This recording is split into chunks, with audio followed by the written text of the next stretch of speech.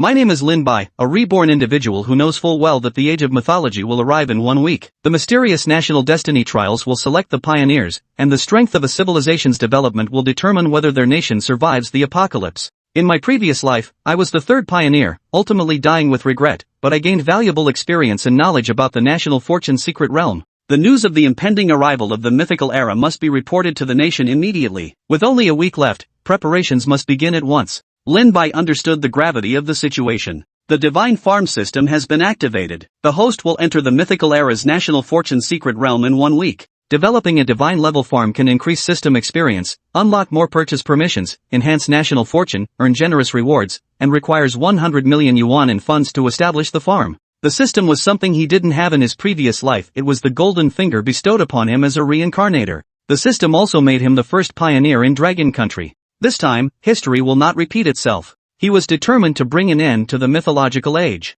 Damn, building a farm costs 100 million? Damn it, Lin Bai roared. New user discounted items have been provided for the host. In the system mall, an egg priced at 100,000 yuan appeared. Lin Bai browsed through other items and discovered cutting-edge equipment like a 3nm lithography machine and a miniature-controlled nuclear fusion device, technologies far beyond current capabilities. However, their prices made him hesitate. Bought it, let's wail. Lin Bai gritted his teeth and spent 100,000 yuan to buy the egg. In the golden light, the particles transformed into an egg that appeared in his hand. He swallowed it in one gulp, and the egg instantly turned into a warm current. Lin Bai's physical attributes were greatly enhanced. With a single punch, he dented the sturdy concrete wall, yet his fist remained completely unharmed. It really works. Lin Bai was overjoyed. These eggs and the current power are the best evidence to make the country believe that the era of myths has arrived. This matter must be reported to the state immediately. Lin Bai knew there was no time to waste. Recalling his past life, he contacted an elder and sent him a text message. Chapter 2 Report to the state. Punching through a wall in an office somewhere, Elder Mu received an unfamiliar text message, clearly detailing some ongoing top-secret projects.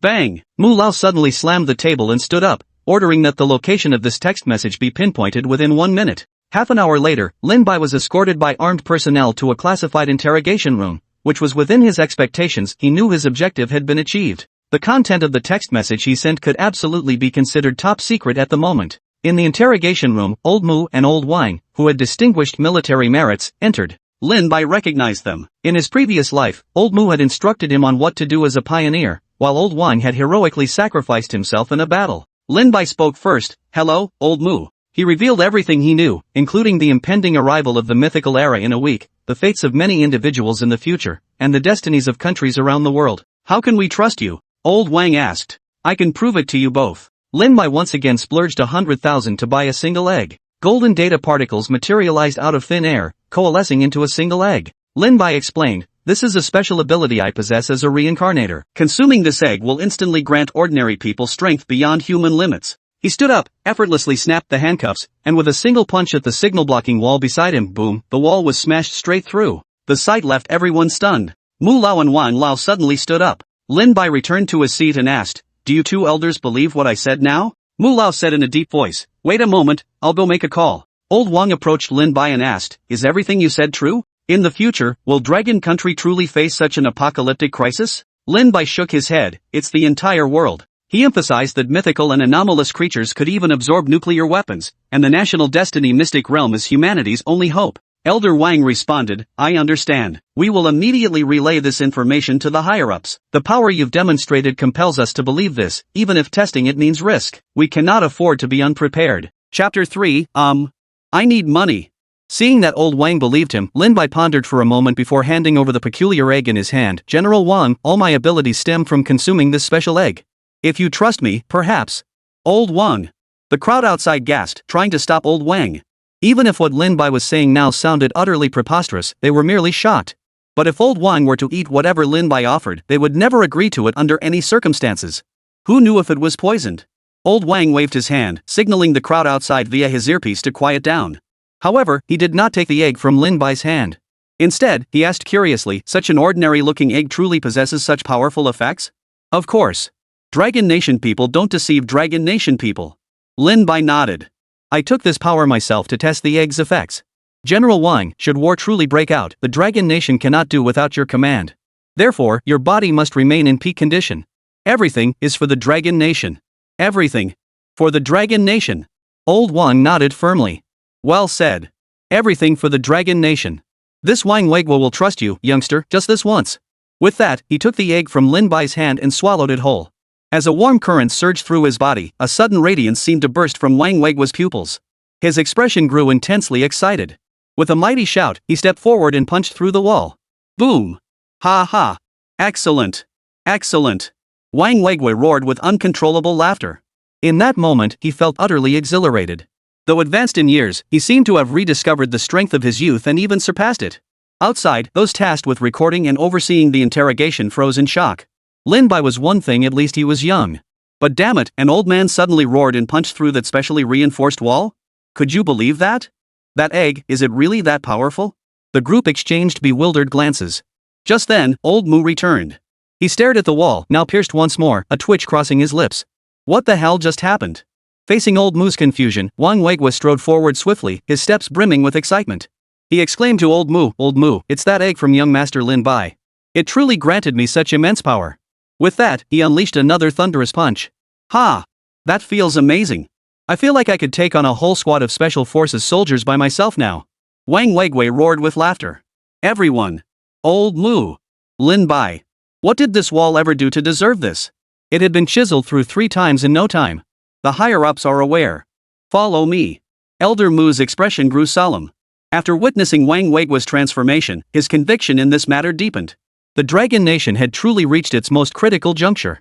Lin Bai followed the 2 elders to another location, a conference room. Familiar faces appeared on the large screen ahead. This meeting had been convened too hastily to gather everyone in person, otherwise, such a matter concerning the nation's survival would have demanded full attendance. Young friend Lin Bai, tell us everything you know. Rest assured, you're among allies here. Wang Weiguo patted Lin Bai on the shoulder, his words brimming with trust. Lin Bai repeated what he had just said.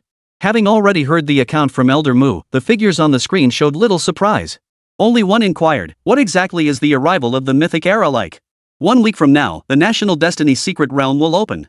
Each nation will produce a pioneer who will enter the realm to develop their civilization. They can choose either a technological civilization or a divine civilization.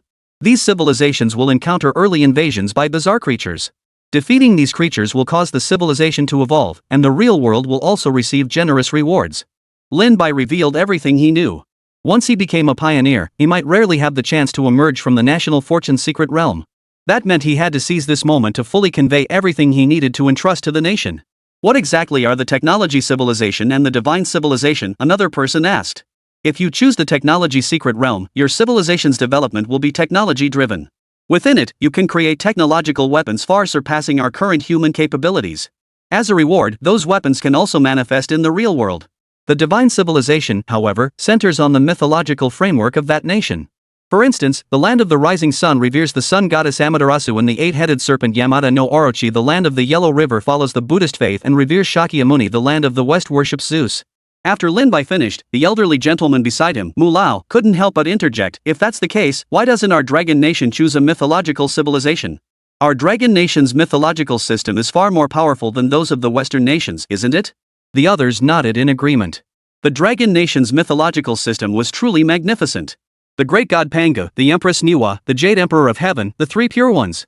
The great sage equal to heaven, the second prince. Which of these doesn't utterly outshine the Western pseudo-gods? Yet Lin Bai sighed with regret. It's a pity the dragon nation's mythological path is impassable. Though its pantheon is vast, awakening these deities proves far less straightforward than in Western lands.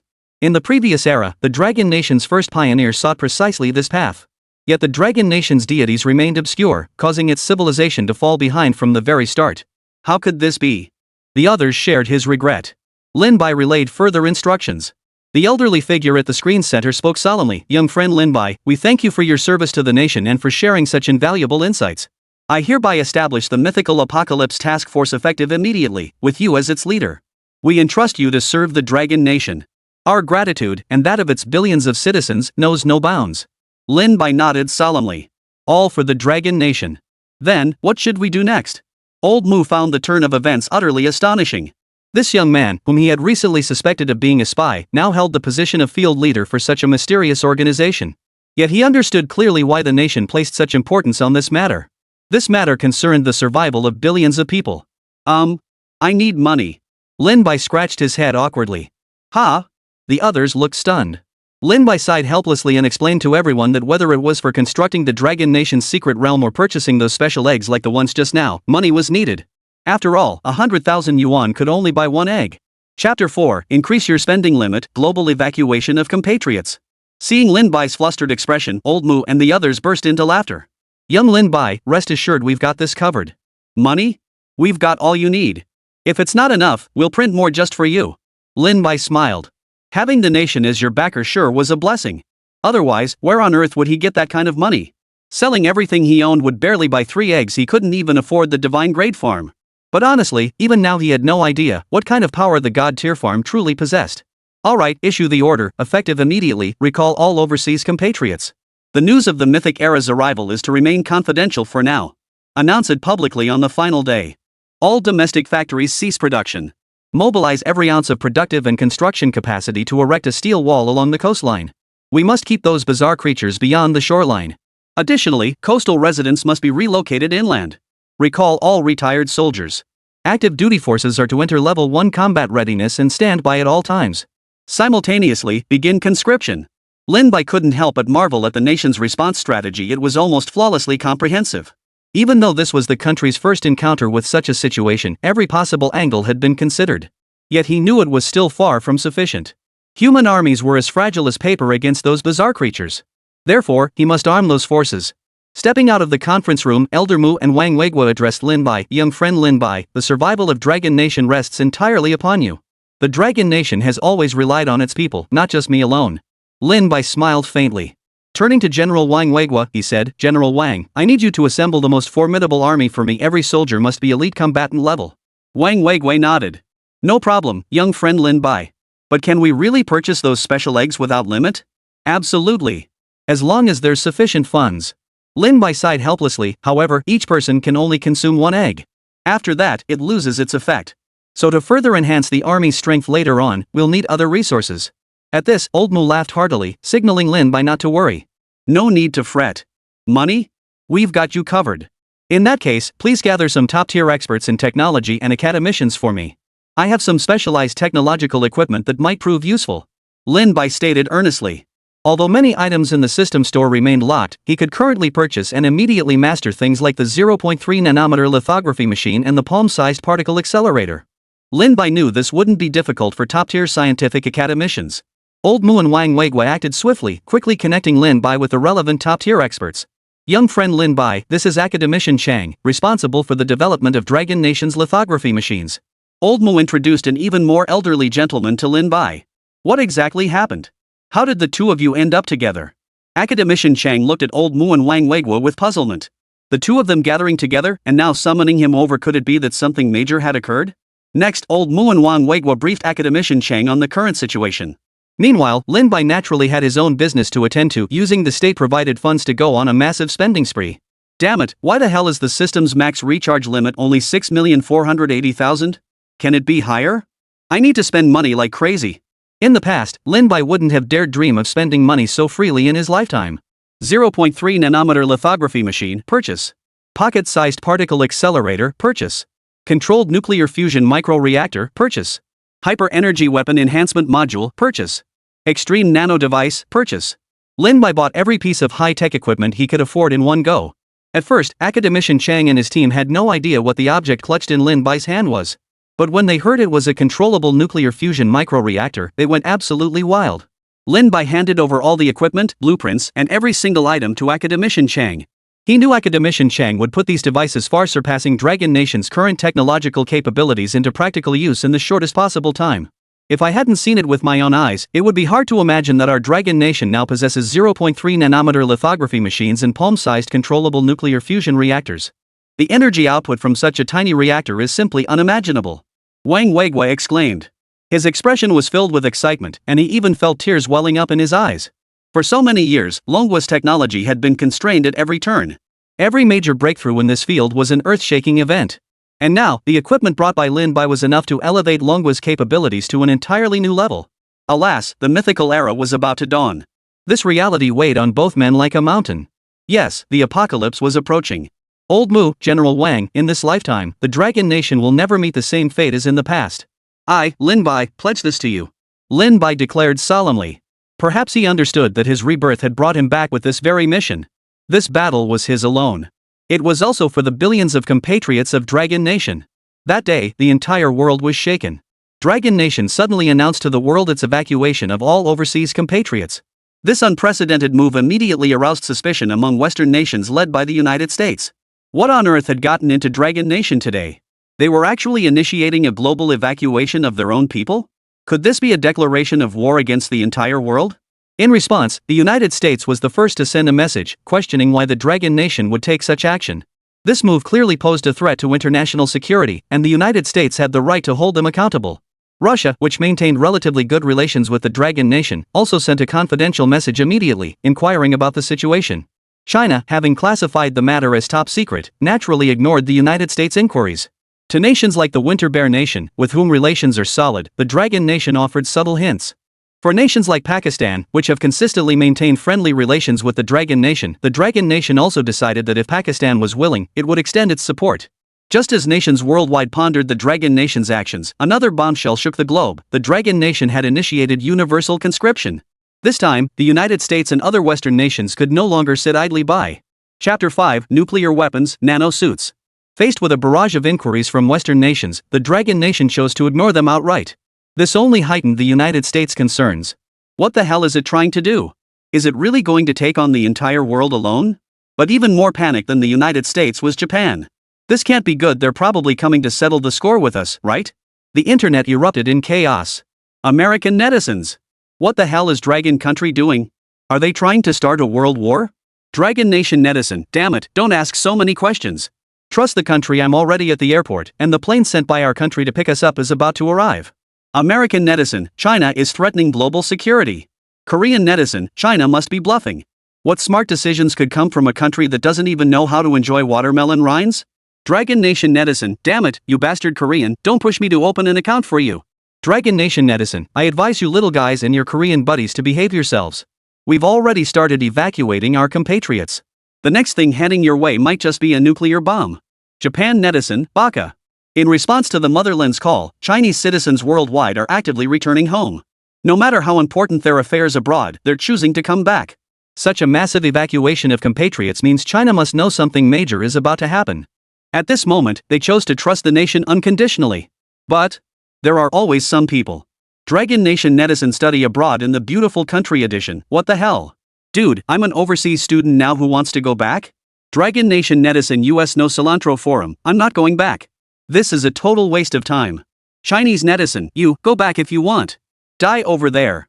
Chinese netizen, what kind of Chinese person do you think you are? Unsurprisingly, this group got blasted by other Chinese netizens. Then netizens worldwide witnessed it. These netizens, who usually only bicker within their own online communities, seemed unusually united today. Any foreign site daring to speak ill of China was invariably bombarded with relentless criticism. Everyone witnessed the fighting prowess of Dragon Country netizens. Meanwhile, the United States, still waiting for China's response, was getting so impatient they were cursing under their breath. The more China acted like this, the more anxious they became. After all, the Dragon Nation had already begun nationwide conscription. What the hell is this? Use your brain, it's obvious. But the Dragon Nation paid no heed to these matters. Instead, it methodically arranged for its compatriots worldwide to return home. This was the final opportunity granted by the Dragon Nation. Those unwilling to return would naturally be left to their own devices. Back home, things were even more lively. Netizen A, what's going on? I'm a bit scared. I live by the coast, and troops have already gathered. Netizen B, heard all the factories near me switch to wartime production. The toy factory replaced their molds, plastic S gone, steel S in. Glue S out, welding S in. No coriander graduate exam edition, they've really started conscripting everyone. Are we actually going to war? Kuan, fight. Damn it, I've had it with those Western bastards for ages. Netizen C, whatever happens, I trust the country's decisions. As a veteran, I got my recall notice today, I'll serve my nation. Netizen D, holy crap. Late June posted on Weibo they've officially started mass producing that rice-based exoskeleton wartime armor they'd been developing. While the nation was making these arrangements, Lin Bai was racing against time to familiarize himself with the system. Though he now possessed the funds to purchase a god-tier farm, the National Fortune secret realm remained unopened, temporarily preventing him from acquiring one. Looks like those nations are choosing either technological civilization or divine civilization paths, while I'm opting for farming. Lin Bai couldn't help but smile bitterly. Was this the farming gene ingrained in the very bones of the Dragon Nation people? It seems I'll have to wait for the National Fortune Secret Realm to open before I can discover the true power of a god-tier farm. For now, I must focus on strengthening Dragon Nation's current capabilities. Relying solely on eating eggs to become super soldiers isn't enough. We also need sufficiently powerful weapons. Lin Bai scrolled through the system shop. At that moment, the clock struck midnight. Only 6 days remained until the Mythic Era descended. Lin Bai suddenly noticed that with the dawn of a new day, the system store seemed to have refreshed with new items available for purchase. Though the quantity was small, each one could be considered a godsend for the current Dragon Nation. Nano-War Armor Fully Automated Production Facility, priced at 10 billion. Nuclear Weapon Production Facility, priced at 20 billion. Super Weapon Production Facility, priced at 20 billion. Fully Automated Construction Device, priced at 50 billion. Holy! Lin Bai couldn't help but gasp in shock. These offers were getting more and more insane. Fully automated production of nanotech battlesuits meant the Dragon Nation was about to possess a unique military force. And if these suits were equipped with nuclear weapons and superweapons, their combat power would be nothing short of terrifying. So, under cover of night, Lin Bai made his way alone to an open expanse and bought it all. Boom! The deafening sound instantly drew the attention of the surrounding troops. Wang Weiguo quickly arrived with his men. Upon seeing Lin Bai, Wang Weiguo breathed a sigh of relief. Any commotion at this moment would have alerted them. Young friend Lin Bai, what is this? The sudden appearance of several factories left the elderly Wang Weiguo momentarily dumbfounded. You mean you single-handedly built several factories just now? General Wang, this is the fully automated production capability for the nanotech battle armor. From today onward, it can automatically manufacture the armor for soldiers to carry. Beyond simply donning the armor, if a soldier is injured, the nanotech will instantly envelop their entire body. Should they lose an arm or leg, the nanotech can rapidly coalesce into prosthetics to aid mobility. This is the nuclear weapon factory. It requires personnel to oversee operations, but there's no need to worry about radiation. Each attack from these nuclear weapons packs the punch of a small nuclear explosion, yet produces no radiation whatsoever. This is... Lin Bai explained the functions of these factories to Wang Weiguo. As for the fully automated construction device, it could replace manual labor to rapidly establish steel defenses along the coastline. With such a device, fully fortifying the coastline before the Mythic Era descended had become a reality. This is utterly astonishing. Young friend Lin Bai, you have truly saved the Dragon Nation. Chapter 6, The Power of Nuclear Weapons. Wang Weiguo swiftly assembled a team. Aside from the nano-armor automated production facility, all other factories would be managed by this unit elite specialists within the organization who posed no difficulty in operating the equipment. In truth, such high-tech factories scarcely required their involvement. At most, they handled material feeding and final inspections. After all, even the assembly process was fully automated. Is this a nuclear weapon? Soon, a gun with an extremely futuristic design was placed in Wang Weiguo's hands. The surrounding soldiers, upon seeing such an advanced firearm, couldn't contain their curiosity and eagerly stepped forward to get a closer look. Yes, this technology isn't limited to firearms. Nuclear superconducting cannons, railguns, and fighter jets can all be realized. Lin Bai stepped forward to explain. He had just discovered that the nuclear weapons factory listed in the system store was currently only at the lowest tier. Once his purchase permissions were unlocked, he could spend funds to upgrade it. At that point, the weapons he could produce would be even more terrifying. Haha, fantastic. Fantastic. I never thought I'd see such weapons in my lifetime, let alone get to use them. Wang Weiguo gripped his rifle excitedly, gazing toward a distant mountain peak. That's a full kilometer away. Can this gun even hit it? Soldiers nearby voiced their doubts. After all, a kilometer far exceeded the typical range of standard rifles. While they didn't question the weapon's lethality, they believed that greater destructive power meant shorter effective range. At a kilometer, even if it hit, wouldn't the force dissipate? Lin Bai watched the scene unfold with a touch of nervousness. He had no real grasp of the true destructive power of this nuclear weapon. He only knew from the system that each shot from this nuclear weapon was comparable to a small nuclear explosion. Moreover, it eliminated all contamination, leaving no trace of radiation. Boom! Yet Wang Weiguo seemed utterly confident in this weapon. After a brief aim, he pulled the trigger without hesitation. The crowd heard a thunderous boom as a streak of light sliced through the night sky, instantly striking a mountain peak a kilometer away. Boom! The light illuminated the night sky as a small mushroom cloud rose. The mountain peak was instantly reduced to dust and vanished. A deafening silence fell over the area. These soldiers, who were usually intimately familiar with firearms, stood frozen in place, as if they had seen a ghost. Even Wang Weiguo, who had seen it all, was left speechless. The power of this nuclear weapon was beyond terrifying, it was beyond description. Whoever possessed such a weapon now could undoubtedly become the true ruler of Blue Star. Consider this, that was merely a single bullet. Such terrifying accuracy, rate of fire, and destructive force. Perhaps the Dragon Nation truly has hope in facing the apocalyptic crisis. Wang Weigua's eyes welled up with tears of excitement. Lin Bai, standing nearby, was equally satisfied with this level of destructive capability. Only weapons of this caliber could stand a chance against those bizarre creatures. But this was far from enough. We need more massive, wide-area weapons of destruction. Starting today, the nuclear and super-powered weapon factories must operate non-stop. Everyone, stay alert and focused. If you can't keep going, get someone else to take your place. Wang Weigua commanded the young men behind him, still reeling from the shock. Yes, sir. The resounding reply echoed with unbridled excitement. Their dragon nation truly possessed such terrifying weapons now. Soon, a super-powered weapon was placed in Wang Weigua's hands. Compared to nuclear weapons, super-powered weapons were clearly more sci-fi in nature, and they didn't fire nuclear bullets either. Instead, it fired light particles, utilizing extreme particle acceleration to unleash immense destructive power. In other words, super-powered weapons required no reloading of bullets. As long as there was light, even the faintest glimmer, it could still be used. Young friend Lin Bai, could we have a few more factories like this? Wang Weigua rubbed his hands together, his voice brimming with anticipation. Lin Bai smiled faintly and rubbed his fingers at Wang Weigua. Seeing this, Wang Weigua laughed and scolded playfully, don't worry. Money is no problem. Bring as many as you can. Lin Bai joined in the laughter, though he knew as many as possible might not be feasible.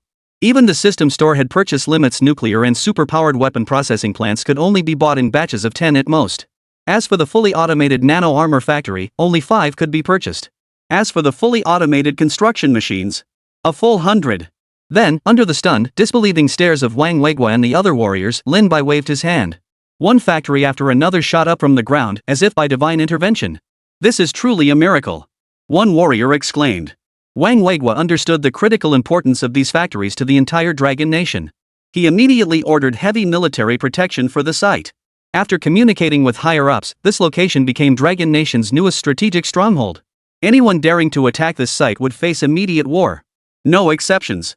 By the way, young friend Lin Bai, how exactly do we operate these construction machines? Wang Weigua inquired. This machine can autonomously produce an absolutely indestructible alloy and construct steel walls at an astonishing speed. Since I can only purchase a maximum of 100 units, I propose deploying 80 of them to fortify the coastal steel defenses and the westernmost frontiers regions like Tibet and Inner Mongolia. Those areas are vast and sprawling, making them the most challenging to defend.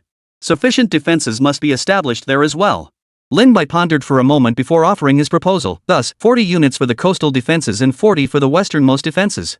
We must fully arm the Dragon Nation. The remaining 20 units should be distributed to all provinces for constructing their own defenses. Lin Bai's proposal earned Wang Weigua's approval. He looked at Lin Bai with immense admiration, agreed. We'll proceed as you suggest. However, this may cause panic among the bewildered populace. Lin Bai replied solemnly, General Wan, war is imminent. The people will learn of this sooner or later. If I recall correctly, the Forerunners will appear one day before the Mythic Era descends. At that time, we will disclose everything publicly. Wang Weigua hummed in acknowledgement, his expression deeply complex. I will report this to higher command. During the final 3 days, Dragon Nation will sever all diplomatic ties and mobilize the entire nation's strength to confront this catastrophe. But what about these construction machines? How are we supposed to transport them to every province? Wang Weigua suddenly voiced his concern. Chapter 7, Deployment begins forging the steel coastal defense line. Lin Bai frowned, hesitating for a moment before addressing General Wang. There's no alternative. We'll have to make the trip ourselves. General Wang, please contact the provincial commanders. Though these construction units require no manual operation, personnel should still be stationed nearby for security. Such machinery appearing along the coastline, it's bound to attract the attention of those Western nations. I don't believe they'll be able to resist the temptation. If they send naval fleets to harass us or attempt to gather intelligence on the construction units. This time, Wang Weigua instantly grasped Lin Bai's meaning, a sharp gleam flashing in his eyes. If those bastards dare to harass the Dragon Nation at this moment, we'll make them taste the bitter consequences of their arrogance. The Dragon Nation has been dormant for decades, and in recent years, some have indeed grown increasingly insolent. Just as Wang Weigua was about to order the fastest helicopter for Lin Bai interrupted him. What is it, young friend Lin Bai? Wang Weigua asked in confusion. He couldn't think of a faster way than a helicopter to circle the entire Dragon Nation territory in such a short time, given its vast expanse. General Wang, we now possess readily available technology. Why not utilize it? Lin Bai smiled. You mean? Wang Weigua's gaze shifted, slowly turning toward the extremely low-key, fully automated nano-armor manufacturing plant in the distance. This. Under everyone's gaze, Lin Bai held a miniature nuclear reactor as layers of nanoparticles swiftly coursed across his body. They rapidly enveloped him, then transformed according to his intent into a unique set of armor distinctly characteristic of the Dragon Nation. Boom! This battle armor, forged from nanotechnology, appeared bulky yet felt incredibly light, so much so that Lin Bai felt as though he were merely wearing a pair of casual clothes. With a single step, the ground trembled beneath him. Awesome! A warrior nearby shouted. Is this the power of nanotechnology? Wang Weigua stared at the armor before him, his chest heaving. Such a device represented their hope for survival in the apocalypse. Yes, nanotechnology can transform at will. Like this. As Lin Bai thought it, the nanomaterial covering his body swiftly transformed, turning his arms into two massive blades that sliced through iron like mud, utterly formidable. Come on, fire a shot at me. Lin Bai called out to the soldiers in the distance. The soldiers exchanged glances. This thing looked pretty fragile. Could it really stop a bullet? Come on, give it a shot. Wang Weigua, however, smiled as he motioned to the group of soldiers. With Wang Weigua's command, the soldiers emptied their magazines. Yet the armor on Lin Bai remained completely intact, not even a single scratch visible. Holy crap! Wang Weigua had been stunned countless times that day. Lin Bai stepped forward and addressed General Wang. General Wang, I need you to contact air traffic control. You must secure a clear green channel for me. Arrange for personnel to meet me at coastal points or border areas across all provinces, and have them fire signal flares. I'll rush there immediately. Understood. I'll handle it immediately. Wang Weigua nodded. A matter of this gravity demanded his personal attention. In that case, we'll discuss further upon my return. Lin Bai smiled. After all, this battle armor had been manufactured by the factory he had purchased. Though he was using it for the first time, he was extremely familiar with it. With a thought, the armor transformed into a beam of light and shot skyward. Boom! Watching Lin Bai soar into the sky, erupting in a series of sonic booms, the young soldiers below couldn't help but let out excited gasps. Wang Weigua didn't blame them for their lack of discipline. Who could possibly stay calm in a situation like this? Even he couldn't. If not for fear of losing face, he would have cheered right there. But jokes aside, Wang Shugan's expression immediately turned serious as he strode toward the communications room. Lin Bai was fighting for the entire Dragon Nation, and they had to give him all the support he needed. Therefore, they must clear a green channel for Lin Bai in the shortest possible time. Boom! A sonic boom echoed from the sky. Lin Bai had underestimated the speed of this battle armor. By his estimation, the nano battle armor might have already reached Mach 5. This armor far surpassed current technological capabilities.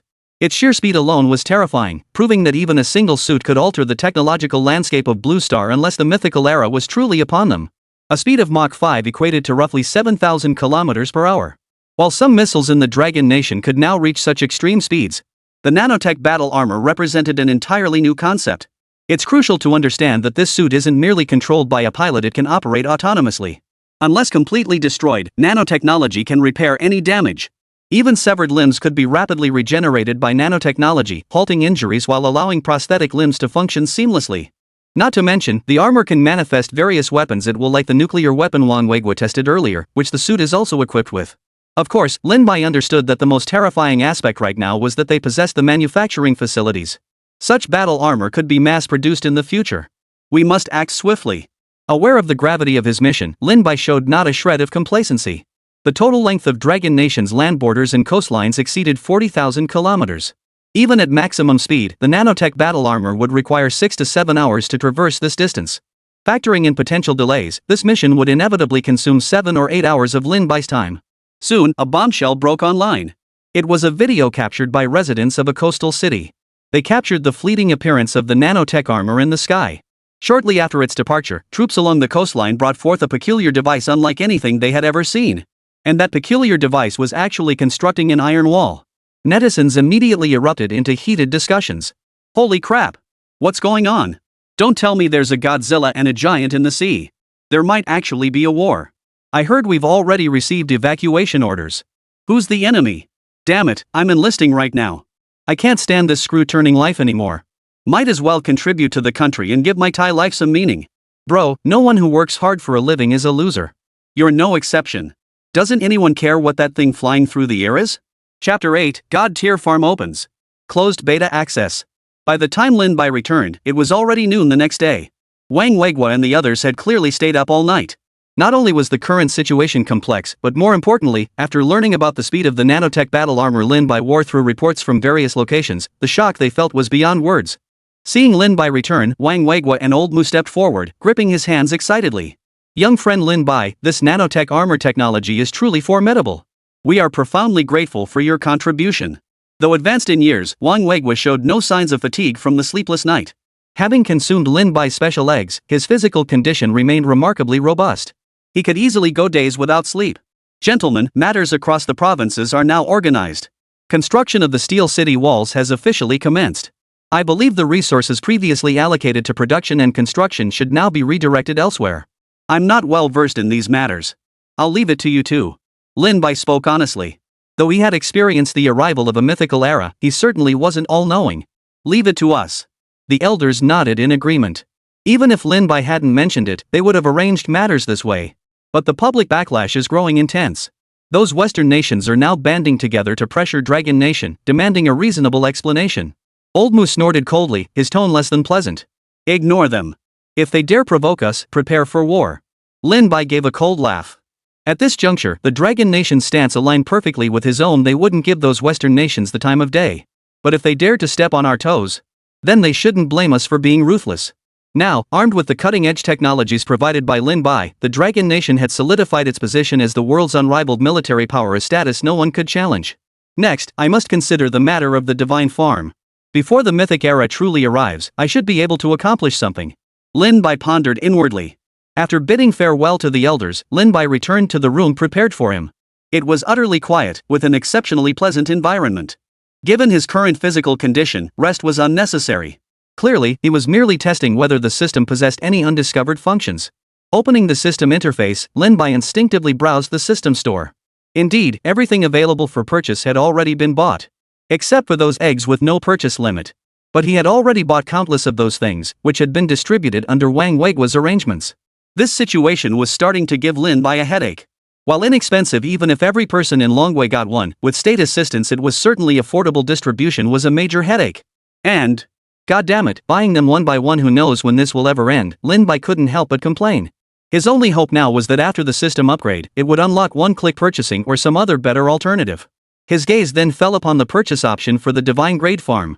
Though the initial price tag of 100 million yuan was practically nothing to him now, he couldn't buy it. Lin Bai tentatively clicked on it, and as expected, the purchase failed. Instead, a system notification popped up. 5 days before the Mythic Era begins, the God Tier Farm will enter closed beta with non-wipe functionality. Hosts may upgrade the farm and gain early access to quests and other features. Lin Bai was speechless. Are you seriously launching this MMO now? And it's a closed beta with no data wipe. Well, it's only tonight anyway. Perhaps the Divine Farm holds something that can further enhance my strength. If I enter the National Fortune's secret realm, I must possess sufficient combat power in the real world to face the impending crisis. Lin Bai suddenly felt a surge of anticipation. What kind of Divine Farm could withstand the terrifying arrival of the Mythic Era? After his rebirth, Lin Bai finally had a moment of leisure. He pondered many things. Two familiar figures finally came to mind: his parents. After the Mythical Era descended in his previous life, he had lost all contact with them. Until his rebirth, he had never received any news of them.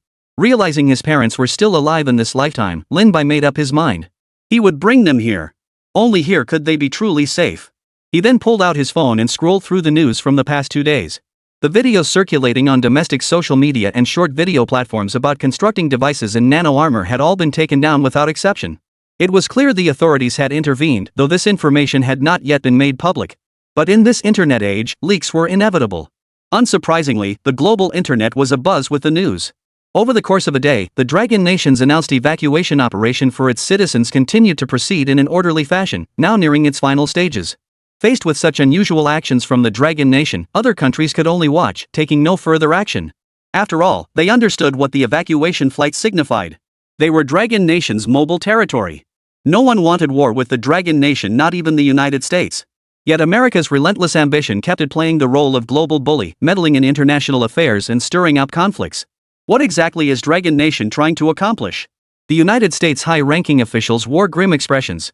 Every single inquiry they sent out had gone completely unanswered. Because Dragon Nation simply couldn't be bothered to respond. Yet such abnormal behavior filled them with profound unease. Soon, a video began circulating. It showed the Dragon Nation's fully automated construction device. When Western nations saw that the Dragon Nation possessed such a device, they were all stunned. How could there be a machine that could generate steel alloys on its own and build steel walls at breakneck speed, completely automated? Wait, what the hell are you building steel walls for? Bang! The leader of the United States slammed his fist on the table, shouting, What the hell is Dragon Nation up to? When did they acquire this level of technology? Apply pressure to Dragon Nation immediately. Accuse them of stealing our technological achievements. Find out by any means necessary what that device truly is. Online, the debate had already erupted. Korean netizen. That's our country's device. Dragon Nation netizen, who the hell are you? Get lost. Japanese netizen, so this is the kind of uncivilized behavior we get from Dragon Nation. Dragon Nation netizen, saying it's not yours, huh? You get lost too. Chapter 9, Severing All Diplomatic Ties, the Overbearing Dragon Nation. Though the internet was flooded with skepticism, the leaked video didn't look fake. Meanwhile, Japan, perhaps with tacit approval from the US, dared to send a ship flying the American flag to approach Dragon Nation. Their objective was simple: uncover the nature of that automated construction device and determine what exactly Dragon Nation was building. Why build an iron wall? Are they trying to seal off the country again? Absolutely brazen. Inside the command center, Wang Weiguo watched the footage of Japan streaming across the screen. He knew these nations couldn't contain themselves any longer. At such a sensitive juncture, there was clearly no need to maintain the polite deference shown earlier. Sink them outright. A voice came from the side. Lin Bai's. Now serving as the leader of Mythic Apocalypse Group, Dragon Nation's highest-level classified organization, Lin Bai's stature, coupled with the cutting-edge technologies he provided to Dragon Nation, granted him the authority to issue orders from this position. And no one disagreed with his orders. In that case, make an example of them. Use the newly developed superweapon. Wang Weiguo sneered coldly. Why be polite to this bunch of punks? National grievances and personal vendettas burned within him. Were it not for the prevailing peace and Longwa's customary restraint, he would have gladly razed the Neon Nation to the ground. Soon, a single superweapon was transported to the troops deployed along the coastline. Wang Weiguo personally ordered its use: sink the ships immediately with this newly manufactured super-powered sniper rifle. Meanwhile, aboard the ships, the Japanese were still gloating. Ha! Looks like the Dragon Nation is just bluffing again. We've been so blatant, yet they still haven't issued a warning. Indeed, issuing warnings was a procedure of the past. All this commotion from Dragon Nation? They're just playing house. They're probably scared our country's Ultraman and Godzilla will show up in the sea. Another commander roared with laughter. Suddenly, a blinding flash erupted before their eyes. Before they could even process what it was, the surging light particles accelerated to extreme speeds, obliterating the entire warship into nothing but debris. In the blink of an eye. In the operations center, Wang Weiguo and Lin Bai watched the scene unfold with deep satisfaction. Humph, knew these guys wouldn't stay put. I'll contact headquarters, no need to play coy with them anymore. Wang Weiguo turned and walked away. Lin Bai stared at the electronic screen showing the ship obliterated in a single strike. He was thoroughly impressed by the destructive power of the psychic weapon. If the factory could be upgraded, perhaps in the future, the Dragon Nation would possess even more terrifying nuclear and psychic weapons. Or even other weapons capable of delivering devastating blows to those bizarre creatures. Damn it! How could this happen? The Dragon Nation actually dared to do this. In the command center of Neon Nation, a heavy silence fell. Everyone felt a chill run down their spines. How could Dragon Nation suddenly abandon its usual placid demeanor today? Without even a warning, they had struck first? This is war. This is war. We must demand a satisfactory explanation from Dragon Nation. Damn it! The little bastard, cornered and desperate, cursed furiously. At the same moment, the United States, upon receiving the news, was stunned. Is this really the Dragon Nation? How could they be so aggressive? They clearly knew the ships were flying their own flag, yet they attacked without hesitation? And they couldn't even identify what weapon Dragon Nation had used. Just a flash of light, and that massive warship was instantly reduced to dust. Has the Dragon Nation developed such a powerful weapon? China must give us an explanation. But before they could exert pressure, a statement released by the Dragon Nation detonated like a bomb across the entire blue star. The message it conveyed sent a chill down even the United States' spine. Effective immediately, Dragon Nation severs all external communications. Any unwelcome intruders violating Dragon Nation territory will be eliminated without mercy. Should any nation attempt to exploit this situation to pressure Dragon Nation, be warned, Dragon Nation will fight back to the bitter end. Dragon Nation's announcement at this critical juncture sent shockwaves across the globe. The United States and Japan were particularly stunned. This was a direct declaration any further provocation would spark an all-out war? Damn it! What the hell has gotten into the Dragon Nation? Do they really think we're afraid of them? The United States erupted in fury. But soon came the news: Dragon Nation had indeed severed all external communications. Only then did they realize that over the past 2 days, Dragon Nation had been stockpiling massive quantities of supplies. They had thought Dragon Nation was acting erratically, but now it seemed they were truly preparing for a last stand. What the hell is Dragon Nation doing? The announcement sent Dragon Nation's citizens into a frenzy. Cheerful netizen, damn right. Well played. That little jerk has been pissing me off for ages. Shy netizen, our country actually possesses such powerful weapons now? This is incredible. Are we about to conquer the world? Guardian of the best Koen, just how many more trump cards does our motherland have up her sleeve? I feel like we're terrifyingly strong right now. Ji Buchang, brothers, I've already enlisted. Wait for me to plant our flag on Mount Fuji. Netizens didn't question the Dragon Nation's decision at all. At this moment, the people were united as one, fully backing every plan the Dragon Nation had. This was their absolute trust in their country. Now, everyone knew something major was about to happen. The Dragon Nation had revealed such a domineering side, clearly not bluffing or messing around. If the Western nations truly intended to wage war, the earlier message alone would have been sufficient justification for them to deploy troops. But if they came, then fight. Severing all diplomatic ties in advance also signals to those bastards that Dragon Nation is resolute. If they persist in provocation, we won't hold back. At this critical juncture, we have no time to waste on them.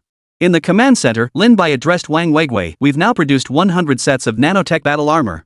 Should they insist on war, we'll assemble a nanotech force and deploy it directly onto their homeland, no need to hold back. Understood. Wang Weigui felt a surge of fervor coursing through his veins. Today, the Dragon Nation truly has no one left to fear. And all of this is thanks to the young man standing before them. With him here, the future of Dragon Nation will no longer be dark. Chapter 10, The Might of the Divine Farm, Rich Spiritual Energy. Lin Bai paid no heed to this bunch of clowns. With only days left before the Mythic Era descended, the Dragon Nation must focus all its efforts on self-development. As for those Western nations, even if left unchecked, few among them would survive the Mythic Era. It's almost dawn. The night was deep. Lin Bai returned to his resting place, yet he felt no inclination to sleep. Instead, he waited for the dawn of a new day. He was anticipating the closed beta launch of the God Tier farm.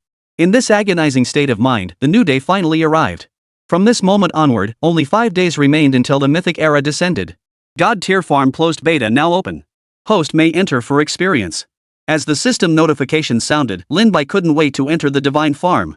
In that instant, he felt his consciousness slip into a peculiar space, and upon opening his eyes, a completely new landscape unfolded before him. Lin Bai's mouth twitched. How the hell was this supposed to be a God Tier farm? This was just a wasteland. Indeed, the current divine farm was nothing but untouched wilderness. All he could see was a wooden hut, a pond, and a weeping willow by its edge. And that was it. Calling this a farm was a stretch. Not a single chicken, duck, cow, or sheep in sight. There wasn't even a patch of land to grow cabbages. But the air here feels. Lin Bai finally realized this wasn't ordinary air at all. He remembered it clearly from his previous life. After the Mythical Era descended, the spiritual energy of heaven and earth revived, allowing anyone to cultivate. Yet that required an immense amount of time. Many people couldn't even survive that long. How could they possibly find the time to absorb the spiritual energy? Yet this God Tier farm was saturated with an incredibly dense concentration of celestial energy, even more potent than what had existed after the Mythical Era began in his previous life. Within this place, my own strength can also rapidly increase. Lin Bai exclaimed excitedly. Yet the utter barrenness of this divine farm left Lin Bai utterly speechless. If he dared claim this place as the Dragon Nation's national fortune secret realm, he'd likely be cursed to death. After all, who could imagine someone going to such a crucial national fortune secret realm just a farm? Don't tell me I have to spend money to buy. No sooner had the words left his mouth than Lin Bai opened the unique purchase interface exclusive to the God Tier farm. Sure enough, the farm was currently at its lowest tier, level 1, meaning the accessible areas and available items were extremely limited. At level 1, the divine farm could only unlock the area around this wooden hut in this pond. Whatever. Buy everything. Lin Bai purchased everything currently available to him. Soon, the divine fortune farm automatically generated some items, and the once dilapidated wooden hut finally began to look somewhat presentable. Moreover, 2 plots appeared in front of the cabin, seemingly designated for vegetable cultivation. Divine grade cabbage seeds, 10,000-year ginseng king seeds, energy-gathering fruit saplings. Holy crap! Lin Bai now began to grasp why this divine farm was called divine. Even a simple cabbage wasn't ordinary, it was a divine grade cabbage. And a radish? A 10,000-year ginseng king? Soon, the divine farm took shape. In front of the wooden hut, there was a dedicated area for growing melons, fruits, and vegetables, surrounded by several fruit trees, all gathering essence fruit trees. The pond teemed with fish, and willow trees along the shore radiated vibrant energy. This truly was a magical realm. Not only that, but upon entering the wooden hut, Lin Bai obtained a special guidebook. It detailed the approximate power classifications of creatures that would emerge after the Mythic Era descended. Ground level, ranks 1 to 9. Celestial Walking Tier. Catastrophe Tier. War King Tier. World Destroyer Tier. Divine Entry Tier. After fully absorbing the information within this guide, Lin Bai's mind was flooded with vast knowledge of the mythical era. After briefly digesting it, he clenched his fist. His current strength barely reached the third tier of the Earth's surface class. And this was merely the effect of consuming a single egg. Yet it was woefully inadequate. Above Earthbound lay Skywalker tier, Cataclysm tier. In his previous life, Lin Bai had no knowledge of the power classifications of those bizarre creatures. He only knew they possessed terrifying, world-ending might, making it incredibly difficult for humanity to stand against them. Now, this divine tier form truly represented their only chance to turn the tables. Lin Bai stepped out of the wooden hut, plucked a cabbage and a radish from the vegetable patch, and began munching on them. There was no bitterness instead, they were refreshingly sweet and juicy, as if he were savoring delicious fruit. A colossal surge of power blossomed within him, reminiscent of the warm energy that had flowed through him after consuming the egg earlier. Lin Bai's body was undergoing a transformation, his strength growing exponentially more powerful. Every aspect of his physical capabilities now far surpassed his previous Earth Tier Level 3 state by several fold. I've actually broken through to ground level Tier 5 just like that? The things here truly are extraordinary. I wonder if I can take some out with me. The spatial teleportation device will be unlocked at Tier 3 Divine Grade Farm. Currently, the host may obtain corresponding divine artifacts reflecting reality by completing secret realm quests or upgrading the farm. Lin Bai was speechless. All these amazing things, and he couldn't take any out? Was he supposed to eat it all? Stop bolting me. Once divine items mature, they can be converted into divine tier farm upgrade experience based on the host's choice. Looks like I really am retiring here to farm. Lin Bai muttered to himself. Currently, only the cabbage and the ginseng king had ripened in the farm. However, this stuff only had its best effect the first time you ate it. After that, Lin Bai planned to treat it as a tonic from now on. As for the yuan gathering fruit, it hadn't ripened yet, and Lin Bai couldn't do anything about it for now. Still, he had probably grasped the true nature of this divine tier farm. What he needed to do now was find every possible way to upgrade the farm to level 3. Only then could he use spatial teleportation to send these divine treasures to the real world. Then, the people of Dragon Nation would finally possess truly formidable combat strength. Coming to his senses, the sky was already brightening. Did I actually spend the entire night in there? Lin Bai was somewhat surprised. In his perception, it hadn't felt like much time had passed. Yet the enhancement in his strength was undeniably real. He could sense a power far greater than before. System task issued, host, proceed to the Tibetan region one day hence to awaken the Huaxia mythological system. Deity to be awakened, giant spirit god. Task completion reward, system store upgraded to level 2. Lin Bai was startled. The system could actually issue quests? And it was a mission to awaken a deity from the mythological system? Chapter 11, the only sacrifice needed is me. I recall that one day later in my previous life, an unprecedented massive earthquake struck the Tibetan region. Could it be that earthquake was actually connected to the giant spirit god from the Dragon Nation's mythological system? But if these deities truly exist, why did they remain completely hidden in the subsequent National Fortune secret realm? Why must we seek special methods to awaken them? A flurry of questions swirled in Lin Bai's mind. But the most urgent matter now was indeed to awaken the giant spirit god. He had no prior experience with awakening deities from his previous life. Back then, the Dragon Nation's deities remained entirely hidden, forcing the nation to abandon developing a divine civilization within the National Fortune secret realm and instead shift toward a technological civilization. In this life, Lin Bai had resolved not to rely on the Dragon Nation's mythological system. Yet the sudden appearance of this system quest seemed to offer him a glimmer of hope. He had overlooked something. The Dragon Nation was not without gods, they were merely hidden. But what if the gods could be awakened? As old Mu and Wang Weigui had said, how many deities did the Dragon Nation possess? Wouldn't they utterly crush the Western pseudo-gods? It seems a trip to this Tibetan region is unavoidable, though I have only one day left. At that moment, Lin Bai received a phone call. Young friend Lin Bai, did you sleep well? On the other end of the line came the voice of old Mu. Ha? Lin Bai froze for a moment before chuckling. Master Mu, would you believe me if I said I didn't sleep a wink all night? Master Mu's slightly exasperated voice followed. Even though you are now the most important figure in the Dragon Nation, you can't keep neglecting your health like this. Though with the weight of the Mythic Era's arrival pressing on your heart, it's certainly hard to sleep well. After exchanging a few more words, Lin Bai hung up and headed toward the operations meeting room. Along the way, the soldiers who saw him all saluted. As the captain of the Dragon Nation's Mythical Apocalypse Task Force, Lin Bai's status was directly conferred by the highest authority. In today's Dragon Nation, the weight of this position even surpassed that of generals like Wang Weigui. After all, when it came to the arrival of the Mythical Era, Lin Bai was the true core. Before long, Lin Bai spotted Elder Mu, though Wang Weigui seemed absent today. Upon seeing Lin Bai, Elder Mu beckoned him over. As he approached, Lin Bai noticed a woman following behind old Mu. Upon seeing her, Lin Bai paused in surprise. She was a woman of heavenly beauty, her skin as white as paper. Her narrow, alluring eyes were slightly lowered, seemingly appraising Lin Bai. Her eyes flickered with a captivating allure, yet her icy demeanor carried a dangerous aura, sealing her heart within a fortress of frozen resolve. Ordinary people could never hope to penetrate her innermost thoughts. This was a woman of extraordinary allure. Of course, that was Lin Bai's second thought. His first thought was, this woman was the first pioneer from his previous life. Indeed, it was precisely this identity that made Lin Bai remember her so vividly. As he had mentioned earlier, the first pioneer in the previous era, just as Elder Mu had previously noted, had chosen to develop deities within the National Fortune Secret Realm, using the Dragon Nation's deities as their foundation. Unfortunately, the Dragon Nation's deities remained obscure. This led to the Secret Realm civilization falling behind others from the very beginning, causing the nation's fortune to weaken. Mu Linger. Lin Bai recalled the name of the woman before him. Such a nimble name was indeed difficult for Lin Bai to associate with the cold, icy woman before him, whose gaze held a piercing chill. Hee, young friend Lin Bai, allow me to introduce you to my granddaughter, Linger. Old Master Mu smiled as he introduced her to Lin Bai. With his seasoned experience, he had naturally noticed the dazed look on Lin Bai's face when he first saw Mu Linger. He held considerable confidence in his granddaughter's charm. Even Lin Bai was no exception to her allure. Lin Bai snapped back to reality, his expression slightly awkward. He should have realized it sooner. Mu Linger shared the same surname as Old Master Mu. Moreover, Old Mu's plan was to choose the Dragon Nation's mythological system.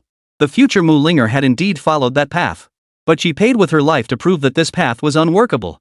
Thankfully, in this lifetime, I have become the first pioneer. There will be no more farewells. If sacrifice is inevitable, then let it be only me. In the previous life, he witnessed the withering of countless lives. He refused to witness such tragedy again. This lifetime, he would eliminate those bizarre creatures and minimize casualties as much as possible. This was a war destined for bloodshed and sacrifice. Yet no sacrifice is without meaning. Lin Bai understood this deeply. Reborn, he felt burdened by too much responsibility. If casualties were unavoidable in this war, he hoped the only sacrifice would be his own. He refused to watch anyone else die.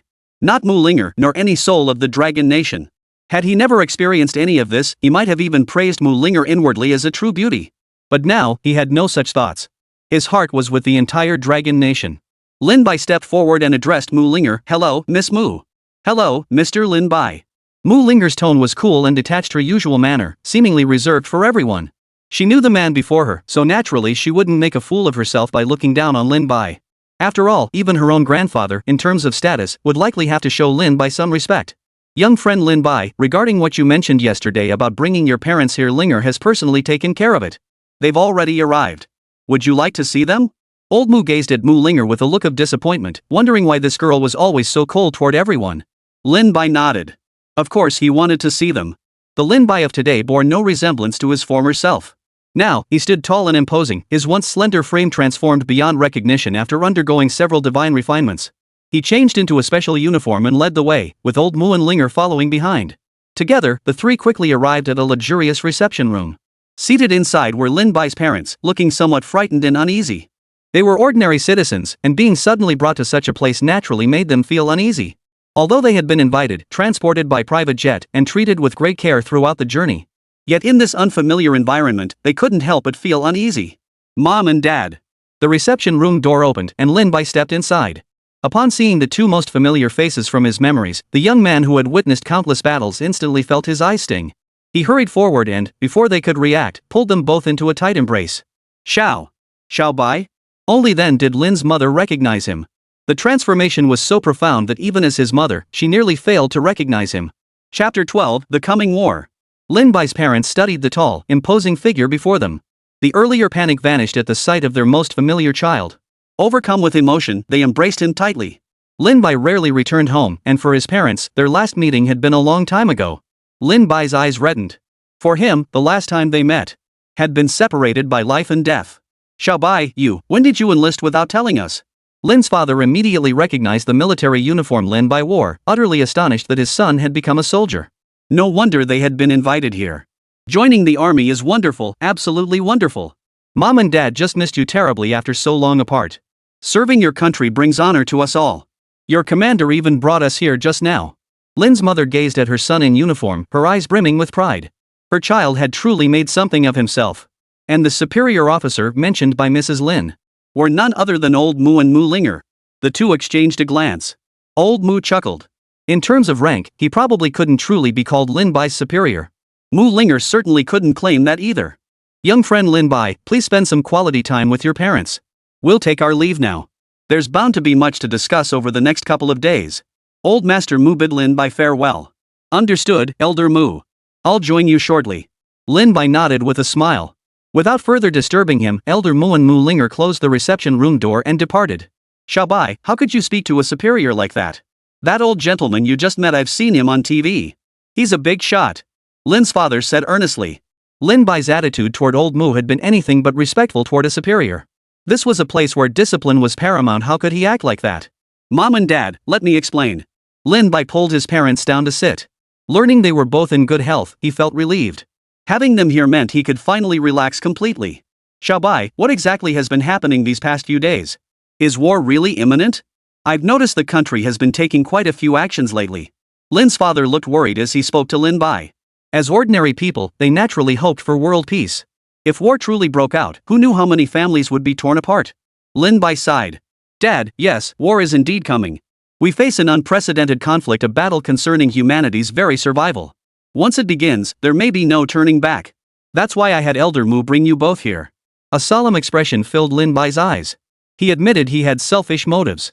His current status allowed him to issue an order and bring his parents to the safest possible location. He understood clearly that when the secret realm of national fortune descended in a few days, as a pioneer, he would have to enter the realm. Whether he would return to reality was another matter entirely. Facing those terrifying mythical and bizarre creatures alone left Lin Bai feeling utterly uncertain. Even the ones he had encountered in his previous life were merely the tip of the iceberg. Even with his god-tier farm now, he had to prepare for the worst. Perhaps for him, this was a war with no retreat. Only with his parents safe could he fight without reservation for the billions of people of Dragon Nation. Even in death, he would leave behind enough lessons for those who followed. He firmly believed humanity would prevail in this war. Ah! What on earth is going on? Lin Bai's parents watched their son's grave expression and began to worry. What on earth was about to happen? It's hard to explain in a moment. Mom and Dad, would you like to see what your son does here? Lin Bai didn't dwell on the heavy topic. Instead, he stood up, flashing a smile at his parents, intending to take them on a tour of the place. A place like this wouldn't be very convenient for us ordinary folks, would it? Asked his mother. No, I've already spoken with old Mu. Lin Bai then led his parents on a tour of the surroundings. Everything here was new to Mr. and Mrs. Lin. Yet seeing Lin Bai leading the way, they felt a surge of pride. Without him, they likely would never have set foot in such a place. Along the way, soldiers saluted Lin Bai whenever they spotted him. This. Lin's parents watched the scene, somewhat perplexed. Their son had only recently enlisted, hadn't he? Why were all these people saluting him? Could it be that their son was actually an officer?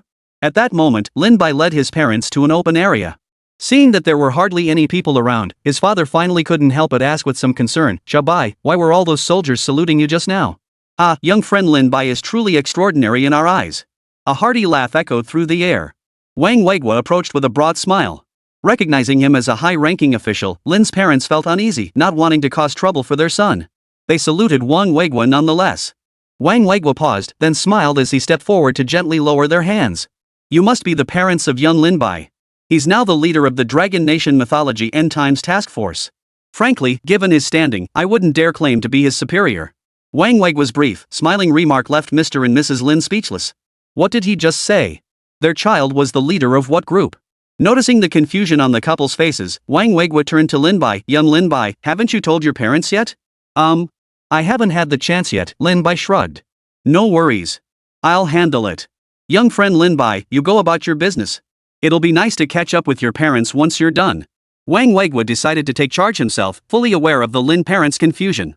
He also knew that for this matter, it needed to come from someone of his stature and influence. While parents naturally trust their child, his explanation would undoubtedly carry more weight. Lin Bai hesitated, glancing at Wang Weigua. However, Wang Weigua gave him a reassuring look. Seeing this, Lin Bai could only bid farewell to his parents and turn to walk into the operations center. His concern, naturally, was whether Wang Weigua would reveal his rebirth. Rebirth came with death. Though he was alive now, if his parents learned their child had died once before, their grief would be unavoidable. That was not what Lin Bai desired. Chapter 13, Assemble. The elite among the elite. Young Lin Bai, you're here. How did your conversation with your parents go? Old Mu asked with concern as Lin Bai approached. After Lin Bai briefly recounted Wang Weigua's appearance, Old Mu chuckled. He did the right thing. For your parents, such a drastic change in their child's status requires an explanation from a high-ranking official. Only then can they come to terms with it more quickly. He won't say anything inappropriate. Rest assured. Lin Bai nodded, then his expression grew even more solemn. Old Mu, I need you and General Wang to assemble the absolute best team possible today. There's a mission tomorrow, one of the utmost importance. Hearing this, Old Mu's expression turned utterly serious. He now placed absolute trust in Lin Bai's words, so he wasted no time in getting to work. Soon after, outside a meeting room, Wang Weiguo and Lin Bai's parents arrived. Mom, Dad. Lin Bai was already waiting there. Xiao Bai, the leadership has already informed us. Mr. and Mrs. Lin smiled, their eyes brimming with relief and tenderness. They were filled with pride and joy. Their child was now fighting for the nation. This was the highest honor. Yet as parents, they couldn't help but ache for their child shouldering such immense responsibility. If they could choose, they'd wish for their child to live a life of happiness and safety. Son, we are proud of you. Go forth with confidence, the entire nation stands behind you. Lin's father gave Lin Bai a firm pat on the shoulder. In that moment, he seemed to realize that the child who had never appeared mature in his eyes had finally become someone capable of standing on his own. Xiao Bai, Mom will always support you. Lin's mother added. Lin Bai nodded firmly. Mom and Dad, I'll have Miss Mu take you to rest first. I have a meeting to attend. I'll come find you after it's over. Alright, go ahead and focus on your work. The elderly couple agreed, unwilling to delay their child any longer. Mu Linger approached them. Facing the couple, her voice remained cool yet carried a hint of warmth. Uncle and Auntie, let me take you to your room. Young friend Lin Bai, what exactly is this action you mentioned? In the conference room, Old Mu spoke first. Tomorrow, an unprecedented earthquake will strike the Tibetan region. In my previous life, the nation treated it as a natural disaster, but it may not have been one at all. The giant spirit god from the dragon nation's mythology system might appear there. Lin Bai briefly explained the situation. What? The assembled figures exchanged stunned glances, utterly shocked. Gods actually exist? And the giant spirit god at that. But young friend Lin Bai, didn't you say earlier that the deities of the dragon nation don't manifest? Wang Weiguo voiced the question on everyone's mind. Within the secret realm of national fortune, the deities of the dragon nation have indeed not manifested. But as things stand now, they are real. They are simply different from the deities in Western mythological systems. Our dragon nation's deities require some special catalyst to awaken them. But regardless, if we truly gain the aid of the deities, the fortune of our dragon nation will flourish even more. Hearing this, solemn expressions spread across everyone's faces. Wang Weiguo rose to his feet and declared in a deep voice, so then, we absolutely must awaken the giant spirit god. Young friend Lin Bai, once awakened, can the deity actually descend? Perhaps not. Lin Bai shook his head, recalling the experiences of humanity in his previous life. Though the dragon nation had never summoned a deity, nations like Neon, Lashi, and Tianju had done so. Yet their deities never revealed their true forms. Instead, they unleashed divine power directly. Perhaps the dragon nation's deity would do the same. After all, deities rarely descend into the mortal realm unless circumstances demand it. Even if the deity does not manifest, we cannot pass up the opportunity to harness divine power. Young friend Lin Bai, I will assemble an elite force for you, a team where every member has consumed the eggs you provided and is now proficient in using the nanotech battle armor and super-powered weapons. Old Mu issued the order immediately. Lin Bai nodded, aware of the tension in everyone's hearts. He spoke up at that moment. This team of just a few dozen people might be enough to sweep through an entire nation. Everyone. Laughter erupted among them. It seemed undeniably true. With cutting-edge equipment like 0.3 nanometer lithography machines and palm-sized particle accelerators now in Dragon Nation's possession, technological advancement accelerated rapidly. Restrictions on high-tech gear were no longer a concern. What Dragon Nation could accomplish now far exceeded imagination. After the meeting concluded, Lin Bai stepped outside into an open area where a team had already assembled. Though small in number, only 50 members, they were the cream of the crop. Team leader, good day. The soldiers shouted in unison, their voices booming like thunder, radiating overwhelming might. Lin Bai saluted the group before declaring in a solemn voice, tomorrow, we embark on a mission to the Tibetan region. This is no trivial matter. Should our adversaries be human, with our current arsenal, we could sweep aside even a small nation. But I believe you are all aware of what Blue Star is about to face. Our mission may very well pit us against enemies that are not human. I need not elaborate further. Regarding my appointment as team leader, does anyone have any objections? Lin Bai demanded. This was a mission that would likely be bloody. Sacrifices would be made. To minimize unnecessary casualties, he must ensure these unruly elites before him submit completely to his authority. Only then could they function as an absolute, unified whole. Even if casualties occurred, they should not be the result of disobeying orders. We face not merely a natural disaster, but unknown adversaries, likely bizarre creatures, perhaps even deities. As humans, we are inherently small. Fear is instinctive. Yet whether tomorrow's mission or the epic war days hence, we must charge forward without hesitation. A vague suspicion stirred within Lin Bai. Could it be that the deities of the Dragon Nation truly remained hidden? Could there be other hidden circumstances? Otherwise, how could the deities of the Dragon Nation fail to protect it as its apocalypse approaches? Could the Dragon Nation's divine system be bound by some mysterious force? No one voiced dissent. Their gazes fixed firmly on Lin Bai, they declared in unison, "We obey the captain's orders." Their resolve surged like a torrent, echoing across the heavens. Very well. Since that is the case, everyone will rest today and depart tomorrow. Lin Bai nodded with satisfaction. Not far away, Lin Bai's parents watched him, their expressions filled with emotion. Their son had truly grown up. Chapter 14, striking the heart of the beautiful country. If you keep acting so arrogant, we'll take you down. While Lin Bai and his team prepared for tomorrow's mission, the nations of Blue Star were far from calm. Dragon Nation's actions over the past 2 days had been highly unusual, forcing them to heighten their vigilance. But Dragon Nation's actions weren't just unusual, they were downright erratic. The most uncomfortable parties were likely Japan and the United States. After all, these two nations had failed in their intelligence gathering and instead faced severe sanctions from the Dragon Nation. Naturally, they couldn't swallow their pride.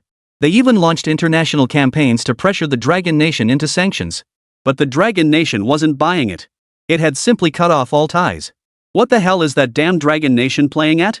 The United States top brass had been debating China's actions for quite some time. As one voice raised the question, another spoke up, perhaps they're merely playing the fool. After all, severing all diplomatic ties might just be a return to the past for them.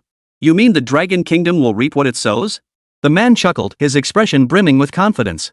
In today's world, severing all ties with other nations is nothing short of suicide. Before long, they'll be unable to recover. Humph! Dragon Nation destroyed a vessel flying our national flag. They must pay the price. Our beautiful nation now possesses fighter jets with the most advanced technology. Let's hope they truly have Sun Wukong and Neza. Soon, mysterious aircraft streaked across the sky at blinding speeds, evading radar detection. Their velocity far surpassed any fighter jets the United States had publicly revealed, suggesting they were secret research projects never before disclosed. The purpose of these fighters was clear: the Dragon Nation. Moreover, these aircraft had never been seen before. Even if exposed, there would be no evidence to prove it, and the Dragon Nation would be unable to accuse the United States of such actions. Dragon Nation, Operations Center. Light particle radar shows fluctuations. Several aircraft have entered Dragon Nation's territorial waters. Wang Weiguo stared at the special imagery on the screen, his expression turning icy. They've really pushed their luck. No need for courtesy, shoot them down immediately. I'll handle it. Lin Bai spoke up. Dragon Nation should focus all its attention on confronting the mythical apocalypse.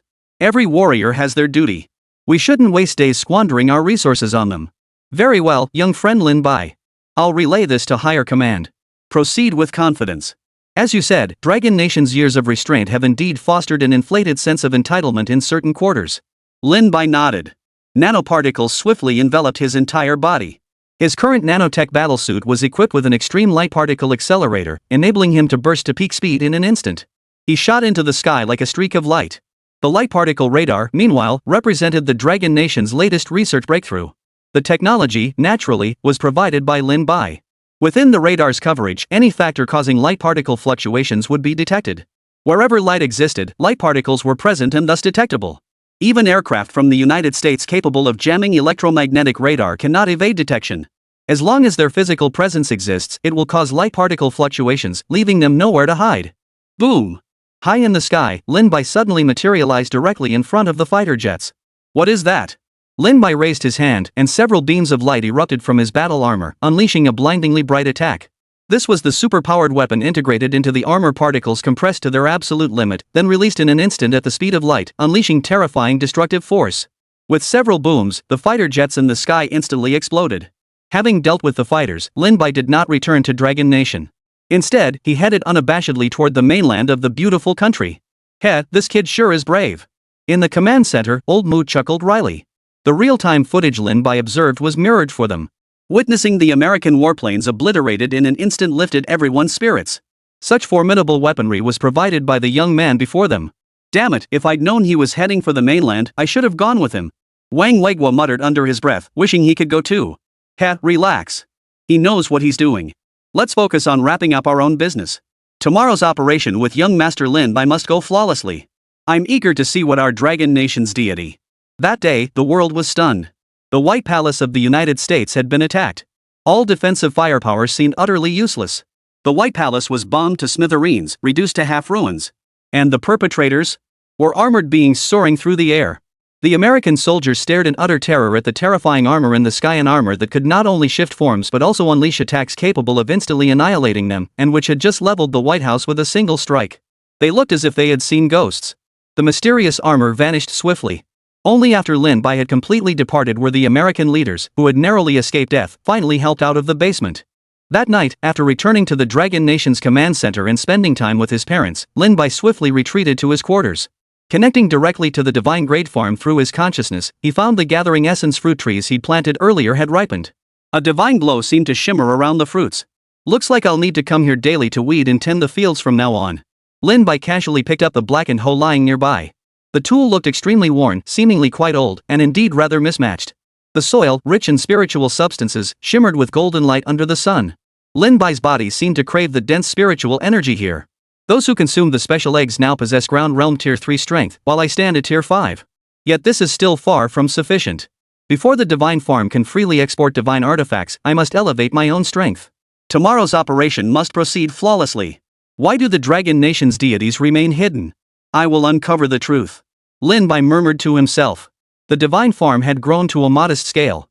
After plucking a gathering essence fruit, Lin Bai promptly popped it into his mouth. Sweet juice exploded in his mouth, and at that moment, Lin Bai felt the surrounding celestial and earthly chi seem to converge toward him. Seeing this, he wasted no time, immediately sitting cross-legged to absorb the rapidly gathering spiritual energy. This gathering essence fruit possesses such extraordinary effects, it's practically treating my body like a black hole that automatically absorbs spiritual energy. Lin Bai's voice couldn't hide his excitement. Chapter 15, Celestial Calamity descends, Divine Manifestation appears. Within the divine great farm, as the spiritual energy around Lin Bai settled, a light blossomed within his pupils, a sign of breakthrough. His overall strength surged once more, propelling him into the 6th tier of the Earth's surface realm. Feeling power several times stronger than before, Lin Bai rose to his feet, testing this newfound strength. His gaze suddenly fixed on the weeping willow by the pond ahead. Ha! Lin Bai roared, his fist cutting through the air like a whirlwind. He unleashed a colossal punch, slamming it toward the weeping willow. The seemingly frail willow tree, however, not only showed not a single tremor upon receiving the blow, but instead unleashed a transcendent force that sent Lin Bai flying backward, crashing face first into the mud. Lin Bai scrambled to his feet, utterly speechless. No one told me a willow tree could be this powerful. Wait, if I dig up an earthworm from the ground, could it be a reincarnated dragon? It's almost dawn. In my previous life, that unprecedented earthquake struck at 3 a.m. It's time. Lin Bai's consciousness snapped back to the real world. Even within the divine level farm, he remained acutely aware of time. Seeing that only half an hour remained before dawn, he rose and headed outside. Though it was the dead of night, the area was brightly lit. A 50-person squad stood at the ready, fully armed. Each member was equipped with the most advanced super-powered weapons and nuclear-capable arms, carrying light particle accelerators and nano battlesuits at the ready. Upon seeing Lin Bai arrive, the group saluted. Everyone, this is Dragon Nation, or rather, humanity's first battle against supernatural events. We have no choice. The deities of our Dragon Nation await our awakening. The Mythical Era is imminent. Though its official arrival is days away, none can predict if strange creatures might appear early. Therefore, I have only one demand of you. Survive and complete the mission. Lin Bai's gaze flashed like lightning as he surveyed the group. His aura erupted, shattering the ground beneath his feet. The others were stunned. Was this the true extent of Lin Bai's power? A mere surge of energy had caused the earth to crack and the surroundings to tremble. Unfortunately, we live in a world where order is about to collapse. But, human civilization should not end like this. Let those strange creatures see humanity's resolve. Lin Bai's deep voice echoed in every warrior's ears. Wang Weiguo, now clad in his nanotech battle armor, slowly approached Lin Bai's side. General Wang, what are you? Lin Bai frowned in confusion. He hadn't mentioned Wang Weiguo was joining them. As you said, this is humanity's first battle. How could I not be here? And this girl, she's coming too. Just then, Mu Linger walked over as well. Ha! Lin Bai was taken aback. Before Mu Linger could speak, Wang Weiguo explained, this girl has also consumed that miraculous egg you provided. Besides, she previously served as an instructor in the special forces. Don't underestimate her. Lin Bai nodded. Alright, then let's prepare to depart. Mu Linger nodded, her gaze firm and intense. At Lin Bai's command, beams of light shot into the sky, vanishing in an instant. Tibet. This region, encircled by snow-capped mountains, resembled a celestial paradise cut off from the world. Ethereal Buddhist chants wafted through the air, echoing across the land and lakes. Amidst it all, the city of sunlight stood majestically. This was a pristine sanctuary within the Dragon Nation. It was also the most beautiful place. Yet now, it was destined to witness extraordinary events. Lin Bai and Wang Weigua's group descended at the foot of a snow-capped mountain. Moonlight fell upon the ice and snow, transforming the world into a silver-clad wonderland of extraordinary beauty. Even the night here shone with remarkable brightness. The geological activity here doesn't indicate an impending major earthquake. Mu Linger spoke up from within the group. Because this earthquake wasn't triggered by natural phenomena at all. Lin Bai responded calmly. That unprecedentedly massive earthquake erupted almost instantaneously, without any warning. No one could have sensed it coming. In the blink of an eye, it was enough to claim countless lives. Captain Lin Bai, General Wang, since receiving orders yesterday, the evacuation of this area has been completed. A soldier approached from behind to report the situation. Lin Bai nodded. Now, as they were about to face the mythical era once more dealing with those bizarre creatures and deities, his heart was strangely calm. Time is running out. We'll wait here. Lin Bai glanced at the time. Only 10 minutes remained until 3 a.m. Those 10 minutes felt agonizingly long for everyone present, yet not a single warrior showed a flicker of retreat in their eyes. They were all prepared. Final minute. Stand by. Lin Bai commanded in a deep voice. Everyone heightened their vigilance once more. Nanoparticles swiftly coated their bodies, and their equipped weapons were now fully exposed. This was humanity's first confrontation with supernatural forces facing enemies shrouded in complete mystery. No one felt confident. But they could not retreat. In this war, humanity would prevail. Boom! Suddenly, a beam of celestial light sliced through the night sky. All witnessed it. A blazing beam erupted from beyond the cosmos, crashing toward this location. The ground instantly caved in, fissures spreading like abyssal chasms. It devoured everything like a colossal beast, causing the entire surface to tremble violently. Had the group not used their nanotech battlesuits to lift off the ground, they would have struggled to remain upright. That beam of light seemed to illuminate the night. Everyone stared dumbstruck at the scene, finally understanding the cause of the earthquake. Under their gaze, the snow-capped mountain shattered into countless fragments. A bizarre, deep pit appeared on the ground as the earth itself caved in. Everything was swallowed up, vanishing without a trace. Lin Bai surveyed the scene from high above. It seemed as though something had emerged from the depths of that colossal abyss. Before he could fully comprehend it, another blinding light erupted from the sky. Under that blinding light, everyone witnessed a colossal figure suddenly materialize between heaven and earth. Its immense stature seemed to bridge the cosmos, wielding a gigantic hammer. Its countenance radiated majesty, tinged with a hint of ferocity. Brilliant golden light patterns swirled like fish swimming through the heavens and earth. The giant's gaze seemed to look down upon all creation, its aura shaking the ancient heavens. In that moment, it felt as though the entire sky had been illuminated. Boom! All eyes were fixed in stunned silence, witnessing a scene beyond comprehension, their gazes filled with utter shock. It was as if a god had descended. This is the deity of our dragon nation, someone gasped. Lin Bai lifted his gaze, staring at the towering golden giant standing between heaven and earth, his voice trembling with unchecked emotion. Is this the giant spirit god? Chapter 16, Divine Token, Strange Creature Appears? Golden patterns shot skyward, radiating the giant spirit god's overwhelming majesty. Below, Lin Bai and the others watched this scene, their hearts bursting with emotion. This was a miracle, a true miracle. The deity long enshrined in myth had truly appeared before them. The dragon nation was not without gods. Why did the government detect nothing of such earth-shaking magnitude in my previous life? Could there be some other reason? Lin Bai voiced his confusion. Such a cosmic phenomenon should be detectable from miles away. How could the government, which had rushed to the scene immediately after the earthquake in his previous life, have failed to notice it? Perhaps such celestial phenomena were concealed in the past era. Or perhaps, only those present could witness this spectacle, not those who arrived later. Not far away, Wang Weigua wept bitterly. This is our dragon nation's deity. Our dragon nation is also protected by divine beings. Now let's see how those Westerners and their half-baked gods can turn the tables. For this was merely the giant spirit god. Above the giant spirit god dwell countless other deities, each gazing down upon the world with utter disdain. Boom! Another deafening roar echoed, seemingly rising from the depths of the spreading abyss. Lin Bai turned swiftly and addressed General Wang Weigui. General Wang, we should take some warriors down to investigate. The rest of you remain here to guard against any other threats. As he spoke, the nanotech battle armor on Lin Bai's body suddenly accelerated. At extreme speeds, the light particles transformed into a blinding radiance, rendering his entire form a pure glow as he plunged toward the abyss below. Linger, you stay outside with a squad to provide backup. We'll accompany young friend Lin Bai. Wang Weigua made a swift decision, leading about 20 soldiers to follow Lin Bai. Each warrior, clad in nanotech battle armor, left trails of light as they vanished into the distance. Beneath the abyss, the earth and soil seemed to come alive, writhing like human flesh. This eerie spectacle sent chills down everyone's spines. Suddenly, the golden light vanished. The group looked up in shock. The projection of the giant spirit god had vanished. The divine radiance that had filled the heavens and earth vanished, yet the eerie tremors persisted. The ceaselessly writhing ground seemed poised to devour everything in its path. Young friend Lin Bai, we cannot venture deeper below. The crustal movements are far too bizarre. It could close up at any moment. Wang Weiguo voiced his concern. The sudden disappearance of the giant spirit god also dampened the excitement that had filled everyone's hearts. It seems the system quest was correct. What the giant spirit god requires is awakening, not descent. There must be some method nearby capable of awakening it. And the source of this bizarre earthquake. Lin Bai addressed the group behind him in a solemn tone. Everyone, what we witnessed earlier was not a deity descending, but a deity does exist here.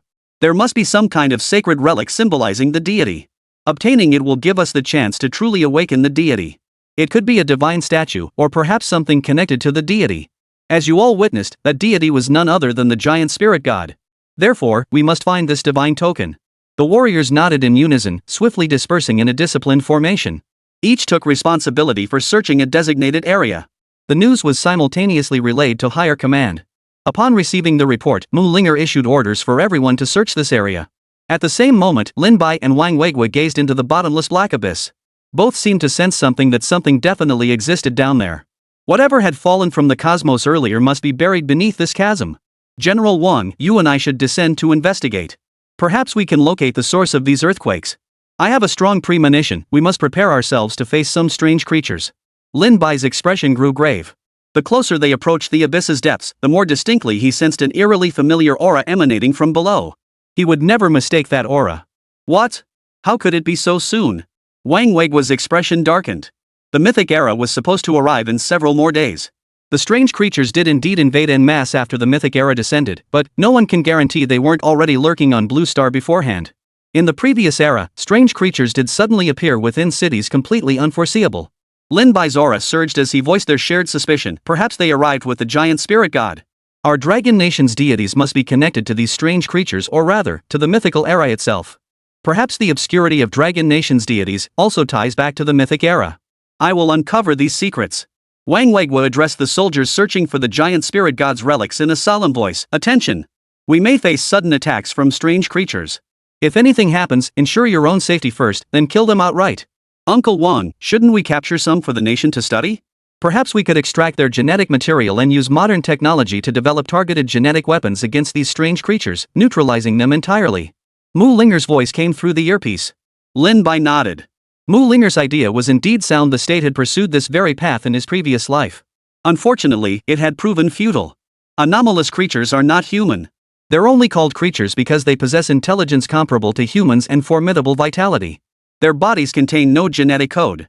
Even if we could decipher it, the weapons developed would only be effective against low-level anomalies. Rather than wasting time on that, we should just kill them outright. Lin Bai spoke into his headset, then turned to Wang Weiguo. General Wang, shall we go down together? He extended the invitation to Wang Weiguo beside him. Wang Weiguo was currently only at the 3rd tier of the surface realm, far below Lin Bai's 6th tier. Descending recklessly would be fraught with danger. Yet Lin Bai had no choice. He had only a few days left in the real world. If he entered the National Fortune secret realm, Wang Weiguo was the commander Lin Bai deemed most qualified. Therefore, before that happened, he had to ensure Wang Weiguo understood the strange creatures as thoroughly as possible. In the time ahead, he must leave behind everything he could possibly preserve. Perhaps after the Divine Tier farm upgraded, he might regain the ability to return to the real world, but that was merely his conjecture. Before that, he had to prepare thoroughly. Chapter 17, The Strange Creature Appears, Unleashing a Massacre. Lin Bai and Wang Weiguo began descending toward the dark abyss below.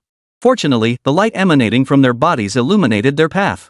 Yet, as they delved deeper, they could sense the surrounding space growing increasingly constricted. The surrounding soil continued to writhe like living flesh, emitting low, beast-like growls. No one knew when these fissures might close. Young friend Lin Bai, we cannot linger here too long. If the ground on either side suddenly closes, even with our nanotech battle armor, breaking out would be extremely difficult. Wang Weiguo's voice echoed. Lin Bai nodded in response.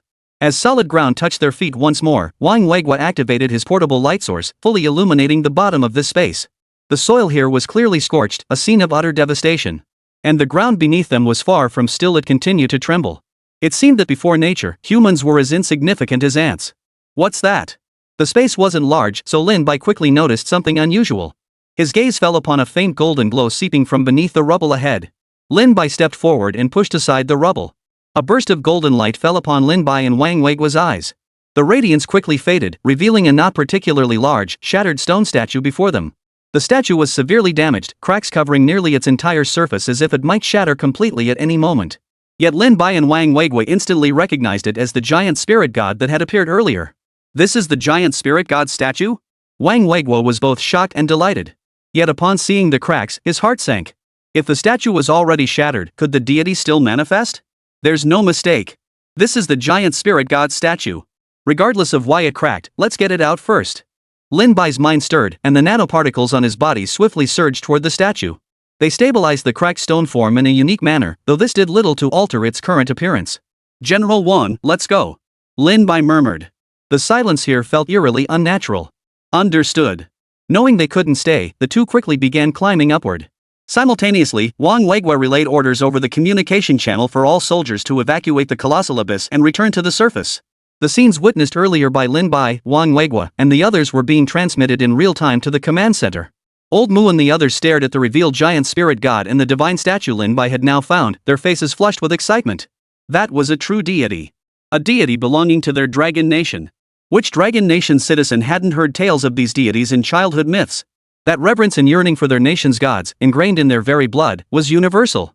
Not just the giant spirit god, but also the monkey king, Erlangshin, the great god Panga, the goddess Niwa, and patriarch Bodhi. Merely mentioning their names was enough to set every dragon nation's citizen's blood boiling. Lin Bai and Wang Weigua swiftly joined the warriors above before plunging toward the ground. At that very moment, earth-shattering roars erupted once more. The earth began to writhe and convulse, relentlessly closing in. The speed was blinding. By the time the group realized what was happening, the surrounding space felt increasingly constricted, suffocating pressure closing in. Break through! Lin Bai roared. The nano-battle armor equipping every soldier erupted with light maximum power, extreme acceleration. Boom! A beam of light shot out, followed by one after another. They burst out of the terrifying abyss before the earth completely closed in. To everyone, that terrifying change had lasted only a few seconds. Is everyone okay? Wang Weigua turned to ask. Everyone shook their heads. Thankfully, they had all made it out unscathed. Something's not right. Mu Linger suddenly fixed her gaze on the shattered snow-capped mountain debris not far away. In the darkness, something seemed to be writhing. Lin Bai looked over, and a cold, murderous intent surged in his eyes. He knew what he feared had finally come to pass. Prepare for battle. Lin Bai's command echoed across the sky. The warriors reacted swiftly, gripping their super-powered weapons as they scanned the horizon with vigilance. Wang Weigua's eyes blazed with fierce determination. Moonlight spilled down as strange creatures, unlike anything the group had ever seen, crawled toward them at astonishing speed. Their forms bore a striking resemblance to familiar hunting dogs, yet their bodies were vastly larger, radiating an eerie, ominous aura. Their hideous, snarling faces were particularly terrifying. Lin Bai, recognizing these eerie creatures all too well, snorted coldly and prepared to strike. Yet, a system panel suddenly appeared before him, displaying the strength ratings of all the creatures in front of them. Their numbers weren't overwhelming. The strongest among them was merely a 4th-tier surface-level creature, while the rest were 1st, 2nd, and 3rd-tier anomalies. These are strange creatures? The group, encountering these creatures for the first time, was utterly horrified. These are merely the most basic anomalous creatures that emerged after the Mythic Era descended. The more advanced ones are indistinguishable from humans. Lin Bai declared, then addressed the group. These are likely just the vanguard of the strange creatures. Leave not a single one alive. Yes. In the next instant, beams of light erupted from the warriors' super-powered weapons, carrying immense force as they struck the strange creatures. Weaker ones were instantly pierced through and exploded. Lin Bai unleashed his formidable aura, instantly landing on the ground. Facing the bizarre creatures charging toward him, the power in his arms erupted. A single punch created a sonic boom, tearing the earth apart. Boom! The bizarre creature was blown apart by Lin Bai's single punch. In that moment, Lin Bai charged toward the bizarre creatures like a god of death. Every strike was merciless. Even the strongest among them was merely a 4th-tier surface-level being, utterly no match for Lin Bai. With his current physical strength, even a single punch contained power these creatures couldn't withstand. Their only fate was to explode into oblivion. Mu Linger watched Lin Bai unleash his fury, her beautiful eyes filled with astonishment. She never imagined that the seemingly peaceful youth would display such ruthless decisiveness when confronting these bizarre creatures. She dismissed the thought immediately, gripping her nuclear weapon and joining the fray to repel the bizarre creatures. Chapter 18, Awakening the Deity, the Giant Spirit God. As the strongest present, Lin Bai immediately sensed the powerful aura lurking at the rear of these bizarre creatures, the mightiest among them, a beast whose strength reached the 4th tier of the Earth's surface realm. A beast of this caliber appearing in a city could single-handedly destroy an entire metropolis. Conventional firearms proved utterly useless against the monstrosity before them. Its Earth Realm Tier 4 aura alone was sufficient to deflect ordinary bullets. Only a massive bombardment with powerful weapons could stand a chance of killing this beast outright, but such an assault would invariably lead to the city's self-destruction. Hiss! A black bolt of lightning streaked through the air as the shadowy figure flickered past, accompanied by a burst of crimson light. The bizarre creature struck with blinding speed. Its powerful arms were covered in steel-like blades that flashed with a cold gleam, as if slicing through space itself to sever a warrior's leg. Put! Blood spurted skyward as the warrior roared, detonating his super-powered weapon. The explosive force surged toward the bizarre creature. Such a powerful attack clearly had an effect, knocking the creature back. However, it didn't sustain serious injuries, only superficial cuts on its skin. The group froze in shock. Even such a devastating weapon as a super-powered armament, delivered at point-blank range, had only managed to tear the creature's skin? What kind of incredibly resilient flesh was this? Lin Bai and several nearby warriors swiftly appeared. Fortunately, the nanomolecules on the warrior's body rapidly sealed the wound while simultaneously coalescing into a new leg. The severed leg was swiftly enveloped and sealed by surging nanoparticles. This meant that even severed limbs could maintain their vitality indefinitely through nanoparticle support. With timely medical intervention, the severed limb could be reattached and, thanks to nanoparticle technology, regain full mobility. "Captain, I'm fine." The soldier looked toward Lin Bai. With the nanoparticle coating over his wound, he felt no pain whatsoever. Moreover, the leg formed by the nanoparticles showed no signs of rejection whatsoever from his body. "Leave that guy to me. You guys stay safe," Lin Bai commanded. As he spoke, his arms transformed rapidly. The nanotech armor shifted into twin blades, slicing through two bizarre creatures in its path as he closed in on the strongest beast. As if sensing Lin Bai's approach, the beast let out a low growl. Lin Bai gathered his strength, landed on its arm, and swung a punch. Accompanied by a howling gale, the fist's wind roared, and a burst of light exploded from the punch. The impact sent shockwaves rippling through space. The collision point trembled violently. The once imposing bizarre creature let out a piercing scream as its chest caved in from the impact. Lin Bai didn't give it a chance to retreat. Utilizing the nanomolecules on his body to transform at will, he once again became a long blade. His arm and the blade seemed to fuse as one, thrusting out in a single strike. SSSSH. The sound of flesh being sliced by the blade echoed. Ignoring the spattering flesh, Lin Bai leapt upward, plunging from the sky to deliver a heavy punch. This punch held nothing back. The full force of his Earth Tier 6th rank power erupted. The crowd heard a dull, metallic explosion. When they looked toward Lin Bai, they saw him covered in blood, fragments of flesh scattered across the ground. The once mighty beast had been struck down by Lin Bai, its head blown apart. Having personally slain the monstrous creature, the turbulent emotions within Lin Bai gradually subsided. His gaze grew sharp, a fierce light blazing within his eyes. This is only the beginning. In this lifetime, I will uncover the truth behind the Mythic Era's descent and exterminate every anomalous creature. With the strongest aberration vanquished, the warriors' morale soared. They surged forward, swiftly slaughtering the entire horde of monstrous creatures. Though some sustained injuries, none were life-threatening. "Young friend Lin Bai, are you all right?" Wang Weigua and Mu Linger approached, their eyes filled with concern. Dawn was breaking, and a ray of sunlight touched the earth. Yet a weight as heavy as a mountain pressed down on everyone's hearts. If only this had been nothing more than an earthquake. But the scattered corpses of strange beasts told them. Humanity was truly about to face the most terrifying crisis. "I'm fine, General Wang. This mission is complete. It marks humanity's first victory, but it certainly won't be the last." Lin Bai shed his nanotech battle armor and addressed the group. "Everyone, the mythic age is upon us. When it arrives, each of you will be a core force. You are the first warriors to encounter these bizarre creatures. More terrifying entities than these monsters will come. I hope you are prepared." The group shouted in unison, always ready. Their voices echoed across the sky, reverberating across the high plateau. "General Wang, matters hereafter are entrusted to your command. Miss Mu, please escort the wounded back to base for treatment as soon as possible. With the assistance of nanoparticle technology, timely medical attention will ensure their recovery." Lin Bai then instructed Wang Weigua and Mu Linger. "What about you?" Mu Linger paused, looking at Lin Bai with a hint of confusion. Lin Bai turned away, basking in the warm sunlight. The statue of the giant spirit god he had found earlier appeared in his hand. After examining it for a moment, he murmured, "The reason this statue of the giant spirit god appeared here. I believe it cannot be mere coincidence. I intend to attempt awakening this deity from our dragon nation's mythological pantheon here." Hearing Lin Bai's intention to awaken the deity here, the group's emotions surged. Finally, they spoke in unison, "Captain Lin Bai, let us witness this moment." "Yes. We too wish to welcome our dragon nation's deity. Our injuries won't matter." Lin Bai hesitated, then gave a helpless smile. The thing is, I still don't know how to awaken the deities. In the previous era, the Dragon Nation never awakened a single deity. Naturally, the Western nations wouldn't share such methods with the Dragon Nation. Thus, in this regard, Lin Bai was utterly clueless. Spell to awaken the giant spirit god, with strength that shakes heaven and earth, with divine might that strikes fear into all things, move mountains, overturn seas, shatter rivers and hills with a single thought, hail the divine general, the giant spirit god. The system interface instantly appeared before Lin Bai, revealing the incantation to awaken the giant spirit god. Suppressing his surging excitement, he turned to the crowd and declared, "In that case, let us all bear witness to the awakening of the first deity in this era of the Dragon Nation." Hearing this, everyone's hearts trembled. The earlier scene of the giant spirit god's descent had already stunned them all. Now, were they truly about to welcome a deity that existed only in myth? Chapter 19, Retrieving the Lost Dragon Nation Relics. Wang Weiguo looked at Lin Bai with some confusion and asked, "Young friend Lin Bai, how do you plan to awaken this divine statue?" Lin Bai paused to gather his thoughts before explaining to the group, "From what we can tell, awakening a deity requires a specific incantation and finding the corresponding talisman. It could be the statue itself, or another object associated with the deity. For instance, if the Monkey King truly existed, his artifact might be the divine needle that calms the sea?" A warrior suddenly asked. "Correct."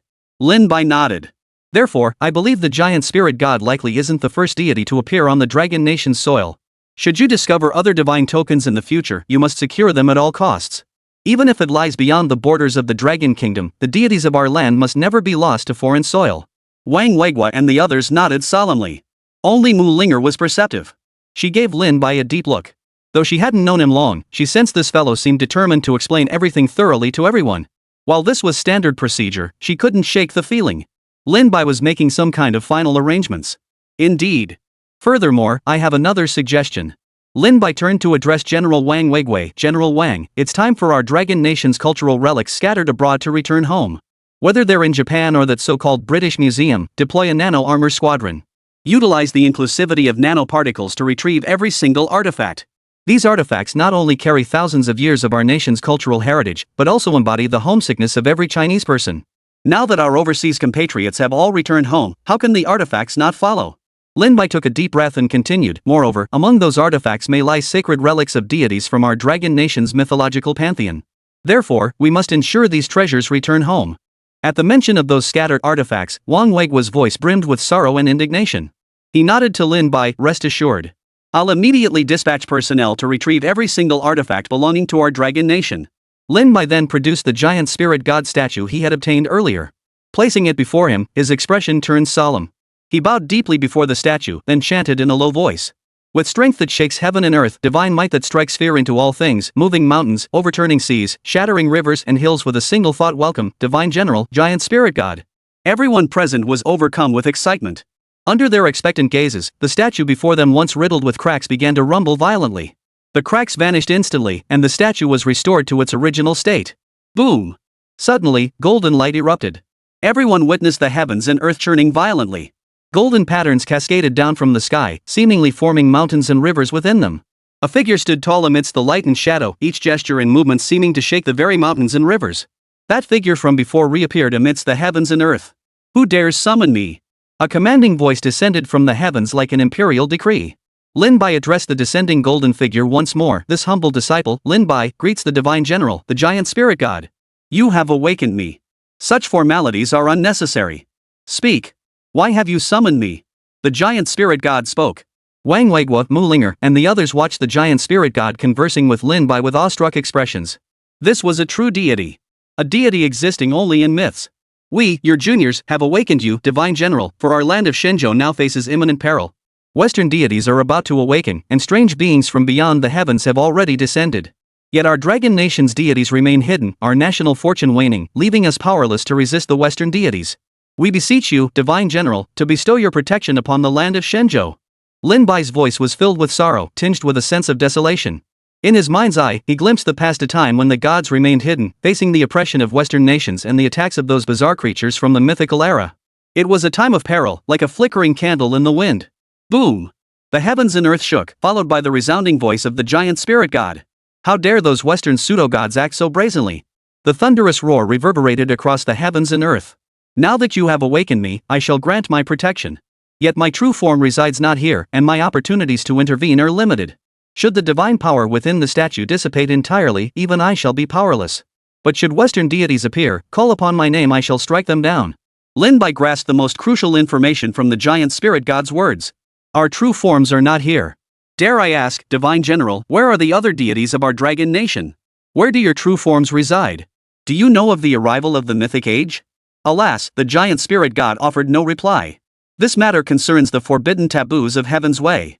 I cannot give you an answer. If you have the fortune to awaken other deities, perhaps you may learn something. The golden figure in the sky gradually dissipated, transforming into a beam of light that settled upon the divine statue. The once dilapidated statue now shone brilliantly, as if bathed in a layer of golden radiance.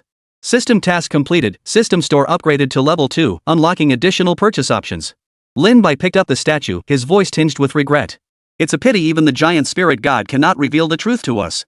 Still, there's good news, the deities of our dragon nation do exist. They've simply remained hidden due to certain circumstances. Since that's the case, there's still a chance to fully awaken them. Mu Linger stepped forward, her expression seemingly offering comfort to Lin Bai.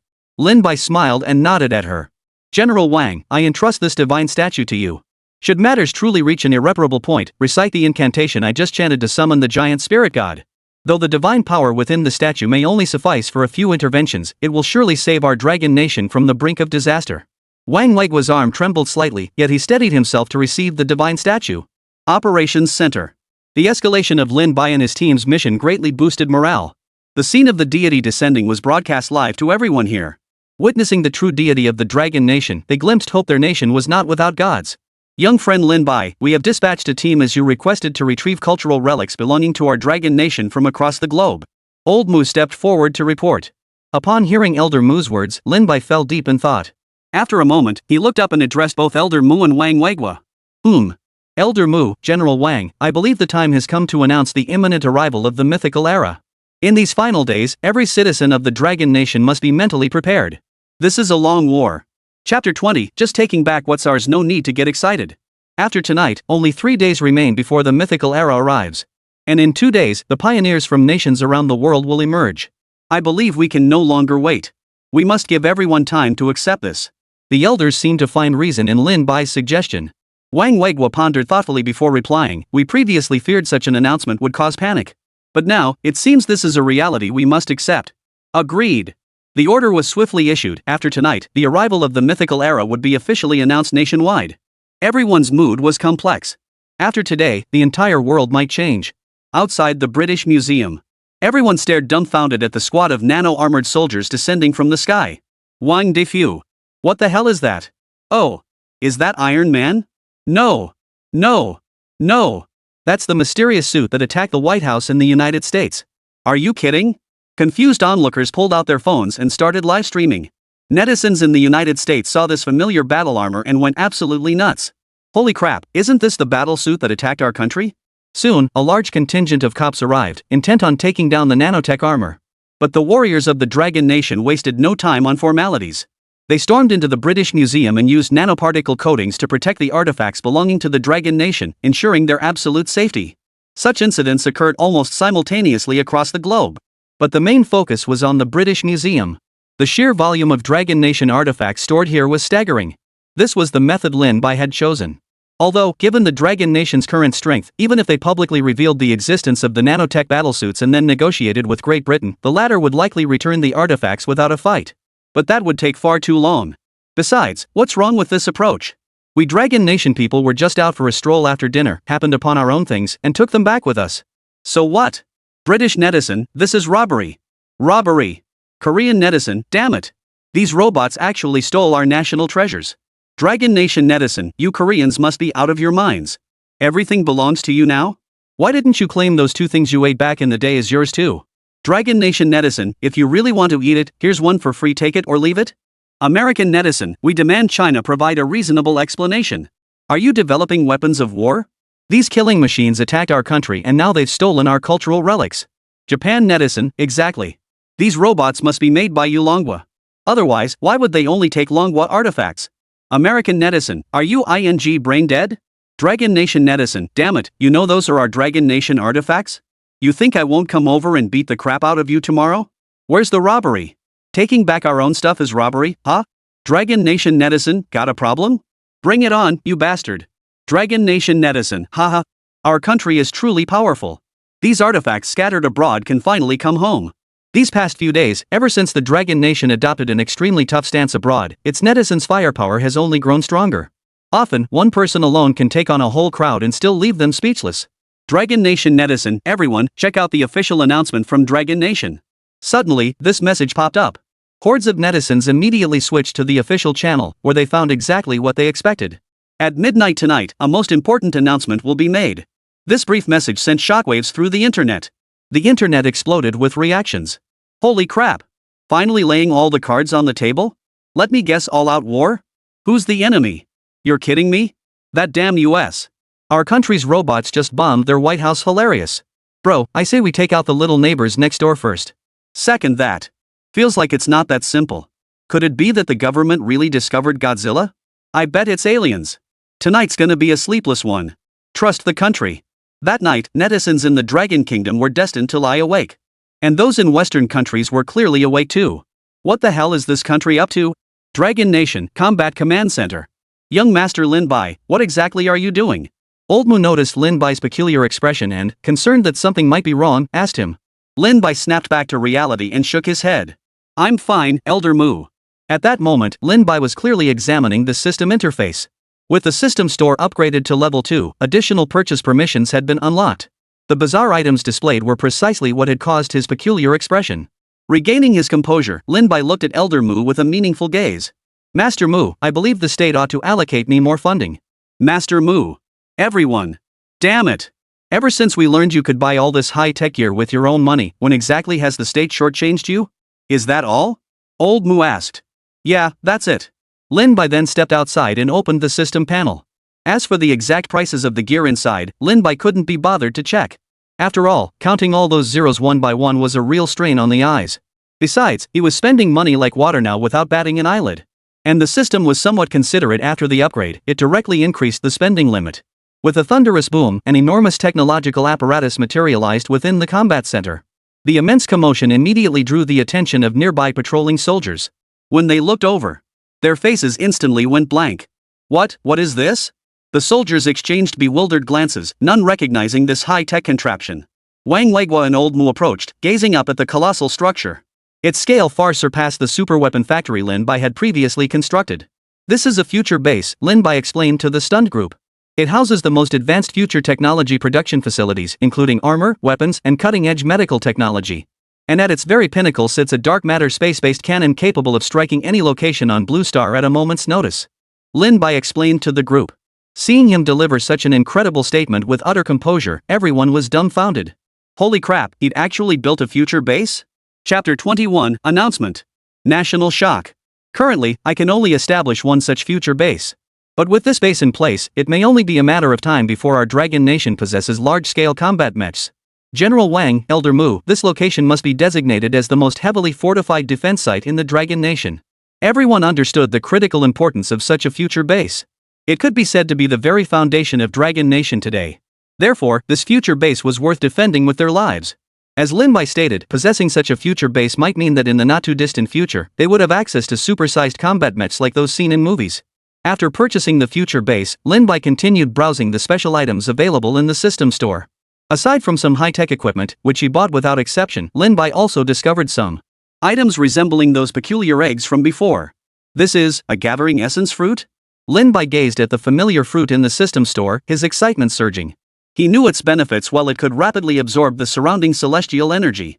Although spiritual energy hadn't yet revived in the real world, and Wang Weiguo and the others' surface tier 3 strength had plateaued, with the help of the gathering essence fruit, breaking through to tier 4 in a short time wasn't impossible.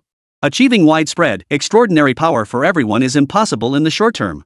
Therefore, we must first empower a select few with sufficient strength, then allow that power to spread like roots to the masses. Let us begin with that elite squad from earlier. At that moment, Lin Bai set his sights on the 50-man squad that had accompanied him on his mission. These warriors were the true elite soldiers of Dragon Nation today. It could be said that these 50 men represented the 50 strongest individuals in the Dragon Nation. As Lin Bai stated, they would become the most crucial force in confronting the dawn of the Mythical Era. He didn't bother with the price of the gathering essence fruit, purchasing over 50 in one go. After explaining its effects to everyone, he distributed the fruits among them, including Wang Weiguo. He could sense the spiritual energy in the surrounding heavens and earth surging violently, beginning to converge here in an unending stream. Excellent. The spiritual energy in the real world is far too sparse these days. Thankfully, the gathering essence fruit comes to our aid. Lin Bai breathed a sigh of relief. At the same time, he began to feel dissatisfied with his current Earth level Tier 6 strength. He needed to enhance his power quickly. Before he could truly enter the God tier form, the system shop was his most effective means to do so. After upgrading the system store to level 2, it didn't unlock many new items, but instead evolved some existing ones. It could be said that the nuclear weapons and psychic weapons now possessed even greater destructive power than before. Xiao Bai, you're carrying such a burden, and there's little we can do to help.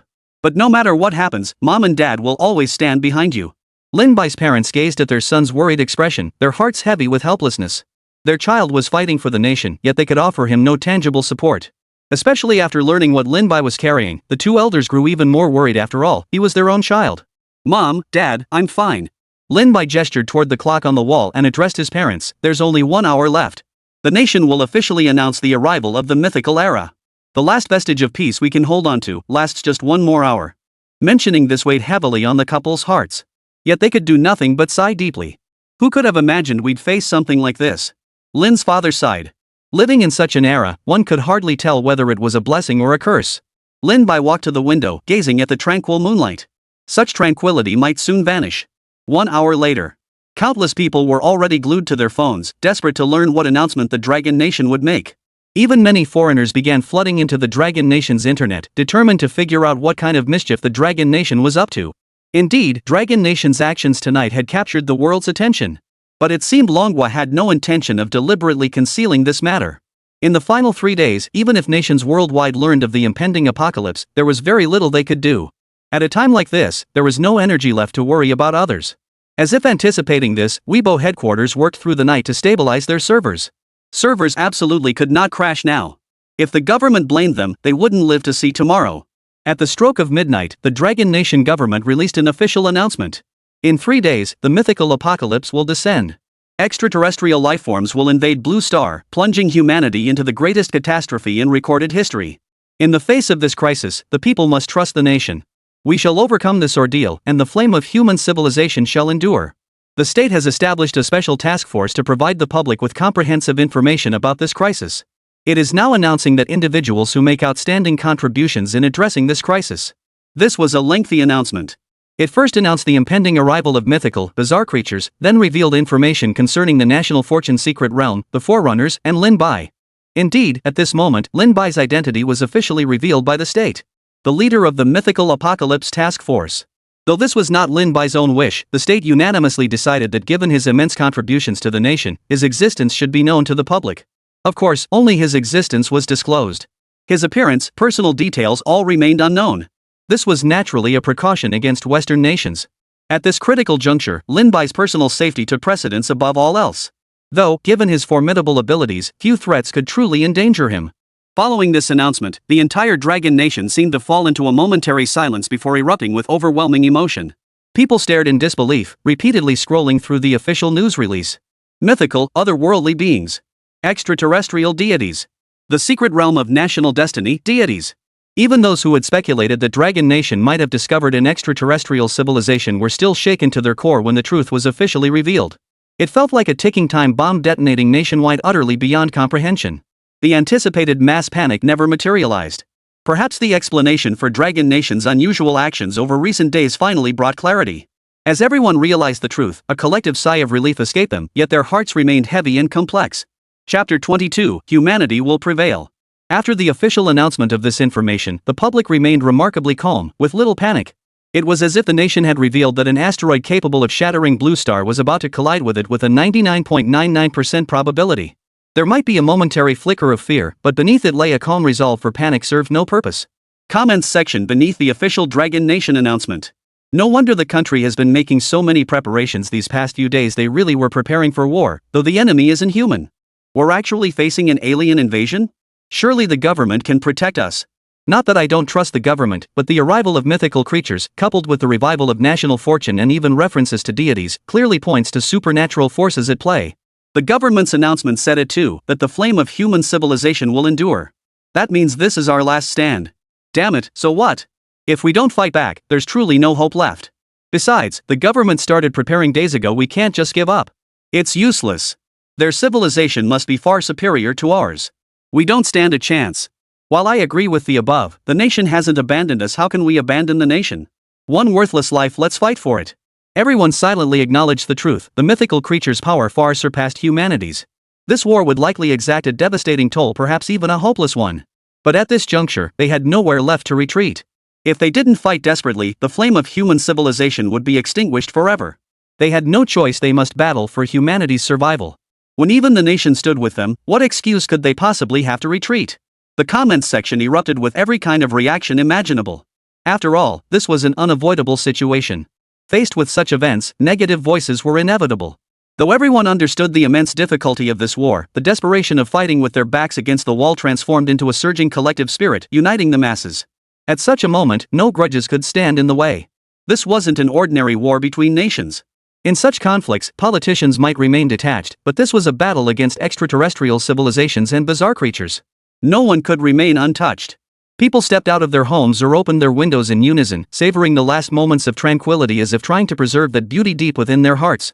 In coastal cities, those who hadn't yet evacuated gazed at the steel defenses now erected. Beyond the dark steel lines lay the sea, shimmering with iridescent light under the moon. 3 days later, would this bustling world still exist? News of this spread like wildfire across the internet. The United States, Russia, Japan, and other nations received the news almost immediately. Impossible. Absolutely impossible. Dragon Nation must be spreading panic. They're doing this on purpose. Little Life refused to believe it. Because this was utterly ridiculous. Only now did the Winter Bear Nation recall the subtle hints the Dragon Nation had dropped earlier. Suddenly, all the unusual behavior made perfect sense. Humanity was about to face an unprecedented apocalypse. Without hesitation, the Winter Bear Nation immediately declared its highest state of war readiness and began preparations. The usually arrogant and domineering beautiful nation fell silent at this moment. They might be able to bully their way across Blue Star, but no one told me the enemy was an alien race. What the hell kind of fight is this? Such an absurd claim would normally be dismissed as nonsense. But with nations worldwide already on edge from Dragon Nation's bizarre actions over the past 2 days, the announcement forced them to believe it. The Dragon Nation knew about this all along. No wonder they evacuated their citizens worldwide and became so overbearing they don't even give us the time of day. The American High Command erupted in fury. They suddenly recalled the terrifying power China had displayed these past days, the bizarre attack that shattered Japan's warship in a single strike, the instant annihilation of their secretly developed fighter jets, and that mysterious battle armor. Could it be that Dragon Nation knew about the Mythic Era's arrival long ago and had been secretly developing these weapons? Emotions erupted across the globe. Meanwhile, those Dragon Nation citizens who had previously sought to remain in Western nations for a better life were now dumbfounded. They flooded online platforms with distress calls, pleading for the Dragon Nation to bring them home. But the Dragon Nation paid them no mind whatsoever. Dragon Nation netizen, weren't you praising the US just 2 days ago? You didn't come back when they evacuated their citizens, but now you want to return? Who the hell do you think you are? Dragon Nation netizen B, go back to your Western country, you Western-obsessed dog. Dragon Nation netizen C. Now, no amount of regret could help those people. Now we truly only have 3 days left. In the command center, Lin Bai looked solemnly at everyone. Mr. Lin Bai, are you saying that the pioneers from every nation will appear 1 day before the mythical apocalypse descends? Meaning, in 2 days? Mu Linger suddenly asked. Correct. Addressing the first pioneer from his previous life, Lin Bai answered her question. 2 days from now, the pioneers will appear. At that time, the national fortune's secret realm will also manifest. That moment will determine the survival of our nation. Everything we've done so far merely equips us with the most basic strength to confront those bizarre creatures, or rather, the qualification to engage them. I did not share this information earlier. 3 days from now, I will become the Dragon Nation's first pioneer, entering the national fortune's secret realm. Therefore, I may not be able to return to the real world. Everything here will be entrusted to you. Lin Bai surveyed the room as he delivered this news. He understood that sharing this now would steady their resolve and prepare them mentally. The group fell into an unspoken silence, Mu Linger included. No wonder she'd sensed Lin Bai seemed to be making farewell preparations all along. She never imagined the reason would be this. That night, the Dragon Nation government issued another official announcement. The flame of human civilization shall burn eternally.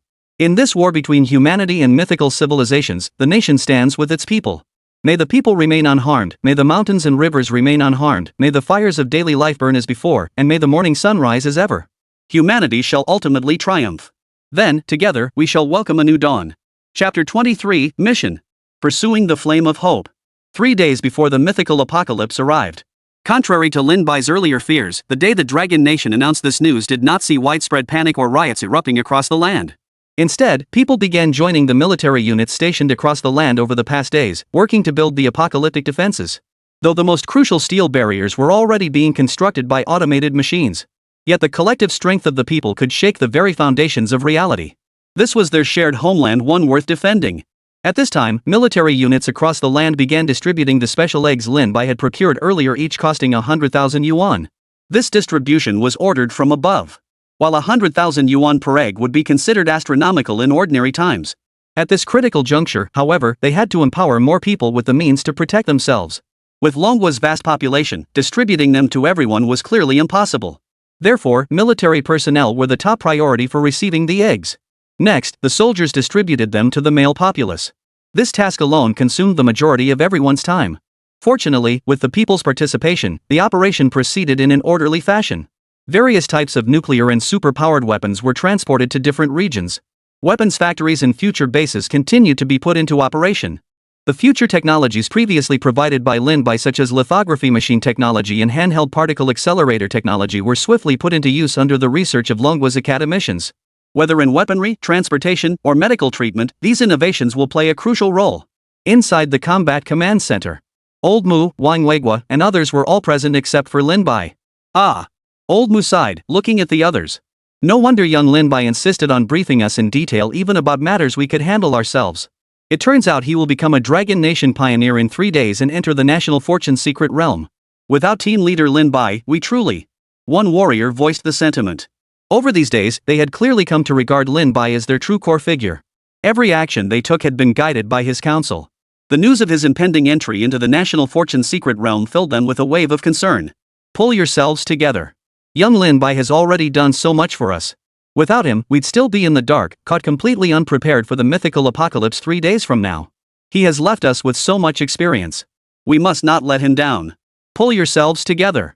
Wang Weigui roared, rising to his feet and addressing the group with solemn gravity. Do not forget. Young Lin Bai is fighting alongside us. In fact, he faces even more terrifying circumstances within the National Fortune secret realm. For the people of the Dragon Nation, we absolutely cannot retreat. Wang Weigua's words stirred the warriors' spirits, reigniting their resolve. Meanwhile, Lin Bai stood alone atop a high vantage point, surveying the surrounding mountain scenery with an expression of profound calm.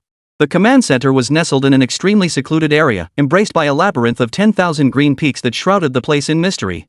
To ordinary people, this was nothing less than a primordial forest. 3 days left.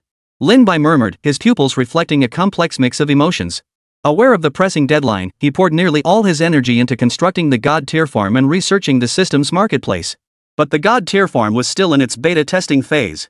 Its true capabilities remained largely untapped.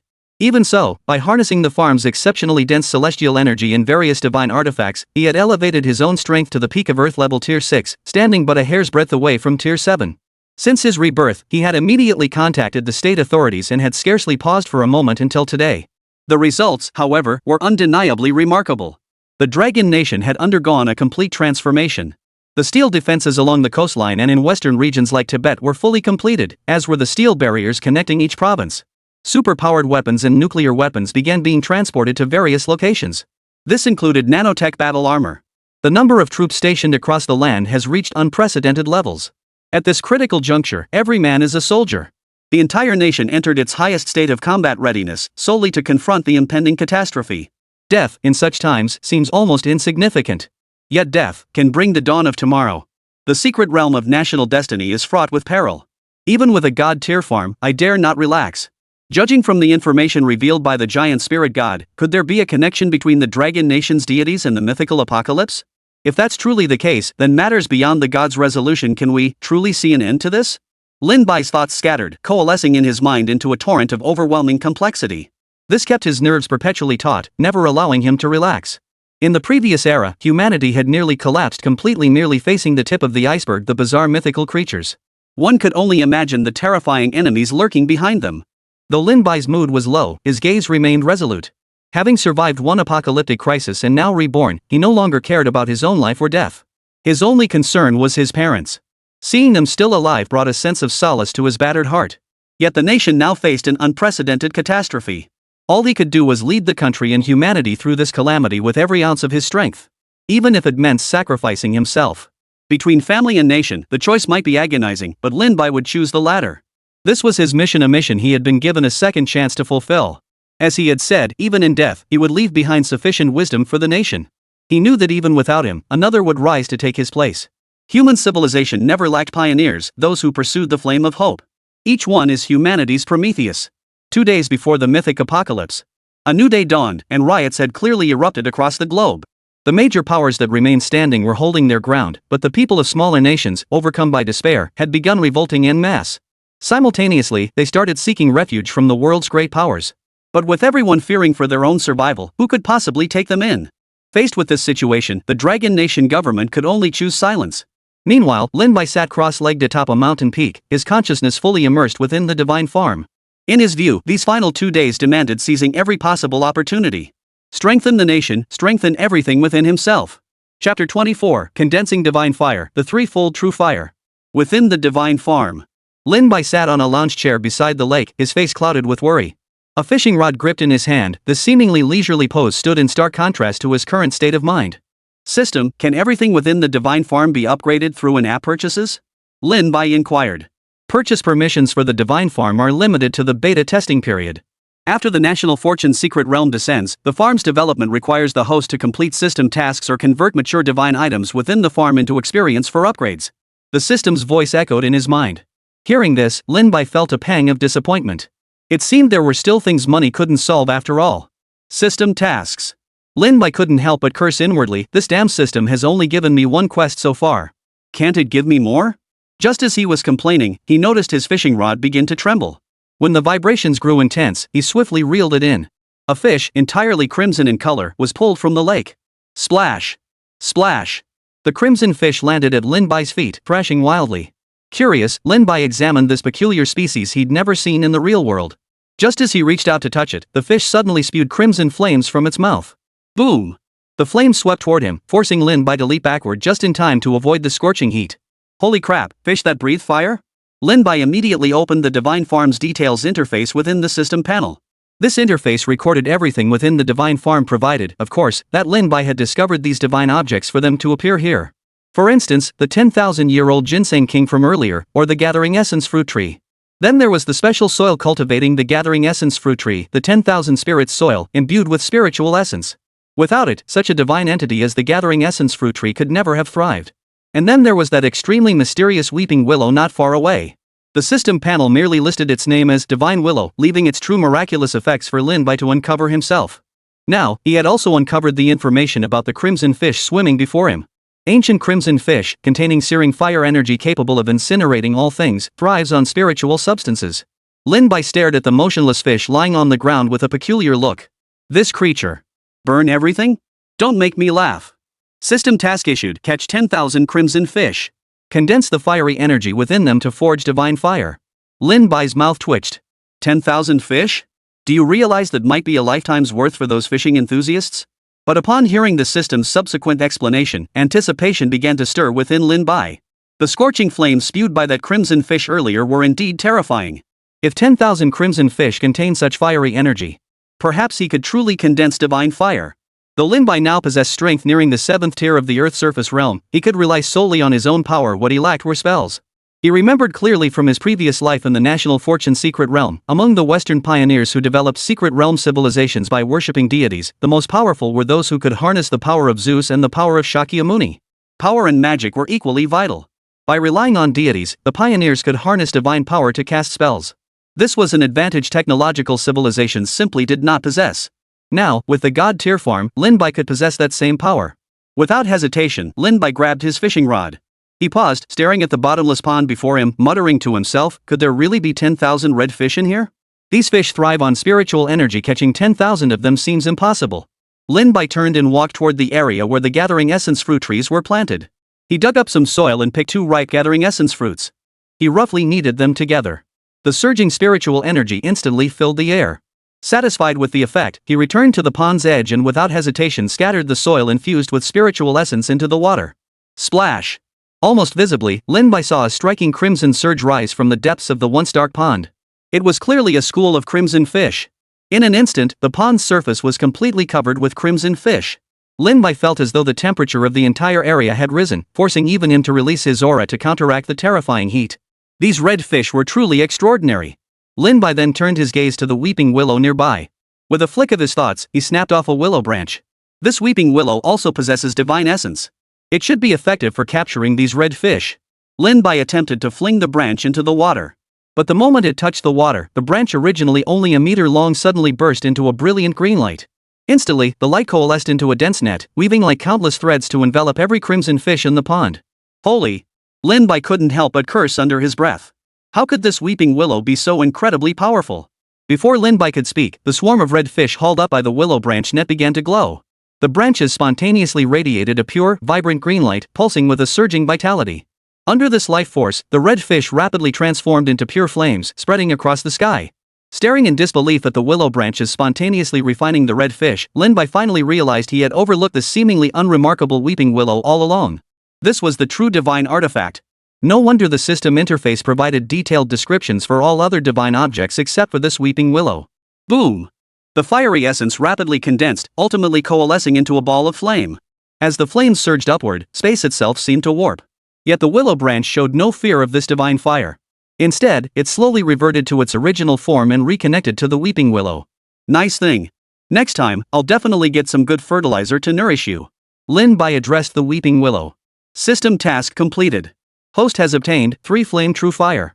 The 3 flame true fire condensed into a beam of light that swiftly vanished into Lin Bai's brow, solidifying into a divine fire mark there. The flame seemed to fuse completely with Lin Bai, imbuing his very aura with a scorching, fiery essence that radiated terrifying power. The flame seemed to envelop his entire being, giving him an ethereal, otherworldly appearance. With the 3 flame true fire entering his body, Lin Bai's strength surged, breaking through to the 7th tier of the Earth's surface realm. It's actually the 3-fold true fire. Lin Bai was overcome with emotion. He never imagined such a divine fire could appear as a system reward. This was the true divine fire capable of incinerating all things. Chapter 25, Mythical Apocalypse. After briefly familiarizing himself with the 3 flame true fire's usage, Lin Bai realized the hour was late. His consciousness returned to the real world, and as he opened his eyes, a ray of sunset light fell upon his eyelids. Today's sunset was exceptionally beautiful. The sun slowly sank below the horizon, its lingering glow painting the sky crimson. Together with the scattered clouds, it created a magnificent tableau. How he wished time could freeze like this, letting this eternal sunset carry all the beauty of the present moment. The setting sun, crimson as blood, seemed to herald the final chapter of human civilization. Or perhaps a new beginning. Tomorrow, the nation's fortune pioneer will emerge. Lin Bai rose, his shadow stretching infinitely long beneath the setting sun. Gazing upon the beauty before him, he felt a sudden sense of release. Having been given a second chance at life, it seemed the only thing he could truly pursue was this very beauty. A smile touched his lips. This very beauty was now his reason to fight to protect this splendid land, its people, and his own family. For them, he would never falter. Just as he turned to leave, he noticed his parents standing nearby, having arrived unnoticed. "Xiao Bai, General Wang wishes to speak with you." Lin Bai's father called out to him. Instinctively, Lin Bai wondered if something had happened and asked, "Dad, is something wrong?" His father waved reassuringly. "No need to worry. Everything is proceeding smoothly. General Wang and Elder Mu simply wish to chat with you. They say they haven't known you long and haven't had a proper chance to talk." Lin Bai scratched his head and couldn't help but smile. These 2 elders were feeling rather sentimental at this moment. Lin Bai took his parents' hands and slowly made his way down the mountain. "General Wang, Elder Mu, what brings you here?" Lin Bai spotted Wang Weigua and Old Master Mu, but seeing their current state left him utterly bewildered. Just then, Mu Linger emerged from the doorway and invited Lin Bai's parents to sit down. "Hee, we're just having a meal together. Young friend Lin Bai, surely you wouldn't refuse to give us 2 old folks the courtesy?" Old Master Mu said with a broad smile. Lin Bai sighed helplessly and sat down at the table with the others. The atmosphere at the meal, however, felt undeniably heavy. After all, at a time like this, it was hardly possible for anyone to bring up other topics. Finally, Lin's parents spoke first. "Xiao Bai, General Wang, and Old Mu have informed us that you are to become our nation's pioneer, venturing into the secret realm of national destiny, correct?" Lin's father asked with a complex expression, his eyes filled with reluctance and worry. On this matter, they simply couldn't remain calm or take it lightly. Lin Bai paused for a moment. He hadn't informed his parents of this matter himself, leaving it to Wang Weigua and Old Mu to break the news. Looking at his parents, he said earnestly, "Mom and Dad, this is my responsibility." His parents froze for a moment before breaking into relieved smiles. Despite the lingering reluctance and worry in their hearts, when it came to matters of principle, they understood. Their son was fighting for the future of Blue Star. Though they didn't understand why Lin Bai had changed so profoundly, they knew this was their son, now a hero of Dragon Nation. A true man of honor. Once you've made your decision, you must see it through. Charge forward without hesitation. We are all behind you. Lin's father spoke with deep conviction, his eyes slightly reddened, his lips trembling ever so slightly. Yet his gaze remained unwaveringly firm, still the stern father figure from Lin Bai's childhood memories, imparting earnest guidance to his young self. Yes, we in the nation are your support. Old Mu added. Father Lin poured a cup of wine. Though alcohol was prohibited in the military, this was an exception. He raised his cup to his son. Lin Bai naturally wouldn't let his father toast him. He rose to return the gesture. Ha, young friend Lin Bai, I'll raise a toast to you too. Old Mu teased. And me too. Wang Weigua chimed in with a laugh. Lin Bai. Perhaps the only person present whose toast he wouldn't feel too uncomfortable accepting was Mu Linger. Night had fallen, and Lin Bai seemed to have grown accustomed to standing in place, lost in thought. In truth, he wasn't doing anything, just staring blankly ahead. It's so late. Why aren't you sleeping? Lin Bai suddenly spoke up. Mu Linger slowly approached from behind, her beautiful eyes holding complex emotions as she looked at him. After a moment's hesitation, her red lips parted slightly. Is rebirth truly possible in this world? I didn't believe it either, but I'm back. I'm standing right here before you now. Lin Bai smiled. Even now, he found it somewhat mysterious, yet it was undeniably true. He had explained his rebirth to Wang Weigua and Old Mu from the very beginning. Now, quite a few people knew about it, though everyone had unanimously agreed to keep it hidden from Lin's parents. What was the fate of the Dragon Nation in my previous life? Mu Linger asked curiously once more. I don't know. But when I died, human civilization had nearly collapsed entirely. Even the Western nations, relying on divine powers or technological systems, couldn't hold out much longer. Lin Bai spoke indifferently. Those future events were already past to him, but in this life, he would do everything in his power to change that outcome. So will this lifetime be the same? Mu Linger's smile held a hint of bitterness. Perhaps.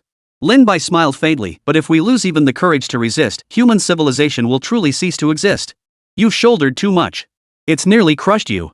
Mu Linger's usually emotionless, icy eyes involuntarily softened with a trace of heartache. She had witnessed Lin Bai state these past days the desperate willingness to sacrifice everything, utterly heedless of his own safety. Once we finally end this war, you'll see me as I truly am. Lin Bai smiled, seeming quite cheerful despite never having experienced any of this. But that day felt impossibly distant. Then we'll all have to live to see that day, Mu Linger smiled, her expression radiant. Not just us, but everyone. One day before the mythical apocalypse descended. As a new day dawned, a cataclysmic shift was unfolding across Blue Star. At that very moment, every person in every nation heard a sound that seemed to descend from the heavens, imbued with unimaginable divine power and majesty. The mythical apocalypse shall descend upon Blue Star in one day's time. Simultaneously, the national destiny realms shall open. From this moment forth, each nation shall give birth to a forerunner who shall enter the national destiny realm tomorrow to develop civilization. This shall determine the rise and fall of the real world's national fortunes. It felt like the pronouncement of some unquestionable law, leaving no room for doubt. Chapter 26, The War Begins.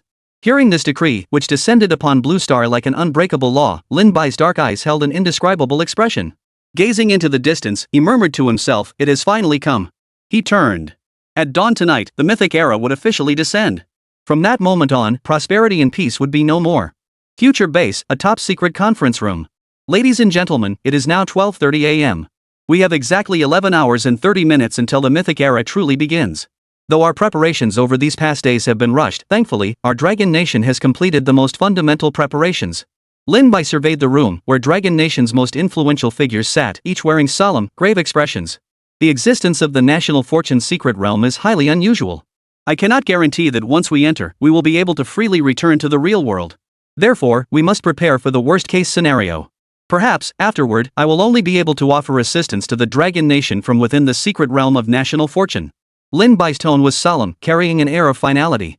The others understood the gravity of the moment and nodded solemnly. Amidst the ensuing silence, Lin Bai subconsciously opened the system shop, hoping to see if any new items had refreshed at midnight. His expression froze at that very moment. Young friend Lin Bai, what's wrong? Master Mu inquired. Lin Bai's expression remained calm, yet his voice betrayed unmistakable delight. Perhaps things aren't so bad after all. Lin Bai swiftly spent his credits, purchasing items with fluid ease. Immediately, a data device materialized out of thin air within the vast future base. Wang Weigua and the others were puzzled by this object, but Lin Bai stepped forward to explain, everyone, this is a data device capable of connecting to the National Fortune Secret Realm.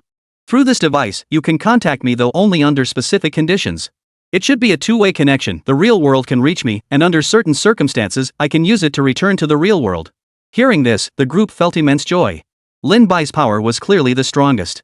With him around, things weren't looking quite so bleak. But then a thought struck them: what exactly were these specific conditions? But I'm not entirely sure what those conditions entail. Therefore, I must inform you all of everything I need to convey. Lin Bai refused to pin his hopes on those vague, unspecified conditions. Though the possibility of returning to reality existed, since the system hadn't explicitly stated them, he wouldn't gamble on such elusive, intangible requirements. At that moment, Lin Bai suddenly sensed a peculiar force of law descending upon him. Wang Weiguo, Old Mu, and the others witnessed it. A golden pattern suddenly blossomed between Lin Bai's eyebrows. Due to absorbing the three-flavor true fire, a unique flame mark had already formed on his brow. Now revealed, it resembled golden flame runes. Young friend Lin Bai, what is that? Someone inquired. That is the mark of becoming a forerunner, Lin Bai replied, already quite familiar with this golden pattern. Ah, we must ultimately face this war. Wang Weiguo often sighed. If possible, who wouldn't wish to live in an era of peace and tranquility? Lin Bai proceeded to share everything he knew with Wang Weiguo and the others, including entirely new information such as the power tiers of the bizarre creatures, such as Earthbound tier and Catastrophe tier. By the way, young friend Lin Bai, we've had a lingering question. At that moment, Elder Mu spoke up. Lin Bai looked at Elder Mu. What is it, Elder Mu? Earlier, you mentioned that civilizations within the secret realm could choose between a technological or a divine system. So, young friend Lin Bai, which path do you intend to develop? Master Mu finally voiced the question weighing heaviest on everyone's minds. Though they trusted Lin Bai implicitly, matters of such profound importance to the Dragon Nation's survival demanded clarity.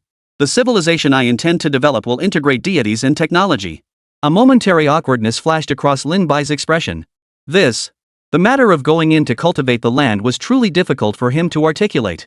And it certainly wasn't appropriate to mention it at this moment. The National Destiny secret realm was genuinely a matter of life and death for the nation. You went in there to farm, you bastard? Thus, he can only settle for this explanation for now. Yet, he didn't sound entirely off base. If one were to delve deeper, the god tier farm undoubtedly transcended both technology and deities. Anyone who underestimated the divine grade farm would pay a bloody price. Wonderful. Our Dragon Nation truly has hope now. The crowd breathed a collective sigh of relief, placing unwavering faith in Lin Bai's words. Bang! At that moment, Mu Linger abruptly opened the door, her expression tinged with urgency. Anomalous creatures have appeared in the waters off Fujian province. Their numbers are vast, and they've begun converging on the Iron Wall. The military has already engaged them. What? Everyone leapt to their feet. How could these bizarre creatures appear so swiftly? Even Lin Bai was stunned. Such a situation had never occurred in his previous life.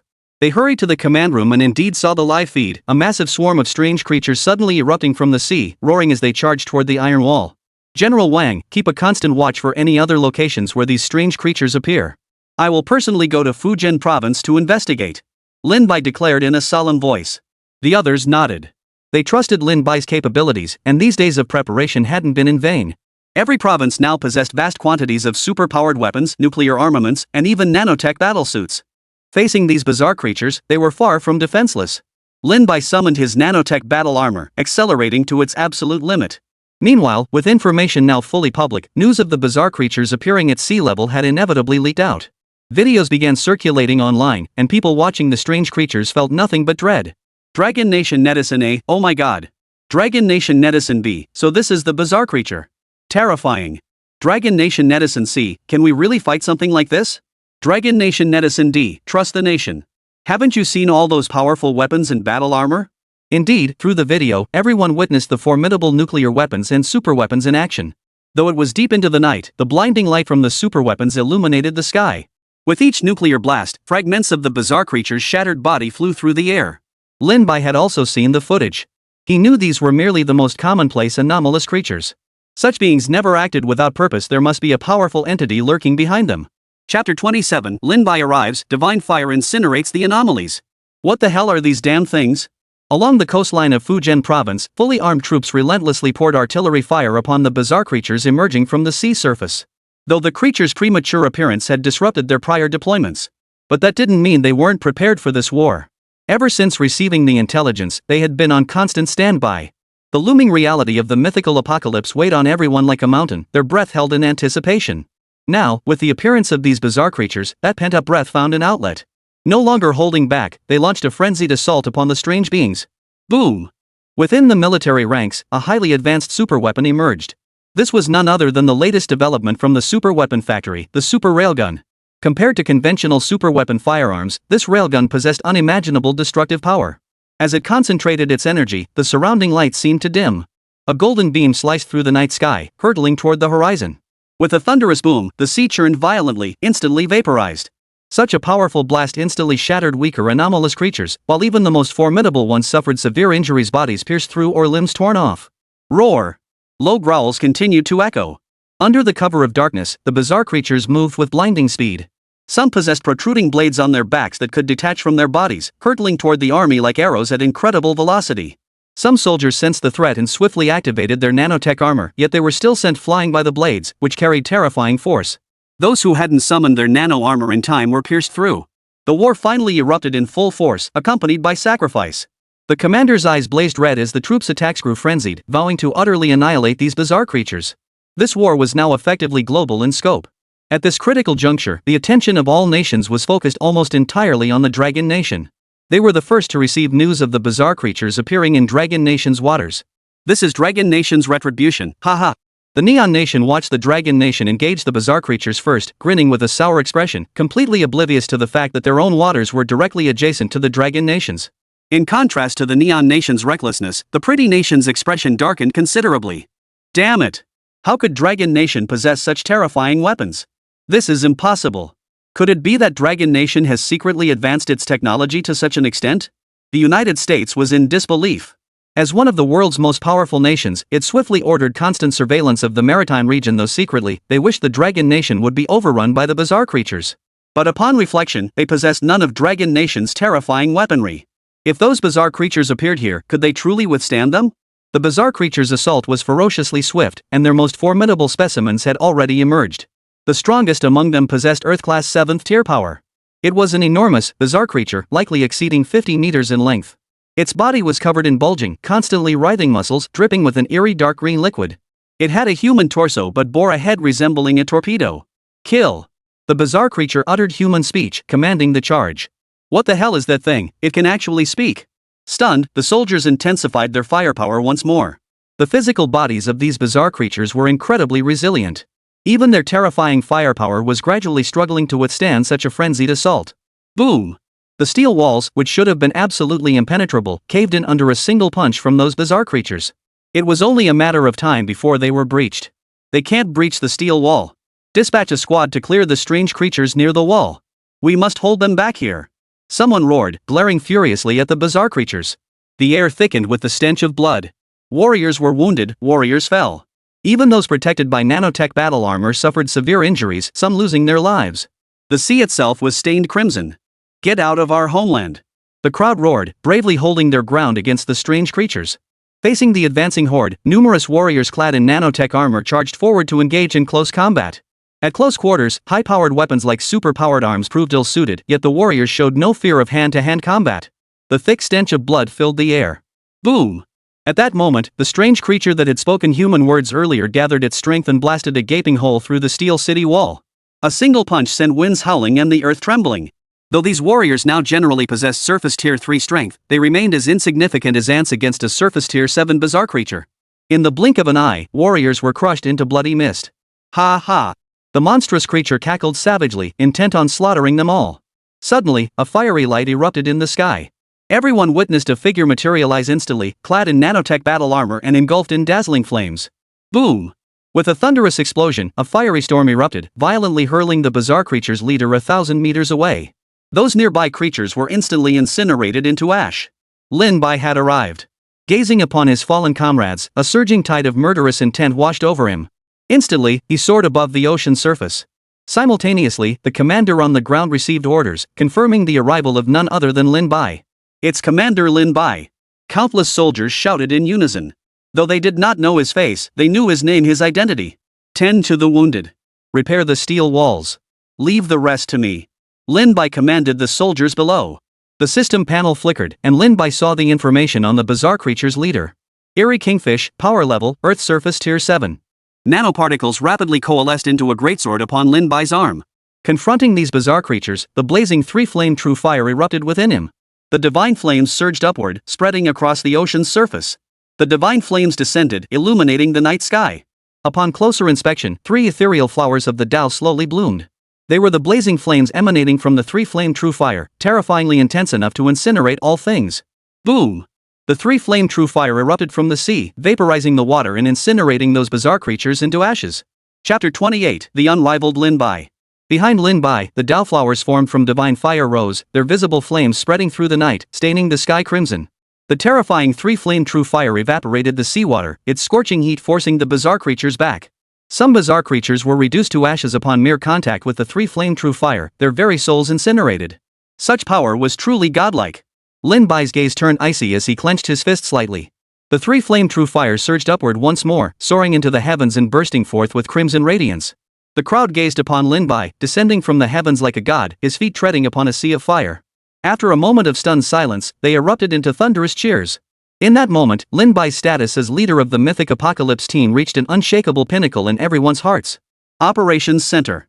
This is also the capability of the nanotech battle armor? Old Mu, Wang Weigua, and the others stared at Lin Bai, who had arrived amidst a sea of flames, utterly horrified. You've been hiding this trick up your sleeve? I don't think the nanotech armor possesses this capability yet. This must be Lin Bai's own ability, Wang Weigua speculated. The nano armor's capabilities stem entirely from the nanoparticle's ability to transform at will. While those particles could reshape into various weapons, they couldn't possibly manifest such a terrifying sea of fire. It seems his power has far surpassed our imagination. This must be what he mentioned earlier. After the mythical beings descended, spiritual energy revived, allowing humans to cultivate as well. This must be magic, right? Old Mu marveled, his heart swelling with joy. He knew Lin Bai's actions had undoubtedly galvanized morale. So far, have these bizarre creatures only appeared in the waters off Fujian province? Wang Weigua's expression was solemn, tinged with a hint of lethal intent. In this moment, he seemed to rediscover the feeling he had on the battlefield in his youth. That feeling of fighting fiercely to protect the people. Yes, only the waters off Fujian province have been affected thus far. The monitoring personnel promptly relayed the information. We must not relax our vigilance. Be prepared to assist Lin Bai at any moment.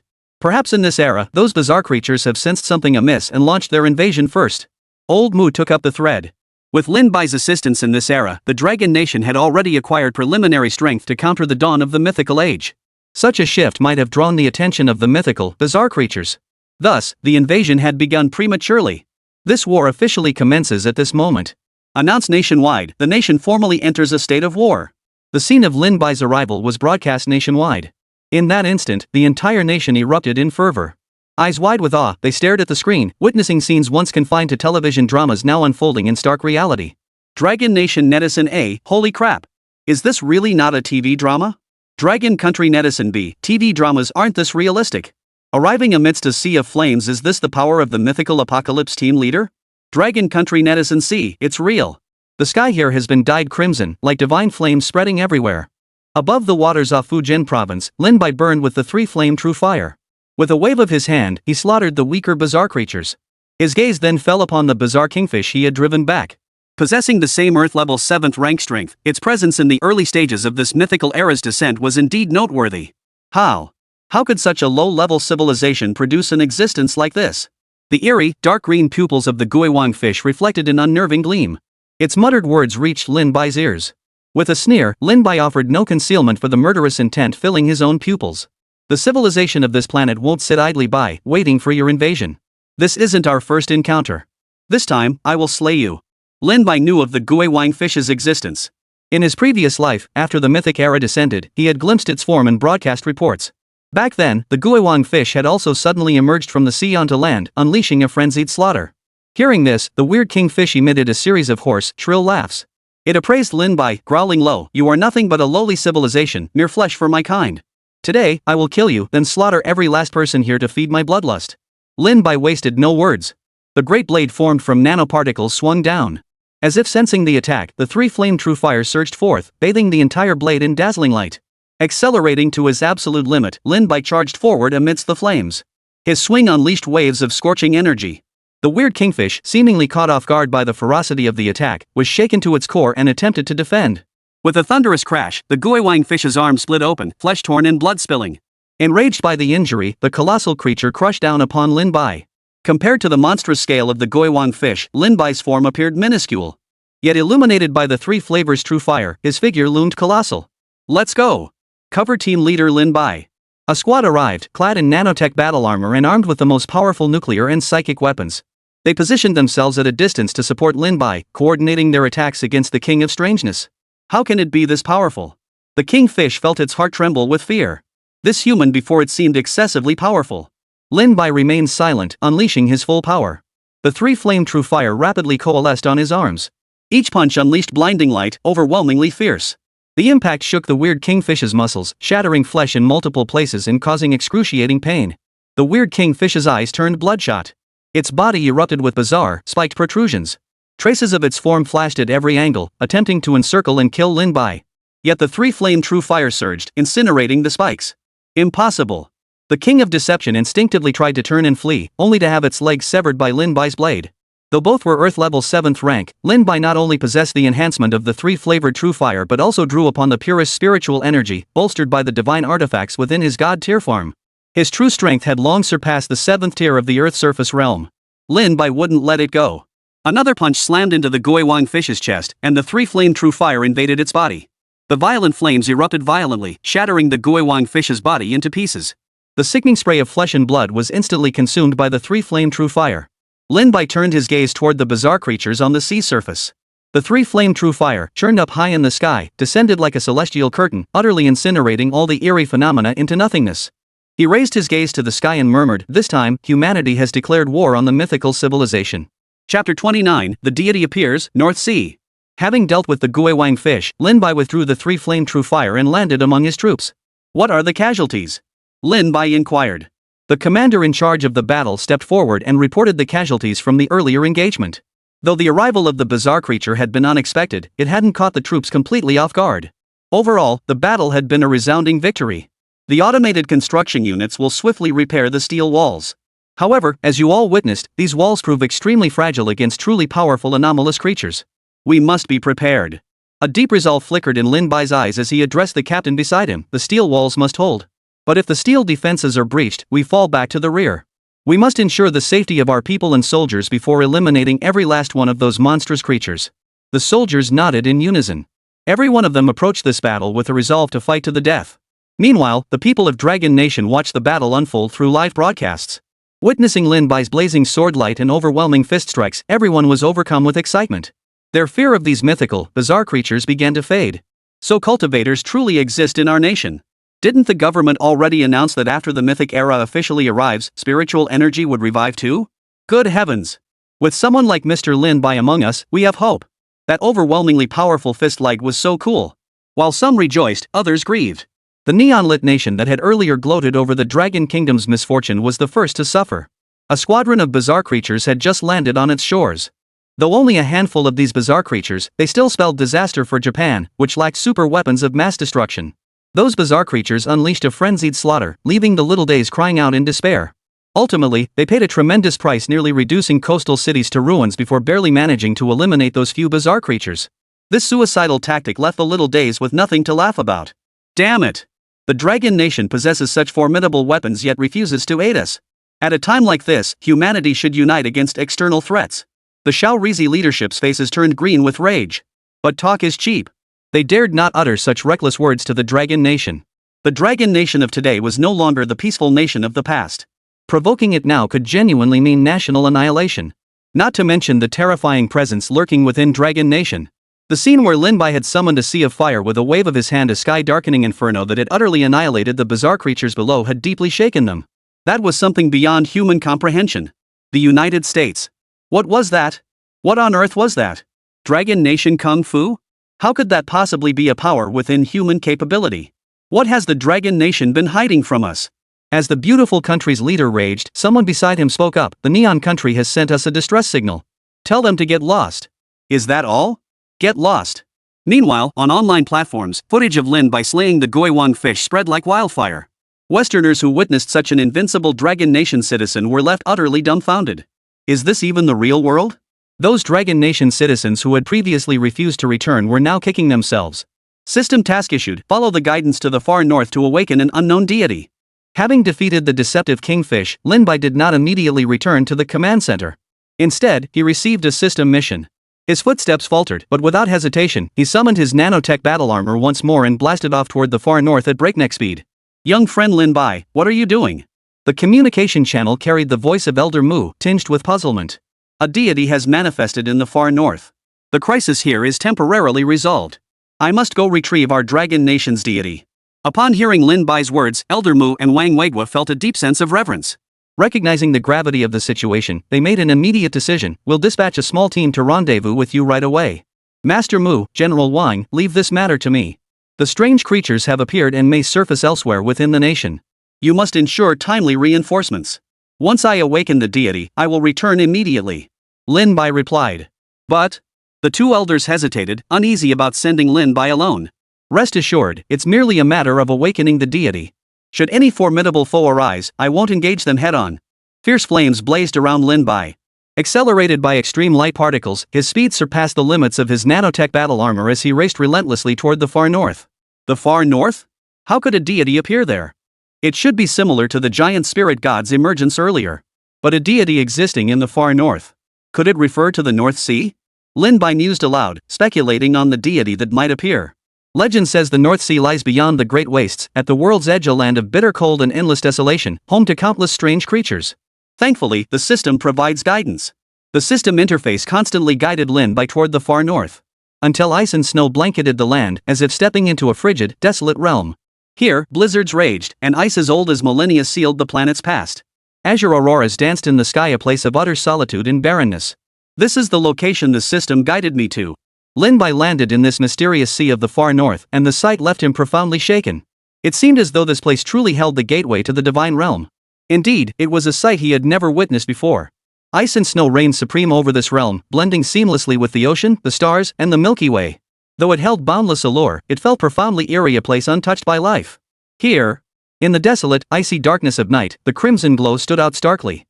Lin Bai traversed the skies above this frigid sea until the system's guidance stabilized completely. He finally settled above a stretch of pitch-black ocean.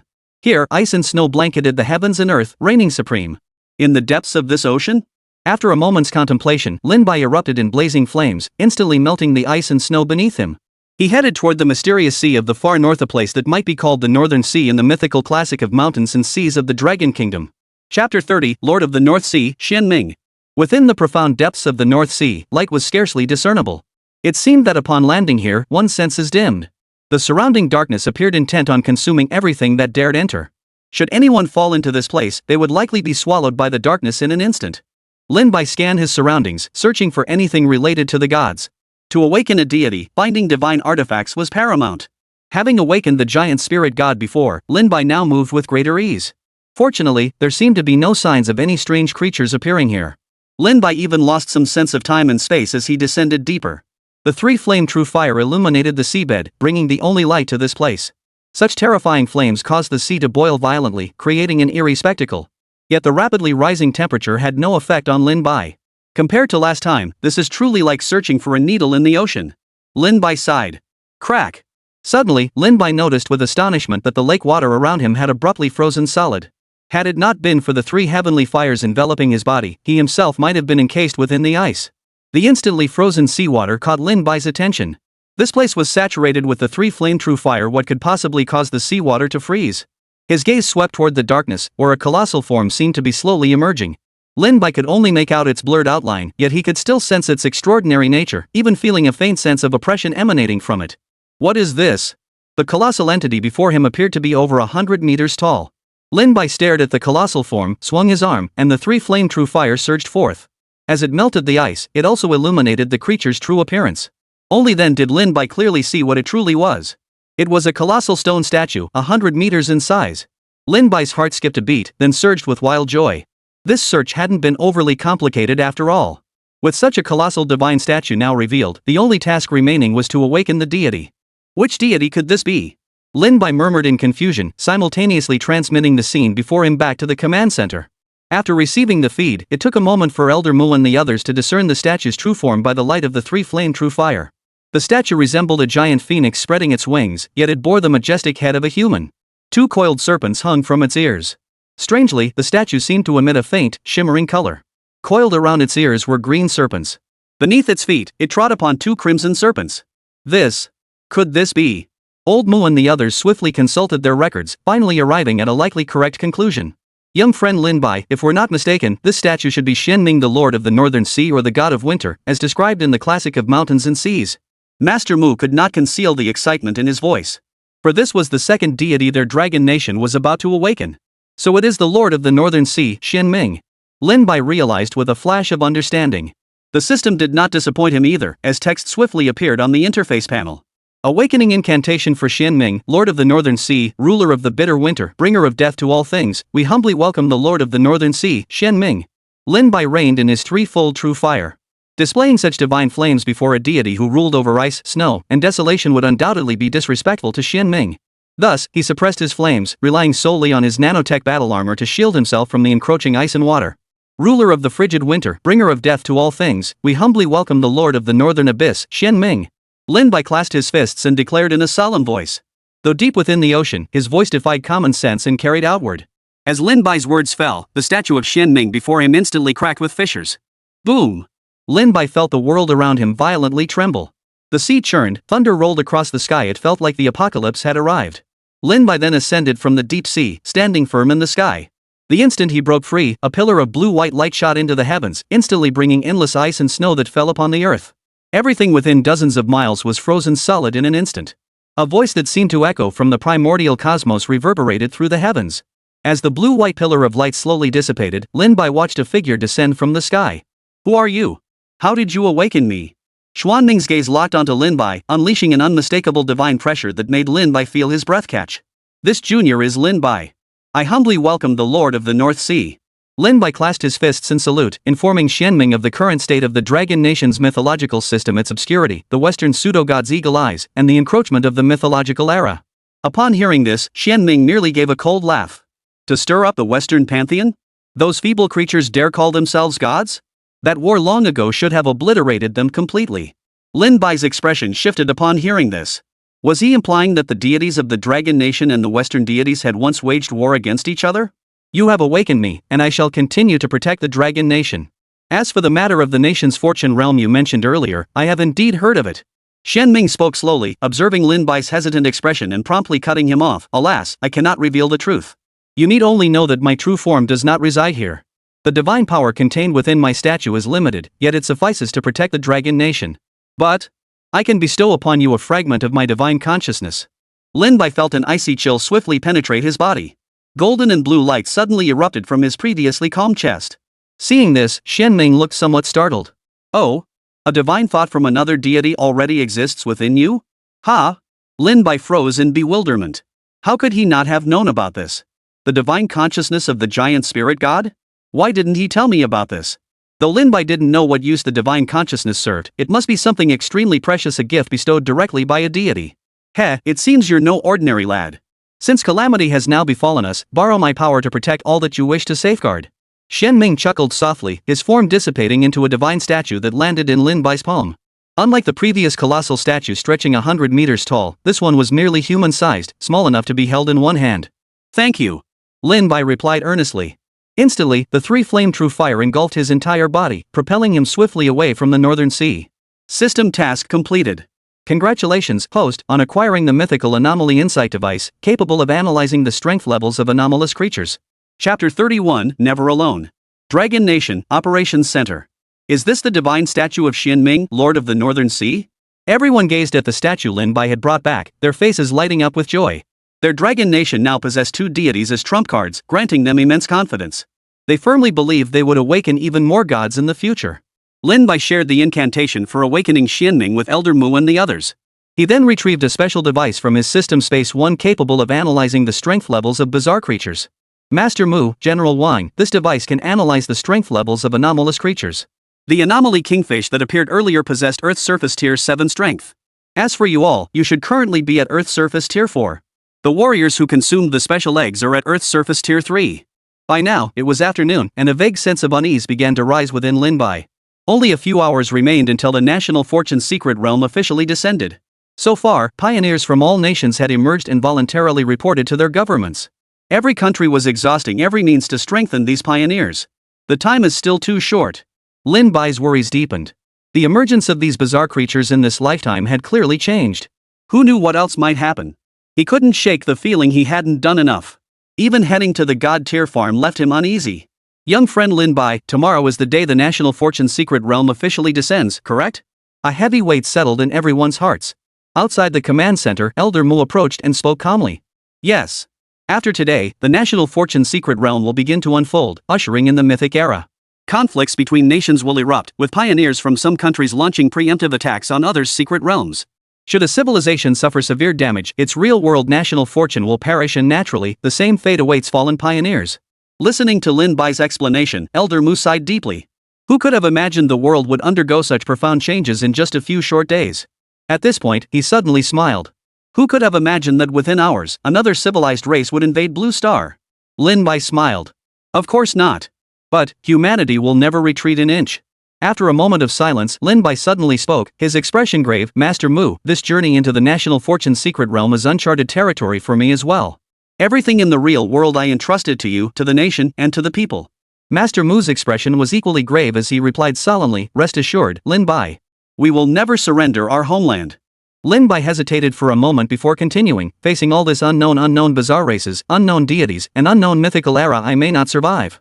If that time truly comes, even in death, I will leave behind sufficient knowledge for the nation. Future generations must know every method to confront the Mythic Era. This legacy shall not be severed, and we shall ultimately greet the dawn. Old Mu's expression hardened, and he opened his mouth to interrupt, but Lin Bai waved him off. I know what you're going to say, Elder Mu. I am prepared. This is my mission since my rebirth. Even if I perish, my knowledge will endure. Humanity will eventually find a way to overcome the Mythical Era. Because we have never given up. Lin Bai gazed into the distance, standing silently in place. As the last rays of sunset stretched his shadow, the fiery orb hung like a star about to plunge from the heavens, destined to fade. What followed would be an endless night. Perhaps, many years from now, people will sing of this magnificent war. If sacrificing just one person could eradicate the mythical age entirely, how wonderful that would be. 1,000 thoughts swirled through Lin Bai's mind, but in the end, two aged figures emerged, his father and mother. He simply couldn't bring himself to abandon them. Xiao Bai. A soft voice called out from behind him. Lin Bai turned his head and froze in place. Under the setting sun, his parents, Mu Linger, Old Mu, Wang Weigua, and others stood behind him, gazing at him. Behind them stood every soldier from the combat center. They looked at Lin Bai, saluted solemnly, and shouted in unison, rest assured, team leader. We will protect the Dragon Nation. The last time he had looked back, his parents had stood behind him. This time, behind him stood not only his parents, but the entire nation. He was never alone. Lin Bai, you have never been alone. We are all with you. Old Mu murmured softly. You are the Prometheus who leads humanity in search of the flame of hope. You must return safely. Mu Linger's voice was soft, suppressing complex emotions, but she soon let them go, turning instead to offer Lin Bai a gentle smile. Xiao Bai will be waiting here for your return. Lin Bai's parents stepped forward and embraced him. Lin Bai smiled, tears welling in his eyes as he gazed at his parents and the crowd. In this moment, he would hold nothing back. To fight for humanity to the very end for the sake of the parents, the people, and the nation standing behind him. The setting sun plummeted, and night descended. Lin Bai sat cross-legged high above, the Dao flower formed from the three-flame true fire coalescing in the sky. It gathered the slightly sparse spiritual energy between heaven and earth, while the three-flame true fire burned through space, warping it. Below, all eyes were fixed upon Lin Bai. The three-flame true fire illuminated his body until he appeared as pure radiance, his form nearly invisible to the naked eye. In that moment, they all chose silence. They all knew that this man, the first pioneer of the Dragon Nation, the formidable leader of the mythic Apocalypse Squad who had slain bizarre creatures, and the true core of their group during this period, was about to step into that unknown space. He would bear the weight of all calamity for the Dragon Nation, fighting for its very survival. They prayed for him, wishing for his safe return. Boom! The flower of the Great Way bloomed, showering countless beams of divine light. Amidst the surging flames, Lin Bai's overwhelming aura erupted, transforming into a tidal wave of fire that surged skyward. At this moment, his already peak-level aura surged once more, breaking through the barrier like an oceanic force, propelling him into the 8th tier of the Earth's surface realm. It seemed that in this very instant, the mythical era had truly dawned. National Fortune Secret Realm activated. Pioneers shall enter to select their initial civilization for development. The voice, as authoritative as a divine law, echoed across the heavens. Lin Bai opened his eyes, casting one final, lingering glance at the crowd below. Then, the three-flame true fire erupted skyward, streaking like a bolt of light toward the heavens. The space above rippled, then vanished without a trace. Chapter 32, Entering the National Fortune Secret Realm, Civilization Development begins. All eyes fixed upon that fiery streak in the night sky. In that moment, each person held unwavering faith that this light would illuminate human civilization amidst the boundless darkness. They watched Lin Bai until he vanished completely. National Fortune's secret realm connection established. High above, the voice resounded once more. As the words fell, an extraordinary data panel seemed to materialize before everyone's eyes. It was ethereal, imperceptible to others, yet it appeared before them. This must be what Lin Bai mentioned, the ability to monitor the National Fortune's secret realm at any time. The group recalled Lin Bai's instructions. It appears to be a massive platform encompassing all of Dragon Nation. From what I briefly observed, only Dragon Nation citizens are speaking. But, we can see the secret realm footage from other nations, yet we can't speak. Mu Linger's delicate brows furrowed slightly. This meant other nations could also see their Dragon Nation's secret realm footage. She wondered if such publicly accessible visual information might lead to unforeseen complications. No need to worry. After all, we possess a device to contact Lin Bai. Though we can't reach him anytime, anywhere, if we can gather everything happening within the secret realms of other nations' civilizations, we can collectively relay it to him. He understands the national destiny's secret realm better than we do. He will surely find a way to resolve this. Old Master Mu stepped forward and addressed his granddaughter. Seeing the worry etched across Mu Linger's lovely face, he sighed softly. He knew that his once proud granddaughter had finally developed feelings beyond her usual detachment. Yet her feelings might well remain unfulfilled. Old Master Mu saw it clearly. He understood Lin Bai's heart. These feelings might never find a place within it. The weight he carried was immense, and the scale of his concerns was vast. Naturally, he had no room for romantic entanglements. Dragon Nation Netizen. The National Fortune secret realm has truly opened. Let me see who our Dragon Nation's pioneer is? Dragon Nation Netizen. Yeah, pioneers from other nations have already stepped forward, but we still haven't heard anything about Dragon Nation's pioneer. Does the nation even know who that person is? Dragon Nation Netizen. The descent of the National Fortune secret realm signifies the mythical era has fully arrived, doesn't it? Dragon Nation Netizen. Who knows what tomorrow will bring? Real-time messages flashed before everyone's eyes. These were all comments from fellow Dragon Nation citizens, none of whom knew the identity of their nation's mysterious pioneer. The nation had indeed not publicly revealed Lin Bai as its first pioneer. Thus, the public only knew him as the leader of the mythical apocalypse task force, possessing formidable power to slay bizarre creatures, unaware he had now entered the National Fortune secret realm. Should we inform the public about this? Wang Weiguo looked toward Elder Mu, seemingly seeking his opinion. He is a true hero who deserves to be known by all. If human civilization still has a future chapter, he will undoubtedly be its most profound entry. Old Mu spoke. The others silently agreed, nodding in acknowledgement of Elder Mu's perspective. If human civilization truly had a future and emerged victorious from this war against the mythical era, then Lin Bai would undoubtedly be hailed as the pioneer of human civilization. His achievements would surpass those of every person in human history. Enough. We have our own duties to fulfill. We must not betray his legacy. God-tier farm activation successful. Congratulations, host, on entering the National Fortune secret realm. The God-tier farm is now officially open. Current farm level, Tier 1. Elevating the Divine Farms level will unlock new regions, new creatures, and new items in the farm store. Host, continue managing the farm and await system quests. Note, the National Fortune secret realm faces constant threats from mythical and bizarre creatures, as well as the emergence of special secret realms. What opportunities you can seize depends entirely on your abilities. Lin Bai felt the surrounding space ripple, and in the next instant, he truly materialized within this familiar divine tier farm. Though he had visited this place several times before, those had been mere mental journeys. This time, however, his physical body had arrived here as well. This is the first time the system has ever said so much. Lin Bai walked toward the divine grade farm and entered the familiar wooden hut. Previously, he had only sensed the dense spiritual energy of this realm through his consciousness. Now, however, Lin Bai felt his flesh and blood become intensely thirsty, constantly absorbing the spiritual energy from the surrounding world. This peculiar transformation caught Lin Bai's attention. He crossed his legs and sat down. It seemed that once the dense spiritual energy entered his body, it swiftly integrated into his flesh and blood, fortifying his physical form and making his aura feel more solid and concentrated. Moments later, Lin Bai opened his eyes, sensing his aura had grown several degrees denser and more powerful than before. So that's how it is. Since my physical body arrived at this divine grade farm, it has been actively absorbing the surrounding spiritual energy to consolidate my cultivation. After all, my previous cultivation relied solely on mental practice and divine artifacts. Even though my mental power had reached Earth surface grade 8, my physical body had never reached this level. Since that's the case, let me solidify my cultivation completely. Lin Bai spread his palm, and divine flames blossomed. It was the threefold true fire. The flames swiftly enveloped his entire body, tempering his flesh with their searing heat. Though enduring the agony of extreme temperatures was necessary, it would forge his physical form into something far more formidable. Only through this could his cultivation avoid complications. If he pursued spiritual cultivation without restraint, his physical body would eventually be unable to endure, collapsing completely. I wonder what expressions the folks back in the Dragon Kingdom would have if they saw me farming in there. Meanwhile, back in the real world, the public finally gained access to the actual conditions within the National Fortune secret realm. Some curious netizens from the Dragon Kingdom began tuning into the secret realm footage from other nations. The first nation they witnessed was Tianzhu. Tianzhu's fully armed pioneers entered the realm and selected their foundational civilization naturally, Tianzhu's proud pantheon of deities. A golden light descended upon the land, accompanied by Buddhist scriptures. A figure filled the heavens and earth, silently reciting sutras with hands pressed together, speaking eloquently as Buddha's light illuminated the land, establishing the first civilization. In an instant, the communication zone of the Dragon Nation's secret realm erupted with discussion. Dragon Nation netizen, I know. That's Shakyamuni Buddha. India has indeed chosen the divine system. Dragon Nation netizen, I wonder if our nation's pioneers will choose the divine system.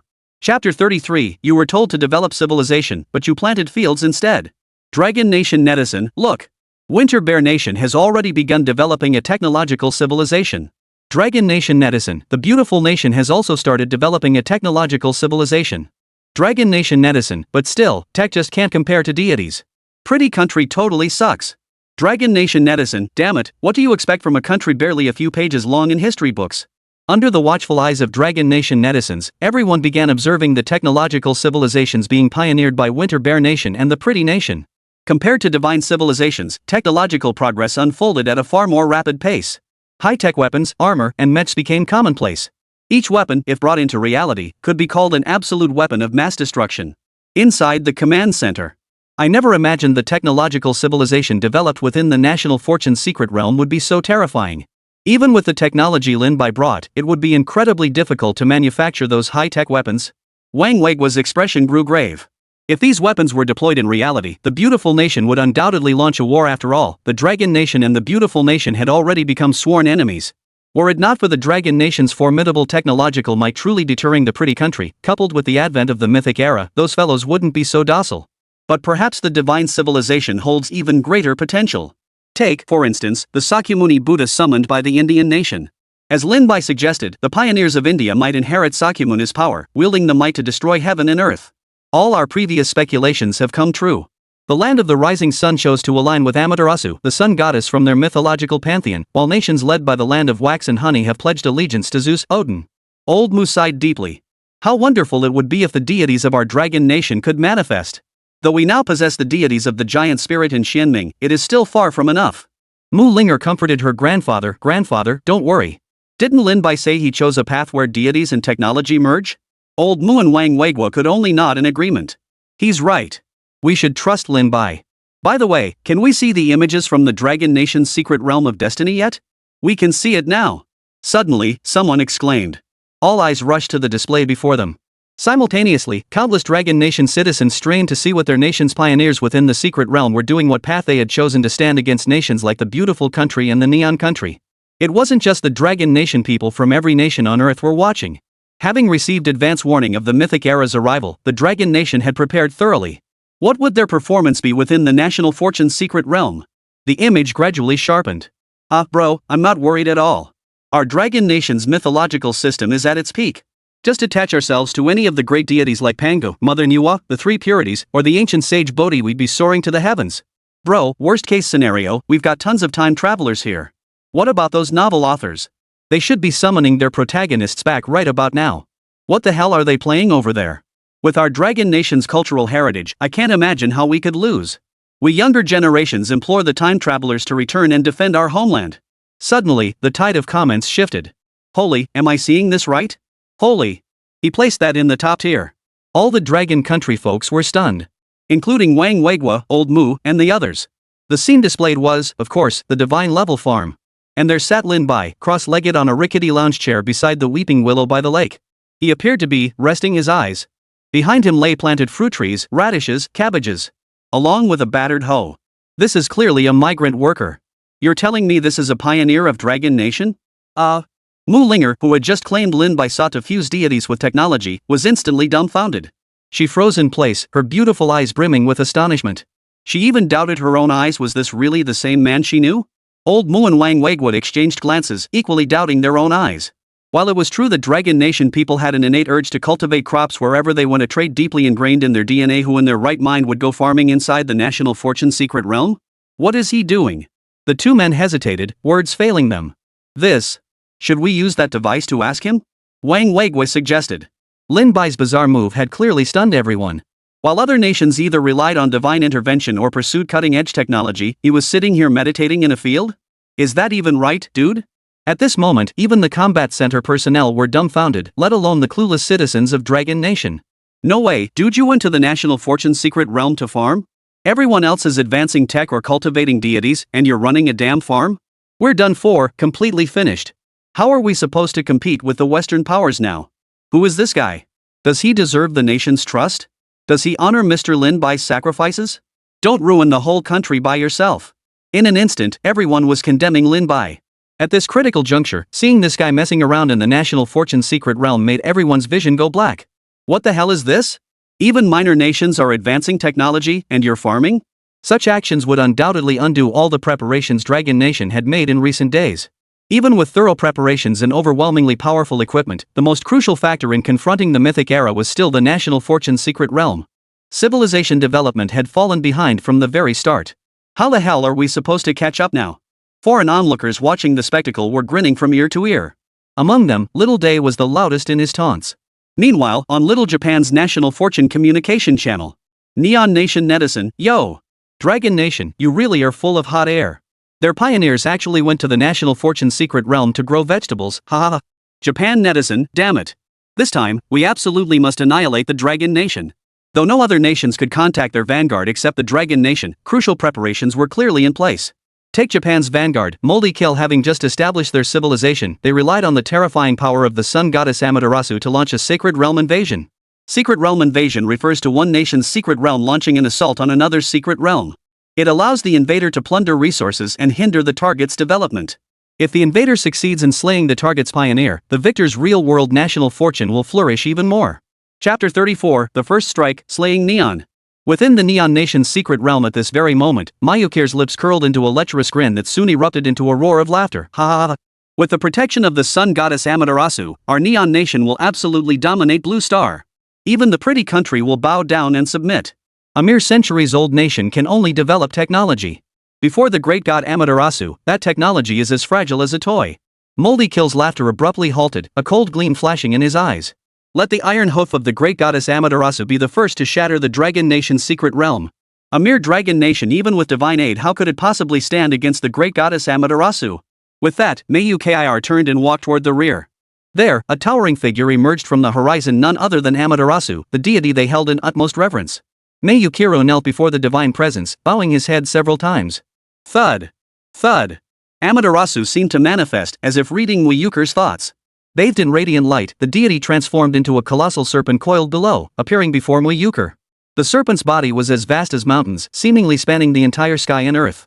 Its eyes glowed a blood-red light, emanating a thick, bloody aura.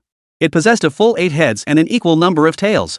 But the most terrifying sight was the horrific wound on the serpent's belly, a festering, gaping wound that bled incessantly. This. Could it be Lord Yamata no Orochi? Moldy Kill's eyes blazed with excitement. Who would have thought Amaterasu would directly dispatch Yamata no Orochi? In the midst of their land of the rising sun, Yamata no Orochi was known as Yamata no Orochi, an immensely powerful being ultimately slain by another deity from their pantheon, Susanoo no Makoto. It is merely a phantom form, yet it will shatter the Dragon Nation's secret realm with ease. Go forth. A deep voice echoed from the heavens, reverberating across the land. It was the command of the sun goddess Amaterasu, clearly intended to grant Mayukil sufficient power to confront the Dragon Nation. She had directly dispatched a phantom form of Yamata no Orochi. Though merely a phantom, the mountain-like aura it unleashed was still devastating enough to destroy heaven and earth. This greatly boosted Mayukir's confidence. He was certain he would become the hero of the land of the rising sun and annihilate the Dragon Country's secret realm. Real-world, Dragon Nation's secret realm communication channel. Damn it, these little bastards have no shame. The Yamata no Orochi is considered a deity? It's just a worm that got kicked out of our Dragon Nation. Who knew Neon Nation would launch a direct secret realm invasion? What the hell are we supposed to do now? Japan must have planned this ages ago. But where do these bastards get their confidence? A mere Amaterasu? She's nothing. If it weren't for our Dragon Nation having a moronic pioneer, we wouldn't fear you. Sigh. All the preparations our nation made, ruined by this fool. How did someone like him even get chosen as a pioneer? Regardless, we can't give up. Even if our Dragon Nation's secret realm needs rebuilding, we'll find a second pioneer. With our nation's thriving mythological system, we'll turn this around. Exactly. Even if our national fortune suffers, we will never surrender. Together, we will resist the mythical and bizarre creatures. The Dragon Nation's citizens buzzed with discussion across the communication channels. Though the mere Yamata no Orochi scarcely qualifies as a deity and certainly not this shadow form summoned by that moldy Yerkil, they doubted Lin Bai, currently farming and meditating, could handle this crisis. The enemy is at our doorstep and you're still farming? Westerners who had come to peek at the screen were also thrilled, each hoping Japan would destroy the Dragon Nation as soon as possible. Now that the national fortune secret realm had just descended, nearly every nation prioritized the steady development of their civilizations. But who knew Japan would be this bold? Throwing caution to the wind, they'd launched a national fortune secret realm invasion. That brainless fool. But this suits us well, let him test the true strength of the Dragon Nation for us. What secrets does this farm truly conceal? Or is it all just smoke and mirrors? The United States High Command closely monitored this impending secret realm invasion. Naturally, they hoped the Dragon Nation would suffer. Unfortunately, they couldn't communicate directly with the pioneers. Otherwise, they might have orchestrated a joint invasion by the pioneers of the beautiful country and the pioneers of the Neon Nation. By then, no matter how powerful the Dragon Nation might be, it would likely be in grave peril. Dragon Nation, Operations Center. This won't do. Lin Bai mentioned earlier that we can only contact him during specific windows. Right now, we have absolutely no way to reach him. Wang Weiguo looked troubled as he turned to old Mu, momentarily at a loss for what to do. That bastard Lin Bai hadn't given them any warning at all. At first glance, you'd think he'd gone off to farm in the National Fortune secret realm. Whoever showed up would be completely blindsided. Lychees? How am I supposed to deal with lychees? Japan is about to launch a secret realm invasion. Does Lin Bai truly have a way to handle this crisis? Out of trust in Lin Bai, old Mu and Wang Weiguo chose to believe him. They didn't think he'd act so recklessly. Perhaps Lin Bai was truly playing with abstract concepts? Everyone held their breath. Everyone understood the importance of the National Fortune secret realm. But more crucially, without Lin Bai, there would be no such powerful Dragon Nation. Without him, Dragon Nation would be caught off guard by the Mythic Era just like any other nation in this world. Online discussions about this matter are already spiraling out of control. Should we manage the public discourse? Old Mu inquired. Contact higher-ups. Publicly reveal Lin Bai's identity as a pioneer. He's sacrificed so much for the nation. We know nothing about the National Fortune secret realm. What right do we have to judge his actions? Trust him. He must have his reasons. Wang Weiguo paused to consider before speaking with resolve. Old Mu, Mu Linger, and the others nodded in agreement, fully endorsing Wang Weiguo's stance. At this critical juncture, they maintained absolute trust in Lin Bai. Within the divine grade farm of the National Fortune secret realm. System task issued, the Neon Nation is about to launch an invasion of the secret realm. Eliminate them to receive rewards. Feeling his aura grow incredibly dense, Lin Bai slowly opened his eyes. Hearing the system's mission announcement, he couldn't help but smile. He hadn't expected that the moment the National Fortune secret realm descended, those little troublemakers would already be itching to act. Come on in. The first strike will fall upon your nation's fortune, Neon Nation. Chapter 35, Sword Light Severing All. Within the Neon Nation's secret realm, Mayukir was enveloped in radiant light. Behind him loomed the colossal Yamata no Orochi, as vast as a mountain range. As the vanguard within the National Fortune secret realm, Mayukir naturally held the authority to initiate this invasion. Boom! Space itself seemed to tear apart in that instant. The serpent's phantom form roared skyward, its cry carrying the force of law itself. With overwhelming dominance, it charged toward the fractured void. In the real world, everyone who witnessed this scene felt their hearts leap into their throats, especially the people of the Dragon Nation. With Mayukir's move, the secret realm invasion had officially begun. But how would their Dragon Nation's pioneer, still farming away, face this crisis? Within the god-tier farm, celestial and terrestrial energies swirled high above, coalescing into a vortex that descended into Lin Bai's body. At that moment, a faint radiance shimmered across his skin. His Earth Realm 8th tier aura solidified further, becoming unbreakable. After such a long period of time, the strength he had previously cultivated was finally solidified. From now on, Lin Bai's power would advance without any constraints. He possessed a foundation strong enough to support his growth. Are they here? Lin Bai opened his eyes, a cold glint seemingly bursting from within. The secret realm space ahead trembled violently. The surrounding space shattered like glass, revealing a colossal shadow that obscured the heavens and earth. Gazing at the colossal eight-headed, eight-tailed beast, Lin Bai let out a cold laugh. So you've sent the Yamata no Orochi? But judging by the looks of it, it's merely a phantom. Well then, Neon Nation. I'll just have to thank you for this grand gift. A thunderous roar echoed across the heavens and earth, causing the very ground to tremble. Were it not for the unique nature of this place, it would have been a scene of utter destruction. And there, atop the very center of the Yamata no Orochi's head, stood Mythical Era. Ha ha ha ha. The pioneers of the Dragon Nation are actually farming here? Heaven truly favors me. Today, I shall utterly annihilate the Dragon Nation. Moldy Kill caught sight of the god tier farm in the distance. The suppressed smile at the corner of his mouth finally erupted into a roar of laughter. He had assumed the Dragon Nation would at least make adequate preparations, but who would have thought they would abandon resistance here and come to farm?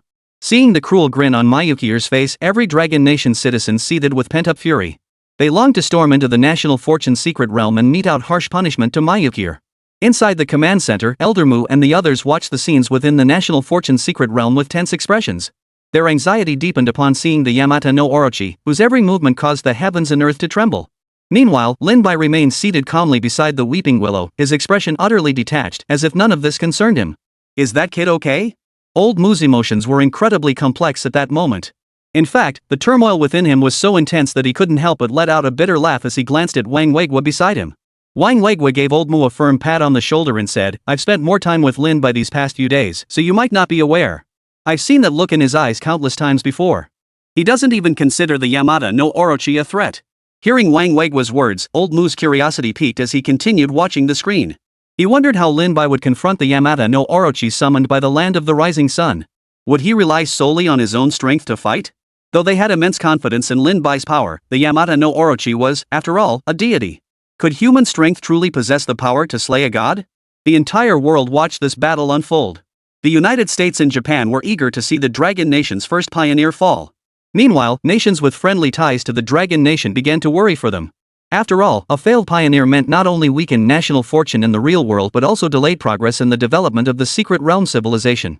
Ultimately, they might not even survive the invasion of mythical and bizarre creatures. It's up to him now. Mu Linger's beautiful eyes fixed intently on the situation within the National Fortune secret realm. She believed Lin Bai couldn't possibly be unprepared. Yet the Yamata no Orochi had clearly already entered the Dragon Nation's secret realm. What on earth was he still waiting for? As the invasion of the secret realm erupted in full force, Lin Bai finally made his move. He gazed toward the direction of the Yamata no Orochi and Mythical Era, then calmly plucked a willow branch from a nearby weeping willow. The Dragon Nation citizens witnessing this move felt their hearts sink. Dude, seriously? At least put up a fight? What the hell are you doing with that willow branch? Waving a white flag or something? Is he gonna tear off a white cloth next? What a disgrace to our Dragon Nation. Even if we die in battle, we should die with honor. Who is this man? The state must thoroughly investigate his ancestors for 3 generations. Never imagined we'd lose this secret realm invasion over something like this. Hurry up and send the second pioneer. Across the Dragon Nation's secret realm communication channels, all voices condemned Lin Bai. Mao Lao, Wang Weigua, and the others watched the scene with helpless resignation. All they could do was hope Lin Bai truly had some hidden trump card up his sleeve. The Yamata no Orochi's attack was gathering momentum, poised to obliterate the god tier farm at any moment. Roar! True to expectations, under everyone's gaze, colossal power began gathering within the Yamata no Orochi's maw, nearly obscuring the heavens and earth. The blood-red light erupting from its body bathed the sky in crimson, painting a scene of apocalyptic doom. The serpent's crimson pupils reflected bloodlight as they locked onto Lin Bai. Its attack transformed into streaks of light, flashing across the sky as it hurtled toward him. The smile on Myuki's face took on a sinister edge. At last, he had the chance to trample the Dragon Nation underfoot. Die, first pioneer. Our Neon Nation reigns supreme. Moyuker roared. Bloodlight dyed the sky crimson, yet Lin Bai merely swung the willow branch. With a flick of his finger, he flung it forward. A flash of azure light erupted as the willow branch soared through the air, instantly ripping open the fabric of space. Countless dazzling sword lights weaved forth from the torn void, radiating across the entire expanse like the warp and weft of the universe. Each sword light possessed the power to sever all causality, leaving the Yamata no Orochi nowhere to hide as they surged toward it. Boom! The sword's light hummed, shattering the Yamata no Orochi's attack with unmatched force. Then, like a flash of divine judgment, it descended upon the serpent's entire body. In that moment, space seemed to freeze, and the massive body of the Yamata no Orochi froze with it. The intertwined sword light reverberated throughout the heavens and earth. Chapter 36, Secret Realm Invasion Fails, Neon Nation Struck by Catastrophe. Even the illusory form of the Yamata no Orochi, possessing true divine power, was utterly cowed by the sword light blooming across the heavens. In that instant, an overwhelming aura of death filled its heart. The serpent sought to flee, but it was utterly futile. A blade of light swept through, severing its head. Blood spurted skyward as the Yamata no Orochi was decapitated. Another sword beam struck first, followed by the interwoven blades filling the sky, shredding both the head and tail of the Yamata no Orochi into mincemeat. Clearly, the barrage of swordlight was far from over. Before the Yamata no Orochi could even unleash its divine power to escape this space, the swordlight roared like a tsunami, instantly engulfing the serpent. The next instant, the sky turned crimson as the Yamata no Orochi was blasted into a cloud of blood mist. And Mayukeir, the first pioneer of the Neon Nation, was reduced to nothing but ashes. In the final second before turning to ash, terror flickered in the eyes of that ill-fated pioneer of the land of the rising sun, but it was too late. Only then did the swirling blades gradually dissipate, reverting to the single willow branch that fell back into Lin Bai's hand. Utterly pathetic. Lin Bai sneered with disdain. Host successfully eliminated the Neon Nation pioneer. Reward obtained, the Diamond Heart Immortality Technique. Upon mastery, the physical body becomes indestructible, capable of reincarnating the soul. The system's voice echoed in his mind. From the heavens above, the law-like voice that had previously echoed across Blue Star resounded once more. Dragon Nation Pioneer slays Neon Nation Pioneer. Neon Nation's secret realm invasion fails. National fortune weakened. The real world will soon face a natural disaster. Dragon Nation receives reward, national fortune flourishes. All citizens within Dragon Nation possessing dragon bloodline gain a 30% enhancement to physical constitution. Lin Bai was somewhat surprised. After all, in his previous life, the Dragon Nation had rarely triumphed in secret realm invasions. He hadn't known what rewards victory might bring, but now it seemed this reward was exceptionally generous. Not only did it weaken the nation's fortune of the Neon Country, but it also brought prosperity to the Dragon Country, enhancing the physical constitution of all its citizens by 30%. The national fortune secret realm truly is humanity's sole hope for overcoming the mythical era. To think it could bring such immense enhancement to the real world, a 30% physical enhancement provides the most solid foundation for everyone to possess the strength to confront mythical and bizarre creatures. Lin Bai's heart swelled with joy. In this lifetime, the Dragon Nation had finally achieved its first great victory within the national fortune's secret realm, and it would certainly not be its last. As humanity gained more rewards from the secret realm of national fortune, they were no longer powerless against the bizarre creatures. Besides the 3 flame true fire, this Diamond Heart Immortality technique should be the second spell I've acquired. An indestructible physical body, rebirth of the soul. Could it be that once my cultivation reaches its pinnacle, to kill me would require a single thought to utterly annihilate me? Otherwise, I could reappear again. Lin Bai's eyes burned with fervor as he settled back into meditation, immersing himself in mastering the newly acquired Diamond Heart Immortality technique. The earlier voice had clearly been heard by all the pioneers. They were still developing their civilization, utterly unaware of what had transpired. Only upon hearing the proclamation did they learn that the Neon Nation had launched a secret realm invasion against the Dragon Nation. And they'd ended up digging their own graves. What kind of overwhelming power is the Dragon Nation hiding? The American pioneer cursed, but recalling the clownish actions of that fool, he couldn't help but sneer. Those Neon Nation fools are brainless. Launching a secret realm invasion so hastily? The Dragon Nation was the first to know of the Mythic Era's arrival. How could they not be prepared? Utterly mindless. Upon hearing this news, the pioneers from other nations reacted with mixed emotions. Though unaware of the specifics, the fact that Dragon Nation could conclude a secret realm invasion so swiftly proved their secret realm was undeniably superior to Japan's. It might even be crushingly superior. At this point, even those who harbored hostility toward the Dragon Nation found themselves compelled to reconsider. After all, they'd heard the punishment for failed secret realm invasions. The real-world nation would face a natural disaster. They could easily imagine what awaited the Neon Nation. That tiny little place, if it really suffered a major natural disaster, the very existence of the entire nation might be in question. Dragon Nation Operations Center. This. Dead silence. Everyone stared in stunned silence at the sky-filling sword light that had decisively slain the Yamata no Orochi, and at the Moyuki who had been reduced to ashes. Their minds and spirits were shaken, each feeling utterly incredulous. What kind of willow tree is that? How could it be so terrifying, slaying the Yamata no Orochi with a single strike? Wang Weiguo was dumbfounded too. His aged face twisted with equal parts shock and delight before erupting into a hearty laugh. Excellent. Well played. I knew this kid had something up his sleeve. Who'd have thought that inconspicuous willow tree beside him possessed such terrifying power? Ha! Seems our worries were unnecessary. He always pulls something unexpected out of his sleeve. Now I'm actually looking forward to seeing the expressions on those little bastards' faces. At that very moment, the entire nation of Neon fell into a deathly silence.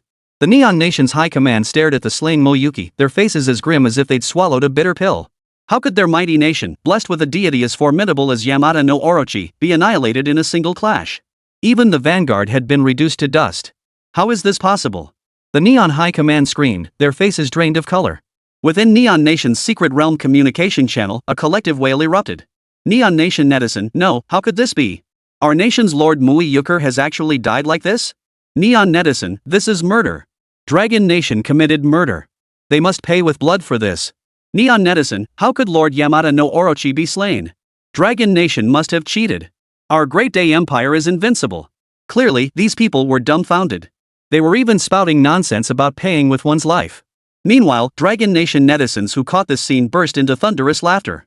Any doubts they'd harbored about Lin Bai vanished completely in that moment, replaced by profound repentance. Holy crap! My apologies, Pioneer. I admit I spoke too loudly just now. Farmers are this badass nowadays? So cool, casually slaying the Yamada no Orochi with a single strike. Well done. Who says farming is useless? This guy's farming is amazing. So satisfying. Just keep farming like this, silent as a mouse. Well, I mean the enemy stays silent. Chapter 37, Nationwide Jubilation, Ruined Little Life. Meanwhile, an official announcement from Dragon Nation sent the crowd's excitement into overdrive. The brief statement revealed that the pioneer who had ventured into the secret realm was none other than Lin Bai, leader of the Mythical Apocalypse Task Force. The shock of this dual identity, combined with the awe from Lin Bai's earlier single-handed slaying of the Yamada no Orochi, sent the entire Dragon Nation into jubilation. To have such a pioneer among them was their fortune. Those who had previously doubted or insulted Lin Bai instantly hung their heads in shame. We should never have doubted the pioneer fighting for our Dragon Nation. Witnessing the swift reversal of the situation, the Dragon Nation's high-ranking officials breathed a sigh of relief. They felt nothing but exhilaration at Lin Bai's actions in slaying both the Yamada no Orochi and Mayukuru with a single strike. Especially after learning the punishment for the failed invasion of the secret realm, they felt even more gratified. That tiny little neon country? They didn't think it could withstand more than a few natural disasters. Keep an eye on the Neon Nation. Let's see what kind of natural disaster they'll face. Someone chuckled. Under the close watch of Dragon Nation and nations worldwide, a terrifying hurricane of unimaginable scale materialized out of thin air over the Neon Nation's waters. It was nearly the largest hurricane humanity had ever detected, and it bore directly toward Neon Nation with devastating intent. Boom! The sky darkened as seawater was whipped into the air by the hurricane. Like a roaring beast poised to trample the land, the storm arrived with such suddenness that no defenses could be mounted. In an instant, it made landfall. The nation's already fragile housing structures were torn apart instantly. Even the sewage they had recently pumped out was churned up by the hurricane and forced into everyone's mouths. No! Run!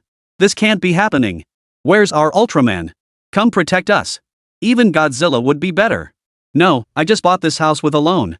Before such terrifying natural disaster, humans were as insignificant as ants, mercilessly swept away by the hurricane and vanishing without a trace. The terrifying hurricane engulfed everything in its path, devouring all in its wake. The earth cracked open, fissures appearing as cities crumbled. The hurricane's fury showed no sign of abating, seemingly intent on sweeping across the entire land of Neon. No! How could this happen? The nation's high-ranking officials collapsed to the ground, utterly defeated. Such a terrifying hurricane meant their nation was already half-crippled, even without any bizarre creatures invading. They simply possessed no means to withstand such a hurricane. Or rather, even if they did, they were utterly helpless. Clearly, this was no natural disaster. It was the punishment for losing the secret realm invasion, inevitable and inescapable. At the same moment, nations across the globe received Japan's distress signal. LOL, they can't even handle this? Weren't they acting all cocky before? Ha ha ha, I hereby declare Lin Bai my idol starting today. So badass. Single-handedly crippled the Neon Nation. From a human perspective, I naturally hope human civilization can withstand this mythical apocalypse. But Neon Nation? Are those bastards even human? Hope the pretty country's pioneers turn out to be as ungrateful as the Neon country, only to be cut down by Lin Bai's sword. This is hilarious, the government offering humanitarian concern and greetings at a time like this. Everyone, go check it out. Sure enough, countries around the world sent their condolences to the land of the rising sun, but it was all just empty words. This salt-in-the-wound tactic had everyone roaring with laughter, utterly satisfying. The Neon Nation's high-ranking officials wore grim expressions. With the hurricane bearing down, they had no choice but to abandon their opulent offices and seek refuge in the basement. This day would indeed be unforgettable for the Neon Nation. In the real world, no gods descend. No one could save them. The hurricane swept across the Neon Nation, only dissipating once it returned to the sea. The sky cleared instantly, leaving behind a devastated Neon Nation. Such devastation was nothing short of catastrophic for the land of Neon. The second pioneer of the land of Neon is about to emerge. The announcement echoed from the skies above.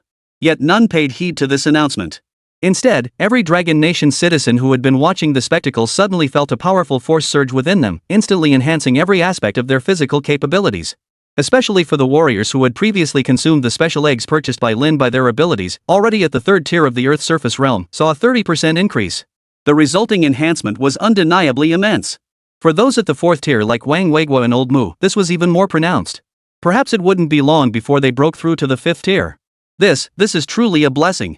The physical capabilities of every citizen have increased by 30%. Our warriors now possess even greater strength. There is hope for our nation. Old Mu's face flushed crimson, his voice trembling with excitement as he struggled to contain his surging emotions. Have you noticed? Since the mythical era descended, though those bizarre creatures haven't reappeared, spiritual energy has begun surging through the heavens and earth. We must seize this moment to strengthen ourselves. Wang Weiguo stepped forward and spoke solemnly. Yes, we must not let that young man down.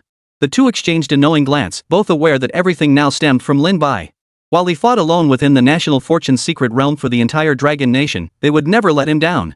They would not betray his trust. I feel like I could punch a cow to death right now. Guys, the Xi-Chuang that's been bugging me for years is finally fixed. I literally pried it out. Dude, that's kinda gross.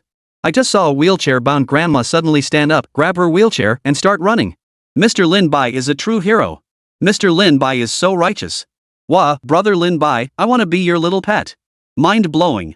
Wang Weiguo and the others stared at the messages flooding the communication channel, feeling both amused and exasperated. But then Mu Linger hurried over.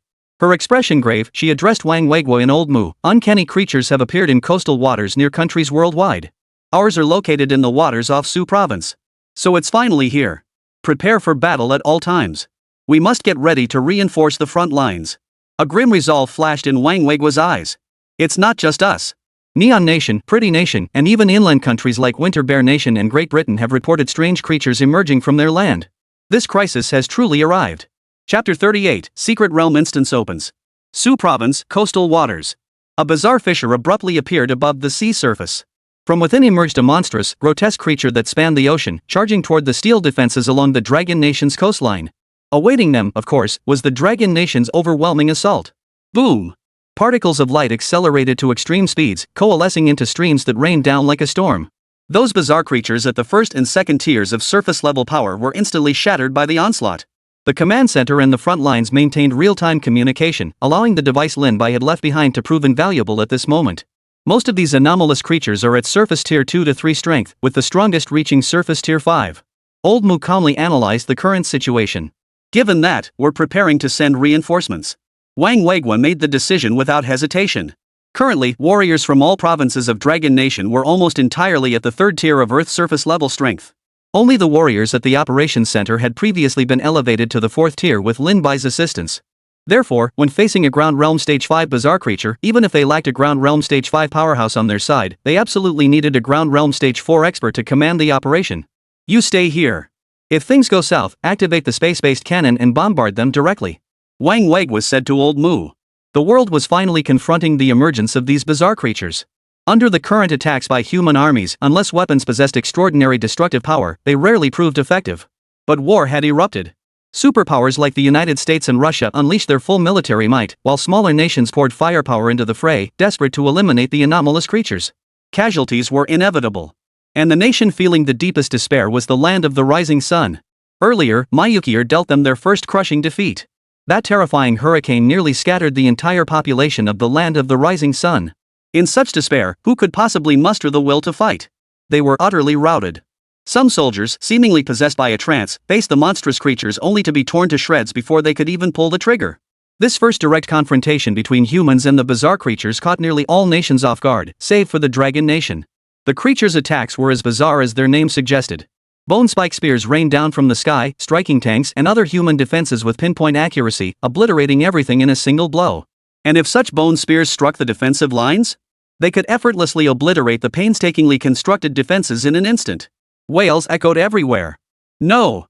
Why doesn't our nation possess the formidable strength of Dragon Nation? Iron Man, save me! Godzilla, save me! Digga! Within the secret realm of national destiny, Lin Bai remained unaware of the unfolding events in the real world. Yet, judging by his suspicions, the bizarre creatures must have truly emerged. He wondered if the Dragon Nation, with its current strength, could withstand this apocalyptic flood. It's a pity I can't return to the real world at will. Otherwise. Lin Bai sighed. Though the early stages of the Mythic Era wouldn't bring forth the most powerful strange creatures, those beings were terrifying nonetheless, truly bizarre entities possessing myriad means of transformation. They feared neither light nor heat, nor did they dread the cold. They could submerge in water, walk on air, briefly become invisible, or even undergo temporary berserk transformations. Compared to such creatures, humans were as fragile as paper. Golden patterns flickered before Lin Bai. Within the realm of the god tier form, he possessed an abundance of spiritual energy. Cultivating the invincible Vajra technique came naturally to him. Lin Bai let out a light shout. Golden patterns rapidly coalesced on his body surface, forming a layer of seemingly indestructible crystal that completely enveloped him, his blood energy surging to its peak. This, of course, was merely the initial form of the invincible Vajra technique. Lin Bai could only master it to this extent for now. As his strength grew, so too would his command over it. Ultimately, he would attain a truly indestructible body. The National Fortune Secret Realm instance has opened. National Fortune pioneers may enter to claim rewards. Higher level instances offer richer rewards. Instances 1 through 3 are now accessible. The voice of the Imperial Edict sounded once more. Lin Bai rose to his feet, unsurprised it had been the same in his previous life. Within the National Fortune Secret Realm, a unique passage would manifest connecting directly to the true mythical era. This was no treasure trove, but a mysterious realm teeming with bizarre creatures. In his previous life, pioneers had perished within it. But Lin Bai knew the rewards within were undoubtedly immense. It even led to peculiar spacetime realms, and temporary connections could form between two National Fortune secret realms. If my memory serves, in my previous life, the pioneer from the kingdom of Tianzhu harnessed the power of Shakyamuni Buddha within this secret realm instance. He obtained the Buddha's Dharma image capable of projecting into the real world, utterly crushing the bizarre creatures for a full half-month. Lin Bai murmured to himself. Undoubtedly, the rewards here were incredibly generous. Yet it was equally clear that as the instance level increased, its difficulty would skyrocket. But no matter what, he was determined to venture in. Lin Bai rose to his feet. Taking precautions, he snapped off a willow branch and clutched it in his hand as he approached the entrance to the secret realm instance that had appeared before him. The scene before him shifted instantly. The place where Lin Bai stood was no longer the divine tier form, but a desolate, barren land vastly empty and utterly desolate. Is this the secret realm instance? It's a bit different from what I imagined. Lin Bai surveyed his surroundings with remarkable composure. Until a piercing sound split the air. Lin Bai spun abruptly, his willow branch erupting with swordlight, cleaving the bizarre creature that had torn through space behind him clean in two. System task issued, clear the level 3 secret realm instance. The system's voice echoed in his mind just then. Without further thought, Lin Bai advanced forward, willow branch in hand. With only level 3 secret realm dungeons currently accessible, he was determined to be the first to clear it. Pioneers from other nations followed suit, entering the dungeon instances armed with the power they had obtained within their national fortune realms. In the early stages, the gap between technological civilization and divine civilization may not be particularly vast, so pioneers from various nations all aspire to challenge this perilous secret realm instance. But this, clearly, would come at a bloody cost. Chapter 39, Clearing the Level 1 Secret Realm, Abundant Spiritual Energy. After entering the secret realm instance, Lin Bai pressed forward along the soul path. The area was indeed teeming with bizarre creatures, not just the beast-like forms that had appeared thus far. There were humanoid ones too. Are there already humanoid monstrosities here? Lin Bai looked ahead and saw a figure standing there. An eerie black mist swirled around it, obscuring its face. He could only make out a green, ferocious visage and a pair of extremely conspicuous fangs. At that moment, the creature's gaze seemed to lock onto Lin Bai. It moved instantly, a single step accompanied by a howling gale. Its fist struck with a thunderous roar, unleashing a blinding flash of light. Yet Lin Bai merely raised his hand to meet it, shattering the creature's arm with a single blow. Being merely a level 1 secret realm, the strange creature's power wasn't particularly formidable. Even without relying on the willow branch, Lin Bai could still handle it with ease. Even with its arm blown apart, the creature's combat prowess remained undiminished. Its sole remaining hand transformed into a razor-sharp blade, striking toward Lin Bai's vital points. Lin Bai sidestepped the attack, using his own hand as a blade to strike back at the creature. With a thunderous crash, the explosive shockwaves from their collision erupted. Seizing the moment, Lin Bai delivered a punch that shattered its skull. After disposing of the creature, a flash of light appeared in Lin Bai's hand. The willow branch materialized once more. A humming sound filled the air as sword light blossomed across the heavens and earth. Lin Bai advanced within the colossal sword aura, shredding all surrounding bizarre creatures into fragments. Secret realm dungeon of the beautiful country. Damn! What a troublesome creature. Die! The American pioneer, Davis, was now encased in high-tech armor far beyond Earth's current capabilities. Surging tech particles swirled around his body, forming a unique protective shell. Boom! A beam of condensed data particles erupted, piercing the chest of a bizarre creature. Instantly, his armor transformed, forming an exoskeleton behind him equipped with supercharged projectiles. The barrage sent the strange creature fleeing in panic. Meanwhile, the vanguard of Winter Bear Nation likewise crushed their foes with extreme technological superiority. Armor covered their entire bodies, and flight units were mounted on their backs. The heavy armor amplified their strength to the extreme. A single punch was enough to shatter the earth. Meanwhile, in the secret realm of the Heavenly Kingdom, the Tianju Kingdom's vanguard clasped his hands in a Buddhist seal. As he chanted sutras, a palm strike unleashed. Buddhist patterns thundered down from the heavens, coalescing into a colossal golden hand that descended upon the world. Laxi Kingdom followed suit, seemingly channeling the power of Thor himself. Their bodies commanded terrifying thunderbolts, and with a single wave of their hand, the heavens darkened and the earth trembled. The pioneers of smaller nations, however, were not so fortunate.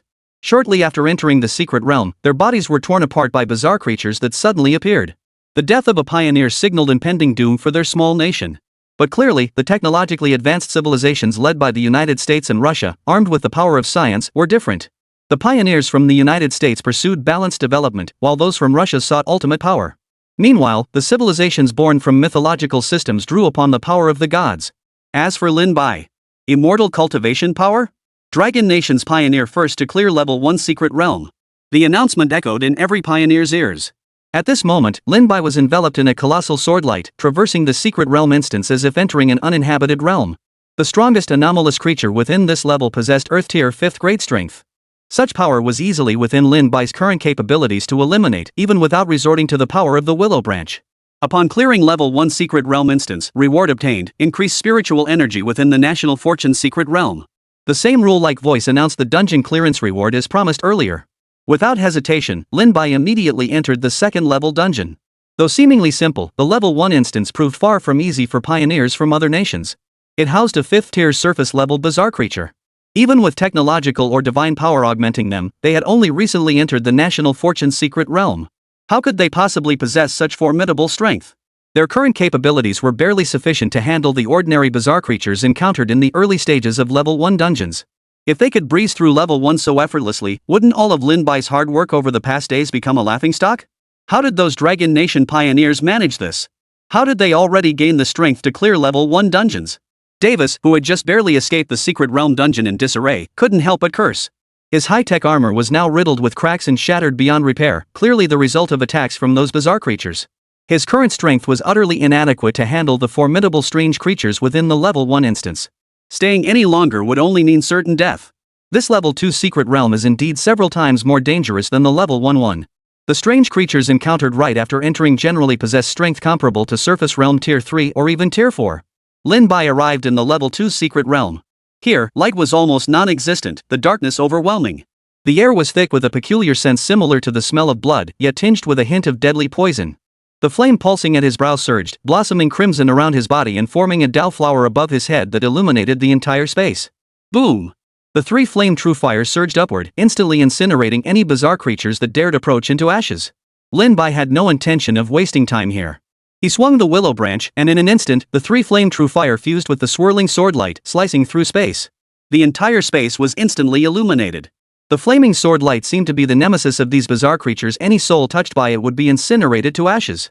It wasn't until Lin Bai reached the end of the level 2 dungeon that he encountered a bizarre creature possessing the strength of a surface level 7th tier being. Surface level 7th tier. Does that mean the guardian of the 3rd tier dungeon has reached surface level 9th tier? Battle intent blazed in Lin Bai's eyes. He clenched his fist, unleashing a powerful aura. Amidst an intense wave of heat, he charged forward. The strange creature clearly sensed Lin Bai's approach and swung a fist of its own, packed with raw, unadulterated force. The collision erupted with a thunderous boom, the shockwave spreading rapidly. The bizarre creature was clearly at a disadvantage. After undergoing a complete recultivation, Lin Bai's cultivation base had long since solidified. Even when facing an enemy of the same Earth level 8th rank, he could annihilate them with unrivaled might. Chapter 40, New Deities, released into the real world. Pioneers of Dragon Nation clear Tier 2 Secret Realm instance. Most of the pioneers who had entered the Secret Realm instance had now returned to the National Fortune Secret Realm, looking somewhat battered. They had all sustained injuries, and some had lost their lives. The death of a pioneer came at the cost of weakened national fortune and the descent of natural disasters. Upon hearing that the Dragon Nation's pioneers had cleared the level 2 instance, the expressions on their faces were nothing short of spectacular. Only those who had experienced it firsthand understood the sheer terror of the bizarre creatures within. Even the level 1 instance was enough to make them hesitate, now let alone the level 2 instance, which was beyond their wildest imagination. The pioneers of the Dragon Nation are so powerful. It seems we cannot confront them in the near future.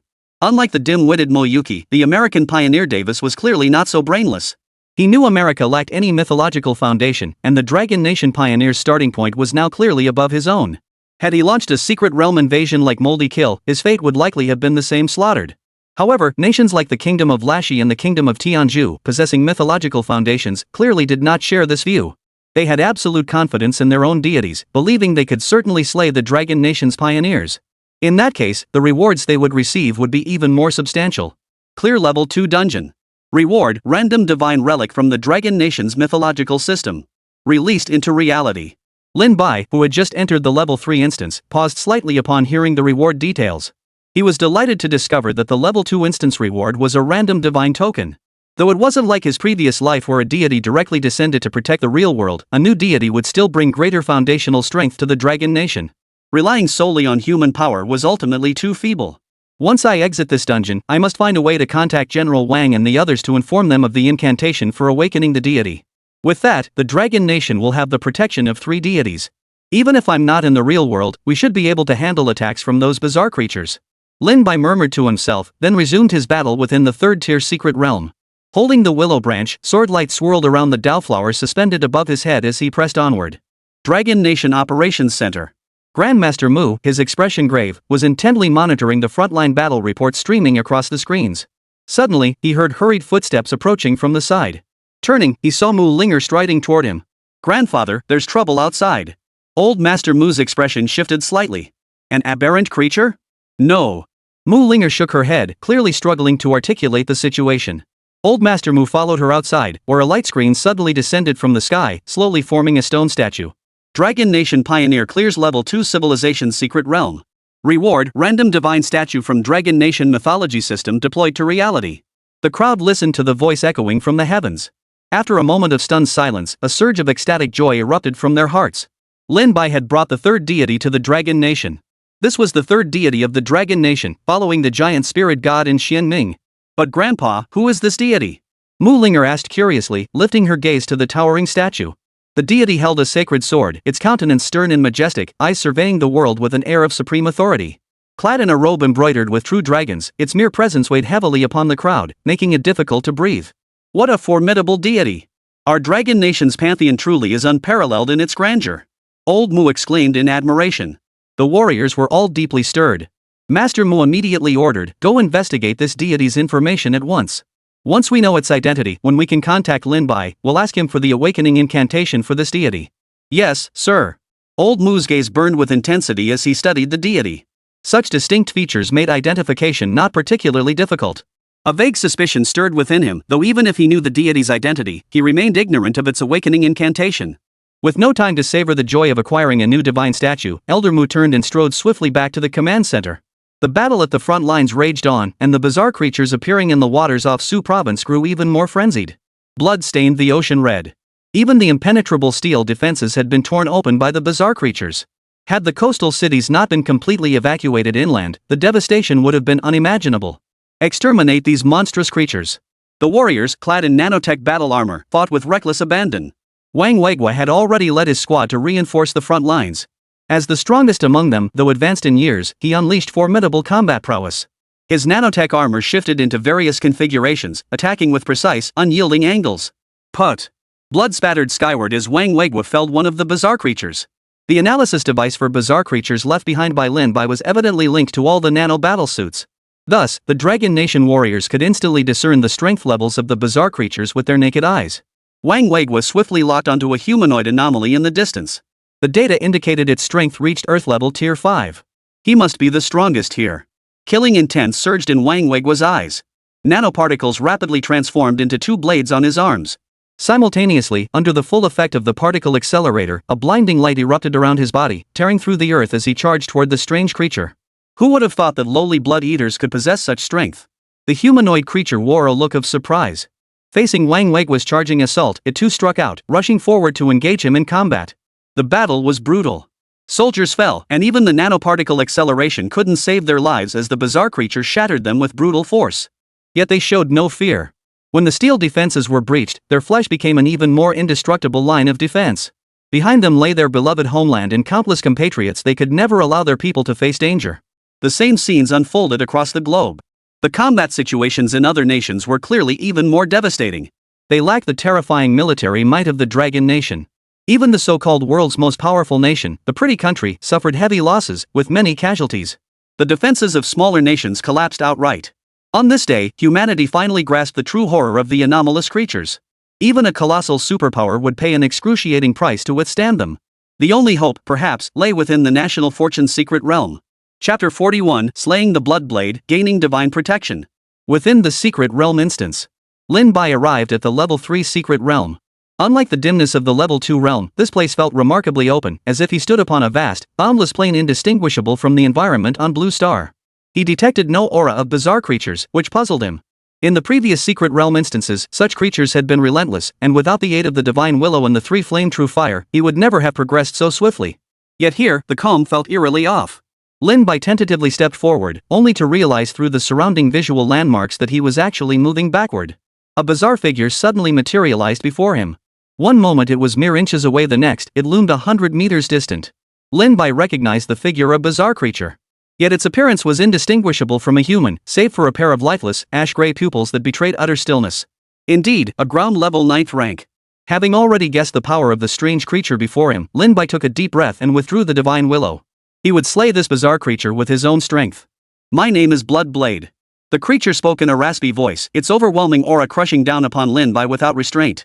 The power of a ground-level 9 far surpassed that of an 8th tier, being each tier represented a colossal leap in strength. Lin Bai ignored it, slowly clenching his fist as he unleashed his own aura. The 3 flame true fire transformed into a unique energy that swirled around him, shielding his body. Even his pupils flashed with bursts of flame. The earth beneath his feet cracked as he harnessed the force of his strike to swiftly close the distance. The instant Bloodblade attacked, Lin Bai parried the assault and countered with a thunderous punch, flames crackling around him. Bloodblade roared, ignoring his blocked strike, and slammed his palm down. Fist and palm collided, unleashing a raging tempest. The ground caved in at the collision's epicenter. Lin Bai unleashed his full offensive, undaunted by his opponent's superior cultivation. His attacks were sweeping and unyielding, utterly domineering. Bloodblade parried Lin Bai's strikes while a wave of unease washed over him. Clearly, the human before him was of a lower cultivation realm than himself. Yet why did he possess such overwhelming combat prowess? Roar! A growl unlike any human sound erupted from Bloodblade's throat. Instantly, eerie blood-red crystals materialized on his arms. As the crystals faded, they transformed into a dense covering of peculiar scales. The scales blazed with light, seemingly amplifying Bloodblade's power. Lin Bai showed no fear. Facing Bloodblade's assault, he fully concentrated the 3 flame true fire upon his arm. His fist struck forward with a fierce wind. Deep clashes echoed continuously as both fighters moved at near blurring speeds. Flames spread outward in waves. Facing Bloodblade's arm now covered in crimson scales, Lin Bai's attacks grew even more ferocious. Each punch he threw felt like a brief explosion of fiery energy. Boom! Another punch shattered the scales on the Bloodblade's body, yet he himself staggered backward as if gravely wounded. Seeing this, Lin Bai's eyes flashed with even greater murderous intent. His legs swept out through the air, bringing a scorching gale. The 3 flame true fire, as if responding to his intent, pierced out eerily, transforming into a sea of fire that spread out. Damn it! What kind of fire is this? Bloodblade's eyes widened in terror as he scanned his surroundings. The flames boiled, causing him excruciating pain. At that very moment, Lin Bai delivered a merciless punch to his chest. The sheer force of the blow caved in his ribcage, dealing a devastating blow. Bloodblade's eyes turned red. How could he be so badly injured by the human before him? His arm instantly transformed into a crescent-shaped blade of blood, while bizarre barbs sprouted from his body. Though struck in the chest, he seized the momentum, aiming to pierce Lin Bai through and through. Die! A cruel, murderous light flared in Bloodblade's pupils. Just as this fatal strike was about to pierce through Lin Bai's body, a layer of dazzling golden light suddenly erupted from within Lin Bai. With an unstoppable force, it intercepted Bloodblade's attack. Bloodblade's strike failed to pierce Lin Bai's body, repelled by that golden light. This was the invincible Vajra technique Lin Bai had cultivated. Though only at a rudimentary level, it still possessed overwhelming defensive power. A clang of metal echoed as the Bloodblade inwardly cursed his misfortune. His attack had been blocked, leaving him in a vulnerable defensive posture. Now, he had no time to guard against Lin Bai's next strike. Lin Bai sneered coldly, his gaze shooting out like icy lightning. His aura exploded outward, his palm reflecting brilliant light. He swung a fist, driving straight for Bloodblade's head. Under the overwhelming threat of death emanating from Lin Bai, Bloodblade struggled violently. In the end, his body twisted in an unnatural manner. His arm snapped clean off, allowing him to break free. To break free from Lin Bai's grasp, he chose this brutal method. The cost was immense, yet he seemed utterly unconcerned. Grinning savagely, he transformed his body into a massive blade and brought it down with brutal force. Lin Bai's expression darkened. Bloodblade's desperate strike was terrifying, surpassing the power of a mere surface-level cultivator. Lin Bai swiftly withdrew his fist, simultaneously pushing the invincible Vajra technique and the three flame true fire to their absolute limits. Boom! The earth collapsed, and it seemed as if space itself trembled. The terrifying explosion obliterated everything around them. Amidst the thick flames, Lin Bai's clothes were torn to shreds as he swiftly retreated. His expression grew grave. The Bloodblade's strength was truly terrifying. His arm trembled uncontrollably. Absorbing such a desperate strike was no easy feat. Yet Bloodblade's plight was far more dire. As the flames dispersed, his unstable, mangled form staggered to his feet.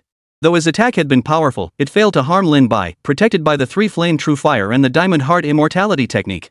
Instead, Bloodblade himself was now on the brink of death. This bizarre creature truly lives up to its name. Even in such a mangled state, it still clings to life. Lin Bai murmured to himself. Not a single part of Bloodblade remained intact. His earlier assault had been nothing short of a suicide mission. Impossible. The Bloodblade growled hoarsely. Lin Bai's expression remained impassive. The outcome was now certain. Though the battle had been arduous, it had given him a clear understanding of his own strength. He would grant the Bloodblade no further opportunity. The divine willow blossomed with a swordlight, obliterating the Bloodblade. Dragon Nation Pioneer has cleared level 3 Secret Realm. Reward, divine protection. Released into the real world. The announcement echoed in every pioneer's ears. The crowd stared in stunned silence. Just how monstrously powerful was this Dragon Nation Pioneer? Lin Bai emerged from the Secret Realm instance, allowing the people of Dragon Nation to see his condition once more.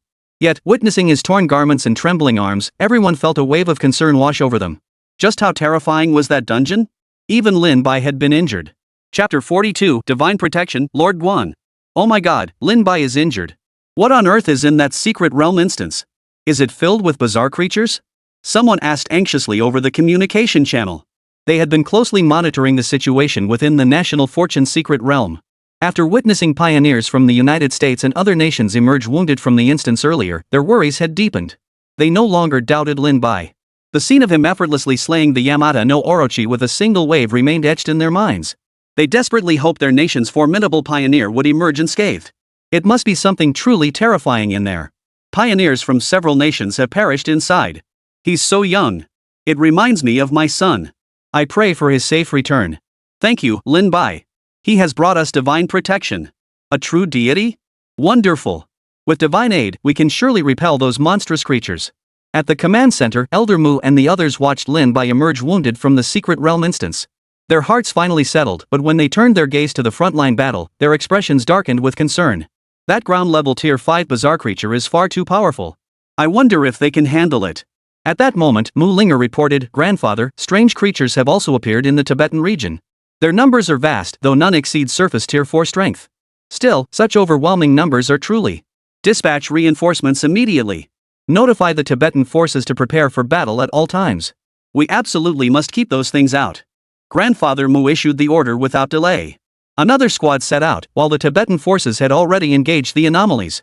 Now attacked from both fronts, the Dragon Nation had fully plunged into battle against the strange creatures. If necessary, I will activate the space-based cannon. Old Mu walked toward the future base and activated the space-based cannon system. They had never tested the true power of this space-based cannon, but it surely wouldn't disappoint them. Master Mu swiftly input the strike coordinates for the space-based cannon while simultaneously contacting Wang Weiguo via remote communication. On the front lines, Wang Weiguo had been knocked flying by a heavy blow, but two soldiers beside him caught him. Upon closer inspection, the nanoparticles on his arm were rapidly coalescing, repairing the nanotech armor. Evidently, his suit had sustained damage during the recent battle, though fortunately, the core structure remained intact. Space-based cannon? Wang Weiguo listened to the voice of Old Mu in his ear, pondered for a moment, then nodded in agreement. All right. How long will it take for the space-based cannon to deliver a precision strike? 10 seconds. Hearing this, Wang Weiguo's mouth twitched. His gaze shifted away from the strange 5th-tier ground-level creature ahead. He turned and barked, "Everyone, fall back a kilometer." The soldiers froze, momentarily confused. Yet, driven by absolute obedience to orders, they unleashed the full speed of their nanotech armor, streaking away from the battlefield like streaks of light. Only the bizarre creatures, held back over the sea by the soldiers' lives, remained. Clearly, the strongest of the bizarre creatures sensed something amiss. Before it could react, however, space twisted violently. A colossal torrent of light shattered the void, delivering an instant, utterly devastating blow to their position. Boom! The celestial cannon's attack descended like divine retribution from the heavens, tearing through space to pierce the sea surface. Water sprayed tens of thousands of feet high as its terrifying destructive force erupted, sweeping outward to shred every anomalous creature in its path. Flames rose thousands of feet into the sky. Everything ceased to exist, leaving only a scene of utter devastation, the ground littered with the remains of bizarre creatures. The seawater had evaporated, and even its return would take an incredibly long time. The bizarre creatures were utterly obliterated, including the strongest among them, a fifth-tier powerhouse at the surface level. Wang Weiguo and the others watching from afar felt their hearts leap in terror. The destructive force of the celestial cannon was truly terrifying. This is the power of the sky-based cannon? Wang Weiguo's voice was hoarse with shock, and the soldiers behind him were even more stunned. General Wang, the anomalous creatures have been completely annihilated. We've won, a soldier beside him said, visibly relieved. We've nearly secured victory in this battle. Repair the steel defenses immediately, tend to the wounded, and assess our losses. Wang Weiguo took a deep breath. The instant he turned, dark clouds churned above Dragon Nation, flashing with overwhelming golden light. At that moment, every citizen of Dragon Nation witnessed the scene. Golden thunder surged and rolled forward, instantly enveloping the entire sky above Dragon Nation. What is that? People cried out in shock, rushing out of their homes to stare in disbelief at the extraordinary spectacle in the sky. Under their gaze, a towering figure slowly descended, its golden silhouette casting a shadow over the entire Dragon Nation. Everyone witnessed it. That towering figure held a green dragon crescent blade in hand. Beside him, the red-haired steed radiated divine might like a celestial warhorse. The instant that figure opened its eyes, the murderous aura permeating the heavens and earth seemed to thicken, vast and overwhelming.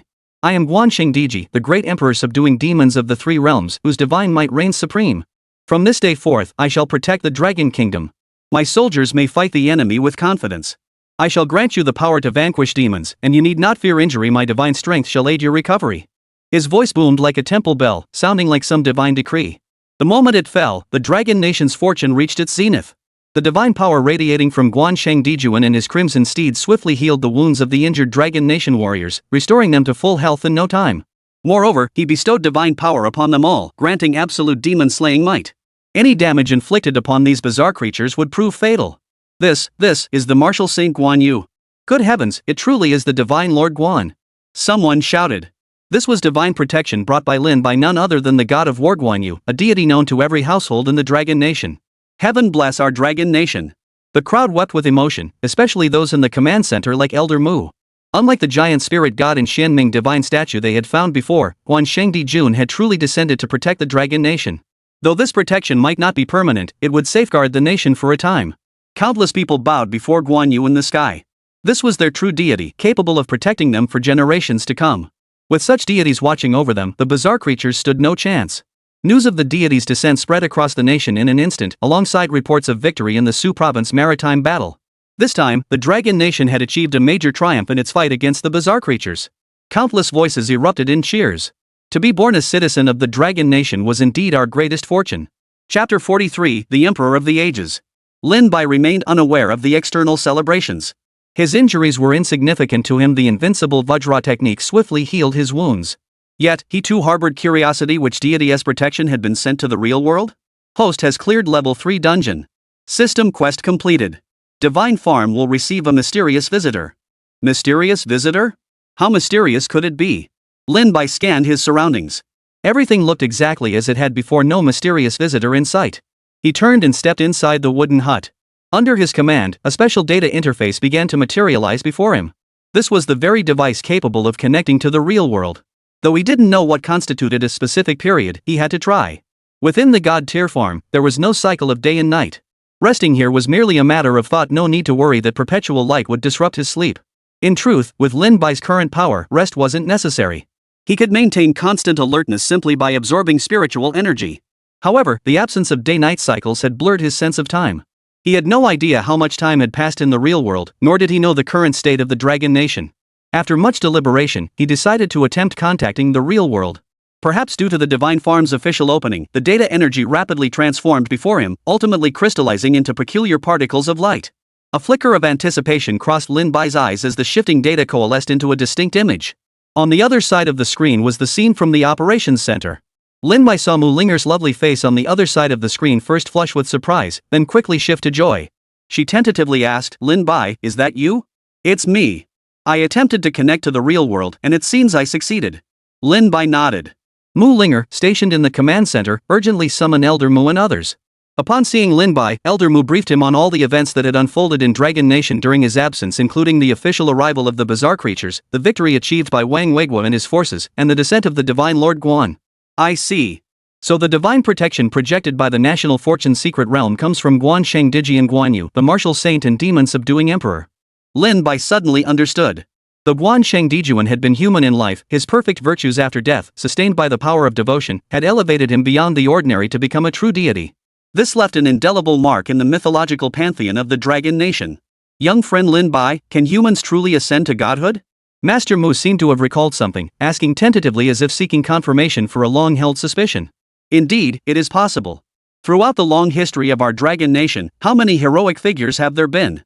The peerless emperor of all ages, the brilliant strategist Zhuge Kongming, the immortal poet Li by the faith-driven worship of the masses elevated them beyond the ordinary to become deities. They are all gods. No sooner had Lin Bai finished speaking than he saw old Mu's expression suddenly grow agitated. Instantly, the scene shifted, revealing an imposing divine statue within Lin Bai's line of sight. This is... Lin Bai was about to ask where the divine statue Mu Lao had previously projected into the real world was located, but unexpectedly, Mu Lao revealed it before he could ask.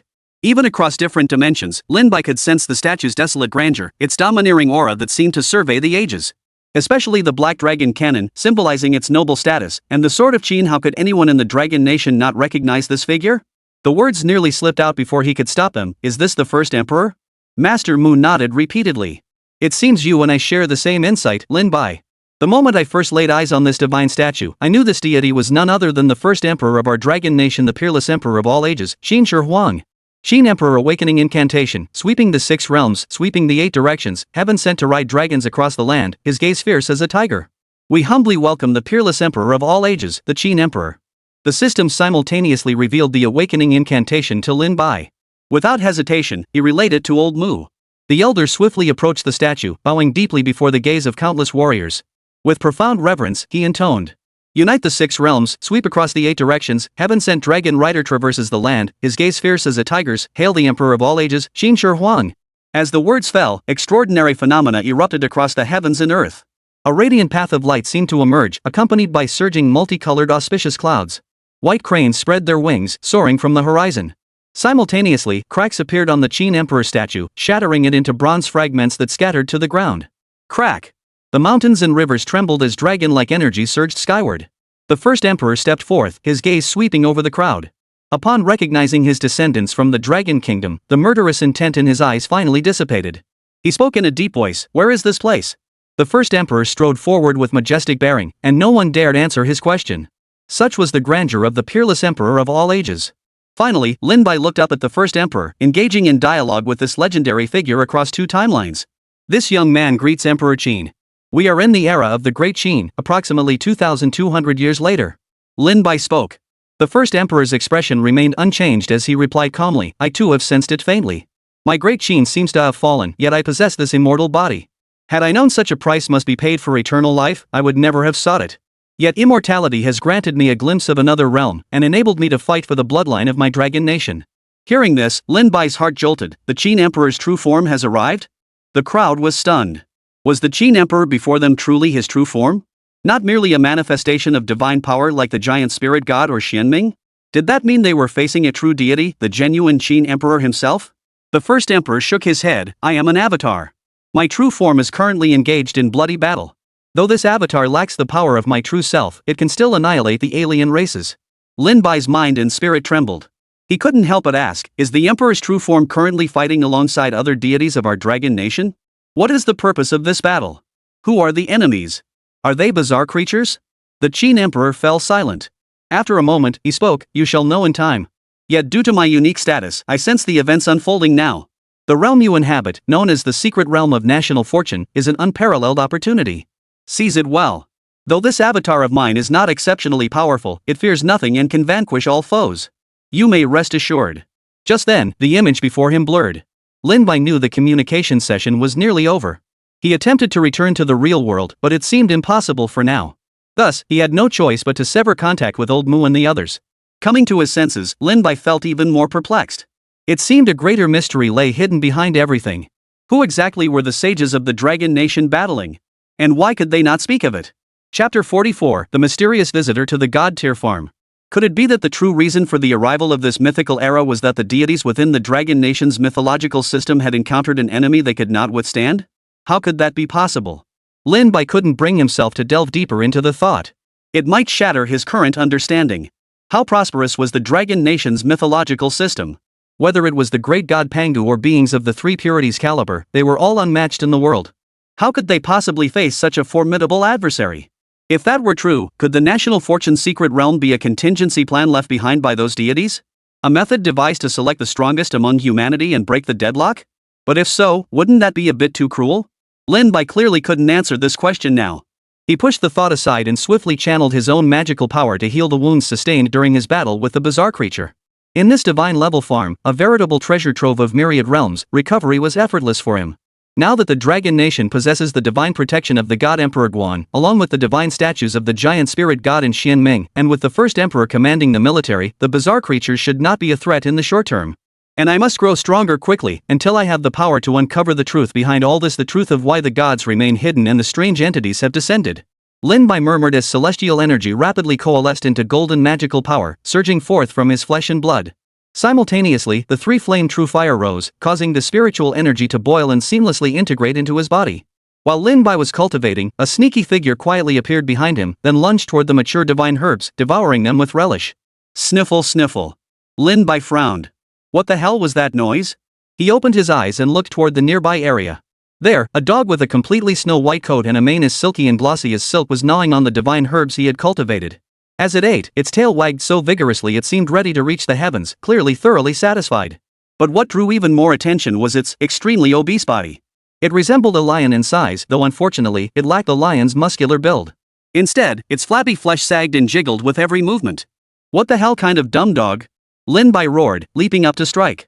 His fist swung down from above, but the dumb dog seemed to sense the attack. Despite its massive bulk, it dodged the blow with surprising agility, then provocatively patted its belly at Lin Bai. Lin Bai's mouth twitched and he couldn't help but swing another punch. However, the dumb dog's evasion skills were truly masterful. What seemed like a sure hit was dodged by the narrowest of margins. Huff, puff. Seeing Lin Bai's frustration, the big white dog bared its teeth and waved its paw at him, as if to say, "Come on, if you don't like me, try me." Lin Bai was speechless. He knew this big white dog wasn't ordinary, so he didn't bother arguing with it. Suddenly, he recalled the system's earlier reward. His expression stiffened as he stared at the dog, now lying on the ground basking in the sun after its meal, words failing him. "Don't tell me this guy is the mysterious visitor from the divine farm." Lin Bai observed the leisurely dog. While he knew this big white dog wasn't ordinary, its plump physique made it hard for him to associate it with any special status. He might as well consider it a companion the system had sent to pass the time. "Hey, dumb dog." Lin Bai called out. The big white dog actually glanced at him, rolled its eyes, and muttered curses under its breath. If it could speak human language, it would have been swearing up a storm. "Holy crap? You're cursing at me?" Lin Bai couldn't hold back. The three-flame true fire surged forth, and once unleashed, this divine fire mercilessly locked onto its target. A strand of the three-flame true fire instantly flared up on the big white dog's tail, burning it until it howled in pain. "Behave yourself, you dumb dog." Lin Bai chuckled smugly. The big white dog then lay down nearby with a look of resentment, seemingly still muttering curses under its breath. To the people of the Dragon Nation watching this scene in the real world, it looked downright comical. Wasn't this life just a little too carefree?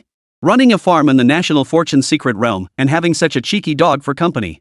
Are the benefits for us Dragon Nation pioneers really this good? What are the requirements for certification? Any educational prerequisites? Seriously, farming genes are one thing, but now you're bringing out civil service exam genes too? This dog feels off. Even with Lin Bai's immense power, he couldn't touch that dumb mutt before? Let me guess, is this dog actually some kind of deity? Ever seen a deity fat as a pig? The heavenly pig?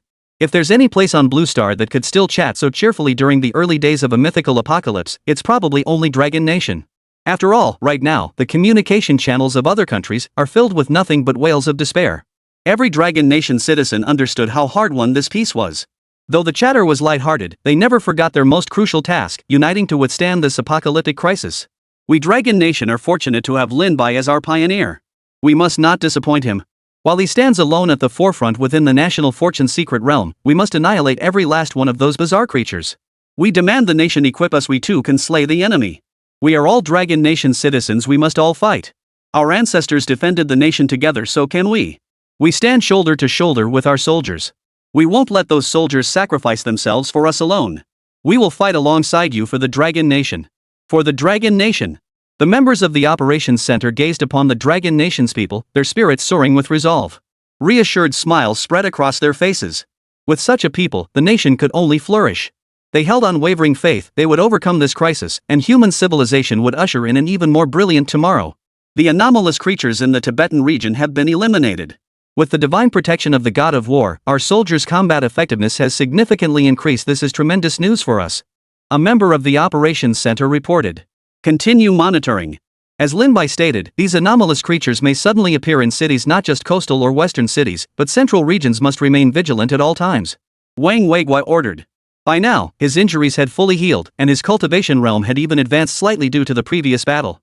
With the mythical apocalypse upon them and the revival of cosmic energies, it might not be long before he broke through to the 5th tier of the surface realm. Chapter 45, The Second Pioneer of Little Days. After Lin Bai exited the secret realm instance, the system ceased issuing related tasks. This afforded him ample time to cultivate within the God tier farm, further elevating his strength from surface realm tier 8 and bringing him closer to tier 9. With my current strength, I could even slay a 9th tier bizarre creature, but if I encountered those reaching the heavenly walk tier, it would still be quite a struggle. In the previous battle, that Bloodblade's final strike in its frenzied state had already hinted at heavenly walk tier power. Such overwhelming force would be no easy feat to withstand, even for Lin Bai with his invincible Vajra technique and 3-flame true fire. Clearly, both the invincible Vajra technique and the 3-flame true fire were peerless divine artifacts in the world. Yet the full power of such artifacts required the practitioner to possess sufficient strength to unleash them completely. The same 3-flame true fire unleashed by Lin Bai and wielded by the warrior-like hands of the Dragon Nation would naturally manifest vastly different levels of destructive force. Therefore, without cultivating one's own strength, possessing countless divine artifacts would be nothing more than empty shells.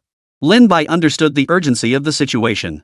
Now that the invasion of these bizarre creatures had been halted, those beings, whose intelligence was in no way inferior to humans, would inevitably launch an assault even more ferocious than in his previous life. Stronger foes would emerge. Before that happened, humanity must possess sufficient strength to withstand them. Thus, Lin Bai now had to break through to the 9th tier as quickly as possible and figure out exactly how he could return to the real world. Yet cultivation within the divine farm was decidedly leisurely. He could lounge in a chair soaking up the sun, occasionally fish by the lake, or plant trees. These scenes left the people of the Dragon Nation utterly speechless.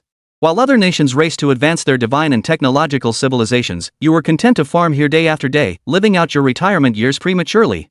Yet it was precisely this farming fellow who could casually slay a projection of Japan's Yamata no Orochi with a single strike. Where do you even go to complain about that? Especially when foreigners saw that the pioneer of the Dragon Nation turned out to be such an eccentric, they were utterly speechless, feeling their entire worldview had been overturned. Farming in the National Fortune's secret realm? Give me 100 brains and I still couldn't fathom this. Lin Bai remained oblivious to the public's reactions. He opened the long-dormant Divine Farm Shop interface distinct from the System Shop. Though his System Shop had reached level 2, the Divine Farm remained stuck at level 1. Level 2 Divine Farm unlocks a new region. Host will gain access to purchase new cultivation techniques and farm facilities. Simultaneously, special Divine Farm challenges will unlock. Completing these challenges grants random rewards delivered into reality, boosting national fortune. To Lin Bai, these were the truly valuable aspects. Though the Divine Farm's current scale wasn't enormous, ordinary supernatural creatures couldn't enter at all, and if they did, they'd be instantly annihilated.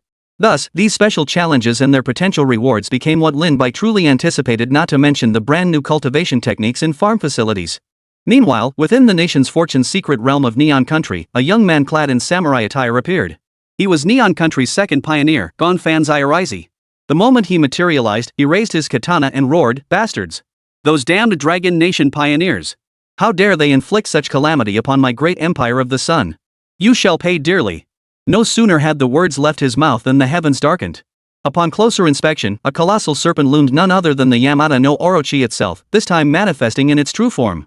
Lord Yamata no Orochi. Gonfan Zairaisi, upon seeing the Yamata no Orochi, immediately prostrated himself in multiple bows. The serpent's pupils now blazed crimson, radiating murderous intent. It gazed down at Gonfan Zairaisi below, its voice echoing across the heavens and earth. That Dragon Nation has slain my avatar. I shall obliterate their secret realm. You initiate the divine war now. I will make that Dragon Nation pay a terrible price. The great serpent Yamata no Orochi's voice was hoarse, even piercingly harsh. Yet Gonfan Zairaisi's eyes betrayed confusion. Lord Yamata no Orochi, what is a divine war? Yama no Orochi concealed the murderous intent in his pupils and addressed him. Beyond invading secret realms, there exists a more direct method to destroy an enemy nation's fortune-guarding secret realm. That is to directly initiate a divine war, where the battle is launched by the divine entity itself. But what if the opposing nation lacks a mythological system? Gonfan Zayarizi inquired. Against such nations, the gods themselves cannot truly intervene. Earlier, when Amaterasu sent forth my avatar, it was because the secret realm invasion was initiated by the Forerunners. The gods could only provide power or dispatch incarnations to fight. But a god war is different. At this, Yamada no Orochi bared its fangs, each as massive as a mountain. Do you seriously believe those half-baked gods of the dragon nation could stand against me? Of course not. 3 days after the mythic apocalypse descended, devastating news finally reached Blue Star. Weaker nations, unable to withstand the invasion of bizarre creatures, had seen their territories completely overrun. Their lands lay ravaged, their people slaughtered, their nations utterly annihilated. This news delivered a crushing blow to those still clinging to false hope. Nations had already fallen to this catastrophe. How much longer could their own countries endure? Even the world's foremost powers, the United States, Russia, Great Britain, and France, suffered significant losses. As for the Celestial Kingdom, for some reason, the number of bizarre creatures appearing there was relatively low. Perhaps they feared the pristine, hygienic waters of the Indian subcontinent. Even a creature like these would likely lose a layer of skin if it touched such water. Yet this respite granted India a golden opportunity to flourish. For within its national fortune realm, the deity revered is none other than Shakyamuni Buddha. Shakyamuni's power is boundless, not to mention the countless Buddhist masters under his command. While the rivers of the Indian kingdom may not be pristine, its mythological system is formidable. The Buddhist order alone represents a terrifying force. If this national fortune realm continued to develop in tranquility, it would likely reach an unprecedented peak of prosperity. Chapter 46, The World-Shattering Beast, Humanity's Despair. Entire nations have already fallen. Within the command center, Wang Weigua's deep sigh snapped everyone back to reality. The futuristic technology Lin Bai had brought to Dragon Nation had granted them the means to confront the bizarre creatures in this early mythical apocalypse. But other nations lacked such resources. Facing these bizarre creatures, weaker countries faced annihilation, while even powerful nations suffered catastrophic losses. Is that person still okay? Suddenly, Old Mu turned to Wang Weigua and asked tentatively. At the mention of that person, Wang Weigua's pupils betrayed an unmistakable look of admiration as he replied, that individual first journeyed to the Great Wall, observing it for a long time. Soon after, he established his command in what is now the Central Plains, the former lands of the Qin state. He marveled at the prosperity and vastness of the Dragon Nation today, yet lamented that he himself, back then, lacked such vision that he never saw the world beyond the Dragon Nation. Old Mu paused, taken aback. Are you suggesting what he lacked back then was actually a world map? The group chuckled. After all, this was merely playful banter among the younger generation. Yet they held profound admiration for that figure's monumental achievements, even though the Qin state's territory at the time encompassed only a fraction of modern China's provinces. Yet in his era, everything that first Emperor Qin Shi Huang accomplished, even some of his systems and regulations still endure today, was truly monumental. He unified the Dragon Nation for the first time, repelled foreign invaders, and truly earned the title of the Emperor of the Ages. It would be fitting for him to witness our magnificent land today. Everything remains unchanged from 1,000 years ago. The Green Mountains endure, the nation endures. Yet it's a pity that such a glorious dynasty is no more. For him, there must be a lingering sense of melancholy. With the first emperor watching over us, the Central Plains should be relatively secure. Our primary concern remains the coastline. Those bizarre creatures can emerge suddenly from the sea, and our nation's coastline stretches far. We must be vigilant. Mu Linger stepped forward and addressed the two elders in conversation. Grandfather, General Wang, the people are filled with fervor, calling for the state to distribute weapons. Everyone wants to fight alongside us. They've already flooded official platforms with messages. Hearing this, a look of conflict flashed across the two elders' faces. Neither wished to involve the people of Dragon Nation in such brutal combat. As soldiers, their duty was to protect the people and defend the nation. Unless they were all killed in battle, they would never allow the flames of war to reach the people. This matter demands utmost caution. We must guarantee the safety of every citizen. Even if we distribute weapons, they must first learn how to use them. The recent nationwide conscription has brought us fresh blood. United as one, we shall prevail in every battle. Yet at that very moment, atop Mount Everest, the world's highest peak, a blue light erupted from the void. Space shattered, and a colossal figure slowly emerged. As the creature materialized, Everest collapsed, and the earth trembled violently. The azure light shot into the heavens. The colossal beast's pupils, as vast as the sun and moon, surveyed the earth below. With a single step, Mount Everest seemed to be cleaved in two, shattering into countless fragments that tumbled down toward the mountain's base. Such commotion naturally caught the attention of the Tibetan military forces. They immediately reported the situation to the command center, while satellite imagery simultaneously arrived. But when everyone gazed upon the colossal creature, its form vast enough to obscure the sky and earth, its feet planted upon the entire peak as it surveyed everything below, they all froze in shock. What kind of creature was this? How could it be so enormous? Wang Weigua and the others were internally shaken. Yet the colossal beast was now descending from Everest, clearly heading toward the Tibetan region. Everyone instantly grasped the gravity of the situation. Wang Weigua immediately ordered the 50-man squad previously led by Lin Bai to search for the giant spirit god statue to assemble swiftly and depart at once. They had to rush to the Tibetan region's aid. Giant boulders tumbled down, tearing countless deep craters into the earth. Below, a group of soldiers clad in nanotech battle armor stood ready for battle. Suddenly, the sunlight vanished and the world plunged into darkness. Looking up, they saw the colossal beast leap into the air, diving straight down. Its mountain-like bulk blocked out the sunlight, and the terrifying force of its rapid descent was palpable. The commander bellowed an order, and the group retreated swiftly. Boom! An earth-shattering roar echoed as the ground fractured. The tremors reverberated for miles, drawing gazes toward the Tibetan region, though many remained baffled. Slowly, the colossal beast opened its eyes from the terrifying chasm. Its eerie, dual pupils flickered with the light of both sun and moon. Yet the aura emanating from its body was undeniably strange. This was a truly terrifying, bizarre creature. That single strike had already claimed the lives of warriors. Crushed by such terrifying force, survival was virtually impossible. This was the first time anyone had witnessed such a colossal creature. Its single arm resembled a mountain range. Such an existence would be instantly recognizable even in the vastness of space. Fire! At the command, a barrage of fire instantly engulfed the colossal beast. Yet even this concentrated assault could only scratch its surface. Before it, humanity seemed as insignificant as ants. The steel defenses crumbled like paste before the colossus, and the human-built barriers collapsed in an instant, reduced to nothingness. The beast let out a low growl. Its terrifying attacks, each gesture capable of obliterating the heavens and earth, sent warriors flying through the air, smashed into bloody pulp. Witnessing this, hearts sank in everyone's chests, a wave of despair washing over them. This time, they had encountered a truly terrifying foe.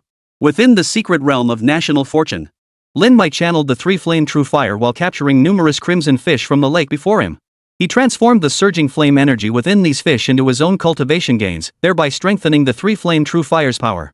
His goal in absorbing such vast quantities of fiery essence was to harness this power for a decisive breakthrough to the 9th tier. Prior to this, Lin Bai had already consumed the gathering essence fruit, gathering all the celestial and terrestrial spiritual energy within his body. Finally succeeded. Lin Bai unabashedly radiated his formidable aura as he stepped into the 9th tier. The Skywalker tier, beyond the surface realm, was now within reach. He understood that only by reaching the Skywalker tier could he truly be considered formidable. The race behind those bizarre creatures boasted countless powerful beings. He had to grow stronger quickly, until he alone possessed the power to annihilate that entire race.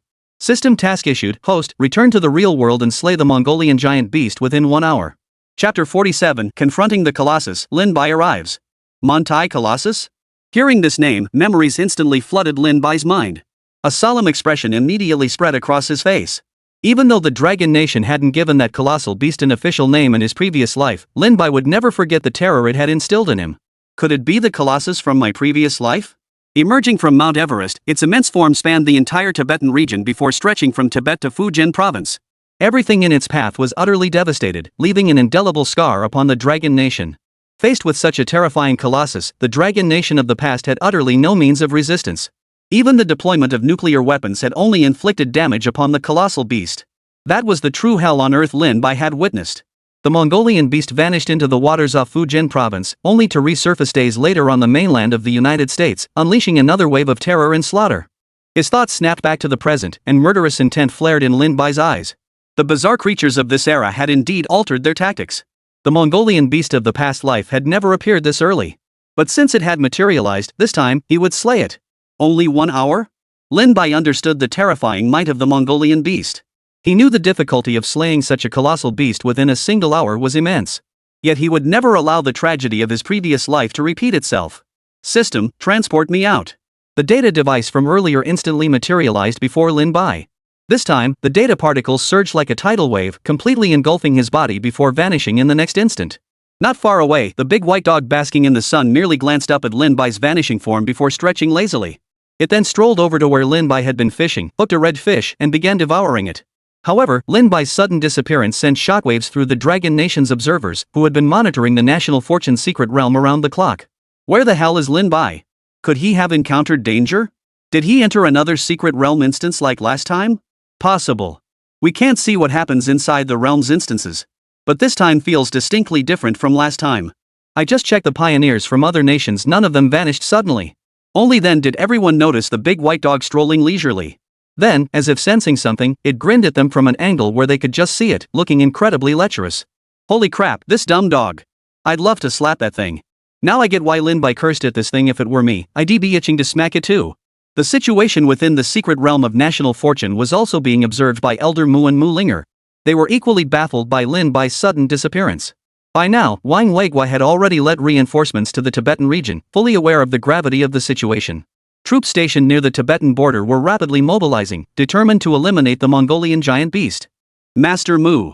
At that moment, Lin Bai materialized before them. Caught off guard, the two men's hearts surged with wild joy upon recognizing him. Lin Bai. You, how did you get out? The situation is critical. The Mongolian giant beast has appeared. I must come out and join everyone in fighting this formidable enemy. Lin Bai explained, his eyes blazing with murderous intent as he stared at the terrifying colossus on the satellite feed. His hunch was correct. This creature was indeed the same beast from his previous life. And in this lifetime, it had appeared so much earlier. Lin Bai, what exactly is that colossus? Old Mu's expression grew equally grave. If Lin Bai himself had appeared, it spoke volumes about the sheer power of the Mongolian giant beast. Lin Bai offered no further explanation, swiftly soaring skyward and heading toward the Tibetan region. Along the way, Lin Bai relayed the circumstances of the behemoth's emergence from his previous life to Old Mu and the others via his earpiece. A heavy weight settled on everyone's hearts, followed by an overwhelming surge of uncontrollable killing intent. Such a terrifying beast had slaughtered so many people of the Dragon Nation. This time, it absolutely must not be allowed to escape the Tibetan region. Tibet. Terrifying firepower blanketed the Mongolian giant beast's colossal form, which obscured the sky. Such immense size meant even slightly dispersed attacks were utterly useless. Concentrating fire on a single point was the only glimmer of hope. Wang Weigua had clearly arrived at this location. Facing the overwhelming presence of the Mongtai beast, a wave of despair washed over him. Before such a creature, humanity truly felt like ants. Roar! The Mongtai colossus roared, its sound wave sweeping through the crowd like a gale. The eerie aura it emitted relentlessly eroded everyone's senses, blurring the warrior's consciousness and threatening to extinguish it entirely. Hold on. Team leader Lin Bai is back. We must take this thing down. Wang Weigua shouted. Hearing Lin Bai's name, hope surged anew in the warriors' hearts. Lin Bai had become a fervent, almost religious belief for them. As long as he was present, there was still hope. In the blink of an eye, another warrior fell victim to the brutal slaughter of the Mongolian beast. Its palm ripped open the earth, unleashing a torrent of molten lava. Rolling waves of magma cascaded from 1,000 meters above, while countless shards of rock and billowing dust completely obscured the group's vision. Those eyes, as bright as the sun and moon, suddenly blazed with an eerie light. This strange radiance appeared out of nowhere, instantly piercing through the bodies of the warriors. The nanomachines had no time to repair the damage. They were truly dead. Even the divine power of the god Emperor Guan could not heal their wounds. Since the battle began, his divine light had shone upon them all, shielding them from fear. Wang Weigua, his eyes bloodshot, charged forward upon witnessing the warrior's fall, followed by countless others roaring behind him. A beam of light tore through the sky, tearing space itself as it slammed into the Mongolian giant beast. It was the space-based cannon controlled by Old Mu. Yet, despite being powerful enough to instantly kill a 5th-tier surface-level beast, the cannon's blast only tore at the giant beast's flesh. While it inflicted wounds, it also enraged the colossal creature. Even the space-based cannon can't kill this thing? Wang Weigua's pupils contracted slightly as a powerful aura erupted from him. In that instant, he broke through to ground-level Tier 5. The suppressed power finally found its release. Wang Weigua, undaunted, charged forward. Boom! Suddenly, a fiery lotus blossomed on the horizon. The Dao flower crystallized from the threefold true fire. Lin Bai descended through the void, carrying a surging sea of flames. On the other side, a black dragon roared as Qin Shi Huang arrived. His aura was as steady as mountains. Gazing at Lin Bai across the distance, a flicker of satisfaction passed through his eyes. At that moment, both the Qin Emperor and Lin Bai had arrived at this place. Chapter 48, The Divine Lord Guan steps in. What a monstrous beast! How dare you slay my Dragon Nation's subjects! Emperor Qin roared, his entire being erupting with the regal aura of a black dragon. His sword flashed, unleashing a beam of light that struck directly at the colossal beast Meng Tai. Feeling the surging power around him, Lin Bai marveled inwardly. Though the Qin Emperor before him was merely an insignificant avatar, his strength likely reached the Heavenly Walk realm. No wonder the Mongolian giant beast appeared so early. With the Qin Emperor possessing Heavenly Walker tier strength and several deities now protecting the Dragon Nation, they've sent even more terrifying enemies. The future of the Dragon Nation is likely to grow increasingly dire. Lin Bai's heart filled with worry, but dwelling on it was pointless. The most urgent task now was to slay the Mengtai Colossus. There was no doubt that this Mengtai Colossus possessed Heavenly Walker tier strength. Without overwhelming power to slay it, it could effortlessly destroy an entire nation. Lin Bai hesitated no longer and struck with overwhelming force. Having recently broken through to the 9th tier, he unleashed this newfound power without reservation. The three-flame true fire erupted within him, unleashing wave after wave of fiery energy. Following the sword light wielded by the Qin Emperor, he struck at the Mengtai Colossus. Clang! The sword light struck the Mongolian giant beast, sparks flying. The beast's skin was as hard as steel. Even Qin Huang's strike, powerful enough to tear mountains apart, only managed to scrape off a few sparks. Still, it was sufficient proof of the heavenly base cannon's devastating single-point destructive force. Alas, the celestial cannon's sole flaw was its inability to unleash continuous attacks. It required a period of recharging before such devastating strikes could be deployed again. Everyone fall back to the rear. Leave this beast to Qin Huang and me. You all stay nearby, look for opportunities, and wait for your chance to strike. Lin Bai commanded in a low voice. After a moment's hesitation, all the warriors transformed into streaks of light and retreated to a safe distance. Lin Bai's decision was clearly aimed at preventing further casualties. Even Wang Weiguo, a 5th-tier surface-level powerhouse, was still too weak to face the Mongolian giant beast. However, much like in his previous life, the Mengtai Colossus seemed to advance relentlessly toward a specific direction without launching any truly devastating attacks. Otherwise, the casualties would have been far greater. Yet such a colossal beast could lay waste to all life with a single step. Though in this lifetime, Wang Weiguo and the others fought desperately to hold it back, preventing the Mengtai Colossus from leaving the Tibetan region. This beast's power is overwhelming.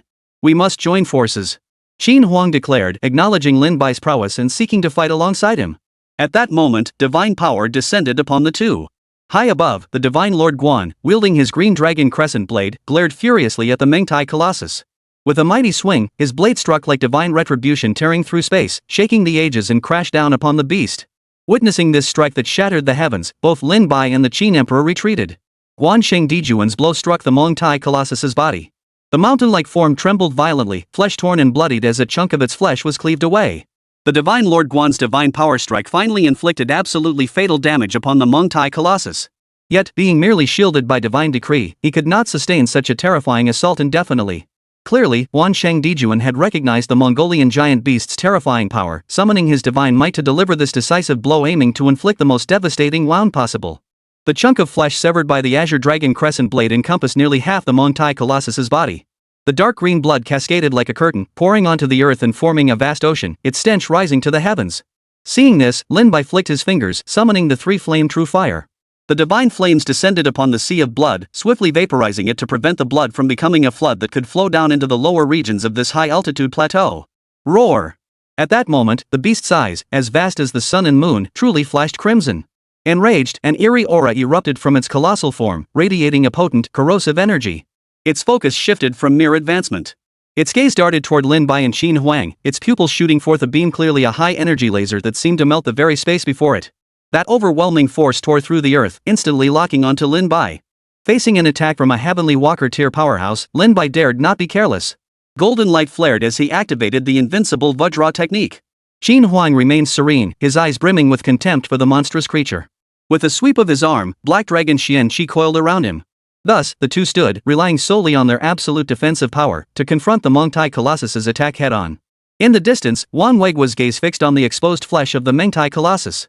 Guansheng Dijuan's single stroke had severed half its body, revealing writhing flesh. One could even faintly hear the deep, throbbing sound of its heartbeat. Aim for the exposed flesh of this beast, especially its heart. Wang Weiguo roared. The steel-like skin of the Mengtai Colossus had been cleaved open, exposing its flesh, their prime target.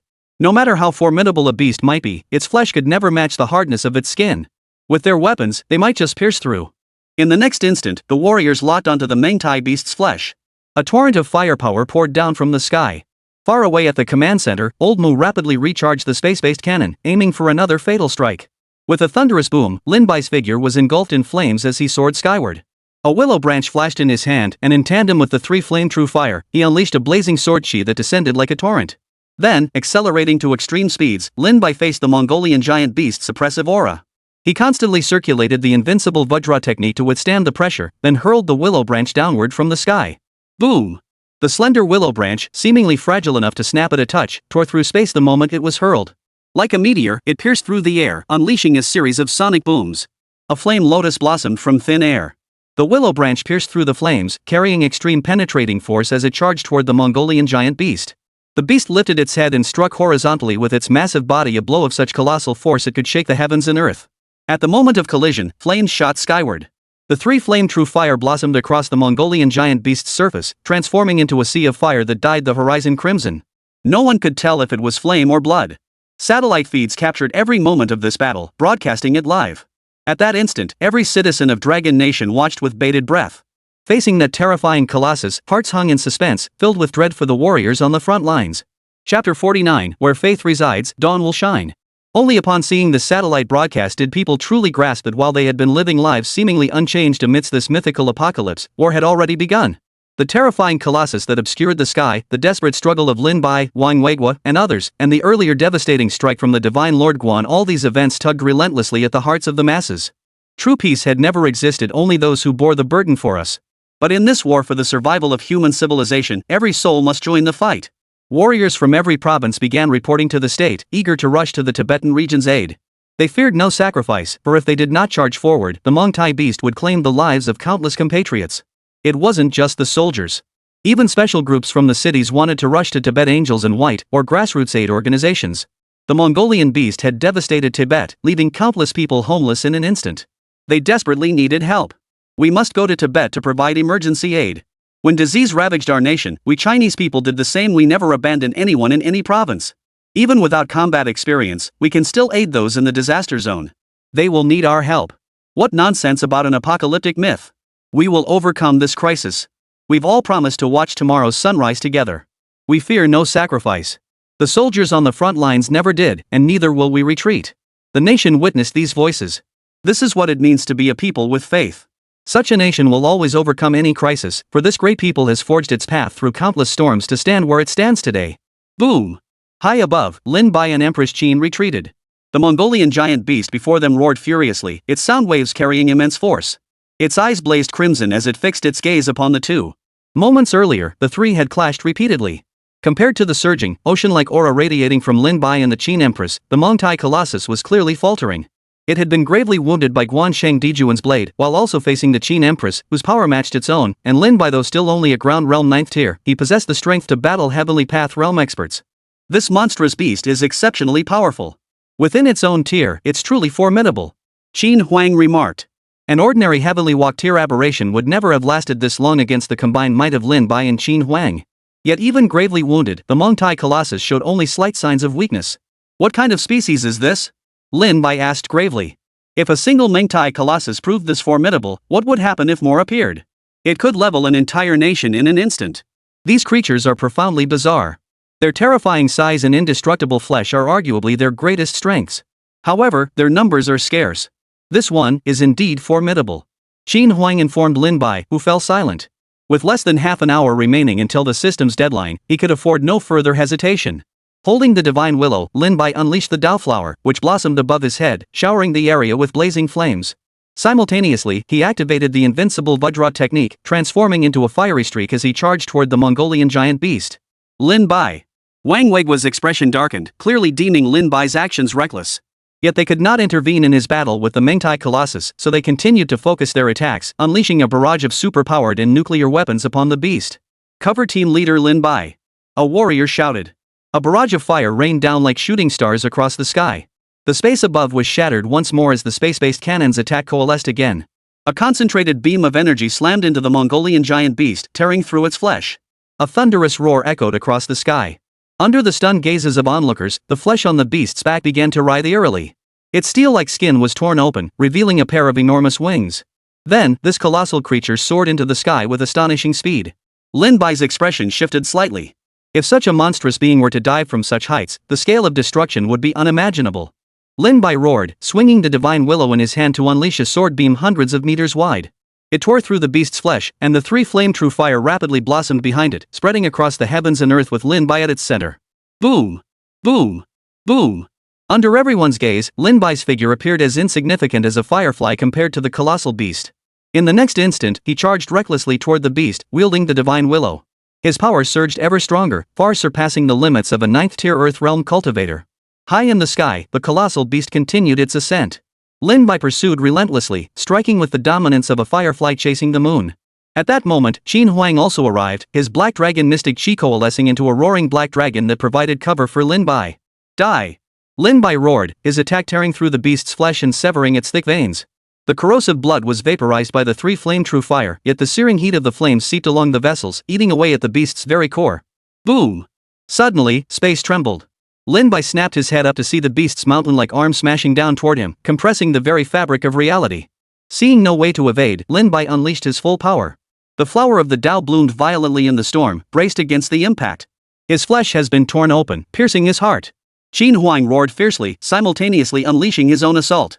His attacks grew increasingly fierce as the black dragon shook the heavens.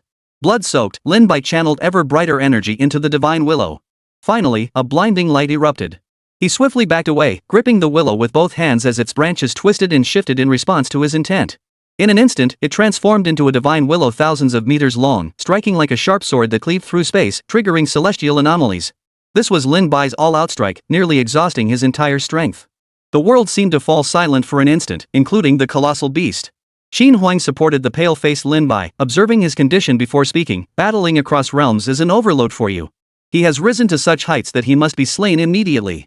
Should he fall to the ground, the entire Tibetan region will be destroyed. Lin Bai's complexion had just regained some color when he lifted his gaze to the colossal beast struck by his full-force blow. Chapter 50, Taking Advantage of the Situation. As the frozen space returned to normal, the colossal form of the Mongtai beast was revealed.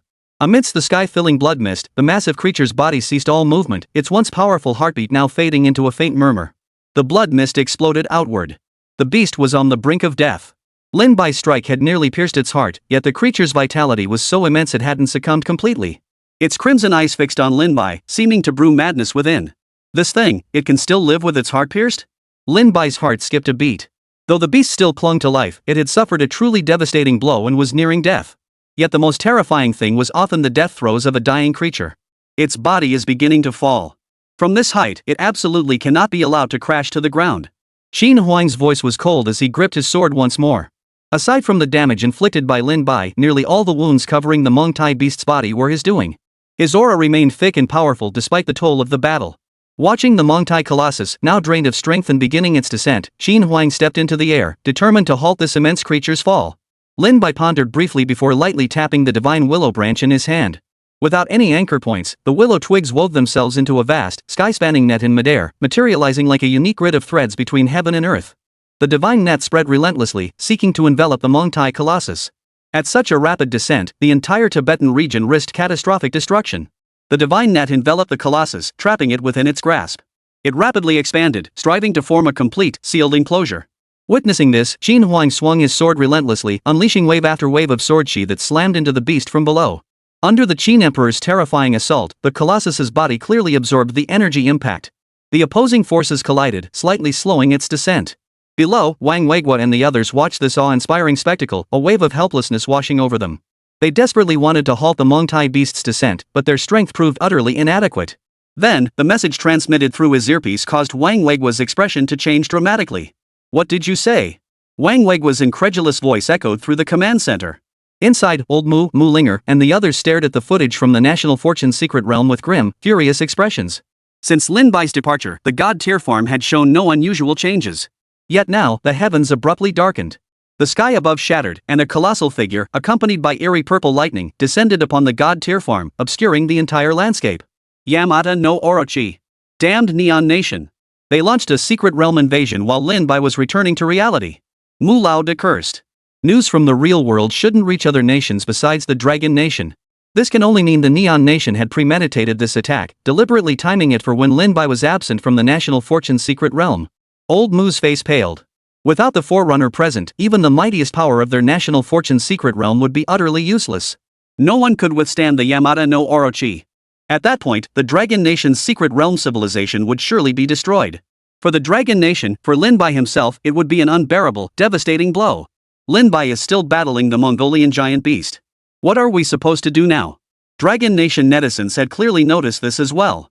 Staring at the terrifying scene of the world turning upside down within the National Fortune secret realm, they couldn't help but curse the Japanese for their despicable cowardice. Yet upon reflection, this wasn't actually against the rules. Lin Bai had returned to the real world for their sake, to stand alongside the Dragon Nation warriors against such a terrifying foe as the Mongolian giant beast. Thus, the crowd felt profound regret and resentment. Had they been strong enough, Lin Bai wouldn't have had to leave the secret realm of national fortune, and those little bastards wouldn't have found an opening. They weren't strong enough, they still depended on Lin Bai. Damn it, fight us fair and square. These shameless little bastards. And right at this critical moment, while Lin Bai fights those monstrous beasts for our nation, the opportunists find their opening. Trust Lin Bai. Even if we lose this secret realm invasion, even if the nation faces natural disasters, we stand with him. Lin Bai can always return to the national fortune's secret realm. As long as he remains, we cannot be defeated. That's right, we stand with Lin Bai. Old Mu and other Dragon Nation leaders had no choice but to declare a national emergency at this moment. Facing imminent natural disasters, they'd clearly prepared for the worst, losing a secret realm invasion while the nation endured calamity. The Neon Nation. Lin Bai's eyes flashed with murderous intent. He had naturally received the news, but now he had to race against time to slay the Mongolian Colossus. After battling this behemoth for so long, the system had granted him little time remaining. With that thought, Lin Bai dove from the sky like a meteor streaking across the heavens, intent on delivering the final blow to the dying Mongolian beast. The land of Neon has initiated a divine war against the Dragon Nation. Neon Nation's divine being, Yamata no Orochi. This declaration reverberated throughout the pioneers within the national fortune secret realm, instantly sparking an uproar. Could it be that this little nation had decided to take on the Dragon Nation? The Western nations, led by the United States, responded with utter contempt. Little Japan can only act tough against Dragon Nation inside the national fortune secret realm. In reality, they wouldn't dare make a peep. Unaware that Lin Bai had returned to the real world, they merely watched the spectacle unfold. In truth, realm invasions were hardly uncommon within the national fortune's secret realm. Nations like Great Britain, the Dragon Nation, India, and Lakish had all leveraged their formidable national fortune civilizations to invade smaller realms. The outcome was invariably victory for the aggressors, with their national power surging dramatically. Those smaller nations whose pioneers perished ultimately met their demise as their national fortunes faded, eventually overrun by bizarre creatures. Yet, until now, no nation besides the land of Neon had dared invade the Dragon Nation. Lin Bai's terrifying feat of clearing a Tier 3 secret realm instance had indeed stunned everyone. Boom! The heavens churned violently as the Yamata no Orochi stood towering above the sky. Purple thunderstorms engulfed the entire space. Like a demon from hell, it gazed down upon the divine level form in the distance, which resembled a celestial paradise. Ha! So the Dragon Nation has no gods to call upon? Yamata no Orochi sneered coldly. He had stated earlier that the War of the Gods only applied to nations possessing mythological systems, a category to which the Dragon Nation clearly belonged. Alas, the Dragon Nation's gods remained hidden. Chapter 51, The Great White Dog Unleashes Its Might, Shaking the Eternal Heavens. Since the Dragon Nation wasn't devoid of gods but rather had hidden deities, this divine conflict could persist. Yamata no Orochi's colossal form moved through the air, shaking the heavens as it rapidly closed in on the divine farm. The people of the Dragon Nation bore heavy hearts. Though prepared to face this calamity, they felt a deep sense of injustice, forced to watch helplessly as the Yamata no Orochi destroyed the Dragon Nation's secret realm of fortune. Huff! Yet at that moment, people noticed the large white dog still basking in the sun within the god tier farm. Taking advantage of Lin Bai's absence, it even lounged on his deck chair, legs crossed, hardly behaving like a dog at all. I've had it with this dog for ages. Damn it, even a dog knows how to enjoy life better than me. But if you're so good at enjoying yourself, why don't you go kill Yamata no Orochi yourself? Hey, let's be realistic. One setback isn't the end of the world for our Dragon Nation. But sending this dumb dog to take down Yamata no Orochi? Seriously? What part of him looks like he could fight? Every step he takes makes his flesh jiggle. Still kinda a shame though. If the national fortune secret realm gets destroyed, this dumb dog probably won't make it out alive either, right? Honestly, kinda liked that pathetic little look. Why isn't this guy panicking at all? Yamata no Orochi is already here, at least run for your life. Truly a dumb dog. The Great White Dog's lazy demeanor was witnessed by every Dragon Nation citizen. The crowd was both infuriated and amused. Mu Linger's smile held a hint of bitterness. She could only find it amusing. This dog really does have a way of looking on the bright side. Grandfather, if even a willow branch in Lin Bai's national fortune secret realm possesses such terrifying power, could it be that this dog's identity isn't ordinary either? Old Mu froze, casting a skeptical glance at Mu Linger beside him.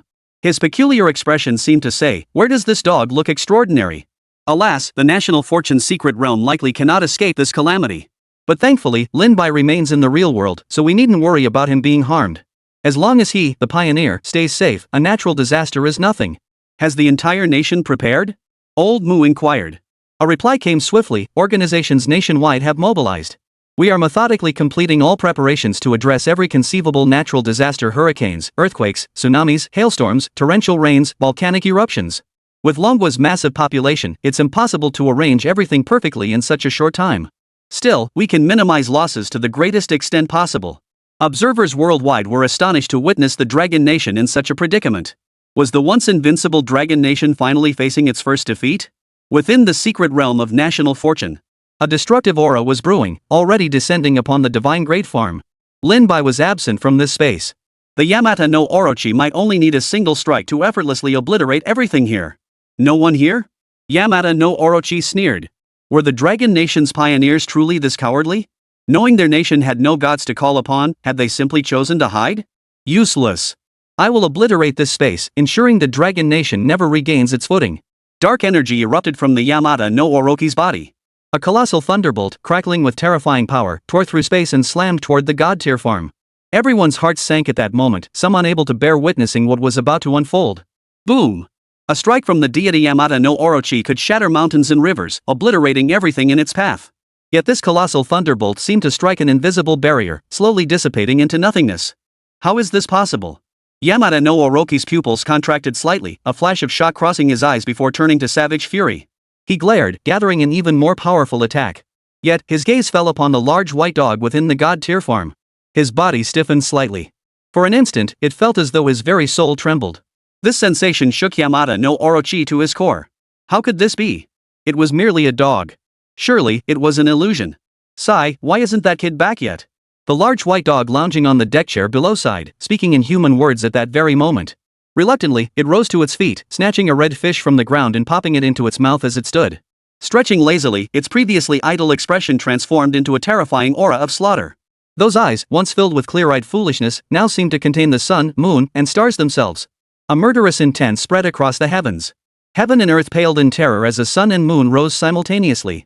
Amidst their shifting dance, the great white dog took a single step forward, its colossal aura shaking the ancient void. Holy crap, holy crap! This dumb dog is totally playing dumb to catch the tiger. You're telling me this is the same dumb dog from earlier? Wait, the same dog? First time I've been blown away by a dog's gaze. I knew everything in our Dragon Nation's secret realm was extraordinary. If a willow branch can unleash sword light that fills the heavens and earth, why couldn't a dog possess eyes that hold the sun and moon, devouring the heavens and swallowing the earth? This is so intense, I can't help but want to jump into the fight. No wonder Lin Bai could leave the national fortune secret realm so confidently. He had a backup plan all along. This dumb dog isn't just a freeloader after all. Everyone was stunned by the great white dog's sudden transformation. As it stood there, its murderous aura filling the ancient blue sky, each step causing the sun and moon to shift and countless stars to shift, as if it were about to devour everything. A wave of fervor surged from the depths of their hearts. Mu Linger stared blankly at the giant white dog, then turned to look at Old Master Mu with a peculiar expression. Old Master Mu, who had just questioned Mu Linger moments ago, was now utterly dumbfounded. This is ridiculous? Wasn't this a bit too far-fetched? Is it really playing dumb to catch the tiger? Old Mu was both amused and exasperated. Who could have imagined that this seemingly dumb dog, who spent all day eating, drinking, and waiting to die, possessed such majesty? Its eyes held the heavens and earth, looking down on the world with contempt. Even Lin Bai, who was in the Tibetan region, was stunned. Could this dumb dog possess such power? He knew it might not be an ordinary dumb dog, but he never imagined it could cause such celestial phenomena. Could this creature actually be some kind of deity? But possessing such power in every gesture and movement, it truly can only be a divine being, Lin Bai speculated. Ah well, since that kid isn't coming back, I'll just have to slay you myself. The great white dog's gaze slowly settled upon the Yamata no Orochi. The smile at the corner of its mouth turned vicious. Taking another step forward, its body seemed to merge with the heavens and earth. In an instant, it grew to a towering height of 10,000 jang, its massive form towering over the Yamata no Orochi. Chapter 52, The Heaven-Roaring Divine Dog. The sun and moon shifted colors, stars tilted from their orbits. The great white dog stood as if atop the heavens and earth, casting a contemptuous glance at the Yamata no Orochi. A savage killing intent surged in his eyes as an overwhelming pressure, powerful beyond measure, rolled toward the serpent like a raging torrent. With a thunderous crash, the Yamata no Orochi was hurled tens of thousands of meters away. Staring at the great white dog in utter disbelief, it was utterly dumbfounded. This can't be. Who the hell are you? The Yamata no Orochi roared furiously, its eyes reddening as its aura became unstable. The terrifying presence emanating from the white dog now was enough to make its blood freeze. That aura alone was sufficient to crush it. You call yourself a god? The great white dog roared with laughter, then spoke each word deliberately. I am the divine beast of the true lord of the mysterious way of purity, the spirit dog Xiao Tian. That brat Lin Bai has been delayed in returning, so I shall be the one to slay you. After all, this place bears the fortune of the Dragon Nation, and I cherish it dearly. I cannot allow scum like you to destroy it. As these words echoed, intangible laws coalesced into surging divine power that rippled into the mortal realm. The people of the Dragon Nation stared in stunned silence at the spectacle. That dumb dog was actually the celestial hound Xiao Tian? Yes. Yes. The true lord of Qingyuan Miaodo is none other than Erlang Shen. That dumb dog must be Xiao Tianquan. What kind of place is our national fortune's secret realm? Even the celestial hound is inside. This is utterly thrilling. With the heaven-roaring dog here, the eight-headed serpent can go eat. What does that worthless serpent think it can do against the heaven-roaring dog? The heavenly hound Xiao Tian is a truly enlightened spirit dog. It's the divine hound that follows the second lord. It discerns demons and devours evil spirits. What does the Yamata no Orochi even amount to? Xiao Tian dog's intervention truly stirred up a whirlwind of emotions within everyone. After all, who could have imagined that the lazy dog in the divine farm, who only knew how to eat, drink, and wait for death, was hiding such an identity? Only the people of Dragon Nation could grasp the true nobility of the heavenly hound status. Foreigners watching this unfold were utterly dumbfounded, especially those from Little Japan. Japan netizen, bakaya are you? What kind of dog is that? How could it be so terrifying? Japan netizen, could it be the celestial dog? Korea netizen, that must be our nation's divine dog. Damn dragon country, claiming our national treasure as their own. South Korean netizen, our nation must possess even mightier deities, they just haven't revealed themselves yet. Winter Bear Nation netizen, thankfully we have good relations with Dragon Nation. If even a dog from their secret realm is this terrifying, it's hard to imagine the terrifying power possessed by that nation's forerunner. Winter Bear Nation netizen, what a pity. Our nation lacks such a rich mythological system, but I believe our advanced technological civilization will surely see us through this apocalyptic crisis. Beautiful country netizen. How much more is Dragon Country hiding? Beautiful country netizen, thankfully our nation's pioneer didn't go looking for trouble by invading Dragon Nation's secret realm. Otherwise, our country would be facing a catastrophe too. Dragon Nation, hidden region. Lin Bai wielded the divine willow, while Qin Huang stood by to support him. The threefold true fire surged with overwhelming power. The flame sword light pierced the heart of the Mongolian giant beast completely. Compressing the fire element to its absolute limit, it exploded with a thunderous roar, utterly slaying the colossal beast. The net, vast enough to weave the heavens and earth, ensnared the colossus. Beneath it, Qin Huang's relentless assault caused the two forces to cancel each other out, finally slowing the beast's descent. Then, Wang Weigui and others, clad in nanotech battle armor, pushed their reverse particle acceleration to its absolute limit. Countless warriors used their bare bodies to support the colossus's sky-obscuring form, slowly lowering it to the ground. Boom! Dust swirled, the earth trembled, yet miraculously, the entire Tibetan region was spared destruction despite the terrifying impact. Surveying the ravaged landscape and the fallen bodies of their comrades, the collective grief and anger ignited into a fierce killing intent toward the bizarre creature. This battle had been brutal beyond measure. Even with Lin Bai and Qin Huang arriving in time, they had lost countless warriors. Not a word was spoken as they observed a moment of silence for the fallen. Only when they witnessed the Xiao Tian dog's overwhelming intervention within the secret realm of national fortune did they snap back to reality, each one revealing astonishment. That dog was actually the heavenly hound? System task completed, host has slain the Mongolian giant beast. Reward, data device upgrade. Upon cooldown completion, host may traverse to the real world via the data device. Duration, 2 hours. Though he had slain the Mongolian giant beast at the last moment, Lin Bai felt no joy. This battle had claimed too many lives of Dragon Nation warriors. Yet this was no ordinary war, sacrifices were inevitable. But they were his compatriots, how could he possibly feel at peace? Qin Huang stepped forward, patted Lin Bai's shoulder, and said, sacrifice is inevitable in war. Remember these fallen warriors and carry on with their will. Divine power surged into Lin Bai's body, seemingly restoring all his previous exhaustion. Nodding, Lin Bai finally refocused his attention on the situation within the national fortune's secret realm. Upon seeing the heavenly hound striding across the sun and moon, Lin Bai found himself both amused and exasperated. That dumb dog actually has such status? But with him around, the Yamata no Orochi is nothing to fear. Lin Bai turned, clasping his fists in a bow toward the golden glowing divine edict of the god Emperor Guan Yu in the sky above. Next, he bowed to the Qin Emperor beside him. Finally, he addressed Wang Weigui, General Wang, the enemies behind us will only grow in number. I leave it to you. My time here is limited, I must return to the national fortune's secret realm. I'll work swiftly to enhance the strength of our Dragon Nation warriors. Should any terrifying, bizarre creatures appear again, contact me through the data device. With that, Lin Bai vanished from the spot, enveloped in a swirl of data. The warriors all saluted the spot where he had disappeared. Wang Weigui said solemnly, rest assured, Lin Bai. While you're gone, the Dragon Nation is in our hands. Yet immediately afterward, a wave of headache washed over him.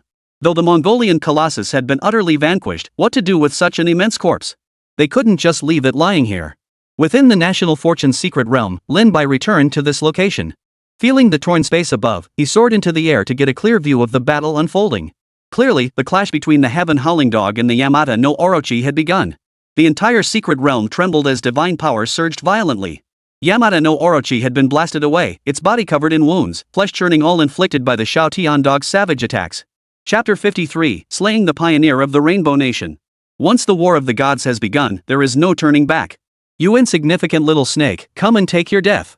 Xiaotian dog roared defiantly toward the heavens. Divine power raged like a storm, rolling forward and swiftly engulfing the Yamata no Orochi. Yet the serpent seemed to attempt a final, desperate counterattack. Its 8 heads appeared to possess their own consciousness. Thunder gathered, and the 8 heads coalesced into 8 distinct forces of varying attributes. These converged into a single, malevolent power, charging toward Xiao Tianquan. The collision of these two colossal beings in the heavens made the battle utterly terrifying. The sky itself seemed torn apart. Under the impact of their divine power, were it not for the divine great farm containing myriad divine artifacts and protected by the essence of heaven and earth, it likely would not have avoided partial destruction. Each of the Heavenly Hound's attacks was overwhelmingly brutal, crushing the Yamata no Orochi's assaults with absolute divine might. Even the fusion of diverse elemental energies was ground to dust beneath the Heavenly Hound's divine power. This dumb dog is seriously impressive. Looks like I'll have to treat this guy well from now on. Lin Bai, watching from below, quipped. Little did he know, his words seemed to reach the Heavenly Hound in the sky. Its gaze fixed on Lin Bai, it barked angrily, "You brat. If you hadn't been absent, would I have had to step in? Hurry up and help me. How am I supposed to help? Japan has initiated a divine war. I'm no god." Lin Bai shrugged helplessly. This snake can't touch me, but I can't stand seeing you so relaxed. Go kill that guy. I'll find you something to do. The Heavenly Hound pointed its tail toward Gonfan Zayarizi in the distance. Only then did Lin Bai notice that Gonfan Zayarizi, the pioneer of Neon Nation and instigator of this divine war, had also arrived in this space. Though killing him wouldn't affect the Yamata no Orochi, Lin Bai's eyes still blazed with murderous intent. This little bastard had instigated secret realm invasions time and again he certainly wouldn't show them any courtesy. Seeing Lin Bai's intent, the Heavenly Hound nodded in satisfaction before turning its gaze back to the battered Yamata no Orochi, baring its gleaming fangs. I'm sick and tired of looking at your 8 snakeheads. Roar! Xiaotian dog moved with blinding speed, almost merging with the space itself. A storm erupted, and the malevolent aura in the heavens and earth suddenly dissipated, weakened somewhat. Then, a column of blood shot skyward as one of the Yamata no Orochi's heads was torn clean off. This is outrageous. I am a deity. Enraged, the Yamata no Orochi unleashed a frenzied explosion of thunder infused with dark power, transforming the entire space into a sea of lightning. Then, carrying the thunder itself, it lunged toward the Heavenly Hound. The Heavenly Hound sneered coldly, slamming down a paw. Spatial ripples spread out, freezing everything in place including the Yamata no Orochi's seemingly frenzied assault. If the true lord were here, a single strike would slay scum like you. This lord here couldn't resist toying with you a bit longer. It's about time to end this. With each step the Heavenly Hound took, space trembled. His claws contained the power to tear through the void, exorcise demons, and devour evil, the very nemesis of the Yamata no Orochi's malevolent force. One claw slashed through space, condensing into a blade of light that slammed down. Boom! An energy storm engulfed everything, obscuring all sight. Yet within this tempest, Lin Bai steadily closed in on Gonfan Zayarizi, who clearly sensed his approach. A warrior of the Great Day Empire never surrenders. Come! Gonfan Zayarizi drew his katana, determined to fight Lin Bai to the death. As an ordinary man, even after becoming a pioneer and receiving the divine protection of Amaterasu behind him, that power was ultimately not his own. Lin Bai extended his hand, and Gonfan Zayarizi was instantly drawn toward him by an invisible force. Grasping the man's throat, Lin Bai applied slight pressure. The 3-flame true fire surged forth, shattering the divine power of Amaterasu. With a casual toss, Gonfan Zayarizi lay dead as a doornail. We still have unfinished business from the last invasion of the secret realm. Lin Bai remained composed. As a pioneer of the land of Neon, Gonfan Zayarizi naturally had the sun goddess Amaterasu watching over him, her divine power shielding him. Given time to cultivate, he could undoubtedly advance his cultivation swiftly. Unfortunately, the moment he became a forerunner, he couldn't resist launching a divine war. In the end, not only was the Yamata no Orochi crippled by the Heavenly Hound, but he also lost his own life. In the real world, the Dragon Nation's populace erupted in cheers. The Heavenly Hound had decisively subdued the Yamata no Orochi, while Lin Bai had effortlessly slain Gonfan Zayarizi. What had initially seemed like an inevitable defeat for the Dragon Nation in this divine battle had been utterly reversed. So satisfying. Absolutely thrilling. Lin Bai is so badass, I want to bury his children, woo woo woo. Those little bastards are probably already crying their eyes out. Another natural disaster is coming their way, and I bet they'll declare their country extinct soon. What seemed like a certain defeat was turned around by the Heavenly Hound and Lin Bai. Heaven bless our dragon nation. So satisfying. I'm so pumped I'm already at the army gates. Brothers, wait for me to enlist. I'm heading to the front lines to fight fiercely and slaughter every bizarre creature. Go for it, brother. Meanwhile, over at Zayarizi's place, they're already wailing and crying. Japan netizen, no. Our great nation, our great people face yet another catastrophe. Japan netizen, mom, save me. This is ridiculous. How could our nation's pioneers be so weak? Japan netizen, damn it. Don't underestimate our great day empire. This guy is an absolute disgrace to our Bushido. Japan netizen, summon Ultraman to protect our nation. Dragon Country must be cheating, there's something foul here. How dare Dragon Country's dog defeat our great Yamada no Orochi? Japan netizen, has the Dragon Nation's deity fallen into the animal realm? Even if they won like this, what's the point? Besides, Lord Yamada no Orochi hasn't lost yet. Don't underestimate our bond with Lord Orochi, you bastard. Neon Nation netizen, Amaterasu. At that moment, the divine battle within the National Fortune's secret realm had concluded. Both Dragon Nation and Neon Nation spectators stared intently, desperate to learn the outcome. As the light faded, the celestial hound's eyes blazed with the brilliance of sun and moon. He sneered contemptuously at the pitiful sight of Yamada no Orochi lying below, its 7 heads blown apart, only the last one remaining. How utterly boring. With such feeble strength, you dare invade the Dragon Nation's secret realm. Chapter 54, Incense Offerings to the Gods, the Power of Faith. Xiao Tiandog opened its maw as if to devour the entire cosmos. Under the terrifying divine power it unleashed, the Yamada no Orochi offered no resistance whatsoever. It was swallowed whole by Xiao Tiandog, transformed into pure energy, and perished completely. Silence fell. Lin Bai stared in astonishment at the scene. That dog had actually swallowed the dying Yamada no Orochi whole? Now those little bastards were going to be cursing their luck. Dragon Nation emerged victorious in the divine war. All Dragon Nation bloodline descendants within its borders now possess superhuman physical enhancements. The land of Neon will soon face divine punishment, national fortune will wane, freshwater and grain reserves will decrease by 10%. Hearing the voice from the heavens pronounce this judgment, Lin Bai wore a satisfied smile. Such punishment would surely be a catastrophe for those little bastards. It's nowhere near enough. I must do more, empower Dragon Nation with greater strength so it can stand firm amidst this apocalyptic age. Lin Bai murmured softly, his tone carrying unwavering certainty. The battle against the Mongolian Colossus had once again made him realize his strength was far from sufficient. He turned and returned to the Divine Great Farm to continue his cultivation. Breaking through to the Skywalker tier was clearly his primary objective. Simultaneously, he scoured the Divine Farm's marketplace for any new divine artifacts he could cultivate to accelerate his cultivation progress. He could see the experience points needed for the Divine Farm to upgrade to level 2 were dwindling. Upgrade to level 2 as soon as possible. Once the Divine Farm reaches level 2, it will unlock a brand new area. Hopefully, more deities will come to visit then. The Neon Nation had already endured one natural disaster, followed immediately by the terrifying onslaught of bizarre creatures. Though they had finally repelled the monstrous beings at a tremendous cost, their own foundations had been shaken to the core. Facing another natural disaster under these circumstances, coupled with the depletion of freshwater and grain, the most vital resources in wartime, left little hope for the Japanese people's remaining days of prosperity. A wave of despair washed over the land of Neon. Neon Nation netizen, no. How can they punish us like this? That was clearly the work of the Forerunners. Why must we pay the price? Neon Nation netizen, this leaves us no way to survive. Fresh water and food, these are the most vital resources. Neon Nation netizen, I want to defect to the Dragon Nation. Neon Nation netizen, where is the government? Why won't they step forward and give us a way to survive this crisis? Neon Nation netizen, hurry to the shelters. The natural disaster is coming soon. Meanwhile, Dragon Nation was in nationwide jubilation. At this moment, everyone's physical constitution had undergone a tremendous enhancement. Cultivators, in particular, had advanced an entire realm in their power. Wang Weigua, who had only recently broken through to Surface Realm Tier 5, had clearly stepped into the realm of Surface Realm Tier 6. Dragon Nation's warriors had also universally attained Earth Realm Tier 5 and Tier 4 strength. Lin Bai, you're my god. I just shattered a concrete wall with one punch. Now we have the strength to fight those bizarre creatures too. We must join the battle when the nation is in peril. Every citizen bears responsibility. The neighbors are already wailing like babies. This is hilarious. Never felt this good. Time to repay the blood debt owed for a century. Let's annihilate that nation already. Amidst this fervor, the Dragon Nation government maintained constant surveillance over the Neon Nation. To rally public morale, they publicly revealed the existence of the Qin Emperor. Footage of the Qin Emperor and Lin Bai fighting the Mongolian giant beast together had already been broadcast. While everyone knew Lin Bai, they had no idea about the figure beside him. But with the Dragon Nation's announcement, shock and overwhelming joy flooded the masses. Good heavens! That is our nation's forefather, the founding emperor of our country, the first emperor of Qin. We have his aid. Has this great first emperor truly achieved his lifelong quest for immortality? This humble subject greets the first emperor. This humble subject greets the first emperor. A deity fighting alongside us.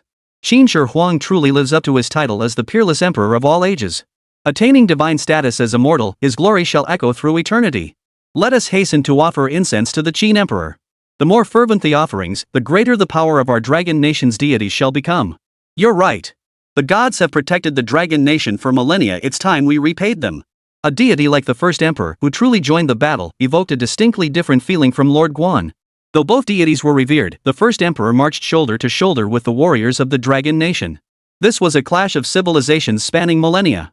The era of this first emperor had ended thousands of years ago, yet in this present age, he stood once more alongside the people of the Dragon Nation. People spontaneously began to act, collectively offering incense to the first emperor and dedicating their faith. As long as the incense burned, the deity would endure. Feeling the power of faith converge upon him, a rare smile touched the emperor's stern face. The future held promise after all. This era felt promising to him, strengthening his resolve to protect the Dragon Nation's countless households. Bringing peace for all ages, battling the uncanny for all people. The people's intentions are noble. By offering incense to the deities, their power will surely grow. Should we call upon the people to provide the deities with the power of faith? Within the command center, Wang Weiguo voiced his proposal. If the power of faith could be transformed into divine might, perhaps the divine energy contained within the statues of the giant spirit god and Xianming would flourish even more. Old Mu nodded in agreement. Agreed. Now that Lin Bai has slain the Neon Nation's forerunner once more, their national fortune has faded. They can no longer stir up trouble. We need only continue advancing the civilization of our Dragon Nation. He never disappoints. Old Mu smiled with satisfaction, yet his gaze drifted unnoticed to the slightly dazed Mu Linger beside him. A sigh escaped his heart. He knew his granddaughter's emotions had clearly been affected by Lin Bai. Romantic attachments clearly fall outside Lin Bai's considerations. His vision is vast, focused on the Dragon Nation, even the entire human civilization. Ah! I only hope the girl doesn't become too deeply entangled. Lin Bai is undoubtedly exceptional, but... Old Mu's thoughts were complex. Lin Bai bore an immense burden. The very flame of human civilization now rested in his hands. Whether this hope could be carried to the distant future depended entirely on him alone. May humanity truly embrace a bright future. Chapter 55. You're telling me this is a black hole? News from the land of the rising sun, a natural disaster has struck. The news spread, drawing the world's attention to the land of the rising sun.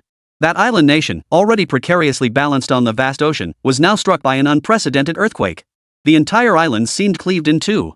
That terrifying rift, like a scar on Blue Star, split the island nation in two. The smaller portion completely detached from the mainland and, driven by the earthquake's force, drifted toward the depths of the ocean. The terrifying seismic waves awakened the already restless Mount Fuji. Magma surged 10,000 meters into the sky, volcanic clouds obscuring the sun, and rolling lava incinerated everything in its path, a scene of utter apocalypse. This eruption nearly caused Mount Fuji itself to collapse. The Neon Nation was clearly teetering on the brink of collapse.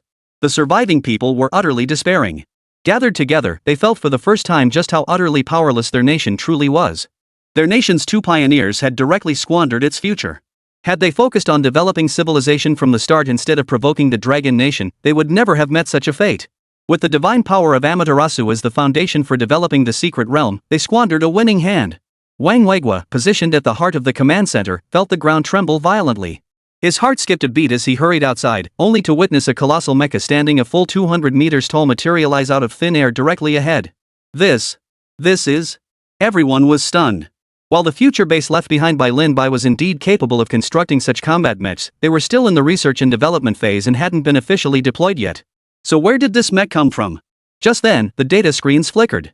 Instantly, Lin Bai connected with everyone through the upgraded data interface. He was currently in his god-tier farm, roasting fish leisurely over a campfire with his dog, Xiao Tian.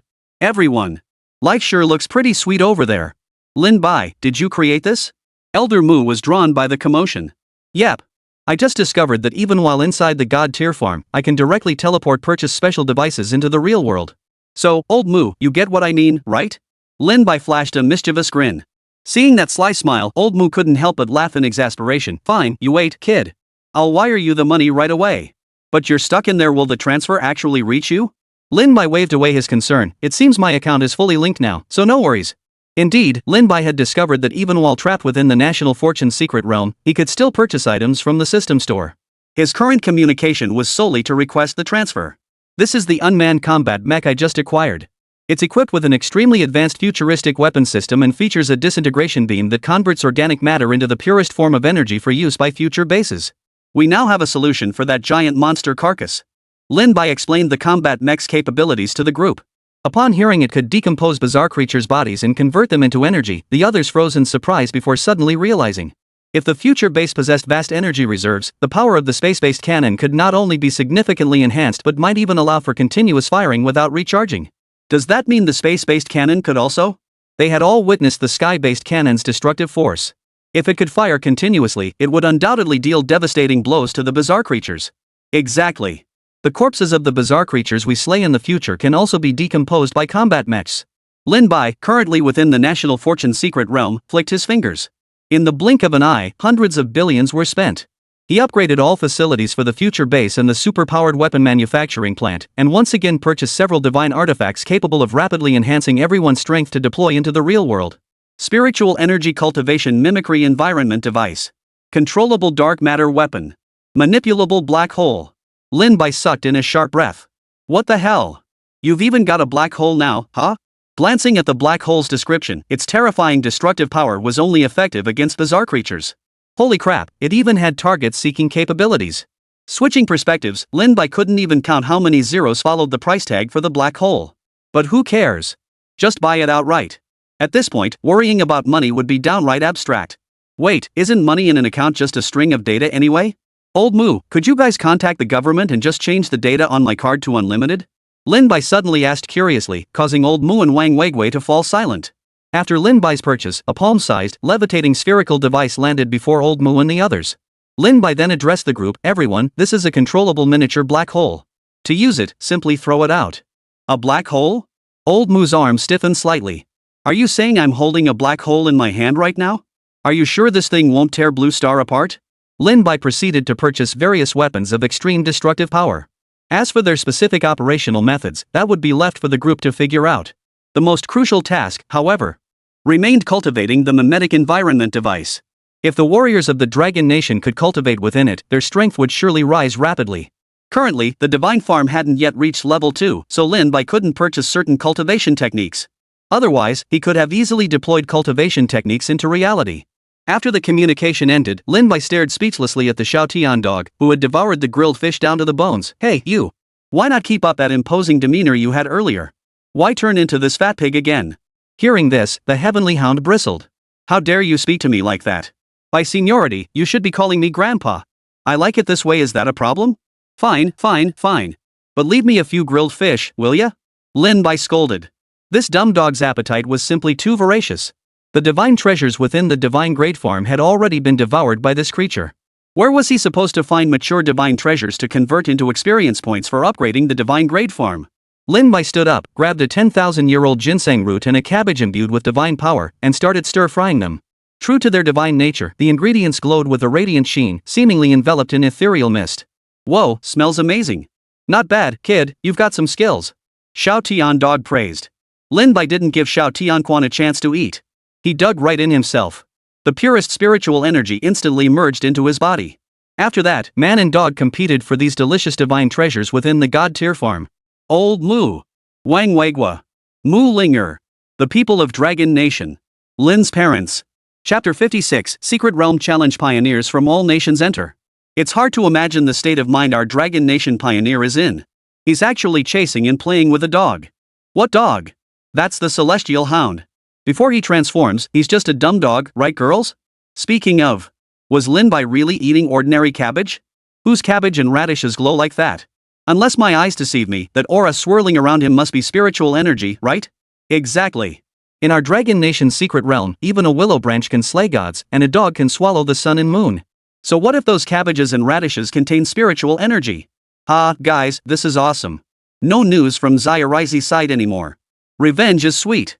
After enduring 2 consecutive natural disasters, an invasion of bizarre creatures, and the eruption of Mount Fuji, the land of the Rainbow Nation lay in near total ruin. Only a handful of areas remained untouched. People wandered aimlessly through the streets, homeless. Even the sewage they'd flushed into the ocean during the last storm had been churned back up by the storm, transformed into torrential rain, and poured equally into everyone's mouths. Most of these people were now frail and sickly, utterly unable to endure such conditions. They sought help from the nation's leaders and politicians. Yet in the face of this catastrophe, the Neon Nation government merely issued a statement promising swift assistance. As aid failed to materialize, pent-up frustration finally erupted.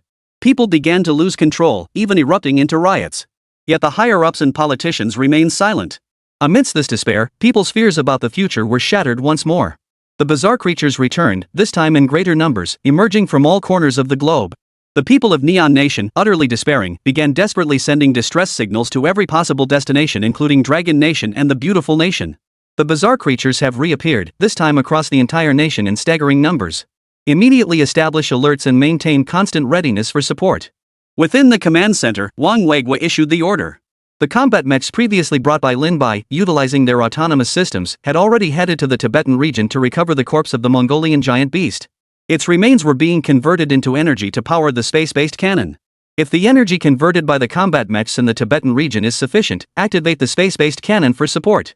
After issuing this directive, General Wang Weigua donned his nanotech battle armor and led his squad into action. In this war, the seasoned commander chose to fight alongside his younger soldiers.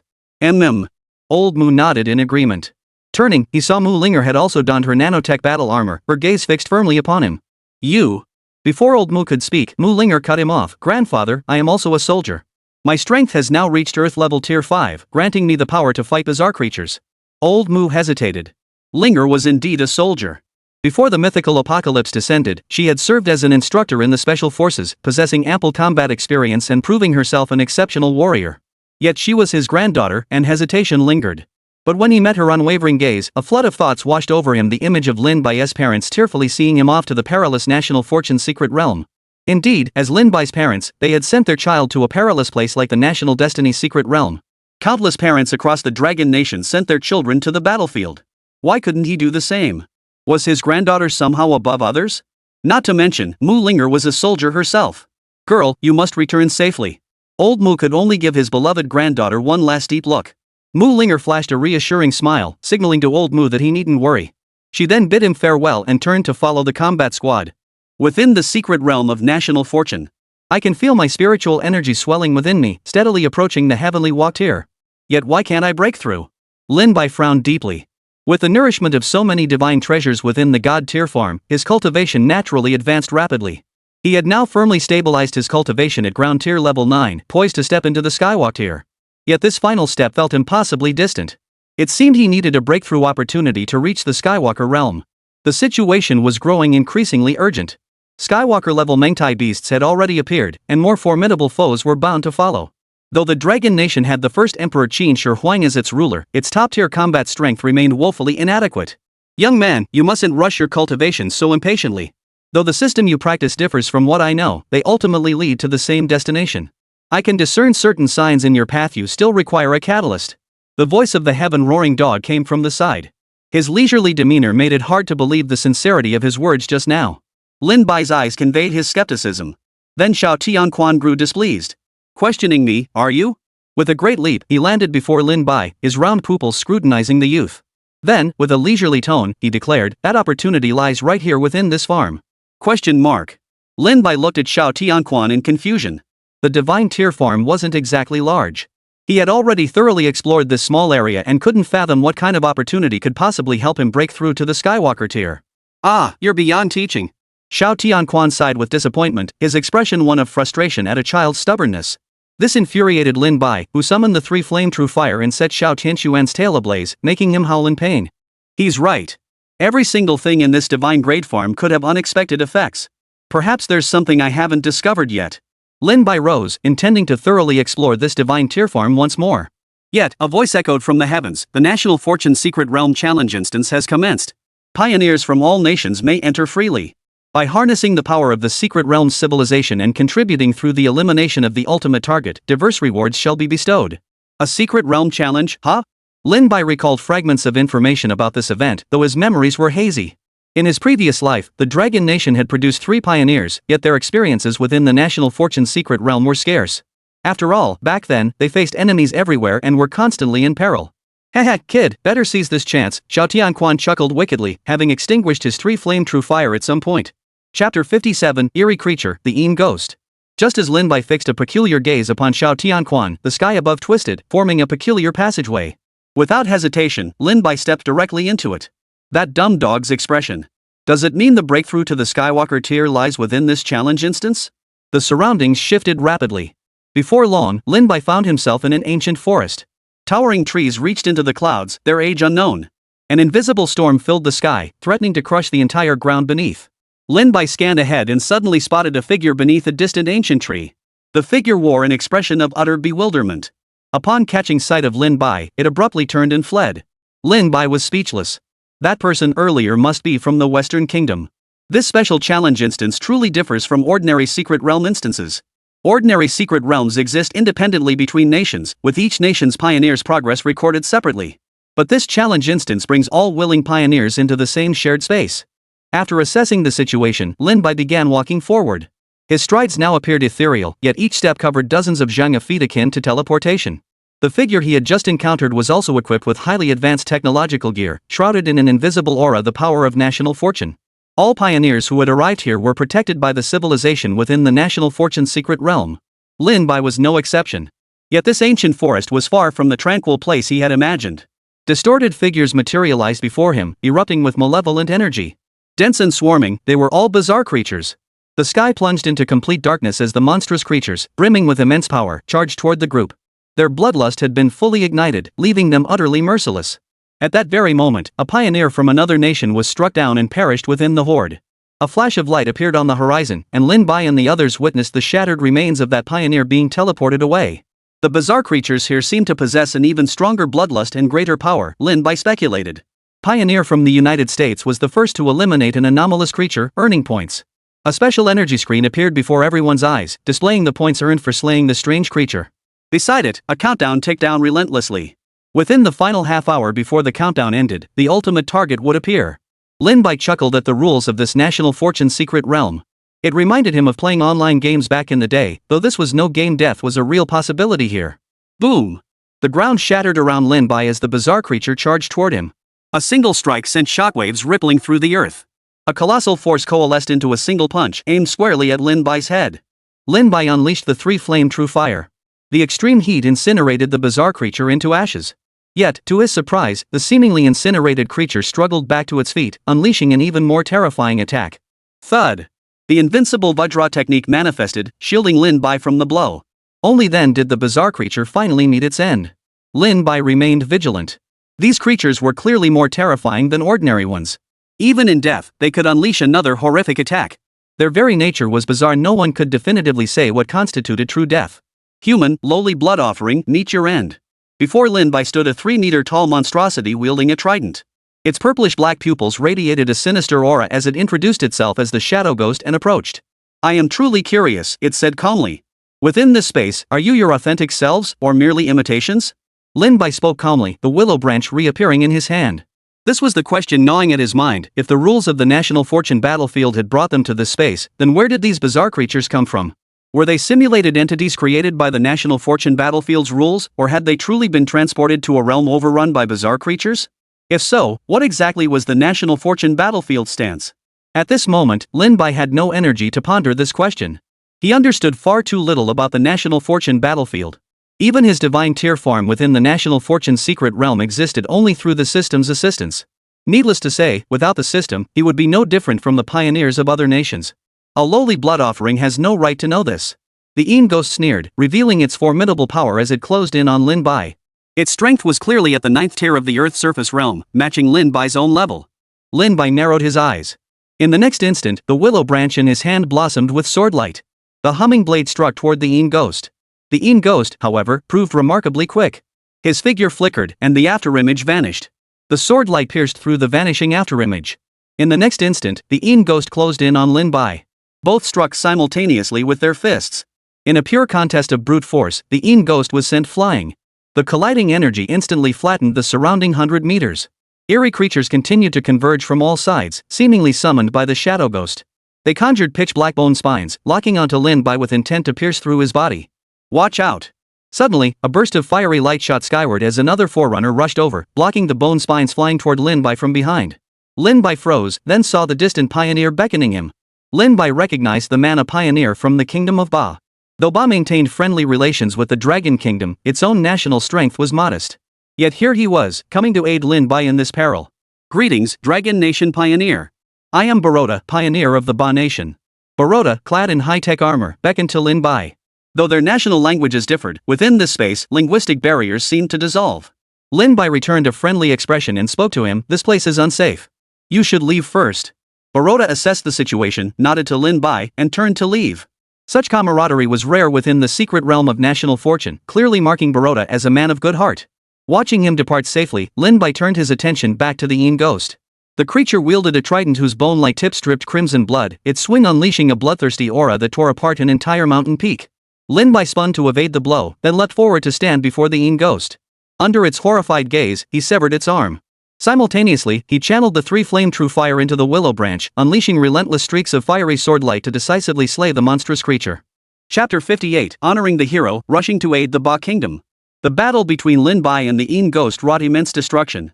The ancient forest now lay engulfed in flames, everything consumed, leaving only a landscape of devastation and the broken remains of the bizarre creature. After Lin Bai severed the Yin ghost's arm, its earlier arrogance vanished. It transformed into a blurred shadow, darting backward in an attempt to escape. Lin Bai sneered coldly. Flames surged around him, transforming the willow branch in his hand into a fiery projectile. As he hurled it, it pierced through space, and in the next instant, it tore through the shadow fiend's chest. A violent explosion of fiery energy erupted, shattering its chest cavity. Having slain so many bizarre creatures, Lin Bai's kill count instantly surpassed that of the American pioneer, Davis, establishing a commanding lead. Who the hell is this Dragon Nation pioneer? Does he really possess such overwhelming power? Elsewhere, Davis's face darkened like storm clouds. He had been gathering strength for a long time, determined to seize the top spot here and secure richer rewards. Yet this Dragon Nation pioneer had once again disrupted his plans. The United States was already at a disadvantage in this contest for the national fortune secret realm. Technology, after all, could never match the prowess of the gods. Thus, he had to endure. He firmly believed that even technology could slay gods. Thus, though resentment toward Lin Bai burned within him, Davis did not act as recklessly as the two pioneers from the Neon Nation. He had to endure, biding his time until his power could slay the gods. Thank you for your help earlier. How is your nation's secret realm faring? On a mountaintop, Lin Bai found Baroda. Seeing him, Baroda smiled, shedding his guard as he approached. So glad you're safe. My strength is insufficient to fight alongside you. As he spoke, a hint of bitterness crept into his smile. Our nation's secret realm chose to develop technology, but our civilization's evolution is limited. While we haven't been invaded by other nations' realms yet, my own abilities are insufficient, and our civilization's progress is painfully slow. Lin Bai then took up the thread. In this struggle, you offered me your aid. I should be thanking you. Compared to divine civilizations, technological civilizations lack that apocalyptic power to extinguish all existence with a single thought. Yet technology knows no bounds. If your civilization continues to advance, it may yet find the strength to stand against divine civilizations. You've done well. Baroda smiled, his gaze unwavering. Deep within his pupils, a flame seemed to burn, radiating an unyielding brilliance. Thank you for your words. As a pioneer of Barrow, I am willing to sacrifice everything for my nation. The path ahead is shrouded in darkness, and I see no light. Yet I will use my life to tear open a crack for my country and its people, letting the light in. Baroda was not tall, yet in that moment he seemed capable of holding up the heavens. Lin Bai simply watched him quietly, an involuntary smile touching his lips. Courage was humanity's anthem, and was precisely because of such convictions that human civilization would endure. After a moment of silence, he addressed Baroda. You and I are both willing to sacrifice everything for our homeland. On this path, we must push forward as far as possible, leaving footprints for those who follow. Only then will our sacrifices hold meaning. Even when we are no longer here, our nation and its people will witness that brilliant future for us. The flame of human civilization will never be extinguished. May all go well for you. Baroda's eyes filled with tears as his voice trembled. You too. May all go well. May the friendship between our nations endure forever. May our friendship endure. May you find peace. Lin Bai extended his hand, shaking that of the hero willing to sacrifice everything for his homeland. Then they parted ways. Each had their own mission to bring greater strength to their respective nations. As they had said, even if they perished, those who followed would witness that most beautiful future, a future brimming with hope. Salute to the heroes. Salute to heroes like Mr. Lin Bai and Baroda, who cast aside their own safety for the people and the nation. On this path where the future remains unseen, they blaze a trail for those who follow, leaving their footprints behind. Salute. It is precisely because of such pioneers that we enjoy our present blessings.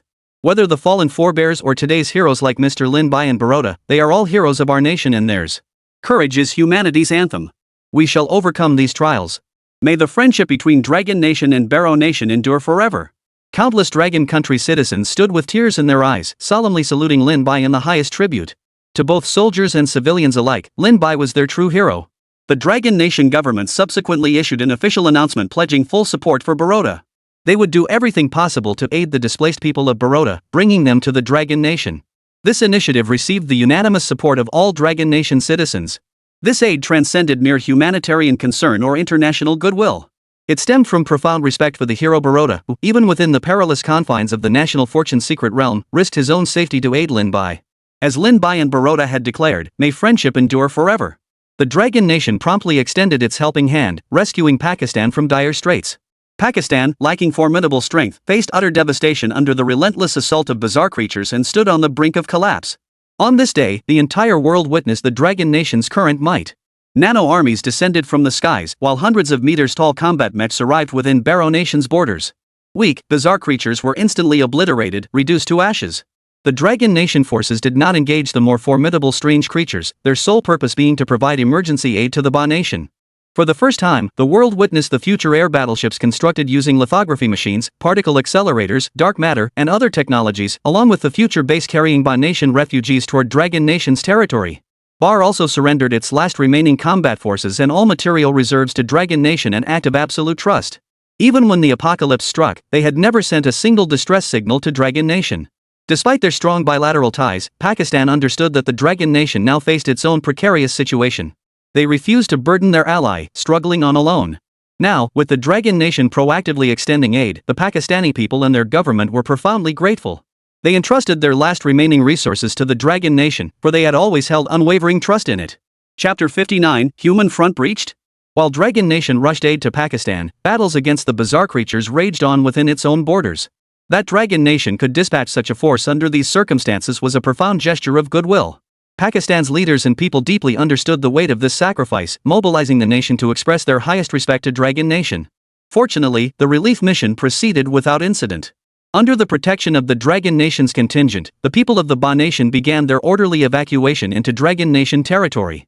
Dragon Nation, Operations Center. Old Mu, the most severely affected area is the Magic City Sea region. The bizarre creatures have already made landfall and are attacking with extreme ferocity. The steel defenses have been shattered, and even the urban district of Magic City has suffered damage. Our soldiers have suffered heavy casualties. Listening to the report from the person beside him, Old Mu's expression grew grave. As one of the most prosperous regions in the Dragon Nation, Magic City had now become the hardest hit area. What is the strength of these bizarre creatures? Old Mu asked in a deep voice. 1 Earth Tier, 8th rank. Upon hearing this, Old Mu turned and headed toward the future base. Now that they possessed overwhelming power, the space-based cannon would undoubtedly deliver unexpected results. He intended to unleash it to support the Demon City. His stride carried a hint of urgency, and a fine layer of sweat beaded on his forehead. Mu Linger was heading straight for the Demon City, meaning her enemy was an Earth-level, 8th-tier bizarre creature. Fearing for Mu Linger's safety, Old Mu quickened his pace. Fortunately, Wang Legua had also rushed toward the Demon Capital region. Moreover, due to the Demon Capital's strategic importance to the Dragon Nation, its military deployment there was significantly heavier. The battle in the Demon Capital had now entered its most brutal phase. The river ran crimson with blood, a horrifying sight. Facing the bizarre creatures, Dragon Nation warriors fought valiantly. Even with their nanotech armor shattered, they continued to battle the monstrosities with their bare hands. Yet the creatures' bone spike attacks sent the soldiers reeling into disarray. Their weapons of mass destruction seemed ineffective against these enigmatic foes, who maintained blinding speed to evade every assault. The bone spines proved utterly unpredictable, tearing through the air to pierce flesh and bone. The malevolent energy within them detonated instantly, leaving no chance for recovery from wounds. This was the first time the warriors had been so thoroughly outmatched in direct combat. Facing the seemingly frenzied yet perfectly coordinated attacks of the bizarre creatures, they retreated steadily, suffering heavy casualties. The bizarre creatures' attack methods were extremely diverse, each one deadly, making it difficult for the warriors to counter. There were the most basic charging beast-like creatures, as well as winged ones that launched surprise attacks from the air. Then there were the massive vanguard creatures whose roars alone could repel entire squads. The warriors discovered even their super-powered weapons struggled to pierce the flesh of these vanguard monsters, which advanced like colossal walls crushing down upon them. The final humanoid aberration, however, wielded devastating ranged attacks. Its eerie aura coalesced into streaks of light blades that slammed toward the defenders. Each strike possessed the power to shatter the earth and rend through steel defenses. "Captain, our defenses are collapsing." A wounded warrior shouted to Mu Linger, his eyes bloodshot. "We cannot retreat any further. If we let them advance, our men will scatter. Then the monstrosities could appear anywhere. Even if it means death, we must pin them down here by the riverbank." Mu Linger issued her orders with unwavering composure as she threw herself into the front lines. Though a woman, her combat prowess was formidable. The metropolis was now devoid of civilians. Coastal city residents had long since received evacuation orders. But if these strange creatures entered Longwa territory through the demon capital, they would scatter in all directions. Eliminating them afterward would become exceedingly difficult. "Reinforcements are on the way. We must not retreat." The warriors held their ground, confronting the monstrous creatures with their flesh and blood. Some gravely wounded fighters chose to detonate the high-energy particle devices they carried. Boom! As the deafening explosions echoed, hearts ached with unbearable sorrow. Rage erupted. Witnessing the sacrifices of their comrades, each warrior attacked with frenzied fury. In that moment, the sky seemed to rain down blood. The lingering joy from previous victories slowly faded. Gathered together, they watched the broadcast in silence. Though such images should not be seen by the public, for parents were watching their children. They were weeping. But in this age, people had countless ways to see such scenes. Sacrifice was inevitable. They had to accept this reality.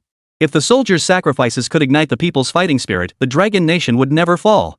Within the Secret Realm Challenge instance, Lin Bai traversed a vast plain teeming with numerous bizarre creatures.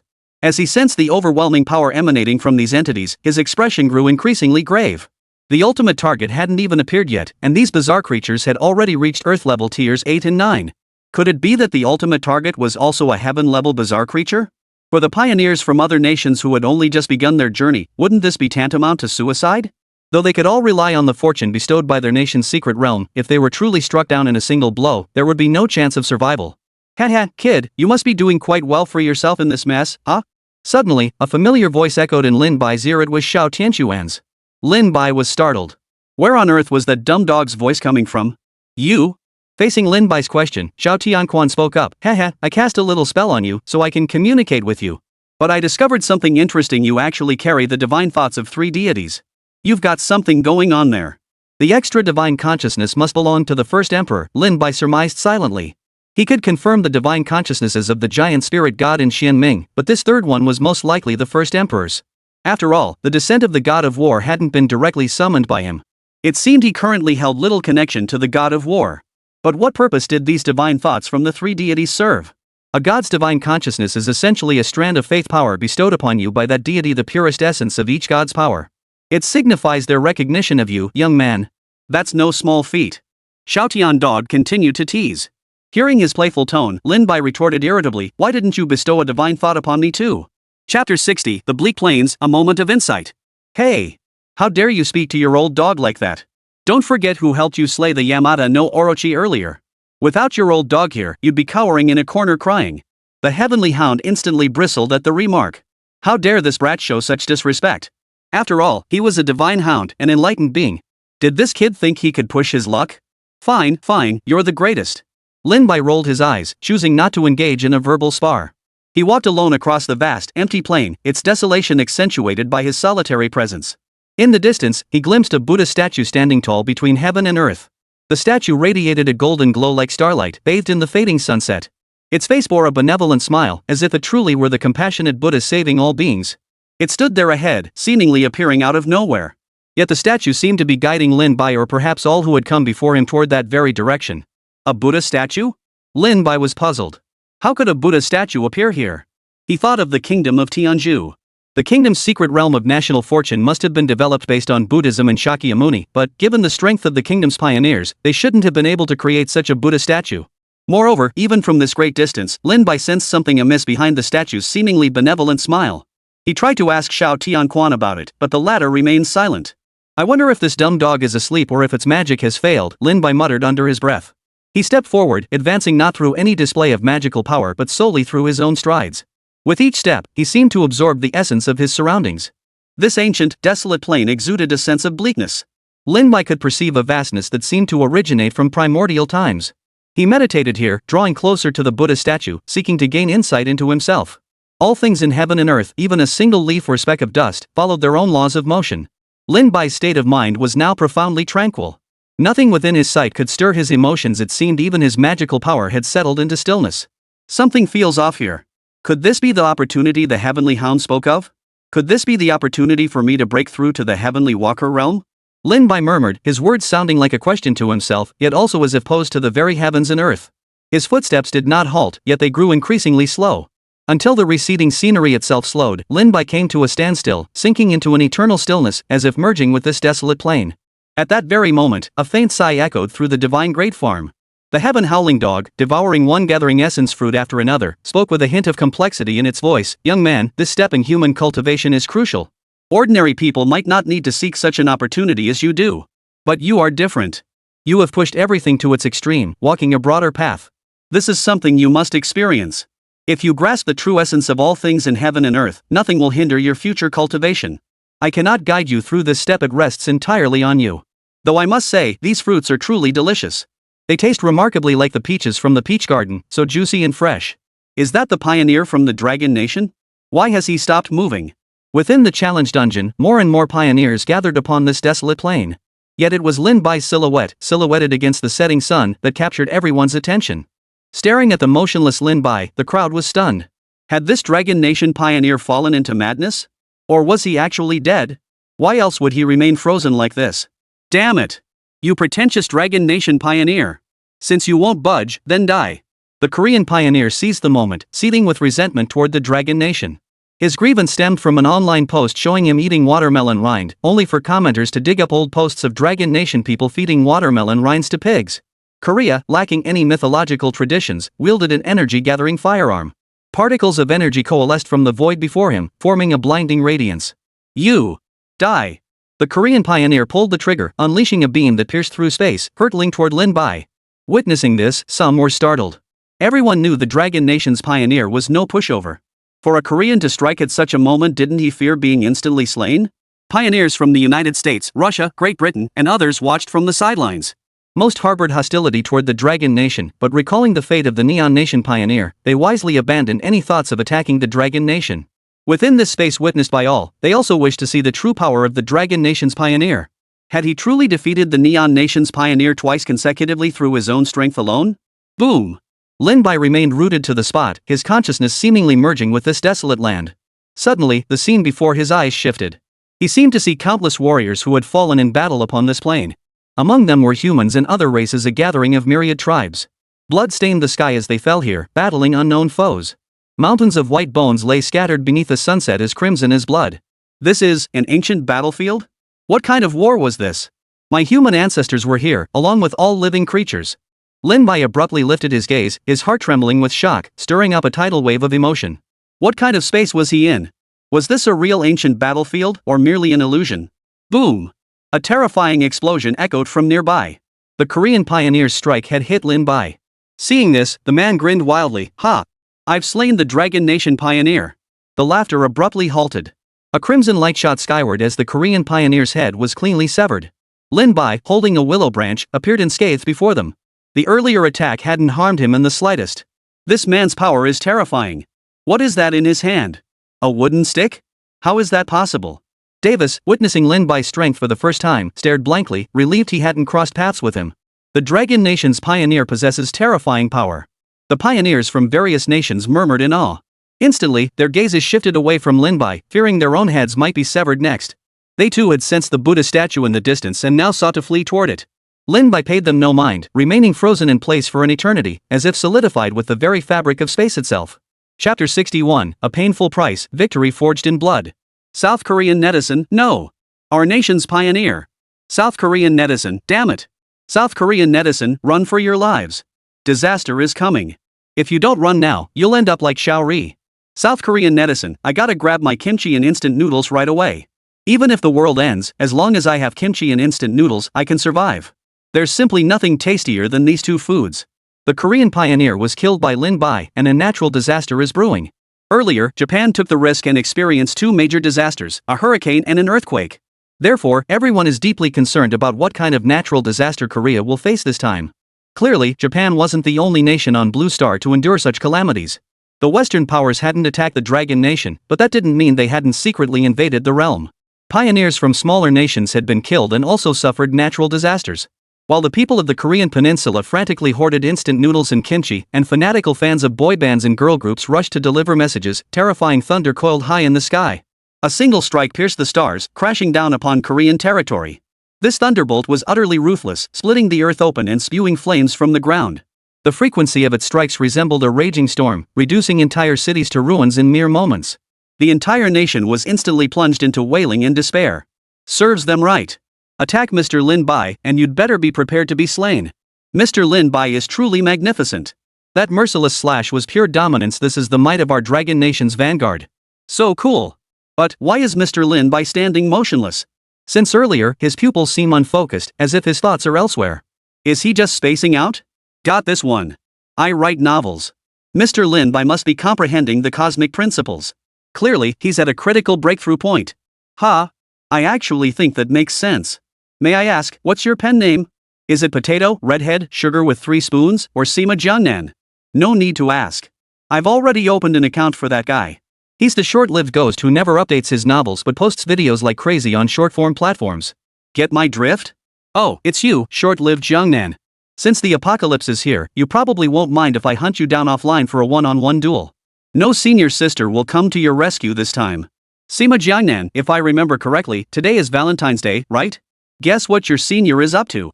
The conversation among Longguan netizens instantly shifted focus to a certain individual. It was clear that even in the mythical era, an author like this could still stir up widespread anger. Still, this was merely a minor distraction. Everyone was deeply concerned about Lin Bai's current state. Attacks had already been launched against him earlier, and if multiple forces joined together, trouble would surely follow. Beyond Lin Bai, people were even more anxious about the front lines in Dragon Nation, especially the fiercest battleground, the demon capital. The once clear river waters had been completely stained crimson, and blood rained down from the sky. The ground was littered with the remains of bizarre creatures and fallen soldiers. The once thriving metropolis lay in ruined skyscrapers reduced to crumbling rubble, the earth caved in, shattered by a terrifying force. Amidst the ruins, Mu Linger shed her shattered nanotech battle armor. Beside her stood Wang Weigua, who had come to support her, along with a group of soldiers behind them. With the space-based cannon fire support provided by Old Mu, they had won this battle. Yet the cost was staggering. Countless warriors had fallen, their crimson blood a blinding sight. The power of the space-based cannon was terrifying. Even the strongest among these bizarre creatures would be reduced to dust upon direct impact. The space-based cannon could tear apart the flesh of a Montai Colossus at the Skywalker tier. After slaying the Colossus earlier, Lin Bai had shared his prediction with Wang Weiguo and the others. Upon reaching the Skywalker tier, the traditional tiers from 1st to 9th no longer applied. What remained were only early stage, late stage, and peak. Clearly, that Montai Colossus possessed only early-stage Skywalker tier strength. Yet, leveraging its racial traits, its overall power likely rivaled that of a late-stage Skywalker tier being. Thus, Lin Bai estimated that the sky-based cannon's lethality should be sufficient to eliminate the strongest among these bizarre creatures. However, it had reduced everything around them to ashes. Mu Linger and the others stood in silent mourning for the fallen warriors, lingering long after the battle ended. Amidst the silent ruins, the sound of a single tear falling echoed distinctly, mingling with faint, suppressed sobs. This victory was bought with their lives. Wang Weigua's voice trembled. This veteran general, who had witnessed countless battles, now had bloodshot eyes filled with murderous intent. The despair brought by the dawn of the mythical era struck them like a crushing blow once more. Despite paying such a terrible price, they had only managed to hold back this horde of bizarre creatures. We've pinned them down by the riverbank. We must reorganize our defenses and send reinforcements elsewhere. Mu Linger glanced sideways at Wang Weigua. The brilliance had faded from her bright, beautiful eyes. Those who had witnessed death now held only stillness within their pupils, and beneath that stillness, a hidden flame burning for vengeance for their fallen comrades. What the hell are those Dragon Nation pioneers playing at? Are they just standing around, luring us deeper? Trying to provoke us into attacking them? Davis maintained his distance from Lin Bai, yet the hostility in his eyes was unmistakable. Clad in futuristic battle armor powered by absolute future energy, a source nearly capable of providing him with endless fuel, he advanced. He gazed ahead, where golden Buddha light surged from the statue's body, beckoning like liquid gold. He quickened his pace, determined to be the first to reach it. There must be an immense opportunity awaiting. Yet he wasn't foolish. He kept his position near the front among the pioneers, never truly charging ahead. Everything here was unknown. Who could predict if bizarre creatures might suddenly attack? Soon, Lin Bai found himself at the very back. His eyes remained vacant, yet he began walking forward, each step deliberate and slow. Within him, a transformation seemed to unfold. Every leaf and speck of dust before him dissolved into the cosmic dust of all things. Everything followed its own laws of change. Though the paths to the Tao were myriad, they all converged upon the same destination. A new light shone in his eyes. His stride steadied as his gaze fixed forward, landing upon the Buddha statue. In that moment, he no longer sensed the compassionate, merciful divine Buddha, but a fallen Buddha, one whose single thought could slaughter all things, exterminate living beings. This is a demon Buddha. Lin Bai snapped to attention, unleashing his utmost speed as he retreated backward. Chapter 62, Half the Pioneers Slain. The instant Lin Bai retreated, the pioneers who had approached the statue felt the heavens and earth invert, the surrounding scene shifting with it. The once benevolent smile on the Buddha statue twisted into something grotesque. Its lips split wide to the ears, and blood streamed from its pupils, if indeed they were still pupils, for they had become nothing but gaping, blood-filled cavities. The body, once covered in a layer of golden light, began to ooze with countless writhing worms. Accompanied by that chilling laughter, the plain instantly transformed into a hellish landscape. Golden afterglow spilled like blood, surging toward the pioneers of various nations as a sea of crimson. The first pioneer touched by this bloodlight exploded into a pool of blood upon contact. Run! Run now! The crowd finally snapped awake, retreating frantically. The demonic Buddha's methods were utterly bizarre. A hoarse, demonic voice emanated from its mouth, its shrill, eerie laughter echoing across the plain. Lin Bai stood at a distance, his expression grave as he watched the demonic Buddha. Its laughter sounded like the echoes of hell itself. A blood moon hung in the sky, and writhing, grotesque insects sank into the sea of blood. In the next instant, one such insect tore off the head of a pioneer. The pioneer, who had only sought to seize the opportunity, was slain by the demonic Buddha before he could react. Not even his entire body remained, perishing thus within this space. The people of the corresponding nation felt utter despair. With the forerunner dead, their land would surely face calamity. Coupled with the relentless invasion of bizarre creatures, they could not hold out much longer. In a mere instant, dozens of pioneers were slain. The surging demonic energy devoured lives like a ravenous beast, ceasing its assault only as the group neared the edge of the barren plain. Even so, nearly half of the pioneers perished under the demonic Buddha's assault. The plain before them had clearly been transformed into a sea of blood. A single thought, divine or demonic. Where did this demonic Buddha come from? Why does it exist within this ancient battlefield? Lin Bai began questioning the very reality of this space. The ancient war he had witnessed earlier did not seem like an illusion, it was real. But when exactly had this war occurred? And what exactly were the human race and the other races fighting against? Vaguely, Lin Bai seemed to discern a figure. Compared to the others frantically retreating, this solitary figure moving against the tide stood out starkly. Slowly, the person extended a hand, bowed deeply with profound reverence toward the demon Buddha, and began to step forward, drawing closer. A pioneer from the kingdom of Tianju? Lin Bai recognized his identity. Linking this to the connection between the kingdom of Tianju and the Buddhist order, Lin Bai couldn't help but speculate, could the appearance of this demon Buddha be due to the kingdom of Tianju's pioneer, or rather, the Sakyamuni behind him? Hey! You noticed something was off about this statue ages ago, why didn't you warn us? A sharp rebuke echoed from afar. Lin Bai frowned, his gaze turning toward the accuser. Sensing the icy glint in Lin Bai's eyes, the man took a few steps back, finally falling silent.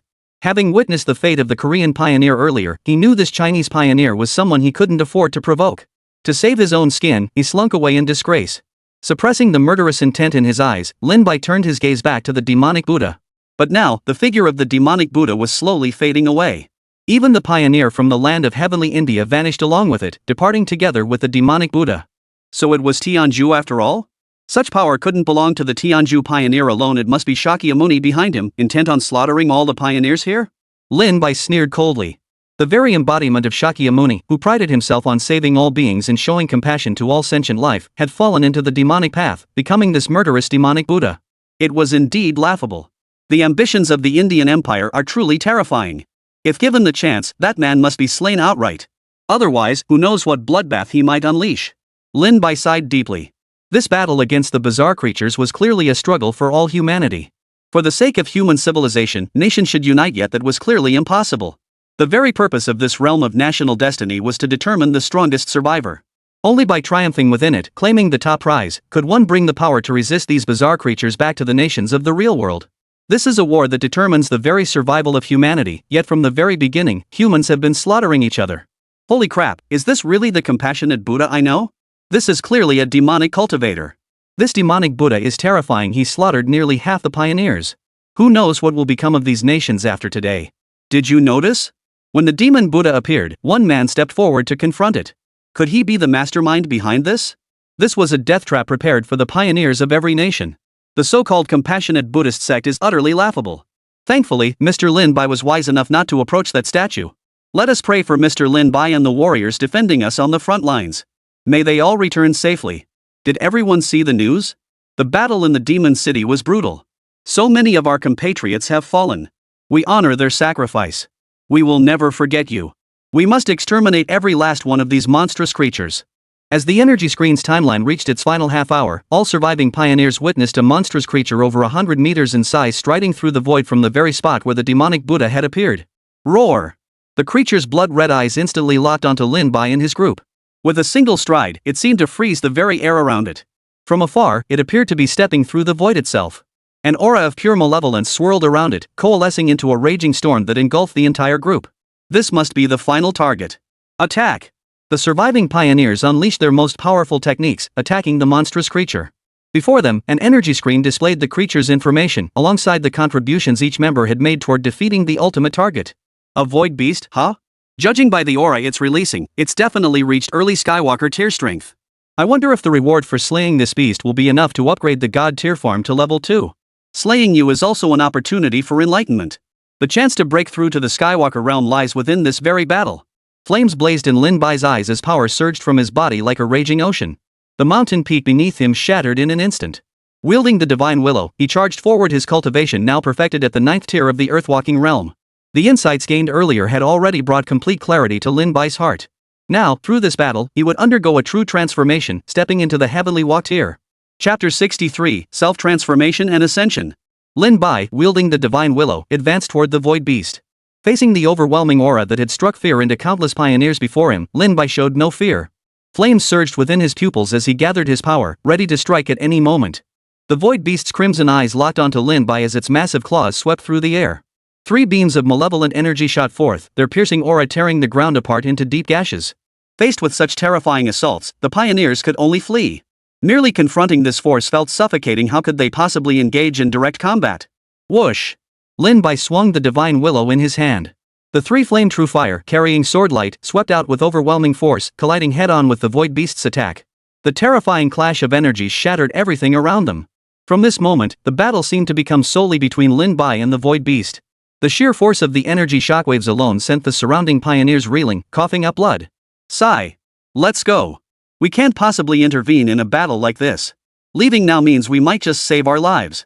Once our nation's secret realm civilization continues to develop, we too will possess such formidable power. Some reluctantly turned and departed, leaving only a handful of pioneers behind. Baroda gazed at Lin Bai with worry etched on his face. He had survived the demon Buddha's massacre earlier, though wounded. Looking at Lin Bai, he murmured a prayer. Lin Bai, my friend, I must leave now. I hope you're safe. I hope that when we meet again, I'll have the strength to fight alongside you. Then Baroda too departed, leaving this space behind and returning to the National Fortune's secret realm. Staying here would not aid Lin Bai, and lingering posed a mortal risk to himself. Though he did not fear death, he refused to perish so easily. He was determined to contribute more to his nation. Boom! The light dissipated, leaving Lin Bai and the void beast locked in a standoff high above. Their earlier attacks had ended in stalemate, but both had grown significantly stronger. This was a true all-out clash. Lin Bai held nothing back. He had no intention of concealing his strength from the scheming pioneers surrounding him. Moreover, he needed this battle to elevate himself, thus, he must fight with everything he had. Human, your strength is commendable. You are worthy of being my opponent. The void beast spoke in human language, its overwhelming aura bearing down on Lin Bai like a mountain. Well then, I intend to make you my testing stone. Lin Bai smiled, then struck without mercy. The flower of the Tao bloomed above his head, showering him in divine energy. Simultaneously, he activated the Diamond Heart Immortality technique. From afar, his body seemed to transform into solid gold, unbreakable and indestructible. The Tao flower, condensed from the 3-fold true fire, granted Lin Bai an absolute surge of power, providing him with an inexhaustible wellspring of strength. Its fiery essence could shift at his will, radiating blazing brilliance and wielding supreme divine might. He charged forward, unleashing successive sonic booms as he collided with the void beast in an overwhelmingly forceful manner. Yet the colossal creature, spanning a full 100 meters, instantly dissolved into a state of virtualization, nullifying part of the impact. It then channeled its own momentum to condense power, meeting Lin Bai's assault head-on with its immense form. Golden light blazed intensely as Lin Bai stabilized his stance, unleashing a fist that sent waves of radiance surging. Though the void beast's power was formidable, its immense size and reliance on harnessing its own energy for explosive attacks inevitably required a moment to build momentum. The eerie aura emanating from the bizarre creature might have corrosive power over ordinary beings, but for Lin Bai, who possessed the 3 flame true fire, it was instantly vaporized. With a thunderous boom, an invisible energy storm raged. The golden light on Lin Bai's arm slowly faded. He swung the divine willow forward once more, the blade transforming at his will into a kilometer-long blade at the horizon. Boom! The fiery slash descended, withering all in its path. Everything ahead seemed cleaved apart. The void beast's massive form was blasted back. Seizing the moment, Lin Bai unleashed a sea of flames with a single hand, engulfing the horizon in crimson and causing the very air to boil. The void beast retreated in defeat, using the heavy armor on its arm to stomp the space. It gathered all its strength into a palm strike, causing the space to visibly tremble. Lin Bai made no attempt to dodge, colliding head-on with sheer physical force. The flower of the Great Tao blossomed, shielding Lin Bai's body. Simultaneously, dazzling golden light coalesced into a straight, piercing golden thread, its immense penetrating force tearing through the void beast's flesh. The void beast howled in agony, then unleashed its most devastating strike, hurling Lin Bai into the ground. Flames erupted, and the earth cracked like a spider web. A single blow obliterated half the plain. The crowd was chilled to the bone. This ultimate target was terrifying beyond belief. Though they yearned to seize a share of the spoils, they dared not approach. Instead, they relied solely on the absolute might of technology, channeling their power to its absolute limit to attack the void beast from afar. Their attacks might only serve to restrict the void beast's movements, yet they indirectly created an opportunity for Lin Bai. Lin Bai rose from the ground, the golden light enveloping his body growing ever more intense. It seemed the earlier attacks had not harmed him at all. Fight on. Once you've weakened each other, I'll eliminate you both. There's an old saying in the Dragon Nation, the first bird to fly gets shot. By forcing themselves into the fray under these circumstances, these Dragon Nation pioneers, despite their considerable strength, have created an opening for us. A cruel smile played on Davis's lips. He chose not to act now, instead retreating a distance to wait for Lin Bai and the void beast to exhaust each other. Human, you have angered me. The void beast's eyes bulged with fury. The flesh pierced earlier continued to bleed profusely, causing him immense agony. In contrast, Lin Bai's aura remained robust, radiating golden light that grew increasingly intense. Finally, the void beast sensed something amiss. He felt that within their battle, Lin Bai seemed to be undergoing a transformation and elevation in realm, as if he were about to take the most crucial step forward. Impossible.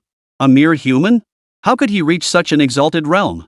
What strength does he even possess? The void beast sneered, dismissing its own thoughts as overthinking. It then roared furiously toward the heavens. Behind it, dark clouds hung low, and countless eerie black threads intertwined, sealing off the heavens and earth from all directions as they shot toward Lin Bai. There was almost nowhere to hide. The eerie threads spread across the heavens and earth, their ink-black, malevolent aura radiating an ominous feeling. Like a loom, they rewove the world, intent on grinding Lin Bai into oblivion. Run! The others' faces paled. This attack engulfed the entire expanse, clearly encompassing them all.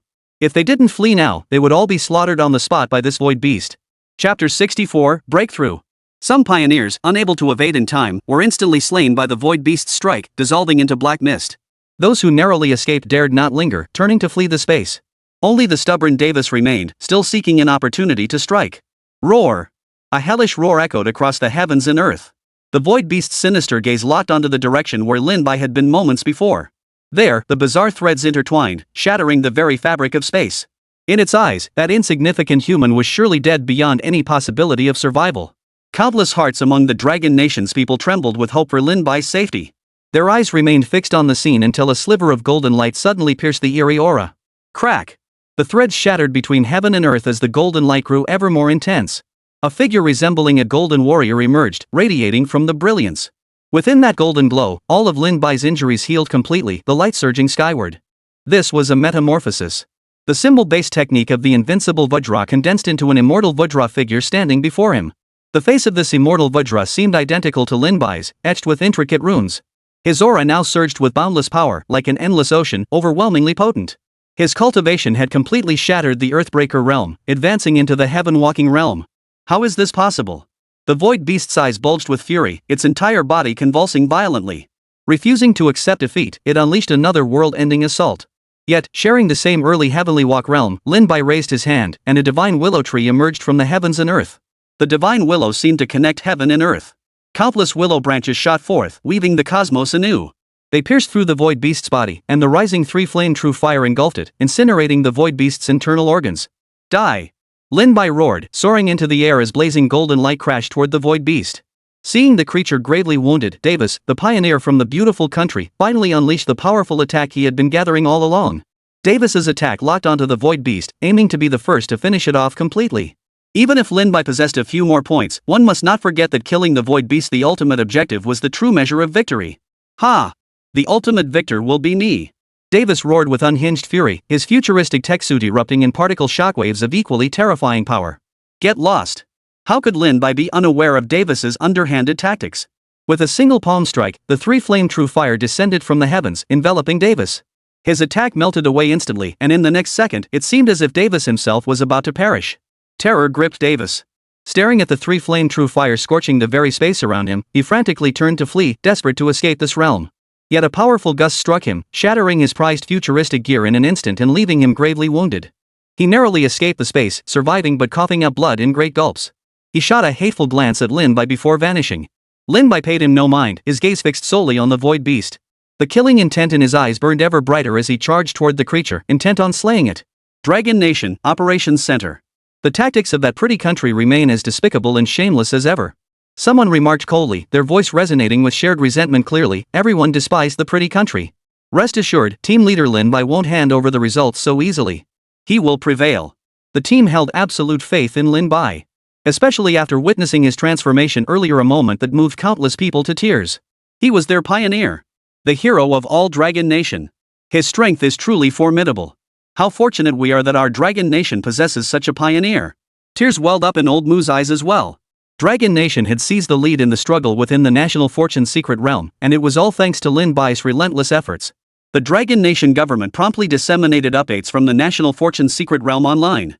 At this critical juncture, such news was the most potent source of inspiration. Amidst this war against the bizarre creatures, the people of the Dragon Nation began throwing themselves into the fray. Thanks to the enhanced physical fitness Lin Bai had previously brought to the nation, coupled with the special eggs he had been purchasing all this time, the people of Dragon Nation were gradually gaining formidable combat strength. Indeed, many warriors fell in battle. Yet as they dropped, countless more rose to take their place. The soldiers of the Dragon Nation never faltered. They were determined to slay every anomalous creature. Those who dared invade their homeland would be hunted down, no matter how far they fled. High above, the divine Lord Guanshang unleashed his divine power, bestowing strength upon all. Emperor Qin himself commanded from the heart of the army, his sword slashing a kilometer-long beam of light that sent the bizarre creatures fleeing in disarray. This is the spirit befitting the sons and daughters of the Dragon Nation. The Qin Emperor roared with laughter, his echoes reverberating across the heavens and earth. His valor was unmatched, his black dragon robe billowing as the roar of a black dragon emerged. Yet this war remained exceptionally arduous. Countless warriors fell, never to be seen again. Yet not a single soul faltered. As Lin Bai had stated earlier, the Dragon Nation's borders stretched far too vast. Across such an immense front, even divine protection could not cover every inch. Some battle zones relied solely on the strength of Dragon Nation warriors, flesh and blood soldiers determined to carve a path of light for human civilization through this mythical apocalypse. The situation grew increasingly dire. Bizarre creatures began appearing from the skies, emerging from the earth, and randomly materializing within cities to unleash slaughter. Even a powerhouse like the Dragon Nation could barely cope with this mythical apocalypse, let alone the other nations scattered across Blue Star. The world was a scene of utter devastation. The Neon Nation, ever prone to courting disaster, could no longer bounce back. Two natural catastrophes coupled with the invasion of bizarre creatures utterly annihilated the country's entire strength. As for where the high-ranking officials went, no one knows. Beyond Blue Star, they're merely a bunch of blood offerings.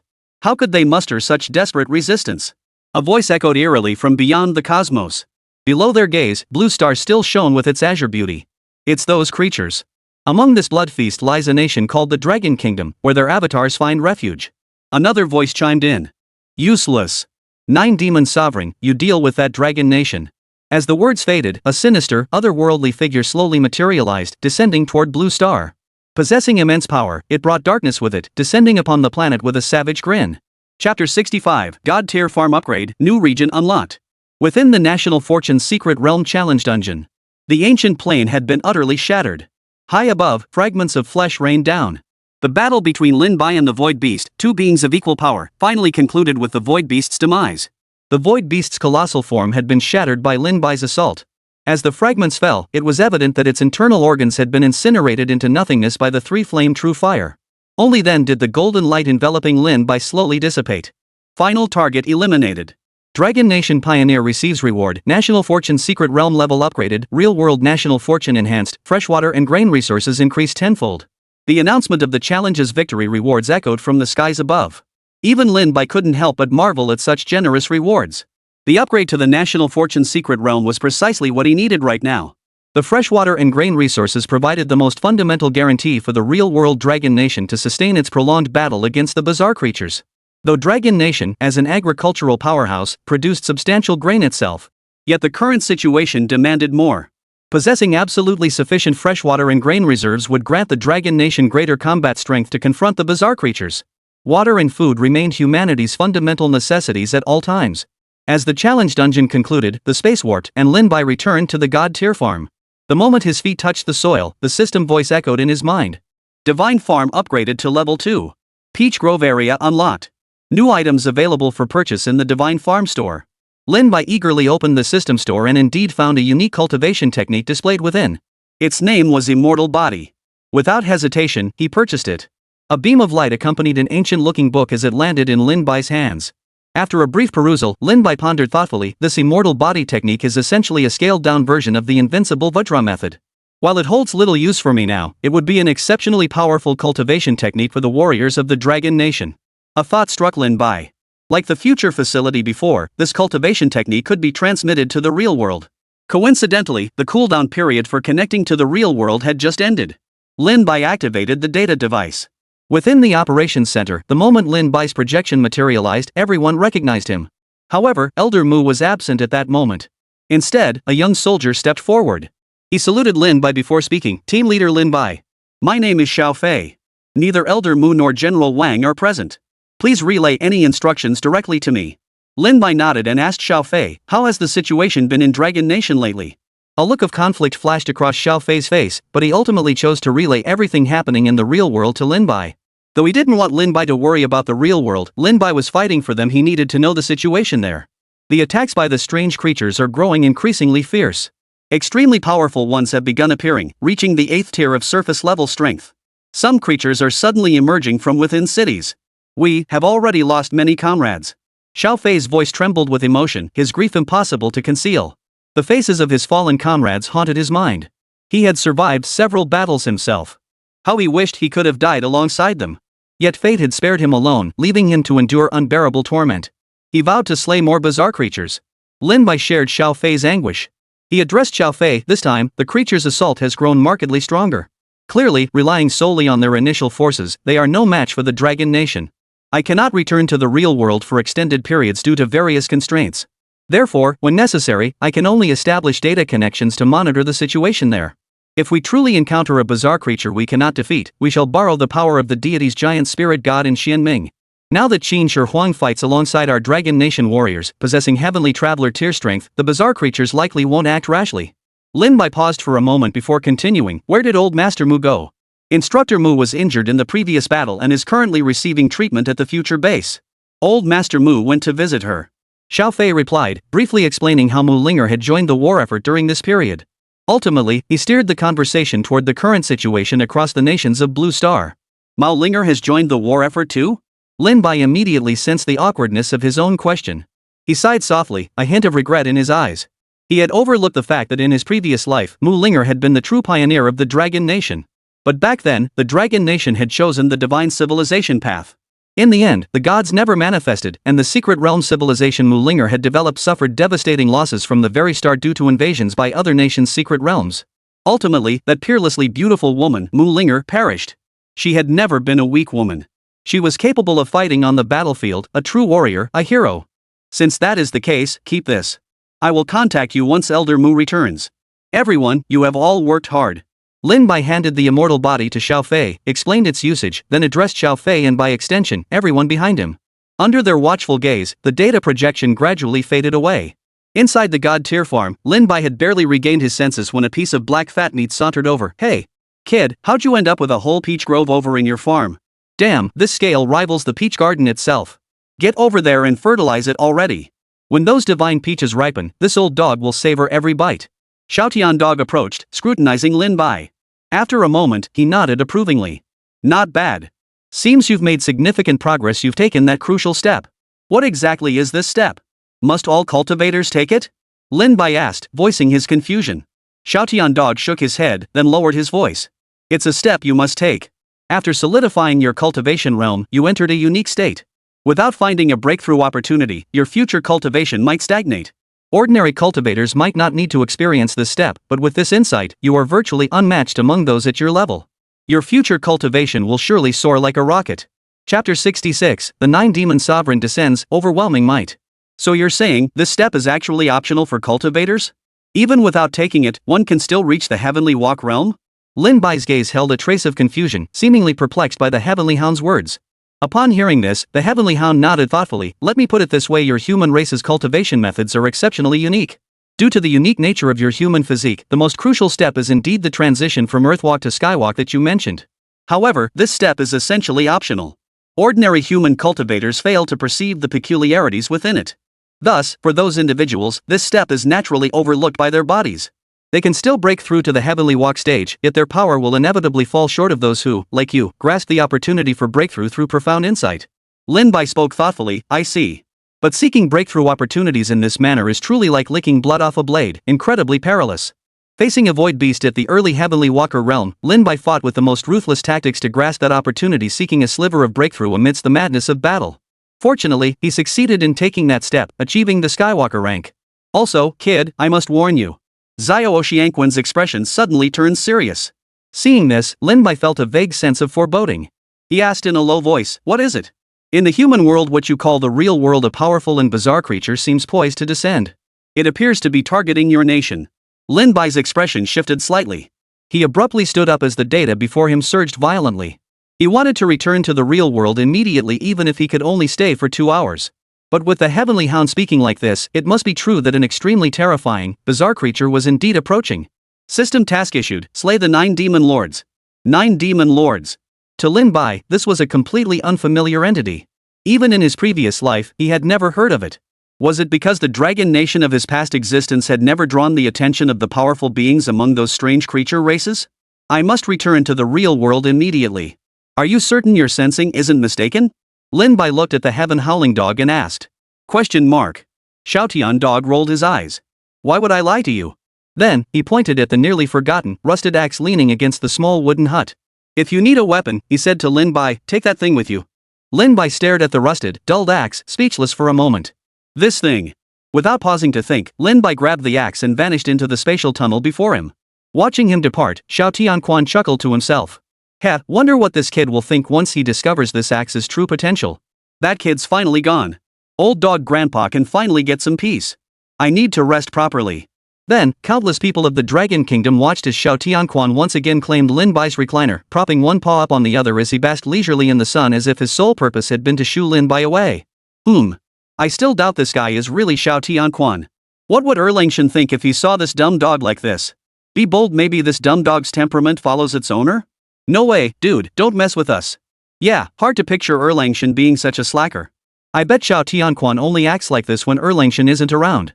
If Erlangshan were here, see if he'd dare be so bold. What did he just say? A powerful enemy has appeared? Judging by Mr. Lin Bai's grave expression, it seems a formidable foe has indeed appeared. Mr. Lin Bai must be returning to the real world again, just like last time? Then, what exactly is it?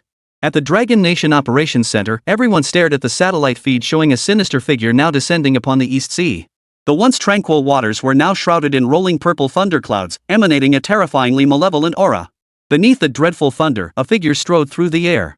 Trailing behind him were terrifyingly numerous and powerful monstrous creatures. Each of these bizarre beings possessed strength generally reaching the 5th tier of the Earth's surface realm, with even stronger individuals among them. The pitch-black figure high above wore eerie dark armor and wielded a massive blade. Its eyes, glowing with a sinister purple light, seemed to reflect the depths of endless hell. With a single swing of its blade, the Dragon Nation's coastal defenses collapsed completely. In an instant, the monstrous creatures roared as they charged forward. A formidable foe has finally emerged. Wang Weigua and his companions, their eyes burning with a resolve to fight to the death, regrouped once more and set off toward the East Sea. Their devices detected that this suddenly appeared mysterious and bizarre creature possessed strength reaching the peak of the Celestial Walker tier. Such power plunged them into despair, yet they did not retreat. Resolutely rallying their forces, they marched toward the battlefield. Even if the enemy ahead was invincible, they would confront it. High above, the Qin Emperor arrived. A long sword in hand, he was enveloped in the aura of a black dragon. His gaze fell upon the approaching 9 demon sovereigns as he spoke with regret. Alas, my true form is not present here. Otherwise, how could I have allowed you grotesque beings to run so rampant? This fragile avatar possesses only early heavenly walk tier strength and cannot sustain battle for long. When necessary, we shall unleash divine power to forcibly slay it. But the fighting afterward. As the bizarre creatures landed, the warriors of the Dragon Nation engaged them. Countless terrifying artillery shells rained down, their battle cries piercing the heavens. Wang Weigui and others arrived with reinforcements. Amidst the chaos, Xiao Fei roared, charging forward in his nanotech battle armor. He sought to slay more of these monstrosities, refusing to let them harm his comrades. Insignificant blood offerings, resist if you dare. I shall show you the true meaning of despair. The nine-demon sovereign fixed his savage gaze ahead, showing no urgency to strike. It seemed listening to the agonized screams of dying humans brought him immense pleasure. In his eyes, the Dragon Nation was nothing special. Grandfather, let me fight too. Mu Linger suddenly appeared. Upon seeing her, old Master Mu sternly refused. No. Your injuries haven't healed yet. That monstrous creature's power is overwhelming. I must deliver the divine statues to the gods. Unless we harness divine power, more of our comrades will fall. Mulinger clutched the statues of the giant spirit god in Xianming tightly in her hands, her gaze fixed firmly on old Mu. Chapter 67, Awakening the Giant Spirit God in Xianming. The command center was now nearly deserted, with only technical personnel remaining. Almost every combat-ready soldier had been deployed to the front lines. How could Mu Linger bear to stay here, watching her comrades sacrifice themselves? Miss Linger, old Master Mu is right. Your injuries haven't healed yet, it's not safe for you to fight again. At that moment, Lin's parents arrived. Having lived within the command center all this time, they kindly urged her, seeing her still unhealed wounds. Uncle, Auntie, aren't the warriors of our Dragon Nation also fighting while wounded? I'm no different from them. How could I possibly back down? Besides, I must deliver the divine statue to the front lines.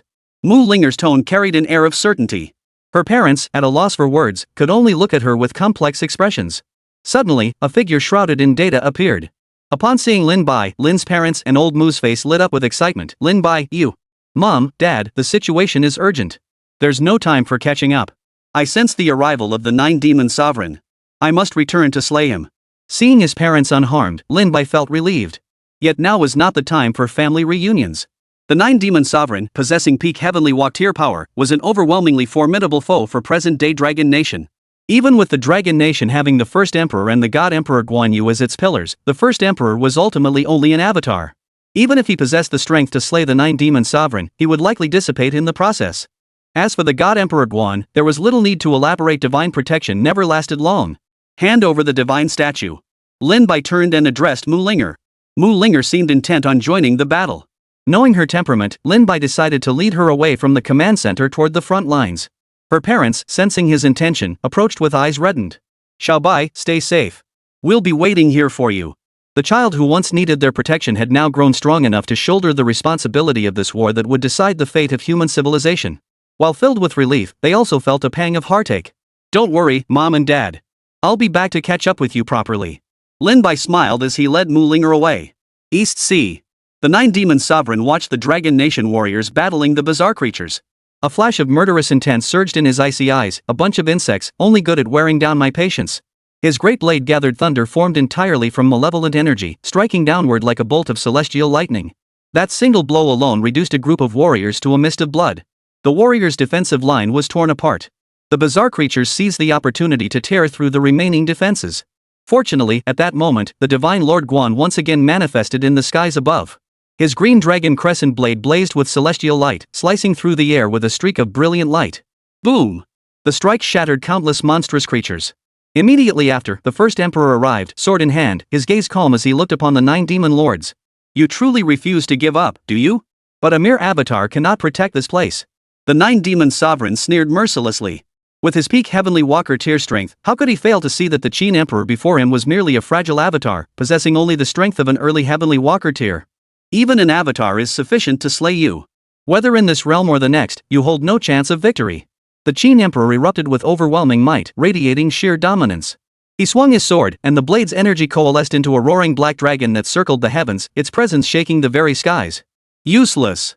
The nine-demon sovereign snorted with a savage grin, gripping his great blade as viscous, malevolent energy dripped from it like flowing water. Even if you possess the strength to face me in battle, it won't be long before those insignificant insects are all dead. The nine-demon sovereign's words were clearly meant to unsettle the Qin emperor. Though his expression remained calm, he could not ignore the plight of his Dragon Nation warriors. The power of these bizarre creatures was overwhelming. Defeating them would demand sacrifices many times greater than their numbers. Such losses were beyond the Dragon Nation's capacity to bear. I don't see it that way. I am not alone. The Qin Emperor suddenly smiled. A fiery glow swept across the horizon, materializing into Lin Bai's figure beside him. Leave him to me. I ask Emperor Qin to join my Dragon Nation warriors in slaying those bizarre creatures below. Lin Bai materialized and addressed the Qin Emperor beside him. Feeling the surging energy within Lin Bai, the Qin Emperor nodded with satisfaction. He then plunged downward, cleaving open a gap with a single sword strike and slaying numerous bizarre creatures. Meanwhile, Mu Linger had already reached the front lines, holding the divine statues of the giant spirit god and the dark god in her hands. Gazing upon the fallen comrades, her beautiful eyes burned with murderous intent. Suppressing the grief and anger welling within her, she spoke with sullen reverence at that moment. With power that shakes heaven and earth, divine might that strikes fear into all creation, moving mountains, overturning seas, shattering landscapes with a single thought. We humbly welcome the divine general, the giant spirit god. Ruler of the frigid winter, bringer of death to all things, we humbly welcome the lord of the northern abyss, Xian Ming. As the incantation fell, the divine statues before her erupted in blazing golden and azure gold light. Two figures descended upon the land, the giant spirit god and Xian Ming. Upon their arrival, divine power rained down, obliterating the monstrous creatures. The divine consciousnesses joined the fray, finally turning the tide of the desperate battle. Mu Linger then donned her battle armor and entered the fight. Wang Weiguo spotted Mu Linger. Remembering her unhealed wounds, concern clouded his expression. He headed toward her, determined to shield her at all costs. So you are the Nine Demon Sovereign. Lin Bai spoke, his expression calm yet tinged with icy killing intent. A human has managed to reach this stage? The Nine Demon Sovereign seemed genuinely astonished by Lin Bai's strength, but his expression quickly twisted into scorn. Still, it's not enough. Today, I shall slay you. Those so-called gods are merely avatars, they will dissipate sooner or later. Black mist engulfed the heavens and earth, while purple thunder gathered, all converging upon the Nine Demon Sovereign's great blade. With a single swing, it seemed as though space itself shattered in that instant. Today I slay the Nine Demon Sovereign. One day, I shall slay all 8 of your brothers before you, and join you in death. Lin Bai suddenly laughed. As his voice faded, the 3 flame true fire spread across the sky, clashing head-on with the black mist summoned by the Nine Demon Sovereign. The sky was now illuminated in 2 distinct colors as the collision of immense power unleashed relentless, terrifying devastation. Chapter 68, Confronting the Nine Demon Sovereign, Vajradharma Body. Upon reaching the heavenly walk realm, Lin Bai gained the ability to draw upon the essence of heaven and earth at will. Facing the Nine Demon Sovereign, he wielded the divine willow, projecting surging flames into the sky as he charged toward his foe. You insignificant blood offering, dare to speak so arrogantly. The Nine Demon Sovereign sneered coldly, swinging his great blade forward. His aura was overwhelming, each swing unleashed a 100-zhang-long beam of light hurtling toward Lin Bai. Each strike carried overwhelming ferocity. The Nine Demon Sovereign held nothing back, unleashing his most devastating assault from the outset. Though Lin Bai's strength paled in comparison, the Sovereign refused to underestimate him. He intended to end the fight swiftly with his ultimate power, leaving no room for complications. Boom! Lin Bai wasted no words. The divine willow swung its swordlight, locking into combat with the Nine Demon Sovereign. Their movements were blindingly fast from below, only blurred crimson and purplish black flashes could be discerned. With each deep, resonant clash, immense battle ripples radiated outward. Had their battlefield not been high above the ground, such fluctuations alone would have been enough to slaughter countless lives. After a brief exchange, both Lin Bai and the Nine Demon Sovereign retreated. Their auras remained overwhelmingly potent. The initial probing clash had yielded no clear victor, though the Nine Demon Sovereign's aura of malevolence grew increasingly dense. Interesting. Then let my tribe's creatures trample your land to dust. The Nine Demon Sovereign roared with laughter. As if responding to his call, the grotesque creatures surged forward with renewed fury, relentlessly charging toward the human defenses, intent on shattering them completely. Perhaps the Nine Demon Sovereign hoped this spectacle would shake Lin Bai's resolve. Yet he had clearly underestimated Lin Bai, who continued to stare at him, his gaze unflinching and filled with undisguised murderous intent. Invincible Vajra, immortal body. Lin Bai roared, blazing golden light erupting from his body. It bathed him entirely, transforming him into an indestructible Vajra figure standing tall in the sky, his height nearly doubling. This was the new power Lin Bai had attained after reaching the heavenly walk realm, gained through his comprehension of the diamond unbreakable technique. By condensing a diamond Dharma body with this technique, he could dramatically amplify his strength for a short time. With his Vajra Dharma body solidified, Lin Bai unleashed a thunderous punch. With a thunderous boom, the clouds above scattered completely. Within a 1,000-meter radius, nothing remained. Alone, Lin Bai charged toward the Nine Demon Sovereign, swiftly clenching his fist as the 3 flame true fire transformed into a surging fist of light in his hand. The Nine Demon Sovereign countered, and the two clashed instantly. Their battle was terrifying, each collision shaking the earth and mountains. Lin Bai's Vajra Dharma body proved exceptionally formidable. Bathed in golden light, it seemed indestructible, greatly amplifying his strength. As offense and defense intertwined, he truly embodied the descent of a Vajra. While Lin Bai and the Nine Demon Sovereign clashed, the warriors below, led by Qin Huang, the giant spirit god, and Xian Ming, managed to forcefully push back the bizarre creatures. Yet this fleeting victory was swiftly overturned as the monstrous creatures surged forward once more. A colossal beast shattered space itself to emerge, its power likewise reaching the early heavenly walker tier. This colossal beast resembled a saber-toothed tiger from ancient times, its body stretching a full 100 meters in length. Though far smaller than the Mongolian giant beast that had appeared earlier, it was still a truly massive creature. Qin Huang had no choice but to intervene, determined to dispatch the beast swiftly. The giant spirit god and Xianming also joined the fray, their divine forms unleashing equally terrifying attacks. Their sweeping, powerful strikes caused the ground itself to collapse beneath them. Yet the people had no clue where these bizarre creatures emerged from. Facing such utterly bizarre attack methods, they felt a wave of profound despair wash over them. Many warriors didn't even know how they had died. Put. The air thickened with the pungent stench of blood. Countless warriors had fallen in the earlier battle. Eyes bloodshot, the remaining fighters fought with frenzied madness. Amidst the chaotic battlefield, Wang Weiguo, Mu Linger, and their companions darted relentlessly through the fray. While bolstering the Dragon Nation's warriors, they also slaughtered more of the bizarre creatures. Go! Far across the battlefield, warriors faced utter defeat against a colossal, Earth-tier 8th rank bizarre creature. Just as several soldiers were about to be struck down, Xiao Fei suddenly appeared. He bellowed to the group behind him. Covered in blood, his nanotech armor shattered, he channeled every nanomolecule in his body into a spear to shield his comrades. His super-powered weapons activated, unleashing maximum output as his strength surged into a frenzied rage. Single-handedly, he covered the retreat of an entire squad of soldiers. Then, without fear, he thrust the spear forged from his entire nanomaterial deep into the bizarre creature before him. Under his furious gaze, every piece of equipment on his body unleashed its power to the absolute limit. With a thunderous boom, all anomalous creatures within 100 meters were utterly annihilated. And Xiao Fei vanished, dead. Captain Xiao Fei.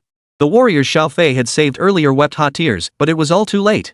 Even with the divine avatar joining the fray, they still felt utterly hopeless. The deity's true form was not present here, limiting the power it could wield. Worse still, Qin Shi Huang and the giant spirit god were currently being held back by the bizarre creatures. On the battlefield, sacrifices were made at every moment. Xiao Fei was one of them. Their deaths were not in vain. The warriors' fighting spirit was ignited, fueling their desire to slay the enemy. Linger, activate that thing. Wang Weiguo suddenly roared. Mu Linger paused in surprise before understanding. A beam of light shot from her hand. What appeared to be merely a mechanical sphere transformed into a black hole the instant it was released, obliterating all the bizarre creatures around it. Such was the terror of the black hole. Even those bizarre creatures not instantly obliterated could not escape its gravitational pull, ultimately disintegrating into ash and vanishing. The black hole Mu Linger unleashed slaughtered over 1,000 bizarre creatures, buying the group a crucial moment to regroup. Just then, Qin Huang unleashed his absolute divine power, slaying the colossal beast and returning to the fray. High above, the Nine Demon Sovereign seemed to notice the situation below, his expression darkening. He couldn't comprehend how these insignificant humans had acquired such terrifying offensive capabilities. In that split second of distraction, a golden light streaked past. Lin Bai's fist sent him flying a kilometer away. Then, the Vajra Dharma body separated from its host, transforming into a golden meteor that exploded outward, unleashing ultimate destructive power. Struck by this force, the Nine Demon Sovereign was startled by Lin Bai's overwhelming power. Before he could react, Lin Bai charged forward again, the divine willow in hand, the three flame true fire spreading from the void as he closed in. I told you today I kill you first.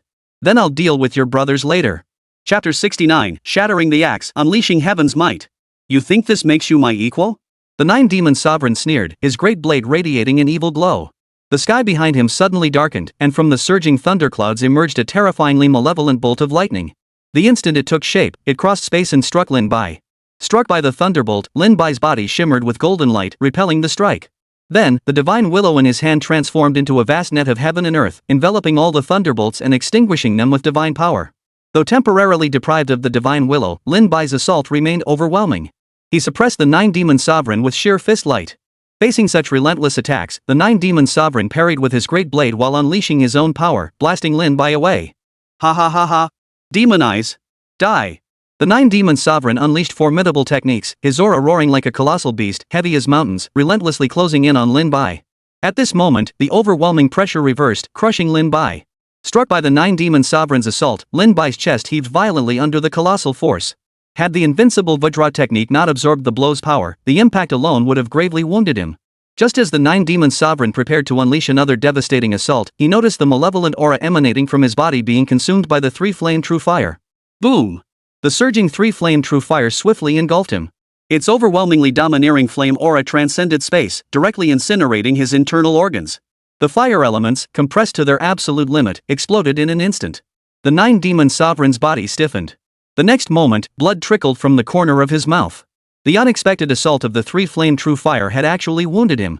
Conversely, Lin Bai, though having endured his strike, remained largely unscathed. The 9 demon sovereign's pupils contracted as demonic light flared. He swung his great blade, unleashing 100 zheng blade light into the sky. This seemingly ordinary strike contained the full might of the 9 demon sovereign at the peak of the heavenly traveler tier. It was terrifying. The sheer force radiating from this swing alone was enough to stir the heavens and earth. Before such an immense blade light, the warriors below could scarcely make out Lin Bai's figure, his silhouette swallowed by the malevolent blade's glow. The expected violent explosion failed to materialize. Instead, at the point where the blade's light struck, within everyone's line of sight, space shattered like glass. Then, a scene that stunned all present unfolded. Crack after crack appeared in the sky, terrifying in their intensity. Where the cracks converged was precisely where Lin Bai had stood moments before, yet now, he was nowhere to be seen. You lowly blood offering, daring to dream of rising up? The 9 demon sovereign laughed. In his eyes, Lin Bai had been instantly slain by his full power strike. How could there be any trace left? Today, I shall utterly slaughter the dragon nation. When that day comes, you blood offerings will never stir up any more waves. Your entire realm will become nothing but sustenance for my clan. The 9 demon sovereign descended slowly from the sky, poised to strike the dragon nation warriors below. Countless soldiers felt despair sink into their hearts. Could it be that Lin Bai, whom they had regarded as invincible, was truly dead? Wang Weiguo, Mu Linger, and the others stared blankly upward. Suddenly, a figure materialized in the air. Lin Bai. In his hand was a rust-stained axe. Yet, despite its decrepit appearance, the weapon glowed with a faint, luminous radiance in his grasp. Boom! Under everyone's gaze, Lin Bai swung the battered axe. The heavens and earth seemed to explode, a chasm-like fissure abruptly tearing open in the sky. It appeared as though the very fabric of reality had been cleaved apart. Then, a seemingly intangible yet solidifying beam of celestial light descended, cleanly severing one of the 9 demon sovereign's arms. A fountain of blood shot 100 meters into the air. How is this possible? The 9 demon sovereign roared, staring at the battered axe in Lin Bai's hands. He was on the verge of madness. Where had this man obtained such a weapon? How could it possess such terrifying power? This broken axe possesses the might to cleave the heavens? Lin Bai was equally astonished by the axe's power. It seemed the heavenly hound hadn't deceived him. This battered axe, long overlooked in the divine farm, truly possessed the might to cleave the heavens. A single swing could shatter all things, slaying every demonic foe. Seeing Lin Bai turn the tide, hope reignited in the hearts of countless warriors. Tears glistened in Mu Linger's beautiful eyes as she was deeply moved. Seeing Lin Bai unharmed, she finally breathed a sigh of relief. Just then, Wang Weiguo's grumbling reached her ears. Does this kid always have to use these weird and wonderful things as weapons? First it was a willow branch, now it's a rusty axe? He always likes to surprise us like this. Mu Linger smiled too. Wang Weiguo was absolutely right. Lin Bai's choice of weapons was always rather unconventional. Who could have imagined that this axe, so worn and broken it would be rejected even by lumberjacks, could wield such terrifying power? You bastard. The 9 demon sovereign, now missing an arm, coughed up blood repeatedly, his face contorting into a hideous grimace. Then, disregarding everything, he charged at Lin Bai. The two clashed once more. Lin Bai, wielding the shattered axe, possessed combat prowess even more terrifying than before. With a single strike, he severed the 9 demon sovereign's long sword. Then, the 3 flame true fires surged from Lin Bai's palm, fully condensing his power into a fiery line that shot through the air. The 9 demon sovereign was struck by the 3 flame true fire, pierced through the shoulder. What followed was Lin Bai's even more terrifying assault, the shattering axe, imbued with the power to cleave the heavens, bearing down upon him. The 9 demon sovereign was seized with terror. In that instant, he activated his life-saving technique. The malevolent energy within him stirred the power of heaven and earth, unleashing the most frenzied method imaginable, one that nearly caused his body to explode. Roar! The 9 demon sovereign descended into utter madness, transforming into a savage beast as he roared and charged head-on at Lin Bai. His peak heavenly walk realm power was truly terrifying. As he clashed relentlessly with Lin Bai in the air, the battle raged with such ferocity that it darkened the heavens and earth. You've only just entered this realm. How could you possibly possess the strength to defeat me? Utterly delusional. The 9 demon sovereigns snarled viciously, each strike aimed directly at Lin Bai's vital points, intent on ending him completely. You've reached the pinnacle of this realm. How could you be pushed to such a desperate state? You're utterly useless. Lin Bai mocked him mercilessly, echoing the 9 demon sovereigns' own words. Hearing this, the 9 demon sovereigns' rage boiled over. His attacks grew increasingly chaotic, sustained only by sheer brute force, but his composure was clearly shattered. Seeing this, Lin Bai ceased all further words. Wielding his shattering axe, he unleashed another burst of celestial light. The eerie aura filling the sky shattered, revealing the profound starry void within. The axe descended, carrying the true might of creation itself capable of obliterating all. Chapter 70, Slaying the Nine Demon Sovereign. The sky shattered. Under Lin Bai's single strike, the eerie aura permeating the heavens dissipated instantly. A figure plummeted down the Nine Demon Sovereign. His body lay mangled, barely held together by scraps of flesh. Lin Bai's strike had nearly severed him in two. As an otherworldly being, his vitality drained rapidly. His eyes, now dim and unfocused, still betrayed the terror he had felt moments before. Lin Bai gazed down from above at the Nine Demon Sovereign's rapid descent. The divine willow in his hand shot straight toward the sovereign. Within the latter's rapidly dilating pupils, it pierced through his skull and exploded. Boom! A torrential rain of blood showered the sky as the Nine Demon Sovereign was utterly annihilated. Having dealt with the Nine Demon Sovereign, Lin Bai, axe in hand, turned his gaze toward the cosmos once more. His axe once again stirred a flash of celestial light. What's happening? Could there be more bizarre creatures? Wang Weigua and the others immediately noticed Lin Bai's actions, their expressions darkening. A single Nine Demon Sovereign had already exacted such a terrible toll. What if there were more? Lin Bai remained silent, merely unleashing a single axe strike into the cosmos. The celestial light sliced through space, vanishing into the void. This attack struck directly into the universe, locking onto the blurred figures before disappearing. Next time, I shall slay you all completely. Lin Bai's voice was cold. He knew even more terrifying enemies lurked within the cosmos, though it seemed they had not yet descended upon Blue Star. This granted them a brief respite, for the continuous use of that cursed axe exacted a tremendous toll on his own strength. Lin Bai descended slowly, his heart wrenching at the sight of his comrades covered in wounds. He spoke deeply to them, everyone. I came too late. Team leader Lin Bai, without you, we never stood a chance against that monster. Thank you for your sacrifice. A warrior shouted loudly. With the Nine Demon Lords slain, the bizarre creatures were routed by the combined might of the Qin Emperor, the Giant Spirit God, and the Xian Ming God. They were swiftly annihilated, securing another victory for the Dragon Nation. Victory comes at a heavy price, forged in blood. Everyone, rest and tend to the wounded as quickly as possible. We cannot afford to slacken our vigilance, someone urged. Though one crisis had passed, Lin Bai's expression grew increasingly grave. What they had faced was merely the Ninth Demon Sovereign. Ahead lay the 8th, 7th, and 6th Demon Sovereigns. Beyond the Demon Sovereigns, whether Demon Kings existed remained unknown. They faced a terrifyingly powerful and enigmatic race. Compared to them, the warriors of Dragon Nation were still far too weak. Host has slain the Ninth Demon Sovereign, acquiring the Great Celestial Immortal Decision. The Nine Heavens Secret Realm has been deployed into reality. Warriors of the Dragon Nation may enter to cultivate and rapidly enhance their strength. The Nine Heavens Secret Realm? Lin Bai paused in surprise. He had already returned to the command center with Wang Weigua, Mu Linger, and the others. His battle with the Ninth Demon Sovereign had occurred merely an hour prior, granting him another hour to remain in the real world. As the system's voice echoed in his mind, a moment later, a distortion appeared before Lin Bai. Immediately after, a mysterious teleportation portal materialized out of thin air within the command center. Warriors of the Dragon Nation may enter the Nine Heavens Secret Realm. Beginning from the first heaven and ascending to the highest ninth heaven, one may rapidly enhance their cultivation. Within the Nine Heavens Secret Realm, time flows at 1/10 the speed of the real world. Death holds no peril here. Even if perishing, one will merely be teleported back to reality. Entry is permitted once per day. The system explained to Lin Bai in his mind.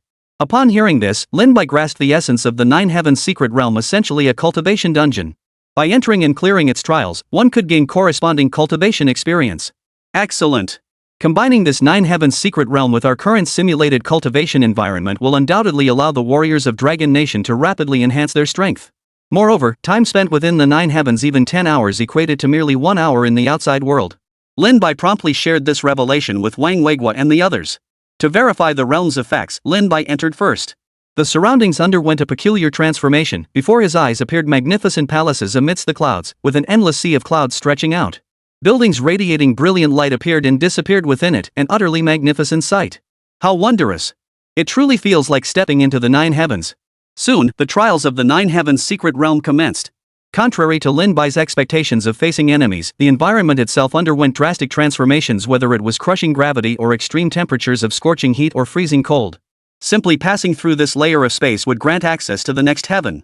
As Lin Bai delved deeper into the Nine Heavens, the trials he encountered varied greatly. He even faced formidable celestial soldiers and generals. Only by defeating them could he advance to the next layer. Seeking to test the limits of his own capabilities, Lin Bai threw himself entirely into the trials of the Nine Heavens Secret Realm. With each new heaven he conquered, the challenges grew ever more formidable. Boom! About an hour later in the real world, under the watchful eyes of the crowd, Lin Bai's figure finally stepped out of the Nine Heavens secret realm. The instant he emerged, his aura surged rapidly, as if breaking through some form of confinement. He's actually broken through directly to the late-stage Skywalker tier. Lin Bai marveled at the unique nature of the Nine Heavens secret realm. After enduring roughly 10 hours of trials within it, he had only reached the 99th heaven, completed a mere 10th of the trials. Wang Weigua and the others were overjoyed. With the Nine Heavens secret realm, the strength of the Dragon Nation warriors would undoubtedly be further enhanced, allowing them to rapidly elevate their cultivation realms. Some warriors were eager to enter immediately, but Lin Bai intended to use his final hour of stay to catch up with his parents. Ever since entering the National Fortune's secret realm, he had devoted nearly all his energy to strengthening himself and slaying bizarre creatures. Now, seeing his parents again, how could he not want to linger? Xiao Bai, you've endured so much hardship these past days. Lin's father suppressed his emotions, striving to remain composed. The man who had always projected an image of sternness now had reddened eyes and trembling lips. Dad, I'm perfectly fine. I'm actually quite safe in the National Fortune secret realm. You and Mom should be the ones taking care of yourselves, Lin Bai reassured him. Chapter 71, This Damned Turbulent Era. Everything has changed in this time. Deaths happen daily, nations fall, and lands are overrun by monstrous creatures. Such tragedies unfold ceaselessly. How could this have happened? Lin's mother said tearfully. Even now, it all felt so unreal to her. Just yesterday, the world had been peaceful. Why, after a single night, did they face such an apocalypse? Mom, this catastrophe involves far too many factors. It wasn't some random occurrence. Our generation has a responsibility to uncover the truth behind it. Otherwise, human civilization will be utterly destroyed. Lin Bai gently patted his mother's back as he spoke softly. He dared not dwell on the truth behind it all, for he had no right to know at this moment. Qin Huang, the giant spirit god, and others might understand what had truly transpired, yet they had not shared it with him. Only when he possessed sufficient strength would he be able to uncover it all. Countless young warriors like you have perished. How heartbroken their families must be. Sometimes, your parents truly wish you wouldn't do these things. But we also know that if you don't, even more people in the Dragon Nation will die. At that moment, Lin Bai noticed a few more strands of white hair on his parents' heads. A sharp pang of pain shot through his heart, and he was overcome with complex emotions, unable to speak. What parent wished for their child to be constantly in the shadow of death, perhaps never to see them again? Yet they were not unreasonable parents. Countless children had perished. How could they not make such sacrifices? When faced with the weight of national duty and the nation's calamity, they ultimately understood what was right and wrong. Xiao Bai, you can't stay long, can you? Let us accompany you to see General Wang and Old Master Mu. It's rare for you to visit. You shouldn't spend all your time catching up with us. Lin's father spoke up, fully aware of the immense responsibility now weighing on his son's shoulders. They shouldn't waste any more of Lin Bai's precious time. So the three of them made their way to the command center. Lin Bai, you're here. Old Mu smiled faintly at Lin Bai's arrival, though his mood remained subdued. Mu Linger explained from the side, Xiao Fei was grandfather's most outstanding student. Lin Bai fell silent. Suppressed sobs echoed through the command room. Xiao Fei had left a deep impression on him. It was Xiao Fei who had reported the situation when Lin Bai had connected to the real world through the data device earlier. That such a young warrior had fallen so suddenly left Lin Bai feeling dazed. In a conflict of that scale, no one could guarantee absolute safety. Even with divine protection, casualties were inevitable. Xiao Fei sacrificed himself to cover his comrades' retreat. He was a true hero, Lin Bai murmured softly. In this war, every single one of them was a hero. Yes, every soldier is a hero. Xiao Fei was a good boy. Such a pity. Old Mu sighed deeply. Seeing this, Lin Bai and Mu Linger didn't disturb him further. Instead, they stepped outside. Suddenly, Lin Bai's father patted his shoulder and said mysteriously, while you were away, Miss Linger often came to visit us. Are you too? Question mark. Lin Bai looked at his father in confusion. Was that so? His gaze drifted unconsciously toward Mu Linger, who was walking ahead of the three of them. A faint sigh escaped his heart before he turned his attention back to his parents. Linger is a fine young lady, Xiao Bai. What exactly is your relationship? Lin's mother asked softly. Mom, Dad, Miss Mu and I are merely comrades in arms. Lin Bai answered decisively. Having lived this life twice, he saw things clearly. His life belonged to the nation, to all of human civilization. In this endless struggle, death could come for him at any moment. The terrifying deities lurking behind it all filled him with dread. Facing such monstrous power, he felt utterly insignificant, like an ant. He had long prepared himself for sacrifice. How could he entrust his emotions to personal attachments? Though he was grateful to Mu Linger for caring for his parents during this time, he ultimately couldn't bear to tell her the truth himself. In such chaotic times, he had no heart for romantic entanglements. Of course, he understood Lin's parents' perspective. After all, the previous generation placed the utmost importance on the continuity of bloodlines. But he could not. That would be irresponsible to everyone involved. What he must do is walk this path to its very end, fighting for humanity's civilization to grasp that faintest, most elusive glimmer of hope, a spark so dim it bordered on nothingness. Lin's parents said no more.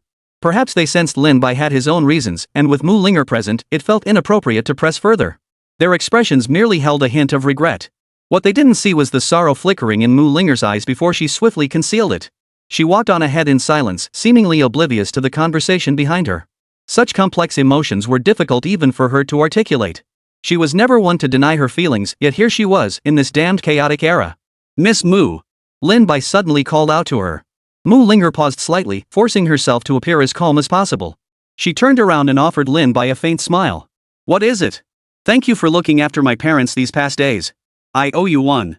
Lin Bai's expression was also hesitant. "You're a hero fighting for the Dragon Nation. Caring for my parents was simply our duty. There's no need to thank me. If you feel you owe me a favor, why not find a way to repay me?" Mu Linger smiled radiantly, though a hint of melancholy lingered beneath the surface. Even with profound sorrow weighing on her heart, her smile remained breathtakingly beautiful, like a celestial maiden from the heavens, captivating all who beheld it. How about I treat you to a meal?" Lin Bai felt awkward. Even with a second chance at life, he still lacked experience talking to women. "Sure." Mu Linger nodded in agreement, yet her gaze lingered deeply on Lin Bai as she murmured softly, "But you must return safely from the National Fortune's secret realm. When you do, I'll be waiting for you to treat me to a meal, comrade." "It's a deal, comrade." Lin Bai nodded with a smile. If he truly did return safely one day, surely all crises would have been resolved by then. At that point, he might be more than happy to treat her to that meal. But now, in this chaotic age where death lurked at every turn, who could say for certain? In the end, it all boils down to the coldness of the chaotic world. Everything becomes empty. Chapter 72, What's that monkey smell on you? Half an hour felt like an instant to Lin Bai now. He could only bid farewell once more to Lin's parents, old Mu, and the others. With a heavy heart, he was enveloped by the data energy again, returning to the god-tier farm. "Hey, you're back, kid?" Xiao Oxianquan's leisurely voice echoed. Spotting Lin Bai's return, he stared intently at him, as if searching for something on his body. "What? Is there something on my face?" Lin Bai frowned. Why did this dumb dog always act so strangely? Surely he didn't have pictures of female dogs drawn all over himself? Why do I get the feeling you picked up a whiff of monkey stink after your little trip? What the hell were you doing out there? Xiao Oxianquan declared with solemn earnestness. Lin Bai's face darkened, and he couldn't resist giving the dog a sharp slap across the muzzle. "You stupid mutt, what is wrong with you? I just returned to the real world, and you're accusing me of smelling like a monkey? I haven't even accused you of smelling like a dog yet." Xiaotian Dog rolled his eyes, speaking with obvious exasperation. "Hey, I'm not joking with you. There really is a familiar aura on you. It seems to belong to someone I knew. What did you bring back from your trip? If it's something tangible, then it's a special cultivation technique." Lin Bai recalled the cultivation technique named Great Heavenly Immortal Decision that the system had rewarded him after slaying the 9-demon sovereign. He hadn't had time to examine it earlier, but now, prompted by Xiao Tianquan, he finally remembered. What kind of cultivation technique could possibly carry a monkey stench? Let this old dog take a look. Xiao Tianquan demanded. "The Great Celestial Immortal Art." Lin Bai replied. Xiaotian Dog's mouth twitched. He couldn't help but curse under his breath, so that's where that monkey stench came from. How'd you get your hands on that monkey's cultivation technique, you brat? Your connections are pretty deep, huh? Get it away from me. That monkey stench is too strong. I seriously doubt you didn't just pull this thing out of that monkey's red ass. Lin Bai. He stared at the Great Celestial Immortal Technique glowing golden in his hand, his heart trembling. The only one Xiao Tianquan would deem worthy of mention and call a monkey head was the Great Sage Equal to Heaven. He couldn't think of anyone else.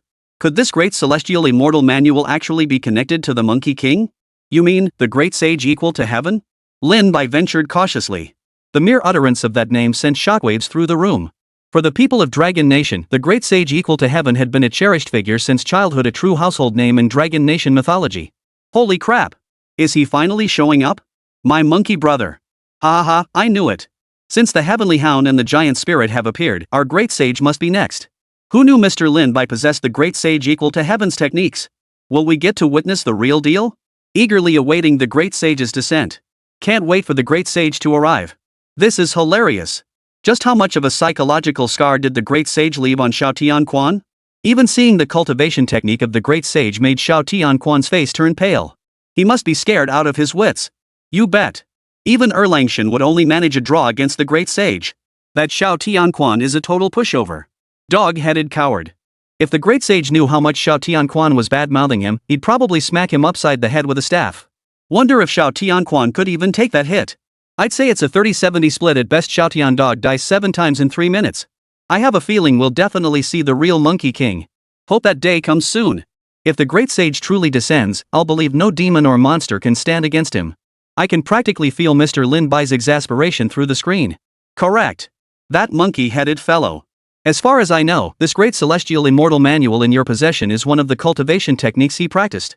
Though I don't know where you obtained it, the aura imprinted upon it leaves no room for error. Mastering this art grants true immortality, allowing one to live as long as the heavens themselves. With boundless magical power, one can absorb the essence of heaven and earth, becoming one with the cosmos and transforming all things within it. As the Heavenly Hound explained, just these few words allowed Lin Bai to sense the immense power of the great celestial immortal manual. He couldn't help but ask, is it truly that terrifying? That depends entirely on who wields it. If it were that monkey-headed fellow, he could indeed achieve such heights. But if it's you, kid, I suggest you practice more, get stronger, and become as powerful as possible. Xiao Tiandog delivered a merciless blow to Lin Bai's confidence. Lin Bai was speechless, then let out a bitter laugh. He knew he couldn't compare to the great sage equal to heaven, who defied the laws of heaven and earth and existed beyond the 3 realms and 5 elements. But how could he let this great celestial immortal technique go to waste? System task issued, water the peach grove within the divine grade farm. Lin Bai froze, his gaze drifting toward the newly opened peach grove. Though the trees bore no fruit yet, their branches were thick and lush. He wove a basket from divine willow, scooped water from the lake where crimson fish swam, and channeled it into the grove. Such a leisurely scene left the Dragon Nation's people utterly exasperated. Was this truly the life of a great deity? Planting flowers, watering plants, bickering with the Heavenly Hound for amusement. Yet when the moment demanded action, he effortlessly vanquished bizarre creatures. Who truly possessed such a life? Meanwhile, in the secret realm of the beautiful nation, Davis, gravely wounded by Lin Bai's earlier strike, was still recovering when a crimson glow abruptly coalesced before him. A Buddha's seal flickered, and a figure stepped forth from within it. Who are you? Davis, alert and wary, let out a startled cry upon seeing the face. You're the Indian pioneer, Fan Jia? At that moment, Vanga's eyes glowed crimson, and eerie patterns spread across his entire body. Though enveloped in a halo of Buddha's light, he resembled nothing less than a demonic Buddha, exactly as they had witnessed earlier within the secret realm.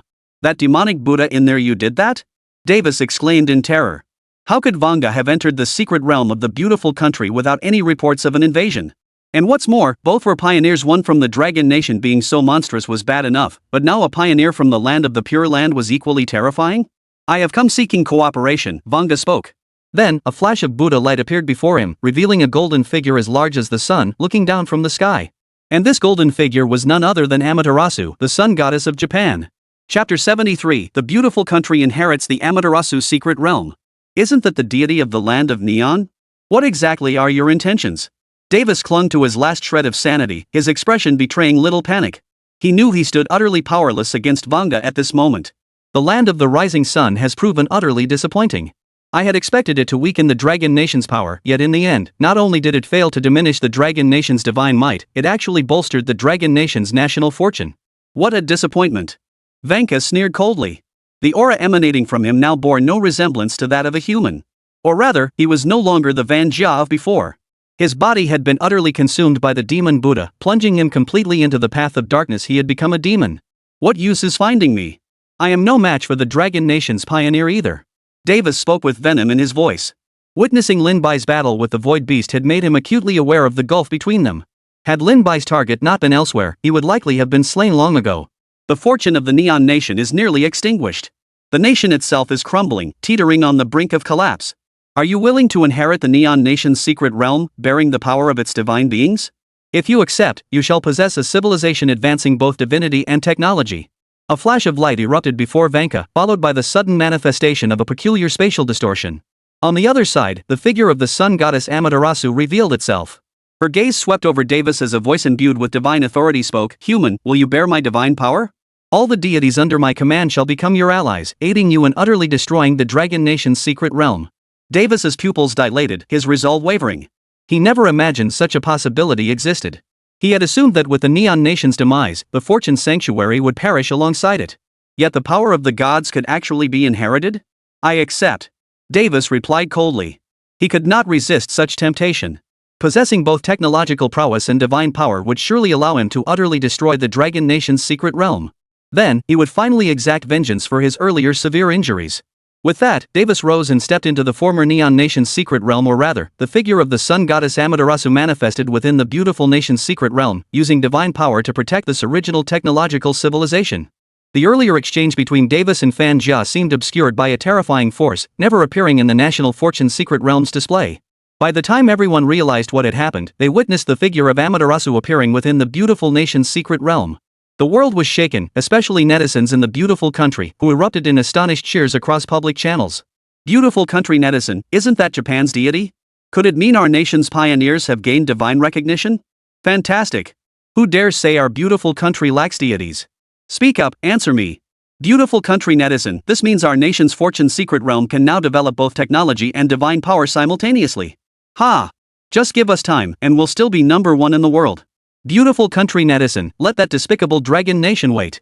They'll never be a match for our country. Countless pretty country netizens were overcome with excitement, completely forgetting how they'd initially looked down on Japan's deities. But after so long in this mythical apocalypse, they'd come to understand the terrifying power of the gods. Now that pretty country had deities as its trump card, how could they not be thrilled?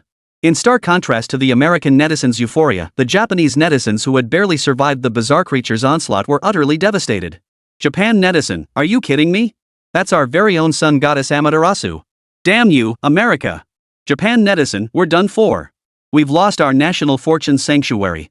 We'll be wiped out by those bizarre creatures sooner or later. Folks, see you in the next life. Japanese netizen, why, I regret it.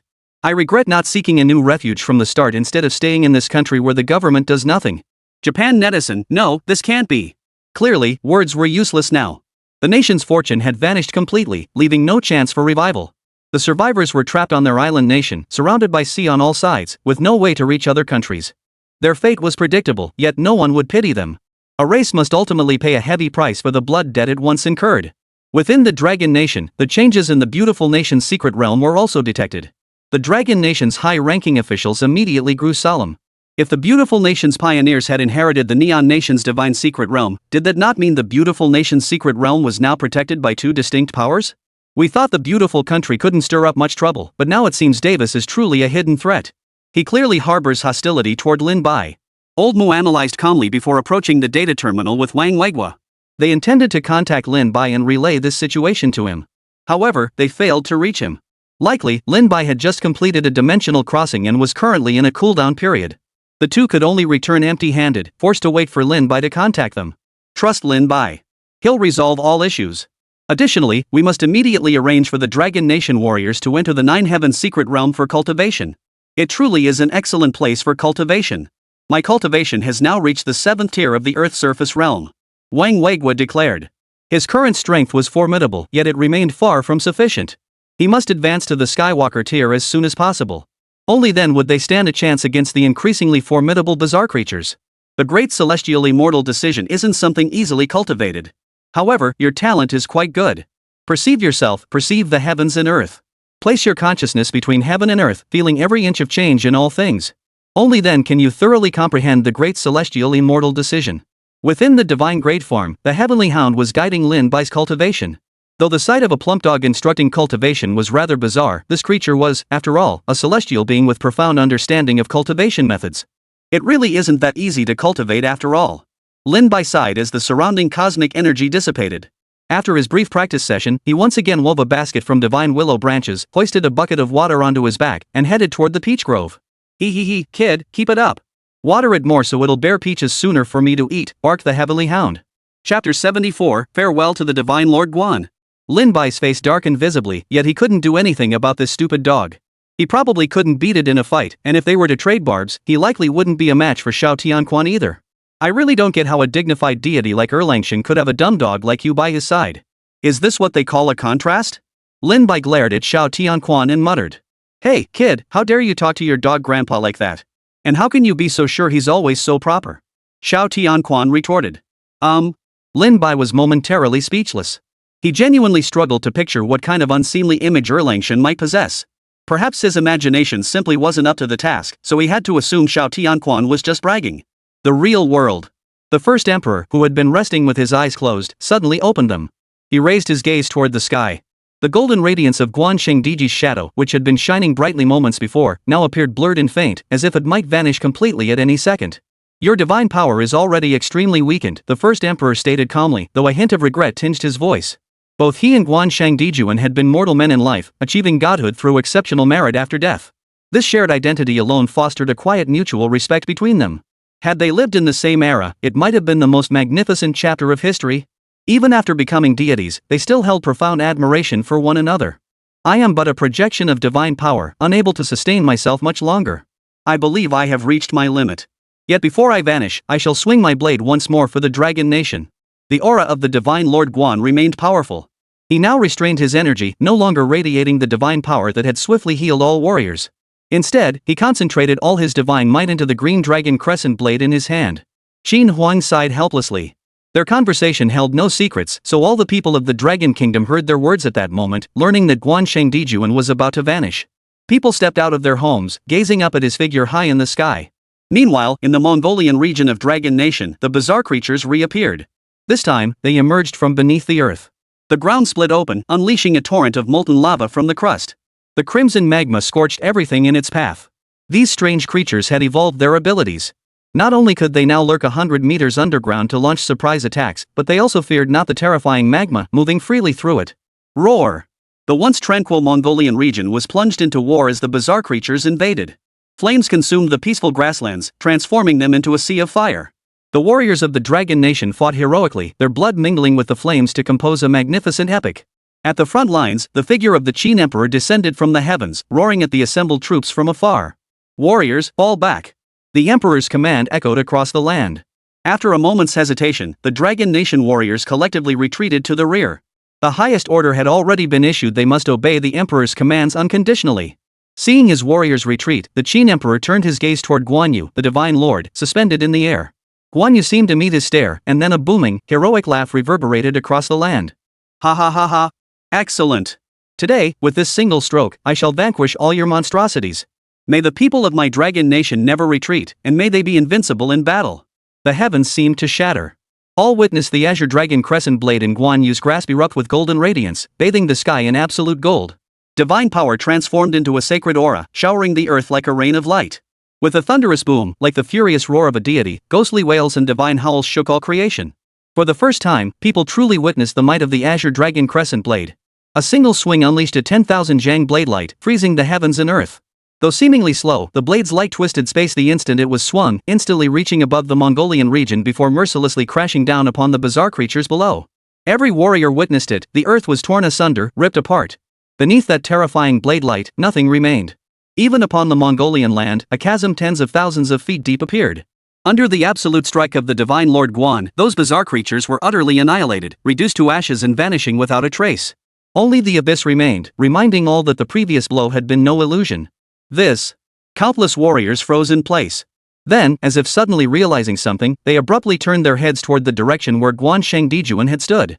His figure was now blurred and fading. Having unleashed such a terrifying strike, channeling every last ounce of his divine power, he himself was now on the verge of dissipation.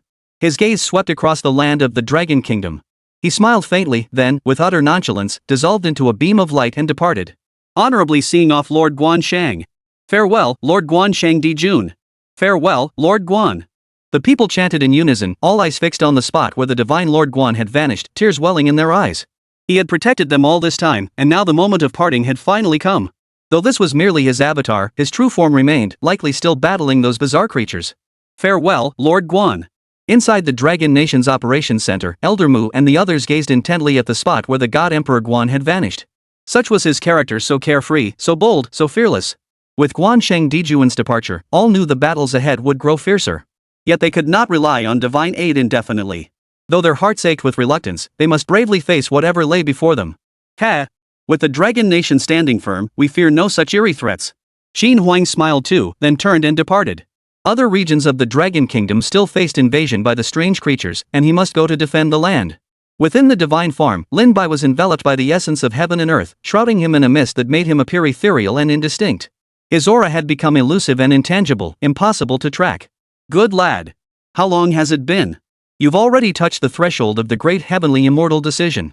Such talent is truly terrifying. The heaven-roaring dog couldn't help but stare in astonishment. While Lin Bai's performance had always impressed him, the Great Heavenly Immortal Decision was a cultivation technique practiced by beings of the Great Sage equal to heaven's caliber. How could an ordinary person so easily touch its threshold? Yet now it seemed clear that Lin Bai was an exception. Chapter 75, The Divine Being of Tianju, Shiva. So this is the power of the Great Celestial Immortal Decision? Merely touching its threshold has caused my aura to show signs of breaking through to the peak of the heavenly rank. Now, if I encounter that 9-demon sovereign again, I could slay him with ease. Lin Bai opened his eyes, the surging flames within gradually subsiding. Rising to his feet, he felt the surrounding celestial energies swirling around him as if possessed of sentience. He couldn't help but marvel at the immense power of the Great Celestial Immortal Technique. Boom! Before Lin Bai could catch his breath, he sensed ripples emanating from the edge of the National Fortune secret realm. It was unmistakably a divine power, the same force he had previously felt emanating from the Yamata no Orochi serpent of the Rainbow Nation. Another battle between deities? Lin Bai frowned. It seemed his good fortune had run out. Just then, the Heavenly Hound approached with a grave expression, having apparently sensed the sudden divine power as well. This divine power seems to carry an aura of utter destruction. Looks like someone's launched another divine battle against you. What are you gonna do about it, kid? Xiao Tianquan asked, showing no sign of panic at all. Instead, he began teasing Lin Bai. Seeing this, Lin Bai thought, since you're not panicking, neither will I.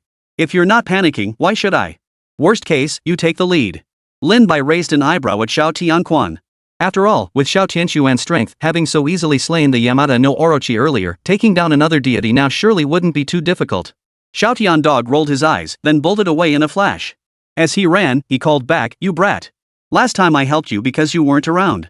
If you want old dog to step in this time, you'd better pay up properly." Lin Bai paid no further heed to the Heavenly Hound, instead stepping into the void. His gaze fixed upon the edge of the spatial boundary. As a powerful divine law descended, it unfolded exactly as Lin Bai had anticipated, a battle between deities. Sigh. If it weren't for the fact that my Dragon Nation's secret realm wasn't built directly upon divine power, rendering me unable to initiate a divine war, I would have wiped you out long ago. Time and again, do you really think this place is some kind of marketplace? Lin Bai's gaze grew icy. Under his stare, a colossal figure emerged from the spatial fissure, coinciding with a proclamation echoing from the heavens above. The kingdom of Tianju has initiated a divine war against the Dragon Kingdom. Tianju Kingdom. Lin Bai's thoughts immediately turned to the demonic Buddha he had seen earlier. That must be the work of the kingdom of Tianju. What kind of conspiracy lay hidden behind this? How could a Buddha of universal compassion transform into a demonic Buddha in the blink of an eye? Was it its true nature, or had it been seduced by other forces? If indeed influenced by external powers, would this also affect the Dragon Nation's divine system? Amidst these heavy doubts, a divine figure shattered space and charged straight toward the Dragon Nation's secret realm. This figure bore an eerie appearance, 3 eyes and 4 arms, wielding a uniquely shaped trident. What caught Lin Bai's attention was the third divine eye on the deity's forehead, radiating overwhelmingly destructive fluctuations. The very image of this third eye reminded Lin Bai of the master of the Xiaotian dog beside him, the second Lord Jinjuan. The Heavenly Hound, catching Lin Bai's gaze, instantly understood his thoughts and snapped back, "Hey, the true Lord isn't ugly like this disgusting creature. You dumb dog still listens to your master? I suggest you just take care of him yourself. That'd save me the trouble of my god-tier farm getting wrecked." "What do you say?" Lin Bai spoke up. Surely this dumb dog wouldn't really refuse to act? After all, he was the only deity within his divine farm at the moment. Though he bore the divine consciousness of a god, it couldn't be directly channeled into combat, especially against a deity sent by the Tianju kingdom, one who was the true incarnation. 3 eyes, 4 arms, an aura of destruction. This must be Shiva, the god of destruction from the Indian mythological pantheon. To send such a formidable general right off the bat shows they hold my Dragon Nation in high regard. Lin Bai faced the annihilating aura erupting from Shiva. After all, this was a true deity far beyond his current capabilities. He felt his very soul trembling. To expect him to slay Shiva would be nothing short of suicide. Yet beside him, the Heavenly Hound remained utterly unmoved. Infuriated, Lin Bai couldn't resist slapping the creature. "Hey! You really aren't going to do anything? What's the rush, kid? Relax. The Dragon Nation has countless deities. They'll definitely keep you safe." Xiao Tianquan stepped forward a few paces, his expression tinged with resignation. "That fellow's third eye does remind me of the true Lord. But eliminating him now is for the best. At least I won't be blamed if the true Lord ever finds out." "What do you mean? Does he forbid others from having a third eye?" Lin Bai asked in confusion. "Oof. The true Lord believes anyone possessing a third divine eye is challenging his authority unless they can demonstrate power surpassing his own. That monkey once manifested a third eye, and the two fought from the southern heavenly gate all the way to Flower Fruit Mountain. They ended up at the bathing spot of the immortal Chang'e, and both were reported to the celestial court. After recounting the True Lord in the Monkey King's glorious history, the Heavenly Hound added, "Oh, and speaking of the True Lord's little quirk, every time he uses his divine eye, he has to shout, 'Open.'" Lin Bai's brow furrowed, his face a mask of pain. That was indeed the Monkey King's style, but wasn't the True Lord supposed to be a different kind of character? Wait, this is such a contrast? Enough idle talk for now. I must deal with this fellow first. He appears connected to the mythological system of that old Buddha. I may not be his match. A solemn expression flashed across Xiao Tianquan's face. His gaze locked onto Shiva, his aura pulsing with the power of heaven and earth, sun and moon. His form transformed into a colossal, 10,000 zhang tall figure as a cold, murderous intent surged toward Shiva. The deity of the dragon nation, is it merely a dog? It seems your so-called glorious mythological system is nothing special after all. Today I shall slay your dragon nation deity, and in time, I shall utterly overturn your entire dragon nation mythological system. Shiva emitted a hoarse, wailing cry like the sound of hell itself. Wielding his trident, he continuously swung it with the intent of destruction, charging toward the Heavenly Hound. Just as the Heavenly Hound prepared to strike, a fiery light erupted from the heavens and earth. The entire realm grew scorching hot as flames swirled around a figure stepping through the void. Suddenly, a crimson ribbon fluttered through the cosmos. The mythical system of the dragon nation is not something you heretical offshoots can defile. You petty upstarts, do you truly believe such destructive energy can help you intercept the great Tao of heaven and earth? Today, I shall slay you to prove my path. Chapter 76, The Great God of the Three Altars descends. The crimson silk dispersed across the heavens, divine flames consumed all things. A figure broke through the void, embodying the divine power of the dragon nation's mythological system. Stepping through a ring of fire, it slowly approached the Heavenly Hound and addressed it. "You foolish dog, you came here to enjoy your blessings, didn't you?" "Ha? How did you get here?" Xiaotian dog shuddered in shock, but a wicked grin soon spread across his face. He strode back to Lin Bai's side and laughed heartily. Kid, looks like I won't need to lift a finger today. This battle is mine to fight. I came in response to the call, only to witness this petty pseudo-god insulting the dragon nation's mythological system. Today, I shall slay you to prove my path." The voice boasted unruly arrogance. As crimson silk ribbons drifted around him, he appeared wielding a flaming spear, standing upon wheels of wind and fire, carrying the Tao of heavenly flames. His gaze burned fiercely, locking onto Shiva. "Who are you? I do not slay nameless fools." Shiva regarded the defiant figure with cold eyes, his confidence in his own power so absolute that he felt no fear whatsoever.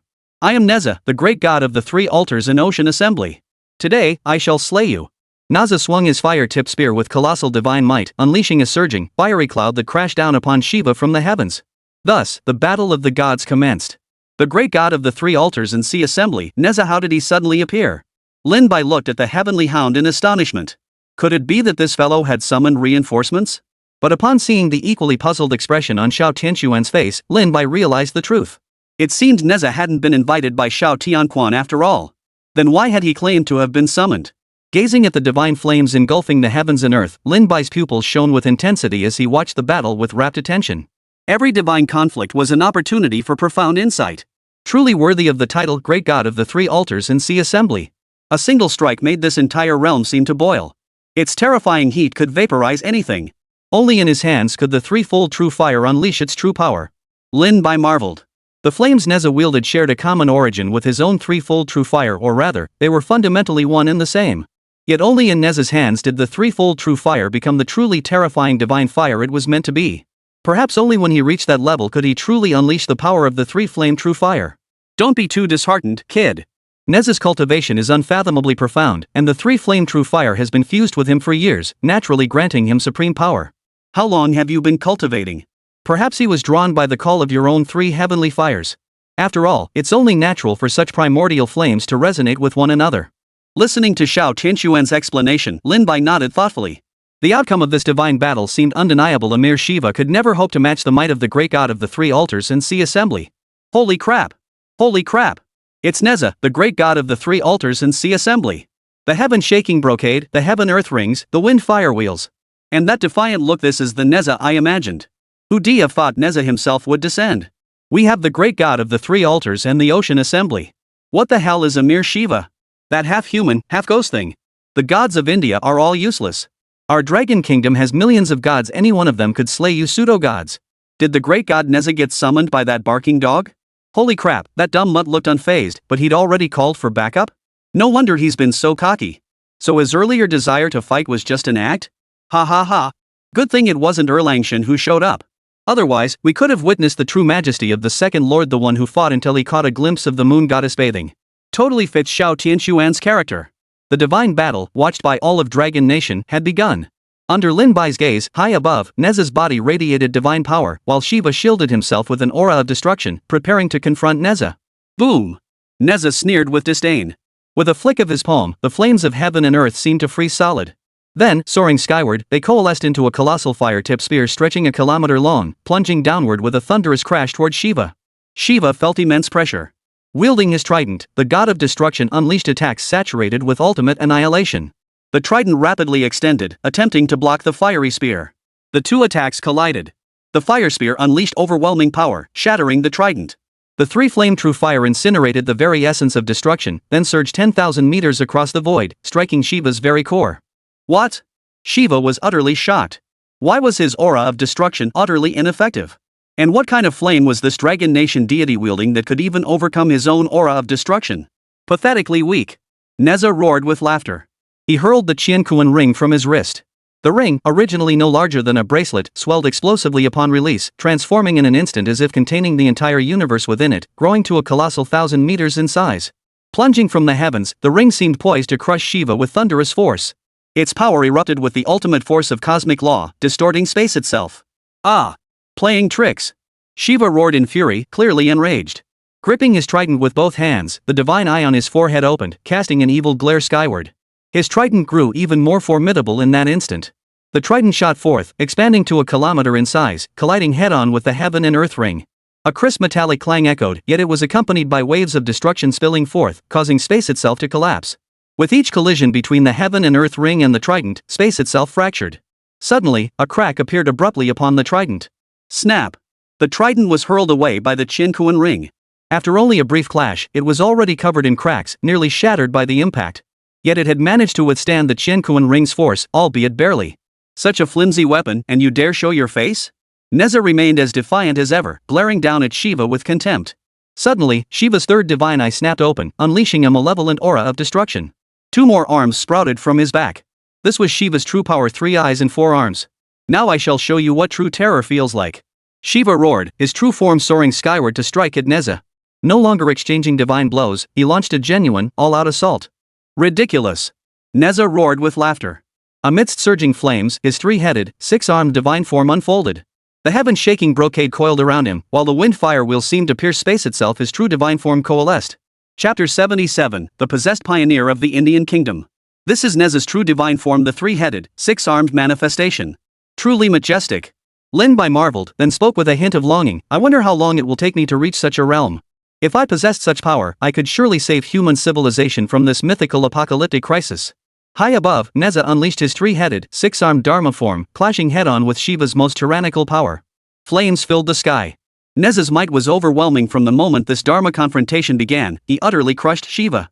In this clash of divine forms, Shiva remained utterly crushed.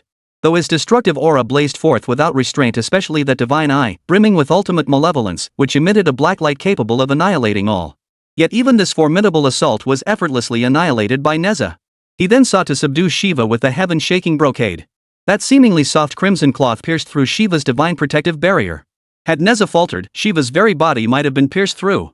How can this red cloth possess such power? What is this? Shiva roared in fury.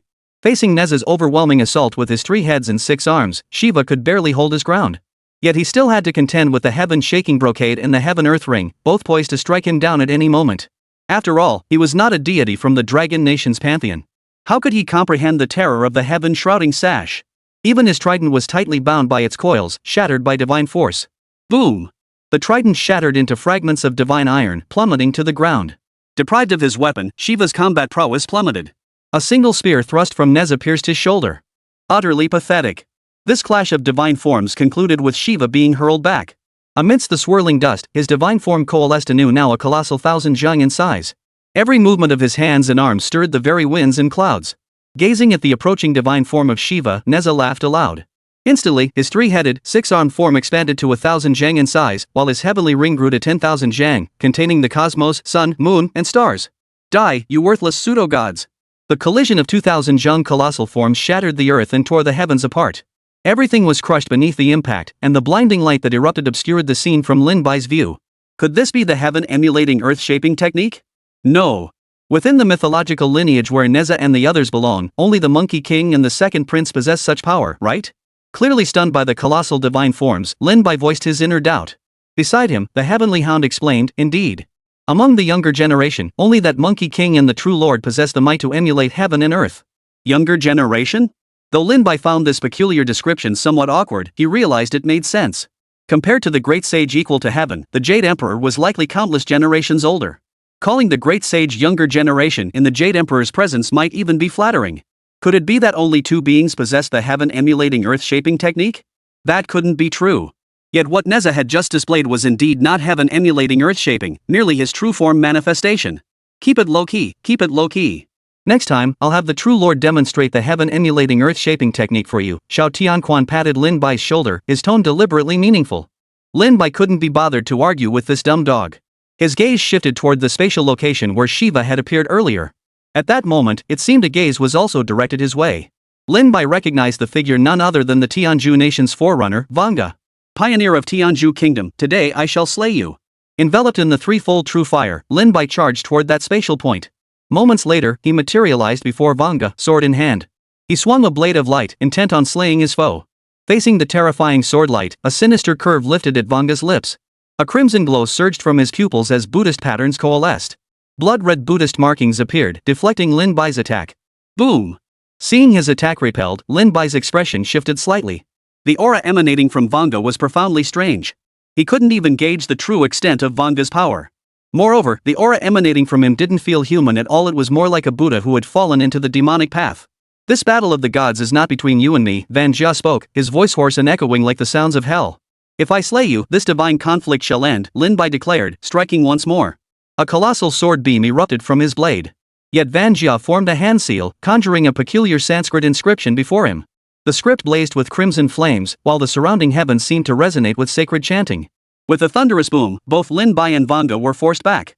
Their attacks were evenly matched. The crimson Sanskrit characters radiated an eerie aura, capable of withstanding Lin Bai's techniques. Yet Vanga seemed devoid of any desire to fight, merely observing Lin Bai in silence. His gaze then shifted skyward to Shiva, battered and dying under Neza's assault. Suddenly, he spoke, the mythological system of the Dragon Kingdom is truly formidable. If you convert to my faith, it will greatly enhance our power, no longer confined to these mere three realms.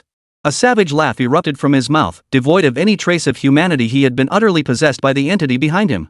Crimson Sanskrit characters nearly engulfed his body. His gaze then turned toward Lin Bai, hollow and vacant. You and I will soon engage in battle. Pioneer of the Dragon Nation, you are but an insignificant insect. Van Jia chuckled, turning to depart slowly. It seemed he cared not at all for the outcome of this divine conflict. After Van Jia left, the Sanskrit script faded, and the sacred chanting ceased. Lin Bai frowned deeply. This Vanga himself might already be dead. The entity now inhabiting his body must be another soul, one that granted him such overwhelming power. The Vanga of my past life showed no signs of abnormality. Could it be merely a disguise? Or has everything changed in this lifetime? Lin Bai sank into deep thought. He did not pursue Van Een. The pursuit was fraught with too many uncertainties, so he abandoned the chase and instead watched the battle unfolding high above. The divine conflict finally concluded. As Shiva's 1,000-foot divine form shattered, he was utterly devastated. His primordial essence drained dry, he was on the brink of complete annihilation. Neza revealed his true form, his fiery spear held high in contempt towards Shiva below. With a flick of his finger, the heavenly ring on his wrist crashed down, sealing Shiva's fate. Crushed beneath its weight, Shiva was reduced to ashes and scattered into the void. Chapter 78, Divine Edict descends. Heaven's blessing upon the Dragon Nation. Dragon Nation wins the divine battle, receiving the reward. Divine Edict descends, projected into reality. The nation of Tianzhu shall face a natural disaster. Lin Bai watched Shiva vanish into the void, yet his heart grew heavy. This Shiva was nothing but bait released by the Indian Empire. It was clear that Vanga cared not a whit for Shiva's fate, nor did he give a thought to whether the Indian Empire would suffer calamity because of this divine battle. Who exactly was that man I saw earlier? What were his intentions? He mentioned converting to my faith earlier. He's a Buddhist. And that crimson Sanskrit script. Could he be Sakyamuni himself? The mightiest Sakyamuni, fallen into the demonic path? As Lin Bai pondered, Neza descended from the sky, landing beside the heavenly hound. He shot the dog a disgusted look. You stupid mutt. Do you know the true Lord is looking for you? He said next time he sees you, he'll summon heavenly thunder to strike you down. Xiao Tianquan's dog eyes widened in shock. He desperately defended himself, no way, bro. I didn't run over here on purpose. You know I was suddenly teleported here. Seeing the dog's utterly helpless expression, Neza's lips curled into a mischievous grin, though he maintained his usual serious demeanor. He continued, maybe you should go explain yourself to the true lord. Perhaps he'll spare you a few more strikes? It's over. Ruined. This old dog's life is done for. Xiao Tianquan instantly withdrew into himself, running off to cry in a corner. Lin Bai stepped forward and bowed to Neza. This humble one greets the great god of the three vessels sea assembly. Neza appeared merely as a young man in terms of actual age, he might even be younger than Lin Bai. His nature was not one to cherish such elaborate titles, so he casually patted Lin Bai on the shoulder. No need for such formalities. Are you the human with the threefold true fire that Xiao Tianquan spoke of? Such innate talent is truly exceptional. A smile played Neza's lips as he continued slowly. Earlier, sensing the aura of the threefold true fire in Xiao Tianquan's presence, I descended into this realm. Thus, I also perceived the current state of the dragon nation. Can deities freely enter this realm of national fortune? Lin Bai was somewhat surprised, for Neza hadn't been summoned by him but had come of his own accord. Not exactly. Neza shrugged, offering no further explanation. His gaze drifted unobtrusively toward the distant peach grove before he snapped back to the present. Since the crisis here has been resolved, it would be inappropriate for me to linger too long. I shall depart shortly. But before I go, I can offer you some guidance. In the real world, at the Dragon Nation's operations center, golden light cascaded from the heavens and a divine statue materialized, descending to rest in the sky. Excitement washed over every face.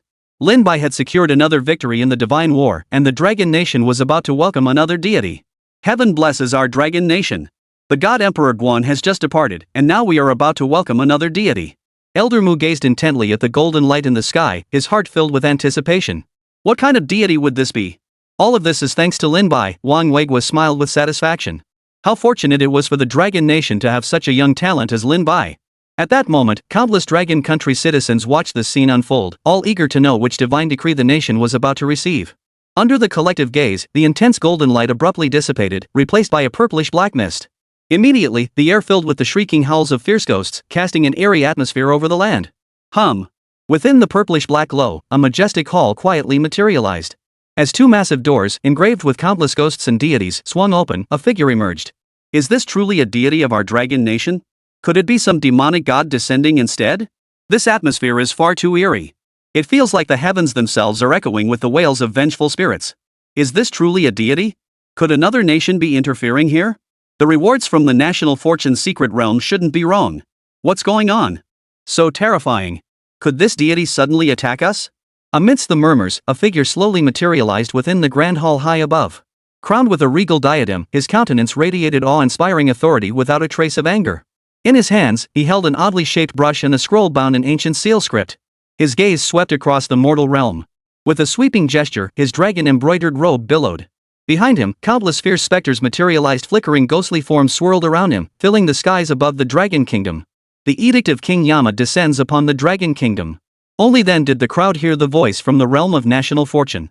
Upon learning that the deity in the sky was none other than Yama, king of the underworld, they were utterly dumbfounded.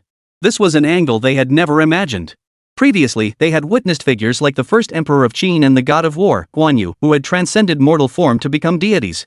Others were well-known gods like the giant spirit god, Neza, or the heavenly hound. As for Xian Ming, though less familiar to most, he traced his origins to even more ancient times. All these were within the realm of common understanding, easily grasped by the masses. But now, to present Yama, the king of hell from the netherworld? Good heavens, that was truly beyond anyone's imagination. This figure is actually Yama? Wang Weiguo was dumbfounded. Who could have imagined this? After all, in the Dragon Nation's perception, Yama was the ruler of the underworld, the judge of souls. The people of Dragon Nation had always harbored a certain fear toward spirits. Yet now, with Yama truly descended and his true identity revealed, the crowd gradually shed their inner dread and began to gaze directly at the king of hell high above. His majestic gaze remained fixed upon them, silent and unspoken. Yet his very presence affirmed, here stood a deity of the Dragon Nation. One who could surely protect the entire land. King Yama. I apologize. I take back what I said earlier. He is also a deity of our Dragon Nation. Indeed. The deity who judges spirits and governs life and death in the mortal realm, one of the most iconic figures in our Dragon Nation's traditional culture. Even ghosts are merely the transformed forms of departed humans. What is there to fear? Exactly. The very spirits you fear are those others would give everything to see. The situation unfolding in the skies above the Dragon Kingdom had also been detected by nations across the world. However, for those unfamiliar with Dragon Kingdom's traditional culture, witnessing the Yama's palace descending from the heavens, bringing forth countless vengeful spirits whose piercing wails echoed across the land, caused them to go completely black in the eyes and faint from sheer terror. Chapter 79, Western Nations, Dragon Nation must be using dark forces. British netizen, holy. What the hell is Dragon Nation doing? I knew their power couldn't be normal. British netizen, the Dragon Nation must be using evil magic. This scene is utterly terrifying. What are those things floating in the sky? Are they undead? British netizen, no. Those must be zombies. USA netizen, Dragon Nation is terrifying. They've been hiding such capabilities? They must be using some evil means to destroy our world. USA netizen, so what? Our nation's pioneers now wield divine power. Give us just a little more time, and we'll utterly annihilate the Dragon Nation. US netizen, the righteous US will defeat the evil Dragon Nation. Refusing to use undead spirits, you know you're violating international treaties, right? Laxi Nation netizen, the Dragon Nation's power is truly unfathomable. The world buzzed with debate, but Dragon Nation netizens had a different take, sparking their own heated discussions. Some even stormed Western social media platforms to start arguments. Damn it, you Westerners know jack about cultivation. What evil power? Where's the evil? I ask you, where's the evil? It's tough being a domestic deity these days. Stop spouting nonsense, okay? Have you even tried keeping up with the times? Watch out, or I might invite you all to my human emperor banner for a chat. These Western assholes know jack. Those Western gods who demand human sacrifices at the drop of a hat, now that's evil. Otherwise, how would we have so many fallen deities? What about the Dark Lucifer and fallen angels? I say it's all bull. I'm begging King Yama to grant me the human emperor banner. I'll go invite those Westerners for a little reunion. Hey, why is your human emperor banner puffing black smoke? Within the secret realm of national fortune, Neza regarded Lin Bai with satisfaction. With a soft chuckle, he said, very well. I have now transmitted the cultivation method of the threefold true fire into your mind. You may begin your practice. I cannot linger much longer and must depart now. Thank you, great sage of the Three-Tank Ocean Assembly, for your assistance. Lin Bai clasped his fists in gratitude. No need to thank me. I act for the sake of the Dragon Nation's mythological system. Until next time. Neza laughed with carefree abandon. The threefold true fire surged around him, transforming his body into a fiery streak that shot skyward and vanished swiftly. Then, a voice echoed across the heavens, hey, dumb dog. That earlier talk was just to fool you, ha ha ha. Xiaotian dog jolted upright, leaping to his feet and snarling furiously at the spot where Neza had vanished. You little brat. You think you can fool this old dog, do you? Let me tell you, I wasn't scared at all. This guy. Lin Bai was speechless. His mind preoccupied with the situation in the real world, he activated his data device, opening a communication channel back to reality. The screen unfolded, revealing the members of the operations center. Seeing them, Lin Bai got straight to the point. Everyone, what's the latest on the invasion of the bizarre creatures? Everyone's expressions grew somber. One voice spoke up, the anomalous creatures continue their relentless assault. Our steel defenses have been breached. Coastal cities have fallen, and many comrades have perished. Only through the divine power of Qin Shi Huang, the giant spirit god, and Xianming could we slay some of the most formidable ones. Yet countless comrades still perished. The atmosphere grew heavy, and Lin Bai couldn't help but lower his gaze. Moments later, the voices of Elder Mu and Wang Weigua snapped him back to reality. Wang Weigua spoke first. Lin Bai, rest assured. With us here in Longwa, we will definitely hold back the invasion of these bizarre creatures. Indeed. You are the hope of all Dragon Nation now. You must protect yourself at all costs. Old Mu nodded in agreement. Lin Bai smiled faintly. Don't worry, I'll be fine. If any anomalous creatures arise that can't be dealt with, notify me immediately. I'll return no matter what. Oh, and I want to know the situation in Tianju. At the mention of Tianju Kingdom, Old Mu paused to gather his thoughts before speaking slowly. Just moments ago, Tianju Kingdom suffered a catastrophic natural disaster after losing the divine battle, an unprecedented massive earthquake with devastating casualties. The strange creatures seized the opportunity to invade. Lin Bai frowned deeply before voicing his suspicion. I suspect that the pioneer from the kingdom of Tianju, named Vanga, has encountered trouble. He seems to have been corrupted by some malevolent force. And his target appears to be the mythological system of the Dragon Kingdom. He even went so far as to send a deity to test my strength. Silence fell between them. They had never paid much attention to the kingdom of Tianju before.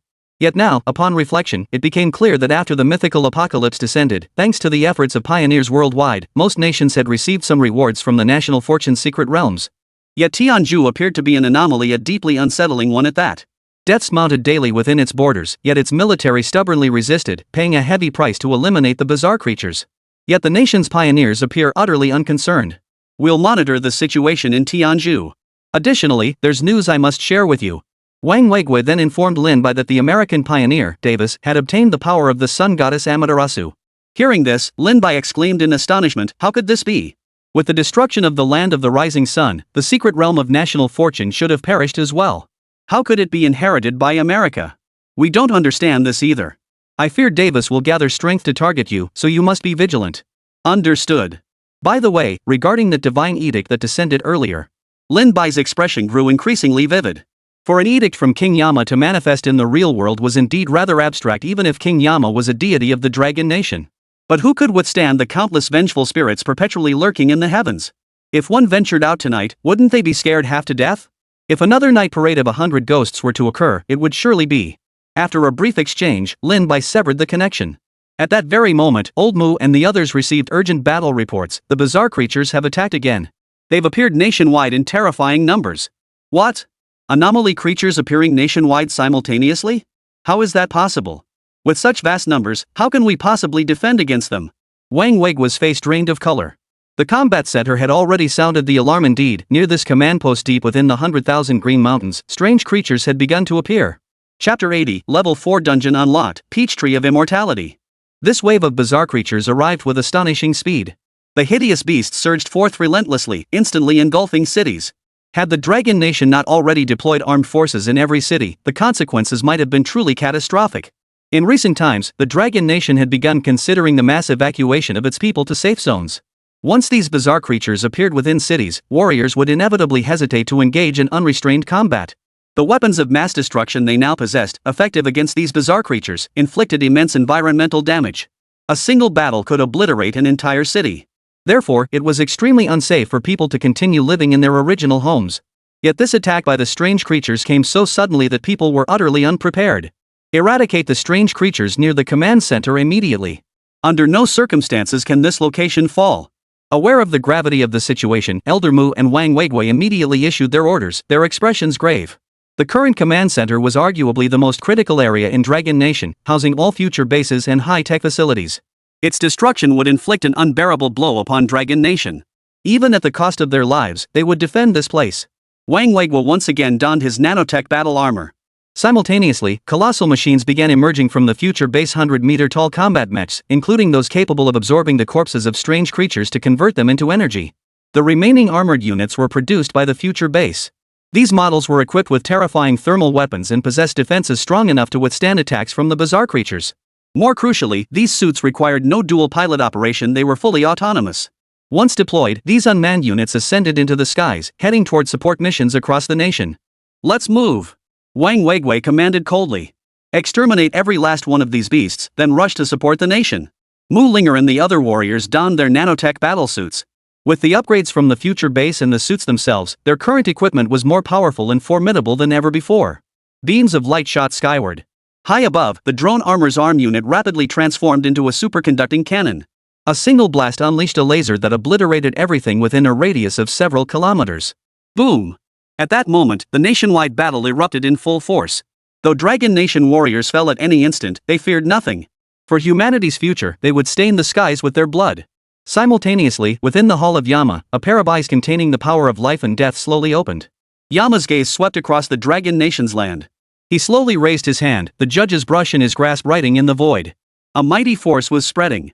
Within the secret realm of national fortune, Lin Bai's expression shifted abruptly as his gaze snapped toward the heavenly hound. How is this possible? Are bizarre creatures appearing simultaneously across the entire nation?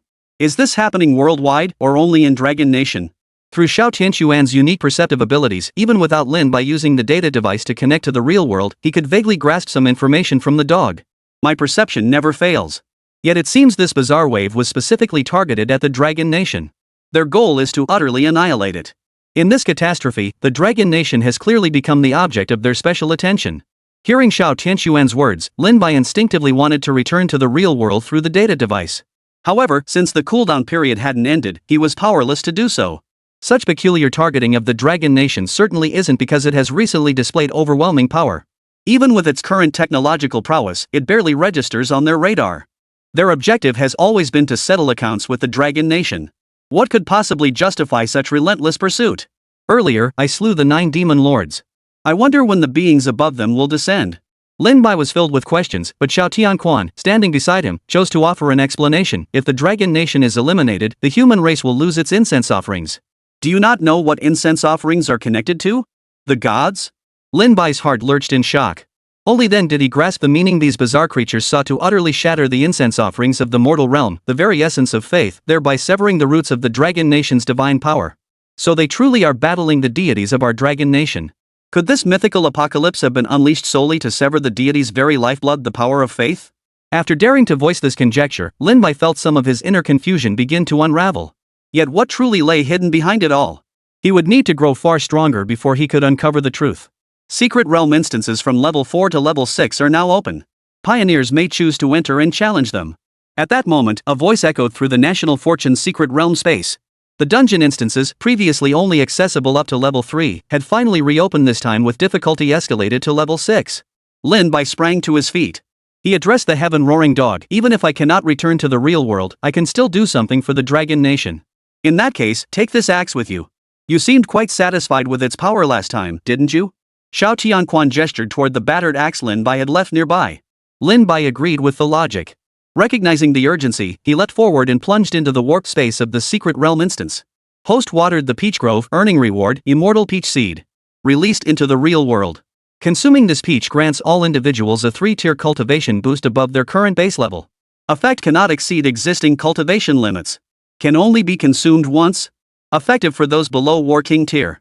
Such a divine treasure exists? No wonder the Monkey King once stole peaches from the peach garden. The system's reward made Lin Bai realize that the peach grove in his divine tier farm might also be filled with immortal peach trees. Once these peaches ripen, gaining 3 cultivation realms would be a massive leap for me. But first, I must break through the peak heavenly traveler realm before then. Step into the heavenly calamity realm. The effect of the peach lies in breaking through the shackles of one's current realm. Thus, if Lin Bai consumed it while at the peak of the heavenly traveler realm, his realm would remain at that peak. However, if consumed at the initial stage of catastrophe grade, it could instantly propel one to the peak of catastrophe grade. While the peach undoubtedly grants greater enhancement to those with higher strength, its effects are ultimately limited to those below the Battle King grade. Therefore, Lin Bai planned to consume the peach after breaking through to cataclysmic realm, provided it ripened first, and preferably without being stolen by Xiao Tianquan. Reappearing within this secret realm instance space, everything felt so familiar. Even the energy within his body began showing signs of breakthrough. Chapter 81, The Threefold True Fire, Consuming the Heavens. I wonder if I can achieve a breakthrough to the peak of the Heavenly Traveler tier within this space. As Lin Bai stepped into the secret realm space, an intense, eerie aura washed over him. Instantly, the sky darkened, and a colossal creature abruptly descended from the heavens. Its size rivaled, or even surpassed, the previous Mongolian giant beast. How could there be a colossus larger than the Mongolian giant beast? What on earth is this thing? Lin Bai gazed at the monstrous beast stretching beyond sight. Before it, he felt as insignificant as a speck of dust. He even sensed that even with his power to shatter 10,000 laws, he still couldn't shake this colossus before him. The Baimong Colossus is the progenitor of the Monte Colossus lineage. Power, peak celestial rank. Good heavens, so it's the ancestor of the Mongolian beasts. No wonder it possesses such colossal proportions. A form like this, truly terrifying. Lin Bai stood suspended in the air, locking eyes with the colossal beast's pupil, as bright as a full moon. This behemoth was even more terrifying than the Mongolian giant beast that had appeared earlier in the Dragon Kingdom. A single breath from it was enough to reduce everything around it to dust. Insignificant insect, dare you gaze upon me? Suddenly, the beaming giant beast spoke in a human voice. The sound echoed throughout the space, lingering long after it faded, each syllable carrying a terrifying sonic wave. Boom! Lin Bai struck immediately. Wielding his shattering axe, he unleashed every ounce of his power. A blazing light coalesced from within him, growing ever more intense until it completely engulfed his form. Against a colossus like the behemoth, ordinary attacks were clearly useless. Thus, Lin Bai wasted no time, gripping his shattered axe and channeling all his power into a single strike. The world seemed to freeze. A celestial light surged from the broken axe. As Lin Bai's power poured completely into it, the rust on the blade appeared to fade slightly, revealing a hint of golden patterns. Boom! Boom! Thunder rolled across the sky as Lin Bai's axe strike truly unleashed a celestial phenomenon. Facing the behemoth, Lin Bai gripped the axe with both hands and swung it with every ounce of his strength. A 10,000-foot beam of celestial light tore through the heavens and earth. The sky shattered like glass as that beam obliterated everything in its path. Its terrifying destructive power blossomed in an instant, and the next moment, the dreadful assault crashed down upon the behemoth. Blinding radiance obscured everything, even momentarily obscuring Lin Bai's view of the behemoth. After unleashing such a strike, Lin Bai's own energy was severely depleted. Huff. Lin Bai exhaled deeply, then formed seals with both hands, channeling the energy of heaven and earth to activate the great heavenly immortal decision. Celestial chi rapidly condensed, continuously replenishing his depleted reserves to prepare for the ensuing battle. His gaze swept forward, only to witness a crimson bloodlight piercing the dazzling radiance. Instantly, blood surged forth like a raging torrent, engulfing everything on the ground. This torrent of blood flowed only because the behemoth had been struck by Lin Bai's axe, leaving a gaping wound that pierced through its body, shattering its internal organs. Yet its vitality proved relentlessly tenacious. Even thus, it still clung to life. Witnessing this, Lin Bai swiftly gathered his strength once more and unleashed another devastating blow. The behemoth unleashed a terrifying counterattack, a colossal strike piercing the stars. A beam of light, 100 jang in width, shot through the air, compressing and collapsing space layer by layer. Three-flame inferno. Lin Bai roared, and instantly, the three-flame true fire filled the heavens. It transformed into a sea of fire that crashed down upon the behemoth from the sky, engulfing it in an instant. This was the unique cultivation method of the three-flame true fire that Lin Bai had previously grasped. The experience imparted by Neza was finally being put to use by Lin Bai, gradually unleashing the true terrifying power of the three-flame true fire. The sea of fire spread, staining the entire space crimson. Like a fire emperor, Lin Bai swept his hand, unleashing the roaring three-flame true fire to crash down upon the behemoth. With a piercing scream, the sea of flames completely consumed the behemoth. The power of the three-flame true fire revealed its utterly overwhelming nature at this moment, seemingly capable of incinerating everything in its path. Though the behemoth had survived the initial axe blow that shattered its body, the terrifying power of the three-flame true fire had now consumed every trace of life within it. Its heart, once as massive as a mountain range, gradually crumbled into ash and vanished. The sea of flames gradually dispersed. Lin Bai stepped out from within it, waving his hand to fully withdraw the three-flame true fire. His previously pallid complexion finally regained some color. Such a use of the three-flame true fire had proven too taxing for him. Dragon Nation Pioneer has cleared level 4 Secret Realm. Reward, physical constitution of all Dragon Nation citizens enhanced by 100%. The reward Lin Bai earned within the Secret Realm instance was promptly delivered to the real world. Warriors still battling bizarre creatures felt a surge of immense power coursing through their bodies, instantly enhancing every aspect of their abilities. It's Mr. Lin Bai. He's the one who brought us this power. Someone shouted, then plunged back into the fray. The boost Lin Bai had granted the warriors granted them such explosive power in an instant that they forced the bizarre creature's offensive back. Lin Bai fights alongside us, how could we retreat? Warriors, charge! Wang Wegwei roared, unleashing his full Earth Surface Tier 8 power without restraint. Indeed, Wang Wegwei's strength had broken through once more, reaching Earth Surface Tier 8. Perhaps for this aged general, the fiery combat spirit of his youth had erupted anew, propelling his cultivation to soar rapidly. Not far away, Mu Linger had also slain a bizarre creature. Her aura now reached Ground Realm 7th tier. Many warriors like her possessed extraordinary talent, most having attained Ground Realm 7th tier strength. Lin Bai's timely boost to the Dragon Nation's forces greatly boosted their confidence, spurring them onward to continue their charge and slay the bizarre creatures. I hope this helps them. I should continue now. If we clear the level 6 instance, the Dragon Nation will surely receive even richer rewards. Perhaps a new divine mandate will descend. Lin Bai resolutely chose to enter the level 5 instance, fully aware that the enemies ahead would likely be terrifyingly powerful. After all, the level 4 instance had already unleashed a peak Skywalker tier behemoth. One could only imagine what kind of terrifying foes awaited in that level 6 dungeon, perhaps even Cataclysm tier. Chapter 82, Declaring War on the Mythical Apocalypse. Upon entering the level 5 instance, Lin Bai faced even more powerful and bizarre creatures. These entities were overwhelmingly at the peak of the Skywalker tier, and their numbers were formidable. They closed in on him, intent on annihilation. Human, give up. You're just one person. No matter how you and your nation struggle, you cannot escape annihilation. The monstrous creatures snarled, mocking Lin Bai with utter contempt. To them, he was but a lone human, not even the entire human race could stand against them. The will forged through struggle shines brilliantly. It pierces through the bizarre, shatters the so-called mythical apocalypse. This is the human race's conviction. No race willingly accepts annihilation. Before I cut you down, you will know what our conviction truly means. Lin Bai wasted no more words, launching a fierce assault. He needed to clear the level 5 instance swiftly, so he unleashed his full power not merely to complete the challenge, but to seize this opportunity to break through to the peak of the Skywalker tier. The threefold true fire surged upward, its radiance mirrored by the formidable assaults of the divine willow and the shattering axe, engulfing Lin Bai's form. His overwhelming strike blazed forth like the eternal flame of human conviction, unquenchable, enduring through the ages. As Lin Bai entered the level 5 instance, the real world faced a catastrophe. The sheer number of bizarre creatures was overwhelming. Countless warriors shed their blood, yet still couldn't eliminate these strange beings. A sky-darkening rain of blood fell as countless warriors hurled themselves like weapons into the hordes of strange creatures, detonating every weapon they possessed. The shockwaves from the explosions incinerated the bizarre beings. Debris littered the landscape, crimson blood a horrifying sight. At this juncture, life held no value. Everyone fought, without exception. Kill. Our ancestors defeated overwhelming odds, the weak overcame the strong. Even with millet and rifles, they brought down planes and cannons. Our generation will never let you creatures invade our homeland. The battle cry shook the heavens. Night hung heavy, yet tonight's full moon appeared uniquely distinct, like a colossal pupil scrutinizing the mortal world. Then, moonlight, tinged with a chill, cascaded down upon the earth. Hum. In that instant, all heard a sound echoing through the night sky, spreading across the entire dragon nation. Like a low chant of scripture, it radiated with a peculiar force, permeating every inch of dragon nation soil.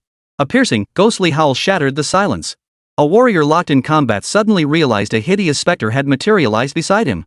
Yet the specter fixed him with a cold, icy gaze that seemed to say, "Step back. It is telling me to retreat?" The warrior froze in horror. Where had this specter come from? Friend or foe? This was a genuine ghost, its hideous form so distinct from other strange creatures that one might easily mistake them. As if compelled by some unseen force, the warrior swiftly retreated. Seeing this, the specter forced a terrifying grin, then abruptly turned its emotionless gaze toward the strange creatures. The warrior scanned his surroundings. Sure enough, more specters began appearing around them. They took various forms, their bodies ethereal. Though all wore hideous expressions, they did not harm the warriors of the Dragon Nation. They materialized out of thin air across the Dragon Kingdom's lands, appearing everywhere as if summoned from the Netherworld itself. The Netherworld? As if struck by a sudden realization, all the warriors abruptly looked up into the sky. There, the gates of the Hall of Yama stood wide open. Seated within, King Yama's gaze was cold and piercing as he surveyed all the bizarre creatures. Filthy creatures not even worthy of being called fierce ghosts dare to run rampant on Dragon Nation soil? King Yama's low roar reverberated across the Dragon Nation skies. Then, all witnessed King Yama slowly rise. Wielding his judgment pen, his voice boomed like a temple bell, as if divine law itself descended. Tonight, 100 ghosts march forth. Exterminate every last one of these filthy creatures. Roar! The entire land of the Dragon Nation echoed with the wails of fierce ghosts, a sound so heart-wrenching yet imbued with an unmatched, overwhelming power. Countless spirits darted and drifted across the Dragon Nation's soil. They coalesced, their forms glowing with an eerie radiance. Amidst piercing wails, the bizarre creatures' bodies exploded. The fierce ghosts darted through the air, attacking their very souls. Countless formidable spirits materialized. Most had possessed immense combat prowess in life, and even as souls of the underworld, they retained that strength fighting for the Dragon Kingdom. Even as spirits, they are heroic souls. They fight for the Dragon Nation. No one feared the ghastly faces of these spirits, they were heroes defending the Dragon Nation. High above, King Yama's gaze flashed like cold lightning. His judgment pen fell once more, and the Book of Life and Death burst with light, manifesting several even more formidable ghostly spirits. Amidst this nighttime procession of 100 ghosts, the bizarre creatures were slaughtered without mercy. They were no match for these heroic spirits dwelling between life and the underworld, each possessing immense power. Wails echoed across the land, sounding like battle cries as the ghosts charged in orderly formations, roaming the heavens and earth to purge the monstrous creatures. Guided by King Yama, they fought with fearless valor. This is the true night parade of 100 ghosts. These are the heroic spirits from the underworld of our Dragon Nation, true heroes. They are defending us, we must fight alongside them. Indeed. King Yama rules the underworld, holding sway over life and death. Only the truly heroic are preserved here. Those terrifying, malevolent specters have no place among us. Night parade of 100 ghosts, slay all the bizarre and restore our Dragon Nation to a land of clear skies and bright earth. Charge together. We fight alongside these heroic spirits. This land belongs to us all. This night was destined to be sleepless. Humans and spirits fought side by side. In this nationwide war, they annihilated the bizarre creatures, forcibly repelling their onslaught. Every single one of them was a hero. How many heroes has the Dragon Nation produced over millennia? In every era, there have been heroes who fought and died for their country. Now, it remains the same. How could we possibly fall short of our forebears? The people of the Dragon Nation are born with a warrior's spirit. We shall not dishonor our ancestors' legacy. We fear no sacrifice, fighting for our nation, defending our homeland. In the name of courage, we declare war upon the monstrous creatures. We declare war upon the mythical apocalypse. Humanity shall ultimately declare war upon your monstrosities with unwavering conviction. Though individual strength may be feeble, when human resolve converges, it too can blaze brilliantly, shaking the stars and startling the eternal heavens. Chapter 83, Bloody Battle. The Dragon Nation's vanguard cleared the level 5 dungeon, earning rewards, enhanced national fortune realm experience, one divine summoning order capable of summoning a deity from their mythological system into the national fortune realm.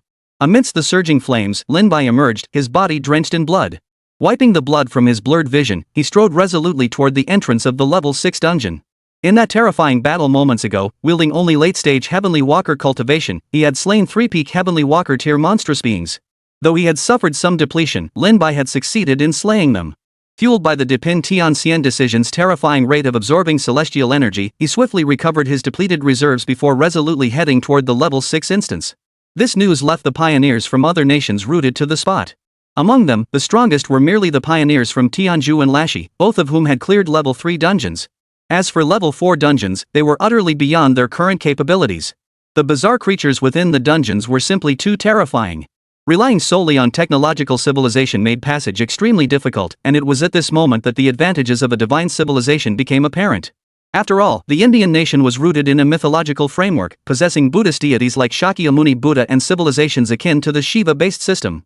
Similarly, the kingdom of Lashi drew strength from its 12 Olympians pantheon gods like Zeus, king of the gods, and Poseidon, god of the sea, whose formidable power underpinned their civilization. Other Western mythologies likewise feature formidable deities like Odin and Thor. Compared to technological civilizations, the early developmental pace of divine civilizations is simply too rapid. After all, with divine power, the pioneers could rapidly enhance their own strength, whereas technology only attained world-ending power after reaching a certain stage of development. What kind of monstrously gifted individual is this Dragon Nation pioneer? How could they be so powerful? Thankfully, we didn't cross them earlier. One pioneer exclaimed in awe. This pioneer from the Dragon Nation was nothing short of monstrous. How had they achieved such overwhelming power? Hadn't everyone started on the same starting line? A divine summoning?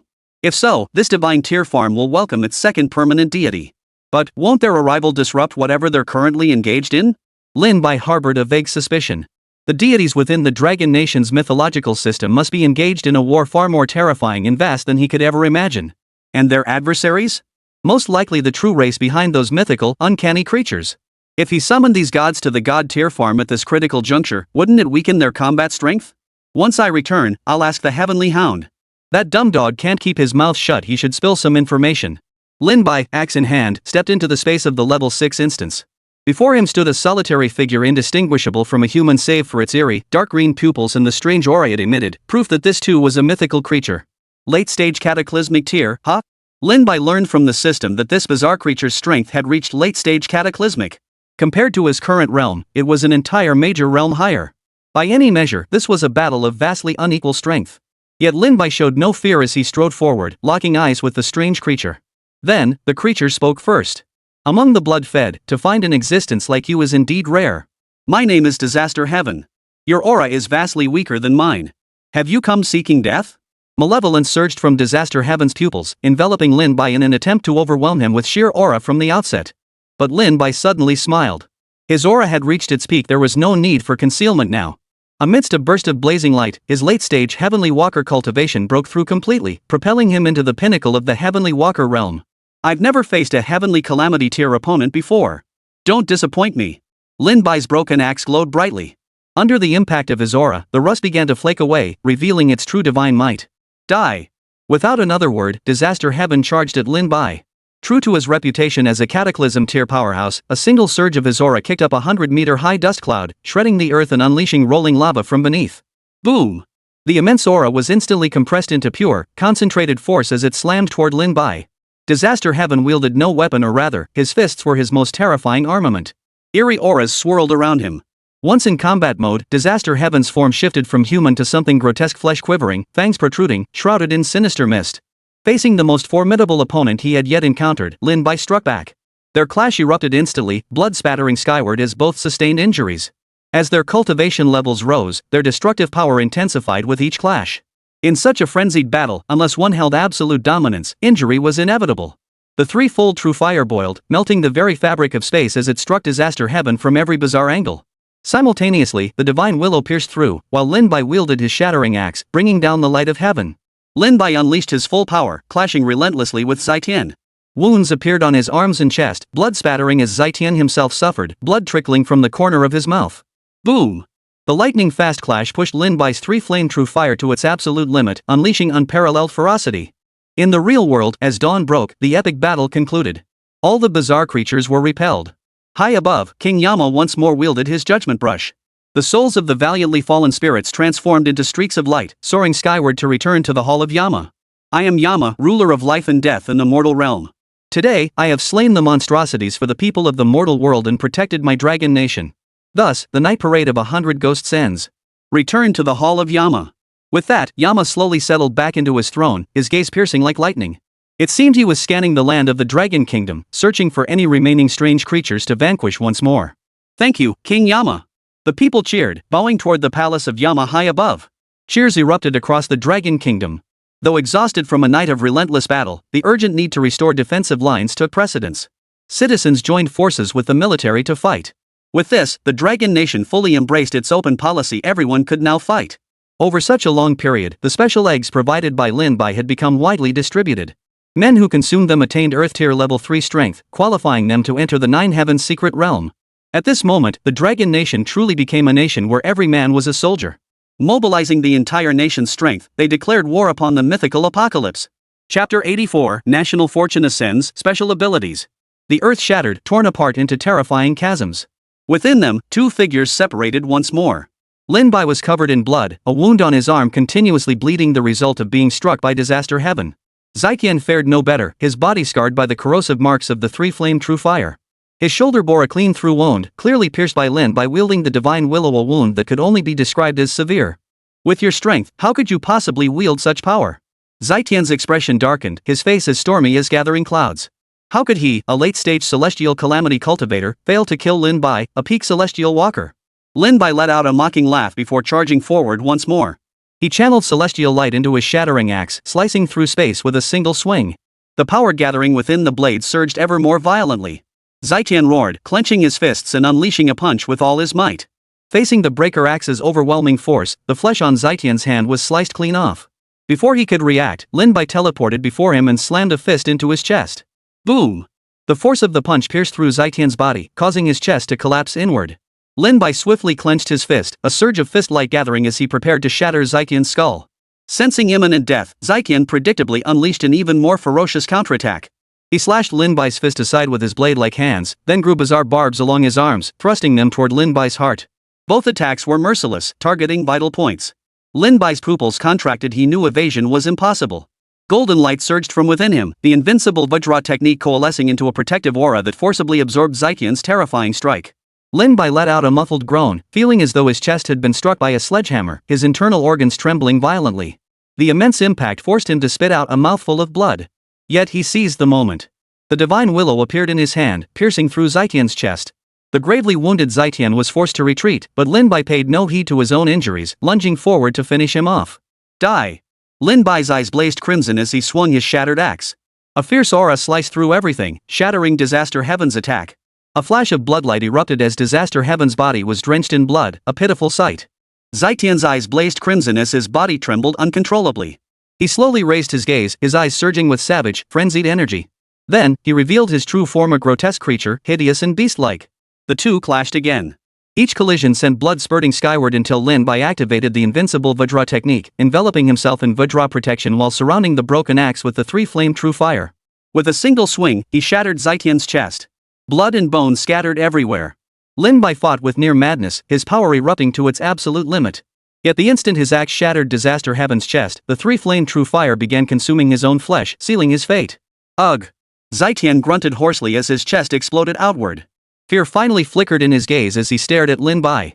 His strength rapidly drained away, his heartbeat growing faint and weak. Lin Bai's expression remained impassive as he crushed the heart. Witnessing Zietian's complete demise, Lin Bai staggered slightly. Facing a late-stage cataclysm-level powerhouse, this battle had been exceptionally grueling. At the disaster-level tier, the gap between each minor realm was immense. With his current strength, he couldn't fully unleash the power of the divine artifacts he possessed. Even after slaying Disaster Heaven, he himself had suffered severe injuries. The Dragon Nation's Pioneer has cleared the level 6 instance. National Fortune has increased, granting the special ability. The Pioneer may carry items from the National Fortune secret realm back to the real world, with no time limit. Finally. Upon hearing this reward, Lin Bai's pupils brimmed with profound delight. The reward for clearing this level 6 dungeon was astonishingly generous. With this, he would never again need to worry about the cooldown of his data device.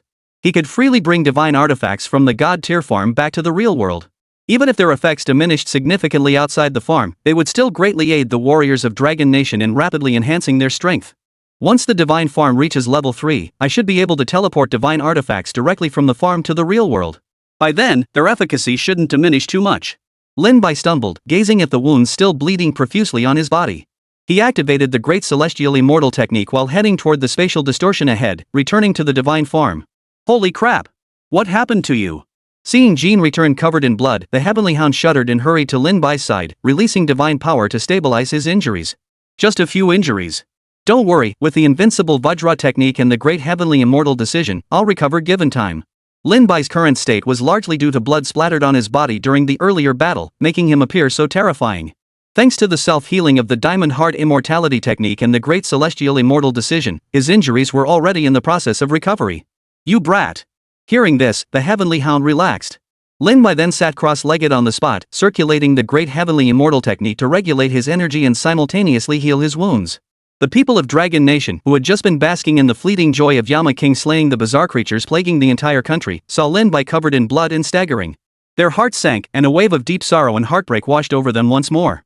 Oh my god. He's so young, how could this happen? What on earth is in that national fortune's secret realm? Mr. Lin Bai is so powerful, how could he sustain such severe injuries? There must be even more powerful strange creatures there. Mr. Lin Bai has always shielded us alone from everything, yet we were still rejoicing over a single victory. Let us pray for his safety. As a mother whose son is nearly his age, seeing him so gravely wounded breaks my heart. Mr. Lin Bai has always been with us, fighting alongside us. We must not let him down. Inside the command center, warriors including Wang Weigua and Mu Linger saw the gravely wounded Lin Bai and their eyes filled with tears.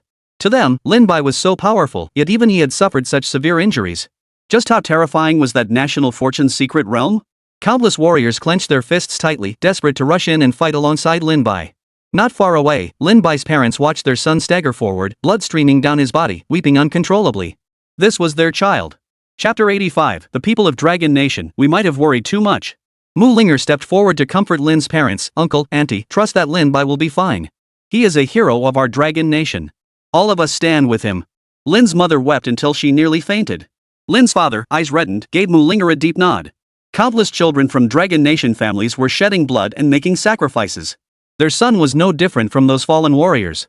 What man fears bloodshed and sacrifice? But as parents, seeing their child so gravely wounded, how could their hearts not ache? All eyes were fixed on Lin Bai. Slowly rising, he made his way to the divine grade farm where cabbages and radishes grew. He pulled up 2 red fish and began cooking them right there. Everyone. He doesn't seem too badly injured. Why is he cooking now? Could eating actually help Mr. Lin Bai recover? I think you make a very good point. Nothing within our Dragon Nation's secret realm can be judged by appearances alone. Who would have guessed that willow tree possessed such power? And that broken axe, give it to me and I'd refuse to use it for chopping wood. I wish I could send a chef to Mr. Lin Bai. It's obvious he's not exactly a master chef, he's just making do to get something down. But seriously, is that really the main point here, guys? How isn't it the point? After fighting so hard, shouldn't Mr. Lin Bai at least get a decent meal? Answer me. Look me in the eyes. Seriously, the country needs to figure out a way to get some seasonings to Mr. Lin Bai. This bland, watery stuff looks disgusting even to me. The public outcry clearly caught the attention of the Dragon Nation authorities. Before long, old Mu received a call. He answered, feeling a bit puzzled. Hello? Yes, it's me. What? Find a way to send some seasonings to Lin Bai? This is a bit tricky. How about we have him bring some back next time he returns? The warriors in the command center couldn't help but laugh bitterly. Should they praise the Dragon Nation for its lightning-fast efficiency? Suddenly, everyone heard Lin Bai address the Shao Tian dog beside him. This red fish stewed with the ginseng king and divine cabbage even without seasoning, its flavor rivals that of a 5-star chef. Fresh, absolutely exquisite. The operations center fell silent. The Dragon Nation personnel, however, couldn't help but feel both amused and exasperated. Had they truly been worrying too much? Could anything ordinary exist within the National Fortune's secret realm? Even eaten raw, the flavor would surely be exceptional. Old Mu smiled helplessly. Just then, a young soldier stepped forward, holding a peculiar, glowing seedling in his hands. His voice carried a hint of uncertainty as he asked, Old Mu, this seed, it appeared suddenly. It must be something Mr. Lin Bai brought back from the National Fortune's secret realm. How should we handle it? Master Mu studied the peach seed before him, then made his decision. Since it's a seed, plant it. Lin Bai wouldn't bring back anything useless. Who knows? It might just be the seed of an immortal tree. Understood. The young warrior immediately grabbed a hoe and headed outside to plant the seed. To everyone's surprise, the peach of immortality seed sprouted with astonishing speed. Barely buried in the soil, a vibrant green shoot already pierced through the earth. This Old Mu and Wang Weigui exchanged stunned glances. Then, as if a decision had been made, they declared decisively, this truly is no ordinary seed. Bring water. Fertilizer. Compound fertilizer. Bring it all. Bring the finest fertilizer in the entire dragon nation. Just then, Qin Huang arrived at the scene. Seeing the soldiers busily watering and fertilizing the seedling, he couldn't help but laugh. He spoke slowly, this is a divine seedling. It draws nourishment from the essence of heaven and earth to grow. Watering and fertilizing are unnecessary. Oh, well. The crowd exchanged awkward glances, all feeling a bit embarrassed. Still, they couldn't bear to waste it. Figuring it might help a little, they scattered the remaining fertilizer all over the place. Qin Huang just stared at them, utterly speechless. After drinking the soup stewed from the red fish, Lin Bai felt his vitality surge back, his injuries fully healed. He then decided to use the reward he had obtained earlier, the divine summoning order. Silly dog, if I summon a deity here, would it interfere with the war they're currently facing? Lin Bai turned to the ravenous Xiao Tianquan, voicing his concern. The dog rolled its eyes at the question, why are you overthinking this? Tell me, where did you get this divine summoning order? It was a reward from the secret realm dungeon, Lin Bai answered truthfully. Then what the hell are you freaking out about? Just use it and be done with it. Don't be scared, kid. Trust your old dog. Lin Bai's face darkened. Seeing the heavenly hound pounding his chest in assurance, he couldn't resist giving him another slap. After much deliberation, Lin Bai decided to use the divine summoning order. Crushing it in his hand, the space around him seemed to ripple. Then, nothing happened.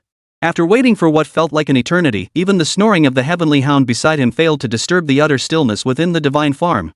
Not a single new creature appeared. With the experience of the heavenly hound fresh in his mind, Lin Bai no longer expected any humanoid deity to appear here. Any creature, perhaps, could be deemed a deity.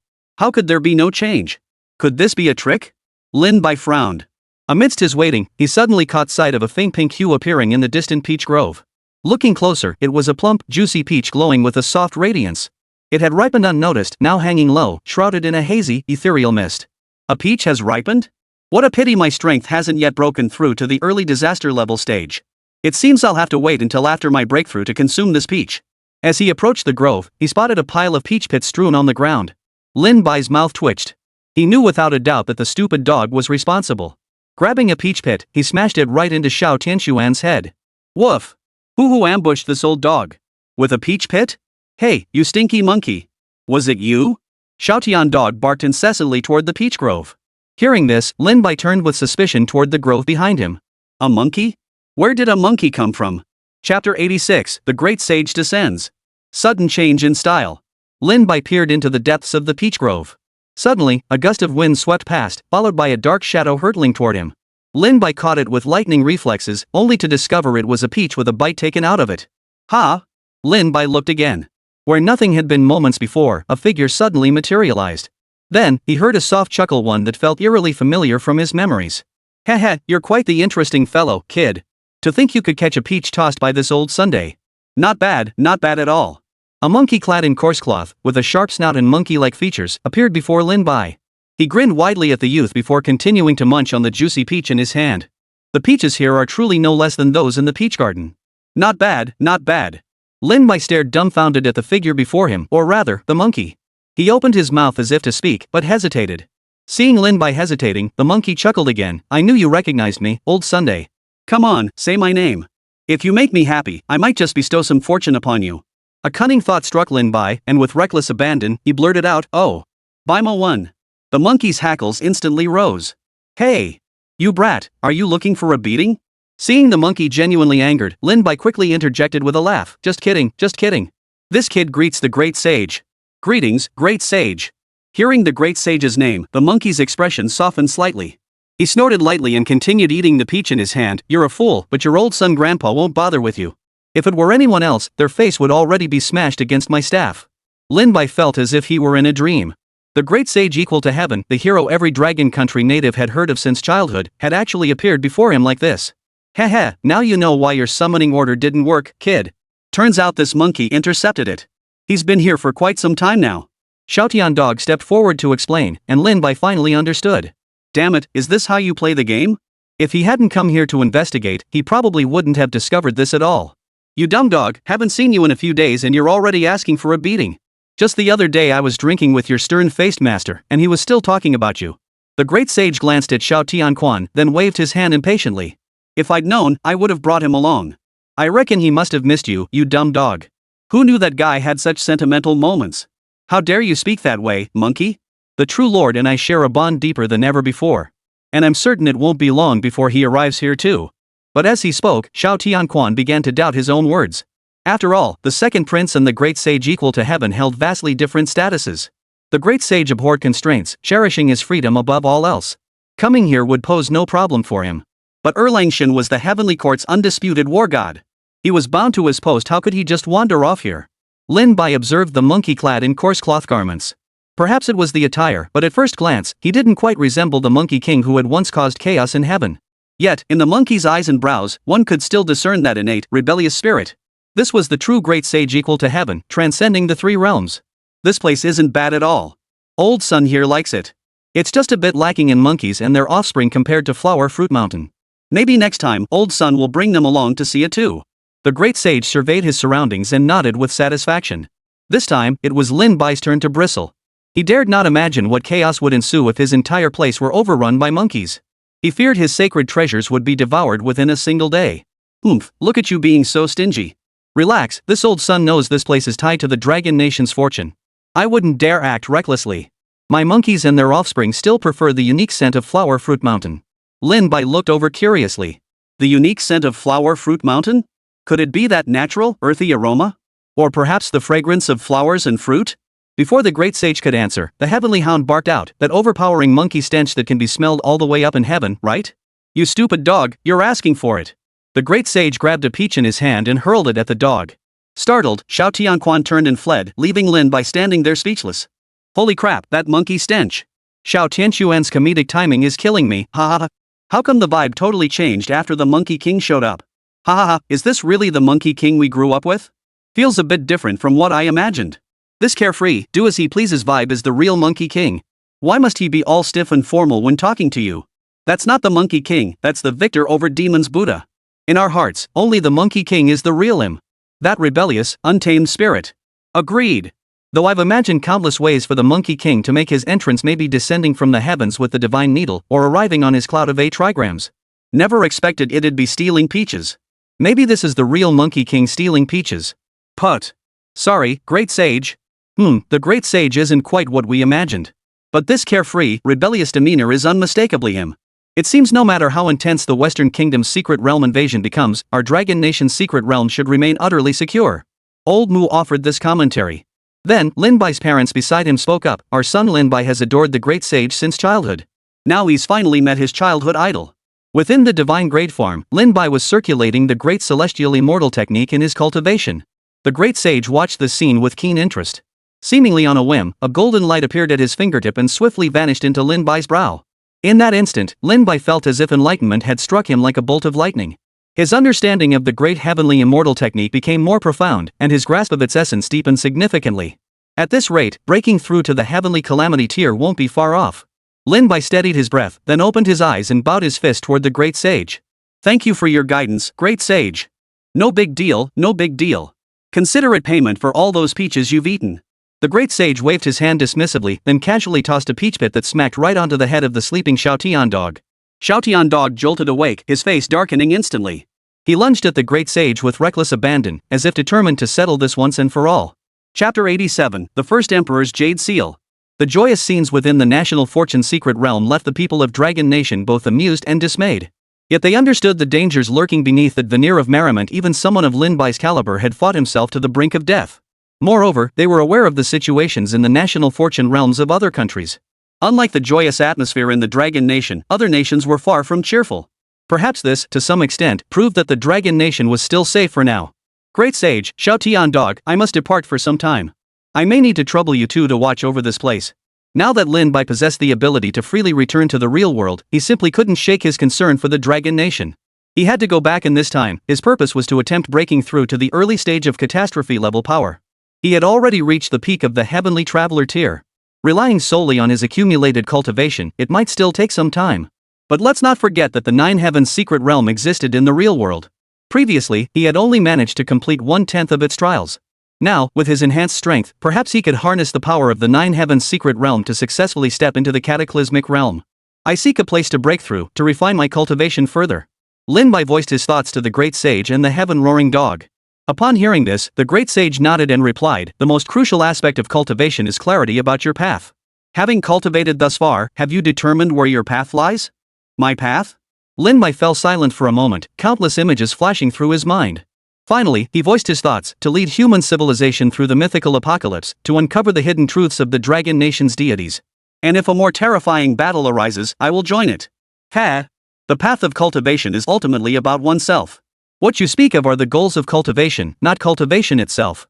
The great Tao has myriad paths, yet only the self is the original path. The great sage's words left Lin Bai feeling utterly bewildered.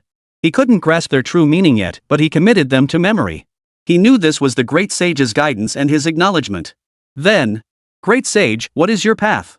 Lin Bai suddenly yearned to understand, what path did this great sage, who stood alone against 100,000 celestial soldiers, truly walk? "My foundation lies within myself. My goal is to rewrite the order of the three realms and usher in a new era of cosmic harmony." The great sage smiled faintly, his gaze tinged with nostalgia. Perhaps in this moment, he too recalled the days when he journeyed alone to seek the Bodhi patriarch for enlightenment, facing 10,000 celestial soldiers by himself. But that was all in the past. At least his life now was quite good. "I've learned much, young man," Lin Bai said, clasping his fists in respect. He then turned and left the divine farm, returning to the real world. With the celestial hound and the great sage present, he felt utterly at ease. Moreover, he could now return here at any time. This single advantage alone was enough to make the pioneers of other nations green with envy. Except for the dragon nation, all other pioneers were completely cut off from their real worlds. All their civilizational progress depended solely on their own efforts. As Lin Bai reappeared within the dragon nation's operations center, he found Emperor Qin standing before him. Upon seeing Lin Bai, the emperor spoke, "I sense it myself, this Tao body may not linger much longer." "How could this be, Emperor Qin? What are the gods themselves facing? Is it an ancient war? Why can't you tell me now?" Lin Bai asked in a deep voice, his mind filled with questions he desperately wanted answered. The first emperor shook his head silently. "This concerns the way of heaven itself. Even I cannot unravel it for you. Now that you've begun to uncover deeper truths, you will likely discover the reality hidden behind all these events." With that, a flash of light erupted from the emperor's hand, transforming into a jade seal that landed in Lin Bai's palm. Feeling its weighty substance, Lin Bai's heart skipped a beat. Could this be the imperial seal? "This is my imperial seal. Should you encounter any deity connected to me, present this token. I trust they will recognize it." The first emperor's expression was somewhat peculiar, and Lin Bai dared not speculate. He could only accept the jade seal for now. What kind of deity could possibly require such a token? Could it be that the deity had lost control? The first emperor sighed deeply before continuing, "I sense something approaching. Perhaps an unexpected event will occur. Entrusting this seal to you is a precaution. Should that matter truly unfold, you will understand its purpose." "Emperor Qin, then what about you?" Lin Bai hesitated, but the Qin emperor, noticing his expression, laughed with carefree ease. "Rest assured. Though I shall dissolve into light and depart, I will condense all my divine power into my stone statue. You need only recite the incantation to compress that power into a final strike, one capable of slaying the monstrosity." Knowing the emperor had more pressing matters likely engaged in bloody battle, Lin Bai said no more. He merely bowed to the emperor. "This humble one bids farewell to your majesty. One day, I shall join the divine beings in uncovering the truth behind all these events." "Ha ha ha. Excellent.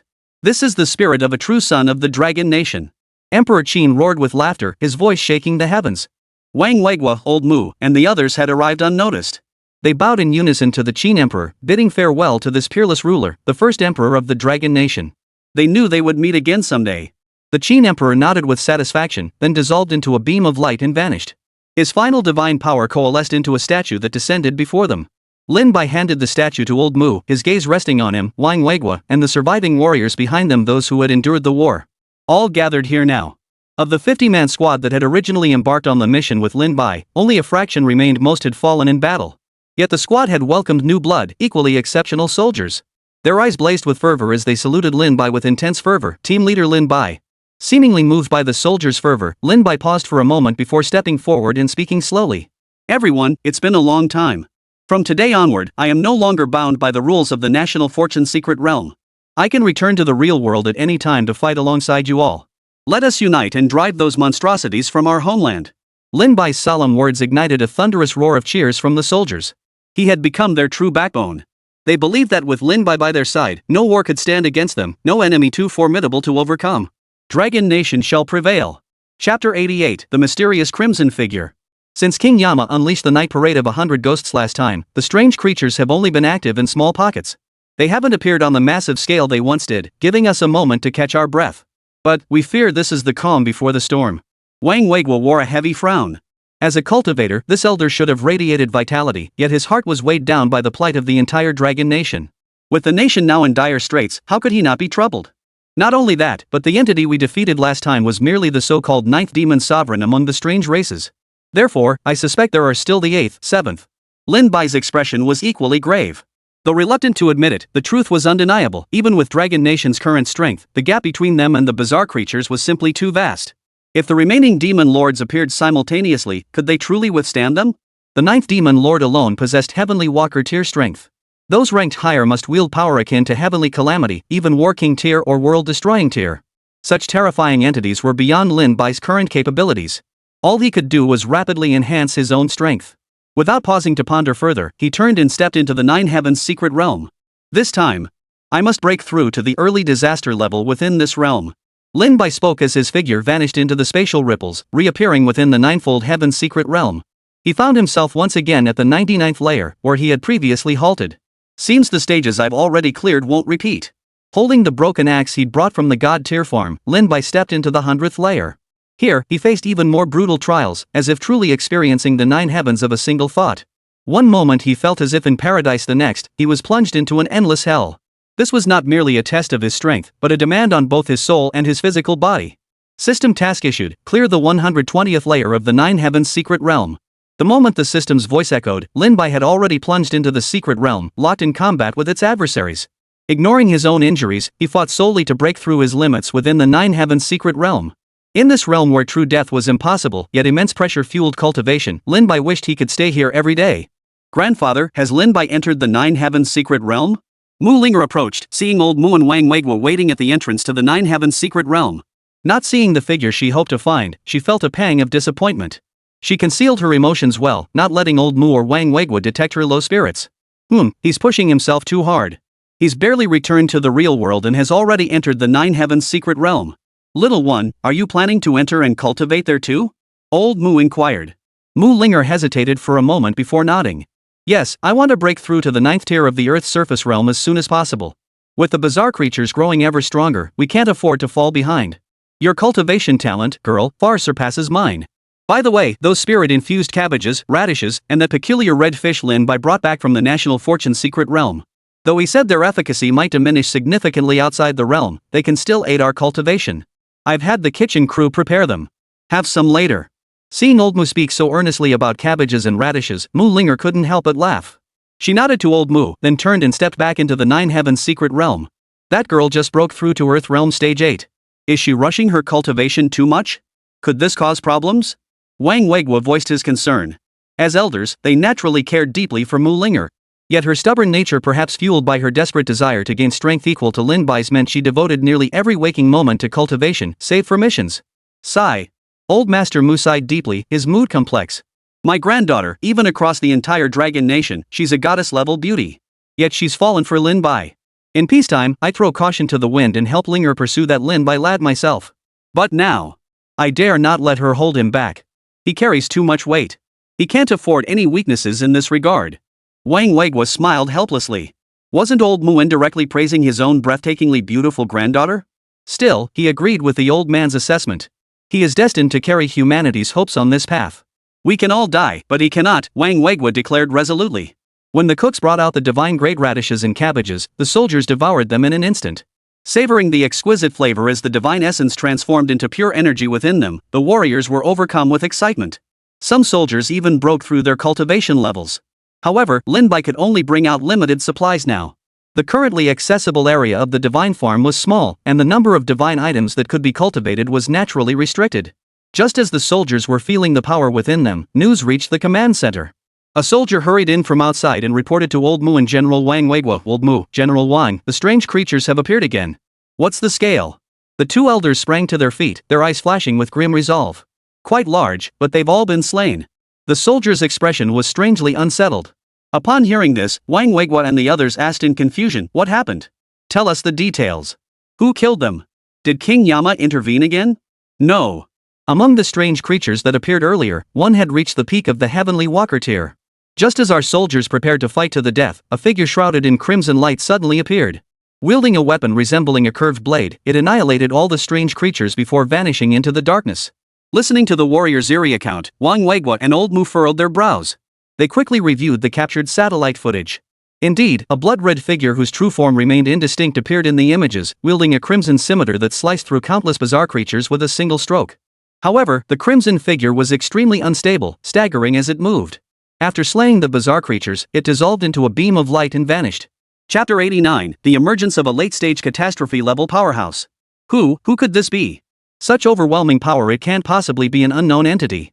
Could it be one of our Dragon Nation's warriors? Old Mu was clearly stunned by the crimson figure in the footage. No, this absolutely cannot be one of our Dragon Nation warriors. That terrifying crimson light seems to carry an incredibly dense aura of killing intent. Even through the screen, it makes my heart race. Could it be a brand new deity descending? While Wang Weiguo contacted higher-ups to investigate the crimson figure's identity, he turned his gaze toward the location of the Nine Heavens secret realm and murmured, "Perhaps we should ask Lin Bai once he emerges. Such power must belong to a deity. But that crimson light is too intense. We can barely make out his true form, making it difficult to discern his identity." As the group pondered, Lin Bai's figure materialized, radiating an aura far more powerful than before. Rippling waves of energy coalesced around his body, emanating outward like ripples. "Lin Bai, you broke through?" Wang Weiguo was overjoyed. Now a cultivator himself, he could sense Lin Bai's vastly increased power. Merely facing him, Wang Weiguo felt immense pressure. "Yes, I've made a breakthrough. What was that blood-red figure you mentioned earlier?" Lin Bai nodded, a gleam reflecting in his pupils. He had spent an hour within the Nine Heavens secret realm, though that was real-world time within the realm itself. He had traversed several times that duration. After entering the 100th layer of the Nine Heavens secret realm, its difficulty increased exponentially. Even with Lin Bai's current peak heavenly rank strength, coping with it proved extremely difficult, and he had even sustained injuries within. Yet this breakthrough forged in the extreme had finally propelled Lin Bai's power to new heights, elevating him to the early stage of the heavenly calamity tier. Upon Lin Bai's return, Elder Mu informed him of the crimson figure's matter. Staring at the satellite footage, Lin Bai remained utterly perplexed. Host successfully cleared the 120th layer of the Nine Heavens secret realm, acquiring the One Chi transforms into three purities technique. At that moment, the system's voice echoed within his mind, and a unique cultivation technique surged into Lin Bai's consciousness. One Chi transforms into three purities? Lin Bai gasped inwardly. He had long heard of this cultivation technique but never imagined obtaining it from the system. Yet his immediate question wasn't about the technique itself, but about the crimson figure. "System?" Lin Bai tentatively called out. His conjecture mirrored that of Old Mu and the others. If this crimson figure possessed such formidable power, it might indeed be a deity descended. If this is a deity, the system should provide me with information about it. Lin Bai hoped inwardly, but after a long while, the system remained silent. Seeing its lack of response, Lin Bai frowned and turned his gaze back to the crimson figure. Could it be he isn't a deity? This crimson glow, how eerily similar it is to the blood-red aura emanating from that Vajra I encountered earlier in the National Fortune secret realm. Lin Bai suddenly recalled the terrifying crimson demonic Buddha from before. This strikingly similar scarlet glow, viscous like blood, stirred an ominous foreboding within him. Where is this location? I'll go take a look. I hope it's not what I fear. Lin Bai's expression grew grave. If this creature truly had ties to the Tianzhu kingdom, did that mean the sinister demonic Buddha had already invaded the Dragon Kingdom? To eliminate this possibility, Lin Bai had to investigate personally. "Should we bring men with you?" Wang Weiguo didn't question Lin Bai's decision. Seeing the gravity in his expression, he suspected Lin Bai had uncovered some clue. "No need. Too many people might alert the enemy. We must uncover the identity of that crimson figure." Lin Bai intended to depart immediately. After bidding farewell to Old Mu and the others, he shot skyward, heading toward the location marked on the satellite imagery. A rare plain at the foot of the Debi Mountains in central Huizhou province. This once peaceful county town, renowned for its tea production, had been reduced to a blood-soaked wasteland by the invasion of bizarre creatures. Lin Bai arrived at the scene, descending to the ground below. He gazed upon the massive mountain peak, shattered by some terrifying assault, and the blood-red aura lingering in the earth like congealed blood. Such intense killing intent, all stemming from this crimson energy? The surrounding silence was terrifying. Lin Bai detected no signs of life here. Though most residents had evacuated, the soldiers defending this place had still shed their blood and made the ultimate sacrifice. Boom! Shortly after Lin Bai landed, the ground trembled violently. A colossal creature abruptly materialized, snarling as it lunged toward him. This was a bizarre creature possessing early heavenly walker tier strength. Facing such an opponent now, Lin Bai could effortlessly slay it with a single strike. A single punch unleashed a torrent of fiery light, its terrifying force shattering the creature's body into fragments. After swiftly dispatching it, the tremors beneath his feet showed no sign of ceasing. Die! A low growl erupted, and a crimson glow flickered at the edge of his vision. Instantly, the surrounding space seemed to freeze solid. Lin Bai spun violently, his broken axe swinging almost instinctively. A series of clashes erupted, and he himself seemed to be struck by a colossal force, sent flying backward. The sudden crimson figure reappeared, closing a kilometer in a single stride. Wielding its blood-red blade, it swung toward Lin Bai. Late-stage cataclysmic power? Lin Bai's heart trembled. Who was this person? How could they possess such intense killing intent? That bone-chilling murderous aura seemed to freeze the surrounding world itself. At that moment, Lin Bai clearly saw the weapon wielded by the crimson figure. It was not a blade at all, but a massive, blood-stained scythe, its edge still dripping with fresh blood. Invincible Vajra technique. 3-flame inferno. Golden light rapidly coalesced around Lin Bai. The moment his golden body solidified, he unleashed the 3-flame true fire into the sky. It transformed into a fiery rain, cascading down toward the earth. Yet, upon contact with the crimson killing intent, the 3-flame true fire did not immediately consume it. Who are you? Lin Bai demanded in a deep voice. Then, the divine willow pierced through space from his palm, thrusting toward the crimson figure. However, it was blocked by the figure wielding the scythe. Immediately, a crimson blade of light was swung, aiming to strike Lin Bai down. Chapter 90. Everyone wants their say, right? This formidable foe before him was the first and most powerful enemy Lin Bai had encountered since breaking through to the cataclysmic realm.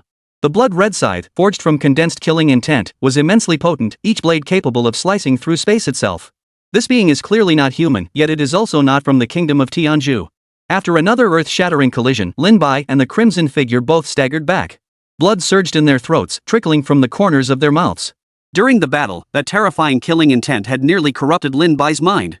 Had he not cultivated the great celestial immortal art, he might truly have succumbed to that dreadful aura.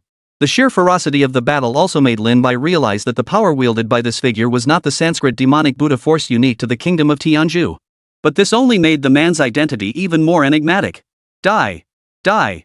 The hoarse voice rang out again, trembling slightly as if the speaker was enduring immense agony. Lin Bai gripped his broken axe, his aura surging. Suddenly, the surrounding killing intent shattered. A crimson sea then rose within this expanse, hazy like mist yet brimming with boundless lethal intent. Lin Bai struck again, channeling his own magical power into the broken axe to unleash the force of creation. The crimson figure seemed to sense this, swinging its scythe to unleash a blade of light, carrying the aura of death toward him. Boom!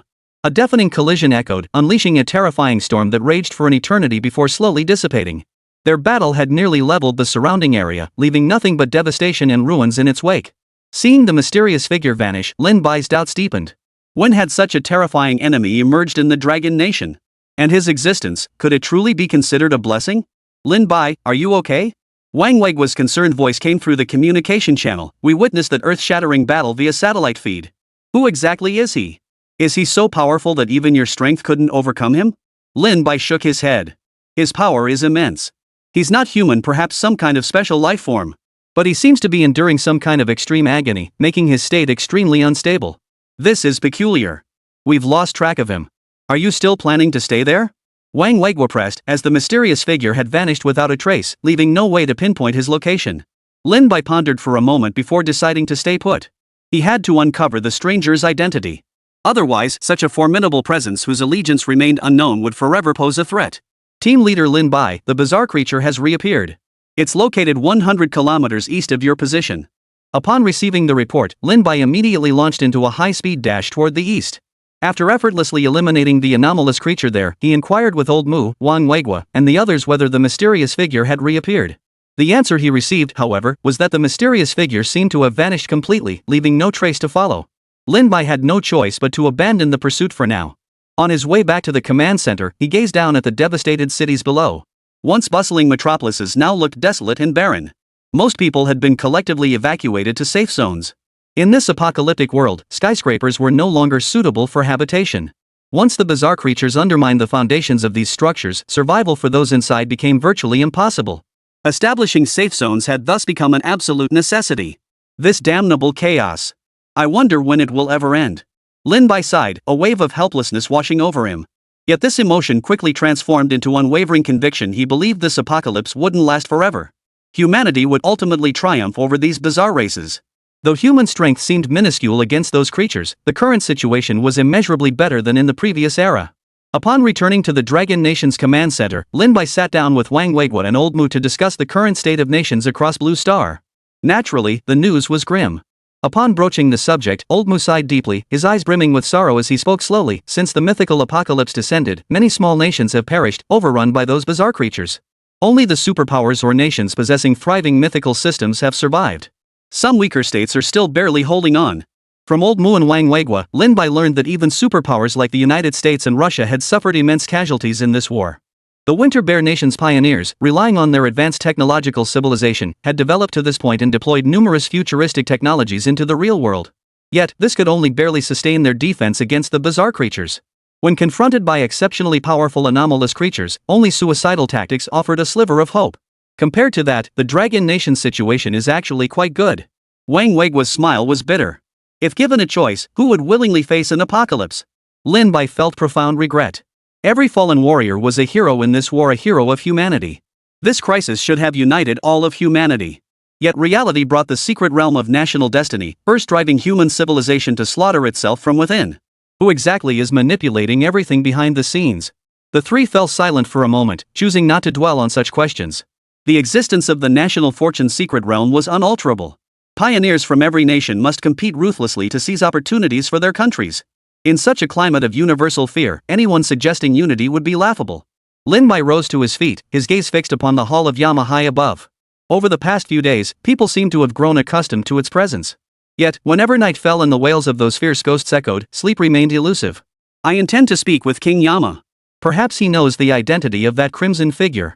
As the ruler of life and death in the mortal realm, if that person existed among humans, King Yama would surely know their identity.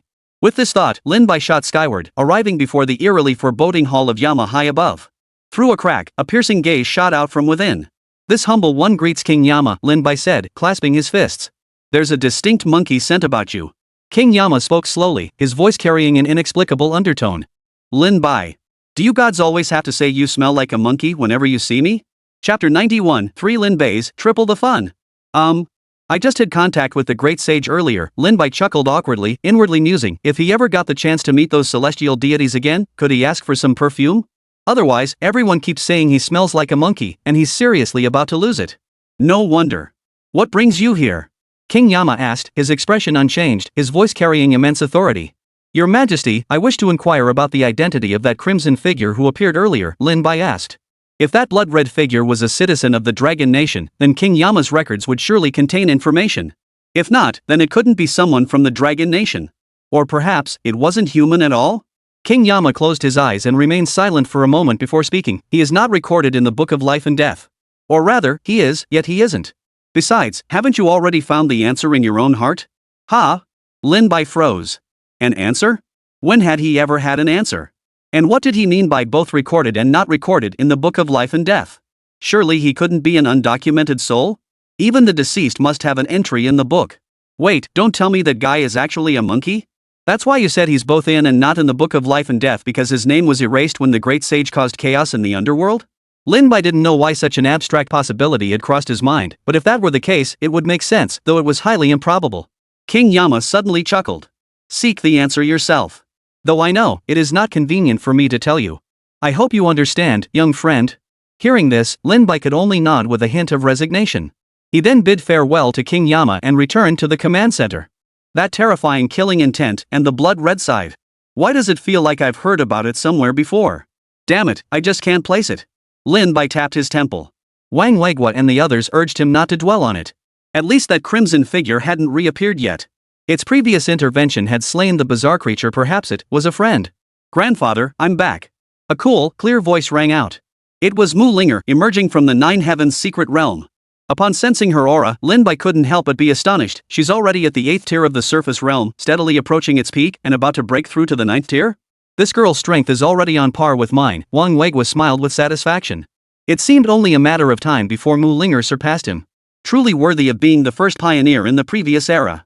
Her cultivation talent is indeed formidable. Those who become pioneers must possess extraordinary gifts. She truly lives up to her reputation. Lin Bai acknowledged Mu Linger's abilities. He exchanged a glance with her, and they shared a knowing smile. While the strange creatures haven't appeared yet, let's seize the chance to cultivate the one she splits into 3 purities technique. Some items have refreshed in the system shop and can be purchased now, though most are duplicates. Buying them again would only upgrade them. Lin Bai went on another spending spree, purchasing every newly restocked item in the system store, including the latest cultivation techniques available for Dragon Nation warriors. After handing the items to Mu Linger and the others, Lin Bai made his way alone to the summit of a mountain behind the command center. He sat cross-legged there, a faint golden glow bathing his body. The surrounding celestial and terrestrial energies seemed to converge toward his location. Numerous warriors, sensing this phenomenon, cast admiring glances his way. In their hearts, this was the true embodiment of a mighty warrior. Many warriors watched Lin Bai with excitement, wondering how long it would take them to attain such formidable power. Transforming one chi into 3 purities, this allows the cultivation of 2 additional avatars whose power rivals the original body. However, in the early stages of practice, the avatar's existence is limited. Only upon reaching great accomplishment can the avatars achieve true immortality. Lin Bai replayed the cultivation method of one chi splitting into 3 purities in his mind, his hands continuously forming seals. Faint golden patterns erupted from his palms before he abruptly closed his hands. A blurred figure suddenly split off from Lin Bai's body. It bore an exact resemblance to him, yet remained intensely hazy, as if poised to vanish entirely in the next instant. In the blink of an eye, the avatar vanished completely. Lin Bai sighed helplessly. This one chi transforming into 3 purities cultivation is just too difficult. But once mastered, the avatar's power will rival my own. It will undoubtedly propel my strength to new heights. Even if multiple so-called demon sovereigns appeared simultaneously, I would possess sufficient power to handle them. Lin Bai resumed his cultivation, the golden light hand seals shifting continuously until he became thoroughly familiar with the technique. As time passed, 2 indistinct figures separated, each sitting cross-legged on either side of Lin Bai. Just then, Lin Bai's parents, who had come to check on him out of concern, witnessed the scene. They froze in place, rubbing their eyes repeatedly to confirm they weren't seeing things. What? When did we have 3 sons? 3 days slipped by unnoticed. As Lin Bai opened his eyes once more, the 2 avatars also radiated a brilliant light. Instantly, all 3 rose simultaneously, exchanging smiles. Their expressions were almost identical to Lin Bai himself. Lin Bai, you. Turning around, all 3 Lin Bais spotted Mu Linger staring blankly at the scene, her face frozen in utter bewilderment. 3 Lin Bais? Triple the fun? Sorry. It's a cultivation technique I practice. The 3 Lin Bais spoke in unison. Mu Linger couldn't tell which one was the real one until Lin Bai changed his hand seals, and the 2 avatars gradually faded away. Only then did she recognize the real Lin Bai. So, these 2 avatars also possess combat strength? Mu Linger was utterly astonished. After all, such a cultivation technique was simply too mind-boggling. Indeed. Each avatar possesses the same power as my true self and will grow stronger as my own strength increases. Lin Bai nodded before asking, by the way, did you need something from me? Yes. Grandfather said to have you come to the operations command center immediately. That crimson figure has reappeared, Mu Linger replied earnestly. Upon hearing this, Lin Bai accompanied Mu Linger to the operations command center. Grandfather Mu and the others, seeing Lin Bai arrive, immediately displayed the footage on the large screen. Chapter 92, The Invincible Dharma, the Immovable Wisdom King's Body. Has it reappeared in Fujian province again? Lin Bai stared at the images on the large screen. The ground was littered with the remains of bizarre creatures. A blood-red figure, its chest heaving violently, stood motionless in a pool of blood, propping itself up with a massive scythe to prevent collapse. This blood-red figure seems to only hunt the aura of bizarre creatures. However, we're unsure of his true identity, so it's difficult to take action. Lin Bai, what do you think? Old Mu sought Lin Bai's counsel. Recalling King Yama's earlier words, Lin Bai replied, I believe he is not an enemy. This time, I will uncover his true identity. With that, Lin Bai stepped out of the command center, soaring skyward toward Fujian province. Meanwhile, within the secret realm of national fortune, the great sage, basking in the sun while eating a peach, slowly opened his eyes. Golden light seemed to burst forth from his pupils as he gazed toward the spatial boundary of the secret realm. What's happening, this aura? The great sage's expression gradually grew solemn. Beside him, the heavenly hound was startled to see the great sage in this state. This monkey rarely showed such an expression. Hey, what's wrong? Asked the heavenly hound. I sense a familiar aura, an aura I know all too well. But why would it appear here? Could it be targeting this very secret realm of national fortune? The great sage's gaze sharpened. With a swift flip, he vanished from his spot. Instantly, a golden light coalesced in his hand, transforming into the divine needle of the sea before settling firmly in his grasp. Lin Bai isn't here. Perhaps someone has set their sights on this place. I hope it's not what I suspect. I must go see for myself. With that, the great sage vanished entirely, leaving behind only the bewildered Xiao Tian dog. Staring at the direction of the great sage's departure, the dog's expression grew grave. Few things could capture the great sage's attention. Could it be that a powerful enemy truly coveted this realm? Wonder when that kid will return, Xiao Tianquan sighed. The conversation between the great sage and Xiao Tianquan had been overheard by the Dragon Nation's people on the public channel. Instantly, concern spread among the crowd. What kind of enemy could make even the great sage look so grave? Could it be that an even more powerful enemy has emerged? Even the great sage has personally gone out. I refuse to believe those bizarre creatures could defeat our great sage. Exactly. The great sage is invincible. But why did he say that aura felt familiar? Could it be an old enemy? The great sage hasn't lost many times. If something could make him look this serious, it seems like it could only be the Buddha Sakyamuni. Speaking of which, I have a question. Is the Buddha Tathagata considered a deity of our dragon kingdom, or is he a deity of the Indian kingdom over there? That's a no-brainer. The Buddha Sakyamuni is also known as Shakyamuni Buddha, the most powerful deity in India. Now he's our enemy, got it? Oh.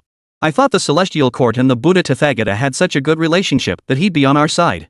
Could it be that the great sage's enemy really is the Buddha Tathagata?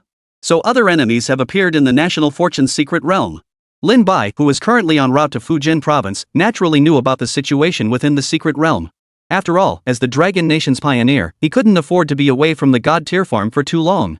Once we uncover the identity of that crimson figure, we'll return to the God Tier farm immediately. An entity that even the great sage finds so ominous must be formidable. It's likely that Tianju Kingdom. Lin Bai had now reached the skies above Fujian province. After rendezvousing with the local military forces, he swiftly arrived above the former battlefield. The bizarre creatures that had appeared here had all been slain, yet the crimson figure remained below. Ah! The crimson figure let out a low, continuous growl, sounding intensely agitated. Lin Bai sensed the pain emanating from it and descended from the sky, landing before the figure.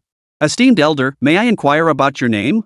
Lin Bai's deep voice echoed, as if awakening the blood-red figure's consciousness.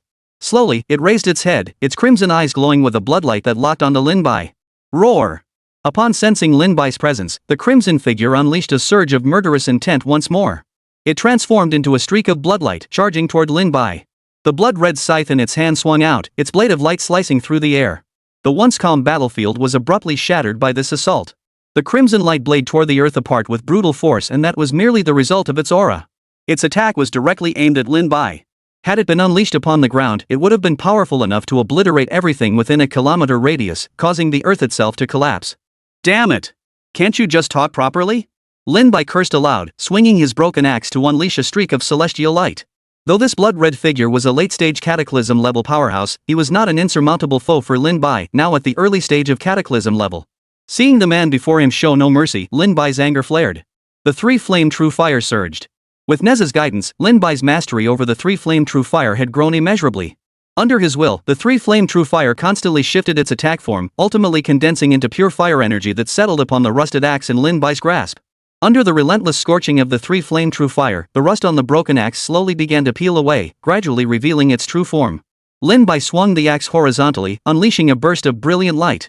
Lin Bai and the crimson figure clashed relentlessly, unleashing terrifying energy shocks that rippled through the air. The surrounding troops had no choice but to retreat under orders, knowing that being caught in such an energy blast could cost them their lives. The invincible Vajra technique, immovable wisdom king body. Lin Bai roared in a low voice, pushing the diamond heart immortality technique to a new realm. Blazing golden light coalesced into a Vajra figure, merging with Lin Bai. The golden radiance then enveloped him, amplifying his entire combat prowess. This immovable wisdom king body was another application of the diamond heart immortality technique, using golden light as armor to enhance his offensive capabilities, multiplying his strength. Boom! Lin Bai unleashed a fist of blazing light, relentlessly closing in on the crimson figure. In their renewed clash, Lin Bai, empowered by the immovable wisdom king body, briefly suppressed the blood-red form. After countless exchanges, a terrifying storm raged in the skies above. The battle finally ended as the golden light surrounding Lin Bai dissipated. The blood-red figure had been struck, wounded, and the scythe in its hand had fallen to the ground. Chapter 93, The God of War, by Chi? Wonderful! Team leader Lin Bai has subdued that monster. Warriors watching from afar broke into smiles at the sight. Recalling the earlier battle that had seemed to shatter the heavens and earth, they could scarcely believe Lin Bai's power had grown so terrifying. They could only gaze up at his retreating figure. Yet perhaps it was precisely because such a formidable warrior stood at the forefront that the Dragon Nation avoided its worst fate. Something's wrong. How could his power? High above, Lin Bai's unwavering expression flickered slightly.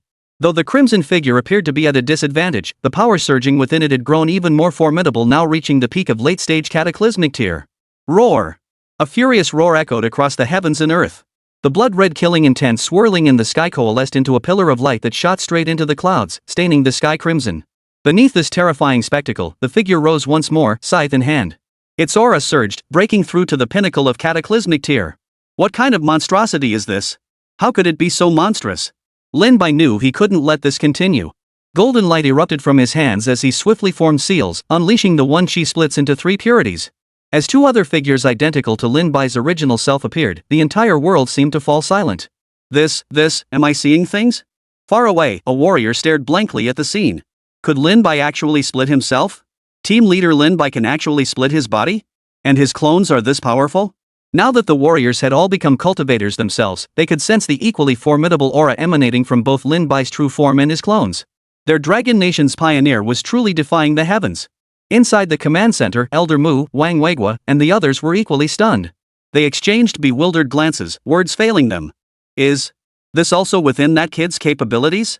Why has he never displayed it before? No, even if it's cultivation, how could he possibly create clones? He truly keeps surprising us more and more. Above the skies, three Lin Bais faced the crimson figure below, whose power had reached the peak of catastrophe level. Two avatars each summoned the three flame true fire, blossoming divine willows, while the true Lin Bai wielded his shattering axe. The three stood locked in confrontation, then launched their attacks simultaneously. As the three flame true fires surged between heaven and earth, the divine willow pierced through, while the shattered axe, fueled by the forging heat of the three flame true fire, unleashed a terrifying celestial light. Crack! The sky shattered in that instant, revealing the boundless starry expanse beyond. This strike, powerful enough to shatter the heavens themselves, was truly terrifying. The celestial light seemed to descend like a natural disaster, unleashed by Lin Bai to annihilate all in its path. I am the god of slaughter. Die! Suddenly, Lin Bai heard the deep, raspy voice of the crimson figure. The words came out broken and disjointed, yet Lin Bai clearly caught the name, God of Slaughter. As if struck by a sudden realization, Lin Bai cried out in shock, the god of slaughter, Bai Qi? Upon hearing that name, old Mu and Wang Weigua froze in place. Who did you just say he was? The god of slaughter, Bai Qi? The god of slaughter, Bai Qi? How could this blood-red figure truly be a deity? Or is it that Bai Qi, the one called the god of slaughter from the same era as the first emperor of Qin? Wang Weigua found it utterly unbelievable. Who could have imagined the god of slaughter Bai Qi would manifest in such a manner? After all, in their understanding, even the deities of the Dragon Nation required incantations to manifest. Yet now, Bai Qi, the god of slaughter, a deity of genuine existence, had appeared before them without any incantation whatsoever. After deducing the crimson figure's identity, Lin Bai immediately recalled the strange words spoken earlier by the first emperor of Qin. Now it seemed, could it be that the first emperor had long known Bai Qi would appear? No wonder the first emperor entrusted this jade seal to me. He must have sensed Bai Qi's inevitable arrival and his descent into this unstable state. That's why he had me use the seal to awaken Bai Qi. Lin Bai understood everything now, but Bai Qi below showed no sign of stopping. The massive blood-red scythe swung wildly, its blade light engulfing his body. It then sliced through space itself, forming a whirlwind that charged toward Lin Bai in the air. I must withstand this attack first. Lin Bai swiftly shifted his stance. Two avatars joined his true form in unleashing their most powerful attacks simultaneously. While channeling the great celestial immortal decision, he pushed his current abilities to their absolute limit. Such a terrifying clash, even occurring high above, still reduced the area below to ruins. Fortunately, no casualties were reported. The coastal city's inhabitants had already been completely evacuated. The coastal city was the most dangerous place and the most crucial battlefield, even though the bizarre creatures could now randomly appear underground in any city within the central region. Yet the coastline could not simply be abandoned. Otherwise, countless bizarre creatures would follow in succession. The earth-shattering explosions sent deafening roars through the air, forcing the warriors to retreat once more under waves of scorching heat. Only after a full minute did the explosions gradually fade away. Lin Bai, covered in blood, stood unyielding in the sky. Withstanding Bai Qi's full power strike was no easy feat for Lin Bai, but Bai Qi had also suffered a setback. Indeed, as one's cultivation realm increases, fighting across realms becomes an extremely difficult task. Even with my divine-grade cultivation technique and divine artifacts like the Three Flames True Fire, I am currently unable to unleash my true power. Lin Bai sighed. He descended to the ground below, a flash of light appearing in his hand as the jade seal entrusted to him by the first emperor materialized. Without hesitation, he hurled the seal forward. Upon seeing the jade seal, Bai Qi's blood-red eyes flickered violently. The intense killing intent within vanished instantly, his gaze regaining a hint of clarity. He clearly recognized the jade seal. After carefully stowing it away, Bai Qi turned his gaze toward Lin Bai, his voice hoarse as he demanded, "Who are you? How did you come to possess this?" "The first emperor of Qin entrusted this to me, instructing me to awaken you," Lin Bai replied. His hunch proved correct. This man was indeed Bai Qi, the god of slaughter. His instinctive reaction upon seeing the seal had given him away. What? Bai Qi's gaze remained fixed on the jade seal. After a long moment, he slowly lifted his head and spoke. Thank you for restoring my clarity. I am Bai Qi. It truly is the god of war, Bai Qi. Youngster Lin Bai greets the god of war, Lin Bai declared. Bai Qi waved his hand dismissively. Surveying the surrounding ruins, he stared at Lin Bai in disbelief. Did I harm people? Chapter 94, Corpse of the Undead. Seeing Bai Qi's expression, Lin Bai hurriedly reassured him, rest assured, those who perished were all the bizarre creatures invading the Dragon Kingdom. But? I'm puzzled, how did you become like this? Even the Book of Life and Death held by King Yama doesn't record your name, senior? Bai Qi's gaze drifted involuntarily toward the faintly visible hall of Yama high above. Only then did he explain, because I am destined never to fall into hell. You should know, the world crowned me with the title God of Slaughter. This title brought me not the glory of single-handedly defeating 10,000 armies, but the agonizing torment of killing intent. Killing intent, vengeful spirits, and lost souls have transformed me into this demonic form incapable of experiencing death, yet unable to become a true deity. Lin Bai fell silent, utterly unprepared for the horrors endured by this god of slaughter before him. Though he couldn't grasp the meaning of a ghostly form, he could feel the extreme agony weighing upon Bai Qi. As if reading Lin Bai's confusion, Bai Qi explained, this killing intent granted me immense power, yet it became my curse. My flesh and blood have rotted away completely. I have no choice but to shield myself with this heavy armor. And I endure the constant erosion of this killing intent. Often, I lose my sanity entirely, becoming nothing but a killing machine. I bear too much blood debt. Thus, I cannot be recorded in the Book of Life and Death, nor can I ascend to true divinity. I am doomed to exist as a spectral form, a true monster. Lin Bai's heart trembled. Yet Bai Qi now appeared fully restored to his senses. Could it be due to the jade seal bestowed upon him by the first emperor? The first emperor's jade seal. Only this object can restore my sanity and shield me from the corruption of killing intent. Might I keep it upon my person? Bai Qi inquired. He knew this jade seal had been entrusted to Lin Bai by the first emperor. Out of absolute loyalty to the first emperor, he had to ask. Of course. Keeping it with me is far less useful than entrusting it to you, senior. Please carry it with you at all times. Lin Bai hurriedly replied. Bai Qi's power had now surged to the peak of the cataclysmic disaster tier, a realm even Lin Bai himself couldn't match. He was now the undisputed strongest warrior in the Dragon Nation. With Bai Qi joining their ranks, the Dragon Nation would undoubtedly slay even more bizarre creatures. Bai Qi stowed the jade seal away, casting a grateful glance from beneath his heavy armor. Thank you, young friend. For years, I've wandered the border between life and death, knowing little of Dragon Nation's current state beyond the basics. Would you be willing to tell me more? Of course, senior. We can discuss it as we walk. Lin Bai was more than happy to oblige. After making arrangements for the troops in Fujian province, he led Bai Qi back to the Dragon Nation's command center. Along the way, Lin Bai explained the current global situation to this god of war. That's the situation, Lin Bai sighed. Human civilization now stood on the brink of collapse. Bai Qi listened in silence.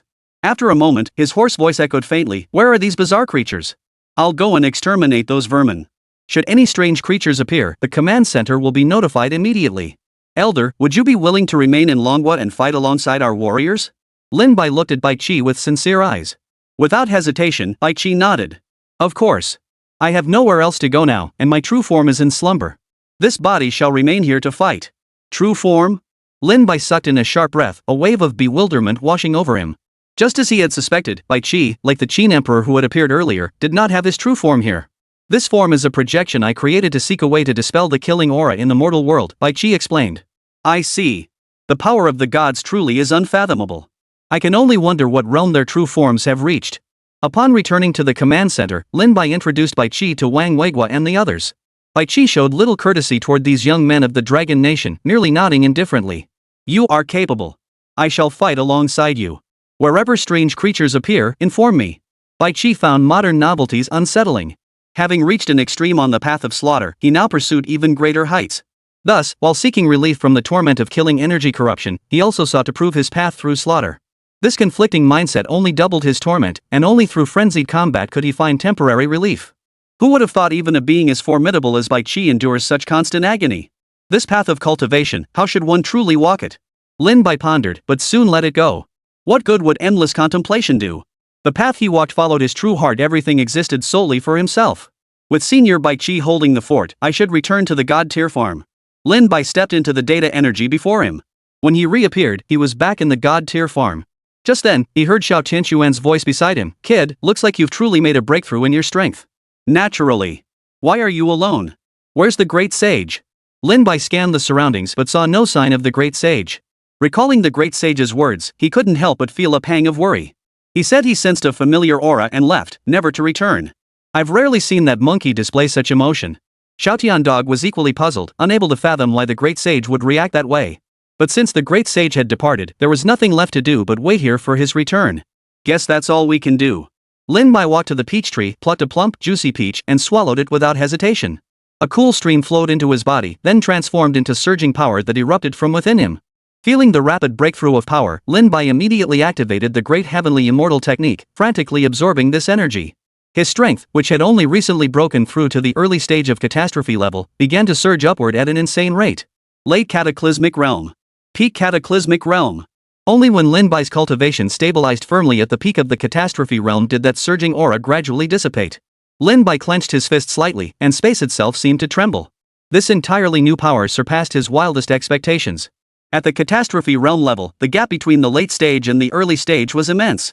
Had I not awakened Senior Bai Chi with the Jade Seal earlier, the battle would have been far more difficult. After all, the gap between early stage cataclysmic disaster and peak cataclysmic disaster is simply too vast. Lin Bai couldn't help but sigh, his thirst for power growing ever more intense. Only by doing so could he gain sufficient confidence. Chapter 95, Dispatching 3 Deities to Battle. System task issued, achieve victory in the divine war. A divine war? Lin Bai frowned. Which blindly ambitious nation dared to declare a divine war against the Dragon Nation? Dragon Nation has initiated a divine war against the United States. At that moment, the voice of the National Fortune's Secret Realms laws echoed from the heavens. Upon hearing it, Lin Bai momentarily doubted his own ears. Who? Who did you say declared a divine war on whom? What?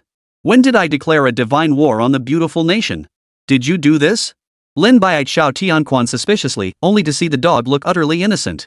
Not me. I didn't do anything. Just as Lin Bai was lost in confusion, a golden light descended from the horizon, revealing the figure of the great sage equal to heaven. Clutching the divine needle that calms the sea, he declared, I initiated it. Ha! Lin Bai was momentarily speechless. Wasn't a divine war supposed to be initiated only by the firstborn?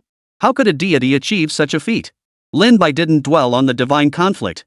Instead, he voiced his confusion to the great sage. Great sage, is something amiss over in the beautiful country? What puzzles me is this so-called beautiful country you speak of. Though it inherits a deity not bound to that nation's destiny, it emanates an aura reminiscent of that old man, the Buddha. Thus, I suspect a connection between this beautiful country and the Buddha himself. Earlier, I detected a peculiar aura strikingly similar to that old Buddha. After thorough investigation, I confirmed it was indeed him, only his power manifested upon the deity inherited by that beautiful country you mentioned. Therefore, to uncover the truth behind this matter, I initiated a divine war using the power of the gods. A divine war waged by the gods differs from those you initiate. It requires 3 deities to engage in battle. Lin Bai startled, then recalled that when Xiao Rizi initiated the second divine war earlier, it seemed to have been instigated by Yamada no Orochi as well? But that time, why was there only one deity involved? The great sage smiled faintly and explained, secret realm invasions fall into 3 categories. The first is the most common type, initiated by the forerunners. In such cases, the deities can only send down avatars or grand power. The second type is a standard divine war, where a pioneer, bearing the will of a deity, directly confronts the opposing deity. This form of divine war is a one-on-one battle between deities. The third type is initiated directly by the divine will itself, the most brutal form of divine conflict, requiring the dispatch of 3 deities. After hearing the great sage's explanation, Lin Bai nodded thoughtfully. These were indeed rules he had never encountered before. Yet, upon hearing the mention of 3 deities, he voiced his concern. 3? But there are only 2 of us here, you and the heavenly hound. The great sage chuckled, unconcerned by the question. The divine thoughts you carry within you can be summoned during a divine battle to bring forth the deity's true form. And you possess several such divine thoughts. I see. So divine essence has such power? Does that mean all 3 deities must achieve victory? Lin Bai hadn't anticipated such a function for divine essence. Could this mean he could summon the giant spirit god, Xin Ming, or even the first Emperor Qin during the divine battle? As your human race says, best of 3. Prepare yourselves. This divine battle has already begun. The great sage equal to heaven smiled faintly, his eyes blazing with brilliant fire. Before them, the indescribable laws coalesced into a divine battlefield suspended high in the heavens. In the next instant, Lin Bai and the beautiful nation's pioneer, Davis, were transported into it. Damn Dragon Nation. They actually initiated a divine battle. Didn't they say Dragon Nation's gods never reveal themselves? Davis's face darkened. The Dragon Nation's move had clearly disrupted his ongoing plans. He had no choice but to fight back. We meet again. Last time I failed to slay you, but you ended up inheriting the deities of those little Japanese. I suppose that compensates for the mere few pages your pretty country's history books could scrape together about them. Lin Bai's merciless taunt made Davis's face turn an ugly shade of green. He gritted his teeth, his gaze sharp enough to kill. The great sage is mighty. Who would have thought gods could wage war against other gods? And to send 3 deities into battle directly? What good is inheriting the gods of those little Japanese to that pretty country? It's nothing but showing off in front of the master. Of course. Even Yamata no Orochi, who got beaten up in the Dragon Kingdom and fled to the land of the rising sun, can reign supreme there. Just imagine how trashy their side really is. But still, Davis probably won't send Amaterasu, right? After all, she's the most powerful deity in the land of the rising sun's pantheon. With the great sage here, nothing's a problem. Besides, Davis might not send Amaterasu outright unless he's super confident in her power. If she gets wiped out right away, their national fortune realm would be toast. Exactly. They're still debating which deity to send, unaware that we have more gods than we can possibly use. May our national fortune's secret realm welcome even more divine beings. The Dragon Nation and the Beautiful Nation are requested to dispatch their participating deities first. As the rules echoed, Lin Bai's thoughts stirred. 2 golden beams shot skyward, transforming into the figures of the Monkey King and the Heavenly Hound as they descended before them. For the remaining slot, Lin Bai intended to summon the divine consciousness of the giant spirit god residing within him. Regardless, the giant spirit god and the Heavenly Hound were old acquaintances of the great sage equal to heaven. Summoning the giant spirit god was the most logical choice. I am Erlang Xianxing Jinjuan Yang Jian. Today I descend upon this place to slay your Japanese gods. The instant Lin Bai moved, a golden light pierced the sky. A thunderous voice boomed across the heavens as a towering figure approached, spear in hand. The third eye on his forehead seemed capable of devouring everything. Ha! True Lord, why have you come? The Heavenly Hound, upon seeing its master, was overcome with excitement. What brings this old codger here? Can't he keep his cool? The great sage equal to heaven couldn't resist a bit of sarcasm. He'd always found Erlang Shen's presence rather irritating. Erlang Shen's eyes flickered, as if everything had dried up. He then addressed the Heavenly Hound, "You foolish dog, are you enjoying your life of luxury here? And you, monkey? Never imagined after our last gathering you'd end up here too. This life is truly leisurely to the extreme." Hearing Erlang Shen's sarcastic tone, the Monkey King retorted without mercy, "Humph. Well, this old son never wanted any official position to begin with. Otherwise, I'd be stuck clocking in every day like someone I know." Chapter 96, Swallowing Mountains and Rivers, Unmatched in Valor. Erlang Shen fell silent for a moment, his lips twitching faintly. The great sage's words had struck a nerve. Damn it, this was unbearable. Being a wage slave was pure misery, nothing like this dead monkey's life. See? The three-eyed one's gone silent. He's probably cursing me under his breath. The great sage grinned, pointing at Erlang Shen. Lin Bai, watching from the side, was utterly speechless. The scene also amused the Dragon Kingdom's people watching it unfold. Sure enough, the Monkey King and the True Lord are a pair destined to love and hate each other. Why do I suddenly feel the urge to ship them? Damn it, you'd ship anyone, wouldn't you? These two are deities of our nation, you know? Jokes have their limits. Ugh, it's not my fault, bro. Look, I'm not the one starting this ship. Just check out that dumb dog, Xiao Tianquan. The look in his eyes is like, TSK. Fine, I take back what I said. Lin Bai looked utterly helpless. Yet at this moment, an immense wave of national fortune power clearly surged through him. With all the deities for this divine battle now assembled, the Dragon Nation's forces reached their zenith. The great sage equal to heaven. Second prince. Heaven howling divine dog. Amidst the celestial battlefield, Lin Bai fixed his gaze upon Davis across the void. At this critical juncture, no matter how much hatred Davis harbored toward him, this divine conflict was now unavoidable. Thus, 3 indistinct glows gradually materialized beside Davis, transforming into 3 distinct figures that slowly became visible. One figure arrived amidst a shattering tempest. His hair flew wildly as he wielded a coldly gleaming long sword. Clad in ornate battle armor, he was surrounded by a fierce aura of sword energy. This was Susanoo. The youngest of the 3 children born to Izanagi, the earliest deity in the mythology of the land of the rising sun, his power nearly matching that of Amaterasu, another child of Izanagi. In the mythology of the land of the rising sun, he was counted among the mightiest of the gods. Beside him stood another figure, Oyamatsumi, the mountain god of Japanese mythology, who wields dominion over mountain ranges and the earth's forces. The final figure to manifest was Watatsumi, the sea god within the Japanese mythological system, ruling over the ocean's waves and all living creatures within the sea. The land of the rising sun has actually sent Susanoo? Lin Bai murmured. Though the Neon Nation's secret realm now relied on the mightiest Amaterasu to manifest and flourish, all knew that Amaterasu, Tsukuyomi, and Susanoo shared the same father. That father deity, revered as the creator god Izanagi, is the true progenitor in Japanese mythology. His sister spouse, Izanami, serves as the mother deity. In the culture of the land of the rising sun, Susanoo stands as a deity of comparable power to Amaterasu and Tsukuyomi, ranking among the nation's most formidable combat forces. With the three deities summoned by Davis now in position, the divine battle erupted. As Oyamatsumi took a single step forward, the heavens and earth seemed to tremble as if rolling mountains were advancing, threatening to shatter the sky itself. His gaze fixed straight ahead, utterly fearless. Seeing this, Jairu Jinjuan gave a cold smile. Wielding his three-pronged spear, he strode forward, his overwhelming aura piercing the heavens and reflecting endless rays of light. Yet, the third eye on his forehead remained closed. Amidst the dazzling radiance, Erlangshan raised his three-pronged spear, pointing it at Oyamatsumi. A colossal aura rolled forth, a torrent of blood energy surging like a crimson dawn. "Come forth," he declared. "Let me see what strength you Japanese gods possess." Though he spoke thus, Erlangshan struck first. His aura was terrifying, like a tidal wave crashing through the heavens. The three-pronged spear reflected the sky's light as it shot straight forward. His figure then streaked across the void, plunging into the sky battlefield. How arrogant was Erlangshan! His attack now bore directly down upon Oyamatsumi, and in the next instant, the two clashed.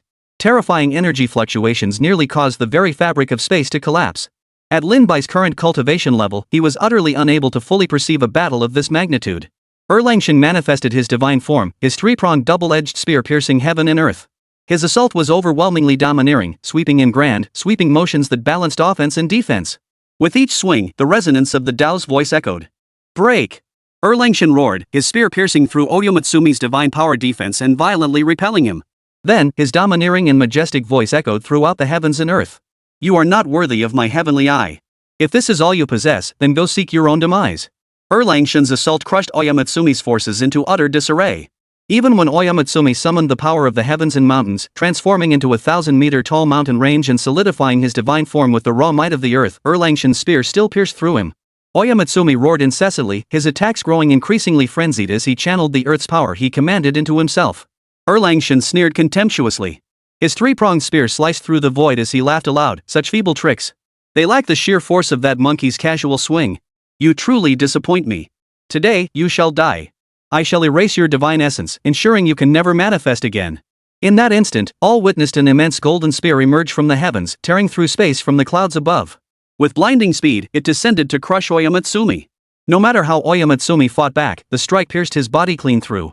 Even his divine essence shattered, leaving him unable to manifest ever again. He was truly dead. Jairu Jinjuan stepped back from the aerial battlefield with a calm expression, confident and composed. To him, this battle had been utterly uninteresting. It hadn't even been a tenth as thrilling as that monkey's fight. Dragon Nation claims first victory in the Battle of the Gods. Lin Bai gazed at Erlangshan with admiration. Such composure, this is how a true powerhouse should be. Is this Erlangshan? Truly, he swallows mountains and rivers whole, peerless under heaven. Awesome. This is the true deity of our Dragon Nation. Those Western gods and neon gods are nothing but a bunch of foggy nonsense. So badass. This is the second prince, who swallows mountains and rivers whole and is unbeatable in battle, a being who stands shoulder to shoulder with the great sage equal to heaven. Just checked over in the beautiful country, they've completely lost it. Watching such a crushing defeat is pure satisfaction. What a commanding presence. Now watch me, I'm going to slaughter that brat. Xiao Tianquan, already bursting with impatience, transformed into a streak of light and charged into the battlefield upon seeing Mijin sent as the opponent. Chapter 97, The Golden Age of the Dragon Nation Mythology System. At this very moment, the beautiful country's communication channels were filled with wails of despair. They'd already lost the first battle of this divine conflict.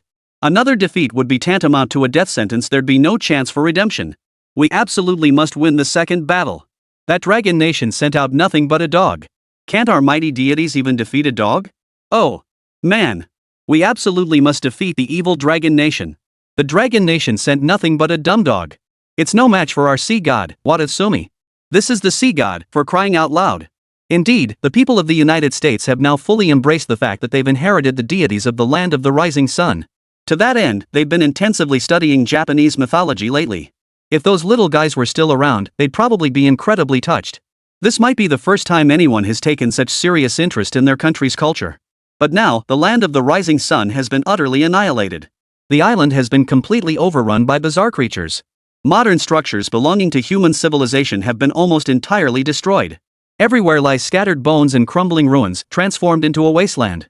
Only a handful of surviving citizens of the Neon Nation vanished without a trace, but it was clear the nation's government had collapsed completely. Neon was no more. Amidst the murmurs of the crowd, within the sky battlefield of the National Fortune's secret realm, Minjin saw that his opponent was actually a dog. He couldn't help but sneer, are the deities of the Dragon Nation all like this? Ha ha ha, deities who have fallen into the animal realm? The carefree demeanor of the heaven howling dog gradually faded. Its pitch-black pupils seemed to brew a cold, murderous intent. Stepping forward, it revealed its true form. Its gaze shook heaven and earth, unleashing endless supernatural phenomena. His jet-black fur shot straight into the sky like cold lightning, dimming the sun and moon as if he were about to devour them entirely. Now he was truly serious. Eyes containing the sun, moon, and stars gazed down upon Minjin. See God? In my eyes, you're not even worth a foot soldier in the heavenly court who serves the divine elixir. Let your old dog here show you how to truly harness the power of the sea. Whether inheriting Erlangshan's temperament or not, the heavenly hound's mocking attack was devastating. The moment he revealed his true form, Minjin's expression darkened. He never imagined this dog could unleash such overwhelming power. Instantly growing serious, he channeled his own strength, summoning the ocean's might. The sea surged forward, threatening to engulf the entire landscape in an endless ocean. Seeing this, Xiao Tianquan recognized Mian Jinjian's intent to fight on terrain favorable to himself and sneered coldly. The sun and moon dimmed as the power of the Tao transformed into invisible flames, rising to scorch away the ocean Mijin had summoned. This dumb dog sure puts on a show, but just like its master, it's all bluster. If the opponent weren't so utterly weak, it might actually have one. The great sage equal to heaven laughed heartily, teasing as he munched on a peach from the divine farm. Truly no match for a certain hollow monkey. Frail body, utterly weak, yet still putting on an air of swallowing heaven and earth. Life is short, spare us the drama. Erlangshan crossed his arms, his gaze fixed calmly on the battle between Xiao Tianquan and Mian Jinjian. Their sharp exchange left Lin Bai utterly exasperated. Why not just have one of you go over there and settle it? Just fight it out already. Truly a pair of sworn enemies? This battle will soon end, Erlangshan murmured softly. His heavenly eye could even peer into the future, revealing the outcome of this fight. Mian Jinjian was merely a deity capable of manipulating the power of the oceans. Compared to the enlightened Xiao Tianquan, he had no chance whatsoever. Hearing this, Lin Bai spoke up, if that's the case, should this battle conclude? Including the battle with the heavenly hound, we've won 2 consecutive matches. The opposing side has no chance of turning the tide. That may be true, replied the second lord, but a 3-on-3 battle between deities cannot simply halt. Even after 2 consecutive losses, the final match must still be fought. The great sage equal to heaven chuckled lightly. He swallowed the peach whole, then rose leisurely and strode toward the celestial battlefield. The instant he stepped out, the heavenly hound decisively struck down Mijin. What a boring creature. Calling himself the sea god, I thought he'd be formidable. Turns out he's all talk and no action. Xiao Tianquan returned to Erlangshan's side, his expression utterly disinterested. Xiao Tian then shot a defiant glare at Lin Bai. Lin Bai curled his lip. You stupid dog, can't you behave properly? I thought with the true lord here, you'd rein it in a bit. Instead, you're getting even more out of hand? Hearing this, Erlangshan chuckled casually. Heh, that's just how he is. Don't mind him. My visit here serves 2 purposes. First, I sensed this place required my combat presence, and second, I came to see him. I had intended to bring him back to the celestial court with me, but now, this place seems far more suited to him. Lin Bai remained silent for a moment before suddenly asking, True Lord, I wonder does the Dragon Nation mythological system branch belonging to the celestial court maintain connections with deities from other Dragon Nation branches? For instance, those ancient deities who existed long before in the river of history? Of course. All deities within the Dragon Kingdom's mythological system, including this one, are self-generated and interconnected. You must be referring to the deities from the primordial era, correct? Erlangshan nodded, explaining to Lin Bai before mentioning several deities, Qiyu, the Yellow Emperor, the Yen Emperor, or perhaps Lady Nuwa, the great god Pangu.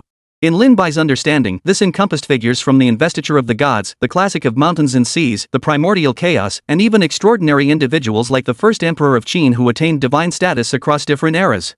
Countless deities formed the magnificent mythological system of the Dragon Nation. I see. The divine ancestors of the Dragon Nation must be facing an unimaginably terrifying battle. I must grow stronger quickly, powerful enough to aid them. I too will fight alongside them. Lin Bai silently vowed within his heart this was his conviction. Dragon Nation secures second victory in the Battle of the Gods. The final battle, the one all eyes were fixed upon. The great sage equal to heaven descended onto the celestial battlefield. Before him, Susanoo slowly approached, his long sword reflecting the light of the heavens. His gaze was calm, yet it held an endless intent of destruction. It's been a long time since this old sun had a good stretch. Today, I'll use you to test my divine needle of the sea. Chapter 98, The Great Sage Strikes. The great sage equal to heaven leapt into the celestial battlefield, radiating a blazing aura. His overwhelming blood energy ignited a crimson dawn, causing every cloud to seem to boil and bow toward him. They coalesced into the fire of the great Tao, surging from all corners of the heavens and earth. Come! Let this old sun see how you compare to the heavenly court's 100,000 celestial soldiers. Who is stronger, who is weaker? Standing atop the flames of the great Tao, the great sage equal to heaven towered in the void. His gaze pierced through space itself through fiery eyes that penetrated all. Wherever his gaze fell, everything boiled, was seen through, and then withered away. His divine fire-forged golden eyes could pierce the essence of all creation. Now, blazing with unparalleled intensity, they locked onto Susanoo, who advanced wielding a long sword. His expression remained calm, yet his gaze grew increasingly grave. He sensed that the great sage equal to heaven would be the most formidable foe he had ever faced. His battle intent surged, compelling him to fight with all his might. Come, Susanoo declared. I shall fight you. The great sage equal to heaven smiled faintly, his divine power crushing a corner of the heavens and earth. Born from the essence of all creation, he had drawn upon the radiance of countless suns and moons, emerging from the divine stone to attain the way and seek immortality. Having mastered the path to perfection, he feared no foe. The flames of the great Tao consumed the worn hemp robe on the great sage's body, coalescing into true golden armor, the battle armor rightfully his. Once treasured by the Dragon King, it had been tempered countless times, long since forged into a true divine artifact. He accorded Susanoo respect.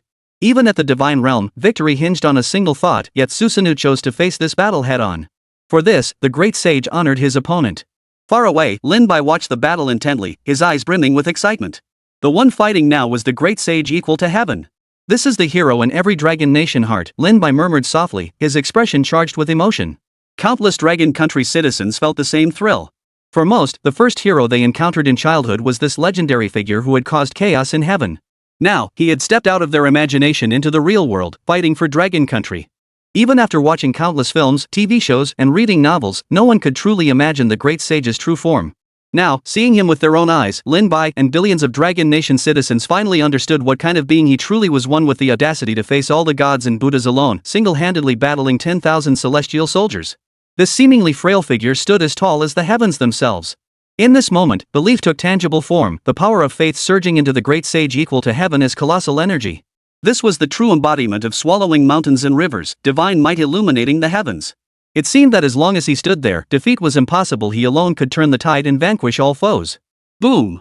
A thunderous explosion erupted, marking the true commencement of this divine battle. Before Lin Bai's eyes, a beam of celestial light shattered violently the force of the great sage's single swing. The divine needle of the sea shattered the void. The divine weapon, weighing tens of thousands of pounds, danced in the great sage's grasp, each strike carrying the force of 1,000 June. His attacks were bold and sweeping, endlessly shifting and transforming. A single strike unleashed boundless radiance, engulfing Susanoo in a sea of light.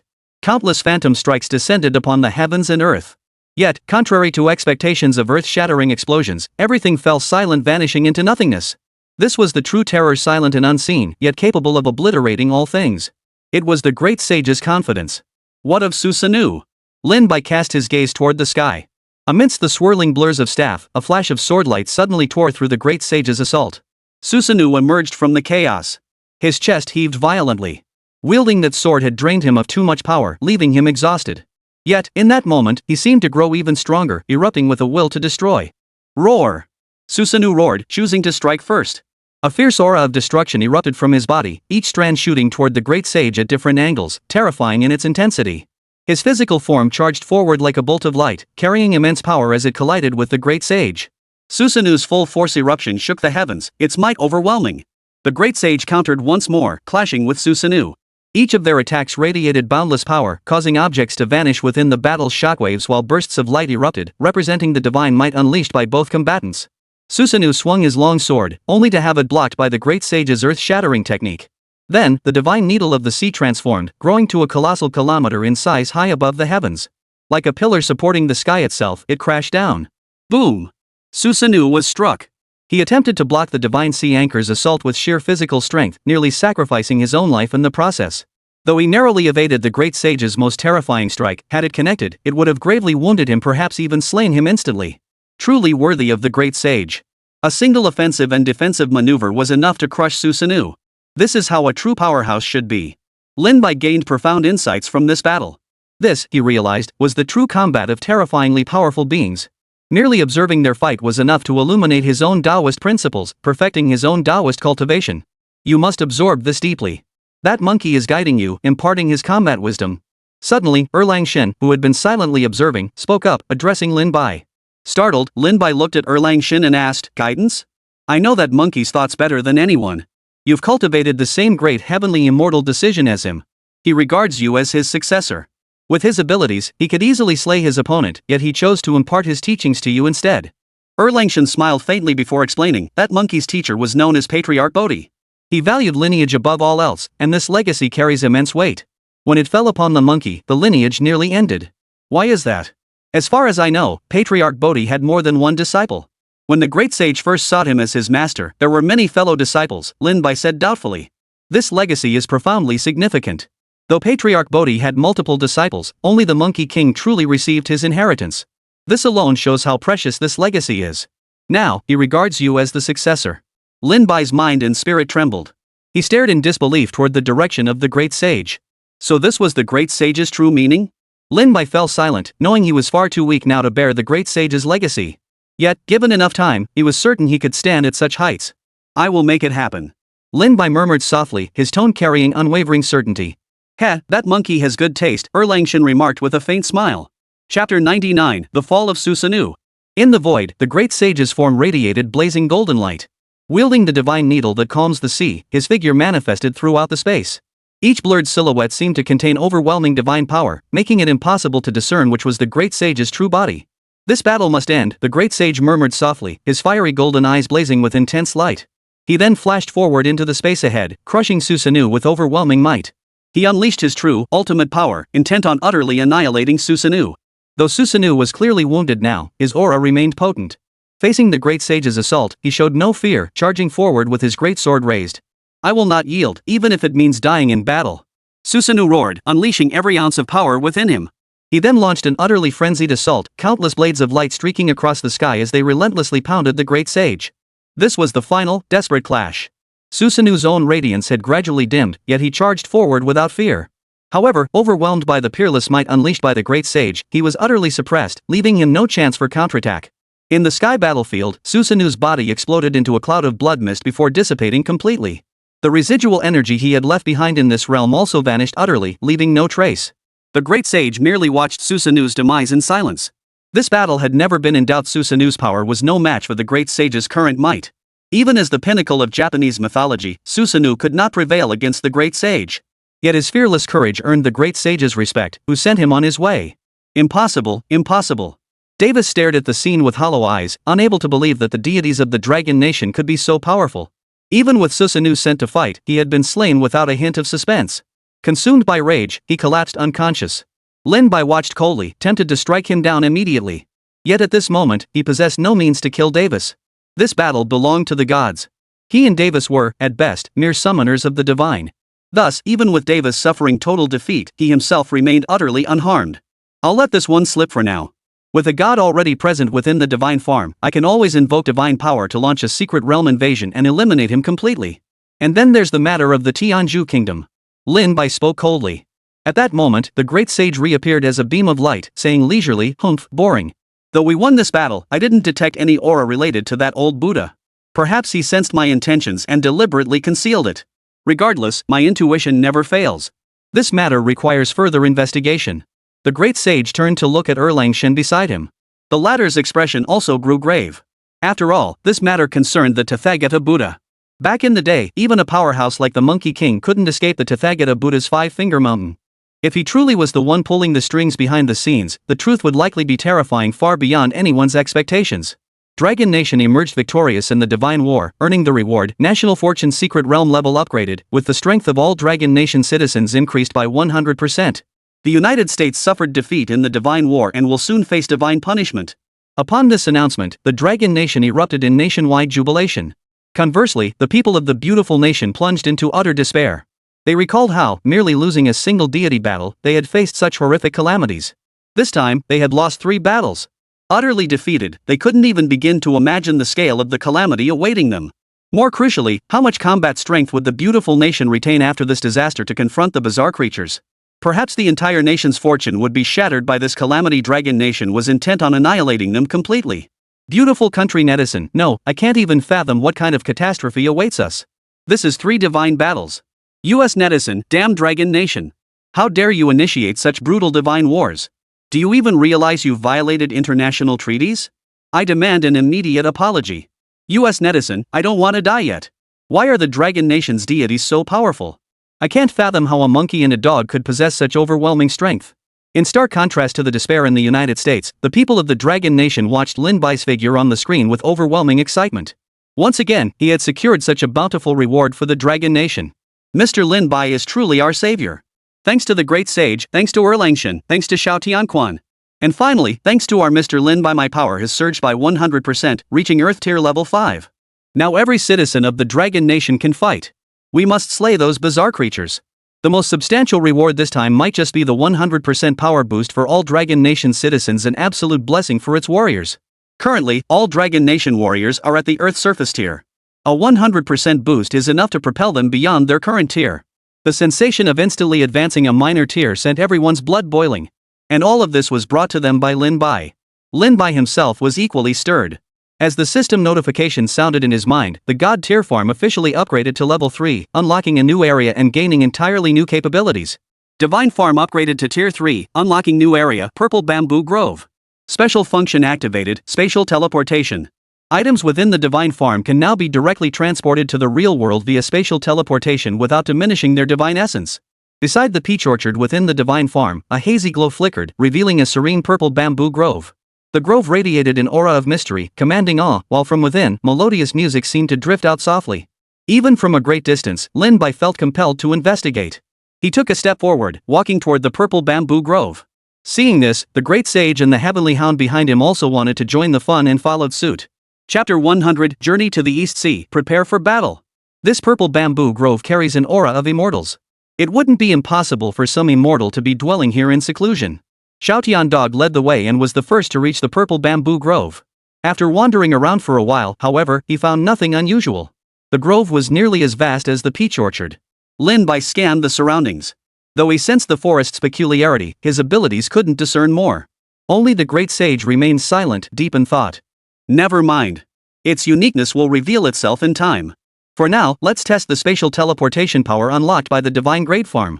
Lin Bai headed straight for the peach grove.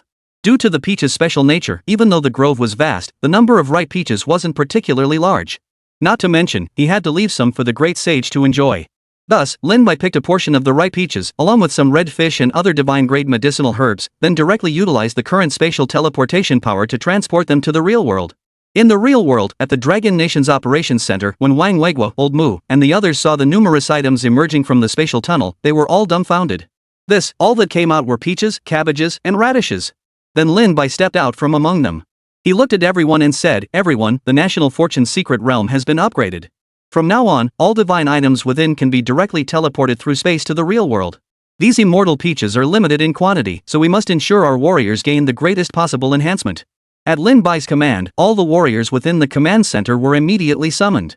These warriors could be considered among the most powerful in the Dragon Nation today. Lin Bai then explained the effects of the immortal peaches to the assembly. He looked at them and instructed, "Everyone, the immortal peaches are in limited supply. We must maximize our strength gains. Those who have reached Earth Realm Tier 6 should consume the peaches first, elevating their strength to Earth Realm Tier 9. Those at Earth Realm Tier 8 or Tier 9 should swiftly advance their strength through the Nine Heavens Secret Realm. Once you break through to Skywalk Tier, consume the peach to directly ascend to the peak of Skywalk Tier." The peaches were truly scarce, so this was the best solution Lin Bai could devise. At least this would ensure the Dragon Nation had sufficient core strength in the short term. Currently, most warriors in Dragon Nation were at the Earth Realm Tier, with some exceptional individuals reaching Earth Realm Tier 7 or Tier 8. With the aid of the Nine Heavens Secret Realm and the divine artifacts Lin Bai had brought forth, coupled with the unique cultivation environment deployed in the real world, the warriors' strength surged rapidly. Currently, both Wang Weiguo and Mu Linger had already reached ground level stage 9. For them to consume the Peach of Immortality now would clearly waste its efficacy. Therefore, Lin Bai's plan was to have them first break through to the Skywalker Tier, then push directly to the peak of the Skywalker Tier. Most of the bizarre creatures appearing now still resided within this power tier. For some high-end threats, the warrior's strength alone was clearly insufficient. Thus, the Dragon Nation had no choice but to rely on divine power in top-tier combatants like Lin Bai. After issuing his orders, Lin Bai located his parents within the command center. However, upon sensing the condition of his father's body, Lin Bai was somewhat taken aback. "Dad, how come? Indeed, under Lin Bai's perception, his father's strength had also risen to the 4th tier of the Earth's surface class. Facing his son's question, Lin's father smiled, "Your old man isn't that old yet. Now that I can cultivate too, I'll be able to contribute my share later." Lin Bai fell silent. Naturally, he didn't want his parents to take such risks. Everything was for him to shield them from up front. No need to say more. I'm a father. With my son fighting for the nation, how could I just stand by? Sons of the Dragon Nation never speak of surrender lightly. Father Lin gave Lin Bai a firm pat on the shoulder. Seeing this, Lin Bai could say no more and reluctantly agreed to his father's request. After a brief reunion with his parents, the system's voice suddenly echoed in his mind. System task issued, proceed to the East Sea to confront the three-headed demon sovereign. Three-headed demon sovereign. Lin Bai's expression darkened. Did this refer to 3 separate demon sovereigns, or a single being with 3 heads? Regardless, Lin Bai understood the gravity of the situation. He entered the command center and informed Wang Weigua and Elder Mu of the matter. Their expressions instantly turned grim. They had witnessed the power of the 9 demon lords firsthand. Now, facing 3 demon lords at once, what were their chances of victory? None of them had a clear answer, but everyone knew they had to fight. Everyone, follow me to the East Sea. Simultaneously, mobilize the troops to assemble along the East Sea coastline. Elder Mu, you remain at the future base with the technical personnel, ready to provide support with the space-based cannons and various destructive weapons at any moment. Lin Bai instructed Elder Mu, who nodded and swiftly returned to the future base. The combat center, swiftly transitioning to emergency status, proceeded with tense yet orderly preparations for the impending battle. The peach blossom immortal fruits brought by Lin Bai had been consumed by a group of warriors whose strength matched the requirements. Their power instantly surged to the 9th tier of the Earth's surface realm, granting them combat prowess comparable to that of Wang Weigua and Mu Linger. In the sky, the massive unmanned mecha stood ready, transforming into a streak of light as it streaked toward the direction of the East Sea. At that moment, a figure approached slowly. It was Bai Qi. Only after seeing Lin Bai did he speak. "I sense the enemy's presence. They are about to descend upon Blue Star. Indeed. We face a fierce battle ahead. Senior Bai Qi, you." Before Lin Bai could finish, Bai Qi cut him off. "Enough talk. I'll join you on the battlefield. Let's slaughter every last one of those bizarre creatures." Agreed. Lin Bai nodded. The army swiftly assembled, and all major war zones received the news. Surrounding forces began rapidly converging on the East Sea to confront the impending bizarre invasion. Lin Bai set forth, transforming into a fiery streak that shot skyward. News of the battle spread like wildfire, capturing the attention of every citizen of the Dragon Nation. They all knew the more ferocious onslaught of the strange creatures was imminent. In this precarious apocalypse, where could there be any peaceful days? Yet their strength was insufficient to join the front-line battle. All they could do was pray for the warriors, hoping every one of them would return safely. Chapter 101, Bai Qi's teaching, the life-slaying formation. In the East Sea Theater, countless warriors gathered here, prepared to fight to the death. They calmly polished their weapons, their gazes unwavering, as if flames burned within them. In each pair of eyes burned an unshakable conviction. Lin Bai stood among them, his expression serene as he gazed toward the distant horizon where sea and sky merged into one. The ocean, normally one of Blue Star's most beautiful sights, now held an eerie, profound stillness. "I wonder what kind of bloody carnage this will unleash." Lin Bai sighed. Since the dawn of the Mythic Era, countless warriors had fallen. Yet their sacrifices were not in vain. It was precisely because of them that hope still burned within the hearts of the Dragon Nation's people. "We absolutely cannot lose this battle, even if it means death," Lin Bai murmured to himself. Snapping back to reality, he saw Bai Qi approach his side. It seemed only in Lin Bai's presence could Bai Qi find the words to speak, otherwise, he remained typically taciturn. Bai Qi suddenly seized Lin Bai's hand. A searing heat surged into Lin Bai's body, then converged into his mind. What is this? Countless pieces of information instantly flashed through Lin Bai's mind, weaving together into an extraordinarily unique martial technique that materialized within his thoughts. He looked at Bai Qi with confusion. Only then did Bai Qi explain, "This technique is my self-created life-slaying formation. I have already imparted the method of deploying it to you. I know you possess a terrifying sacred flame. Using this flame to form the array will surely catch those bizarre creatures off guard. Why didn't you deploy the formation yourself, senior? With your abilities, you would surely be more proficient than I," Lin Bai questioned, his confusion evident. Facing Lin Bai's question, Bai Qi fell silent for a moment. His gaze swept over the Longwo warriors behind him before he spoke. "My aura is saturated with bloodlust and savagery. This formation can unleash the power used in its deployment to its absolute limit. If I were to cast it with my own power, they might be overwhelmed by the aura of bloodshed and slaughter. Therefore, you are the most suitable choice. Besides, you may need to use it yourself someday." Understanding Bai Qi's intentions, Lin Bai clasped his fists in gratitude before soaring into the air. Guided by the formation techniques etched in his mind, the flower of the Great Tao coalesced around him, igniting the blazing threefold true fire. Countless warriors watched the scene with burning eyes. Gazing upon the figure in the sky, divine in stature, they were filled with excitement and intense curiosity about what Lin Bai was doing. Boom! Under Lin Bai's masterful control, the three flame true fire transformed into streaks of light. Radiating outward from him, they swiftly spread through the surrounding space. The streaks intertwined like threads, weaving together to form the faint outline of an immense formation. Even in its embryonic form, the array ignited the very heavens and earth.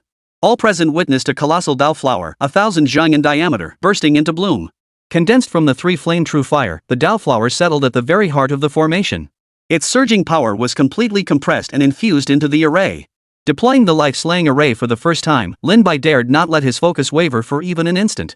Yet, knowing the urgency of the situation, he had no choice but to hasten the array's formation. Finally, a colossal formation coalesced from the heavens above, swiftly descending to merge with the sea below. Though forged from flames, it blended seamlessly with the water, not even causing the slightest evaporation. This life-slaying array is truly remarkable. Should those bizarre creatures emerge from the sea again, the array will surely catch them off guard. Lin Bai felt somewhat drained. Such a massive expenditure of his inner strength to set up the life-slaying array, were it not for the reinforcement of the great heavenly immortal decision, his power might have been depleted even further by now. To face the impending battle in peak condition, Lin Bai circulated the great heavenly immortal decision, seeking to restore his strength. Bai Qi arrived as well. He nodded in approval to Lin Bai. Well done. I can sense that aura drawing ever closer. Should any unexpected changes arise in this battle, I will personally eliminate that swarm of insects. Even if my avatar perishes, my true self remains dormant, never truly dead. But you are still far from fully grown. Therefore, you must preserve your strength. Hearing Bai Qi's resolve to abandon everything for a desperate final battle, Lin Bai felt a pang of sorrow and deep admiration well up within him. He looked at Bai Qi and said solemnly, "Elder, we won't lose. The Dragon Nation grew through countless wars, and this time will be no exception." That. I do believe it. Bai Qi nodded with satisfaction, his thoughts drifting back to his own era. Those bygone days had long been submerged in the river of history. Even though he still walked this earth, those bygone days were irretrievable, their memories growing hazy. Yet here he was in this present age, never imagining that humanity would face an even more terrifying foe. After setting up the life-slaying formation, Lin Bai returned to the military camp. Wang Weigua, Mu Linger, and the others were all present.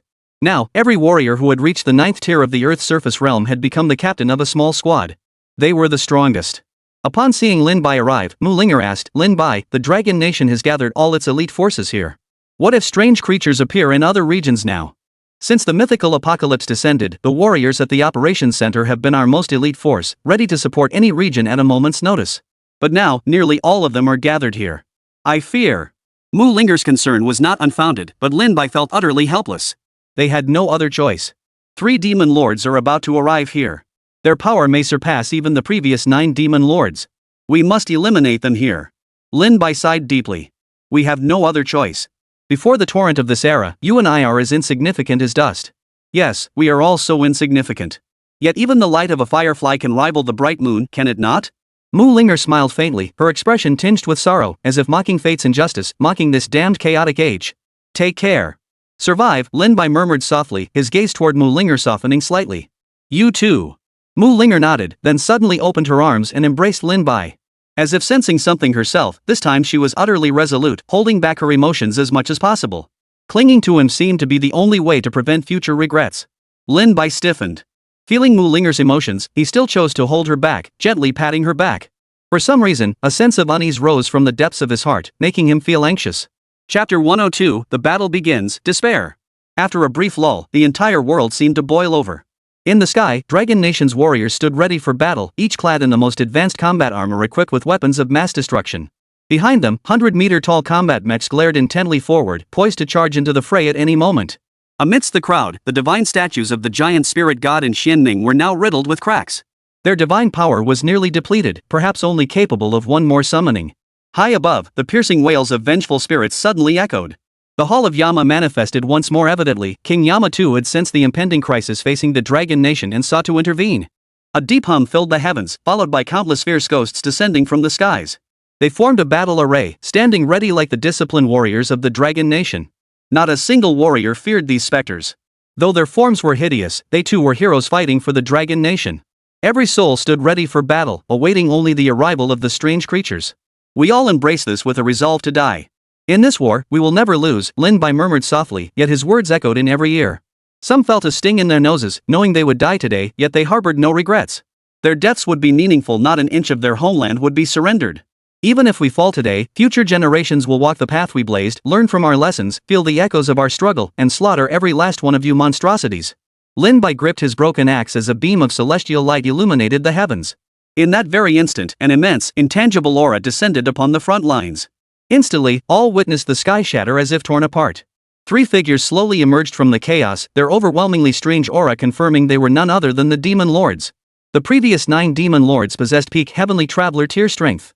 Among these 3 newly appeared Demon Lords, one stands at peak Catastrophe tier. Another likely possesses early War King tier power, and yet another has stepped into late War King tier. Seeing such a War King tier monstrosity appear at this moment, Lin Bai's heart sank. As one ascended in cultivation, the gap between each minor realm grew immense.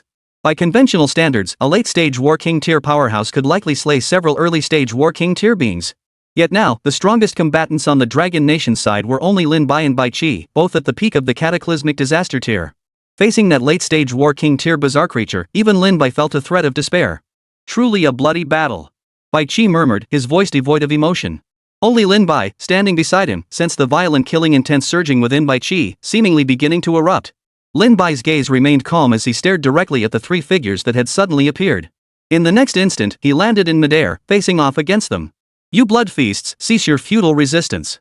Now that the 3 of us have emerged, your struggle is meaningless.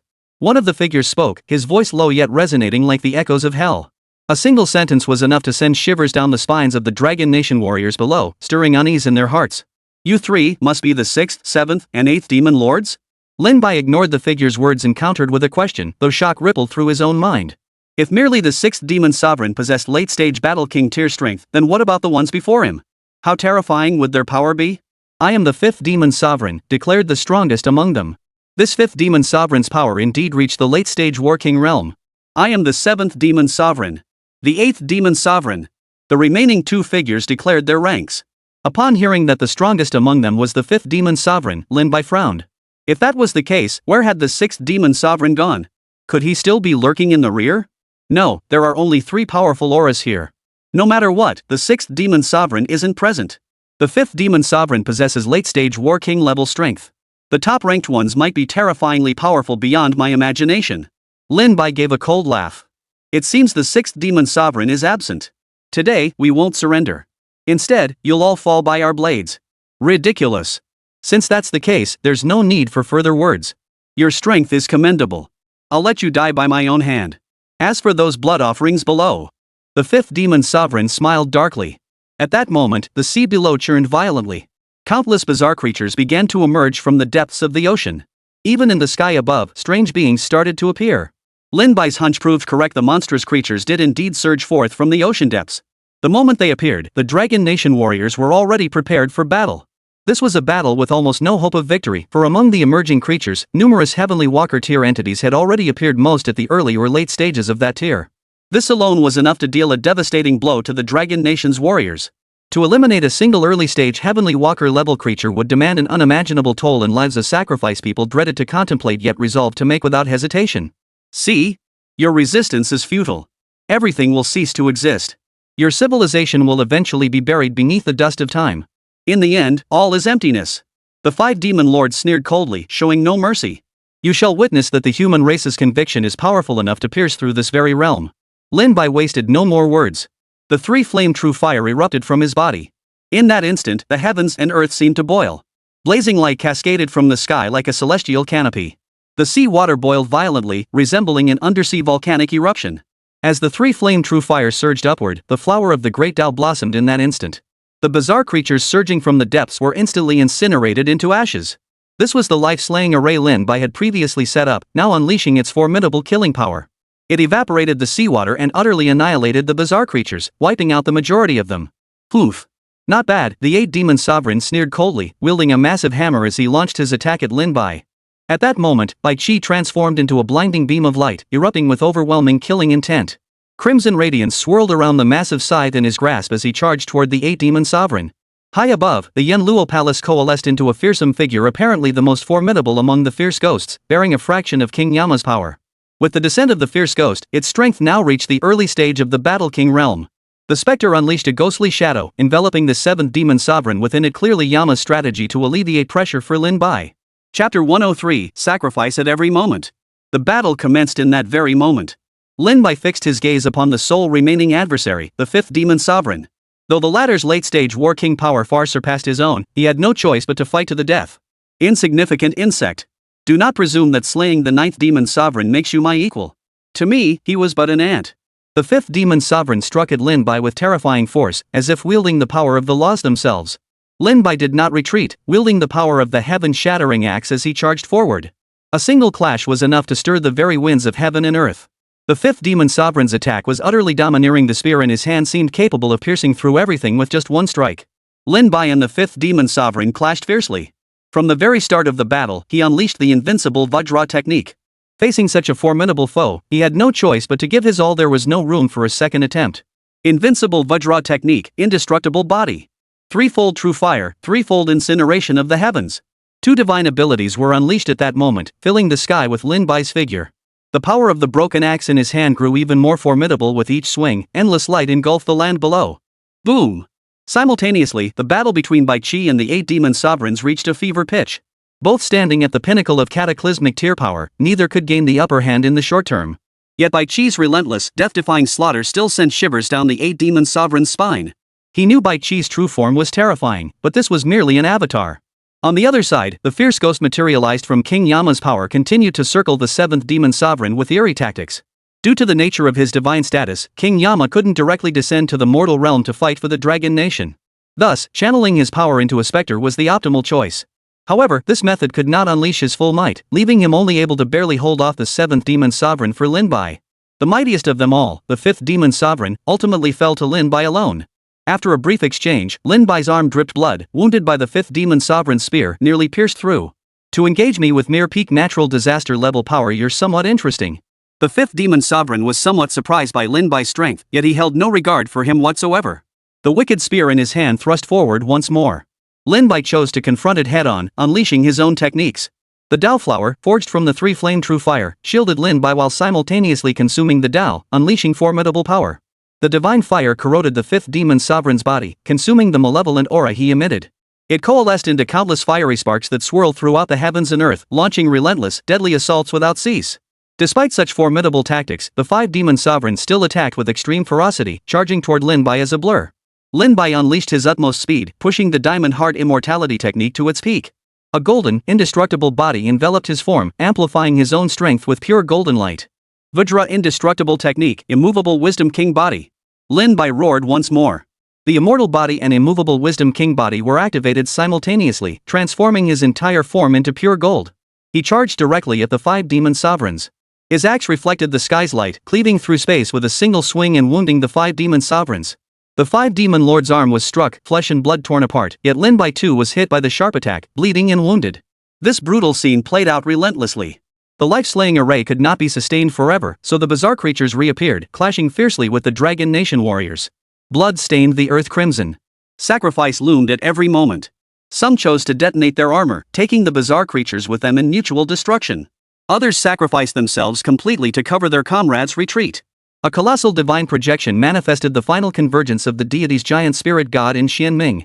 After this, the divine power within the statue would vanish completely. Moreover, the figure of the first emperor emerged. Before his complete disappearance, he channeled his final strength into the divine statue, enabling one last assault at this critical moment. Three deities united, striking down the enemy together. Amidst the chaotic battlefield, Mu Linger's armor lay shattered and broken. Breaking free from the fray, her nanomachines began repairing her armor. She had slain many bizarre creatures, but she herself was wounded, covered in blood, her hair disheveled, a pitiful sight. Yet her gaze remained resolute, filled with murderous intent. Linger, tend to your wounds. Wang Weigua shouted from afar, though he himself was in dire straits, covered in blood from battling powerful bizarre creatures. The warriors who had reached the ninth tier of the surface realm fought desperately at this moment. Among them, some warriors were tragically sacrificed, dying completely, with no chance of rescue. Mu Linger's gaze flickered with concern as she watched Lin Bai, locked in a bloody battle with the five demon lords high above. She saw him, covered in blood, still fighting relentlessly. She remained silent, dispatching several more monstrous creatures. The surrounding warriors continued their charge, and as their leader, she naturally led the charge at the very forefront. Boom! A sudden turn of events occurred. A bizarre creature possessing power reaching the late Earth surface tier, arguably the strongest force on the battlefield aside from the demon lords, abruptly burst through the ground. Wielding its massive claws, it swung down toward Mu Linger's squad. Mu Linger's expression darkened as she unleashed her full power, striking out with a palm strike to block the blow. Beside her stood 2 warriors, both at the 9th tier of the surface realm. The combined assault of 3 ground realm tier 9 warriors held for only a moment before shattering completely. All 3 were struck by the bizarre creature. They were sent flying backward. One warrior was torn apart by a single claw strike, dead instantly. The other warrior and Mu Linger were also in dire straits, their bodies covered in horrific wounds, blood streaming freely. No! Wang Weigua's eyes bulged with fury. Seeing his dearest friend's beloved granddaughter so gravely wounded, he could not remain calm. He charged forward recklessly, but his strength proved insufficient and he was blocked. Mu Linger forced herself to stay upright, gazing at the bizarre creature. She smiled faintly, then her eyes seemed to ignite with blazing fire. Her aura surged to unprecedented heights. She had broken through to the early stage of the Skywalker realm in one fell swoop. Die! Mu Linger unleashed her most terrifying strike, pouring nearly all her techniques into it. The terrifying force pierced straight through the bizarre creature's body, slaying it completely. Then, utterly drained of strength, her vision blurred, and she collapsed to the ground. Chapter 104, The Altered Fate. Though Mu Linger had achieved a breakthrough in the face of utter despair, channeling all her power into a single strike to slay the late-stage celestial walker-level creature, she had pushed herself to her absolute limit. She lost consciousness and collapsed to the ground. As other bizarre creatures approached her, the warrior's eyes widened in fury, desperate to rush forward and rescue Mu Linger. Yet the bizarre creatures blocked their path. No matter how fiercely they charged, they couldn't reach Mu Linger. Among them was Wang Weigua. He unleashed his full power, shattering several surrounding creatures to smithereens. Wielding a great blade forged from condensed nanoparticles, he charged forward. Get the hell out of my way! Wang Weigua roared, determined to risk everything to rescue his friend's only granddaughter.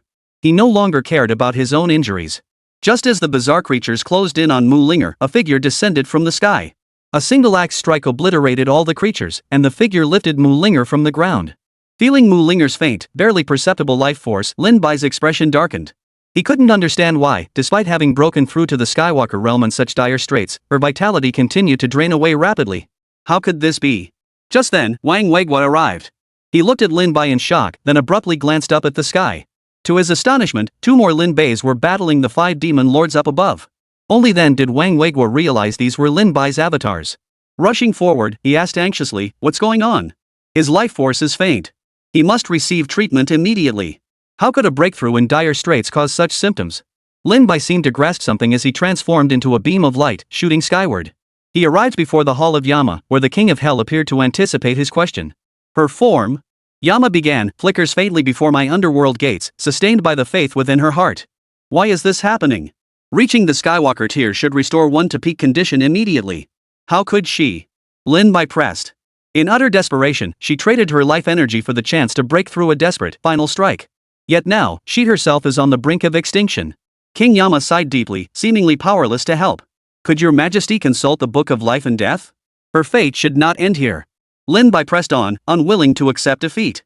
Yet King Yama shook his head helplessly, his voice calm as he replied, her fate has been altered. Even if her information remains recorded in the Book of Life and Death, it is no longer accurate. Hearing this, Lin Bai froze. Only now did it dawn on him, Mu Linger's fate in this lifetime had been altered. Originally, her life should have ended within the National Fortune's secret realm. In this life, he had taken the place of Mu Linger as the first pioneer. Therefore, her very fate had been altered. This change rendered the Book of Life and Death's records useless. It wasn't a direct modification of the book that caused the shift in her fate. Instead, it stemmed from a supernatural intervention like the system, a direct alteration of her destiny. The consequences were truly difficult for him to fathom. Lin Bai fell silent. He immediately returned to the ground and addressed General Wang Weigua. General Wang, Linger's life force has not completely dissipated. Transport her to the rear first. Once this war concludes, we will find a way to restore her. Understood. Wang Weigua rose, his eyes bloodshot, and bellowed to those around him, medical team, evacuate all casualties to the rear. Fresh troops, take their places. He then gave Lin Bai a look urging him to take care before personally escorting Mu Linger toward the rear. Lin Bai watched Wang Weigua depart, then turned to face the 5 demon lords soaring high above once more. With this avatar returning to its place, 3 forms of Lin Bai now stood before the 5 demon lords, facing him together. Quite an impressive technique, but I've played along long enough. It's time to end this. The 5 demon sovereign lost all patience. Roaring furiously, black light flared from his eyes. Those sinister beams darted through space, converging on Lin Bai. Lin Bai, having activated one chi splits into 3 purities, moved as his intent commanded. 3 figures charged the 5 demon lords from different directions. The Shattered Axe, the Divine Willow, and the threefold True Fire each transformed into distinct killing techniques, landing in the hands of the avatars. Meanwhile, Lin Bai's true form, wielding the Shattering Axe, relentlessly unleashed surging celestial light as he charged alone toward the 5 demon sovereign. Not far from him, his other 2 avatars respectively controlled the Divine Willow and the 3 flavors True Fire, pushing their divine abilities to their absolute limits. The seemingly delicate and slender Divine Willow could, in an instant, unleash countless swordlights. Their overwhelming power swirled through the heavens and earth, nearly obscuring the entire landscape. Meanwhile, the scorching 3-flame True Fire warped space itself, its extreme heat erupting violently. All 3 figures unleashed terrifying techniques, locked in relentless combat. The warriors below could scarcely discern Lin Bai's movements, catching only occasional glimpses of what seemed like flashes of bloodlight amidst the horrific battlefield. After hundreds of exchanges, the 5 demon sovereign's chest was pierced through the Divine Willow had driven through his ribcage. His arm was cleaved by the Shattered Axe strike, nearly severed completely, held together only by skin and flesh. His flesh bore scorch marks from the 3-flame True Fire, clearly suffering heavy losses under the 3 divine abilities unleashed by Lin Bai's 1 chi becomes 3 purities technique. Lin Bai's condition was far from ideal either. Covered in blood, his vital energy faltered momentarily. Such a brutal clash was too grueling for him. These 5 demon lords possessed terrifying late-stage War King level power. Had he broken through to War King himself, he would have faced them without fear? Alas, he remained merely a natural disaster level being. Great Sun Demon Hand. The 5 demon lords finally erupted in fury. His palm flipped, unleashing a surge of black-purple mist. A monstrous hand, thousands of meters wide, tore through the void and descended, carrying an aura of utter destruction, poised to crush Lin Bai completely. The Diamond Heart Immortal Technique, the Indestructible Body. The Diamond Heart Unbreakable Technique, the Immovable Wisdom King Body. 3-fold True Fire, Heavenly Flame Defense. 3 Lin Bais simultaneously unleashed their divine abilities, erupting with distinct defensive techniques. Golden and crimson light intertwined, blazing as fiercely as a burning sun. Beyond the 3-fold fire that scorched the heavens, this heavenly flame command was another transformation of the 3-fold True Fire, a divine power imparted to Lin Bai by Neza. It enveloped his body, forming an absolute defensive stance. Facing the 5 demon lords' ferocious assault, Lin Bai knew evasion was impossible.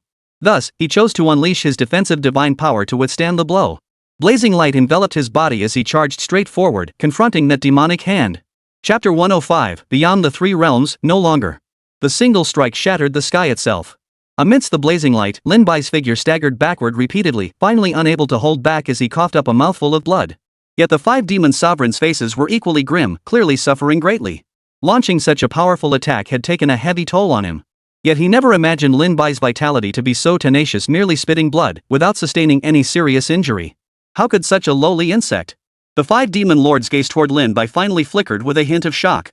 Instantly, a thought seized him: Lin Bai must be utterly annihilated.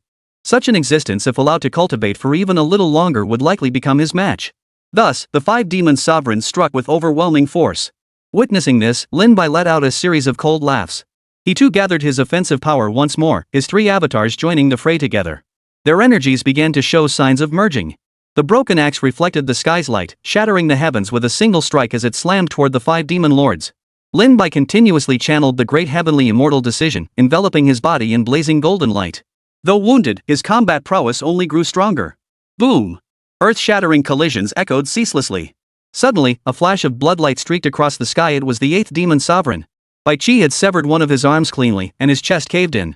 Though Bai Qi's heavy armor lay shattered, he emerged victorious. Gazing at the 8 demon sovereign's horrified expression, Bai Qi delivered a merciless blow that crushed his chest. Thus, Bai Qi became the first to decide the outcome. Yet he himself was gravely wounded, barely possessing the strength to fight again. He could only return to the battlefield below to clear away the bizarre creatures for the Dragon Nation warriors. He must wait for his strength to recover before he could aid Lin Bai. On the other side, the battle between the Wraith and the 7th demon lord raged on. Though the 7th demon lord possessed immense power, the Wraith summoned by King Yama seemed to possess an immortal body, ensuring this would be an enduring struggle. Perhaps the decisive factor in this war would be the battle between Lin Bai and the 5th demon sovereign. At this moment, Lin Bai was fighting fiercely amidst a sea of blood. Even wounded, he remained fearless and heroic, radiating light as he charged forward. Within the divine farm, the heavenly hound glanced uneasily at the great sage beside him. After a moment's hesitation, he spoke: "You must sense that boy's situation, right? The power gap between him and that bizarre creature is too vast. Even if he somehow manages to win, it's likely. This is a battle he must endure. How else will he grow?" Though he spoke thus, the great sage rose nonetheless. "Still, I shall send a fragment of myself to the present human realm.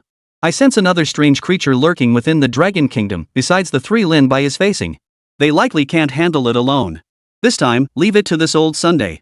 Hearing this, the heavenly hound Xiao Tianquan exclaimed in surprise, you can freely travel to the present human realm?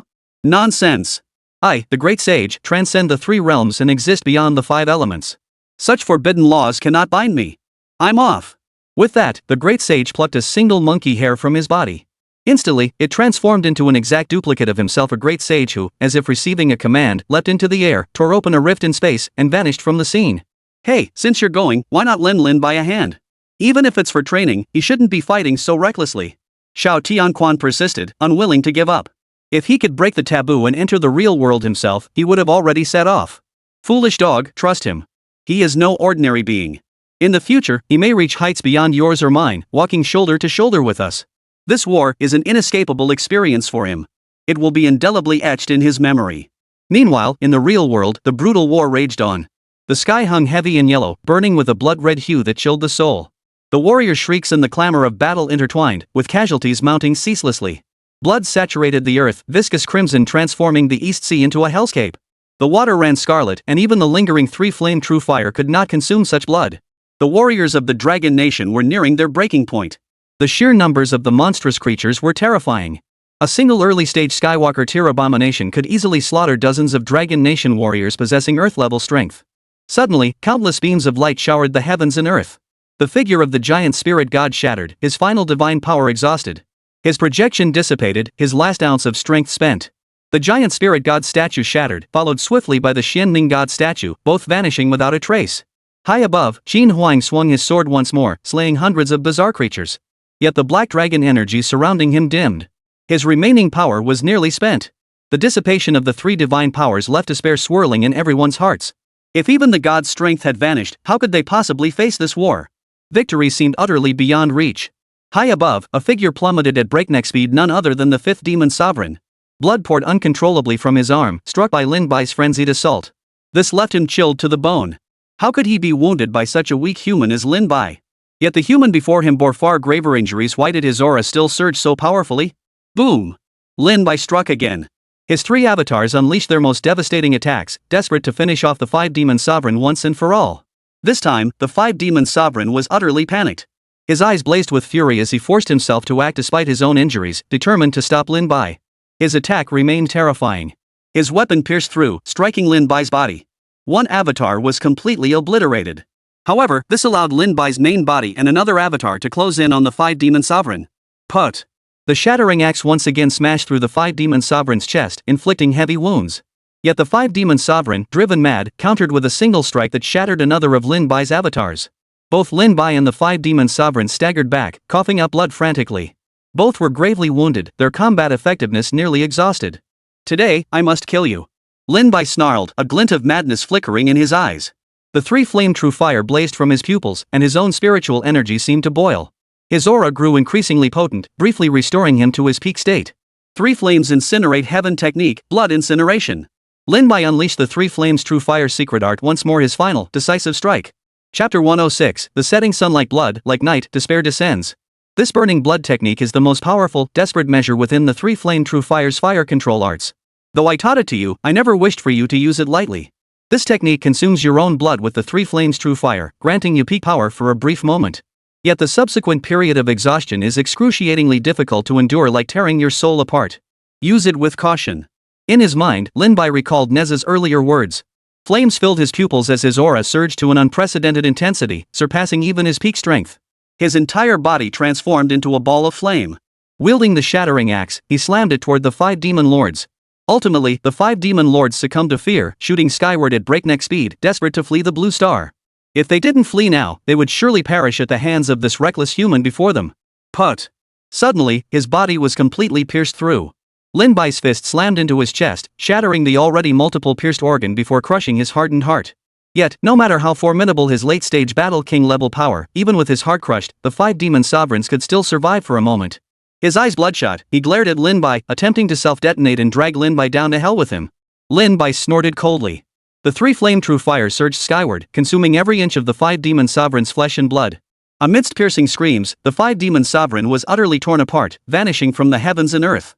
After dispatching the five-demon sovereign, Lin Bai felt an overwhelming wave of weakness wash over him. The aftereffects of the blood-burning divine technique had finally caught up. He gathered his strength once more. The shattered axe in his hand unleashed its true heaven-splitting might, swelling to a colossal kilometer in size. It crashed down from the heavens, its colossal strike erupting in blinding light as it hurtled toward the seventh demon sovereign still locked in combat below. No! How could his strength possibly defeat the five demon lords? Impossible. The seventh demon lord was utterly stunned. Forgetting the ongoing battle, he transformed into a beam of light, attempting to flee the blue star. His figure was eventually swallowed by the blinding light. With his early Battle King tier strength, he was no match for Lin Bai, who had now unleashed the blood-burning technique. Moreover, he himself had already been drained to his current state. Host has slain 3 demon lords. Reward, 1 random divine weapon draw opportunity usable at any time. Lin Bai was somewhat surprised, as the 8th demon sovereign hadn't been slain by his own hand. Yet the system still counted it as completing the quest. He breathed a sigh of relief, his body swaying precariously as he plummeted toward the ground. Fortunately, Bai Qi caught him. The usually taciturn warrior offered a rare show of concern. Are you all right? I'm fine, just need some time to recover. How are your injuries, senior? Lin Bai inquired. Bai Qi shook his head, his tone unconcerned.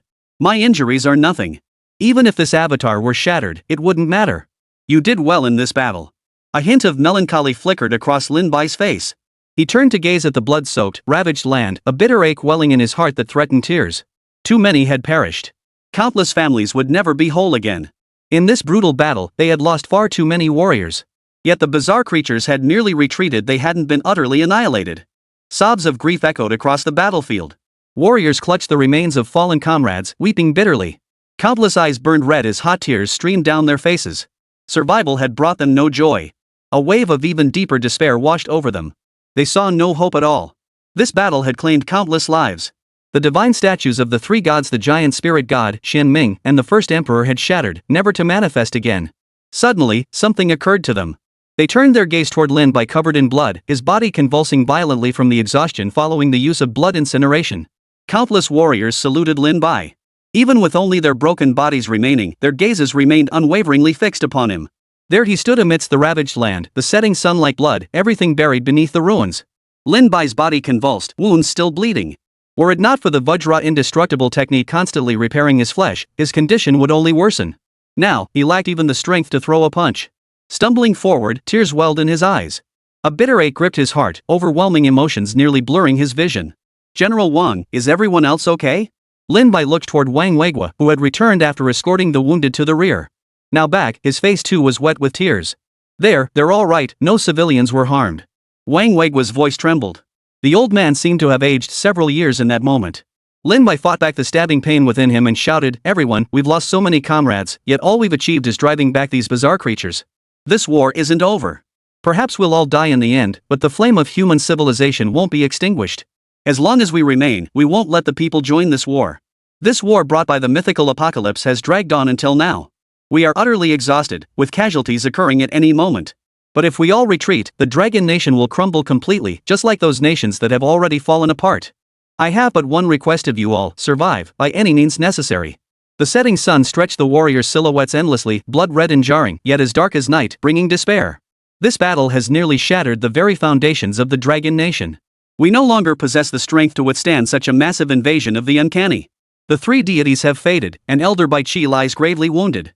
Lin Bai sighed. Even with his current peak cataclysmic tier power, he still felt powerless. If several demon lords descended upon them now, could he truly handle it? Master Mu, General Wang, how is Linger faring? Within the future base, equipped with cutting-edge medical technology, countless wounded warriors could be healed here. Yet Linger stood as the sole exception. Master Mu remained silent, his aged eyes filled with profound sorrow. In that moment, he seemed to have aged a decade. Witnessing this, Wang Weigua felt an immense weight in his heart. Even with the medical capabilities of the future base, Linger's injuries are beyond recovery. She is now in a state of near brain death, clinging to only a sliver of consciousness. We cannot rouse her. If she leaves the medical pod, her life. Wang Weigua trailed off, fearing old Mu couldn't bear the truth. Chapter 107, Life and Death Are Predestined, Clinging to Life. After everyone had left, Lin Bai approached the medical pod. Gazing at Mu Linger lying within, a complex mix of emotions welled up inside him. At this moment, she appeared merely asleep, her physical wounds completely healed by the advanced medical technology here. Is there truly no way? Lin Bai murmured. He had witnessed the battlefield earlier. Facing a bizarre creature at the late Heavenly Walker tier, Mu Linger, merely at the 9th stage of the Earthly Walker tier, was utterly outmatched. Yet in that desperate moment, Mu Linger had sacrificed her life energy to propel into the early Heavenly Walk stage only to leave herself in this state. Only now did Lin Bai recall the words Mu Linger had spoken to him before the war began. It dawned on him belatedly that she had long suspected she might not survive this battle of such overwhelming disparity in strength. She had a premonition, didn't she? No wonder she acted that way. He knew Mu Linger's temperament. Perhaps he should have sensed her unusual mood back then, but it was too late now. The incident had already occurred, and there was nothing he could do. Lin Bai remained silent, simply gazing at Mu Linger as she lay still in the cold medical bay. Not far away, old Master Mu watched the scene and couldn't help but shed tears. Wang Weigua turned away, unable to bear the sight. Just then, Lin's parents arrived. They had come to check on Lin Bai, having heard he was seriously injured, but seeing Mu Linger like this, their hearts were filled with sorrow. Lin's mother couldn't hold back her tears. This child. How did she end up like this? Such a tragic fate. Linger was such a good girl. Mrs. Lin sobbed softly. Even though I altered your fate in this lifetime, in the end, nothing could be changed? Lin Bai sighed deeply, then turned and left, intending to seek out King Yama in the heavens to ask if there was any way to awaken Mu Linger. As Lin Bai entered the command center, another piece of devastating news arrived. A strange creature has appeared in the northern region. One of them calls himself the Sixth Demon Sovereign. Our warriors have suffered heavy casualties. Sixth Demon Sovereign. Lin Bai clenched his teeth, ready to turn and engage the enemy. Lin Bai, in your current state, you cannot continue fighting. Wang Weigua hurried forward to dissuade him. Lin Bai's current physical state was practically that of an ordinary person. He needed time to recover before he could fight again. I'll kill him, Lin Bai declared in a deep voice. Images of countless fallen warriors and Mu Linger lying gravely wounded flashed through his mind, causing murderous intent to surge in his eyes. At that moment, news of another situation arrived, and soon everyone witnessed the images transmitted from that location.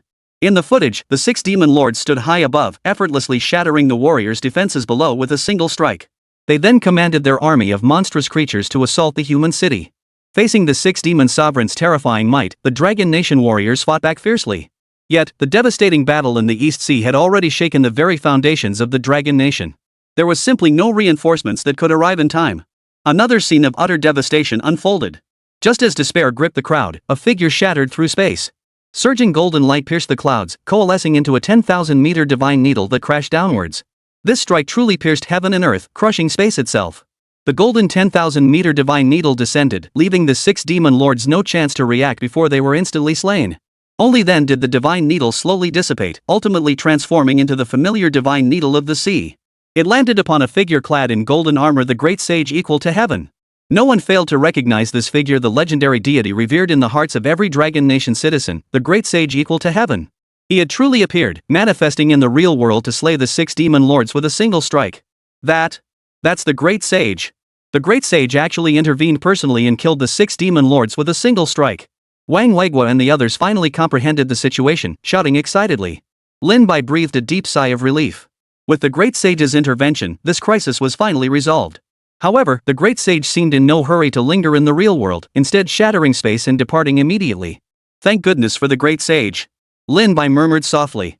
Then he turned and departed.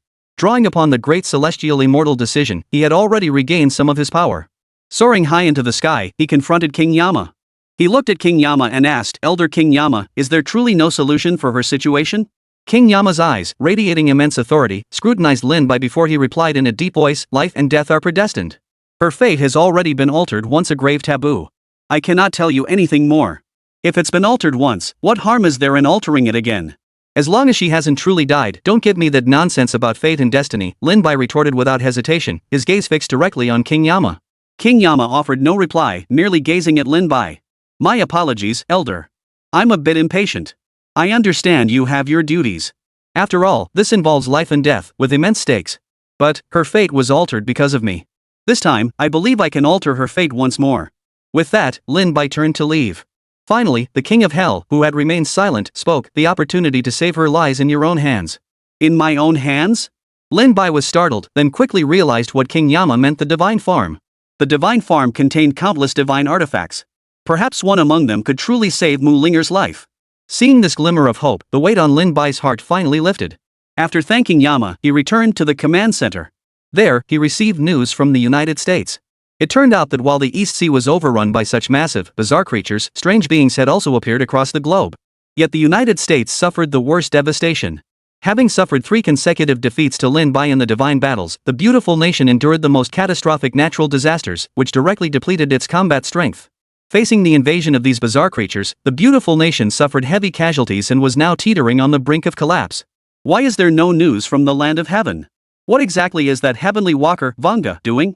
Or has he truly been replaced by Shakyamuni, as the great sage suggested? Lin Bai fell deep in thought, sensing a greater conspiracy lurking behind the scenes. Chapter 108, The Divine Beast, the White Tiger. Lin Bai then sought out Elder Mu and relayed King Yama's words. Upon hearing that Mu Linger might still awaken, a brief flicker of light seemed to return to Elder Mu's eyes. His eyes filled with tears as he gripped Lin Bai's hand tightly. Lin Bai, you must save Linger. Both her parents sacrificed their lives for the nation. I cannot let anything happen to her now. Old Master Mu's voice trembled, nearly choking on his words. The scene weighed heavily on those around them. Lin Bai offered comfort. Old Master Mu, Linger hasn't truly left us. We will find a way to wake her. I will return to the secret realm of national fortune to seek a way to awaken her. I will not abandon any hero. Her parents were heroes, their spirits in heaven will surely protect her. Wang Weigua and other venerable elders stepped forward to console Old Master Mu. Did he not understand this truth? Since Mu Linger had gone to the battlefield, she faced the risk of sacrifice at any moment. But he simply couldn't bear it. He would rather sacrifice himself than let Linger perish. Her parents had already given their lives for the nation. If Linger were to meet her end now, he would have no face to show her deceased parents. The great battle had ended. This war had nearly shaken the very foundations of Dragon Nation. Too many warriors had fallen, including those elite fighters who had reached the 9th tier of Earth Realm strength. All were lost, leaving the Dragon Nation's elite combat strength severely depleted. It would take an immense amount of time to recover, and moreover, the power of the deities had completely dissipated. Now, only the god of war Bai Qi and King Yama remained. Thus, the Dragon Nation urgently needed to find new deities. Yet, for so long, the divine tokens had not appeared again, leaving no way to search. Before I return to the divine farm, I must find a way to restore the Dragon Nation's strength. 5 demon sovereigns have been dealt with, but I dare not imagine the power of the remaining 4. The realm beyond the Battle King tier was utterly beyond Lin Bai's current grasp. It felt so distant and vast that merely contemplating such power made him feel like an insignificant insect. Cataclysmic tier was still too weak. Perhaps he needed to break through to the peak of the War King tier, or even beyond to the World Destroying tier, before he could face the remaining demon lords with confidence. World Destroyer. How could that be so easily attained? Lin Bai sighed deeply. After the previous war concluded, the Dragon Nation had entered a brief period of calm. The bizarre creatures had ceased appearing, as if granting everyone a respite. He finally had the rare opportunity to have a proper conversation with his parents. Yet, seeing the frown etched on Lin Bai's face, they hesitated, unsure how to broach the subject. They couldn't begin to imagine the immense burden he carried. Even though Lin Bai was their son, they knew very little about him. Like most citizens of Dragon Nation, they were utterly bewildered by the unknown aspects of his life. Thus, even though they noticed his emotional state, they remained at a loss for how to comfort their child. "Xiao Bai, are you all right?" Lin's mother asked with concern. Seeing her son like this pained her deeply. In her heart, Lin Bai was first and foremost her son, only then the hero of Dragon Nation. Both she and Lin Bai's father had witnessed the battle earlier. Seeing their son covered in blood, she nearly fainted from grief. Lin Bai's father's eyes were reddened too, his hand clutching hers tightly as he tried to calm her. "Mom, I'm fine. It's just that this rare moment of relaxation has made me feel suffocated by all the unknowns weighing on me." Lin Bai smiled. With the aid of the great celestial immortal decision, his injuries had nearly healed completely. The backlash after unleashing the blood-burning divine technique was indeed severe, but he had no other choice. Facing terrifying foes like the 5 demon lords, he had to give it his all. "Son, you did well. Your parents are proud of you," Lin's father said solemnly. He himself had achieved little, but his son was now a hero to all of Dragon Nation, to all of humanity. "Mom and Dad, I know the horror of the Weird Clan. I also know that if I don't fight desperately, human civilization will be utterly destroyed. If one day I truly die, please don't grieve." Lin Bai embraced his parents, his voice unusually calm. What lies ahead will be even more terrifying enemies. The situation may become even more desperate. You must protect yourselves. As long as I'm alive, I won't let anything happen to you. Lin Bai stayed with his parents for a long time, gradually reminiscing about amusing childhood stories. As he spoke, he smiled, though a tinge of sadness crept into his heart. He knew those beautiful days could never return. Yet that beauty still existed. As long as human civilization endured, so would its splendor. He believed human civilization would surely overcome this crisis. Afterward, Lin Bai entered the 9 Heavens secret realm and began training with desperate intensity. He needed to break through to the War King tier as quickly as possible. With his current peak Cataclysm tier strength, he could already traverse up to the 400th gate within the Nine Heavens secret realm. Yet beyond the 400th layer, he found himself utterly unable to overcome the foes within. He was struck down outright and forced to leave the Nine Heavens secret realm. Lin Bai steadied his breath, his heart still pounding. Just the 400th layer is already so terrifying. This Nine Heavens secret realm truly is. Still, such frenzied cultivation proves immensely beneficial for one's cultivation. Before long, I shall break through to the Battle King tier. Feeling the surging power within him, Lin Bai departed the Nine Heavens secret realm. That same day, good news arrived at the combat headquarters. Wang Weiguo, whose strength had previously plateaued at ground level 9, had successfully broken through to the early heavenly stride level with the aid of the Nine Heavens secret realm. In recognition of this achievement, Lin Bai presented him with a peach of immortality. After consuming it, Wang Weiguo leaped to the peak of the Skywalker realm. Though many warriors had fallen, the survivors trained with renewed fervor, rapidly enhancing their strength. It wouldn't be long before the Dragon Nation regained its peak era might. System task issued: travel to the Western Hills and awaken the White Tiger Divine Beast. The White Tiger Divine Beast? Could it be that the 4 divine beasts have been slumbering within the real world all along? Lin Bai was startled. He was intimately familiar with the 4 divine beasts, the most iconic figures in Dragon Nation mythology: Azure Dragon, White Tiger, Vermilion Bird, and Black Tortoise. These 4 divine beasts governed the heavens and earth, with the White Tiger specifically presiding over slaughter and conquest. This is excellent. Dragon Nation will now have a new divine protector. Lin Bai's heart swelled with joy. Chapter 109, The Western Hill. Among the 28 lunar mansions, the White Tiger constellation is arranged like a tiger and positioned in the west. Thus, it resides in the Western Hill region, belonging to the element of metal and presiding over slaughter. So that's where it was? Lin Bai murmured to himself, quickly relaying this news to Wang Weiguo, Old Mu, and the others. Upon hearing it, Wang Weiguo immediately wanted to dispatch a team to accompany Lin Bai on his journey. Lin Bai pondered for a moment before shaking his head. General Wang, our warriors need rest now. They cannot risk accompanying me again. Moreover, they must remain vigilant against the strange creatures. I will invite Elder Bai Qi to accompany me. The White Tiger Divine Beast governs slaughter, and Elder Bai Qi possesses an equally overwhelming aura of slaughter. Perhaps their mutual resonance could hasten our search for the White Tiger Divine Beast. Wang Weiguo finally agreed. Seeing this, Lin Bai hesitated no longer. After locating Bai Qi, the two set out together toward the Western Hills. The Western Hills, what kind of place is that? Do you know? Bai Qi inquired from high above. The westernmost frontier of the Dragon Nation lies in the borderlands. It should be situated atop the Pamir Plateau. Endless mountain ranges converge there, crisscrossing the landscape. Human civilization rarely ventures into that region. It's a vast, boundless expanse. Lin Bai briefly described the Western Hills to Bai Qi. Based on his understanding, the Western Hills likely referred to the Pamir Plateau. He wondered what dangers awaited them on this journey to the frontier. A divine beast that wields the power of slaughter? Bai Qi mused, his voice tinged with curiosity. That sounds intriguing. I'd like to witness it for myself. If the White Tiger Divine Beast exists, then surely the other 3 divine beasts must exist as well. If we could awaken all 4 divine beasts, perhaps we would no longer need to fear those bizarre creatures.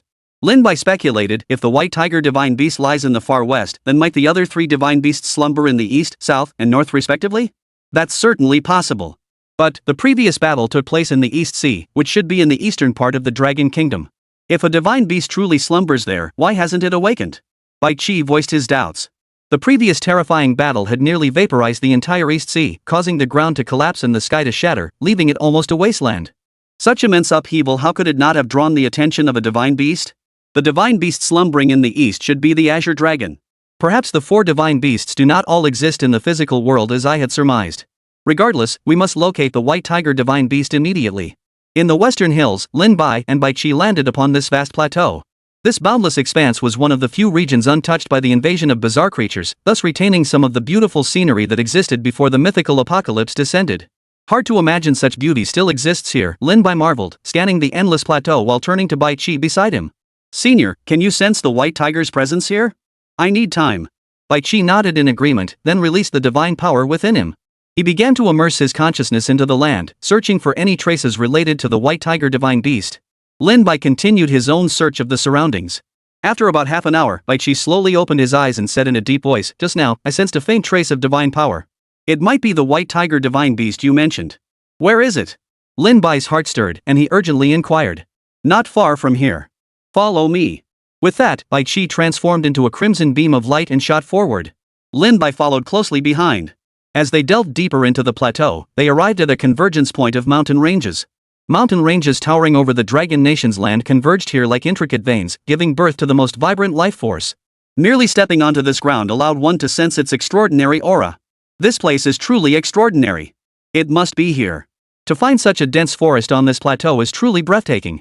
Lin Bai and Bai Qi entered the dense forest. Towering trees reached into the clouds, nearly blocking out the sunlight. Navigating through layer upon layer of foliage, they finally reached the very heart of the jungle. This is a primeval forest. Could the white tiger divine beast truly exist here? Lin Bai noticed deep, bottomless fissures appearing across the surrounding earth. The cracks seemed to be expanding relentlessly, the soil beginning to collapse, gradually swallowing everything in its path. Seeing this, Lin Bai rose into the air to observe the scene. He saw the trees being swallowed by the fissures emerging from the ground.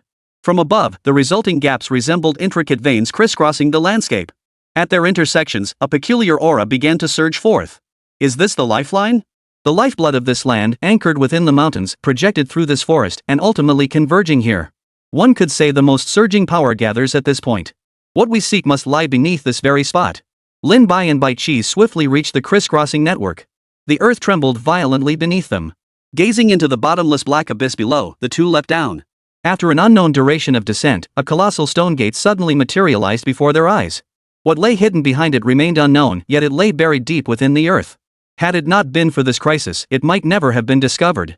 This is indeed the place, Bai Qi nodded, signaling to Lin Bai that the aura he sensed was right here. In truth, even Lin Bai now sensed the peculiar aura here, an ancient, solemn presence slowly emanating from within the stone gate. Lin Bai stepped forward, touched the cold stone door, and pushed with all his might. Finally, he managed to budge the massive slab. With a thunderous clang, the door creaked open, revealing a narrow gap just wide enough for two people to squeeze through. This? Lin Bai marveled. Beyond the stone door lay an extremely narrow passageway. After advancing a short distance, the scene suddenly opened up before them, just as described in the Peach Blossom Spring Tale. But when Lin Bai saw what lay at the passage's end, shock washed over him once more. Before them stood a magnificent palace. No one knew how long it had stood there. And deep within the palace's heart, a statue of immense authority came into view. Chapter 110, Awakening the White Tiger Divine Beast. The moment he beheld that imposing stone statue, an ancient, world-weary aura swept through the surroundings. It felt as though standing before Lin Bai was not a mere statue, but the true divine beast itself, the white tiger. No doubt about it, this is indeed the white tiger divine beast.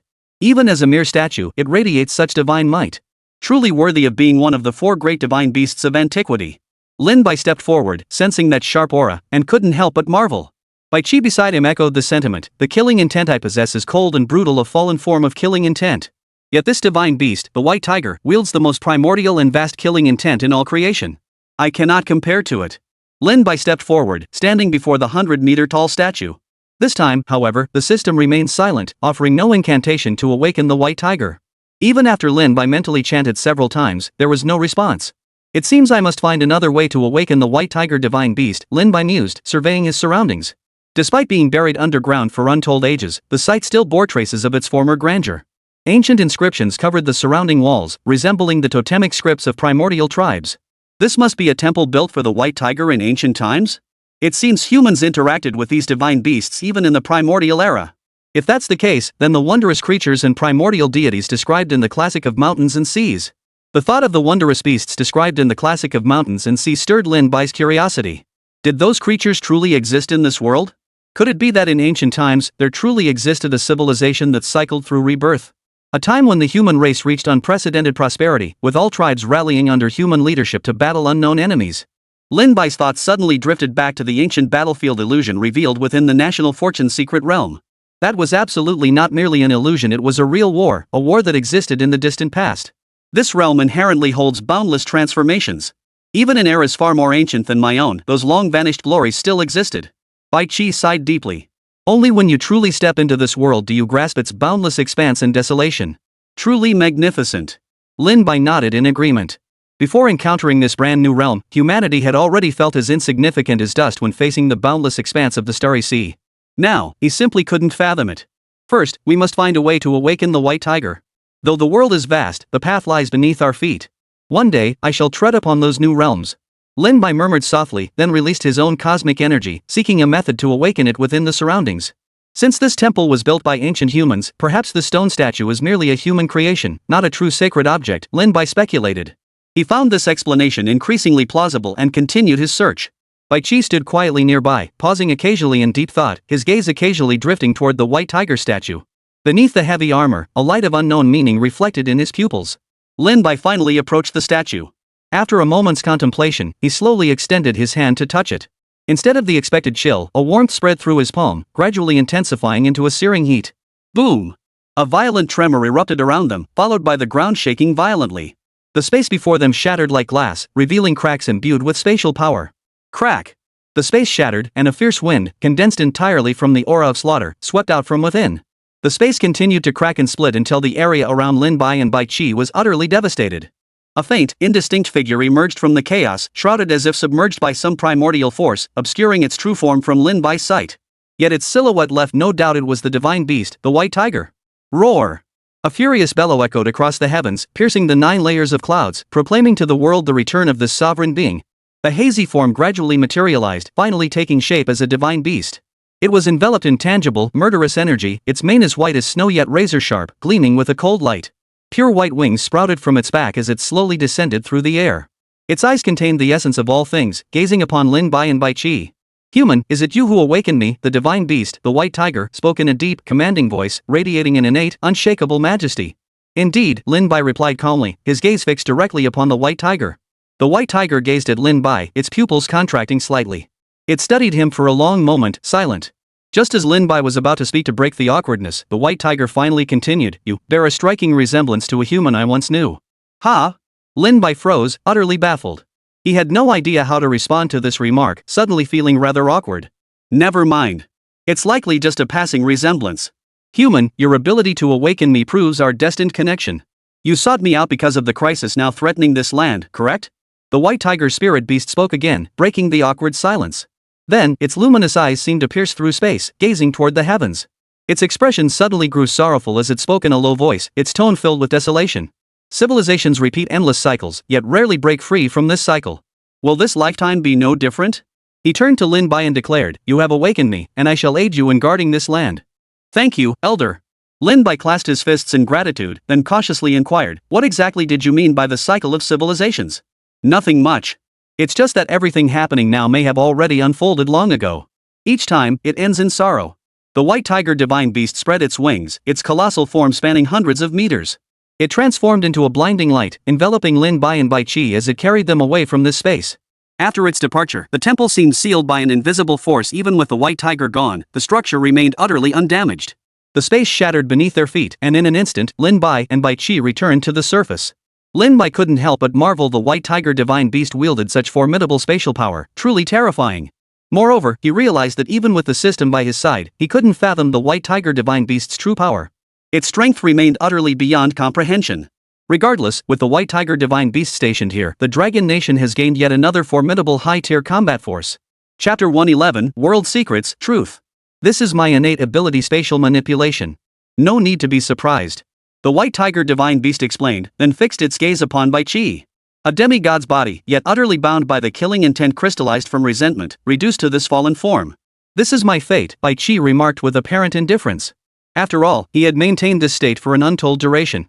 Had Lin Bai not entrusted him with the Qin Emperor's imperial seal, he would likely still succumb to periodic bouts of madness, losing control entirely. "My form can aid this incarnation of yours in escaping this predicament." With that, an intangible wave emanated from the white tiger divine beast's body, enveloping Bai Qi. The surrounding aura of slaughter seemed to solidify completely. Lin Bai watched as thick, blood-red killing energy surged from Bai Qi's body, then transformed into an intangible wave of energy before dissipating entirely. The crimson aura coalesced once more, though its icy, savage edge had softened somewhat, transforming into a pure, refined killing force that settled within him. Yet Lin Bai's brow furrowed as he listened to their exchange. How could it be that the white tiger divine beast wasn't its true form either? What was the true nature of this world? Why were the deities appearing in the real world not their true forms? Where had their true forms gone? Against what enemies were they fighting? Why was he still unable to comprehend all this? As if sensing Lin Bai's unease, Bai Qi inquired, "What's troubling you?" Lin Bai spoke, his gaze fixed on the white tiger divine beast and Bai Qi. He said, "Word by word, honored elders, I seek the truth. In what realm do your true forms reside?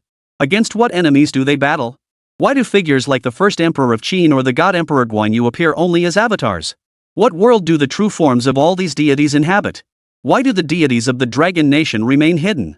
What is the secret realm of national fortune? And what exactly are these mythical, bizarre creatures? Human civilization now stands at a critical juncture of survival or extinction. Warriors sacrifice themselves daily, yet we remain utterly ignorant of our enemy's origin or purpose. Both the White Tiger Divine Beast and Bai Chi fell silent. The White Tiger Divine Beast, in particular, appeared lost in thought. As he gazed at Lin Bai, his mind seemed to drift back to ancient times. It seemed that in those times, a youth among the human race had questioned him in this very tone: what was the purpose of battle? For a moment, he felt Lin Bai's figure overlap with that of that youth. Is it a coincidence? The White Tiger murmured before continuing, the world you inhabit is what we call the human realm. Beyond it lies the realm where the deities you speak of and the true forms of divine beasts reside. You've guessed correctly. The true forms of the deities you've encountered reside in that realm, engaged in battles of unimaginable terror. This is the true reason why the deities of the Dragon Nation remain unseen, and the specific reason why we can only manifest as avatars in this world. Hearing this, Lin Bai felt even more perplexed. The God Emperor Duan and the first Emperor Qin did indeed descend successfully. But you, Elder White Tiger. Could it be that you too once remained in this world? Yes, we once resided in this world as well, leaving behind certain legacies. But that was so long ago, it's hard to say exactly when. The White Tiger Divine Beast replied, its expression tinged with melancholy. Bai Chi remains silent as well. Lin Bai paused for a moment before speaking. Beyond our world, are there other worlds? Countless worlds exist. The human realm is merely one of the most ordinary, yet also the most peculiar. We cannot elaborate further on this matter. Bai Chi shook his head. Then, stepping forward, he addressed Lin Bai with solemn gravity. That world is a shattered realm. Even gods perish there. It stretches boundlessly, where blood and war reign supreme. Conflicts rage ceaselessly, enduring for untold tens of thousands of years. This was the first time Bai Chi had briefly described the world's fundamental nature to Lin Bai. Upon hearing this, Lin Bai felt his heart tremble with shock, almost instinctively blurting out, then, have you two elders ever heard of the Celestial Court? The Celestial Court? Of course we've heard of it. In that world, the Celestial Court is the main force driving the war. And within all the mythological systems of the Dragon Kingdom, the Celestial Court faction is one of the most prominent. Are you quite familiar with them? Asked the White Tiger Divine Beast. Though they had remained in human form within the mortal realm, slumbering for an unknown duration, a connection still existed between them and their true forms. This allowed them to perceive events from that realm, which is why Lin Bai's mention of the Celestial Court piqued their interest. Indeed, very familiar. Or rather, every citizen of the Dragon Kingdom is intimately acquainted with the Heavenly Court faction. This is because there exists a certain gentleman who, in ancient times, chronicled the tales of the Heavenly Court deities through biographies and written records. To this day, that ancient text is revered as a classic. Lin Bai nodded, explaining to the two deities before him. Hearing this, both the White Tiger Divine Beast and Bai Chi couldn't help but chuckle softly. Then, the White Tiger Divine Beast spoke first. He is no ordinary human. Aren't you curious how he could be so knowledgeable about the deities of the Heavenly Court faction and the events that have transpired? Could it be? Lin Bai stared at the White Tiger Divine Beast in disbelief. Indeed. Each such being is a deity reincarnated in the mortal realm. Their purpose is to use written words and cultural forms to let people understand the stories of those truly existing deities, ensuring the incense offerings in the mortal world never cease. Lin Bai finally understood. No wonder. So everything had actually happened before. Nothing was coincidence. This world was truly wondrous, with traces leading everywhere. This is all we can tell you. You must discover the rest of this world for yourself. You have embarked on this path by destiny. In time, you will understand everything. With that, the two fell silent. Lin Bai knew better than to ask more questions. He silently committed their words to memory. Then, the White Tiger deity spread its wings, and space twisted violently. Traveling through space defied the concept of speed. As the fabric of reality shattered, the White Tiger Divine Beast carried Lin Bai and Bai Chi to hover above the Dragon Nation's War Command Center. Is this the application of spatial power? If I could possess such an ability, or apply it to the Dragon Nation's military, I could provide instant reinforcement to every battlefield. Lin Bai couldn't help but yearn for such formidable power. Truly, the White Tiger Divine Beast lived up to its name. Even its innate abilities were utterly extraordinary. Chapter 112, Humanity's Destiny Unity. After returning Lin Bai and Bai Chi to the command center, the White Tiger Divine Beast showed no intention of lingering. Instead, it prepared to depart. As it turned to leave, it looked at Lin Bai and said, should any anomalies arise, I shall intervene. Before that, however, I must search for the whereabouts of those few individuals. Are you referring to the Vermilion Bird, Azure Dragon, and Black Tortoise, Sr.? Lin Bai asked, clearly deeply concerned about this matter. If the White Tiger Divine Beast had left an avatar in their world, the other three Divine Beasts likely had as well. Should all four awaken, the Dragon Nation might finally overcome its fear of the strange. Correct. The White Tiger deity nodded, then instantly tore through space and departed. Witnessing this unique spatial traversal ability once more, Lin Bai couldn't help but marvel. Just then, the system's voice echoed in his mind, "Host has awakened the White Tiger Divine Beast. Reward obtained, the Nine Heavens Secret Realm has evolved, allowing the establishment of multiple nodes throughout the Dragon Nation." Upon hearing this reward, Lin Bai was overjoyed. While the Nine Heavens Secret Realm was undoubtedly an excellent place for the warriors of the Dragon Nation to enhance their strength, its sole drawback was that it could only be accessed from the combat centers. Thus, even though the Nine Heavens Secret Realm enabled rapid strength growth, it was limited to warriors stationed at the combat center. Troops garrisoned across the Dragon Nation had little time to enter and cultivate within it. But now, everything would change. The Nine Heavens Secret Realm could establish different access points, allowing warriors from all corners of the Dragon Nation to enter and cultivate, rapidly advancing their cultivation. I wonder if I could have one established within the Divine Great Farm as well. This Nine Heavens Secret Realm would be an excellent cultivation ground for me too. Lin Bai murmured softly, suddenly recalling an unused system reward he possessed: the random divine weapon draw obtained after slaying the 3 demon lords. This rusty axe feels remarkably comfortable to wield. It truly embodies the might of creation, though I cannot unleash its full power. This rust seems unnatural. Mentioning weapons, Lin Bai retrieved the rust-speckled broken axe he had obtained from the Divine Great Farm. After accompanying him through so many battles, the rust on the axe showed faint signs of flaking off, though it was only a small portion. How could an axe possessing the might to cleave the heavens rust? If this truly is ordinary rust, then it must be god-tier rust. Lin Bai muttered under his breath. He had once asked Xiao Tianquan and the Great Sage about the origins of this broken axe, but the two could only discern its extraordinary nature, not its true history. Even the Great Sage's fiery eyes couldn't see through it, so Lin Bai decided not to pursue its origins further, simply treating it as an immensely powerful weapon. Come to think of it, the only axe I recall possessing the might to cleave the heavens seems to be that one's axe, right? For Lin Bai, the connection was obvious. Within the Dragon Nation's mythological framework, the only being associated with the creation of the heavens and earth was the legendary Pangu. He wielded the axe of creation, cleaving the primordial chaos to reveal the first heavens and earth. But if you told him this broken axe was the very Pangu axe? Even Lin Bai would find that utterly preposterous. What realm did the great god Pangu dwell in? How could his weapon be something I could wield casually? It must simply be an exceptionally powerful divine artifact. Lin Bai shook his head, realizing he'd been indulging in wild fantasies. Just then, Wang Weiguo and the others approached. They had clearly witnessed the awe-inspiring scene of the White Tiger Divine Beast tearing through the sky moments before.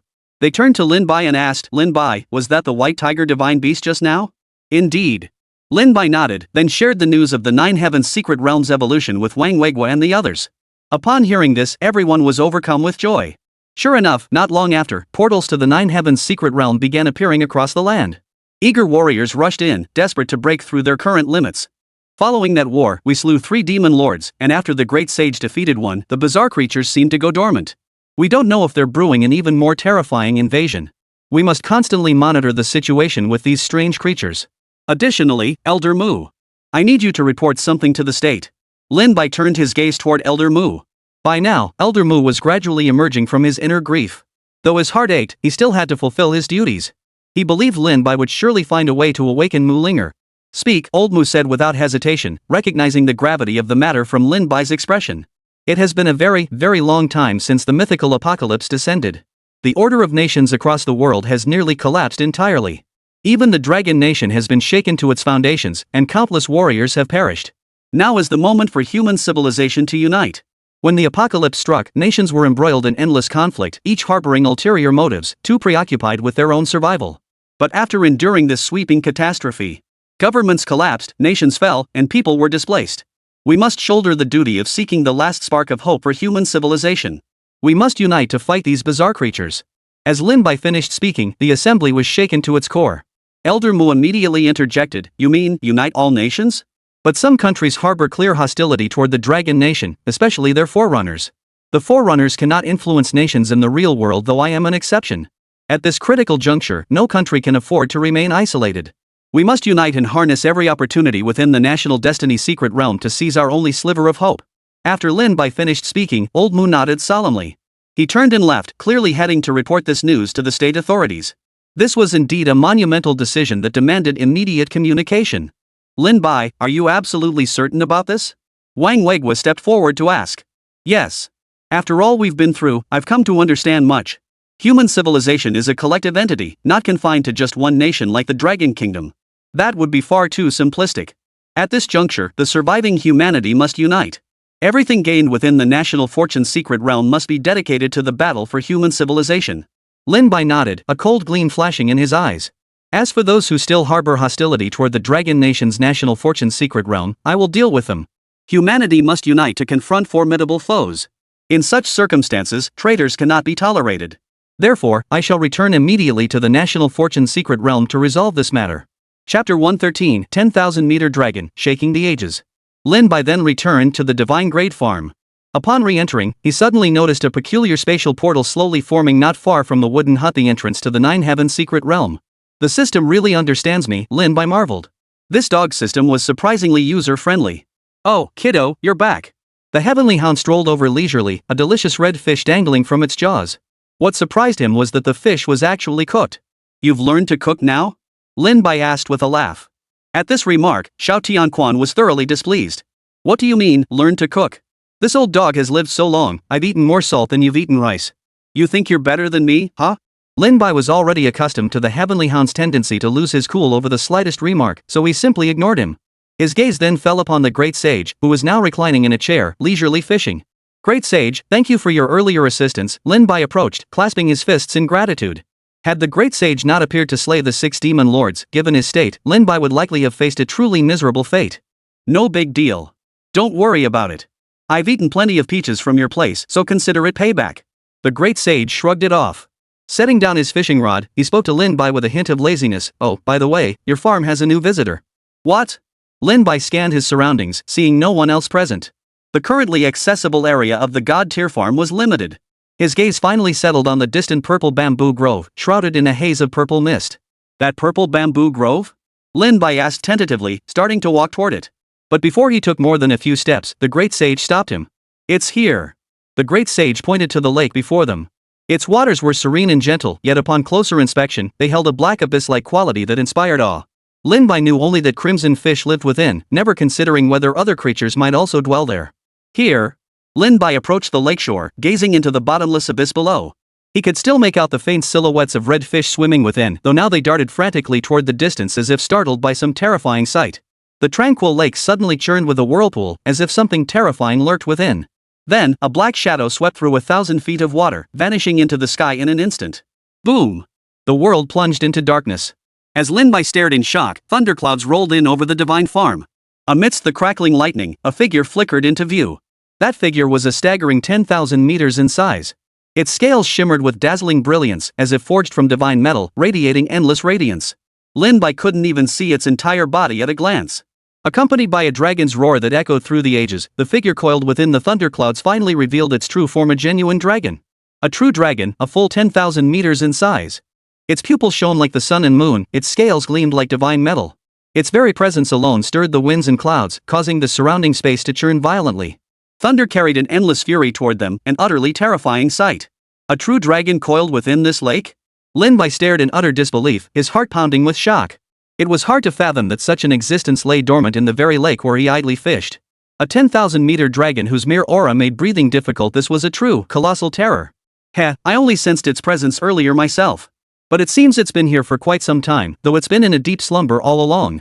It's no wonder you didn't notice it. The great sage teased. Meanwhile, the true dragon in the sky fixed Lin Bai with an imposing gaze, its voice echoing from the horizon. Human, this place bears the nation's destiny and fortune. It is an ideal location for slumber. I arrived here some time ago and have been sleeping here ever since. Upon you. I sense the aura of an old friend of mine. The true dragon suddenly spoke, his gaze upon Lin Bai carrying a peculiar quality, as if he felt he had seen Lin Bai somewhere before. Upon hearing this, Lin Bai instantly realized, the old friend you speak of, could it be the white tiger divine beast? Only then did Lin Bai realize that the azure dragon, one of the 4 divine beasts, had been residing all along in the seemingly ordinary, tranquil lake within his god-tier farm? It seems my divine great farm truly harbors hidden talents. Lin Bai murmured in awe. Even though he had braced himself for all manner of surprises, witnessing this scene still sent shockwaves through his heart. Indeed, it seems fate has brought you together, the azure dragon nodded before its form vanished back into the depths below. As the lake's surface settled once more, Lin Bai gaped in disbelief. It was hard to fathom how a colossal dragon spanning 10,000 meters could slumber within such a seemingly modest lake. Or perhaps there was another realm beneath the surface? That seemed the only plausible explanation. Before Lin Bai could speak, the azure dragon's voice echoed, I shall slumber here. Should any external foe invade, summon me at any time. With that, the dragon's voice faded completely. The great sage beside him chuckled, "See? This place is never short of deities. Perhaps even an earthworm in the soil is some dragon reincarnated. Well, if that's the case, I might just dig up the entire place." Lin Bai spoke, then recalled the true purpose of his return. Turning to the great sage, he declared, "Great sage, now that the dragon nation's secret realm possesses divine power, I intend to initiate a divine war. Our opponent shall be the kingdom of Tianju." Tianju Kingdom. Shakyamuni, is it? The great sage's expression grew solemn upon hearing this. He looked at Lin Bai and said gravely, "You must be certain. The outcome of a divine war is always the complete demise of one of the deities. That old Buddha's power is too terrifying. Though I, old son, do not fear him, his strength, even I would find it difficult to shake." Lin Bai nodded. "I understand that. But I know this, the deity upon whom a nation's fate realm relies cannot directly intervene in a war of the gods unless that nation's mythological system has no other deities left to call upon. Take the mythological system of that Neon nation, for instance. It relies upon the great sun goddess Amaterasu, or perhaps her father deity. Regardless, the principal deity cannot enter the fray until every lesser deity within that system has been utterly destroyed. I intend to use this opportunity to uncover exactly what that Tianju nation is up to." Chapter 114, A Long-Held Resolve. Indeed. The beautiful country you targeted earlier merely inherited the Neon nation's mythological system, with the Tianju nation pulling the strings behind the scenes. That old Buddha's ambitions extend far beyond this. We must deliberate this matter carefully. The great sage's gaze fell upon Lin Bai, his expression unusually grave. Lin Bai knew his decision had been rash, but the memory of that terrifying demonic Buddha he'd once witnessed left his heart restless. He feared that if they continued to ignore the Indian Empire, Shakyamuni might indeed commit some horrific act. Now that Shakyamuni's hostile stance was confirmed, he had to take it seriously. As the great sage had said, Shakyamuni was no ordinary foe. Even with the great sage's formidable powers, he still felt somewhat powerless in his presence. "I understand your concerns. Therefore, my suggestion is to initiate the most basic form of secret realm invasion. Such an invasion can only be carried out by a forerunner, and the deities attached to them can only provide power support or project avatars. I shall accompany you into this battle.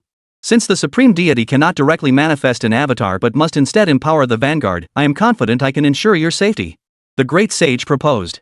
He did not dismiss Lin Bai's concerns. He too was deeply troubled by Shakyamuni, desperate to uncover what schemes the Buddha was plotting.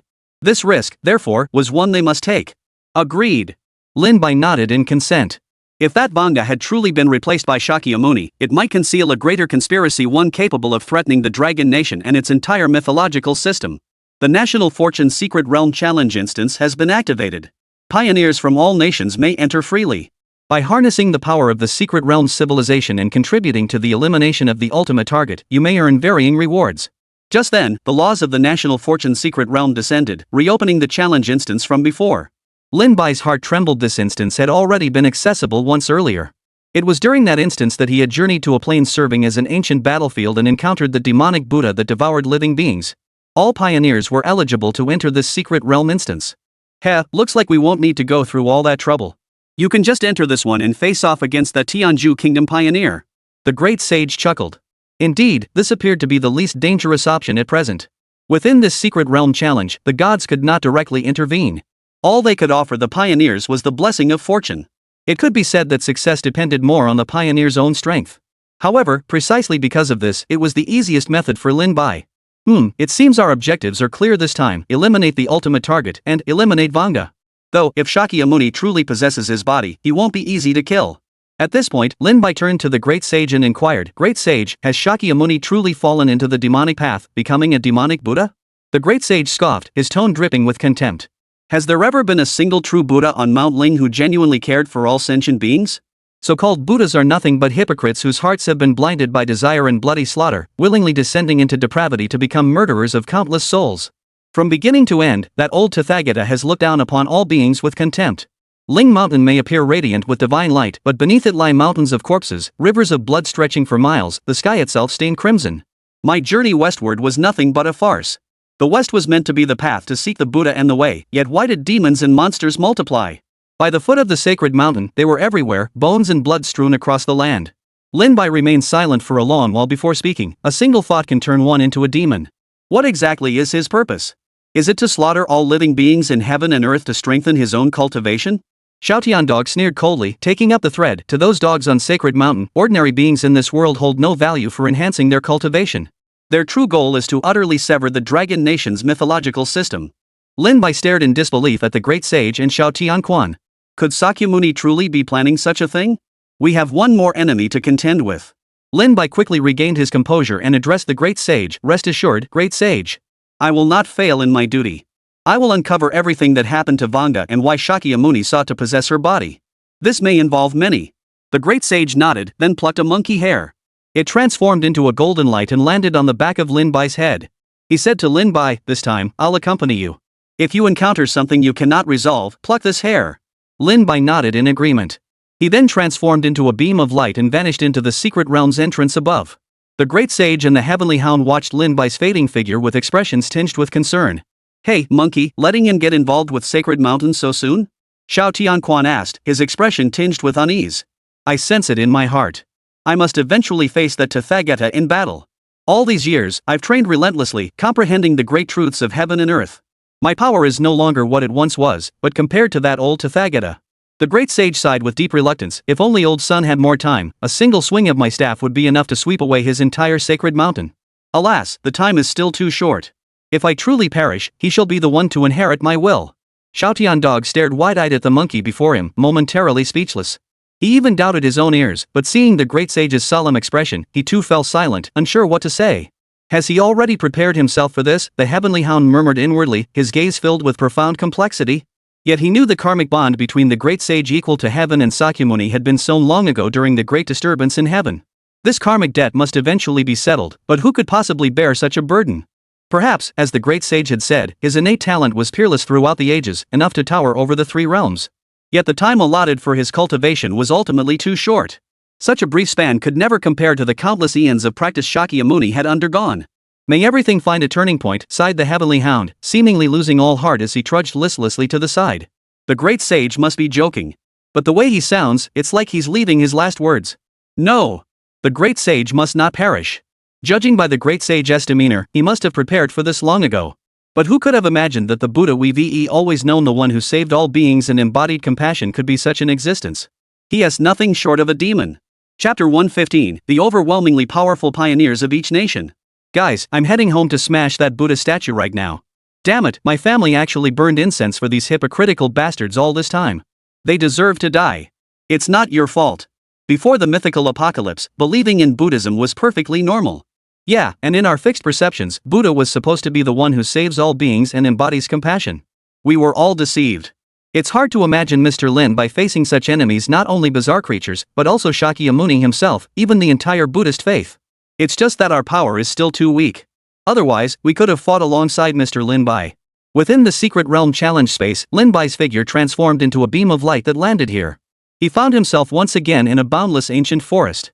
In the distance, he could make out an endless ancient mountain range, seemingly stretching to connect heaven and earth. Though this isn't my first time here, I still wonder what kind of space this truly is. Is it created by the laws of the National Fortune secret realm, or does it genuinely exist as a space in another world?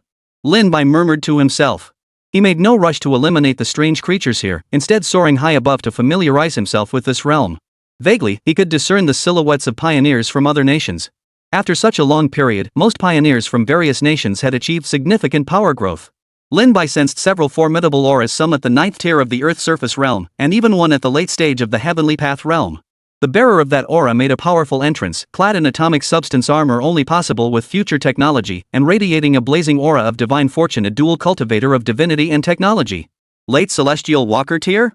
Lin Bai looked in that direction and spotted the American pioneer, Davis. So it's this guy. After inheriting the Neon Nation's mythological system, his dual cultivation of deity and technology has boosted his strength at an astonishing rate. Davis clearly sensed Lin Bai's presence. Unexpectedly, he immediately turned and fled without hesitation, vanishing into a streak of light. Evidently, the psychological trauma from having 3 deities consecutively slain last time still haunted Davis. This fear made him utterly unwilling to confront Lin Bai head on. The moment they met, he slunk away like a scared rat. Lin Bai. Lin Bai paid no heed to this fellow. While his strength had indeed risen rapidly, in Lin Bai's eyes he was no more than an insect currently posing no threat. Boom! Suddenly, another formidable aura erupted, one powerful enough to shatter mountains. The figure materialized, its gaze locking onto Lin Bai. His aura was colossal, as domineering as a celestial deity. Even from a great distance, Lin Bai could sense the overwhelming divine aura radiating from him. The forerunner of the kingdom of Laki. Since descending from the kingdom's secret realm, he's been in seclusion, cultivating. With the backing of Lakia's mythological system, centered on the heavenly father Zeus as its chief deity, has he finally attained such formidable power? Reaching the peak of the celestial walker tier. Lin Bai recognized this man. They had crossed paths once before. He was indeed the forerunner of the kingdom of Lashi. Lashi's mythological system was equally formidable, boasting 12 principal deities including Zeus, Hera, Athena, and Apollo. Their strength was not to be underestimated. Thus, this individual's strength had quietly reached a level just one step away from cataclysmic tier. It seemed only a matter of time before he broke through to that realm. It's uncertain whether this man poses a threat to the Dragon Nation.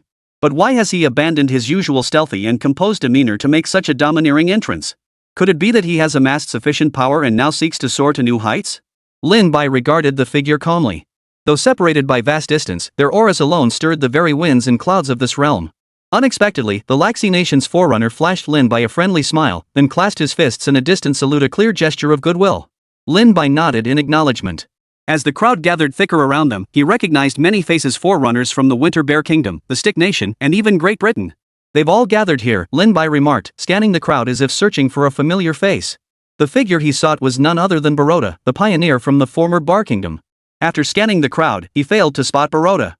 His brows furrowed slightly, a hint of regret washing over him. Invasions of national fortune realms between countries were common occurrences. However, nearly every nation knew of the Dragon Nation's might and thus avoided courting trouble. But that didn't mean smaller Western nations wouldn't invade each other's realms. He had no idea what Baroda's situation was now, so he could only put his thoughts aside for the moment. Where is that guy? Those present all averted their gaze from Lin Bai, for they knew full well that this man was the pioneer of the Dragon Nation, a figure who had become almost mythical. Not only had he broken through the 6th layer of the Secret Realm dungeon, but he had also consecutively slain 3 deities of the beautiful country during the Divine War. Such a being was simply beyond their reach. The days of provoking the Dragon Nation are long gone. No trace of such actions remains in the world today. Clearly, no one wishes to follow in those footsteps. Had. A slightly eerie chuckle suddenly echoed through the air. Immediately afterward, a familiar aura surged skyward. Within the fleeting crimson glow that flashed in that instant, Fan Jia's figure slowly materialized, landing not far away. Lin Bai's gaze locked onto Fan Jia. He could sense the faint yet palpable aura of murderous intent emanating from her body, almost identical to the demonic Buddha he had encountered before. Though he concealed it well, Lin Bai still detected the demonic aura within. At that moment, the single hair on the back of Lin Bai's head emitted a faint golden glow. Indeed, it is the aura of that old man Tathagata. No mistake about it, came the great sage's unquestionable voice. Just then, Vanga also turned his gaze toward Lin Bai. Lin Bai could see the blood-red light flickering within his pupils, seemingly crystallized with demonic patterns. It was extremely eerie, emanating a heart-stopping aura. No wonder his aura has reached late-stage cataclysmic disaster level. Since he carries the aura of Shakyamuni, we shall eliminate him completely today. That should disrupt Shakyamuni's plans, I suppose. At this thought, a cold, murderous intent flashed in Lin Bai's eyes as he locked onto Vanga. Chapter 116, Severely Wounding Vanga. The surrounding world seemed to freeze. Lin Bai's icy killing intent was utterly unmasked as his aura surged skyward, its colossal force shaking the very space. Fixing his gaze on Vanga, his form transformed into a fiery streak as he charged toward his target. Witnessing Lin Bai's overwhelming assault, the pioneers from various nations were stunned. None could fathom why the Dragon Nation pioneer would attack the Indian pioneer with such reckless abandon. What's going on? Why are the Dragon Nation's forerunner and the Tianju Nation's forerunner fighting? Whispers spread among the crowd, but all instinctively backed away. Feeling the overwhelming aura Lin Bai released sent shivers down their spines. They realized they wouldn't last even a moment against such an opponent. Only then did they grasp the vast chasm between themselves and Lin Bai. A mere aura was enough to fill them with dread. This Dragon Nation pioneer was simply not someone to be trifled with. Poof! Upon noticing the murderous intent in Lin Bai's eyes, a blood-red light flashed in Vanga's pupils. A crimson Sanskrit seal materialized before him. His hands intertwined in an eerie posture, and the Sanskrit seal shifted accordingly. With that single seal, he transformed the bloodlight into a shield, colliding head-on with Lin Bai's attack. Why such haste to battle me? A sinister smile touched Vanga's lips. Though the collision of immense energies sent him reeling 100 meters back, his expression remained serene as he regarded Lin Bai. Naturally, to force that creature within you to reveal its true form. Besides, do you truly believe I'm unaware of your manipulations behind the scenes? You've orchestrated the United States to inherit Japan's mythological system, then turned against my Dragon Nation. Lin Bai gave a cold laugh, saying no more. Clenching his fist, he charged forward. The wind whistled as his fist struck, erupting into streaks of light that surged toward Van Gogh from all directions. Upon hearing Lin Bai's words, a flash of murderous intent flickered in Vanga's blood-red eyes. Yet in that instant, he continued to imbue himself with crimson Sanskrit, transforming it into intricate seals that coiled around his body. Van Jia clenched his fist, inscribed with Sanskrit, clashing with Lin Bai mid-air. Golden and crimson light nearly engulfed the entire sky. After a brief exchange, Van Jia was sent reeling by Lin Bai's punch, blood trickling from the corner of his mouth. Currently only at late-stage cataclysmic power, even with the strength of Shakyamuni allowing him to briefly match peak cataclysmic Lin Bai, his disadvantage became apparent over time. Lin Bai now stood but a single step away from the Working Tier. This battle was clearly his breakthrough moment. He intended to use this opportunity within the Secret Realm instance to push his cultivation to its limits, seeking the opening to ascend to the Working Tier. Of course, this was an immense challenge for Lin Bai. Therefore, a bloody battle was inevitable.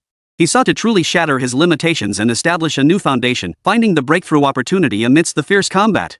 This fellow is indeed peculiar. A power not his own lurks within him. No wonder he possesses the strength to fight me. The gap between a peak cataclysmic tier and a late-stage cataclysmic tier was vast. Facing an ordinary late-stage cataclysmic tier opponent, Lin Bai possessed the confidence to eliminate them within a few exchanges. But this Vanga, though wounded, still maintained formidable combat prowess. Lin Bai fell silent. The temperature in this space surged abruptly, crimson flames shooting skyward. Then, the three-flame true fire surged in his hands, while the divine willow encircled him. Lin Bai charged forward once more. This move only darkened Vanga's expression further. He hadn't expected Lin Bai to be so reckless, determined to eliminate him at all costs. After all, the primary purpose of entering this secret realm was to eliminate the ultimate target. This guy had locked onto him the moment he appeared. Didn't he fear fighting himself to exhaustion and letting others reap the rewards? Damn it, has he actually sensed it? Van Jia muttered under his breath. Blood-red Sanskrit characters seemed to ignite, rapidly coalescing into seals. The script grew increasingly intense, ultimately condensing into a blazing orb that gathered upon Van Jia's body. He ceased evading and charged headlong, seeking to slay Lin Bai with the most ruthless force. This played right into Lin Bai's hands. Each clash between them was powerful enough to tear the earth apart, splitting the ground open into a chasm. The explosive aftershocks alone were enough to strike fear into the hearts of the pioneers from various nations. Though they knew nothing of the conflict between these two, they clearly had no desire to be caught in the crossfire here. Most of the pioneers departed, leaving only a handful lingering nearby to observe the battle. Whether they sought to reap the benefits of the conflict or simply witness this clash between the mighty remained unclear. Boom! Lin Bai unleashed relentless punches, his three-flame true fire sweeping toward Vanka like a dragon. The seemingly formidable crimson Sanskrit script showed signs of being consumed the instant it touched the flames. His speed was blinding, fist light striking from all directions in a relentless assault. Though Vanga managed to barely withstand the onslaught with his crimson Sanskrit, it was clear to all that he was showing signs of exhaustion. Make that thing inside you come out. As the ruler of a sect, why hide within a human body? Lin Bai's voice was cold as divine will pierced through space, skewering Vanga's shoulder. A crimson line shot skyward. Lin Bai once again formed his hand into a blade, striking Vanga with unparalleled ferocity. Vanka seemed utterly enraged. With a roar that echoed like sacred chanting, his body was almost entirely enveloped in crimson light. He launched relentless assaults, yet every strike shattered against Lin Bai's impenetrable Vajra body. Caught utterly off guard, his flesh was consumed by the three-flame true fire, sending him crashing to the ground. Hovering above, Lin Bai looked down upon Vanga. His body ravaged by the three-flame true fire, Vanga must now endure excruciating agony, unable even to utter a sound. Ha, ha! Vanga suddenly laughed, a savage, snarl-like sound.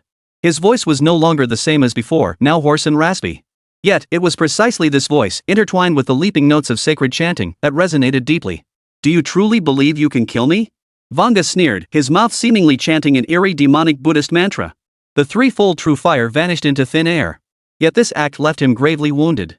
He coughed up a mouthful of blood, his entire being seemingly drained to the point of utter exhaustion. His chest was caved in, his body pierced in multiple places. Now covered in blood, he looked utterly pitiful. Lin Bai was also wounded, but compared to Vanga, his injuries were almost negligible. Chapter 117, A Desperate Strike, Old Friends Reunited. As he watched Fan Jia suddenly erupt into frenzied violence, the killing intent in Lin Bai's eyes burned ever brighter. He gave Fan Jia no further opportunity. A swirling radiance erupted from his hand, transforming into the shattering axe as he swung it in a deadly strike. The flash of celestial light carried a fierce storm, severing Fan Jia's head amidst a sea of blood. Knowing that an entity akin to Shakyamuni resided within this man, Lin Bai refused to give him any time. Otherwise, who knew what terrifying power might be awakened? Put! Blood spurted skyward as Vanga's body collapsed to the ground. After a few convulsive twitches, all signs of life vanished. Witnessing this, Lin Bai exhaled in relief. Regardless, eliminating this creature would disrupt Shakyamuni's plans to some extent. Though he didn't know the specifics of Shakyamuni's scheme, the fact that he had taken over Vanga's body meant there was a reason behind it. Perhaps Vanga's body, under his control, could accomplish things that even a deity like him couldn't easily achieve. After all, the more powerful a deity became, the more constraints imposed by the rules they faced in inescapable reality. Thus, utilizing a human body had become the optimal choice. At that moment, a blinding crimson light erupted from Vanka's corpse. The writhing, worm-like bloodlight swiftly intertwined, coalescing into a blood-red beam that shot skyward. Boom! Beneath the blood beam, a terrifying force instantly froze space. A colossal demonic rune, thousands of feet in size, coalesced from the air. A chaotic demonic chant resounded as grand as sacred chanting, yet as piercing as demonic screams. A demonic hand, covered in engraved demonic patterns, descended from 10,000 meters above, crushing down upon Lin Bai. This strike was utterly terrifying, far surpassing the level of a natural disaster. This attack was absolutely beyond what Vanka could unleash on his own. It came from the Sakyamuni within his body. Damn it! Immortal body, I call a form. Lin Bai's eyes turned cold as he swiftly activated his diamond hard body technique. The surrounding space froze solid, trapping him in place. He knew this was Shakyamuni's decisive, lethal strike. He would not passively await his demise. Boundless divine power surged from his body, radiating blinding golden light as he resolved to withstand the blow even if it meant facing certain death.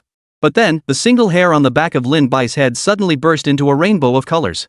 Space immediately returned to normal. As Lin Bai regained his mobility, the space before him twisted violently. A golden sea anchoring needle, radiating brilliant golden light, erupted from the distortion. The divine needle of the sea appeared only a few zhang long as it shot forth, yet the instant it fully left Lin Bai's body, it transformed into a colossal form thousands of zhang in size, crashing into the demonic hand with a single strike. With a thunderous boom that shook heaven and earth, the unstoppable demonic hand froze. Cracks spread relentlessly across its surface, engulfing the entire hand before it exploded violently. Blood spurted forth, coalescing in the sky into a figure none other than the demonic Buddha Lin Bai had encountered earlier.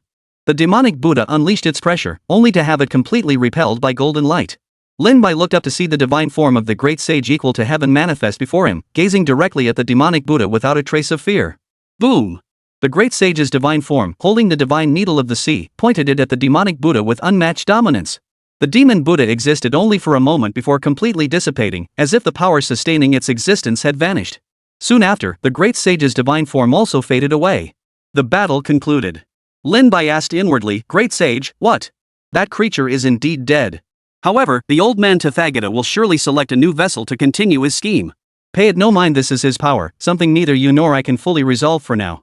The great sage's voice echoed, "Still, slaying him has disrupted his scheme." His mind had long been replaced by that old Tathagata, reduced to a mere puppet. Lin Bai nodded. Slaying Vanga had been the greatest achievement of this expedition.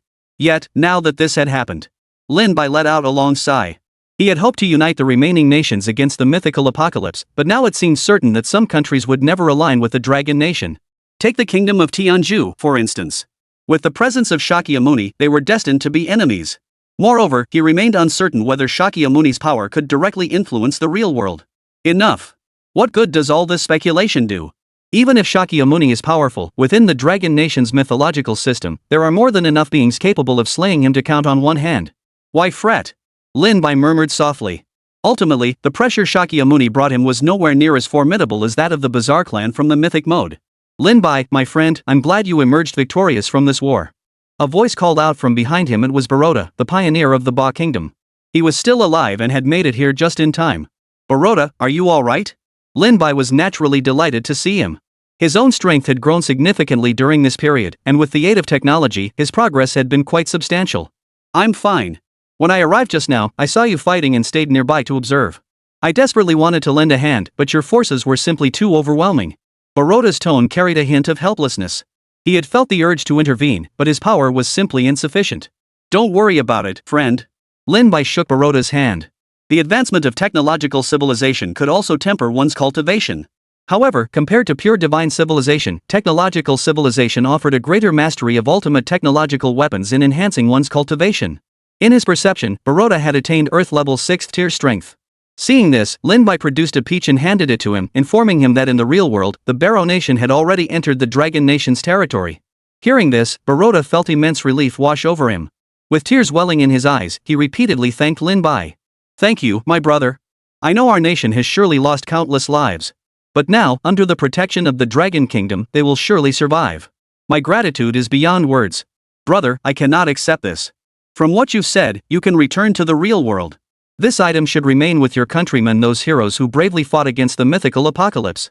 Hearing this news fills me with joy. At last, I can freely enhance the power of the national fortune's secret realm. I will do everything possible to aid my countrymen and assist the Dragon Nation, for they will surely bestow the rewards they gain upon the Dragon Nation. Baroda smiled, then bid farewell to Lin Bai. He still needed to venture into this secret realm to challenge the space and seek his own opportunities. The immortal peach fruit he did not accept. Lin Bai smiled faintly and departed as well. He murmured softly, he is a true hero. Chapter 118, The Ultimate Goal Descends, Sun and Moon Reversed. Mr. Lin Bai's fighting stance was beyond description, utterly breathtaking. That Vajra clearly wasn't a good guy.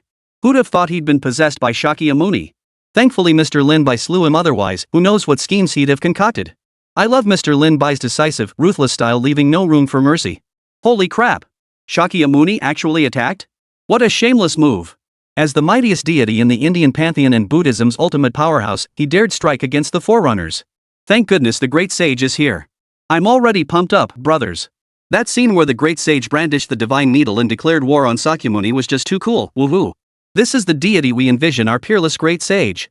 Mr. Baroda is also a true hero. I never expected him to refuse what Mr. Lin Bai offered. Though I don't know what it was, even the great sage adored those peaches. If a human had eaten it, they would surely. This is his choice. He knows this peach will surely benefit those in Dragon Nation who need it most. As a pioneer of national fortune, he must strive with all his might to seize opportunities for his country. Indeed. Even though Barrow's homeland has been utterly overrun by bizarre creatures, its people endure.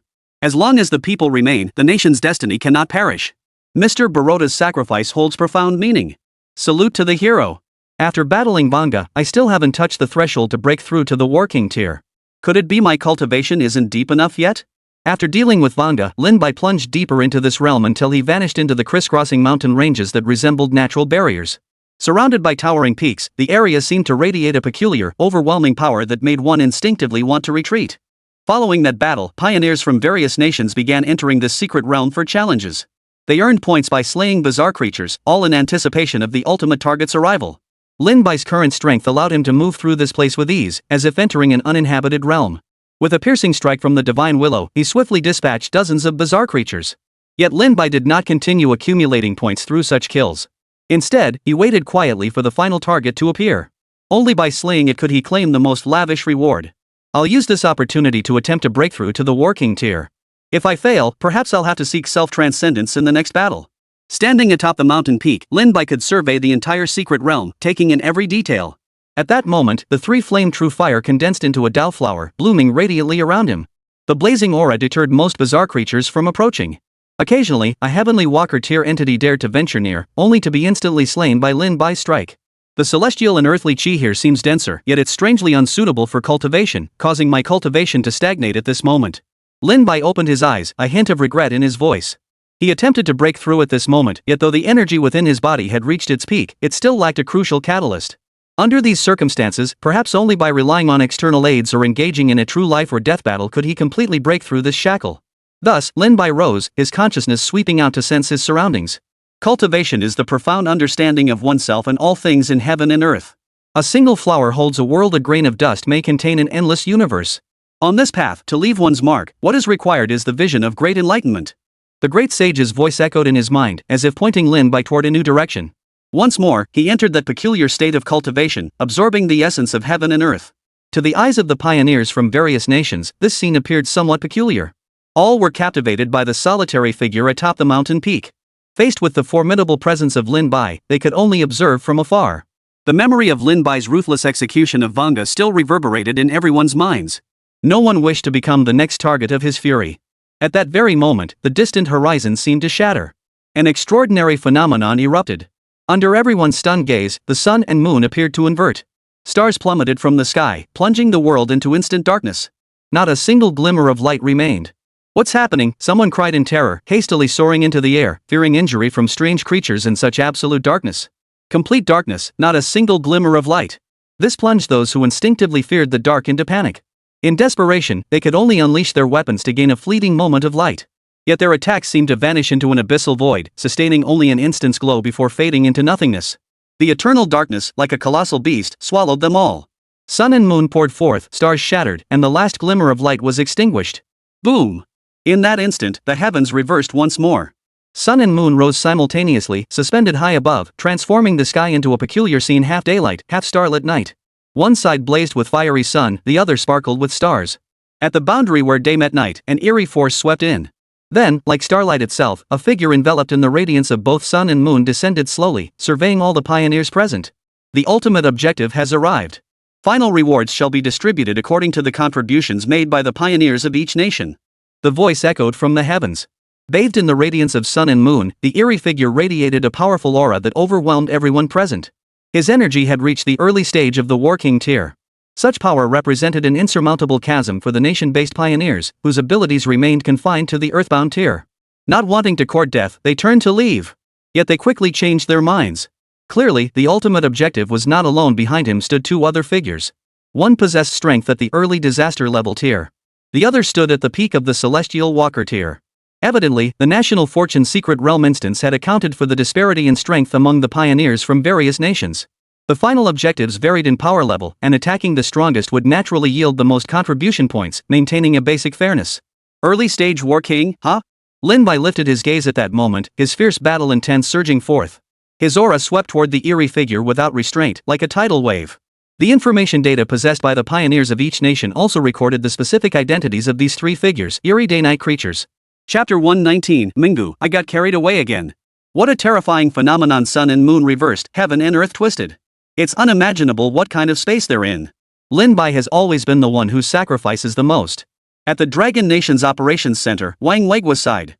Even witnessing the environment of the secret realm where Lin Bai and the pioneers from various nations were trapped with their own eyes was enough to fill them with dread. It was unimaginable that Lin Bai had to fight in such a place. One misstep could cost him his life. Without his relentless struggle within the National Fortune Secret Realm, Dragon Nation would likely have fallen long ago. He truly is Dragon Nation's hero, worthy of eternal praise. Old Mu spoke up from the side. His words found unanimous agreement among those present. Today, the name Lin Bai had become an irreplaceable presence in the hearts of every warrior in the Dragon Nation. His presence shone like a lighthouse in the darkest night, a star in the boundless void, a spark of fire in the bitter cold guiding every warrior, keeping their faith alive so they could keep fighting. What about that matter we discussed last time? Wang Weiguo recalled Lin Bai's earlier proposal to unite the nations of the world and asked Old Mu with keen interest. After a moment's thought, Old Mu produced a document and explained to Wang Weiguo, Dragon Nation has issued a report. In this apocalyptic age of collapsed order, contact has been lost with some nations. The first to respond was Winter Bear Nation. Since the mythic apocalypse began, they've channeled all their national resources into developing extreme technological weapons. Combined with the rewards brought by their nation's pioneers, they've managed to eliminate quite a few bizarre creatures. Wang Weiguo mused, Winter Bear Nation's unique geography that extreme cold likely restricts even the strange creatures. You could say it's their fortune. Since Winter Bear Nation has already responded, it seems this matter is settled. The United States is currently in a period of uncertainty. Their pioneer, Davis, appears to struggle finding balance between technology and the divine. Compounded by the natural disasters that struck their homeland after losing the Divine War, they've lost most of their combat strength. Winter Bear Nation has become the world's most powerful technological civilization. Old Mu strongly agreed with Wang Weiguo's perspective, prompting him to promptly convene an online meeting where he presented his views. As the nation that has pushed technological civilization to its absolute limit, Winter Bear has deployed numerous exceptionally powerful technological weapons and equipment in the real world. These should complement the future technologies we currently possess. The attendees, not including the current sole figure of Dragon Nation, unanimously agreed with Elder Mu's perspective. In truth, they possessed sufficient confidence, relying on the future technological equipment periodically brought by Lin Bai. Dragon Nation's current technological prowess was no weaker than Winter Bear Nation's. However, Lin Bai's development within the National Fortune Secret Realm clearly focused on divine civilization, even though that guy often engaged in farming activities. Compared to Winter Bear Nation, their technological arsenal remains somewhat incomplete. Winter Bear Nation, on the other hand, had already integrated future technology into nearly every domain. Should the two nations unite, their combined strength would surge dramatically. Moreover, Winter Bear Nation's response would undoubtedly prompt smaller nations aligned with them to follow suit. Given this, we shall answer Winter Bear's call. United, we shall confront the mythical apocalypse. The flame of humanity shall never be extinguished. Even if it means exhausting our generation, we must ensure the next generation survives. Only they are the torchbearers of human civilization. On this day, the world was once again shaken. Dragon Nation and Winter Bear Nation formally united, holding nothing back. And Mongolia, sandwiched between these two great powers, might just become the greatest beneficiary. By contrast, the situation left many feeling both amused and exasperated. Before the mythical apocalypse descended, Mongolia had lived in constant trepidation. If Dragon Nation and Winter Bear Nation maintained good relations, it would be the safest nation on Earth. But if relations soured, it would be the first to suffer. Now, with the true alliance between Dragon Nation and Winter Bear Nation, Mongolia was being lifted up alongside them. Thus, Mongolia emerged as the most enthusiastic supporter outside of the Winter Bear Nation, practically wearing a sign on its forehead that read, "I've got two powerful patrons to carry me to the skies." The people of Dragon Nation and Winter Bear Nation maintained absolute support for this decision. Clearly, at this critical juncture determining humanity's survival, everyone understood that only through alliance could a glimmer of hope remain. Thus, while cheering and backing the national decision, people also kept a close watch on the situation within the secret realm of national fortune, desperate to know how Lin Bai was faring. Every day, prayers poured out for his safe return. That most terrifying, bizarre day-night creature is simply beyond our capabilities. Perhaps only the pioneer from Dragon Nation could stand against it. Pioneers from various nations exchanged glances. Facing a day-night anomaly at the early stage of the Battle King tier, they could only retreat. They dared not even approach its vicinity, fearing a single, fatal strike. Thus, most pioneers united at this moment to target the peak catastrophe tier bizarre day-night creature. Only by confronting such an opponent could they hope to earn any rewards. Meanwhile, the pioneers from the Kingdom of Lashi and the Beautiful Nation set their sights on the early Cataclysm tier bizarre day-night creature. Boasting peak Skywalker tier and late Skywalker tier strength respectively, their combined might just be enough to challenge the early Cataclysm tier creature, though victory remained uncertain. Lin Bai's aura surged heavenward as he strode toward the early stage War King tier bizarre day-night creature. His divine power shook the heavens, intent on slaying it. Lin Bai then struck with overwhelming force, unleashing his full aura without reservation as he charged at the bizarre creature. He sought to break through to the early stage of the Battle King realm in this very battle. Therefore, he did not employ any divine abilities. Relying solely on his own strength, he charged at the bizarre day-night creature with colossal magical power. The two clashed instantly in the high skies. Boom! Their powerful auras collided violently. Lin Bai seemed to treat the creature as a whetstone, refining his own magical power with each strike, seeking a breakthrough opportunity, seizing that fleeting chance. A single strike reduced the surrounding mountains to dust. Lin Bai's fist light shook the heavens, each punch roared like a true dragon, unleashing gale force winds and containing boundless divine might. Chapter 120, A Name Too Grand. Lin Bai's battle with the bizarre day-night creature raged with such ferocity that the sky, already aglow with both sun and moon, its stars cascading like waterfalls, began to tremble. No one could fathom the power capable of stirring such cosmic upheaval. A fist of light suddenly flashed across the heavens. Lin Bai swung his fist horizontally, his own magical power nearly solidifying into a tangible beam of light. It was too intense. Even from a distance of several thousand meters, that solid fist of light still charged toward the bizarre day-night creature. The creature let out a piercing, drawn-out howl. Bathed in the radiance of sun and moon, it seemed to channel the very power of the celestial bodies. Yet the normally warm, fiery light of the sun and moon transformed in an eerie way at that moment, spreading vast and immense across the sky. Lin Bai's fist of light shattered upon impact, yet he himself surged upward, his magical power roaring like a blazing meteor as he collided with the creature. The clash erupted once more, brutal and savage. In an instant, both sustained injuries, yet neither showed the slightest concern. Put! Blood seeped from Lin Bai's knuckles. Even without invoking his invincible Vajra technique, his current physical strength was formidable. Yet it still shattered, a testament to the creature's immense power. His fist crushed the creature's chest, while his own arm trembled violently from the impact. Their clash was lightning fast, exchanging hundreds of blows in mere moments. Lin Bai's aura remained fiercely radiant, blindingly bright. His radiance now faintly overshadowed the sun-moon light bathing the creature's entire body. Such an eerie glow could not endure. This bizarre light of sun and moon cannot endure forever. Lin Bai roared, his magical power surging violently as he charged forward once more. The sky hummed intensely, a resonance stirred by the sheer magnitude of his own power, powerful enough to stir the very essence of heaven and earth. This was also a sign that he was about to step into the War King realm. Clearly, the most critical moment had arrived. The creature seemed to sense something amiss and let out a long howl as it struck. It knew that if Lin Bai ascended to the War King tier, it would have no further chance. It must slay Lin Bai immediately, without another moment's hesitation. Eerie rays of sun and moonlight coalesced into countless blades, enveloping Lin Bai. Each blade radiated a murderous aura, its surface glinting with icy light. This terrifying assault engulfed Lin Bai. The pioneers from distant nations watching from afar were horrified, instinctively retreating step by step, terrified of being drawn into the battle. They didn't know if Lin Bai, engulfed by the onslaught, was still alive. All eyes turned toward him until a streak of golden light pierced through the attack, and Lin Bai's figure emerged from within. The radiance enveloping his body seemed to grow even more intense, his magical power boiling over as if on the verge of reaching the War King tier. You deserve to die. The creature was terrified, unable to comprehend where this madman had come from. Without hesitation, it launched its attack. Lin Bai fought relentlessly, his body struck repeatedly, blood streaming, yet his aura remained overwhelming, shaking the heavens and earth. This kid, he's got some real guts. With his current cultivation, he could have smoothly broken through in no time. Yet he chose this unconventional path, seeking such a breakthrough. Within the divine farm, the great sage leisurely munched on a freshly ripened peach while sharing Lin Bai's current situation with the heaven-roaring dog. The heavenly hound remarked, "Seems you hold him in high regard. You appear quite satisfied with this heir?" The great sage chuckled softly, his gaze turning wistful. "Countless ages ago, my master told me that if I ever found an heir to this lineage, I must protect and uphold it. Over the years, I've contemplated countless starry skies and witnessed ancient deities Pangu, Xingtian, the Flame Emperor, and others. Each was a peerless genius. This experience tempered my spirit, leading me to contemplate the mountains, rivers, and all creation to deepen my cultivation. Now that I've finally found such an heir, I imagine my master would be most pleased to see him." Beside him, the heavenly hound couldn't help but gasp in astonishment. This monkey's master was none other than the Patriarch Bodhi. If that were truly the case, then Lin Bai could also be considered a successor of Patriarch Bodhi. That title was truly terrifying in its grandeur. If word got out, who knows how many would envy him. That may be so, but with only you and me on this farm, it feels rather lonely. "It's a pity the true lord cannot stay here long," Xiao Tianquan sighed. "Heh, isn't there someone else in that lake?"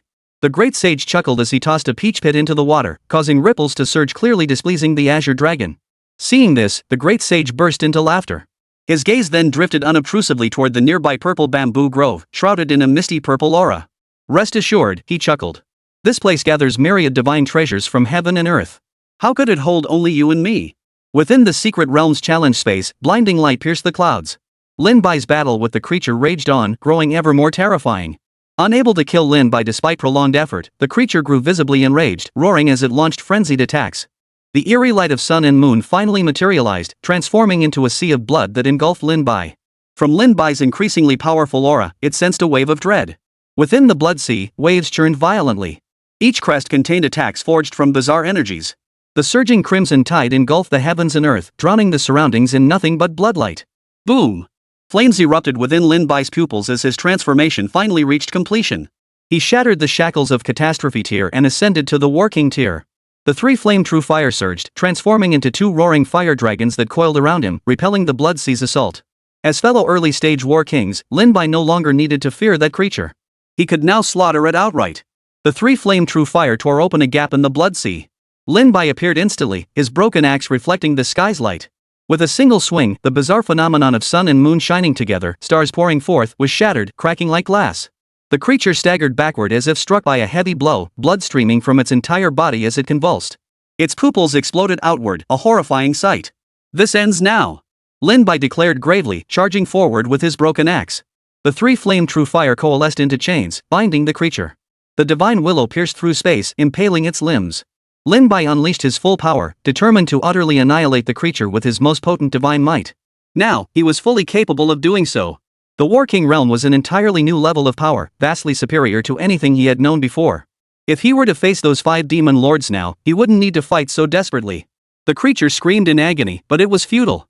Overwhelmed by Lin Bai's relentless assault, it fell silent forever. Chapter 121, National Fortune Ascends, Divine Weapons Descend. Amidst the blazing inferno, Lin Bai utterly annihilated the creature.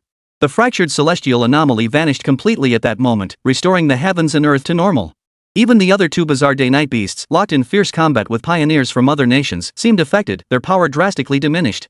Is this the power of a War King? Compared to a cataclysmic being, it truly surpasses it by several fold.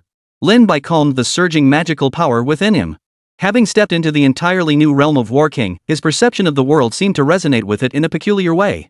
He turned to observe the pioneers from various nations still battling the remaining 2 bizarre day-night creatures. Having shattered the anomalous phenomenon in the sky, the creatures could no longer bathe in the radiance of sun and moon, causing their power to plummet. Thus, the bizarre day-night creature, originally at the early stage of natural disaster level, now possessed only the strength of a peak Skywalker level. It was ultimately slain by the joint efforts of the pioneer from the kingdom of Lashi and the pioneer from the beautiful country. Even so, the 2 pioneers each contributed only 15% of the points earned in this secret realm challenge. Lin Bai alone had secured 60%.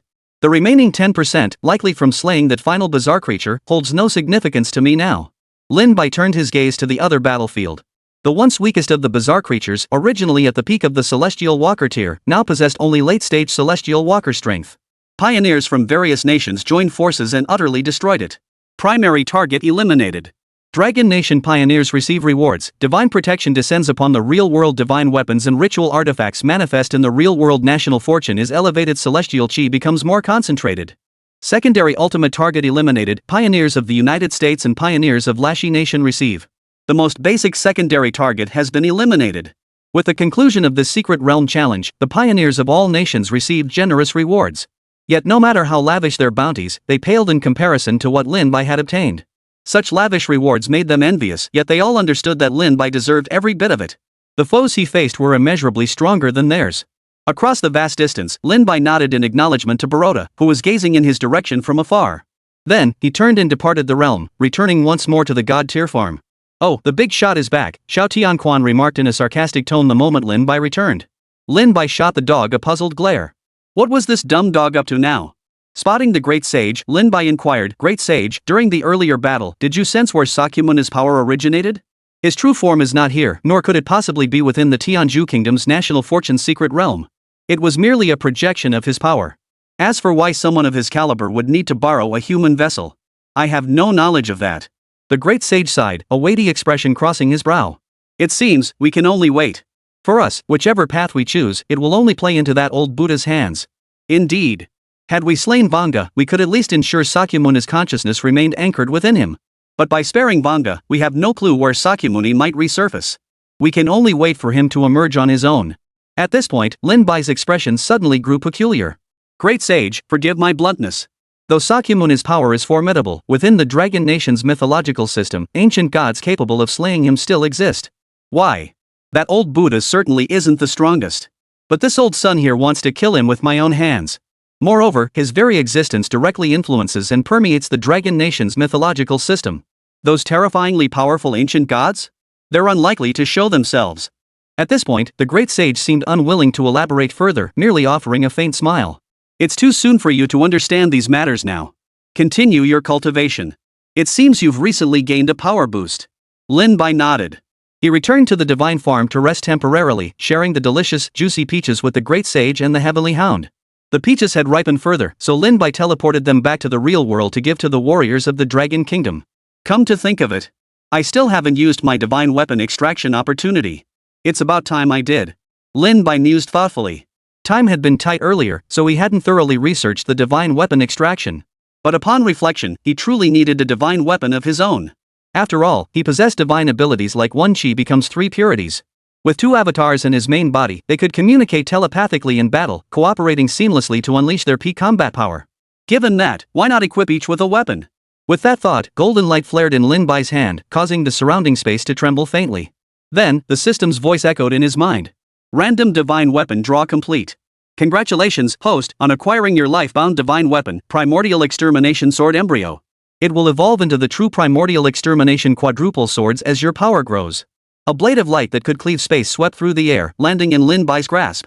It transformed into a long sword radiating divine light, the divine weapon seemingly forged from celestial metal, gleaming brilliantly as it resonated with Lin Bai himself. Hum. The sword embryo hummed, its sword intent blazing intensely. It then transformed into a beam of sword light that sank into Lin Bai's brow, forming a unique sword embryo mark.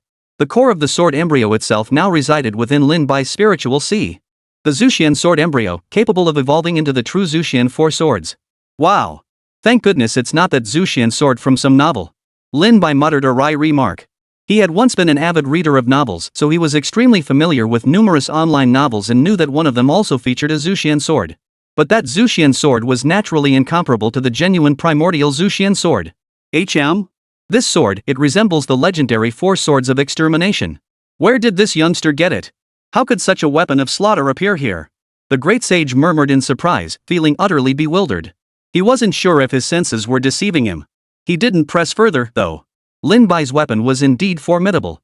Yet, the aura of slaughter emanating from it paled in comparison to the terror he knew the true four swords of exterminating immortals possessed. Such terrifying divine weapons struck fear even into him. After all, the four swords of exterminating immortals comprise the swords of exterminating immortals, slaughtering immortals, trapping immortals, and severing immortals. When fused, their sword chi could sweep across countless universes, capable of slaying supreme beings. If that kid truly possesses the four swords of exterminating immortals, he could probably sweep through these dungeons. Chapter 122, The Howling Heavenly Dog's Precision Mindstepping.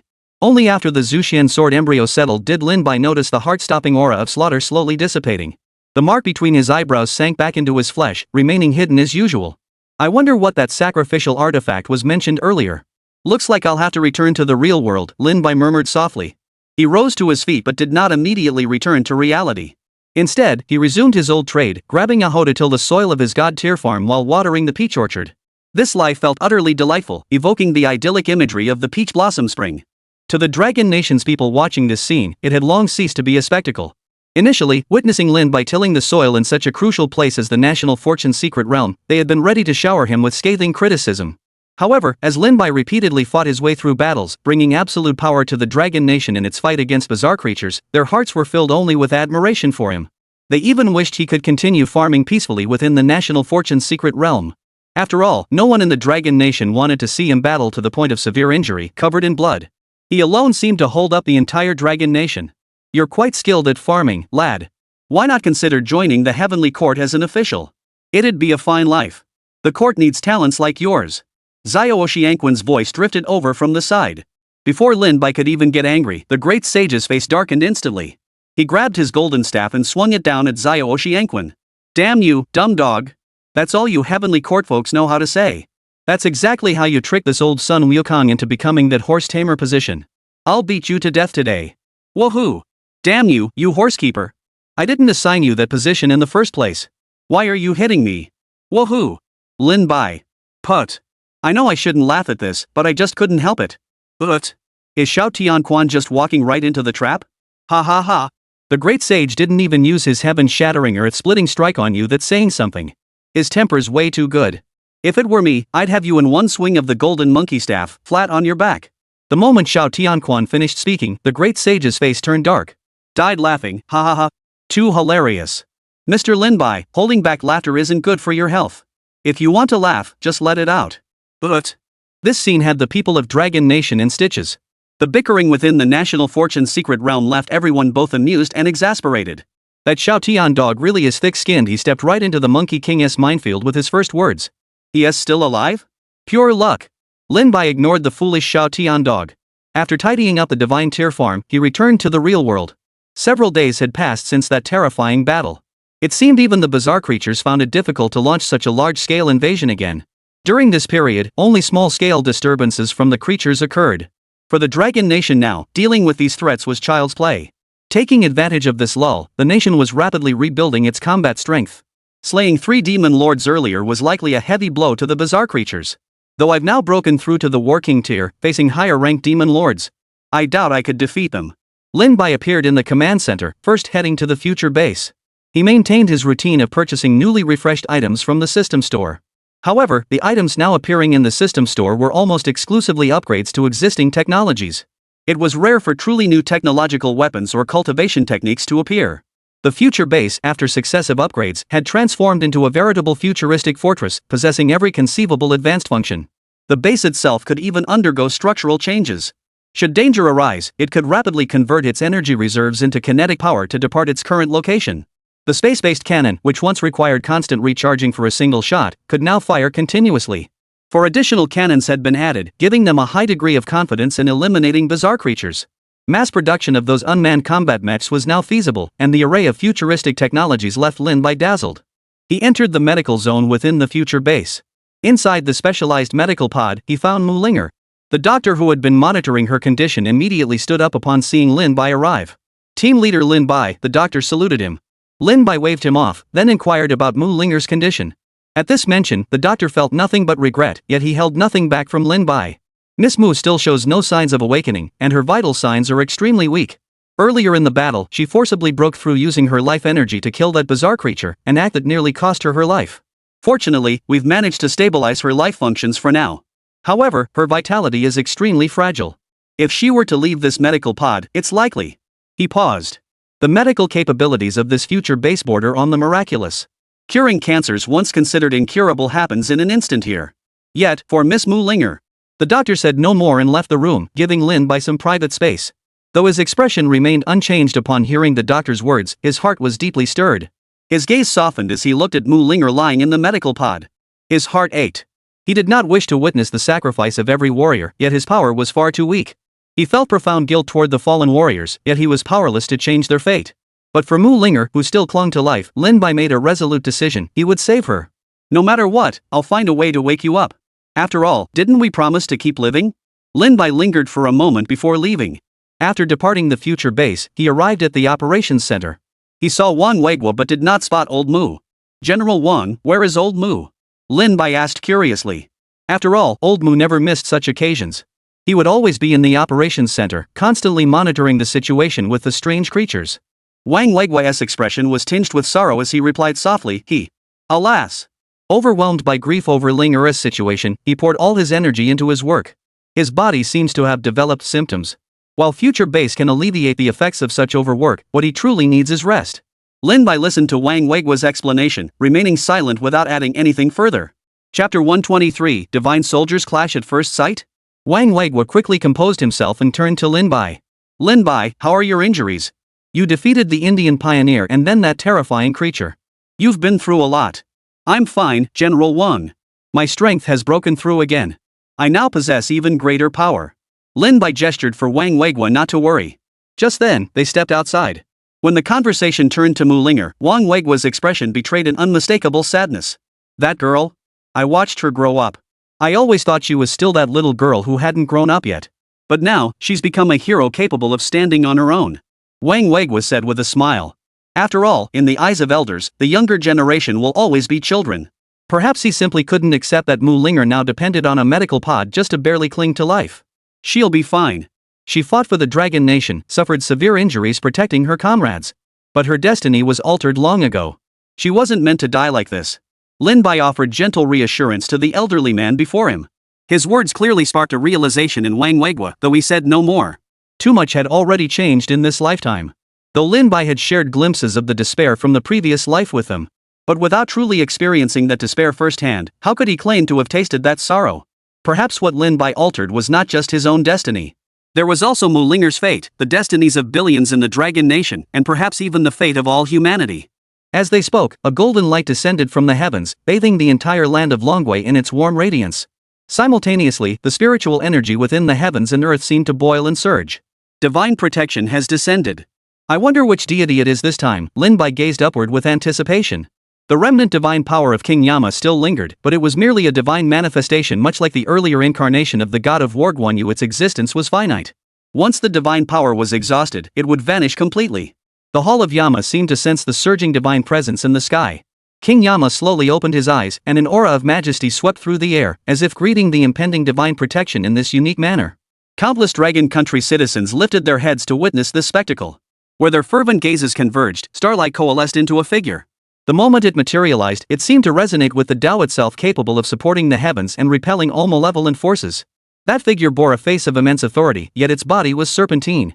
The earlier blazing golden light faded, gradually revealing the figure's inherent crimson hue. Its gaze swept over the Dragon Nation below. With what seemed like a mere breath, the seasons shifted, winter and summer passing in an instant. As its eyes opened, the sun and moon alternated, as if a single glance could sustain eternal daylight. Dragon Nation acquisition. The protection of the avatar of Candle 9 has been deployed into the real world. Divine sacrificial vessel deployed into the real world. It's actually Candle 9. Legend says that in the blink of an eye, Candle 9 can shift winter to summer and with a single glance, bring eternal daylight. I never imagined it would be this deity's incarnation descending to protect our Dragon Nation. Lin Bai sighed in awe before continuing. The primordial myths record that Candle 9 can illuminate the 9 lands. May his protection briefly light the darkness that now shrouds the human race. As Zhu Jiuyin manifested in the sky, it seemed to fall into a deep slumber. The presence of two deities in the heavens thus eased the despair in the hearts of the Dragon Nation's people. Zhu Jiuyin must be a deity far more powerful than King Yama. Perhaps the Dragon Nation would yet welcome even mightier ancient gods. If so, this war might not be utterly hopeless. There could still be a glimmer of hope. The deities currently present in the Dragon Kingdom seemed to sense Zhu Jiuyin's arrival. Bai Qi also arrived at the command center at this moment, lifting his gaze to the figure in the sky. In the distance, the white tiger divine beast also sensed the presence. Its eyes, imbued with endless runes of slaughter, turned toward the direction of Zhu Jiuyin's descent. The divine powers of several deities seemed to resonate faintly. The boiling divine power persisted for a long while before gradually dissipating. Heaven and earth returned to stillness. Zhu Jiuyin seemed unwilling to intervene in the affairs of the mortal realm, merely guarding the skies above like Yama, the king of hell. Lin Bai, what about that divine ritual artifact?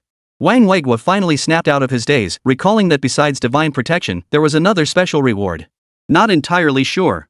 Likely the weapon of some deity has descended. But how do we find it? Lin Bai released his senses, seeking to detect the unique divine power fluctuations around them. Whoosh! As Lin Bai sensed, a sword light streaked across the sky, freezing space itself. It seemed capable of severing countless stars with a single strike. An ancient, unadorned long sword emanated the ultimate aura of a sage. Merely landing before them, its sword energy interwove for thousands of miles, endless and intensely brilliant. Sensing the sword intent of this divine weapon, the mark upon Lin Bai's brow stirred. The Zuxian sword embryo descended into his grasp. Unexpectedly, upon resonating with this divine ritual artifact before him, the sword embryo abruptly erupted with a murderous radiance. Boom! The terrifying sword light sent Lin Bai flying backward. The sword embryo of exterminating immortals trembled violently, its murderous intent growing ever more potent. It seemed to sense the threat posed by the divine weapon before it, determined to settle the matter once and for all with the divine ritual artifact. Lin Bai, are you alright? Wang Weigua's expression shifted slightly as he hurried over. Seeing Lin Bai with blood trickling from the corner of his mouth, his shock deepened. Why would this divine ritual artifact attack Lin Bai? Lin Bai wiped the blood from his lips. With a flick of his mind, he withdrew the sword embryo back into his body. Only when the mark between his eyebrows faded did the divine ritual artifact return to normal. Heh, kid, you've stumbled upon something special. That divine ritual artifact before you is the legendary Xian Yuan sword, a sage weapon forged from copper gathered by the gods from Mount Shou. At this level, the Xian Yuan sword and the blade you wield have triggered a resonance of absolute divine weapon intent. Thus, they engaged in a trial of strength, inadvertently injuring you. Fortunately, this is not the true Xian Yuan sword itself. Had it been, that single instant would have been enough to slay you hundreds of times over. The great sage's teasing voice echoed in his mind, leaving Lin Bai both amused and exasperated. So the Xian Yuan sword and the sword of extermination couldn't stand each other, picking fights the moment they met? Truly, when gods fight, mortals suffer. Lin Bai felt a bit speechless. He could only carefully control the Zuxian sword embryo within his body. While the Xian Yuan sword wasn't the true form, his Zuxian sword embryo also wasn't complete. It's unimaginable what kind of battle would erupt if these two entities ever met. Chapter 124, The Emergence of a New Deity, The Return of the Taoist. So you're saying that after the Xian Yuan sword sensed your weapon, it got really pissed off, and then these two blades started fighting, wounding you in the process, right? Wang Weigua stared at Lin Bai with a look of utter bewilderment, uttering words that seemed utterly preposterous to him. Had he not witnessed the scene himself, he would have dismissed it as a joke. He could accept the existence of deities, but weapons developing sentience and fighting each other? Ah, well, with the mythical apocalypse upon them, what was impossible? Pretty much, that's it. Lin Bai shrugged helplessly. Fortunately, after their earlier clash, the Xian Yuan sword and the Zuxian sword embryo hadn't engaged again, which was a relief. Yet as he stared at the Xian Yuan sword before him, he found himself at a loss. He hadn't failed to try lifting it, but the aura of sage-like power radiating from the blade clearly prevented anyone from doing so. Perhaps only its master, the Yellow Emperor of the Dragon Nation, could ever lift this divine weapon. Even now, appearing in the Dragon Nation, it served merely as a sacred ritual vessel for the gods. What a Xian Yuan sword truly worthy of being called a divine artifact. But if even you cannot lift it, who else could possibly do so? Wang Weigua hesitated for a moment before asking. After all, no matter how formidable a divine weapon might be, if no one could wield it, it could never unleash even a fraction of its power.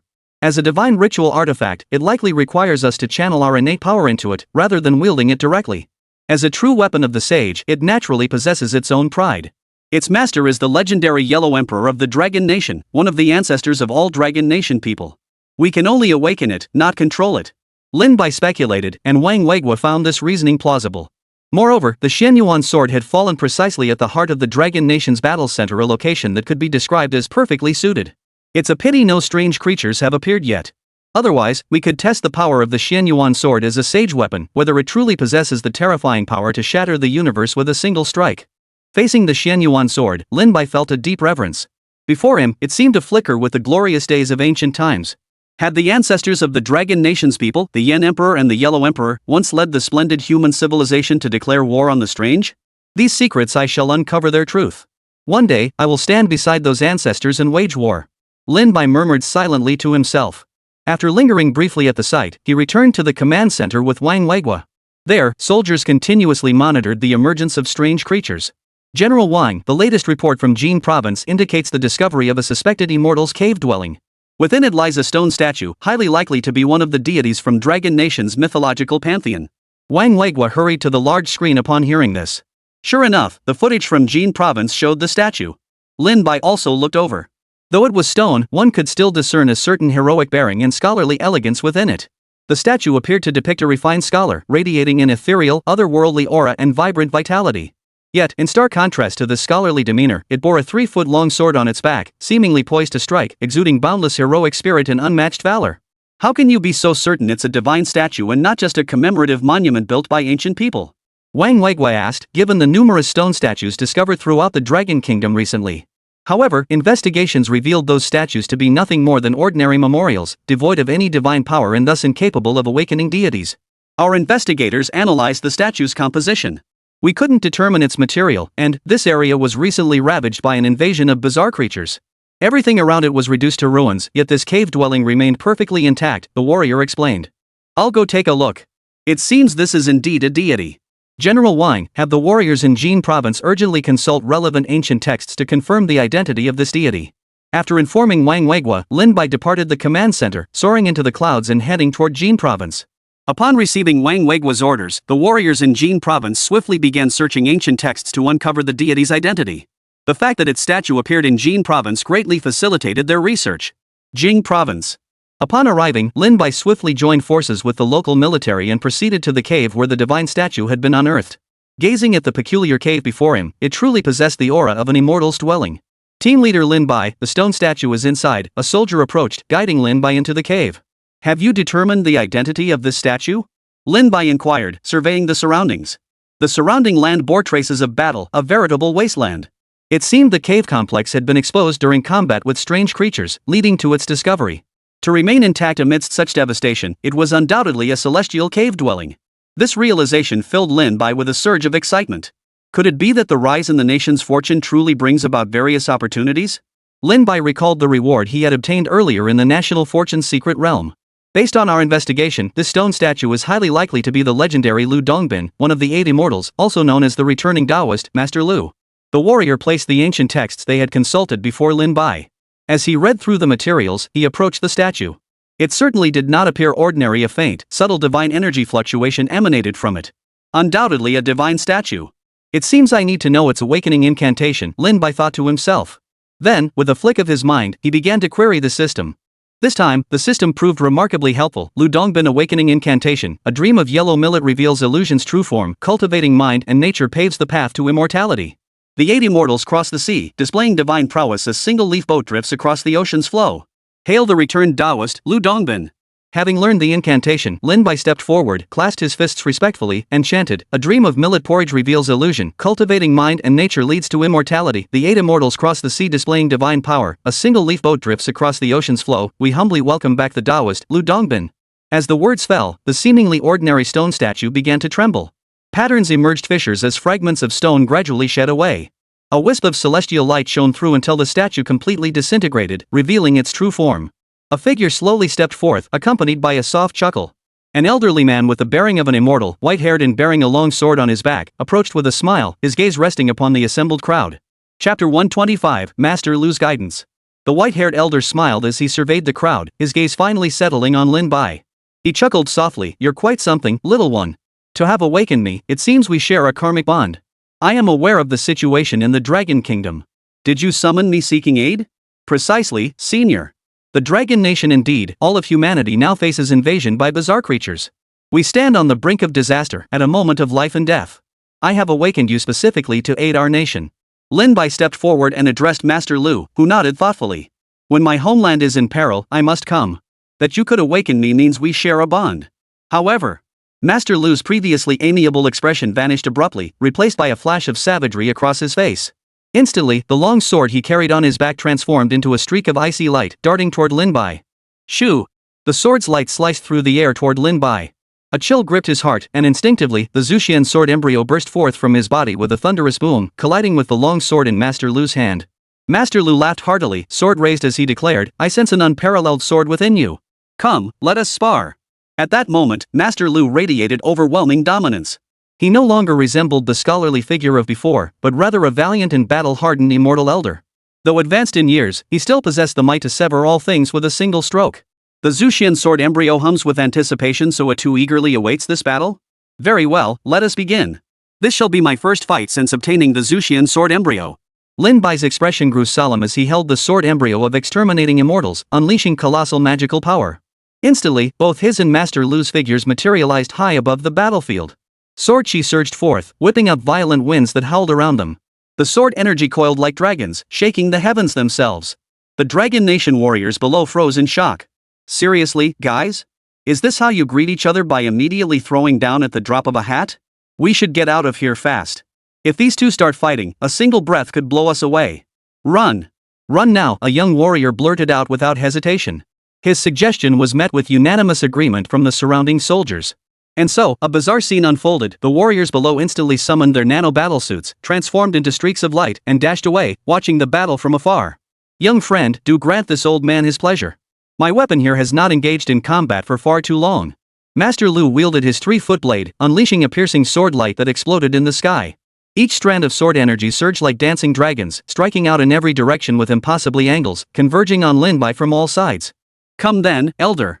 Lin Bai's intent stirred, and the long restless Zuxian sword embryo in his grasp finally broke free, sweeping out with uncontrollable force like a star-slicing blade. Their instant clash ignited a blazing sword light that spread like a storm. As magical power and sword intent continuously amplified, the concentrated force in the air grew ever more formidable. From afar, space itself seemed to warp. With a single strike, Lin Bai was sent reeling. Master Lu's seemingly ordinary sword strike felt as though it had condensed the purest essence of sword intent, an attack that appeared commonplace yet possessed the power to cleave mountains and rivers. Do not attempt to control the sword in your hand. Resonate with it, let your wills become one. Master Lu roared, then swung his sword at Lin Bai once more. His form became ethereal, as if completely fused with the sword intent. His intent stretched endlessly, permeating every space, merging with the very fabric of reality as he launched a full-force assault. Faced with Master Lu's sudden outburst, even Lin Bai, wielding the Zuxian sword embryo, could only barely hold his ground. His sword intent differed from Master Lu's. It was not serene and lingering, seemingly gentle yet stirring countless ripples that spread to every reachable place, ceaselessly. The sword intent of the Zuxian sword embryo was unrivaled in its dominance, like surging waves devouring all things. Each strike carried the crushing force of 1,000 June, as if drenched in the boundless blood essence of the primordial world. With a force capable of shattering everything, it threatened to destroy all existence. The clash of these two utterly distinct sword intents shrouded the surrounding world in a haze. Warriors in the distance could not discern the duel, for the sword intent warped both space and vision. After thousands of exchanges, the clashing sword lights seemed to form a stalemate. Yet Lin Bai sensed that his sword intent was being silently neutralized by Master Lu, who then unleashed an even more resilient sword chi that drifted toward him. Boom! The sword intent dissipated, and Lin Bai retreated with the sound. That strike was utterly unguardable. Its trajectory was unpredictable, its origin lost within the fabric of space. The single blow struck Lin Bai, sealing the outcome. He was clearly no match for Master Lu. Wounded, he realized Master Lu had long attained the realm of sword and man as one in sword intent. After countless years of cultivation, he could naturally crush Lin Bai. Your sword intent seems capable of cleaving the primordial chaos of heaven and earth, containing the true aura of a sage. Yet your coordination with the sword in your hand fails to match this domineering intent. True sword intent arises when man and sword become one. The body is the sword, indistinguishable from it. When your own being drives the sword swing, sword intent will unknowingly permeate the 19 states. Master Lu sheathed his sword, a faint smile still playing on his lips. Only then did Lin Bai realize this spar had been deliberately arranged by Master Lu to impart the essence of swordsmanship. He must have seen that despite possessing a divine weapon like the sword embryo of exterminating immortals, Lin Bai was unable to unleash its true power. Thank you for your guidance, Senior, Lin Bai said, clasping his fists in respect. Recalling the endless, serene sword intent Master Lu had just unleashed, he felt profound admiration. He still had so much to learn. It's simply that I felt a kinship with you, young man, and couldn't resist offering some guidance. If you can grasp its essence, that would be most excellent. With that, Master Lu deliberately added, that overbearing sword intent of yours, brimming with boundless killing energy, is the most fitting for you. There's no need to change it. I trust you'll come to understand. After this battle, the sword embryo of exterminating immortals seemed to settle down. The previous fight had clearly satisfied its appetite, and soon it transformed back into a sword light, sinking into Lin Bai's brow. Senior, this is your homeland. Over time, it has transformed into a completely new landscape. Lin Bai introduced the surrounding area to Master Lu, describing the province of Jin. Though scarred by war, it remained breathtakingly beautiful. Quite so, quite so. I shall remain here. Should any strange creatures appear, I shall come. With a laugh, Master Lu stepped forward and soared into the sky, seemingly off to explore the mountains and rivers. Chapter 126, Blood Mist Visible in Space. Truly a carefree deity, Lin Bai murmured, watching Master Lu depart.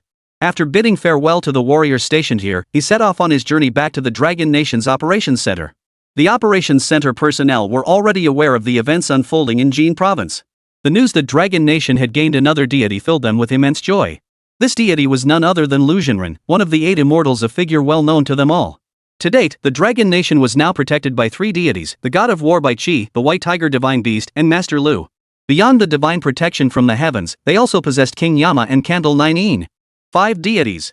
Plus the true divine artifact, the Xianyuan sword, held in trust. Such formidable combat strength seemed to compensate for the damage inflicted upon the Dragon Nation during the earlier war against the 3 demon lords. That battle claimed the lives of most of the Dragon Nation's powerful warriors. Even with the 9 Heavens secret realm and the immortal peaches, it would be difficult to replenish such losses in a short time. Now, with the arrival of these deities, the Dragon Nation's situation is no longer so dire. We must seize this opportunity to continue strengthening our power. The most crucial task at hand remains reaching an understanding with this fellow. A flash of light, and the sword embryo of exterminating immortals landed in Lin Bai's hands. Though he now possessed this divine weapon imbued with its own sentience, how could such a sacred artifact be mastered so easily? To reach the realm described by Master Lu, he still had a long way to go. A communication signal reached his ears. It was Elder Mu calling. Lin Bai was somewhat surprised, but his tone carried concern as he asked, "Elder Mu, are you alright?" "Rest assured, I'm fine. My health has improved greatly. I heard you went to Jin province and awakened Master Lu, one of the 8 immortals." After Old Mu finished, Lin Bai nodded in response. "That's correct. However, Master Lu should still be in Jin province for now. This is his homeland, and he's traveling through the mountains and rivers here." It seems every deity has their own style. "Lin Bai, I contacted you to tell you something. Wasn't the pioneer from the kingdom of Tianzhu killed earlier?" At the mention of Tianzhu, Lin Bai's expression grew solemn as he spoke into the communication device. "Correct. I personally slew them." "What has happened?" "After the Tianzhu kingdom's vanguard was killed, the nation suffered a natural disaster. Fortunately, there were no casualties. But strangely, an eerie blood mist has appeared over the entire kingdom. Its composition remains undetectable." As he spoke, Old Mu transmitted satellite imagery. Lin Bai observed the eerie blood mist visible even from space, now nearly enveloping the entire nation of Tianzhu. It was strikingly conspicuous, resembling a blood-red cavern spanning the entire blue star. Lin Bai frowned deeply. What was Sakyamuni up to now? Shakyamuni's goal might align with that of the strange creatures. His reason for targeting Blue Star and the Dragon Nation is likely to completely sever the Dragon Nation's mythological system, to annihilate these once existent deities, perhaps even all the gods upon Blue Star. Could it be that Sakyamuni has joined forces with the bizarre creatures? After a moment's contemplation, Lin Bai asked Elder Mu on the other end of the communication link, "Elder Mu, is it currently possible to contact the Tianzhu kingdom?" Master Mu sighed. "It's impossible. However, through the images from the national fortune realms of various countries, we can confirm that a second forerunner has emerged in the kingdom of Tianzhu and has already entered their national fortune realm. We have reason to suspect that the existence of the kingdom of Tianzhu poses a threat to the Dragon Nation, and even to all nations worldwide. Though we should not continue to fight amongst ourselves when facing external enemies, yet now." The communication fell into a brief silence. Lin Bai wanted to return to the command center as soon as possible to inform everyone of the information he had gathered during this period, information concerning the kingdom of Tianzhu and concerning Shakyamuni. "Great Sage, are you still there?" Lin Bai tentatively inquired, seeking to initiate communication. "Not here." The familiar voice echoed in his mind. Hearing this reply, Lin Bai couldn't help but twitch his lips, his expression filled with helplessness. How big a monkey is he, still so mischievous? After a moment of silence, the great sage chuckled. "Haha, just messing with you. These electronic devices of your human race, even the Fire Eye Golden Vision can't tell them apart. I'm no cyber Fire Eye Golden Vision. If you want to know what this really is, you might need to pay a visit to the kingdom of Tianzhu yourself." Question mark. Lin Bai froze. Holy crap, you even know about cyber stuff? You guessed right. Shakyamuni has indeed formed an alliance with those bizarre creatures. Their goal is to destroy the Dragon Nation's mythological system and eradicate our very existence. This matter is of immense gravity, involving countless. Lin Bai could hear the gravity in the great sage's voice. Only then did he realize that, compared to the true ancient gods of the Dragon Nation, Shakyamuni's power was indeed insignificant. But if the ancient gods of the Dragon Nation were preoccupied with resisting the mythic apocalypse and couldn't spare attention for Shakyamuni, it would give him an opportunity to exploit their weakness. Had he already extended his claws into the real world? It seems a trip to India is necessary. Lin Bai nodded. Yet at that very moment, he received a text from Wang Weigui. The bizarre creatures had reappeared, and this time on a terrifying scale. An unimaginably vast number of these monstrous beings had emerged across the entire globe. These creatures have finally returned. Lin Bai's gaze shot upward toward the sky.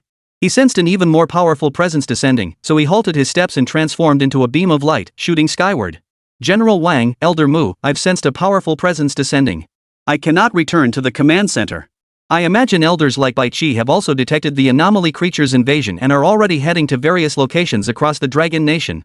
Prepare for battle. Lin Bai commanded in a deep voice. Within the command center and across the Dragon Nation, warriors swiftly assembled, ready for action, rushing toward the locations where the strange creatures had appeared. Lin Bai pursued that powerful aura until the surrounding eerie energy grew increasingly dense. A strange figure materialized before him, its gaze seemingly locked onto him. That the human race could still produce such a formidable being. You must be the one who slew the 5 demon lords. The creature spoke, gazing at Lin Bai without hostility. It continued, this land is spiritually depleted. That you've reached this level in such a short time proves your extraordinary nature. Why not join us? Become one of our clan's mighty warriors. We shall provide you with abundant cultivation resources. Moreover, we shall cease invading your nation. What do you say to this offer? Chapter 127, 5 Deities. Protecting the Dragon Nation. Hearing the strange creature had not attacked outright but instead sought to recruit him, Lin Bai couldn't help but smile. He replied casually, recruit me? So, does that mean the strange creatures invading Blue Star have been mostly wiped out? Poof. The figure snorted coldly, though without genuine anger, continuing, I am the 4th demon sovereign, specially descended to invite you to join our clan. In this barren land, there won't be any. Shoo! Lin Bai raised his sword, unleashing a slash of light that ripped through the space beside the 4 demon sovereign. Before the figure could finish speaking, Lin Bai's voice cut through the air, sorry, I'm not interested. Whoever you are, you die here today. The 4 demon sovereign's lifeless eyes fixed on Lin Bai, eerie black light pulsing within them. His voice grew colder still. Ha! To us, your power remains as insignificant as an ant. Since you've forsaken this sole opportunity, I guarantee this world the entire human race will be utterly annihilated. He laughed without restraint, oblivious to the icy glint intensifying in Lin Bai's eyes. A burst of light erupted as Lin Bai swung his sword once more, charging toward the figure. With a thunderous boom, a colossal force erupted in the air, shocking the warriors below. Astonishingly, the figure effortlessly parried Lin Bai's strike, yet made no move to counterattack. Under Lin Bai's gaze, the 4 demon sovereigns turned and departed. It seemed his arrival had not been for battle. Lin Bai watched coldly as the 4 demon sovereigns left. From the brief clash, he had already sensed their power. Peak War King tier. There were even faint signs of him stepping into an even higher realm. Above War King tier lay the world-destroying tier. Enemies of such power could likely turn the heavens upside down with a mere wave of their hand. Boom! Lin Bai would not let the 4 demon lords depart so easily. The Zuxian sword embryo erupted with blinding radiance as he channeled his internal energy, the 3-flame true fire, the great heavenly immortal decision, and the diamond heart immortality technique. The convergence of multiple divine arts condensed his power into dazzling radiance. The surrounding Tao seemed to roar as he channeled every ounce of strength into unleashing a sword strike that shook heaven and earth. The sword descended, causing demons and gods to tremble and all things to wither. A colossal sword light, spanning thousands of feet, surged through space toward the 4 demon lords. Clearly caught off guard by Lin Bai's reckless attack, they swiftly turned, swinging their arms to channel their power for a block. Quick, retreat! The warriors who had followed Lin Bai swiftly drew back, their eyes darting warily around them, wary of any sudden appearance of strange creatures. The power unleashed by Lin Bai's strike far surpassed that of an early-stage war king. Within the blinding light, drops of pitch-black demonic blood fell as the 4 demon lords' arms were cleaved, chunks of flesh torn away in a horrifying display. His chest heaved violently, his already hideous face contorted by fury. He snarled, fixing Lin Bai with a glare. Looks like you really want to die. Do you truly believe the Dragon Nation is yours to come and go as you please? Lin Bai sneered coldly, charging forward with his sword raised. Once more, he activated his divine power, his body glowing brightly. Then, 2 avatars separated from his body, each unleashing the power of an early-stage Battle King-level being. 1 Chi, 3 purities. One avatar wielded a cleaver whose aura seemed capable of splitting the heavens, while the other was enveloped in golden divine willow branches, from which the 3-flame true fire rose. Each displayed divine abilities, harnessing the power of different divine weapons as they charged toward the 4 demon lords. The 4 demon lords had no choice but to engage Lin Bai in combat. They hadn't expected this human to be so ruthless, attacking with such ferocity from the very start. Simultaneously, across the Dragon Nation, bizarre creatures emerged everywhere. Armies rapidly assembled, engaging in fierce combat with these monstrous beings. From the War Command Center, unmanned combat mechs soared skyward, rushing to support the front lines. Space-based cannons unleashed relentless strikes, precisely targeting the anomalous creatures nationwide. The vast Western Hills region, with its sprawling plateaus and mountain ranges, now also faced the invasion of these strange creatures. As the westernmost frontier of the Dragon Nation, it was not only a plateau but also a rugged terrain of towering peaks, making the establishment of effective defenses extremely difficult. Thus, this region stood as the nation's most vulnerable defensive point. Moving with astonishing speed, the creatures descended from Mount Everest, steadily penetrating deeper into the heart of the Dragon Nation. Roar! A deafening roar shook the heavens as the white tiger divine beast spread its wings and descended. The killing intent in the air boiled over. Warriors battling the strange creatures saw the white tiger divine beast arrive, their morale soaring as they continued their fierce fight. As the divine beast of slaughter, the white tiger alone could hold a region, relentlessly slaying the bizarre creatures. In the southern coastal regions, as the bizarre creatures launched a frenzied assault, a crimson glow swirled in the sky. Under countless gazes, a blood-red scythe descended from the heavens, ripping through the earth and slaying the malevolent entities. Bai Qi arrived, taking the foremost position to alleviate the pressure on the Dragon Nation warriors. In the far north, deities also descended. Master Lu arrived bearing surging sword intent, his face radiating a grim, killing aura. With a single thought, he unleashed a sky filled with slashing sword shadows, effectively stemming the invasion of the bizarre creatures. 3 deities thus secured the northern, western, and southern fronts. High above, the Hall of Yama trembled as countless fierce ghosts materialized. Though the blazing sun made their existence impossible at this hour, they persisted nonetheless, fighting shoulder to shoulder with the warriors. In the central plains, strange creatures also invaded, tearing through the earth and catching the warriors off guard. As time passed, the creatures seemed to grow stronger, developing various innate abilities. Abilities like berserk transformation, invisibility, and even the creation of duplicates dealt heavy losses to many Dragon Nation warriors, claiming lives. Poof! At that moment, Zhu Jiuyin opened his eyes, and the sun and moon instantly reversed.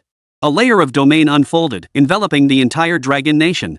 The bright daylight instantly transformed into night, amplifying the power of the fierce ghosts, making them even more formidable. Zhu Jiuyin exhaled again, unleashing a savage cold wind that swept in from the East Sea, instantly freezing the entire expanse. The bizarre creatures near the East Sea faced the most terrifying assault Dragon Nation had ever encountered. Zhu Jiuyin's intervention froze countless bizarre creatures.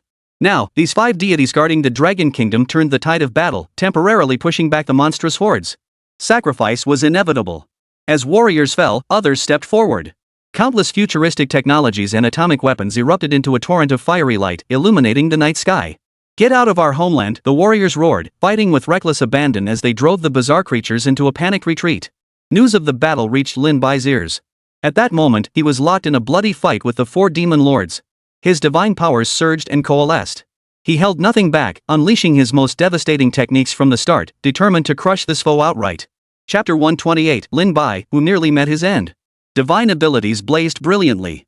Dao runes, accompanied by surging magical power, swirled outward from Lin Bai like a vast net, crisscrossing and spreading as they flew toward the 4 demon lords.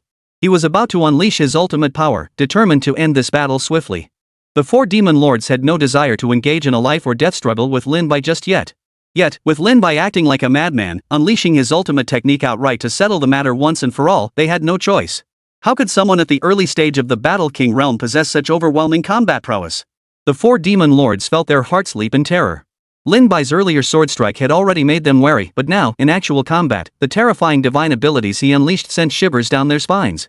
One Qi splits into 3 purities. His 2 avatars achieved perfect coordination with his main body, their minds and intentions intertwined. They complemented each other completely in combat prowess and divine abilities. To the 4 demon sovereigns, it was as if they faced 3 early-stage War King level opponents, yet they moved as one. The 4 demon lords grew serious, unleashing formidable techniques. The surroundings erupted as eerie demonic energy surged. Accompanied by their furious roars, they collided with Lin Bai in a thunderous crash. The blow struck Lin Bai, who retreated coughing blood, wounded. Yet they had only hit his avatars. His true body materialized alongside another avatar's attack, an utterly terrifying sight. Immortal body. Fudo Mayo body. Both spoke simultaneously, descending like a vajra. Golden light coalesced into a blazing, intangible shield. Though primarily defensive, it radiated overwhelming destructive power. The 2 Lin Bais simultaneously repelled the 4 demon lords. Then, the sword embryo of exterminating immortals, accompanied by the shattering axe, or perhaps it should be called the heaven-splitting axe, emerged. After so many battles, the rust had completely fallen away, revealing its true form. The seemingly crude broken axe truly possessed the might to cleave the heavens, so Lin Bai changed its name to the heaven-cleaving axe. Boom! Whoosh! The light of creation, carrying the killing intent of swords, roamed the heavens and earth, causing the skies to change color. A storm was brewing, and within it, Lin Bai held nothing back, attacking with all his might. His attacks seemed omnipresent, flickering incessantly as he closed in on the 4 demon lords with uncanny, imperceptible speed. Their scalps tingled with terror at this moment. As he retreated frantically, a layer of purplish-black armor appeared on his body, making his form appear even more robust. Purplish-black thunder surged around him, filled with the most turbulent demonic energy. With a thunderous roar, he unleashed attacks in all directions, seeking to pinpoint the source of Lin Bai's assault.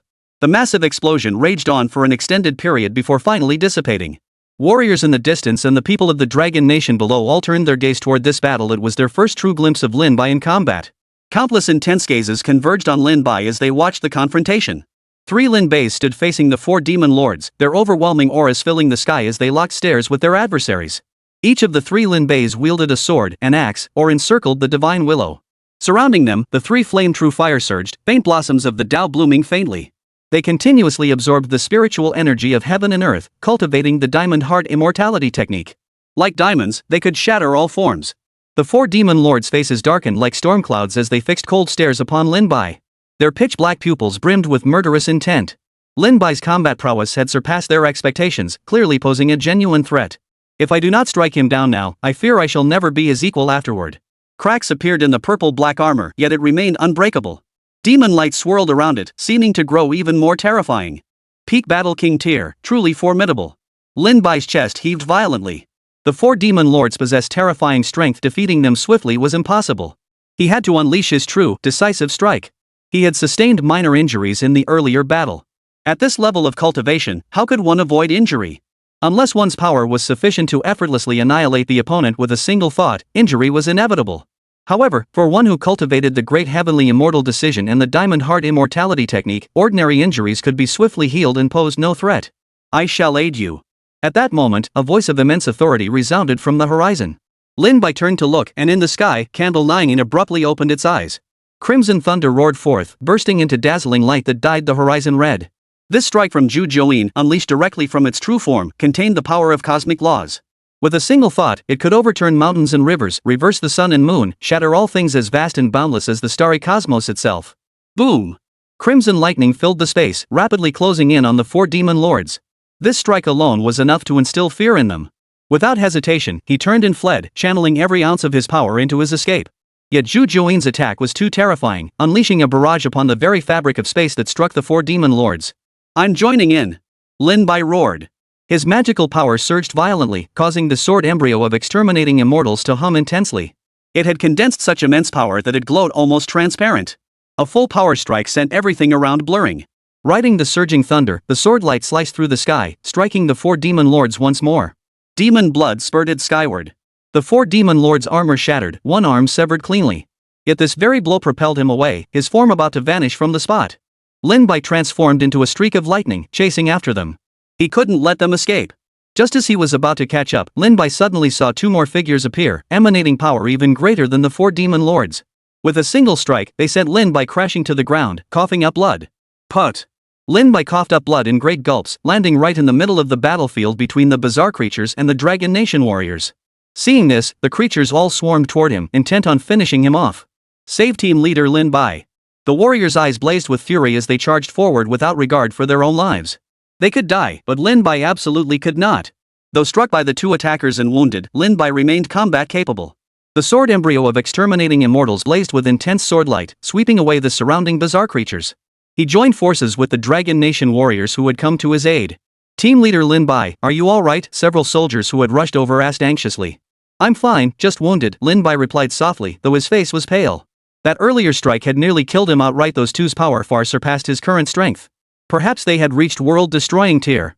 A single strike from 2 world-destroying tier powerhouses had nearly ended him, making Lin Bai acutely aware of their terrifying might. Yet those 2 figures seemed not to have come to Blue Star, bringing Lin Bai some relief. He lifted his gaze to Zhu Jiuyin in the sky, where crimson lightning swept across the heavens and earth, as if issuing a warning. Is it because of Senior Candle 9? Chapter 129, The Truth of the National Fortune's Secret Realm. Lin Bai led the Dragon Nation warriors who had rushed over to withdraw from the center of the battlefield. He immediately summoned the 3 flame true fire, slaying the surrounding bizarre creatures, finally gaining a moment to catch his breath. The previous assault, carrying the true power of the laws, had been utterly terrifying. That strike from the 2 of them seemed to condense the laws of heaven and earth, even harnessing the energy of the cosmos. Such power is beyond the reach of even a War King level warrior. Lin Bai's heart skipped a beat. Even at his peak, facing either of those two would have offered him a slim chance of victory even if he resorted to the three-flame true fire technique, burning his own magical power to gain a fleeting surge of strength. That seemingly ordinary raised hand strike had left him no chance to react. Had he not activated his immortal body and the immovable Wisdom King body, his very form might have been pierced through. On the cultivation path you've chosen, those you call world-ending indeed possess the power to command the force of the laws. Every strike carries the energy of heaven and earth. The great sage's voice rang out at just the right moment, as if anticipating Lin Bai's unspoken question, offering an explanation. Great sage, is the path I walk different from your cultivation paths? Lin Bai inquired. Even within the pantheon of deities, there are intricate classifications and divergent paths of cultivation. However, certain fundamental characteristics can still be discerned. The great sage pondered for a moment. After all, it was a different path, and one who had never walked it could not know much. Thus, he only offered a brief mention. If I may ask, great sage, how long did it take you after embarking on your cultivation path to reach the realm where you could harness the energies of heaven and earth and unleash attacks based on cosmic laws? Lin Bai suddenly asked with intense curiosity. Such a distant memory, how could I recall? But it should have been around 12 hours, the great sage's voice drifted back, distant and echoing. Lin Bai. I shouldn't have asked. He'd forgotten that the great sage was born from absorbing the essence of heaven, earth, sun, and moon.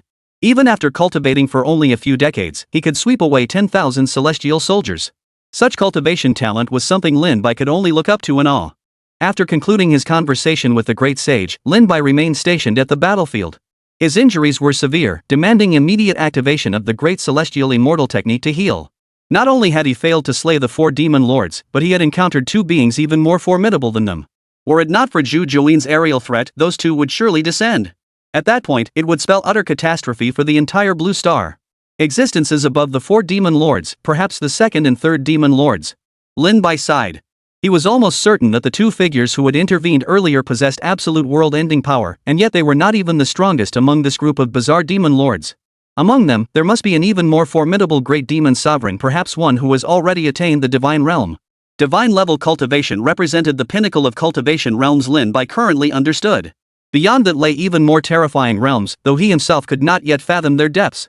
If they truly possessed a divine-level powerhouse, why not simply descend and annihilate all existence? Wouldn't that achieve their objective? Doubt deepened within Lin Bai's heart, and suddenly, an even more terrifying thought arose. Perhaps the purpose of these bizarre creatures extended beyond merely destroying all civilization on Blue Star. For them, that would hardly be difficult. Even if the Dragon Nation currently enjoyed divine protection, that protection was confined to its borders. If they wished to annihilate other nations across the world, it was entirely within their power. Afterward, they could easily gather all the bizarre creatures to encircle the Dragon Nation. Once the divine protection faded, there would be no force left to resist them. What exactly are they planning? Lin Bai lifted his gaze toward the sky, lost in deep thought. In the cosmos, the 4 demon lords appeared, spewing blood from their mouths and covered in wounds. Before them stood the other 2 figures who had attacked Lin Bai earlier. As the demonic light faded, their true forms were revealed. Fourth brother, you've actually been pushed to this point by a mere human. One of them spoke. Their appearances were indistinguishable from humans, making such a conversation seem somewhat bizarre. That fellow is peculiar. He possesses various supernatural abilities. With only early Battle King level strength, he was able to fight me. There must be some kind of existence behind him. Is it that National Fortune's secret realm? The 4th demon sovereign drew a deep breath, regaining his composure before voicing his inner thoughts. The National Fortune's secret realm. If not for that layer of protection, we would have annihilated Blue Star long ago. How could we have allowed these blood sacrifices to struggle on until now? A more formidable figure sneered coldly, but his words sparked the 4 demon lords' confusion. Second brother, what exactly is this National Fortune's secret realm? According to our lord, it's merely a remnant from the ancient era, a world formed by the combined forces of this realm's 100 races, including humanity and the power of the gods. It contains fragments of divine might. At a critical juncture, it became a self-preservation mechanism for this world. Over the vast expanse of time, influenced by the fortunes of various nations, it crystallized into the National Fortune's secret realm. It selects humans to enter, granting them the divine opportunities left behind by the gods. The entity referred to as second brother by the 4 demon lords naturally held the second highest status among these bizarre beings, surpassed only by the great demon lord. His power had reached the late stage of world-destroying tier, the second demon lord. After speaking, the 2nd demon sovereign's face twisted into a sneer. Alas, these humans harbor ulterior motives. Their nations have begun fighting amongst themselves. In the end, they will only become sustenance for our kind. How do we break this world's will? Asked the 3rd demon sovereign, shrouded in eerie black aura beside the 2nd. We've delayed far too long. A deity has descended upon the Dragon Nation now. That crimson entity alone is enough to intimidate me. We can only wait for the nations to tear each other apart, wait for this world's will to weaken, wait for the master's arrival.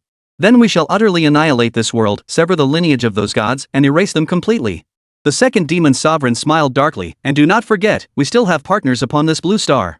His words trailing off as his malevolent gaze swept over the eerie blood mist shrouding the entire sky above the Indian subcontinent. Then, three figures slowly dissipated, leaving only a single sentence drifting into the depths of the cosmos. Let them struggle a little longer. The day we utterly annihilate this world draws ever nearer. Chapter 130, Splendor Faded, Future Vanished. Team Leader Lin Bai, how is your recovery progressing? We've purged all anomalous creatures from this sector. The battlefield is secure now. Several warriors approached Lin Bai. The conflict here had concluded, and victory was theirs. Thank you for your hard work. Take these immediately. Lin Bai produced divine treasures from his divine grade farm, including a 10,000-year-old ginseng root, radiating abundant celestial energy. After consuming them, the soldiers' internal injuries rapidly began to heal.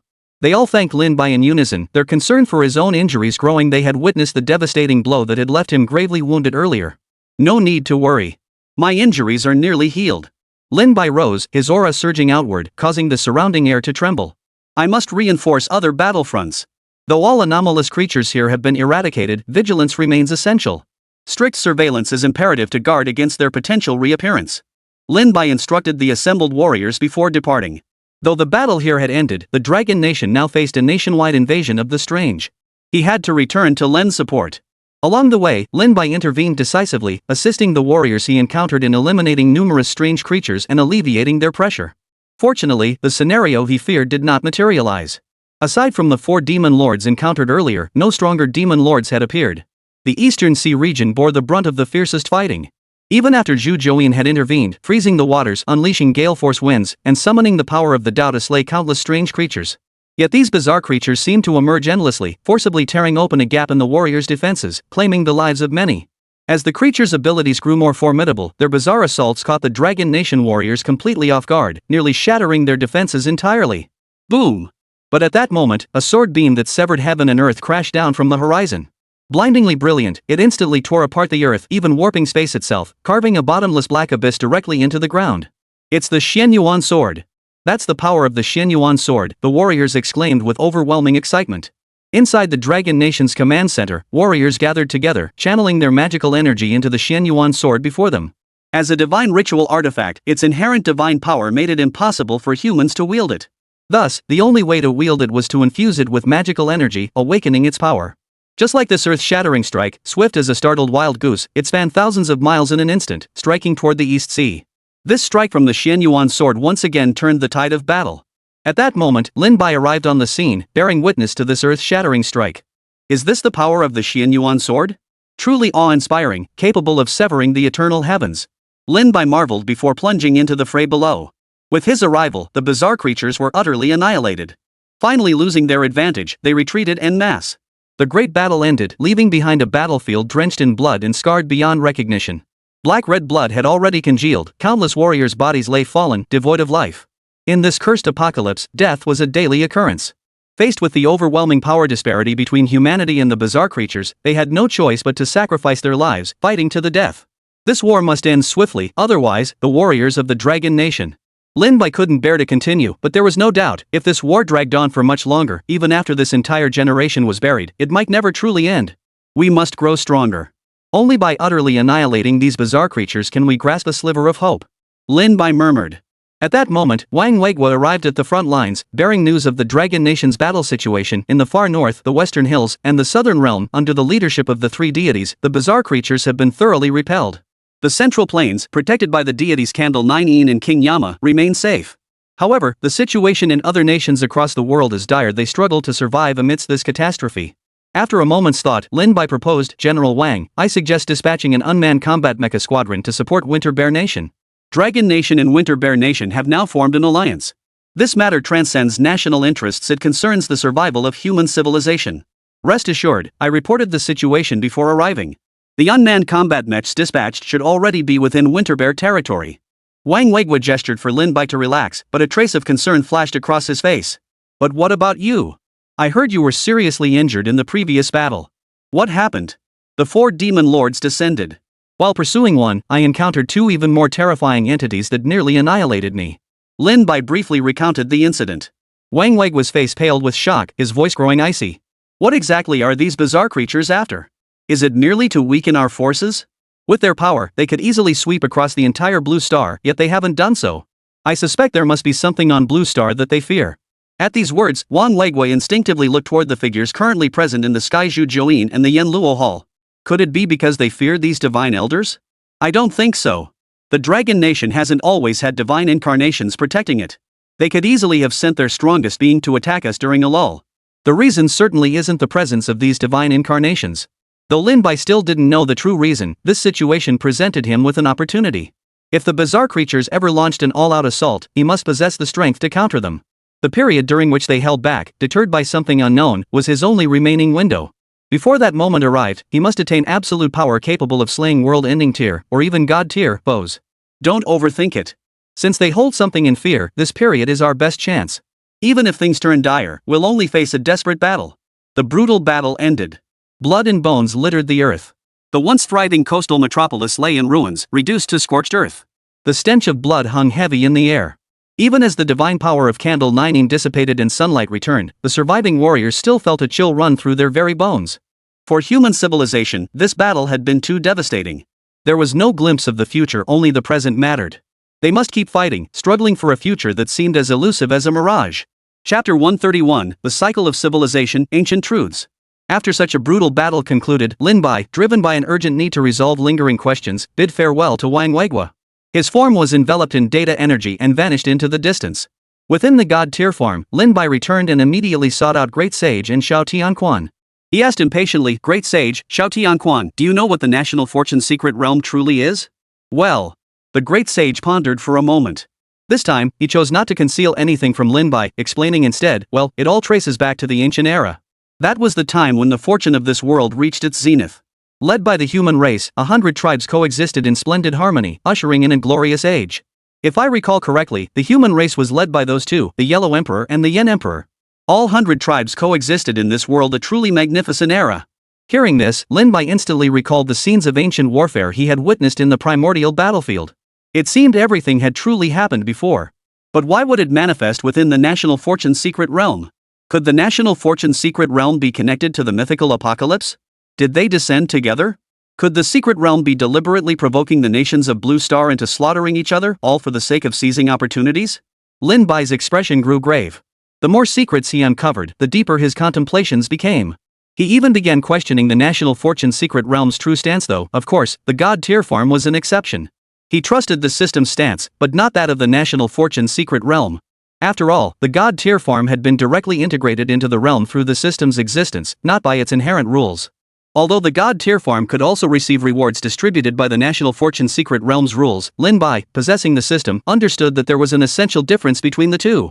The origins of the National Fortune Secret Realm can also be traced back to ancient times. Back then, humans and deities walked the earth together, and the fortunes of the 100 tribes were at their peak. Ultimately, through the collective will of the 100 tribes, fused with the power of the deities, the original guardian will of this world was born. The Great Sage explained. Clearly, they were all aware of the National Fortune Secret Realm's origins. The reason they had only revealed this to Lin by now was because he had finally reached this level of understanding. Guardian will? This world where Blue Star exists actually possesses a self-aware guardian will? Lin Bai's heart trembled with profound shock. Every world possesses its own protective consciousness, perhaps it should be called the world will. That is why the National Fortune Secret Realm descended alongside the arrival of the mythical apocalypse. The National Fortune Secret Realm is the embodiment of the world will. Xiao Tiandog explained earnestly to Lin Bai. This revelation clearly stunned him, but then he suddenly understood, no wonder. I could witness ancient battle scenes within the National Fortune Secret Realm. So the Fate Realm is the world will born from the fusion of the wills of 100 races with divine power? But the Great Sage spoke slowly. The ancient battle occurred countless ages ago. With the extinction of the 100 tribes, only the human race remains. The worlds will gradually shift according to the structure of each realm. Evolving to its present form as the National Fortune Secret Realm, it uses nations as boundaries, having long since integrated the profound cultural foundations of each country into itself, giving birth to a new form. It can summon deities. This is the power of the world will itself, fused from the original divine power, thus enabling it to summon deities from the mythological systems of various nations. Of course, technological advancement is also possible. As mentioned earlier, the worlds will evolve with its structure. Before the mythical apocalypse descended, the human race prioritized technological development, which also influenced the national fortune secret realm. Lin Bai opened his mouth but no words came out. The revelation was too staggering, too profound for words. So that's how it is. The national fortune secret realm is a world's self-defense mechanism. No wonder it can manifest and summon deities. But if it truly embodies a world's will, then the nation's mutual slaughter and scramble for opportunities is fundamentally flawed. Lin Bai spoke, realizing the absurdity of this mistake. The national fortune realm could only manifest true world will through the unity of all nations. The current infighting among nations was, in essence, eroding that world will. The heavenly hound snorted derisively. After all, on present-day Blue Star, nations are perpetually at war. This indirectly affects the national fortune secret realm. One side slaughtering another actually yields rewards. If this continues, the world will's essence will vanish entirely. Then, those bizarre creatures will grow even more unrestrained, capable of destroying this entire world. Only after learning the truth about the world will the national fortune secret realm did Lin Bai finally understand what the strange creatures truly feared. They feared the national fortune secret realm itself, the very essence of the world will. And they were waiting for the world will to weaken. Then, no one would be able to stop them. Great sage, why did the 100 races perish? Now only the human race remains. And, while Blue Star is indeed boundless for the human race, if it were to accommodate 100 races, it would likely be. Lin Bai suddenly recalled the great sage's earlier mention of the 100 races' extinction. Could that ancient war have been so brutal? Had it truly wiped out nearly 100 races entirely? Trace back to even more ancient times. Back then, the heavens and earth were chaotic. The great god Pango cleaved the cosmos, transforming himself into all things. The great world took its initial form and entered its most glorious era at a time when 100 races flourished, resplendent beyond compare. It was then that the sinister clan descended, plunging this world into an endless war that raged for untold ages. That battle saw gods fall, the heavens and earth weep together, 100 races vanish, and the world itself cleaved apart, fragmenting into countless ancestral planets. The Blue Star of today is but a fragment of that once glorious age, a mere corner of the land, far from the core region of the ancient battlefield. The great sage sighed softly as he spoke. After that, the world plunged into utter darkness. Everything perished. Blue Star became a sea of flames, devoid of all life. It fell into an eternal cycle of rebirth. Yet the worlds will remained, and the goddess Nuwa still existed. She created a new cycle of rebirth. Countless lives reappeared on the earth, faintly echoing the splendor of the 100 tribes' emergence. Yet, with the dissipation of the world's spiritual energy, survival grew crueler. Without gods or any other intervening forces, the 100 tribes ceased to manifest. Even the once mighty dragon civilization was utterly annihilated by an attack from beyond the heavens. Only now, under the lingering power of the goddess Nuwa, has the human race reappeared. Step by step, they have advanced to their present state, developing technology and confronting the mythical apocalypse of this era. Chapter 132, Journey to the Kingdom of Tianju, launching the investigation. The cycle of life unfolds thus. We have already endured one rebirth.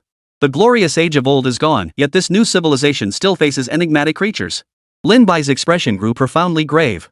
He increasingly realized the weighty mission borne by their generation of humanity to truly carry forward the flame of this great world and to complete the mission their ancestors had failed to fulfill in the previous cycle. They must declare war on the mythical apocalypse, refusing to remain passive victims.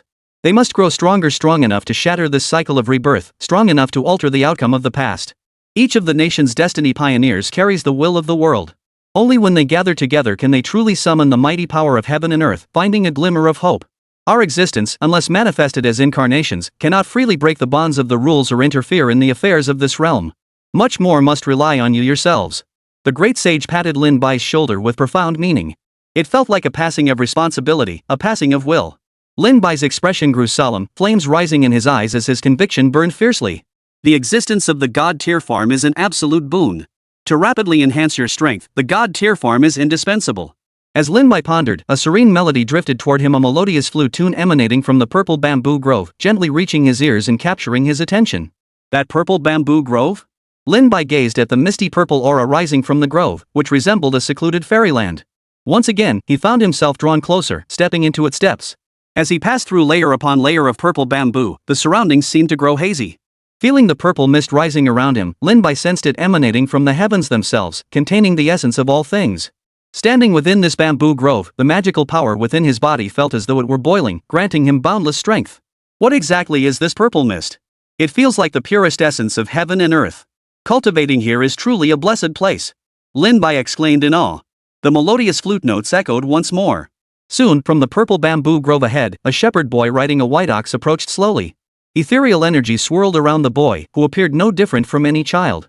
Yet, upon closer inspection, a mystical aura permeated his form, concealing any trace of his age. Elder, I mean no disturbance. I was drawn here by the melodious flute music you played earlier. Your notes seem to wash away the soul and purify the spirit, compelling me to approach. Lin Bai dared not be disrespectful. He knew this shepherd boy was no ordinary being, certainly a true deity. He had been completely unaware of his presence. Had it not been for the boy's visible form, the space before him would have seemed utterly empty. No matter. Before you arrived, those two brats already disturbed me. The shepherd boy spoke, his voice clear and crisp, tinged with a hint of mischief, sounding just like an ordinary child. Lin Bai was speechless. Calling the great sage and the heavenly hound kids? What on earth was this shepherd boy's status? If anyone else had addressed them that way, they'd have blown their tops long ago. There's a sapling here. You must tend to it well, tend to it well. The shepherd boy spoke as he rode his white ox away slowly, vanishing completely in the blink of an eye. Only then did Lin Bai notice a young sapling growing in the center of a clear lake ahead, emitting a faint, luminous glow. I hadn't noticed this seedling before. It must have been brought by that elder. I wonder what kind of divine treasure will grow from tending to it. At that moment, the great sage and the heavenly hound arrived. They exchanged a knowing smile. This is quite the treasure, young man. You'd do well to visit often. If the real world weren't in trouble, I'd be here all the time, Lin Bai thought to himself, speechless. The shepherd boy had vanished completely, arriving and departing without a trace. Lin Bai knew nothing of his identity, but he vaguely sensed that the man was terrifyingly powerful, so much so that even the great sage and Xiao Tianquan showed him respect.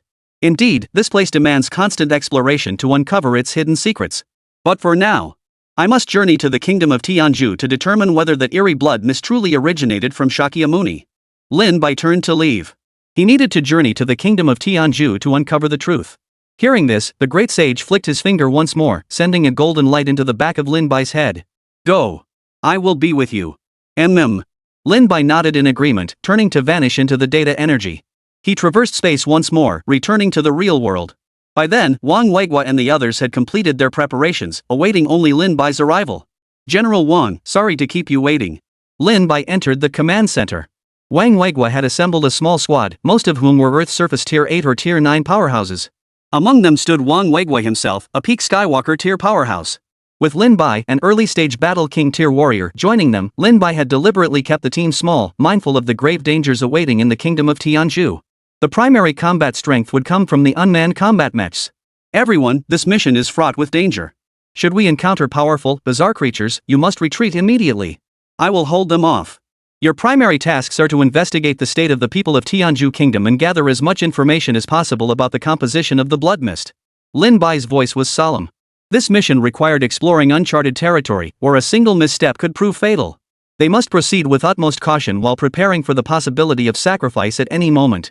Once preparations were complete, the group transformed into a streak of light, sweeping upward into the heavens and heading toward the direction of the kingdom of Tianzhu. Roar! A thunderous tiger's roar echoed across the heavens. The space before them shattered, and the white tiger divine beast stepped forth. Its eyes, as bright as a full moon, reflected dazzling light. I shall accompany you. I can guide you there. The white tiger divine beast spoke, gesturing for them to mount its back. Lin Bai thanked the creature. With its unique ability to shatter space, they could reach the borders of the Tianzhu kingdom far more swiftly. This marked the first time several warriors from the Dragon Nation, including Wang Weigua, stood atop a true divine beast. Their excitement was palpable. The white tiger deity unleashed its supreme power, enveloping them all. Boom! Space shattered instantly, and the white tiger's form dissolved into a streak of light, vanishing into the void. The unique experience of traversing space was indeed extraordinary. Even though Lin Bai had already experienced it once, he still marveled at the peculiar sensation of being enveloped by spatial forces. Space shattered like glass once more. When the group regained their senses, they found themselves beneath a blood-red sky. In mere moments, they had arrived within the borders of the Tianzhu kingdom. Chapter 133, The Land of the Empty. You, take care. I must return to guard the Dragon Kingdom. The white tiger divine beast looked at Lin Bai, uttering these words before a silvery white light gathered in Lin Bai's hand. Lin Bai stared at it in confusion, only to hear the beast speak. This place is filled with an ominous aura. If you wish to return, break through this energy barrier. I will come. With that, the white tiger deity shattered space once more and departed. Before Lin Bai could thank him, he sensed something, a hint of complexity in the white tiger's gaze as it looked at him. That look was as if it were seeing an old friend. Perhaps I'm overthinking it. Had the mythical apocalypse not altered my fate, I'd likely have lived an ordinary life without ever encountering the white tiger divine beast. How could he possibly know me? Lin Bai chuckled, finally snapping back to reality. The warriors gazed up at the eerie blood mist swirling in the sky, their hearts sinking with fear, utterly baffled by this phenomenon. Poof! This is the power of the so-called Buddha from that sacred mountain. I never imagined it had already seeped this far. The great sage's voice echoed in his mind. He sensed the source of this power, but the truth of the matter sent a chill through Lin Bai's heart. Had those Buddhas who had fallen into the path of darkness finally begun to corrupt the real world? Is there a solution? I fear this blood mist will spread, eventually enveloping the entire blue star. Lin Bai asked anxiously. Locate the source of the power, and you can dispel the blood mist. After all, those beings dare not truly corrupt the real world without restraint. Otherwise, they wouldn't need to borrow the body of the Tianzhu kingdom's pioneer. As the great sage spoke, an invisible force coalesced into a golden barrier, enveloping Lin Bai and the others within it. It seemed to block out the blood mist that had already blended completely into the air. This blood mist shakes one's spirit, turning people into puppets. Within this circle, you won't be affected by its corruption. The great sage cautioned. Lin Bai's expression grew slightly peculiar. This scene felt strangely familiar. What was going on? He mentally addressed the great sage, this scene feels eerily familiar. HM? What do you mean? The great sage inquired, puzzled. Ahem, master, stay right here and don't move. Watch me draw a circle with my golden staff. The demons won't be able to harm you. Lin Bai cleared his throat, feigning solemnity as he mimicked the great sage's tone to recreate this classic line. Monkey King. Thud. Lin Bai felt as if his head had been struck by a heavy blow, like getting whacked with the golden cudgel. He nearly fell flat on his face, leaving Wang Weigua and the others utterly dumbfounded. Dude, why did you just fall flat on your face? You scared the crap out of us. Lin Bai, are you okay? Wang Weigua asked with concern. Lin Bai hurriedly waved his hands, slightly embarrassed. Ahem, I'm fine. Just got attacked by someone. I'm fine now. Wang Weigua and the others? Loves telling tall tales in broad daylight, or rather, under the blazing sun, huh? Wang Weigua sighed. Perhaps he just didn't understand the mindset of today's youth. He decided to stop dwelling on Lin Bai. Venturing deep into the kingdom of Tianzhu was fraught with danger for them. It demanded serious attention. Heh, you remind me of that experience. That journey truly stands as the most profound memory of my life. It feels like all the darkness I've ever known began back then. The great sage smiled faintly, yet beneath that light-hearted expression lay a hint of shadow. Perhaps he too missed those youthful days? Was it the journey westward that revealed the darkness lurking behind Sacred Mountain? Lin Bai guessed part of the reason. After all, their original purpose in heading west had been to seek the sacred scriptures at Sacred Mountain. Back then, Sacred Mountain had seemed to them like the Western paradise. MHM. The great sage acknowledged with a grunt, then fell silent. Lin Bai did not press further, understanding that it must have been a journey where death lurked at every turn. Under the great sage's protective power, Lin Bai and his companions pressed deeper into the land of Tianzhu. Blood-red mist nearly obscured their vision, but moments later, they caught sight of a city. This. How can there be not a single sign of life? Exclaimed a warrior beside him in disbelief. The group remained vigilant as they cautiously entered the city. A pungent stench filled the air. Whether it was the inherent atmosphere of the Tianzhu kingdom or a result of the eerie blood mist, it was unclear.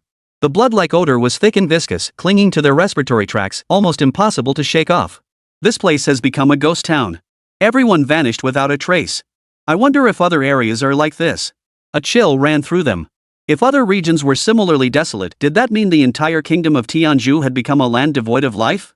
The temperature around them plummeted abruptly. This was no mere psychological effect, but a tangible shift in the environment. Cold lightning flashed in Lin Bai's eyes as he drew the Zuxian sword embryo from its sheath, slashing forward with a single strike. Boom! Several bizarre creatures lurking within the blood mist were cleaved clean in two, their bodies crashing to the ground, utterly lifeless. Clearly, humanity had vanished from this place entirely, leaving it as the domain of these monstrous beings. Be cautious. Since the descent of the national fortune secret realm, the kingdom of Zhugwa seems utterly cut off from the world. I fear this region may be the hardest hit. Lin Bai's voice was heavy with foreboding, as if some great terror lurked in the shadows. Before he could finish, a young warrior beside him spoke up. Come to think of it, it's been an awfully long time since we've seen any Tianzhu citizens posting on the national fortune secret realm communication channel. What on earth has this nation endured? Wang Weigua felt a chill run down his spine. What was the source of this eerie blood mist? What kind of enemies were they about to face? General Wang, if things go south, you must return to Dragon Nation first. If Tianzhu truly lies abandoned, it may well have become a nest for strange creatures. We absolutely cannot venture deeper. Lin Bai's expression grew grave as he looked at Wang Weigua and the others. Hearing this, they immediately panicked. What about you? We can't leave you behind alone. No need to worry. I carry the divine consciousness of the great sage equal to heaven. This blood mist is the work of those Buddhas. Its source must exist. I must shatter it, or else it will spread across the entire blue star. Lin Bai explained to the group. The golden light surrounding them, shielding them from harm, was the power of the great sage equal to heaven. Mentioning his existence finally calmed Wang Weiguo and the others. They believed this being could surely turn the tide. Such was the absolute trust the people of Dragon Nation placed in the great sage equal to heaven. They held that he lived up to his name and could conquer any foe.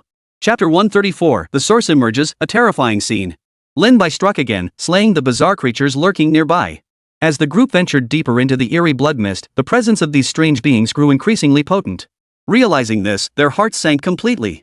There's no blood on the ground, Lin Bai speculated. This means the people here weren't killed by the strange creatures. They vanished, or were snatched away by something. Lin Bai speculated, lifting his gaze toward the distant horizon. The blood mist grew denser, even faintly glowing with an eerie light that sent shivers down the spine. We've searched every inch within 100 miles radius. Not a single trace of human life remains. The unmanned combat mechs we deployed found no sign of survivors either. The soldier spoke. The atmosphere was simply too eerie. Such a vast nation, not a single living soul remained. Had this place truly become the domain of those strange creatures? General Wang, given the circumstances, there's no need to venture further. You must leave this place immediately. Lin Bai halted his steps and addressed Wang Weiguo and the others, his tone carrying an air of finality. This place was fraught with danger, with bizarre creatures lurking at any moment, and even the Buddha manipulating events from the shadows. He couldn't allow Wang Weiguo and the others to meet their end here. But Wang Weiguo and the others hesitated, unwilling to abandon Lin Bai alone. Yet Lin Bai's gaze, which brooked no refusal, ultimately persuaded them. All right, we'll return to the mainland first. Lin Bai, please protect yourself at all costs. We'll wait for your return at the command center, Wang Weiguo said solemnly, his expression grave. Don't worry, Lin Bai replied with a light chuckle. He then crushed the energy fragment the White Tiger Divine Beast had given him earlier. Moments later, space shattered, and the White Tiger Divine Beast stepped out from within. Yet upon hearing Lin Bai had no intention of leaving, the White Tiger couldn't help but speak up. This place is saturated with an eerie aura. Are you truly going to stay here? Yes. The source of this eerie blood mist must be destroyed. Otherwise, it will eventually spread to the Dragon Nation and even the entire world. Senior, please lead them back to the Dragon Nation. I will return on my own later. Lin Bai bowed his fist toward the White Tiger Divine Beast. Seeing this, the beast said no more, merely nodding slightly. Its form enveloped by surging spatial energy, it carried Wang Weiguo and the others as they shattered space and departed. A golden light flickered, and the figure of the great sage materialized beside Lin Bai. He appeared as before, clad in tattered hemp robes, his expression serene and unhurried. Letting them leave was the right decision. The source of this eerie blood mist is surely protected by the power of those Buddhas. A major battle seems inevitable. Are you prepared? The great sage looked at Lin Bai, then offered reassurance, but rest assured, even if those Buddhas begin to erode the real world, they won't wield power far beyond your current capabilities. With my aid, your chances of success are considerable. Lin Bai nodded. The sword embryo of immortal extermination erupted with blazing sword light, swirling around his body and radiating outward into the surrounding space. It coalesced into a storm, propelling his body skyward. System task issued: locate and destroy the source of the eerie blood mist, eliminate the mastermind behind it. The system task was issued, further solidifying Lin Bai's resolve to destroy the blood mist's source. System tasks invariably held significant importance. Let's go. I can sense its location. We'll destroy it. The great sage's figure followed closely beside Lin Bai as the two of them traversed through the blood mist together. Moments later, Lin Bai noticed that the air was no longer filled with a blood mist, but rather an intense crimson glow so dense it seemed to pulsate with life. Upon closer inspection, the light appeared to writhe, as if possessed by a living force. Why does it move like insects? Could this thing be nurturing something? Lin Bai frowned, swinging the sword embryo of exterminating immortals to unleash a slash of sword light. It sliced through the blood mist, revealing the scene ahead. The sight before him utterly stunned Lin Bai. On the very soil of the Tianju kingdom stood a demonic Buddha. Its entire form was blood red, its face crawling with worms, a sinister grin playing at its corners. Blood poured from its 7 orifices, pooling on the ground to form a sea, seeping into the earth. And that blood mist originated from this demonic Buddha. When Lin Bai arrived, he witnessed it savagely devouring several citizens of the Tianju kingdom. Boom! Witnessing this, Lin Bai erupted in fury. A dazzling sword light sliced through the sky, causing the Tao itself to hum. Simultaneously, the 3 flame true fire blazed fiercely, relentlessly burning away the blood mist and tearing open a gap. 3 flame inferno scorches the heavens. Lin Bai's voice was icy cold, his eyes blazing with murderous intent. This demonic Buddha was devouring people alive. Was this the reason why the kingdom of Tianju was completely deserted?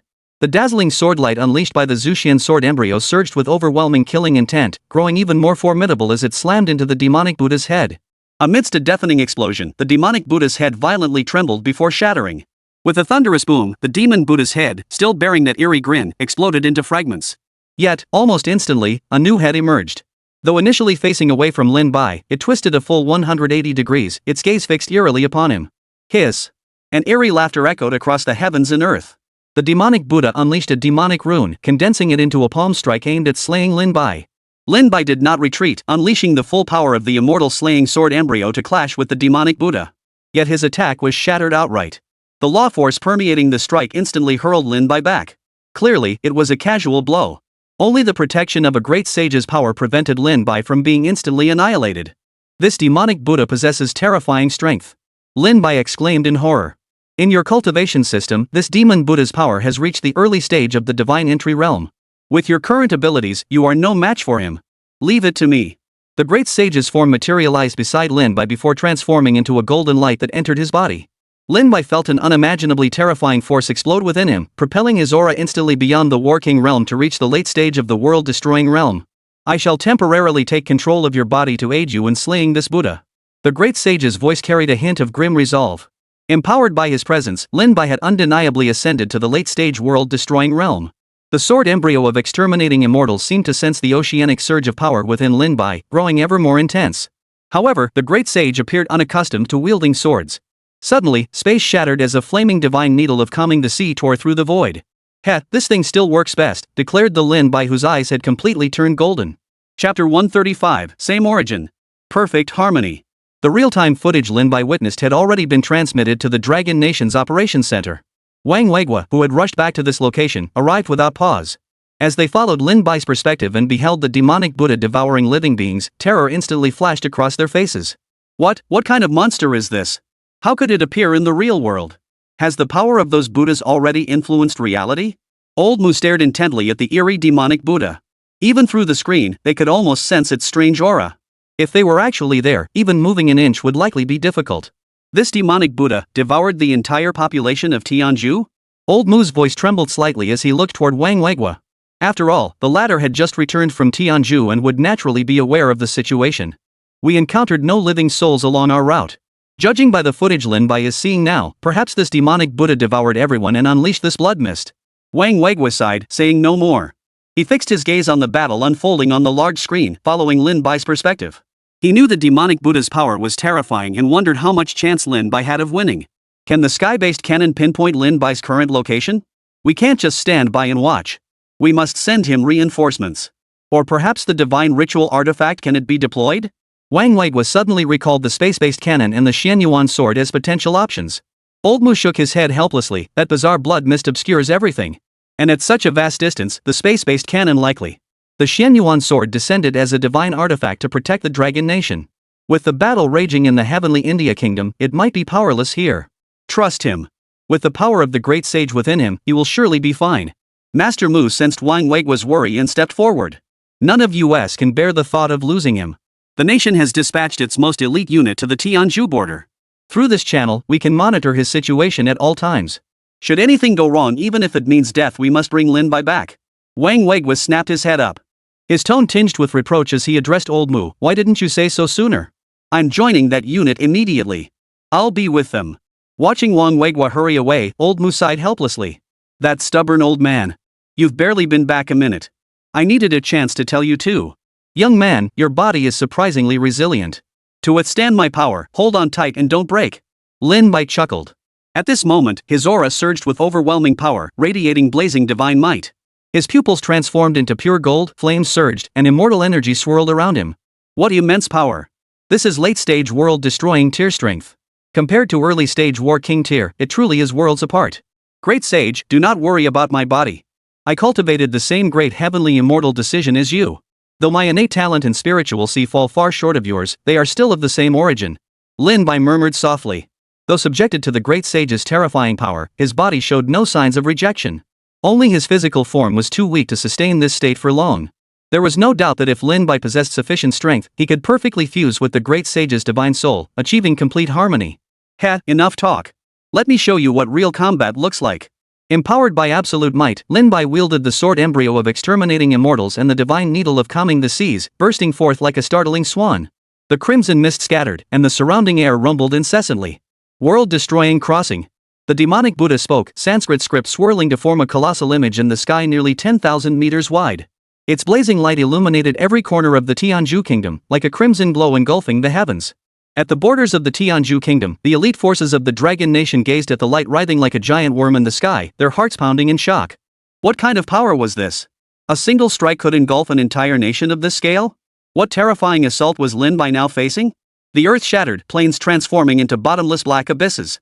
Lava erupted, violently trembling. The Sanskrit seal projected a beam of light, intent on crushing Lin Bai with absolute force. Transform! Lin Bai roared. At his command, the divine needle of the sea ignited, blazing into a pillar that pierced the heavens. It slammed head-on into the blinding light, scattering it before shooting skyward to strike the Sanskrit seal itself. The demonic Buddha's sinister grin deepened, his mouth stretching wide as waves of blood flowed from his lips. The aerial assault intensified, colliding with the divine sea anchoring needle. A deafening explosion obliterated everything on the ground. From the very moment this astonishing battle began, it was destined to destroy everything around it. After a brief probing phase, Lin Bai stepped through the void. Both the sword embryo of exterminating immortals and the divine needle of calming the sea erupted simultaneously, unleashing a relentless torrent of light that permeated the air. The assaults of these two divine weapons swept across the four directions, transforming into a storm that bore down with overwhelming force. Let me see what this three-flame true fire is capable of. The great sage's laughter echoed as he manipulated the three-flame true fire through Lin Bai's body. With a wave of his hand, rolling lava poured down from the sky. It was all three-flame true fire, nearly condensed into liquid. Its terror reached such a level that it resembled a river. The Sanskrit scriptures shattered. Seeing this, the demon Buddha began to chant, seemingly reciting a unique sutra. The moment the words were uttered, they solidified into tangible energy, burning fiercely in the air. At that moment, the neighboring nations of Tianzhu trembled in fear. From their perspective, Tianzhu now resembled a hellscape shrouded in bloodlight, with eerie chanting echoing from within. It had clearly become a land of calamity. Who would dare set foot there? Lin Bai channeled his magical power into a shield, sealing off the space and blocking the soul-piercing attack accompanying the demonic Buddha's chanting. He then shifted the form of his divine weapon as sword's light pierced the heavens, while a staff's shadow flickered. Whoosh! Boom! Powerful attacks relentlessly pounded the demonic Buddha, each strike carrying the force of cosmic laws and embodying the principles of the Tao. Lin Bai formed seals, channeling the great celestial immortal decision with all his might. This was the great celestial immortal decision wielded by a great sage truly living up to its name. A single thought seemed to connect with all things, his divine soul achieving true immortality. You hypocritical Buddha, crawl back to your sacred mountain. Lin Bai's cold shout shook the heavens. Wielding both divine weapons, he clashed head-on with the demonic Buddha, a being at the late stage of world-destroying power despite the demonic Buddha being at the early stage of divine power. Lin Bai pressed his relentless assault. A battle at this level could effortlessly obliterate an entire nation. A single breath could shatter everything within dozens of miles, reducing it to dust. Chapter 136, Emulating Heaven and Earth. Amidst the devastated wasteland, two beams of light flickered. Lin Bai, wielding his twin divine weapons, stood locked in confrontation with the demonic Buddha. Though his cultivation realm fell short of his opponents, his combat prowess was utterly formidable. It's you! How dare you persist like a lingering ghost? Have you forgotten being sealed beneath that mountain? The demonic Buddha spoke again, his voice dripping with scorn. Clearly, he had recognized Lin Bai, or rather, the aura of the great sage equal to heaven within Lin Bai's body. You're merely the most ordinary Buddha from that Ling mountain, which resembles nothing more than a den of beasts. How dare you speak to me thus? Devouring living beings like this, it seems that once pure Buddhist heart of yours has long since been corrupted by demonic forces, hasn't it? The great sage sneered, his words dripping with scorn. After all this time following that old Tathagata, your power remains so pitiful. I fear the day will come when that ancient wretch devours every last soul on your sacred mountain, young and old, great and small. Even swallowed whole, you still serve that old Buddha. Today, your grandpa's son will cleave this hypocritical Buddha. Tomorrow, I'll use the head of the Buddha to honor the souls your sacred mountain has slaughtered. Transform! Lin Bai roared. Rays of light burst forth from his body, instantly coalescing into 18 avatars. Each emanated an aura as blazingly intense as his own. 18 avatars matching the original's power? How is this possible? Lin Bai was utterly stunned. Even supreme techniques like One Chi becomes three purities could only manifest 2 additional avatars. What kind of divine power was the great sage wielding?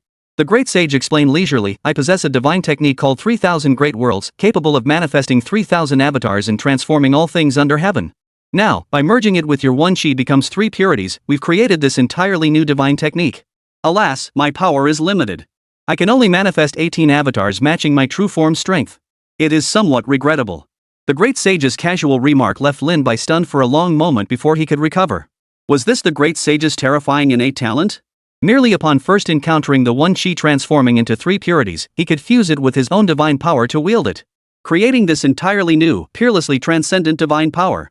But if one's power truly reached the point of overlooking all things, couldn't a single thought manifest 3,000 avatars each matching one's own strength? Who could possibly stand against that? Lin Bai marveled. It's not that simple. Merging divine abilities is far more demanding than wielding them separately. Still, 18 avatars are sufficient. Now, let's slay this demonic Buddha. Lin Bai unleashed his full power. Each of the 18 avatars possessed late-stage world-ending strength. Their simultaneous attack was truly earth-shattering. Such a force could even charge into the cosmos to declare war on the bizarre creatures. Yet Lin Bai knew the avatar's duration was exceedingly limited. For a great sage to fuse these 2 divine abilities was nothing short of a miracle. But ultimately, his core body possessed only world-destroying tier strength, limiting how long he could sustain this. Boom! An apocalyptic strike was sufficient to shatter the heavens and earth. The simultaneous assault of 18 avatars unleashed a colossal tempest, scattering the blood mist that had enveloped the entire Tianzhu kingdom. Sunlight once again bathed the land, its blazing golden radiance dispelling the eerie crimson haze. This was an unfathomably terrifying technique. The great sage unleashed his divine power, his pupils reflecting golden light. Golden light filled the sky, piercing eyes capable of shattering all illusions and penetrating every evil presence. The blood mist could not withstand this, dissipating completely, never to return. You! Damned! Rebirth crossing. The demonic Buddha raved, chanting sutras incessantly. Now he shed all pretense. If he had retained a semblance of Buddhahood before, he was now utterly possessed by darkness. A third demonic eye sprouted from his brow, flesh writhing as if incubating something. He unleashed the ultimate technique, rebirth crossing, shattering the very heavens. A demonic hand descended a world unto itself, vast enough to engulf the entire nation of Tianzhu and even spill over into neighboring lands, emerging from the cosmos itself. Each crease of that demonic palm was formed from countless Sanskrit runes, evolving into a landscape utterly consumed by demonic energy. This terrifying strike held the power to truly shatter the entire kingdom of Tianzhu. This guy has completely lost his mind. Lin Bai, hand over full control of your body to me. The great sage spoke calmly, as if even in this dire situation, he still held the key to breaking the stalemate, a testament to his absolute confidence. Thus, Lin Bai's consciousness completely detached from his body, surrendering full control to the great sage. Now, he could only watch the battle unfold silently. Though he could still communicate with the great sage through his consciousness, this body was now entirely in the great sage's hands. 3,000 great worlds fuse. The great sage swiftly formed seals. The 18 avatars surrounding him condensed into streaks of golden light, sinking into his body to ignite as a blazing inferno. Golden flames engulfed the great sage's form, his aura surging once more. Within mere moments, he broke through to the peak of the world-destroying tier. A peak world-destroying tier physique should suffice. The earth trembled as the great sage transformed into a colossus tens of thousands of feet tall. Golden lightning bolts flashed from his eyes. With every movement, mountains and rivers quaked. His immense form appeared upon the land, and the divine sea anchoring needle and the sword embryo of exterminating immortals seemed to respond to his call, transforming into weapons tens of thousands of feet long. Lin Bai stared in stunned silence. This was emulating heaven and earth. The great sage's true divine power. His tens of thousands of feet tall form looked down upon the earth, where everything appeared as small as ants. Even the mountains and ocean currents seemed minuscule, yet everything lay within his sight. Break! The great sage commanded. The sword embryo of exterminating immortals hummed first, its intertwining blades striking toward the demonic hand. Following that strike, the divine needle of calming the seas swept across the sky. The colossal force of this blow reverberated across the entire blue star. A single strike shook the entire planet, earth-shattering and heaven-shaking, causing even ghosts and gods to weep, truly an apocalyptic annihilation. After an eternity, all fell utterly silent. Or rather, it felt as though this entire space had collapsed, leaving nothing behind. Only when the golden flames finally dissipated did Lin Bai's body reappear. Is it over? Lin Bai gasped for breath, his body feeling utterly overloaded. He let out a bitter chuckle. Had he not cultivated the great heavenly immortal technique and the diamond heart immortality method, nor been shielded by the great sage's divine power, that strike of manipulating heaven and earth would likely have torn his own body apart. It's done. Well done, lad, the great sage chuckled softly. Lin Bai also looked toward the distance. The demonic Buddha lay shattered on the ground, its terrifying visage now tinged with fear. Spotting Lin Bai's gaze, it attempted to flee by ripping open a spatial rift only to have the sword embryo of exterminating immortals pierce clean through its skull. Die. Lin Bai had utterly slain the demon Buddha. This battle was finally over. Chapter 137, Why are you gurgling blood? It's finally over. So this is the power of those Buddhas? Truly terrifying. Lin Bai took a deep breath, feeling a momentary sense of relief. The blood mist completely dissipated, and light once again showered the earth only to find not a single soul remained alive. Lin Bai stood on this desolate land, silent for a long time. The blood-red soil was so glaring it was blood. It had soaked this land and everything had vanished, leaving no trace of life. The descent of this demonic Buddha had taken everything away.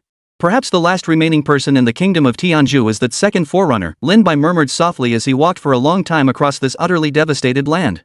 He sought to find any survivors. Though they belonged to different nations, they were still human. Yet the demon Buddha's arrival had severed this nation completely. Another nation destroyed. Lin Bai's voice echoed across the desolate land, sounding utterly desolate. This land would likely require centuries of transformation to regain its former state. A civilization buried here would eventually fade into complete oblivion. Who knew what race would next tread upon this soil? Lin Bai soared into the air, heading toward the Dragon Nation. Soon, he spotted a small squad racing across the horizon, none other than Wang Weiguo and his men. Upon seeing Lin Bai, the elite warriors finally breathed a long sigh of relief. After the blood mist dissipated, they had rushed straight here. Seeing Lin Bai unharmed, they all felt reassured. Everyone, you've worked hard. Let's return.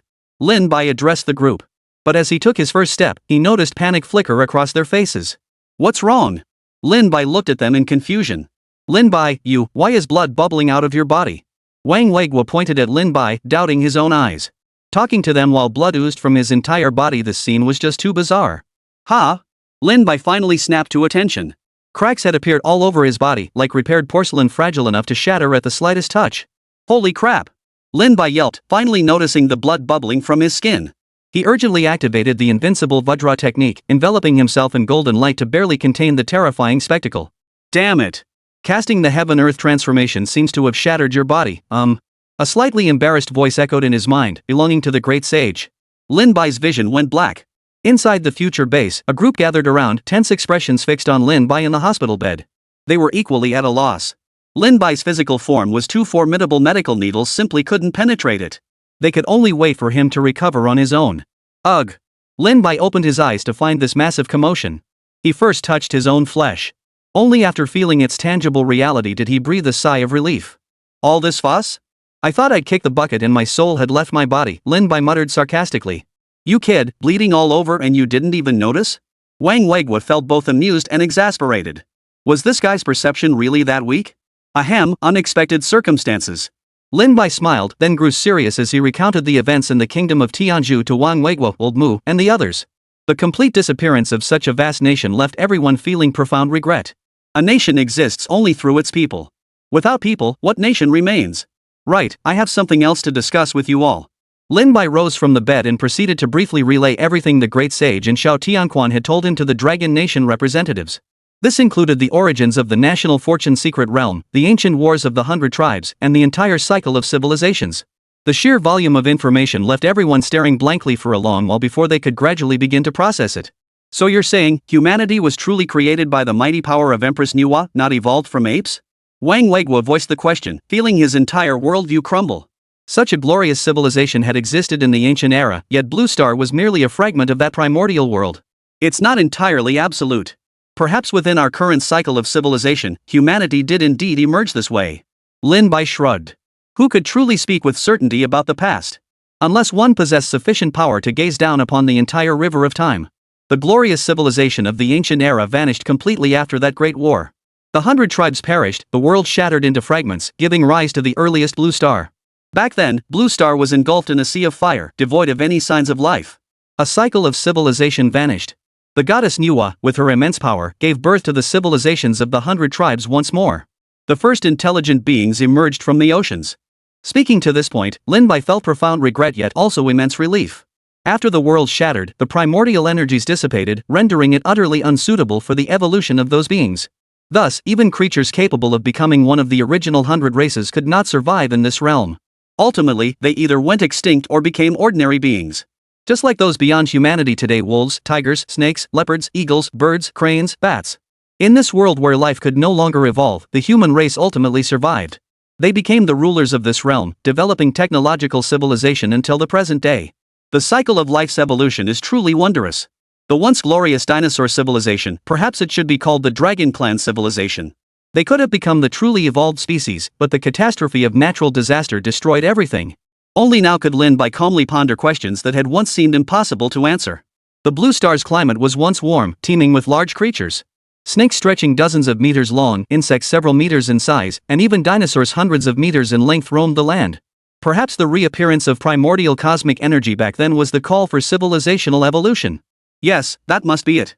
It's just a pity that the dinosaur civilization hadn't fully evolved before it was completely wiped out. The long ice age reset everything, and then humans appeared. It took a long time for the crowd to recover from their shock. The secret realm of national fortune, it was the will of the world. It seems nations must unite, or else the worlds shall perish completely, and we shall never again stand against the bizarre creatures. Wang Weigua and the other Dragon Nation leaders reached a consensus. Now that they knew of the national fortune's secret realm's existence, their task was to reunite the worlds into a single entity for the sake of Dragon Nation, for the sake of all humanity. Spread this news, though not in its entirety. Given Dragon Nation's current influence, uniting all nations is the only viable course. Chapter 138, Sword Technique Transmission, Pure Yang. Young man, I've used divine power to mend your body, but I suggest you avoid combat for the time being. Hearing the great sage's voice in his mind, Lin Bai couldn't help but let out a bitter laugh. Great sage, so you nearly blew me up, huh? Ahem. Do you truly believe anyone can wield the heaven-emulating earth-shaping technique? Even if one possesses the ability, an unfit physical body will tear apart instantly. But you, lad, you're passable. Having cultivated the great heavenly immortal decision and the diamond heart immortality technique, you can sustain heaven-emulating earth-shaping briefly. After the great sage finished speaking, Lin Bai felt a tinge of regret. It's just a pity we couldn't save even a fraction of them. But now that we can't wield our power, who knows if those 4 demon lords will return? After their last retreat, they'll likely resurface soon. Lin Bai's worries deepened until the system's voice interrupted his thoughts. Having successfully slain the demonic Buddha behind the eerie blood mist, the system task was now issued. System task completed. Host has obtained reward, 5 Elements Technique Manual. 5 Elements Arts. Lin Bai murmured as vast cultivation methods flooded his mind, transforming into complex information. Yet he couldn't practice them now if he exerted his power again on this newly repaired body. It would truly become a patchwork of broken pieces. Mastering the laws of heaven and earth truly isn't something one can accomplish so easily. Lin Bai sighed. His physical body was already quite formidable, having cultivated both the diamond immortality technique and the great heavenly immortal decision simultaneously. Combined with the nourishment from the divine treasures within the god tier form, it was already exceptionally robust. Yet, it had still nearly been torn apart. Somehow, Lin Bai seemed to possess a peculiar resonance with the heaven-earth manifestation technique. It was as if, after the great sage had manipulated his body to execute it, his flesh had retained the most fundamental imprint of this divine skill. If Lin Bai could seize the opportunity, perhaps he himself could one day comprehend the essence of this divine technique.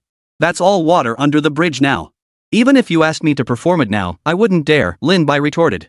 After meeting his parents and conversing with them at length, he found himself unconsciously returning to the future base. He made his way to the medical ward, where Mulinger still showed no signs of awakening.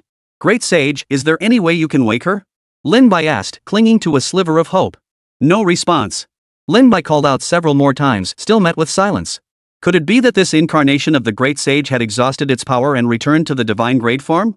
After pausing for a moment, Lin Bai returned to the operations center. There, he spotted a familiar figure, Master Lu. Upon seeing Lin Bai, Master Lu smiled and approached. Young friend, we meet again. Lin Bai was somewhat surprised by Master Lu's arrival. They walked outside together before Lin Bai inquired, Senior, what brings you here? While wandering through mountains and rivers, I sensed your presence here. This prompted me to devise a plan and seek you out. Your body seems to be in trouble? Master Lu instantly perceived the irregularity in Lin Bai's physique. His internal magical energy seemed completely dormant, and judging by his aura, he was indistinguishable from an ordinary mortal. Clearly something was amiss. Lin Bai nodded and briefly explained his situation. Upon hearing this, Master Lu burst into laughter. This is perfect. Ha! Lin Bai froze. What was this little old man scheming now? You awakened me, old man. That alone shows our karmic connection. Ever since our sparring last time, I've longed to guide your sword technique. Now that you can't wield your magical power, this is the perfect opportunity. Hearing Master Lu wish to instruct him, Lin Bai felt genuine delight. Yet confusion lingered. How could he cultivate sword techniques without any magical power? He doubted he could even summon the Zushian sword embryo now. It is my great honor that you wish to instruct me, Senior. However, I cannot wield even a shred of magical power now. I cannot even summon the sword of extermination. This Lin Bai gave an awkward chuckle. It wasn't that he didn't want to learn, it was simply beyond his control. Master Lu, however, tapped Lin Bai's head with displeasure, adopting a stern expression as he admonished, "You young fool. How can you hope to improve your sword technique if you only rely on external aids? A true warrior can cleave the sun, moon, and stars even with a blade of grass or a single leaf." With that, Master Lu casually plucked a fallen leaf. No magical fluctuations rippled from him, yet his aura was razor sharp. The leaf shot straight forward, slicing clean through a distant grove of trees. Lin Bai stared blankly at the scene. Without a shred of magical power. Could it be the sheer force of his physical body? If I truly relied on such physical strength, the leaf would shatter the moment it left my hand. What I wield is pure sword intent, seemingly gentle, yet sharp enough to cleave mountains. Master Lu tapped his finger, and a wooden staff instantly appeared in Lin Bai's hand. With a flick of his sleeve, the surrounding space instantly isolated itself from the outside world, leaving only Lin Bai and Master Lu. Haha, it's been ages since I last encountered a youngster with such talent and a karmic connection to me. Pay close attention to my guidance. Master Lu chuckled, a branch clasped in his own hand. His aura was restrained, steady as a mountain. Yet when that aura erupted, everything seemed to freeze in place. With a thunderous boom, sword intent swept across the 8 desolate realms. What appeared to be a simple swing resonated with humming sword energy, whirling blades transforming into a rolling tempest. Lin Bai stared intently at the spectacle, his face etched with awe. Was this the pinnacle of sword cultivation? Even a mere twig could radiate such power. Perhaps I can too. Lin Bai suddenly thought of the divine willow growing within the god tier farm. The willow had accompanied him for so long. Its seemingly delicate branches could erupt with countless sword lights the moment they were swung. There must be a common thread between the two. If he could fully comprehend it, he would surely unleash even more terrifying power from the immortal slaying sword embryo. This sword technique, the old man continued, is my refinement of an ancient art. It emphasizes offensive and defensive combat, with sword intent flowing endlessly, permeating every space. Though seemingly gentle, it conceals a ruthless killing intent, dazzlingly brilliant and impossible to guard against. And its name is, the Pure Yang Sword Technique. Today, I shall impart it to you. Master Lu's form shifted as he continuously swung his sword. Each strike carried the momentum of the last, relentlessly accumulating. The sword intent burned fiercely once the first strike was unleashed, it could not be halted. Only when it unleashed its full assault would this sword technique truly cease. Lin Bai's heart trembled with awe. Finally, he exclaimed aloud, "Good.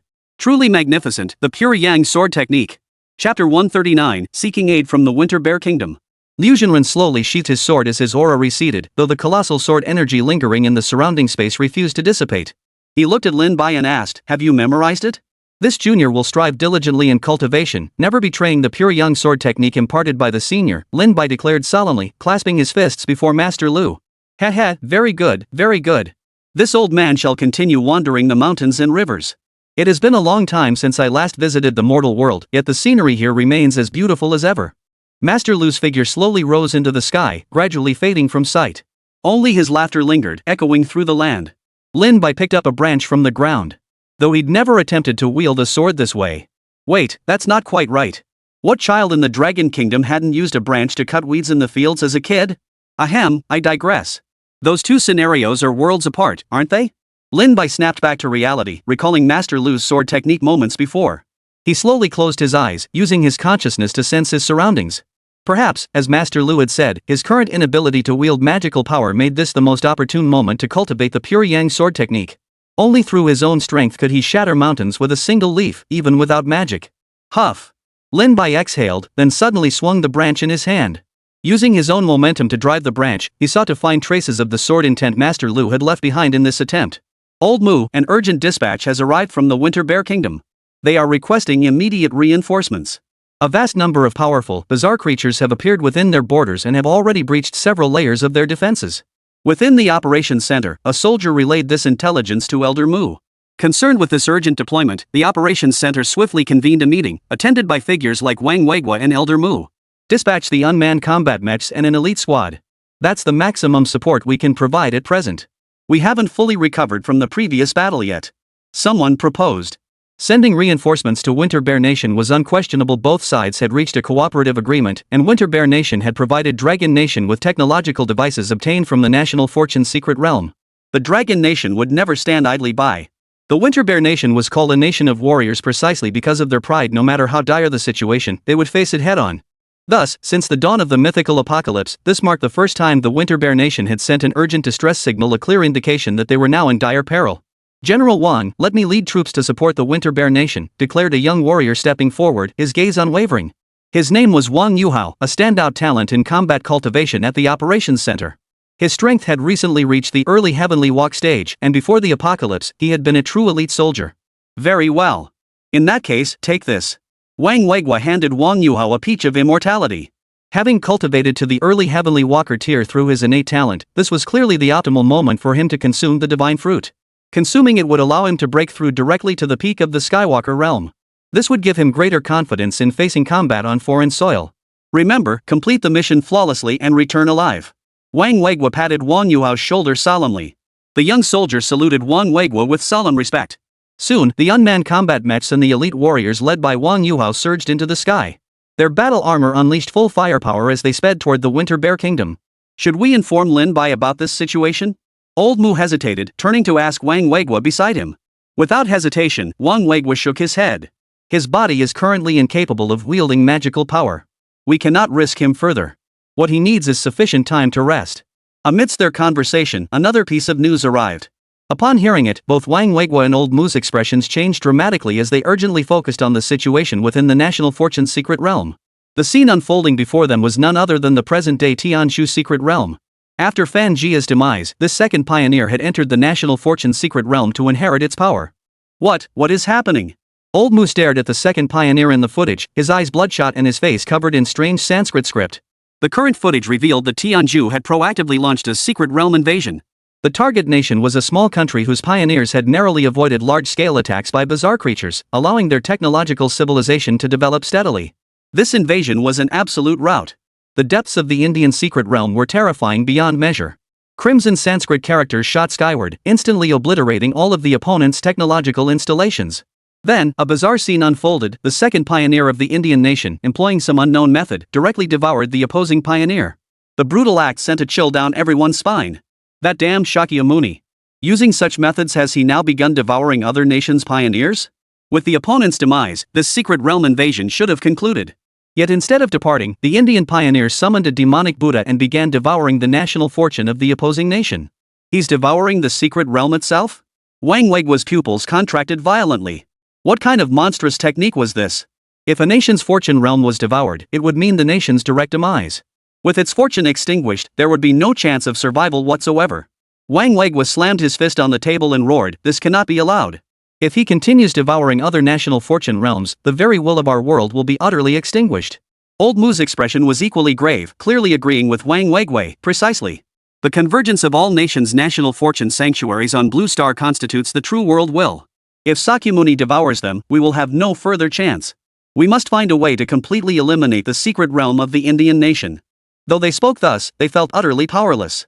After all, they had no means to intervene within the realm of national fortune. The only one who might be able to do anything was Lin Bai. Just then, Lin Bai entered the chamber and addressed the two. "Leave it to me. Lin Bai, you." Both hesitated, their words caught in their throats, each deeply concerned for Lin Bai's physical form. "It'll be fine.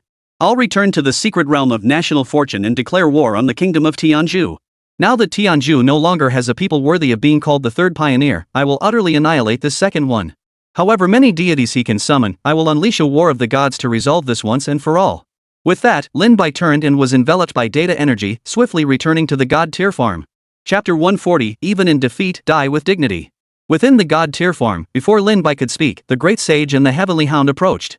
They spoke first. "Has that Sakyamuni already begun devouring other nations' forerunners and their national fortune's secret realms?" "Yes. If we allow him to continue, the worlds will may crumble.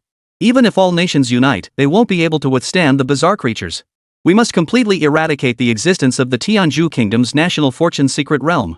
Lin Bai's eyes burned with grim resolve. Matters had reached this point. The Tianzhu Kingdom's secret realm could not be spared. It must be utterly destroyed. That's indeed Shakyamuni's style. To destroy a national fortune sanctuary that cultivates divine civilization, we must slay its guardian deity. In other words, we must eliminate Shakyamuni himself. As the great sage spoke these words, his expression remained eerily calm, as if he had long anticipated this outcome. Yet, it only served to deepen the gravity in Lin Bai's countenance. "His true form?" Lin Bai asked in a deep voice. "His true form probably not, but it will be a brutal battle. That guy knows the power of the Dragon Nation's mythological system. He might not fear the Heavenly Court faction, but if an ancient god truly appeared in the world, he wouldn't be able to escape. He wouldn't dare risk his true form as a gamble. The great sage explained to Lin Bai, "You can think of the national fortune secret realm as a special space situated between your real world and the world where our true bodies reside. Here, deities can descend. If they perish here, they truly die. Of course, if a powerful being dies here, they might not perish completely, but they would need to absorb the power of faith, slumbering for centuries before awakening." Lin Bai finally understood. Instantly, he recalled the deities he'd faced earlier, the Neon Nation's deities, the Eight-Headed Serpent, Susanoo no Makoto, and others. The Heavenly Hound chuckled darkly. "You mean them? They're dead as a doornail. Their power was too weak. Dying here means they have no chance of revival." "I see. So while gods cannot manifest their true forms in the real world, they can still battle within this intermediate space.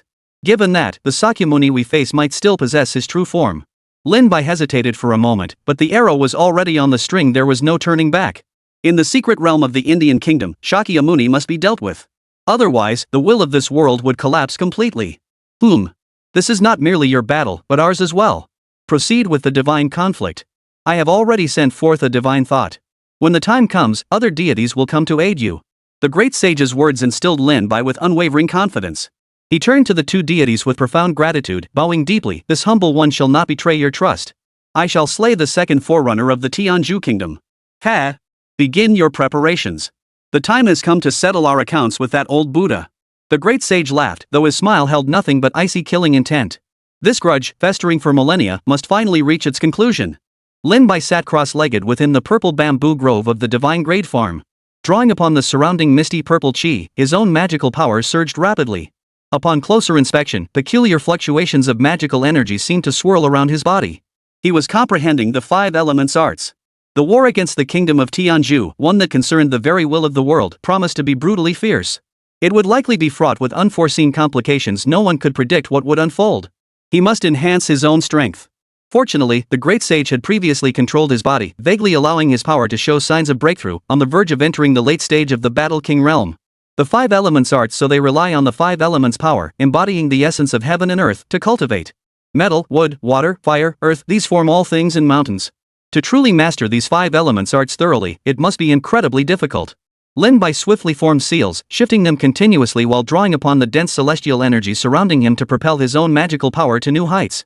Everything seemed to flow naturally, an invisible vortex of magical energy swirling above his head. Not far away, the great sage and the heaven-roaring dog watched this scene. Both remained silent, saying nothing, the atmosphere somewhat oppressive. "Hey, monkey, are you really set on this?" Xiao Chenxuan's voice carried an unnamed emotion, one he couldn't even explain to himself. Though nothing had been explicitly stated, he sensed something was amiss. The great sage waved dismissively. "You dumb dog, looking for a beating again? This world is ours to protect. That old Buddha, Sakyamuni, is someone we must eliminate. We cannot let him devour the will of this world unchecked. This battle is inevitable. We face the Buddhas of Sacred Mountain. Only by utterly destroying them can we confront Sakyamuni himself in the end. Even if we are defeated, even if we die, this little one will surely reach such heights in the future. In that case, it wouldn't truly be death." The great sage waved his hand, shouldering his golden staff as he strolled leisurely into the distance. Xiao Tianquan gazed deeply at the receding figure of the great sage. For some reason, his heart felt filled with profound desolation. "I don't quite understand what the great sage is saying. Surely it can't be what I think it is. Even Xiao Tianquan is showing such emotion. Could it be the great sage is prepared to sacrifice himself? No, please. Must there be sacrifice? If the true forms of the gods reside in another world, why can't they send a deity capable of counterbalancing Sakyamuni? Why must there be sacrifice? Yes. Among the ancient gods of heavenly court and primordial chaos, there must be one capable of slaying Sakyamuni. Don't let the great sage sacrifice himself. I can't even imagine how perilous this battle will be. Mr. Lin Bai and the great sage are facing the Buddha of Mount Ling and Sakyamuni himself. One misstep could mean utter annihilation. All this is the fault of that damned Sakyamuni. The people of the Dragon Kingdom overheard the conversation between the great sage and the heavenly hound, and all revealed sorrowful emotions. Every word and action of the great sage seemed to indicate he had prepared himself for death. The karmic debt between him and Shakyamuni Buddha must ultimately be settled by him alone, yet his time was running out. Unable to reach Shakyamuni's level of power, he might well perish here. Yet he felt no fear, facing this battle with composure.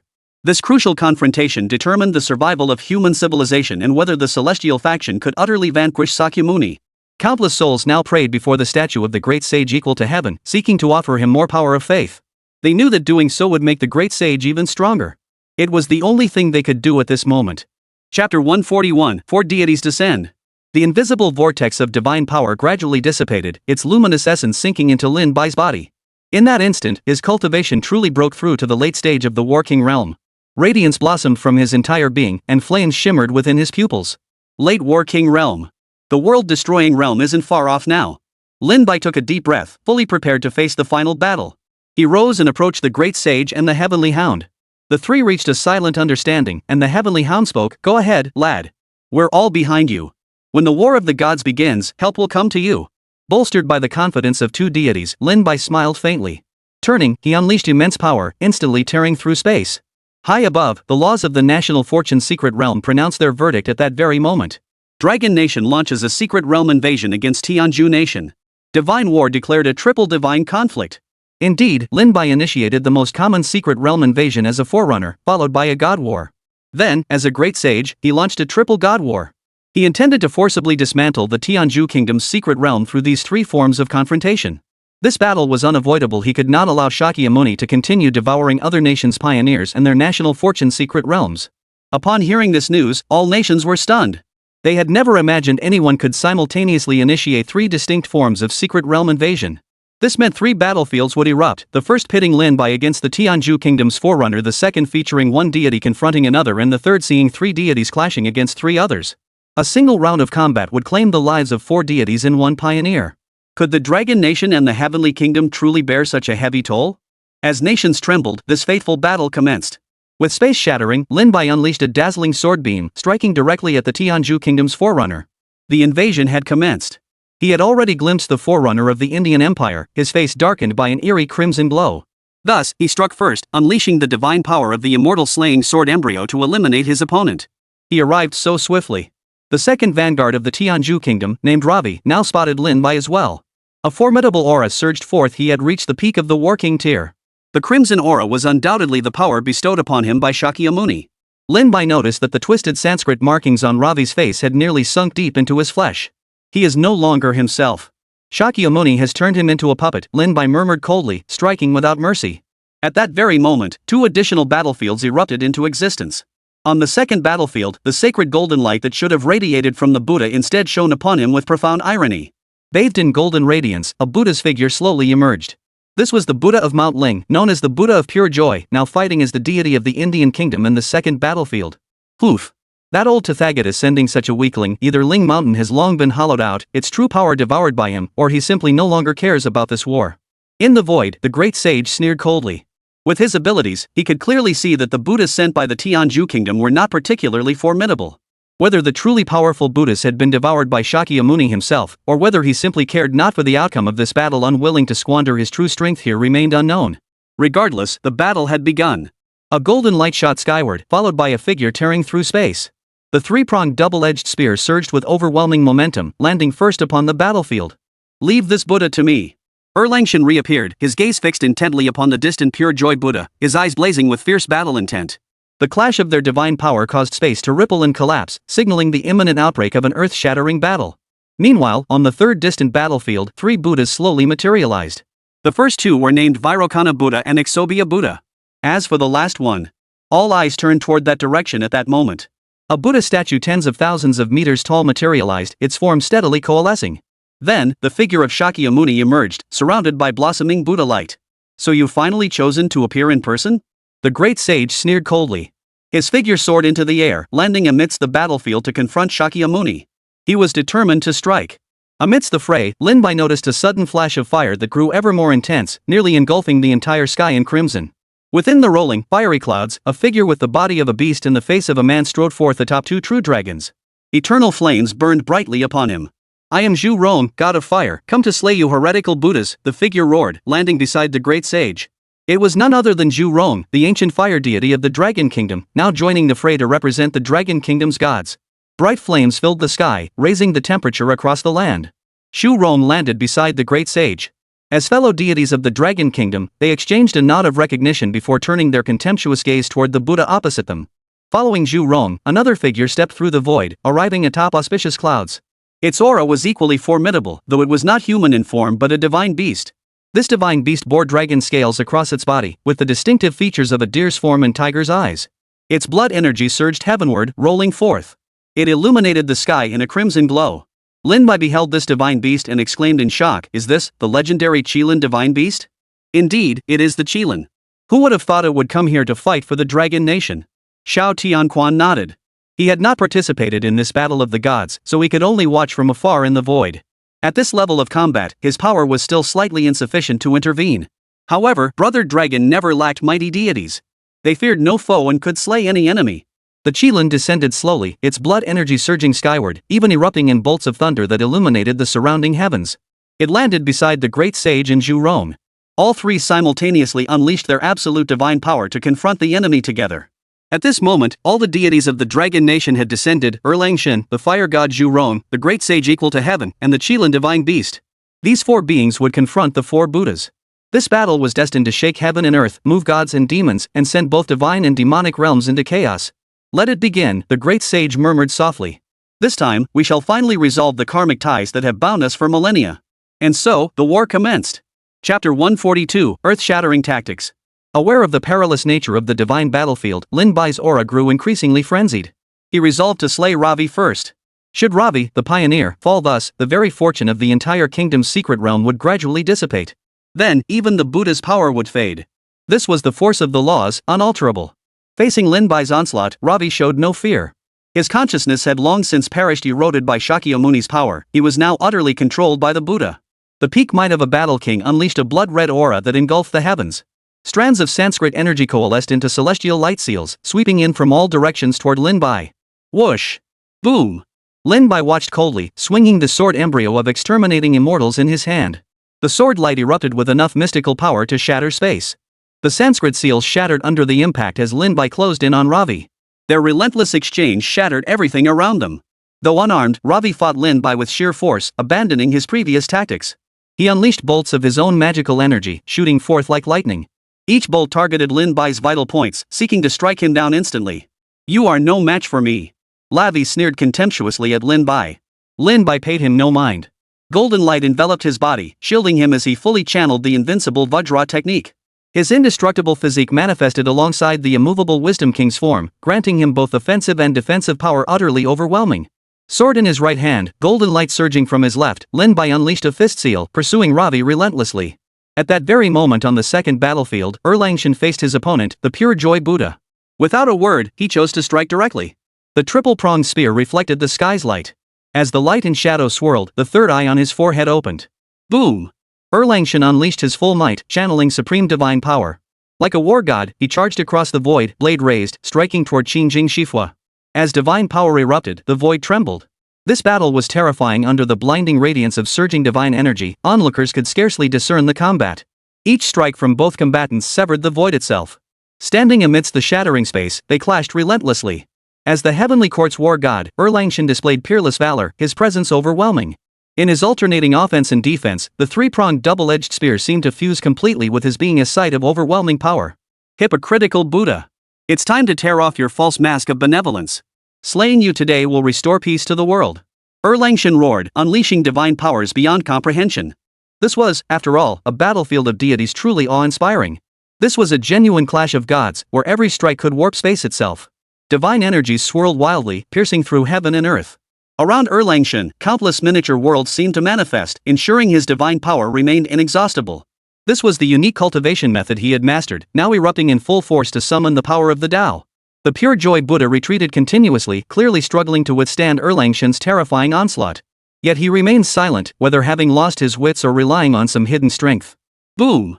Soon, the heavens themselves seemed torn asunder. The colossal three-pronged spear, 10,000 meters in length, shattered layer upon layer of spatial restraints as it crashed down. Such divine might sent shockwaves reverberating through the void, causing the cosmic starry sky to collapse. The pure joy Buddha, horrified, hastily manifested his Buddha form. The colossal Buddha figure clasped his hands together, unleashing his power to intercept this devastating strike. Collisions erupted, and storms raged. As the second battlefield erupted into combat, the third arena witnessed the fire god Zhuruang descending from the heavens, bathed in light and flames, landing at the center of the fray. Before him stood the contender, the Vairocana Buddha. Zhuruang refused to say more, his mind fixed solely on battle. The two dragons he had been standing upon soared into the sky, roaring as they unleashed scorching flames. As the fire god, he could unleash a sea of flames with a single thought, a true emperor of fire. Even within the myths of the Dragon Kingdom, Zhu Rong was not merely a manipulator of flames, but a bringer of absolute light. He channeled his divine power, igniting flames that surged between heaven and earth. Then, transforming into a fiery meteor, he charged forth, striking toward the Buddha Vairocana. The flames embodied his fiery temperament, mastering the art of relentless, headlong combat. Old Tathagata, leave him to me, the great sage equal to heaven murmured softly, as if addressing the Qilin divine beast beside him, yet also conveying this intent to the second Prince Shinjuan on the distant battlefield. Though both adversaries and allies, over the years they had become comrades who recognized each other's worth. Yet he chose to share his decision with Erlang Shen. For he might well perish completely here. Shakyamuni's power was simply too formidable. Though the great sage had confidence he could reach that realm, the time left to him was far too little. Erlang Shen met his gaze, his expression complex. How intimately familiar they were. A single glance conveyed everything. Boom! Erlang Shen remained silent, but murderous intent surged in his eyes as his attacks grew even more terrifying, clearly enraged. Lin Bai had also heard the great sage's words. Like Erlang Shen, he held nothing back. He would slay Ravi. Only then might Sakyamuna's power be weakened. I sense your rage, Ravi sneered, his grin twisted and vicious. You cannot kill me, nor can you save them. Go ahead and try. Lin Bai swung his fist, his sword intent coalescing around him. The Zuxian sword embryo hummed incessantly, releasing a surging aura, the essence of slaughter. As a true weapon of slaughter from the primordial chaos, even in its current state as a mere embryonic form, the Zuxian sword retained the pride of a sage's weapon. A single strike was enough to resonate with the Tao itself. A cluster of sword light hurled Lavi backward. Covered in blood, he looked utterly disheveled.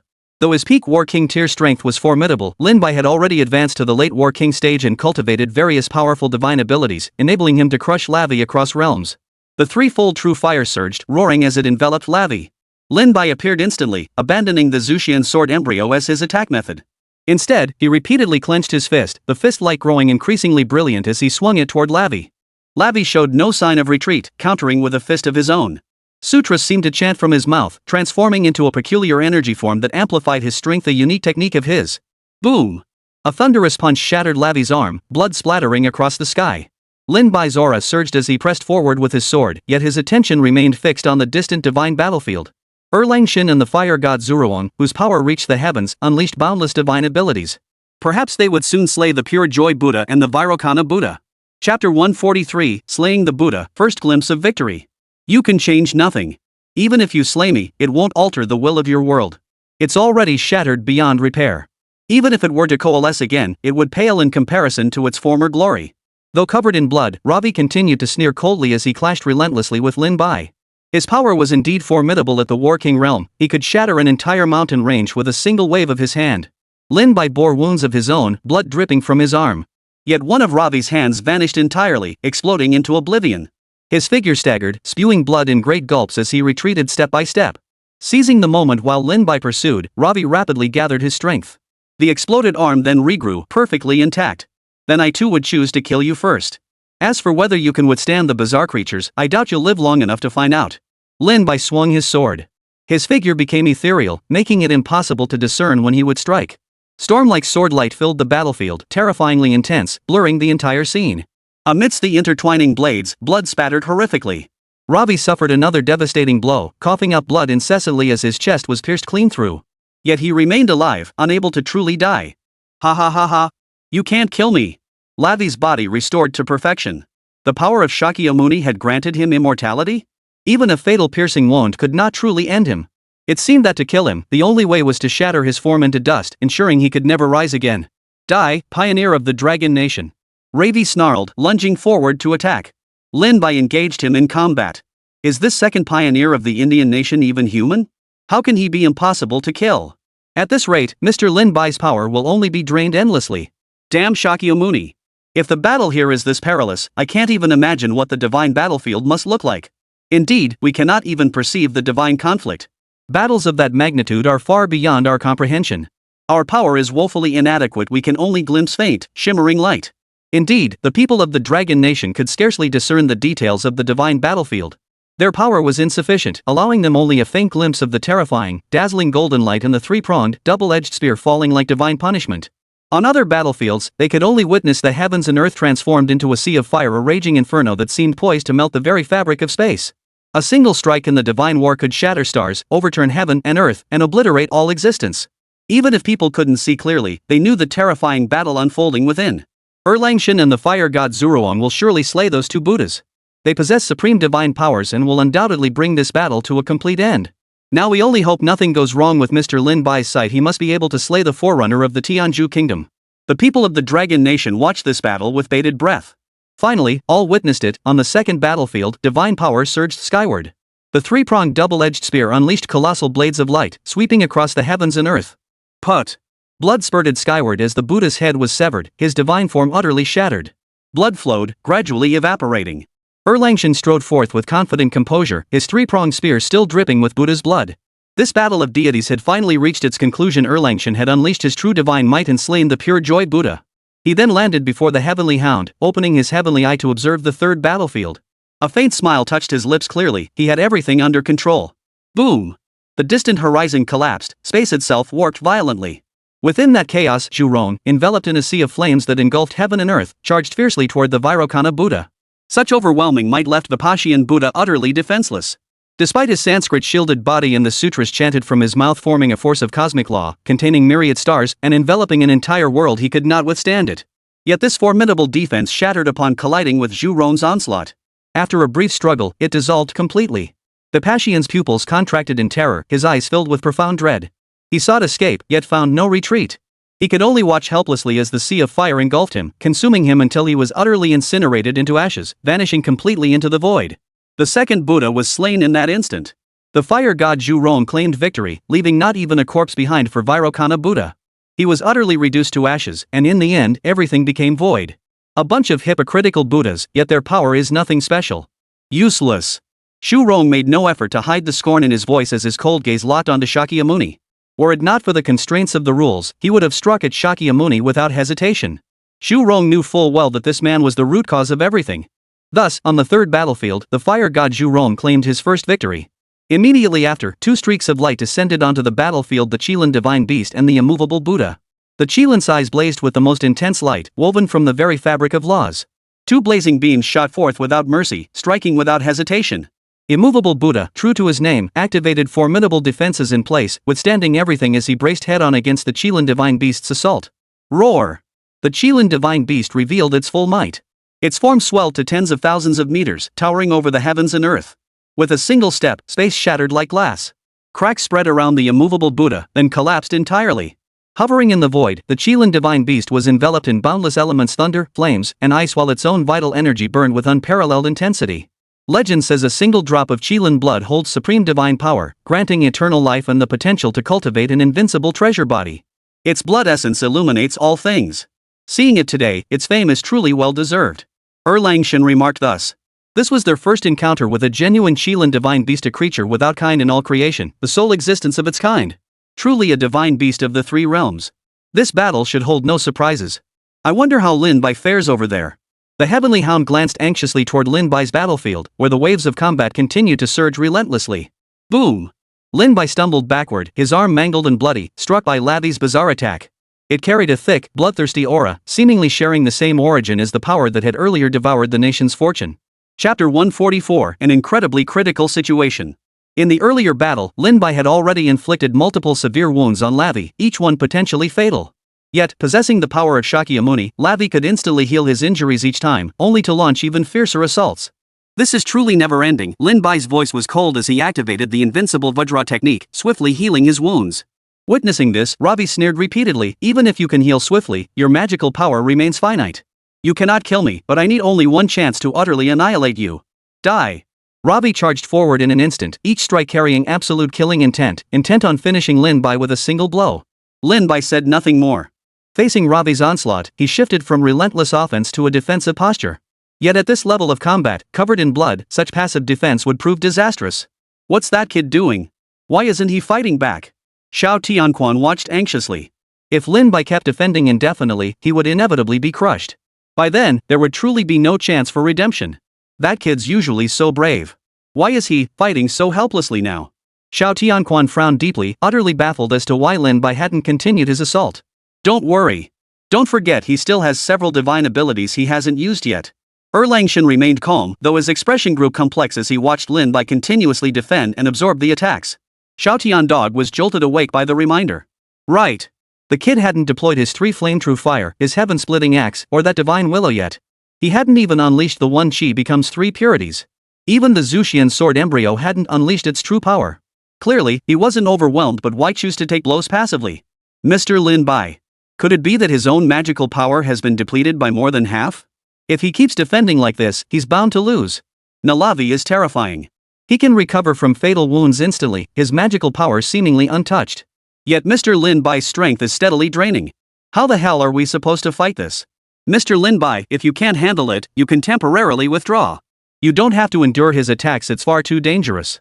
Inside the command center, everyone watched Mr. Lin Bai's battle with worried expressions. Wang Weigua clenched his fists tightly, his face twisted with fury. Naravi's ability to instantly heal his wounds was downright monstrous. His power seemed limitless, while Lin Bai's reserves were clearly finite.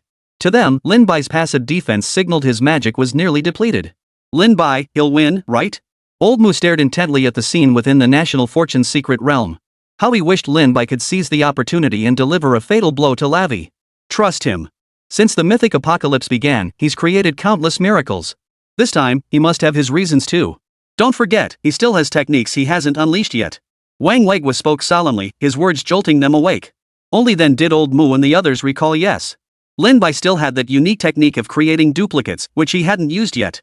Clearly, the moment of utter despair had not yet arrived. Within the third divine battlefield, the Qilin divine beast's presence permeated every corner. Each attack not only radiated the power of cosmic laws but also constantly transformed into the purest elemental attributes of thunder, flame, and more. The immovable Buddha manifested a colossal divine form, standing tall between heaven and earth. Yet even now, it was mangled and covered in wounds, riddled with countless holes. The Qilin divine beast's power relentlessly shattered its divine form. Immovable Buddha pressed his assault relentlessly. The collision of their divine might showed the Qilin holding its own without faltering. Surging blood energy drove frenzied celestial light, relentlessly crashing down upon immovable Buddha. Under such a frenzied assault, the immovable Buddha's divine form was finally shattered. Pierced through the chest, it swayed precariously, clearly gravely wounded. Die, the Qilin divine beast declared calmly, its composure betraying absolute confidence in its own power. Born at the dawn of creation, it had existed for untold ages, witnessing countless eras and accumulating unimaginable power, a true divine beast.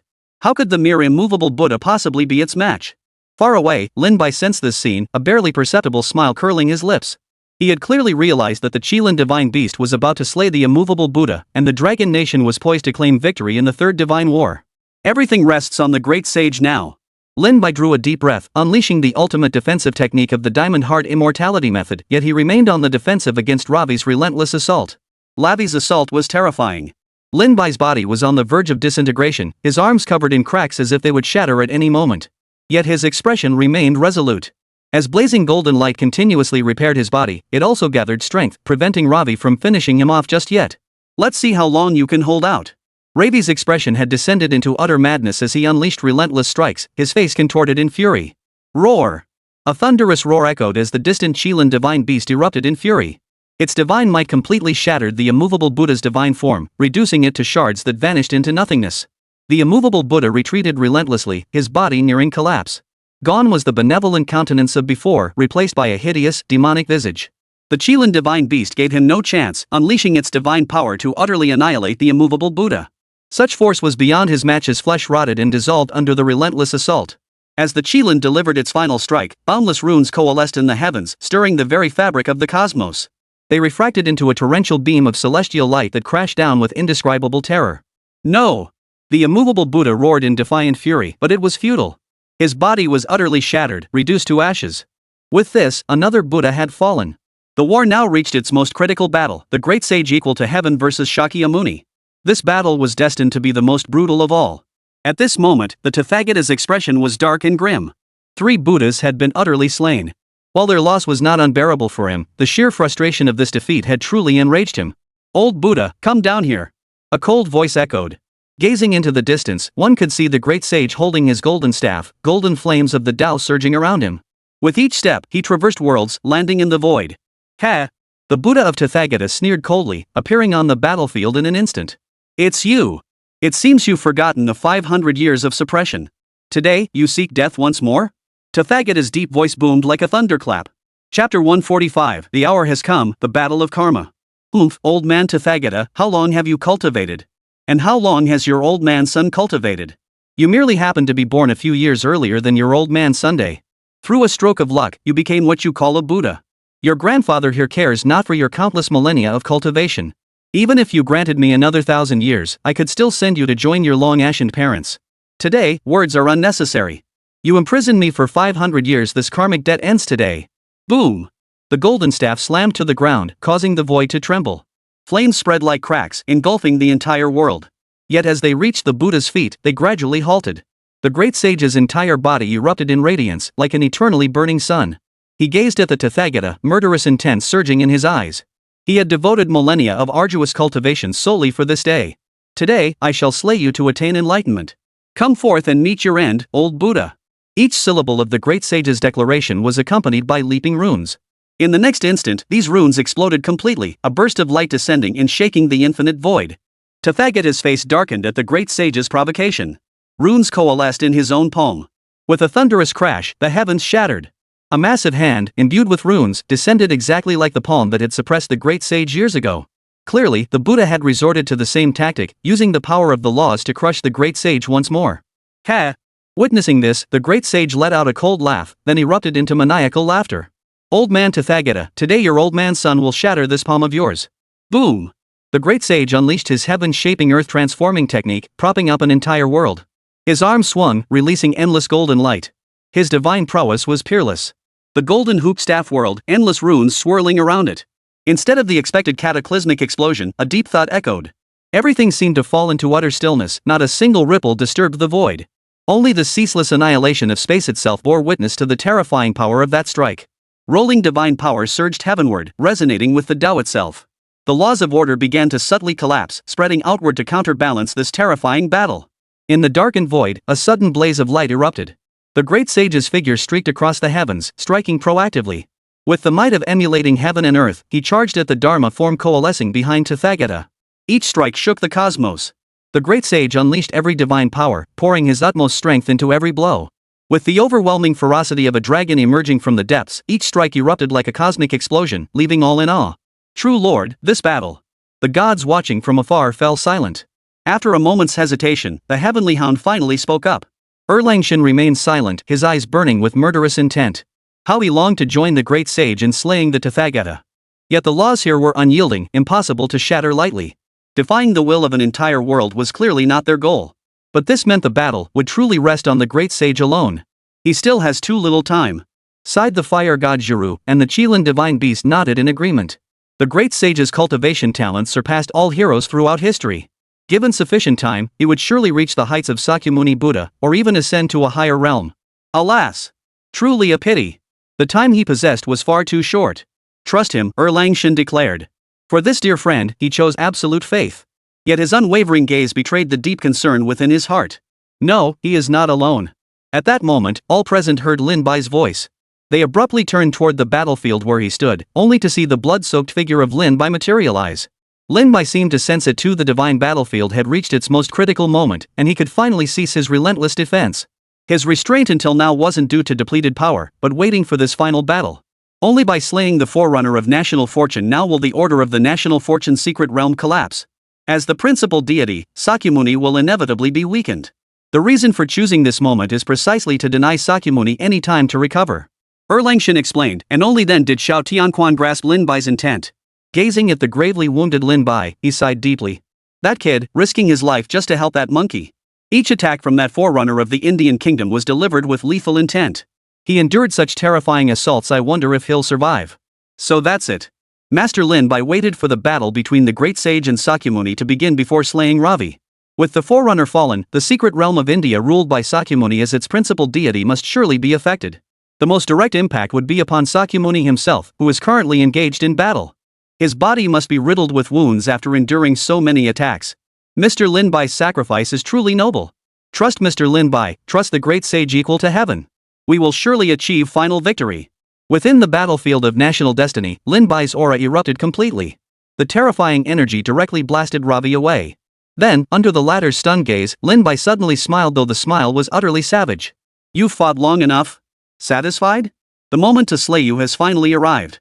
You won't get another chance. Boom! A blinding light shot into the sky. Behind Lin Bai, two avatars slowly materialized, simultaneously unleashing their late-stage Battle King tier power. The sword embryo of exterminating immortals, the axe of cleaving heaven, and the divine willow manifested simultaneously. As the temperature of the heavens and earth surged, the three-flame true fire rose. Lin Bai unleashed all his techniques, transforming into a beam of light as he charged forward. Impossible. He was clearly on the brink of death. How could he possibly unleash such terrifying combat power? Ravi's expression darkened. He refused to believe Lin Bai still possessed such power, convinced it was mere bluffing. He chanted Buddhist sutras incessantly, each incantation coalescing into a powerful offensive. Boom! The divine willow pierced through Ravi's body, followed by the three heavenly fires igniting a sea of flames that engulfed him. Lin Bai's true form and avatar appeared simultaneously. The sword embryo of exterminating immortals and the axe of cleaving heaven gathered light, while the Tao runes exploded directly. Under this dual assault, Lavi felt a power even more terrifying than before. That damned bastard. He's been deliberately feigning weakness all along, just to wait for this moment? He's a complete madman. Ravi roared. To him, Lin Bai was utterly insane choosing this path despite the constant risk of being killed with a single strike. In a single exchange, he was wounded, blood streaming from his body. Yet Lin Bai's assault hadn't ended, it only grew more powerful. Chapter 146, Unexpected Complications, on the brink of collapse. Lin Bai unleashed the one chi splits into three purities technique. His magical power roared, and immense fist light surged relentlessly toward Lavi. Lavi tried to retreat, but couldn't move an inch. The three-flame true fire had already corroded his body, binding him in place. Using his two avatars as cover, Lin Bai unleashed the pure yang sword technique. Sword intense surged forth, endless and dazzling. Each strike appeared chaotic yet seamlessly integrated, forming an unstoppable sequence impossible to defend against. Put! A flash of blood erupted as Lavi's arm was severed. Before he could regenerate his severed limb, the three-flame true fire surged upward, its overwhelming magical power corroding his flesh and burning his blood. For a moment, he found himself unable to restore his physical form. How is this possible? Ravi screamed in terror. Lin Bai possessed such a technique, one that could prevent his physical body from regenerating? He fully grasped Lin Bai's formidable power and scrambled backward, desperate to buy time. He couldn't die here. In utter disarray, he fled relentlessly. Then, a sword beam sliced through the sky. Had Lavi not dodged in time, he would have been cleaved in two. Even so, the strike inflicted severe wounds. Despite his peak War King tier strength, he was utterly powerless against Lin Bai, who possessed late War King tier power. On the contrary, though covered in blood, Lin Bai's attacks grew increasingly terrifying. He had waited until this moment precisely to offer whatever aid he could to the great sage. He had gambled everything, disregarding his own life, for this very instant to arrive. Yet as he unleashed his full might, his physical form began to falter, golden cracks spreading across his body. Die! Lin Bai roared, his killing intent at its peak. This was the most critical moment. He would give Lavi no further chance. The sword embryo of exterminating immortals shot forth, severing Lavi's legs with a single strike before engulfing him in its blinding light. Then, the figure of a Vajra emerged. Lin Bai simultaneously activated the immortal body and the Vajra invincible technique. With both powers overlapping, his strength grew even more formidable. He unleashed a fist toward Lavi, erupting with boundless light. His other two avatars attacked simultaneously. Amidst deafening explosions, Lavi's body detonated. Boom! Ravi's body exploded. Lin Bai gripped the sword embryo of extermination, unleashing a slash of sword light that shattered the scattered flesh fragments and obliterated Ravi's soul. Ravi was utterly annihilated. Yet Lin Bai staggered, nearly collapsing. Golden cracks reappeared on his flesh, spreading across his entire body as if poised to disintegrate at any moment. Is my newly restored physical body collapsing again? Lin Bai's expression darkened. Earlier, when the great sage had forced his physical body to perform the heaven-earth transformation technique, it had nearly torn his body apart. In that urgent moment, after breaking through to the late stage of the Battle King realm, his physical body had briefly returned to its peak condition. Yet, enduring Ravi's terrifying assault and now unleashing his full power to utterly annihilate Ravi had instead pushed his physical form to the brink of collapse once more. Golden cracks spread across his entire body, seemingly expanding ever wider. The excruciating, gut-wrenching pain foretold that it wouldn't be long before he disintegrated completely, before he died utterly. Put! Lin Bai coughed up a mouthful of blood, his body swaying precariously. He could only barely support himself with the sword embryo of exterminating immortals, staggering step by step toward the distant battlefield. I cannot die yet. Lin Bai forced himself to stand, though his body trembled increasingly violently. His arm began to collapse, shattering completely in the end. He coughed up blood once more, his face as pale as paper. He knew he could not walk any further, lest his body shatter completely. The Zuxian sword embryo slipped from his grasp and fell to the ground, its radiance extinguished. That brat, trouble has indeed struck him. His physical body never fully recovered, he's been forcing himself to endure. Xiaotian Dog's expression finally shifted dramatically as he cried out in alarm, staring at the pitiful Lin Bai who seemed poised to collapse completely at any moment, his physical body on the verge of being utterly torn apart. What's happening? Erlangshen, the fire god Zhiru, and the Qilin divine beast all turned to ask Xiao Tianquan. Xiao Tiandog had no choice but to recount the events leading up to this moment. Upon hearing this, even the steadfast Erlangshen paled slightly, to wield the heaven-earth transformation. Even if his physical body somehow avoids collapse, it cannot endure such terrifying combat. The starting point of a human's physical form is ultimately too low. His body is nearly completely shattered. Even cultivating the diamond heart immortality technique is of no use. Erlangshen's words sent a wave of despair through the crowd. The people of the Dragon Nation watching the scene were equally affected. As they gazed upon Lin Bai, coughing up blood incessantly and on the verge of complete collapse, tears welled up in their eyes. Some wept openly, unable to bear the sight of Lin Bai, covered in blood, barely sustaining his body with the Zuxian sword embryo. Countless eyes reddened, yet they could do nothing. Lin Bai's physical form was on the verge of complete collapse. They dared not imagine what would happen next. From the words of the Heaven Howling Dog, they understood what had transpired. It turned out Lin Bai had been injured all along.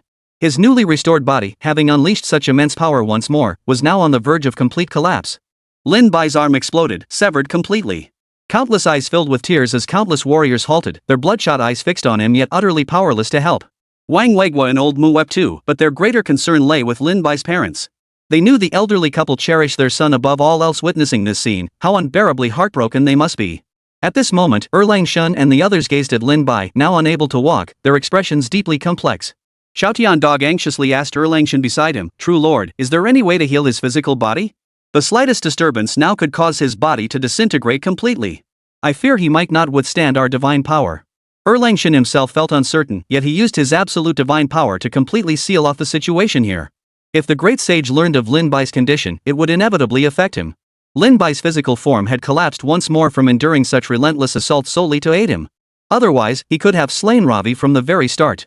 In that realm now, celestial energies are scarce. Though he refined his body with divine artifacts and cultivated the diamond heart immortality technique, his flesh remains fundamentally human. That he can wield the heaven-emulating earth-transforming technique at all is nothing short of a miracle. The fire god Zuruong sighed. Even a deity like him, who knew only battle, was powerless in this situation. The Qilin divine beast was visibly moved. This was its first encounter with Lin Bai, having been summoned by the gods. Yet witnessing this human before it, possessing such terrifying resolve, stirred something deep within. Chapter 147, On the Verge of Death. In the void battlefield, the great sage, having unleashed the heaven-emulating earth-shaping technique, met the Buddha's strike head-on without a trace of fear. That seemingly indestructible palm strike, which appeared capable of suppressing all things, was finally shaken. Boom! The void trembled as the great sage roared, unleashing 10,000 paths of energy. His divine power surged like boiling water. The golden monkey staff collided with the palm print. Cracks imbued with the power of the Tao spread relentlessly, halting the palm print's descent while simultaneously absorbing the blow. The Buddha furrowed his brow, clearly taken aback. Had the great sage's power truly advanced this far over the years? Break! As divine power surged, the palm print shattered completely with a thunderous crash, coalescing the surrounding space into a unique divine force domain of power capable of obliterating all. Boom! The palm print shattered completely, dissipating into starlight. Blood trickled from the great sage's lips as he vanished in an instant. His eyes, like golden flames, locked onto the Buddha's form in the void. With a horizontal strike of his staff, he charged toward the Buddha. Just as Tathagata prepared to strike, his body abruptly stiffened. It seemed some peculiar force had dissipated, and the offensive he had been brewing vanished entirely. In that very instant, the great sage unleashed an incredibly ferocious attack, striking the Buddha's Dharma image with a single blow. The surging power continuously erupted, finally forcing the Dharma image back with a single strike, leaving a dent in its arm. This attack, imbued with the power of the great Tao, was utterly devastating. The strike struck, binding the very void itself. With Ravi slain, the secret realm's fortune of the Tianzhu kingdom dissipated. As the principal deity, the Buddha was affected in this moment. After all, this was not the descent of a true god, and thus the power was weakened. So you dared not wager everything on this battle after all? Not your true form descended, the great sage sneered coldly. Even if it's not my true form, it's still enough to slay you. Tathagata remained remarkably composed, though his expression darkened slightly from the great sage's blow. He held nothing back now. Though not his true form, he channeled the vast majority of its power. In his eyes, slaying the great sage was merely a matter of time. Boom! The Tathagata struck, binding the heavens and earth with divine laws. Countless attacks rained down from above, leaving the great sage no chance to dodge. These were absolute Buddhist spells, perfected through countless years of cultivation. Buddhist scriptures spread across the heavens and earth, vaguely forming a sacred domain. Within the light bright enough to illuminate an entire world, the six-syllable mantra condensed into a divine edict, Om Mani Padme Hum. This was an absolute divine power. When suppressing the great sage long ago, it was precisely this mantra that contained the binding force from the very end of the infinite Tao, having long since penetrated the essence of all things in heaven and earth. Monkey head, it's over. Shakyamuni roared, his voice like a great bell. Immediately, the six-syllable mantra descended, carrying a torrent of attacks across the heavens. This was the killing blow. His anger was genuine. He intended to utterly annihilate the great sage. That damn six-word mantra again. Today, your old man's son will shatter it for you. The great sage raised his staff, his very being seeming to transcend. All his divine forms condensed within his body, pushing his power to its absolute limit. The strike contained boundless power, causing even the starry sky to shatter. The great sage's body radiated an overwhelming brilliance, so intense that he himself seemed almost transparent, allowing one to see the constant evolution unfolding within him. This was his divine power, the 3,000 great worlds. Manifested thus, he became a true universe unto himself, within which 3,000 miniature worlds constantly evolved. The birth of heaven and earth, the cycle of seasons, the withering of all things, every manifestation of existence unfolded within the great sage's body. He had become a universe unto himself, pushing his power to its most terrifying pinnacle. Boom!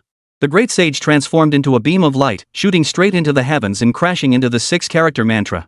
He continuously manifested the laws of all things, the 3,000 realms radiating light, showing faint signs of merging.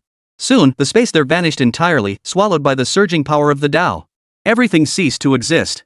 Those within the national fortune secret realm could not perceive even the faintest glimmer of light, unaware of what had transpired. Lin Bai's face was deathly pale.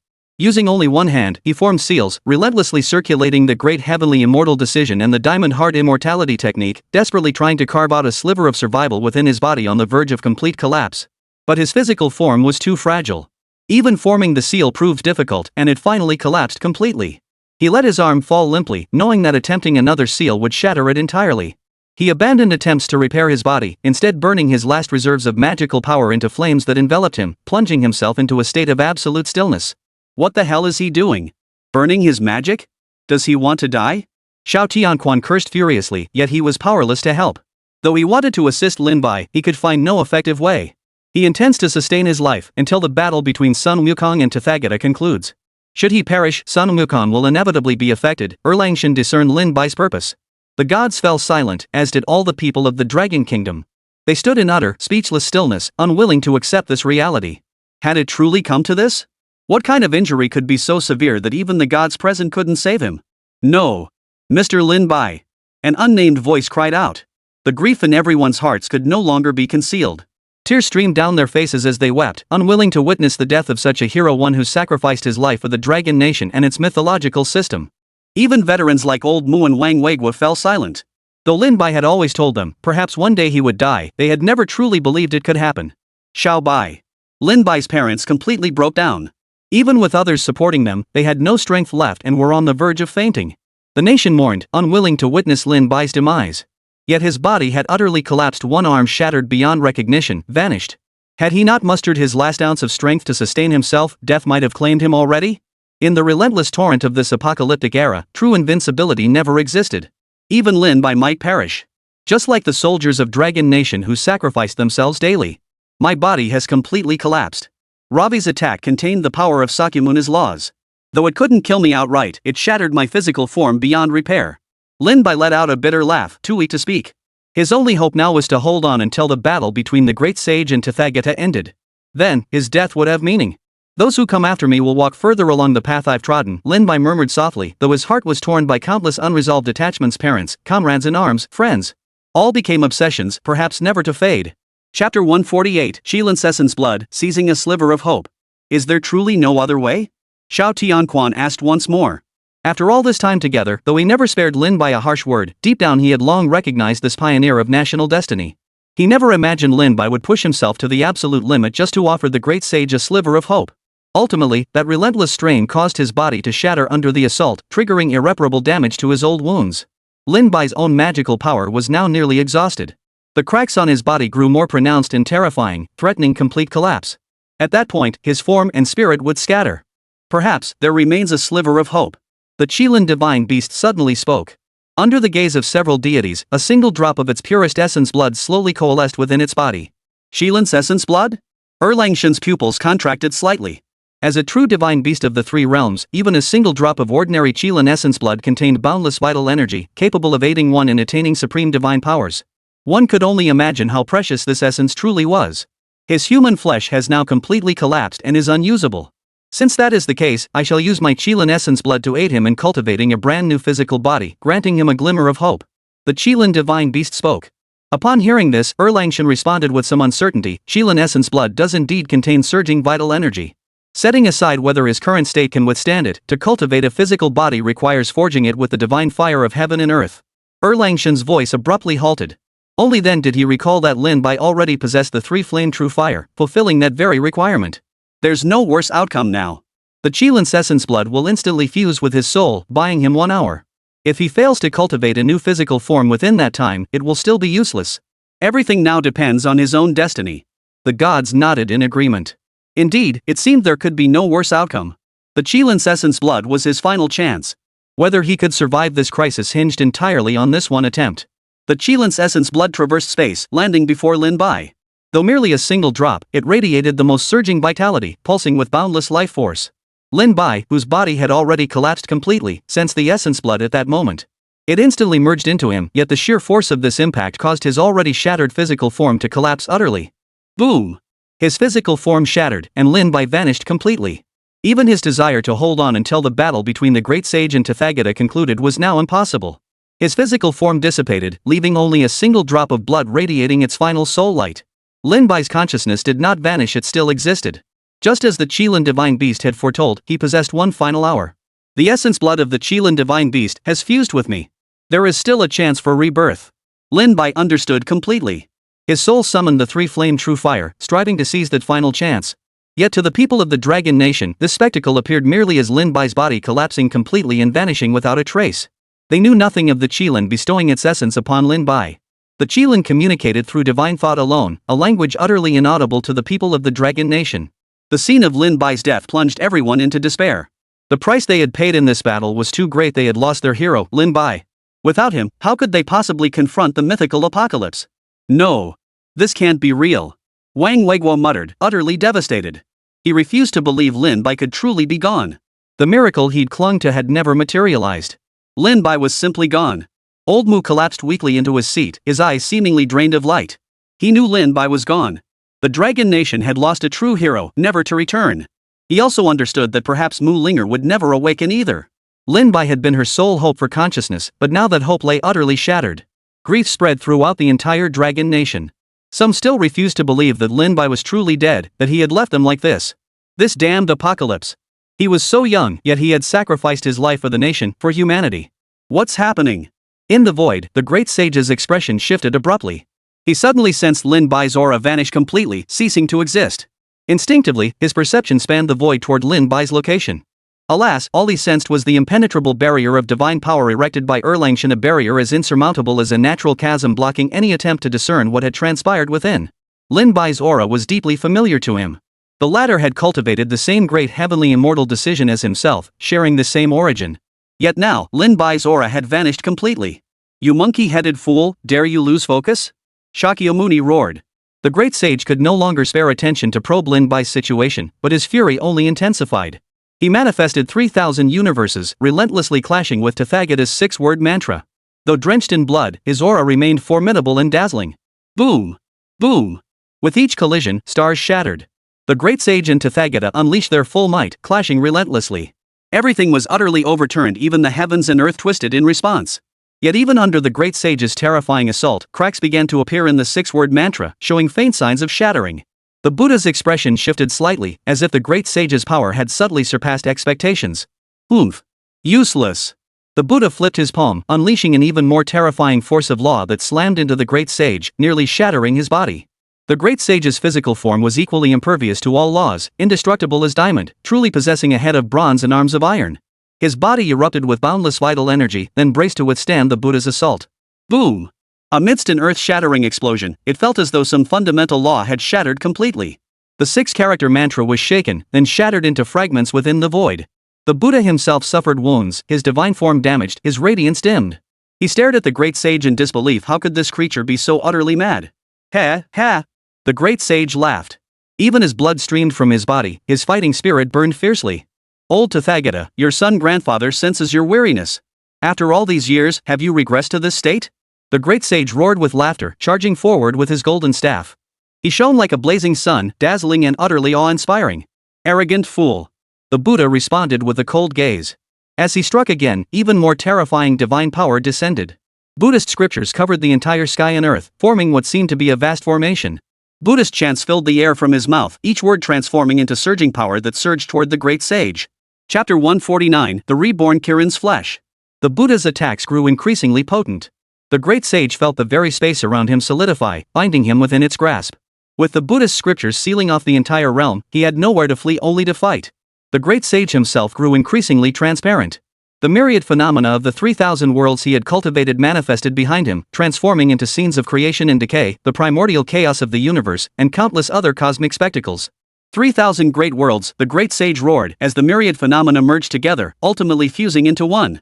To those of sufficient power, it was possible to discern within these manifested phenomena the great sage's avatars, entities that should have been born from the 3,000 great worlds, avatars meant for battle. Yet now, through indescribable divine prowess, the great sage continuously cultivated them within his body, comprehending the way and merging them completely with himself. This manifested his ultimate offensive form.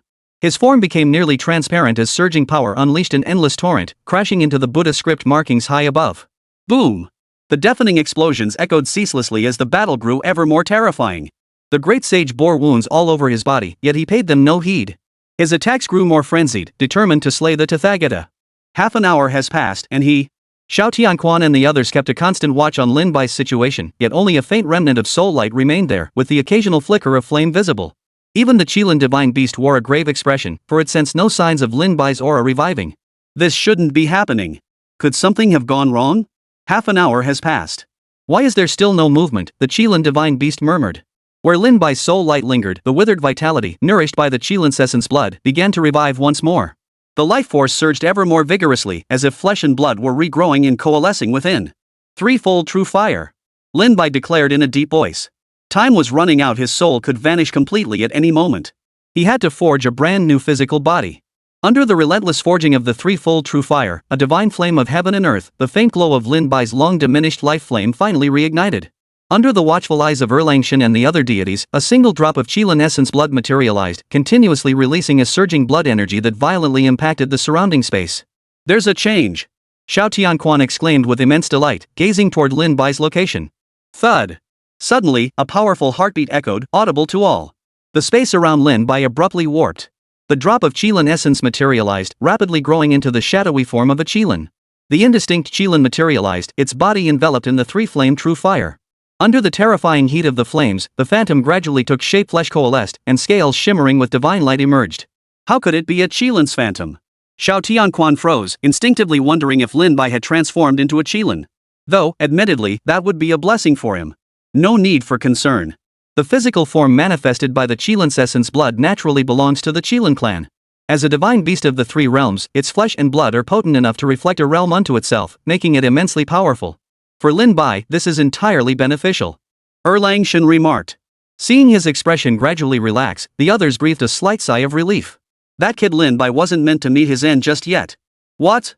What is happening? Could it be that Mr. Lin Bai isn't dead after all? Why is his figure reappearing? I knew it. Master Lin Bai wouldn't die so easily. He's still alive. What a miracle. He truly lives up to being the hero of the Dragon Nation.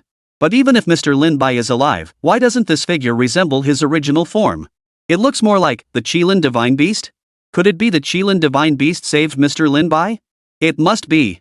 Earlier, Erlangshan and the others mentioned that even a single drop of the Qilin's blood could help one cultivate an unparalleled divine physique. The Qilin Divine Beast must have saved Mr. Lin Bai. Regardless, as long as Mr. Lin Bai is alive, we will surely win this battle. The great sage will undoubtedly triumph over that Buddha Tathagata. Correction for the comment above, it's that old Buddha Tathagata. The people of Dragon Nation, who had been plunged into grief and despair moments before, saw this scene and hope reignited within them. They watched Lin Bai's situation with eager anticipation, hoping he would emerge from that ball of light in the very next second. Lin Bai, he's not dead. I knew this kid wouldn't die. Miracles do happen after all. Wang Legwa couldn't hold back his tears of joy this time. The Dragon Nation simply couldn't bear the devastating blow of losing Lin Bai. Thankfully, Lin Bai had not departed. True miracles were never in short supply when it came to him. Under countless gazes, the three-flame true fire blazed with intense radiance. From within, a Qilin-like figure slowly stepped forth, its terrifyingly formidable physical form now truly complete. Boom! Blood energy surged skyward, swirling around his form. This brand new physical body brought Lin Bai a completely different sensation. His flesh had undergone a qualitative transformation. Is this the physical form of the Qilin clan? It's utterly incomparable to my previous human body, Lin Bai's voice echoed, trembling with profound astonishment. Indeed, his soul had now fused completely with this new Qilin body, transforming him into an entirely new being. He no longer possessed the limitations of a human form, but instead embodied the flesh of the Qilin clan. Now, he possessed the flesh of the Qilin clan, with true Qilin blood coursing through his veins. This completely resolved the inherent limitations of the human body. Hey, kid! Can you change back? Xiao Tianquan couldn't help but shout across the vast distance. Lin Bai looked over, his pupils blazing as the terrifying aura within him surged. In mere moments, he restored his late Battle King tier cultivation. Not only that, his magical power once again shattered its constraints. Boom! Early world destroying realm. Reborn, Lin Bai's power surged to the early world destroying realm, sufficient to invoke the power of the laws of heaven and earth. His form shifted, and he stepped forward in his original human appearance. He gazed at the Qilin divine beast descending from the sky and bowed deeply. This humble one thanks the Qilin divine beast for saving my life. This is the result of your own perseverance. There's no need to thank me so profusely. After all, you fought for the sake of the Dragon Nation's mythological system, the Qilin divine beast responded.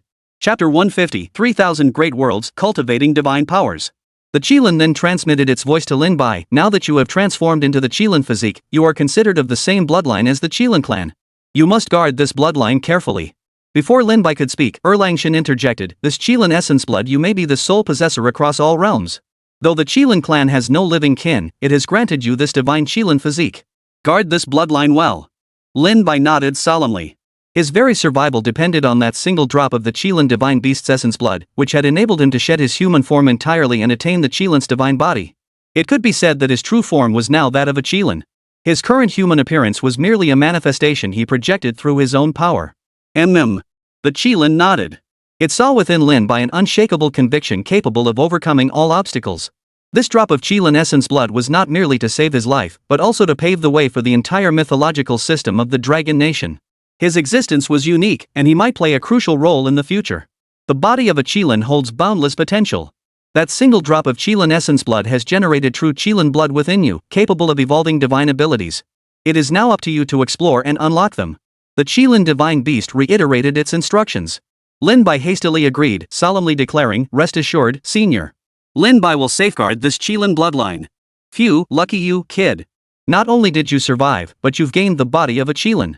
I almost thought your old man Ho would have to collect your remains, Xiao Tianquan remarked from the side. Lin Bai chuckled awkwardly. It was rare for him not to banter with Xiao Tianquan.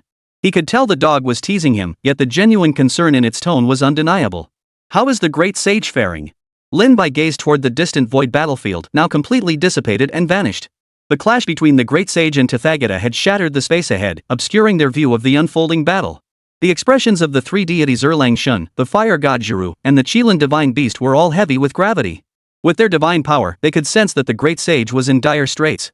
The Buddha's power was truly terrifying. Even though this wasn't his true form, it still contained the bulk of his might, utterly dreadful. Damn it, Lin Bai clenched his fists. He was deeply concerned for the great sage, fully aware of the formidable opponent he faced. Yet, ultimately, there was nothing he could do to help. Slaying Ravi earlier might have been the greatest assistance he could offer the great sage. Beyond that, there was nothing else he could do. Trust him, Erlangshan murmured softly. He never enters a certain death battle unprepared. He must have made thorough preparations and won't die so easily. Is it truly a death sentence? Lin Bai asked incredulously, though even he found the question absurd. How could Tathagata's existence be so easily shaken? As the first to attain Buddhahood in the Western Paradise, he had undergone countless eons of arduous cultivation, accumulating unimaginable power to become a colossal presence across the three realms.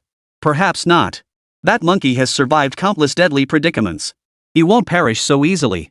Within the void battlefield, divine power enveloped the entire arena. The great sage broke free from the boundless energy emanating from the Tathagata, regaining his liberty. Then his form began to blur as another incarnation emerged. Though covered in wounds, his form still radiated the majesty of a pillar supporting the heavens. Holding the golden monkey staff, he stood before them. As the illusory forms evolved, countless avatars burned, merging with his true self. This was his ultimate divine power. The pinnacle evolution of the 3,000 great worlds. Using himself as the divine furnace, he manifested the 3,000 worlds, manifested the laws of all things, manifested the great Tao of heaven and earth. Each avatar contained the way of a separate world, waiting only for the final moment to merge with his true self. This divine power was utterly tyrannical. Empowered by the ultimate force of the laws, it radiated boundless terror, shattering the Tathagata's attack. Then, wielding the golden staff, he charged forward. The staff's shadow was tyrannical, truly invincible. Boom! The Buddha's divine form trembled violently, wounded by the great sage's strike. 3,000 avatars, activate! The great sage unleashed his full might, transforming entirely into a blazing radiance so dazzling it illuminated the once dimming void battlefield, allowing Lin Bai to see his figure once more. Bloodied yet unyielding, he stood firm. Radiant as the sun itself, he faced the Buddha's form beyond the infinite void without fear, his aura surging as he unleashed even more powerful attacks. The Buddha's Dharma image has been wounded. Has he truly reached this level? Erlangshan murmured, a faint smile playing at the corners of his mouth. It seemed he hadn't sparred with this monkey in far too long, unaware even that his power had advanced to such heights. What terrifying power, Lin Bai marveled, his eyes fixed intently on the battle unfolding before him. The great sage's assault was colossal. The fusion of 3,000 worlds had transformed him into a world unto himself. Radiance shot straight from his entire being, warping time and space itself under the sheer might of the strike. Boom! The two clashed once more, unleashing a shockwave beyond description. The great sage's assault was ferocious beyond measure. Though the Tathagata had suffered heavy wounds, he showed no signs of exhaustion. Clearly, he still possessed the strength for another battle. This conflict was far from over. Indeed, a formidable divine power. Yet it is a pity you cannot wield it again. Such strength as yours will inevitably reach its limit. When that time comes, you shall be subdued by me once more. The Tathagata looked down on the great sage with utter contempt, not giving him the slightest regard even though he was wounded by the very being he had once subdued with a mere wave of his hand. Tathagata! Today I'll rip that silver-tongued, deceitful mouth of yours off and feed it to the dogs. The great sage's eyes bulged with fury as his divine power erupted once more. He swept everything aside, unleashing his most devastating attack upon the Tathagata. The very Milky Way was severed by this strike, all his divine might channeled into this final blow. The golden cudgel had lost its form, or rather, it had grown as vast as a world itself. The power it unleashed was beyond mortal eyes to perceive. Only divine beings like the second prince knew the true magnitude of this strike. The Buddha clasped his hands together, swiftly forming a seal. Blazing golden light surged forth, etching the reincarnation mantra into the void as he unleashed an earth-shaking defensive technique. Facing the great sage's assault, he chose defense. To wield such divine power. I wonder how long the great sage can endure. A flicker of concern crossed Lin Bai's mind. Chapter 151, Primordial Source severely wounded. Such a terrifying strike unleashed endless surges of divine power, relentlessly attacking without pause amidst the ceaseless flow of force. The Buddha's defensive technique was immensely potent, breaking it required only an unending barrage of overwhelming attacks. Clearly, the great sage understood Tathagata best. The divine power he unleashed now resembled a colossal torrent pouring forth from the 9 heavens of the Milky Way, ceaselessly showering divine might, truly stirring the winds and clouds in a single breath. Boom! The surroundings fell into eternal stillness. In that moment, Lin Bai seemed to glimpse cracks appearing in the Tathagata's protective dharma formed the reincarnation mantra seal before it shattered into fragments, sinking into the void and gradually dissipating. The great sage's assault proved utterly unstoppable, shattering even the Buddha's dharma form. A massive skull was blasted from his chest, vanishing into nothingness. The myth of invincibility shattered in that instant.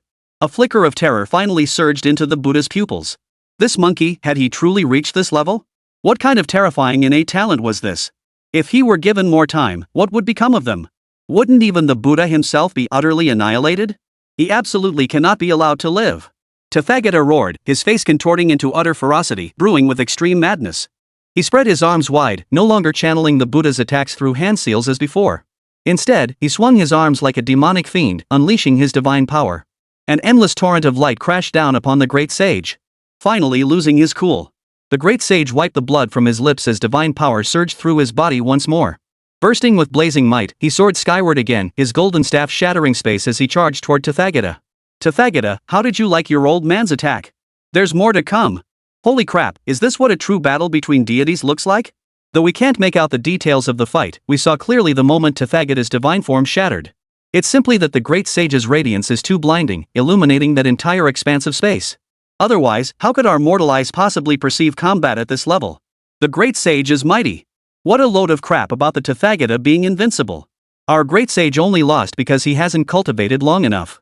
Give him more time, and he'll beat the Tathagata into a pulp. But this frenzied battle feels unsustainable even for the great sage. His radiant aura is visibly fading. I fear Yeah, though we hate to admit it, Tathagata's power is terrifyingly formidable. There's still a gap between him and the great sage. Clearly, the great sage's strength has surpassed Tathagata's expectations. Now he's probably just trying to slaughter the great sage with reckless abandon. How I wish the second prince and the Qilin divine beast could join the great sage in battle. Then even the Buddha would have to retreat for a moment. After all, this is the law force of the national fortune secret realm. We cannot alter it. Even deities might be bound by it. May the great sage prevail in this battle and avoid that fatal trap. The people of the Dragon Kingdom watched the great sage, covered in blood, their hearts aching. They couldn't help but shed tears. The great sage was fighting for the nation's destiny. Such a battle was far too cruel. How can Tathagata unleash such terrifying power? Lin Bai's expression darkened. He could sense the overwhelming, icy killing intent sweeping toward them. Tathagata was clearly enraged. The Tathagata has not descended in his true form. This manifestation wields only a fraction of his true power. Yet he has clearly been gravely wounded by Sun Wukong. His Dharma form was utterly shattered by that earlier strike, and he himself is severely injured. Erlangsheng commented, Sun Wukong's earlier strike was the most powerful blow. He could currently unleash a divine technique that pushed the 3,000 great worlds to their absolute limit. Hearing this, Lin Bai's heart trembled. In disbelief, he exclaimed, the 3,000 great worlds? Could it truly be wielded to such a realm? Merely its aura alone is sufficient to illuminate an entire realm? The great sage had once used his own body to manifest the 3,000 great worlds, so Lin Bai had some familiarity with this divine power. He had assumed it was merely an ordinary avatar technique, but now, witnessing the great sage wield it in truth, Lin Bai couldn't help but feel his own perspective had been narrow. This divine power was truly peerless and unmatched. The 3,000 great worlds is fundamentally an ordinary 3,000 avatar technique. Yet Sun Wukong, possessing a cultivation talent unparalleled throughout the ages, treated his own body as a divine furnace, evolving the 3,000 worlds within his very being. Each world houses an avatar, ceaselessly refining the myriad paths of heaven and earth. He then pushed this technique to its ultimate limit, burning the 3,000 worlds to ashes, fusing them into one, transforming them into a truly peerless, supreme power. Fire God Zhurong sighed, so that means, in his previous state, he burned all 3,000 incarnations within his body, sublimating them into one unified being to unleash the terrifying strike. The group gazed toward the battlefield, where divine power had formed a vast domain. Amidst the earth-shattering collision, they finally caught sight of the great sage and Tathagata once more. Upon seeing the great sage's condition, Lin Bai's expression instantly darkened. The great sage trembled violently as his divine power gradually dissipated. The blazing light began to retreat into his body, crimson blood flowing freely. Fleeting bursts of divine energy erupted from him, relentlessly battering the original spatial barrier. The great sage, he's gravely wounded. What about the Buddha? Lin Bai hurriedly looked over. Upon seeing the Buddha, his heart sank. The Buddha's aura remained as potent as ever. After such a terrifying clash, how could he still possess such overwhelming vitality? He's done for too. Severely wounded, even his primordial power has been compromised. After Sun Wukong grasped the ultimate evolution of the 3,000 great worlds, he's been waiting for this battle. Such peerless divine prowess would leave even Tathagata severely disadvantaged. Erlangsheng remained as composed as ever. Yet, only his most trusted companion, the Heavenly Hound, discerned the hidden worry in his eyes. He sensed something amiss with the great sage's current state. The Buddha's primordial essence had been wounded, but was the great sage any better off? To truly slay the Buddha, one must likewise wield primordial power, a battle fought with one's very life. Alas, there is no other way. Sun Wukong, how much longer can you endure? Your path should not end here, Erlangsheng murmured inwardly. Lin Bai remained silent, his gaze fixed intently on the great sage amidst the distant battlefield. He felt deep concern for the great sage, his heart burning with an urgent desire to grow stronger. To one day walk shoulder to shoulder with the great sage and his comrades. Chapter 152, The Battle Ends, Rich Rewards. This battle is nearing its end, Lin Bai murmured. He too sensed it. The great sage and Tathagata had both been gravely wounded, their very foundations shattered. Yet in the end, what they had fought for was merely an avatar of Tathagata possessing most of his true power. Was it truly worth it? Monkey, you're exhausted. You can't muster that power anymore. This battle is over. The Buddha's voice was weak, yet it still carried immense power, the accumulation of countless eons of cultivation, a foundation of unparalleled strength. The great sage fell silent, then suddenly smiled. Covered in blood and utterly drained, he laughed brilliantly, his spirit soaring like a cloud. Flames reignited within his fading body. Tathagata, you still cannot kill me. Just as you could only suppress me for 500 years back then, you are too cautious, so cautious that you refuse to descend in your true form to slay me. Well, today I shall tell you, one day, your old friend Sun will sever your true form. The golden monkey staff materialized before him. Flames coalesced into intricate patterns, gradually covering the entire shaft. A faint resonance echoed the staff itself, responding to the great sage. With a thunderous boom, the golden staff shattered into countless shards of light, each fragment like a star, containing terrifying power. Then the fragments coalesced, forming a star-like armor that fused onto the great sage's body, amplifying the resonance power even further. "Old friend," the great sage murmured with a faint smile, as if addressing the golden staff itself. The armor enveloping his body resonated in response, sensing the connection. The great sage, now clad in armor, erupted with radiant light once more. This absolute fusion with his primordial divine weapon unleashed such a technique utterly defying the heavens. The golden cudgel actually. Lin Bai stared in disbelief at the scene unfolding before Xiao Qiao. Though the divine weapon had shattered into fragments, those very shards had fused into a brand new suit of armor upon the great sage's body. Could this be an entirely new divine ability? This is the pinnacle of his synergy with his primordial divine weapon, Fire God Zhurong chuckled. Divine weapons possess spirit too. This is true mind-to-mind connection, channeling the weapon's power to enhance himself, forging this unprecedented ability. At this point, they all saw the outcome of the battle Tathagata had lost. The great sage had truly fought his way to this seemingly impossible victory. This battle may have wounded Sun Wukong's primordial essence, perhaps plunging him into slumber. Yet it also grants him an opportunity to ascend to a higher realm. The Buddha was overly cautious. Had his true form descended, Sun Wukong would likely have perished. Erlangshan's voice brimmed with admiration. Clearly, he hadn't anticipated Sun Wukong possessing such a move. The monkey's current abilities truly deserved the epithet defying heaven. The Buddha's face twisted in disbelief. He refused to accept that this monkey had truly reached this point. He wanted to roar in fury, feeling on the verge of madness. Facing the monkey's renewed assault, the techniques he had deployed were utterly powerless to truly withstand this strike. Boom! Blinding light engulfed everything, obscuring all sight for an agonizingly long time. With a thud, all eyes witnessed the great sage equal to heaven staggering forward, blood-soaked. His golden monkey staff, now cracked and shattered, materialized, propping up his faltering form. His injuries were severe, nearly fatal, yet his expression was utterly serene and triumphant. This marked the conclusion of a karmic cycle. Though not the Buddha's true form, he had truly slain the Buddha. Dragon Nation achieved victory in the Secret Realm Invasion, the Divine War, and the Triple Divine War. Rewards are stacked and distributed. Dragon Nation receives enhanced national fortune, divine protection bestowed upon the real world, intensified cosmic energy, a century-level boost to existing technological foundations, and an upgrade to the Secret Realm tier. The pioneer of Tianzhu perished, with no successor to inherit the role. A celestial calamity descends, resetting the land of Tianzhu. Its national fortune reverts to its original will. The succession of lavish rewards caused Lin Bai's breathing to grow faintly rapid. Though the battle had been brutal, the immense gains it brought to the Dragon Nation made it truly worthwhile. Congratulations, host. The Divine Farm has been upgraded to level 4, unlocking new areas, new visitors, and expanded space. The shop has unlocked new purchasable items. Please check promptly. The system's voice echoed in his mind, but Lin Bai had no interest in checking the shop's new offerings. Instead, he hurried forward as the Qilin Divine Beast unleashed its power, enveloping the great sage's body.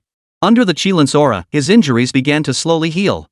He lifted his head and smiled at the crowd, declaring, "It's over. You're reckless. I'll take you back to heaven. Lao Jun's immortal pill should heal your core injuries. Otherwise, your cultivation might stagnate." Erlangshan stepped forward to support Sun Wukong, while Xiao Tianquan retrieved the cracked golden cudgel. With the great sage's magical energy depleted, even the cudgel could not be retracted. The great sage nodded with a smile, too severely wounded to speak. As Erlangshan had warned, without healing, he might. "Please, true lord, take the great sage back to heavenly court for treatment as soon as possible," Lin Bai urgently interjected, knowing the great sage's condition could not be delayed further. "Rest assured, you've done well. We shall meet again." Erlangshan nodded, then took the golden staff from Xiao Tianquan's mouth. Turning to the bewildered dog, he said, "You shall remain here. At least you can protect Lin Bai." "Ha? True lord, are you abandoning me?" "Wah?" Xiao Tianquan instantly burst into tears and snot, looking utterly pitiful. Witnessing this scene, everyone fell speechless. Everyone. In the end, Xiao Tianquan remained at the Divine Grade Farm. Lin Bai and Xiao Tianquan returned to the farm, while the Qilin Divine Beast and Fire God Zhurong each returned to their respective realms. Erlangshan, accompanied by the Great Sage, headed back to the Celestial Court. "I hope the Great Sage is alright." Lin Bai's expression remained deeply worried.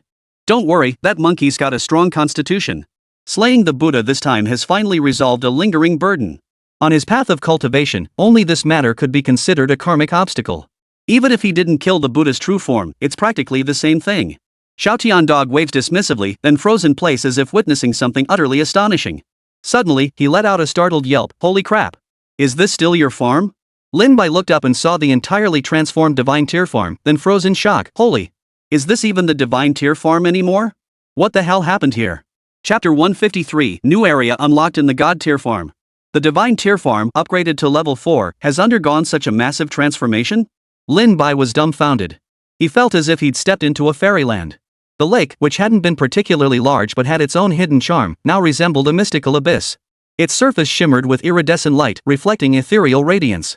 Mists of divine energy rose from its depths, creating a dreamlike, hazy atmosphere, clearly a spiritual lake now. Before the familiar wooden cottage, the planting areas for nurseries, fruit trees, and divine ginseng had all doubled in size. The peach orchard in the distance had also expanded, and whether it was his imagination or not, Lin Bai felt the peach trees themselves seemed to have grown more robust. Not bad at all. This place feels more like a paradise hidden from the world. Old dog grandpa here can enjoy some well-deserved rest. After all, the true lord promised it would be so. Xiaotian dog leapt onto a lounge chair by the lake and settled in for a leisurely nap. Observing the heavenly hound, Lin Bai then noticed the weeping willows by the lake. Their once emerald branches seemed transformed, now shimmering with a golden glow. The purple bamboo grove has changed too. Speaking of which, I should water the sapling that elder entrusted me with. Wonder what it'll grow into. The Divine Farms area had nearly doubled in size, making it impossible for Lin Bai to explore every corner at once. He therefore set off toward the purple bamboo grove. He marveled at the swirling purple mist rising from the grove. It must be a form of cosmic energy even more potent than ordinary spiritual qi. Even before reaching the grove, Lin Bai could already sense the aura that made the magical power within him stir with excitement. After the Divine Farm upgraded to level 4, the celestial and earthly qi has become even more potent. Cultivating within the purple bamboo grove would accelerate my growth even further. At that moment, Lin Bai recalled the system had rewarded him with a new mysterious visitor for the Divine Farm. Glancing around, he saw no one besides the heavenly hound. Yet, given his previous experience, he made no effort to search further. After all, the Great Sage and the Azure Dragon had appeared without him knowing. If a mysterious visitor truly arrived here, I'll wait for them to reveal themselves. With my abilities, I'd likely turn this place upside down and still not find them. Thus, after drawing water from the spirit lake, Lin Bai entered the purple bamboo grove. He soon reached the young sapling radiating a gentle glow and carefully watered it. Phew! Thank goodness! Mr. Lin Bai and the Great Sage have emerged victorious from this divine battle. We've won, and the Great Sage didn't die. The Great Sage actually slew the Buddha. What a glorious feat! It's still best to see Mr. Lin Bai just farming peacefully. It's truly heartbreaking to watch him engage in such battles. He's so young yet already bears so much. If not for the Qilin divine beast, we would have truly lost Mr. Lin Bai, the pioneer of our nation's fortune. Mr. Lin Bai didn't die, proving he won't stop here. Can everyone sense it? The spiritual energy in Dragon Nation seems thicker now, proof our national fortune is rising. I've broken through to Earth level tier 5. I'm going to take down a few of those bizarre creatures myself. Even if it's a 1-for-1 trade at the limit, it's worth it. The state just released an announcement. Our technological level has leaped forward a century from the current baseline. As of this moment, we've achieved the capability to create miniature black holes. Holy? That's so badass. All this is thanks to Mr. Lin Bai. Salute to Mr. Lin Bai. Salute to every warrior defending the Dragon Nation. Salute to the heroes. While the people of Dragon Nation debated fervently, Lin Bai stood in the purple bamboo grove. After watering the saplings, he waited a moment but saw no sign of the shepherd elder. He departed, eager to explore the newly opened area of this god tier farm. Passing through the purple bamboo grove, the spirit lake, and the peach garden, Lin Bai arrived at a newly opened area. Then, a series of grunting noises reached his ears. Lin Bai's mouth twitched as he saw, in the newly revealed area ahead, a herd of plump pigs grunting at him before returning to their focused sunbathing on the grass. Brother Pig, is that you, Brother Pig? Lin Bai couldn't help but laugh bitterly. So this newly opened area was the livestock farm, huh? And seriously, why not raise some cattle or sheep? You're breeding pigs here? If the Great Sage saw this, he'd laugh his teeth out. This is his very own fool, isn't it? Holy crap! Isn't that Zhu Beiji? So many Zhu Beijis? Xiao Tianquan walked over, utterly dumbfounded. Seeing Lin Bai's helpless expression, Xiao Tianquan collapsed on the ground laughing so hard tears streamed from his eyes. You actually ended up raising pigs, huh? Well, raising pigs isn't the issue. The pigs on my farm aren't ordinary pigs, you know? It's just that I don't have any pig feed. As Lin Bai spoke, he suddenly lifted his head. His gaze seemed to look beyond the national fortune secret realm, locking eyes with the people of the Dragon Nation, including Wang Weigua and the others. Inside the command center, Wang Weigua and Old Mu froze instantly. What the hell was this kid hinting at? Was pig feed even supposed to be stocked in a command center? Hurry up and get this kid some top quality pig feed. If not, dog food will do. There's a waiting to be fed in there too. Wang Weigua waved his hand decisively, issuing the order immediately. The usually stern soldiers couldn't help but chuckle, but they obeyed nonetheless. However, the moment they stepped outside, something felt off. Wait, aren't we the Dragon Nation Operations Center? Why are we suddenly collecting pig feed? At the same moment, the communication channel erupted. The Dragon Nation's people were actually debating which brand of pig feed was best. The atmosphere began spiraling into something bizarre. Survivors from other nations, secretly observing the Dragon Nation's situation, were utterly stunned. While we're barely clinging to life in this apocalypse, you lot are debating what feed to use for your pigs? How could the gap between nations be this vast? Was Dragon Nation really being run like a farm by that pioneer Lin Bai, who single-handedly propelled it to new heights? Just as the tension began to ease, a report suddenly reached the command center. The smile vanished from Wang Weigua's lips. His pupils dilated as he read the message, and a murderous intent surged within him. What's happening? Old Mu urgently demanded. The reinforcement team led by Wang Yuhao to aid Winter Bear Nation has been completely wiped out. Winter Bear Nation has sent another distress signal. An even more terrifying enemy has appeared there. Perhaps a demon sovereign has emerged. Chapter 154, True Unification. How could this happen? Old Mu's voice carried sorrow. Their elite forces had been completely annihilated. What kind of powerful, bizarre creature had Winter Bear Nation encountered? What should we do? Should we continue sending troops? Old Mu looked to Wang Weigua. In matters of military command, Wang held absolute authority, so his opinion was paramount. But Wang Weigua was also at a loss. After pondering for a moment, he decided to inform Lin Bai of the news and attempted to establish communication with him using the device. The connection established surprisingly smoothly, perhaps due to the Divine Tier Farm's upgraded level. Lin Bai, currently surrounded by a group of second brothers, suddenly saw the data communication interface materialize before his eyes. General 1, what's happened? Has the divine protection we obtained earlier manifested in the real world? Lin Bai inquired. The divine protection hasn't manifested yet, but a far more serious matter has arisen. The Winter Bear Kingdom recently suffered a massive invasion by bizarre creatures. We dispatched an elite squad, but they were wiped out. According to reports from there, a demon sovereign may have appeared. Wang Weigua's expression darkened. Upon hearing this, Lin Bai's mind immediately flashed back to the 4 demon lords who had escaped earlier. If it truly was one of them, Winter Bear Nation would indeed struggle to withstand it. Xiaotian dog, I'm leaving this place in your care. But don't you dare sneak any pork. Lin Bai shot the dog a stern look. If he didn't remind him, this dumb dog might actually start helping himself to a buffet. Off you go, off you go. You little brat, do you think Grandpa Dog is that kind of creature? Xiao Tianquan waved his paw dismissively. Only then did Lin Bai leave the divine farm with peace of mind, returning to the real world. After watching Lin Bai depart, Xiao Tianquan finally spoke with drooling anticipation. Your old dog isn't human, I'm a dog, heh. System task issued, eliminate the 3rd demon sovereign and 4th demon sovereign, then proceed to the kingdom of Tianzhu to fuse with its national fortune. Lin Bai, who had just stepped into the operations center, froze upon hearing the system's mission. The kingdom of Tianzhu had been completely reset after the previous Great War, like a reborn land that had never witnessed the bloodshed. But how is this fusion of national fortunes even possible? Am I supposed to draw Tianzhu's destiny into the Dragon Nation? Can a completely reset, reborn national fortune truly be fused? After a moment's contemplation, Lin Bai recalled the great sage's words and suddenly understood. The national fortunes of each realm had gradually diverged in accordance with the world's developmental trajectory. When national destinies merged into one, they formed the will of the world. No wonder. To restore the world's will and prevent invasion by the uncanny, they must unite as one. When the worlds will become one again, that would be the era of universal harmony. True unity would not be based on ethnicity, political power, or hegemony, but on the unified will of a great world.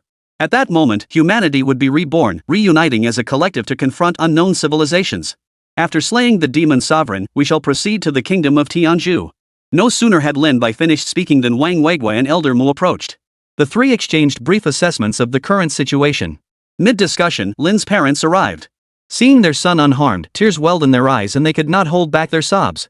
Xiao Bai, we almost thought we'd lost you. Mrs. Lin held Lin Bai tightly and wept openly.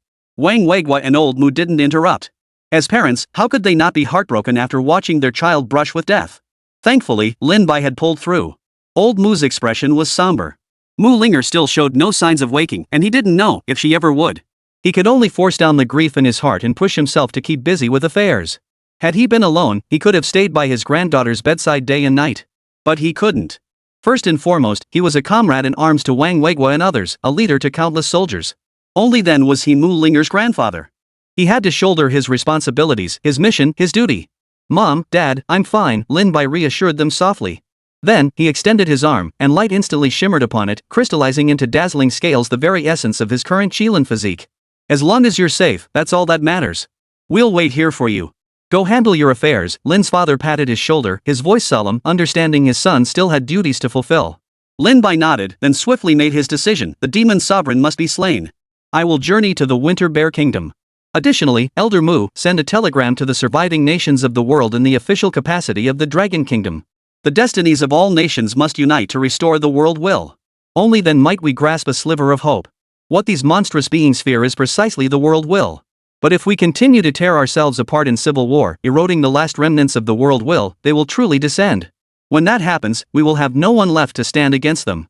Upon hearing this, Elder Mu turned and immediately contacted his superiors. Lin Bai then addressed General Wang Weigui. General Wang, this time, allow me to lead an elite force. You remain in Dragon Nation, vigilant against the descent of any other demon sovereigns. Should we swiftly resolve the crisis in Winter Bear Nation, I shall return immediately. Wang Weigui nodded in agreement. Yet, even with his own power nearing the initial stage of cataclysmic tier, he could no longer gauge Lin Bai's true strength. Curiosity got the better of him, and he asked, "What realm have you reached now?" A blessing in disguise. After reshaping my Qilin physique, my power has reached the initial stage of world-destroying grade, Lin Bai replied. Wang Weigui couldn't help but suck in a sharp breath. Such terrifying talent truly marked him as a young hero. While Dragon Nation certainly had its share of exceptionally gifted warriors, most had only advanced to the Heavenly Traveler tier. Lin Bai couldn't help but recall the first demon sovereign he had encountered, the 9 demon sovereign. That being possessed only peak Heavenly Walker tier strength. While few among the hordes of bizarre creatures reached such power, and most possessed only the instinct to kill, the 9 demon sovereign truly lived up to his title. But now, even General Wang possesses the strength to face the 9 demon sovereign in battle. Yet the enemies we confront have grown far more terrifying. But if Heavenly Travel tier, or even Heavenly Calamity tier, bizarre creatures truly appeared on a massive scale, how could we possibly counter them? That might truly be called the end of the world. Lin Bai understood that what they currently faced might only be a small detachment within the ranks of the strange creatures, with the 9 demon lords serving as their leaders. Behind them lurked even greater powers. Chapter 155, Lin Bai, this brutal? The worst-case scenario is that what we're facing now is merely a small squad led by the 9 demon lords. The greater powers, or the main force, will truly descend after the worlds will perishes. Even now, having reached the world-ending tier, Lin Bai still felt his own insignificance. Yet at this moment, his power was sufficient to slay 4 demon lords to deliver a single, decisive strike. The arrival of new divine protection remains uncertain, though it likely won't be long. General Wang, please remain vigilant. I'll lead the team out immediately. Lin Bai spoke, then turned to Old Mu, who had returned after completing his report, and said softly, Old Mu, I will find a way to awaken Linger. Trust me. Deeply moved, Elder Mu nodded solemnly, his gratitude unspoken. He watched Lin Bai depart. Lin Bai led a contingent of elite warriors, accompanied by unmanned combat mechs and the newly developed miniature black hole weapon from Future Tech, heading toward the direction of the Winter Bear Kingdom. Your aura. With a crack, the surrounding space shattered. Numerous warriors instantly grew alert, but upon seeing the White Tiger Divine Beast step out from within, they all breathed sighs of relief.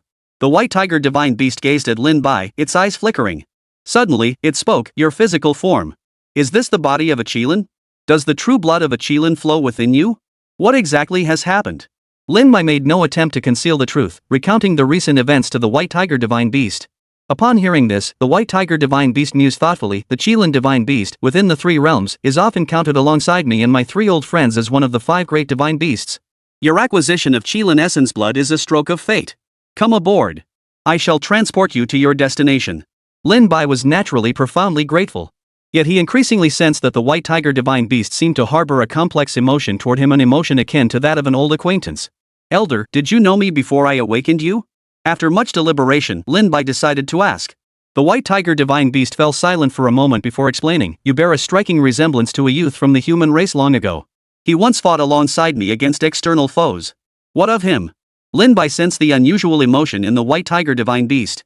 Though he knew the youth it spoke of might be dead, he still asked, wanting to learn more about the ancient times. The White Tiger sighed deeply. He perished long ago with the civilization that was laid to rest, lost in the cycle of the previous era. The glory of the human race is no more. Your appearance and demeanor mirror his almost perfectly. Perhaps civilizations undergo cycles, and within the torrent of civilization, individuals too must experience rebirth. Never mind, consider this merely my musings.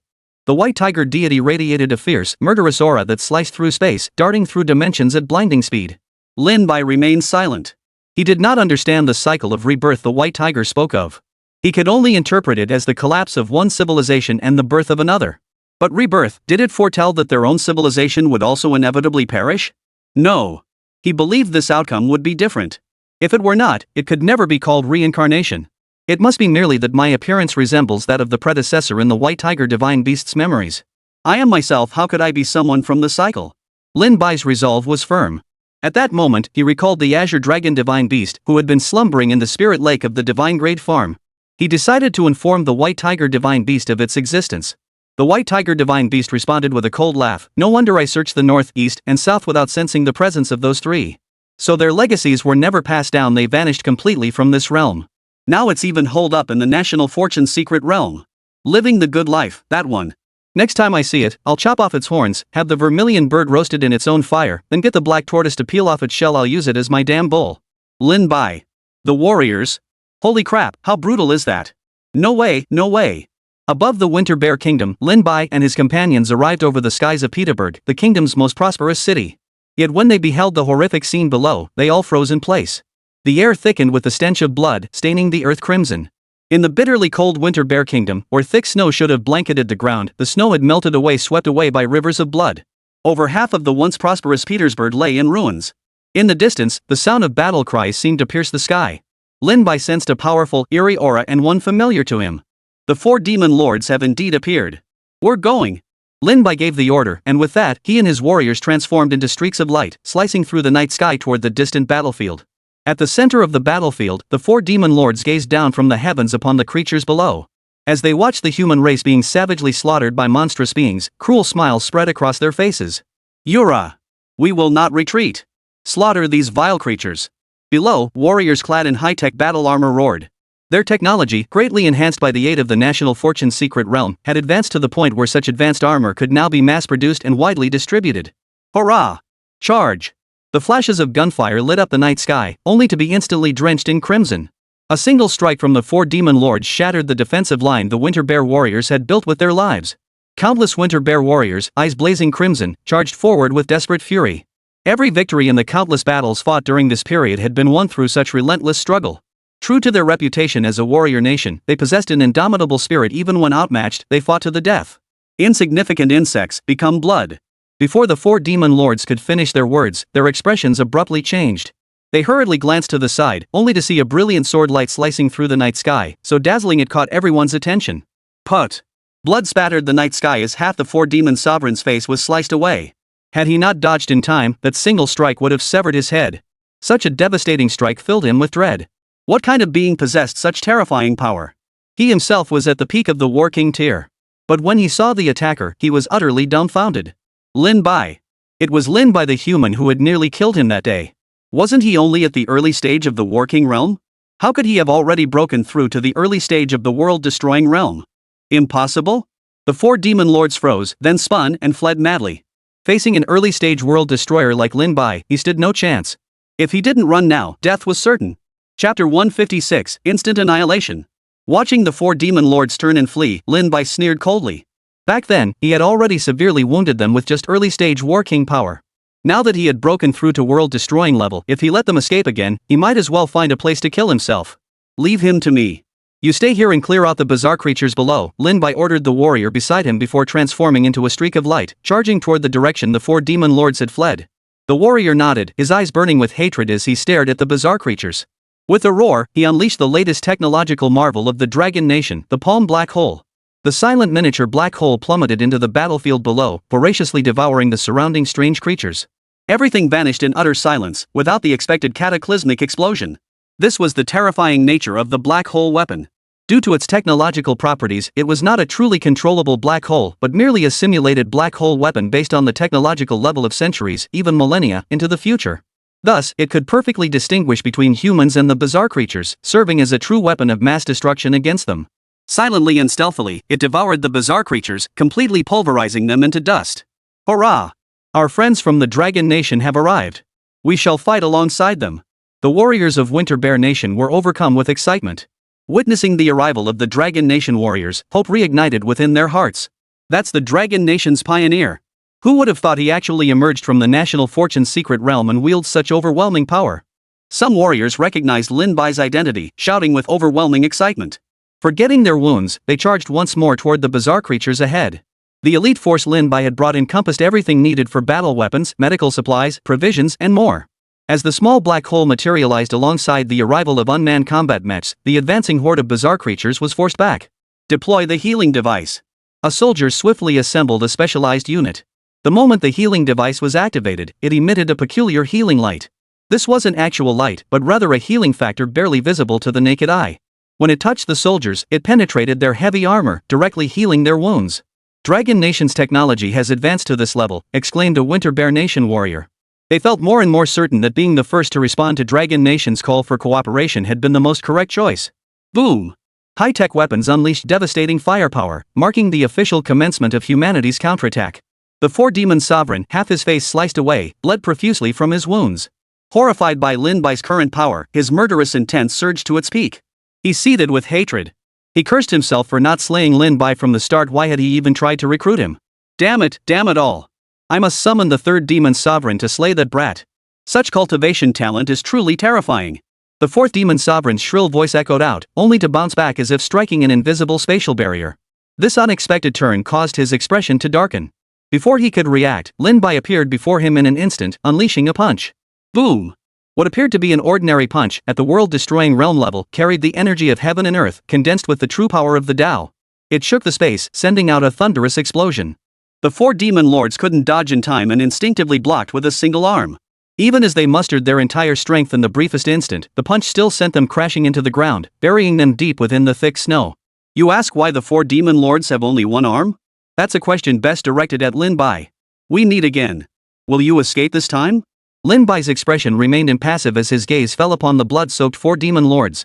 The latter staggered to his feet, eyes bloodshot as he glared at Lin Bai. The torrent of rage boiling within him finally erupted into a roar. Damned brat! I should have killed you then and there. If not for those two even more powerful beings intervening that day, you would have been dead. How could you have killed me? Lin Bai sneered repeatedly. While it was true that Zhu Jiuyin's terrifying strike had granted him the opportunity to sever the four demon sovereign's arm, even without Zhu Jiuyin's intervention, the four demon sovereign would never have been able to kill him. The four demon lords' faces darkened like storm clouds as energy surged within them, clearly attempting to summon that armor once more. Lin Bai wouldn't give them the chance. His figure vanished mid-air, reappearing the next instant to drive a strike straight through the four demon lords' chest. Put! The four demon lords' bodies stiffened abruptly, staring at Lin Bai in disbelief. With his peak Battle King tier strength, even if he couldn't defeat an early-stage world-destroying tier opponent, he would never be killed so instantly. What kind of monster was this human before him? His eyes gradually dimmed as the four demon sovereign's life force rapidly dissipated. Lin Bai saw no need for further words, swiftly ending him before unleashing the three flame true fire to incinerate the four demon sovereign's body to ashes. After disposing of the four demon lords, Lin Bai's aura surged skyward. His gaze locked onto a point in the air as he unleashed a fist, blinding light erupting from his strike as he charged toward that target. Boom! Fist met fist. Amidst the violent explosion and blinding light, Lin Bai and the figure from earlier simultaneously materialized. A third demon sovereign, a late-stage world-destroying powerhouse no less, yet you stood by and watched that man die. Is your entire clan this cold-blooded? Or did you know you'd meet the same fate today, so you chose to overlook this step? Lin Bai glared at the figure, his voice dripping with scorn. He had recognized the man's identity that late-stage world-destroying power could only belong to the three demon lords. That day, a casual strike from a late-stage world destroyer nearly killed me outright. It must have been this one who struck. Facing Lin Bai's taunts, the three demon sovereigns showed little flicker of emotion. Yet the look he cast upon Lin Bai betrayed a hint of astonishment. How had this human managed to break through from early-stage war king to early-stage world-destroying realm in such a short span? In this world teetering on the brink of annihilation, a cultivator like you has emerged. You have slain 6 demon lords of my clan. You shall pay the price. The 3 demon lords gripped a spear, its cold gleam flashing in the night sky. Though some perished not by my hand, they died within this realm. Thus, it is clear that it is not we who perish, but you. Today, you shall become the 7th. Lin Bai dismissed the threat with disdain. With a flick of his thoughts, the sword embryo of exterminating immortals materialized, unleashing immense power. He wasted no words, swinging his blade. In an instant, he charged forward like a streak of light, crashing toward the 3 demon lords. Chapter 157, The First Battle of the Qilin Body. The clash between 2 world-destroying tier powerhouses was nothing short of apocalyptic. Had this desolate, snow-covered wasteland not been uninhabited, the battle alone would have wrought disaster upon the people below, akin to a natural catastrophe. The destructive power of world-destroying tier powerhouses lived up to their name, truly capable of annihilating worlds. Even obliterating a small nation in a single battle was nothing out of the ordinary. Boom! Lin Bai roared, his fist erupting with light as his vital energy surged. The blazing aura he unleashed originated from the Qilin body. Upon closer inspection, scales could be seen emerging from his arms, shimmering with mystical runic light. How formidable was the Qilin physique! A true divine beast's body. In such a physical clash, Lin Bai held his own without faltering. In fact, he suppressed the three demon lords with his overwhelmingly powerful physique. This brat, his physique is terrifying. This is no human aura, what on earth is going on? The three demon lords sensed something amiss, yet they showed no sign of retreat. Instead, they swung their spears and charged forward. Lin Bai unleashed a fist strike while simultaneously thrusting the Zuxian sword embryo forward. Wielding absolute piercing force, it drove toward the three demon lords. This was Lin Bai's first true battle since obtaining the Qilin physique. Brilliant magical power erupted with overwhelming dominance. Though the three demon lords' attack was formidable, it failed to breach his defenses. Instead, Lin Bai struck the spear in his hand, causing his arm to tremble violently. The night sky itself seemed illuminated, trembling violently as if on the verge of shattering. The three demon lords retreated, then gathered eerie black mist in their hands, swirling it around their spears as they slashed forward.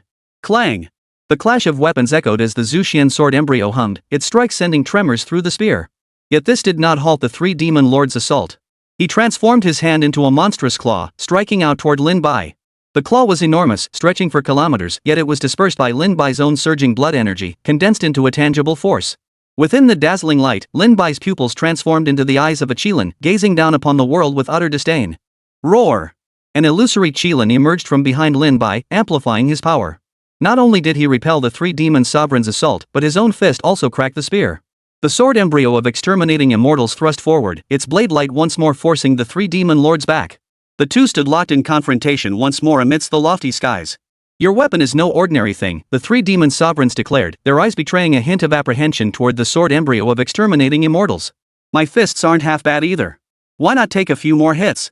Lin Bai clearly had no intention of exchanging pleasantries with this creature. He charged at the three demon lords once more, his momentum overwhelming. Another earth-shattering clash erupted, blood spattering as both Lin Bai and the three demon sovereigns sustained injuries. At the world-destroying tier, neither could guarantee they'd emerge unscathed. It was inevitable.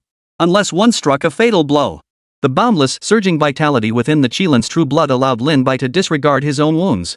He shattered the three demon sovereigns' attack, ignoring the malevolent energy the latter unleashed, shielding himself with the three flame true fire as he closed in for a decisive, one-hit kill. You lowly human dare dream of defying us? The three demon lords roared, charging forward with thunder beneath his feet. He fought with overwhelming ferocity. Even against Lin Bai's astonishing combat prowess, he would give his all, determined to slay him. Lin Bai's pupils blazed as he summoned elements thunder, flame, and ice, a special ability of the Qilin divine beast. Possessing the Qilin's physique, he too could wield this power. Mastering the purest elements in the cosmos, Lin Bai was enveloped by the forces of nature, descending like an emperor. His strike pierced the third demon sovereign's shoulder, blood gushing forth. What kind of physique is this? The three demon lords felt a chill run down their spines. Could it be that the being before them wasn't human at all? Lin Bai's eyes flashed. His Qilin pupils seemed to contain the essence of all creation, reflecting the evolution of the Tao. They radiated a fierce, murderous aura and exuded the absolute presence of a sovereign. This is my first battle since obtaining the Qilin physique. Today, I shall slay you first. Lin Bai spoke calmly, his voice brimming with overwhelming dominance. On the battlefield of Winter Bear Kingdom, the bizarre creatures had been utterly annihilated. Though many warriors had paid with their lives, the arrival of the Dragon Kingdom soldiers had finally turned the tide. My friends, thank you for coming. The commander of the Winter Bear Kingdom's forces stepped forward, addressing the Dragon Kingdom squad leader with solemn respect. His eyes brimmed with tears. Too many brothers had fallen. We are all humans living on Blue Star. At times like this, we must stand united against the enemy. May our arrival be timely. The Dragon Nation warriors saluted the Winter Bear warriors on the field. Their squad was now reduced to a small remnant. Most had perished here. Even the survivors bore injuries requiring long convalescence. These were heroes who had fought against the bizarre creatures. For their country and its people, they had fearlessly sacrificed themselves, standing constantly on the front lines. For this alone, they deserved everyone's profound respect. The Winter Bear warriors, eyes reddened, returned the salute. This was a battlefield, after all, and they quickly returned to the post-battle tasks at hand. There was no time for grief, no time for rest. A new defensive line must be established immediately. The bizarre creatures could arrive at any moment. This was war. The enemy granted no respite. I wonder how Captain Lin Bai is holding up. Facing such formidable foes, I fear for him. One soldier gazed anxiously at the night sky. Even separated by immense distance, they could still sense the earth-shaking power of the battle. Though their hearts yearned to rush to Lin Bai's aid, orders came before all else. Besides, at that level of combat, their presence would be of little use. Snapping back to focus, he threw himself into fortifying the front lines. Each man had his duty, his task now was to fulfill his own. As the soldiers concluded their skirmish, Lin Bai's battle with the three demon sovereigns clearly reached its climax. The night sky blazed fiercely, engulfed entirely in flames. Within the inferno, the flower of the Tao blossomed. Lin Bai swung the sword embryo of exterminating immortals, its sword energy churning the boundless sea of clouds with indescribable might. Facing this strike, the three demon sovereigns were shaken to their core, unleashing their full power without hesitation. His attack appeared ordinary, yet it distilled complexity into simplicity, compressing all his strength into the spear in his hand, intending to settle the heavens and earth with this single thrust. Demon-corrupted spear, devour souls. The three demon sovereigns' hoarse voice echoed as the spear left his grasp. In a visible instant, it swelled to tens of thousands of meters, radiating a heart-stopping aura of overwhelming power. Blinding light devoured everything, leaving only the rumbling thunderclaps echoing endlessly. It lasted for an unknown duration until the earth below turned to dust, mountains were severed, lakes evaporated dry, all existence vanished. Chapter 158, The Heroic Spirit Slumbering in a Foreign Land. This apocalyptic battle finally drew to a brief close. As the light dispersed, two figures descended from the heavens, both wounded. Yet the three demon sovereigns bore far graver injuries: a sword light scar gouged into his chest, an indelible mark carved by the sword embryo of extermination. That single strike made ancient gods weep and dimmed the heavens. Even the three demon sovereigns' full power counterattack barely held, leaving him gravely wounded. Lin Bai held his sword, its cold glint reflecting as it bore down on the three demon sovereigns' head, intent on severing it. Roar! The three demon sovereigns' eyes blazed crimson as he descended into utter madness. His form shed its human semblance, transforming into a roaring beast, a monstrous, mountain-like figure whose every movement shook the very fabric of space. Human, I will kill you. His assault surged forth, engulfing heaven and earth. Having revealed his true form, the three demon sovereign unleashed his full demonic fury. Black-purple beams shot forth in unison, crashing toward Lin Bai. Lin Bai shielded himself with his sword, weaving sword energy into pure light that protected him. As his magical power swirled around the blade, the radiance grew more intense, the sword intent coalescing. Pure Yang sword technique. Lin Bai roared. He had gained profound insight into this technique taught by Master Lu, channeling his entire understanding into a single strike, truly invincible. Whoosh! The sword light whistled through the air, accompanied by a humming sound audible even from a great distance. It pierced the night silence like a long, piercing cry, reverberating through the heavens and earth. Lin Bai unleashed his full might, aiming to slay the three demon lords with this strike. Their attacks collided, sending a surge of energy crashing into the ground. It tore open a chasm as deep as the abyss, completely melting the accumulated snow. The relentless, overwhelming sword light streaked across the sky, relentlessly advancing. The three demon sovereigns' colossal form trembled. His power was indeed immense, causing the very heavens to quake. Boom! Boom! Boom! Dense, malevolent energy pierced through space, relentlessly targeting Lin Bai's vital points. Having unleashed such a devastating strike, Lin Bai's internal energy suffered a momentary depletion, forcing him to evade. Only when the power coalescing ahead reached its peak did Lin Bai soar high into the sky. His accumulated sword intent had surged to its zenith. With a single-handed strike, the light erupting in that instant blazed like celestial radiance, cleaving heaven and earth. Boom! The sword struck down, cleaving the heavens and earth apart. Celestial light erupted forth, cascading like the Milky Way from the heavens and pouring like stars onto the earth. Then, utter silence descended upon the surroundings. Only the faint glow emanating from Lin Bai's body bore witness to the true victor of this battle. Before long, Lin Bai emerged from the land that had been reduced to ruins. The three demon sovereigns now lay covered in blood, limbs severed, chest caved in as if pierced through. Not a single inch of their body remained intact. The once mighty three demon sovereign now stared at Lin Bai with terror etched across his face. As Lin Bai approached, the sovereign struggled, yet found himself utterly unable to move. You. He opened his mouth slightly, only for thick blood to spurt out. Lin Bai couldn't make out a single word. I told you before, you will be the seventh demon sovereign to die on Blue Star. Two brothers above you will soon join you, I'll send them to meet you shortly. Lin Bai stared calmly at the third demon sovereign, raising the Zushian sword embryo in his hand. Before striking the third demon sovereign down, he declared, "This is the power of the human race. This time, history will not repeat itself. We will claim every ounce of the bazaar." Shoo! With a single strike, the three demon lords were utterly annihilated. A late-stage world-destroying tier powerhouse had been completely eradicated. After dispatching the three demon lords, Lin Bai turned and departed. Soon, he returned to the skies above Petersburg City.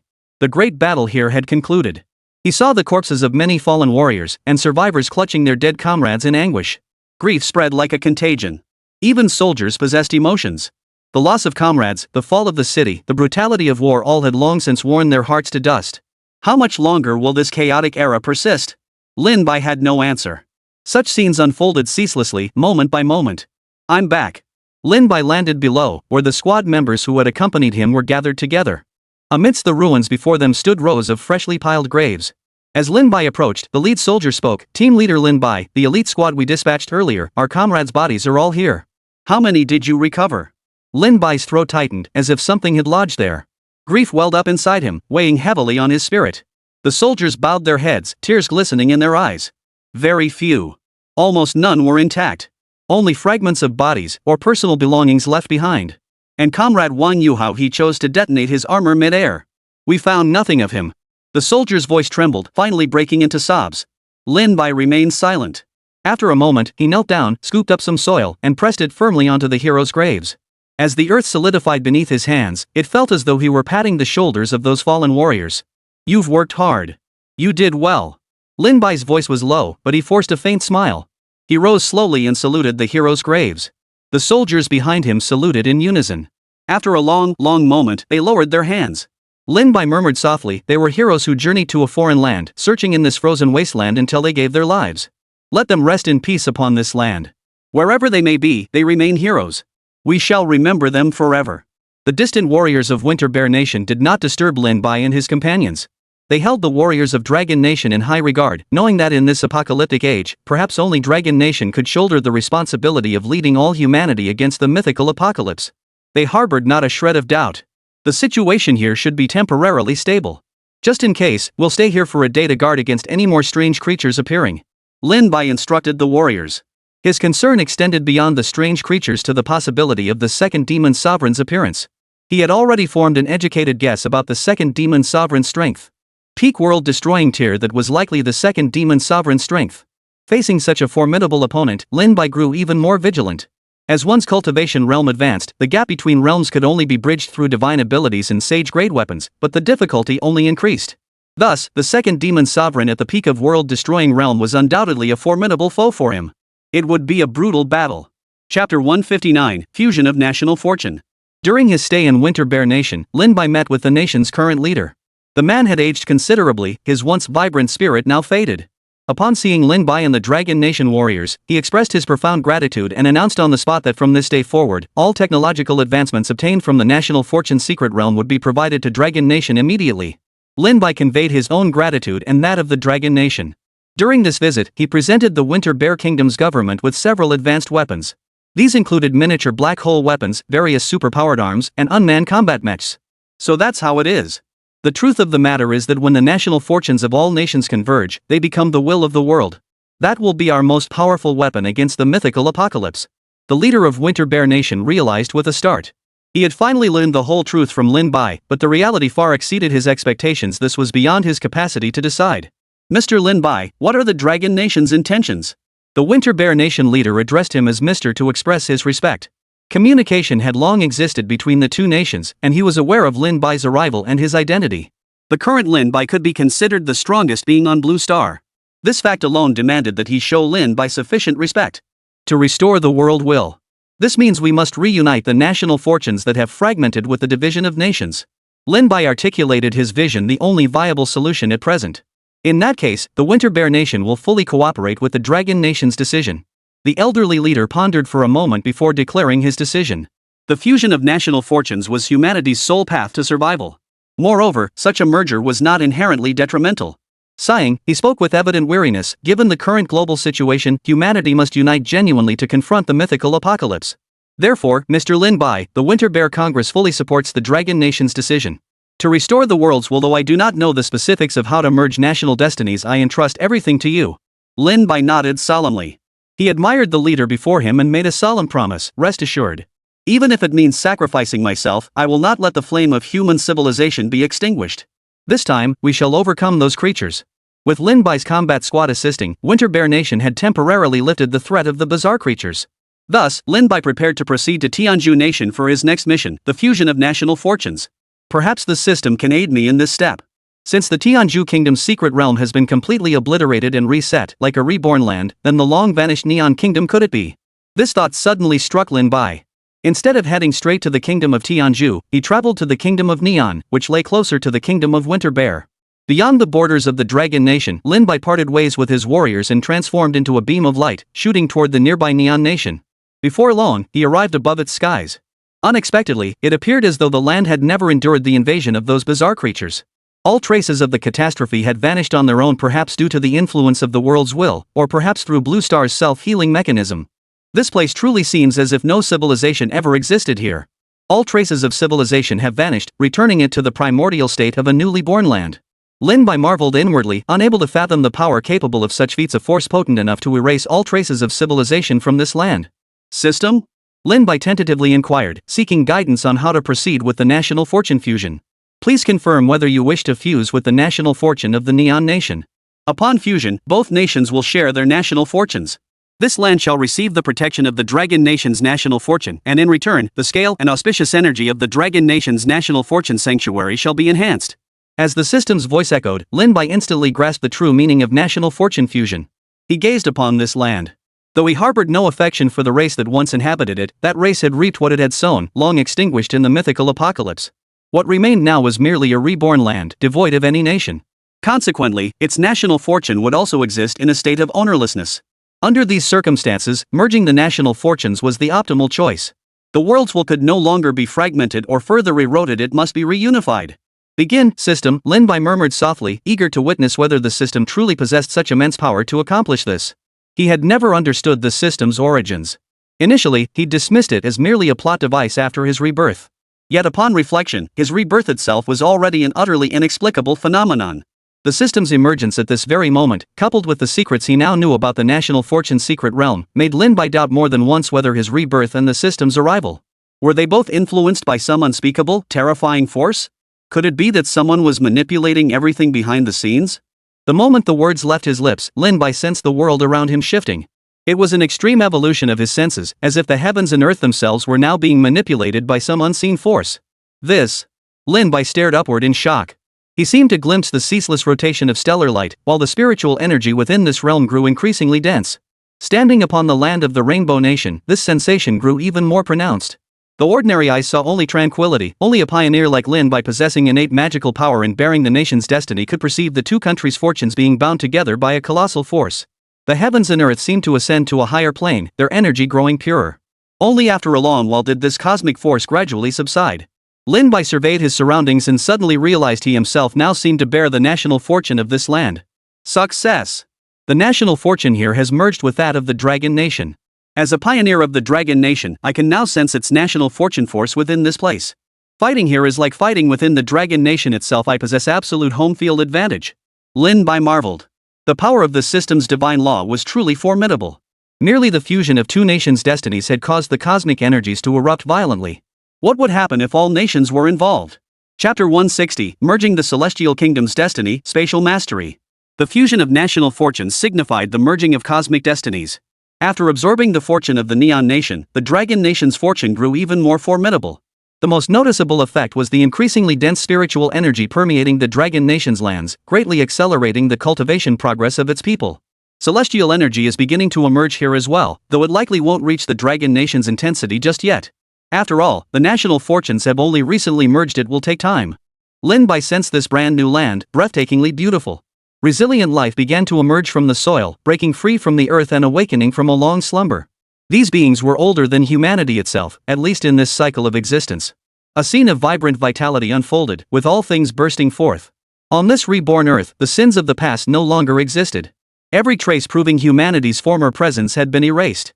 Soon, this place would become a pure land, untouched until the next time someone set foot upon it. Lin Bai turned and departed, accelerating toward the kingdom of Tianzhu. Along the way, he established communication with the operations center, relaying the situation in the kingdom of Neon. Could it be that when a nation's fortune realm perishes, the nation itself resets, erasing all traces, leaving only the residual fortune lingering? Elder Mu speculated. Previously, we believed that if a national fortune pioneer perished or a national fortune secret realm was destroyed, the corresponding nation's fortune would vanish completely. It seems that's not the case. Lin Bai pondered for a moment before stating, after the national fortune's secret realm perishes, the nation is reset, and the remnants of its fortune linger upon the newly born land. It may take a very long time for them to dissipate, for national fortune is a fragment split off from the world's will. I shall depart for the kingdom of Tianzhu immediately. Such a vast nation, once presided over by the great Shakyamuni as its principal deity, must possess formidable national fortune. Only then did the voices of Wang Weiguo and Old Mu reach him. Understood. Stay vigilant for sudden appearances of anomalous creatures. After agreeing, Lin Bai rushed to the kingdom of Tianzhu at top speed. To his surprise, the kingdom recently ravaged by war into ruins had also been reset, appearing reborn. The blood-red soil had vanished, the fractured earth had mended itself, and even the shattered mountains had partially restored their former shape. Truly a miracle, Lin Bai marveled. He had no idea how this transformation had occurred, perhaps overnight, or perhaps in the blink of an eye. As a land that has sustained humanity since ancient times, Blue Star must possess extraordinary destiny. Even in this era, it still harnesses its innate healing mechanism to accomplish such a monumental reset of the earth. Lin Bai was profoundly shaken. He then arrived at the site of his earlier battle with the demon Buddha. Back then, the great sage had controlled his body to unleash the heaven-shaping earth-transforming technique, a colossal force that swallowed mountains and rivers, shattering the 9 heavens with a single strike. That day, the earth had torn apart, rivers had evaporated dry, and everything had turned to ashes. All that remained was the blood-soaked land, scarred and ravaged, resembling a hellscape. Yet now, returning to this place, it had been restored. Though faint traces of that terrifying battle still lingered, the land had been reborn as a completely new expanse. How could such an earth-shattering battle ever be fully undone? System, begin, Lin Bai murmured softly. He ascended into the air, attempting to comprehend the shifts in the laws governing this realm during the fusion of national fortune. Perhaps this would grant him the opportunity to grasp a new breakthrough. Boom! In an instant, mountains and rivers shook, the heavens trembled, and boundless forces of law swept through. Lin Bai himself underwent a transformation.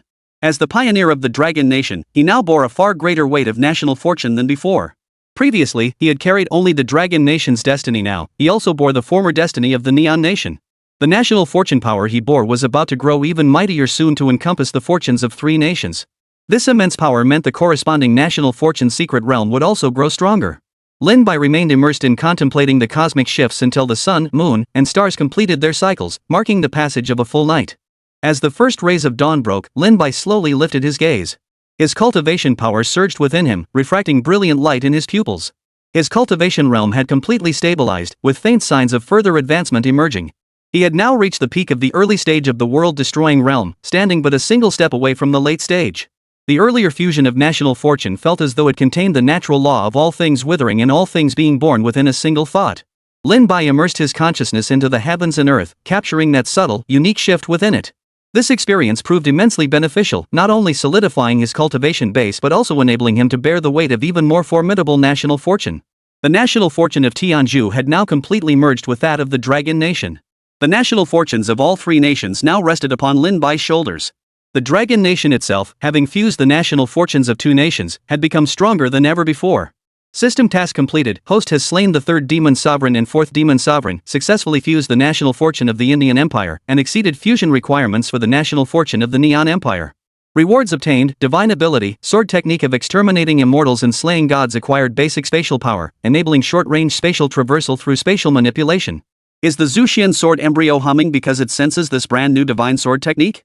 Lin Bai grasped the faintly glowing sword embryo of exterminating immortals. Its palpable excitement revealed its current state of agitation.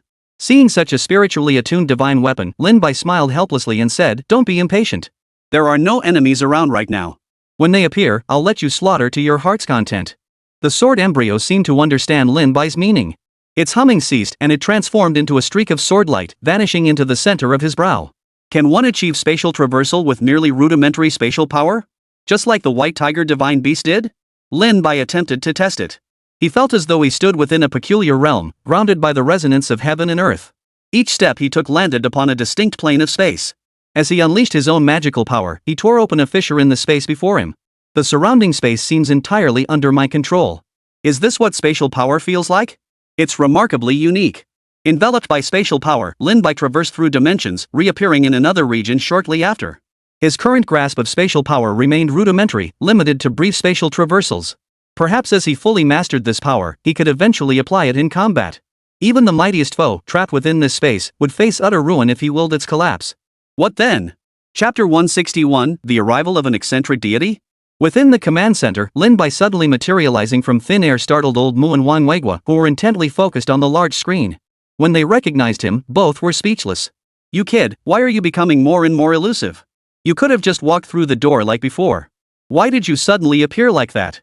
We're getting old, we can't take such scares anymore, huh?" the two men said to Lin Bai with a mix of laughter and exasperation. However, seeing Lin Bai return safely, they were naturally delighted.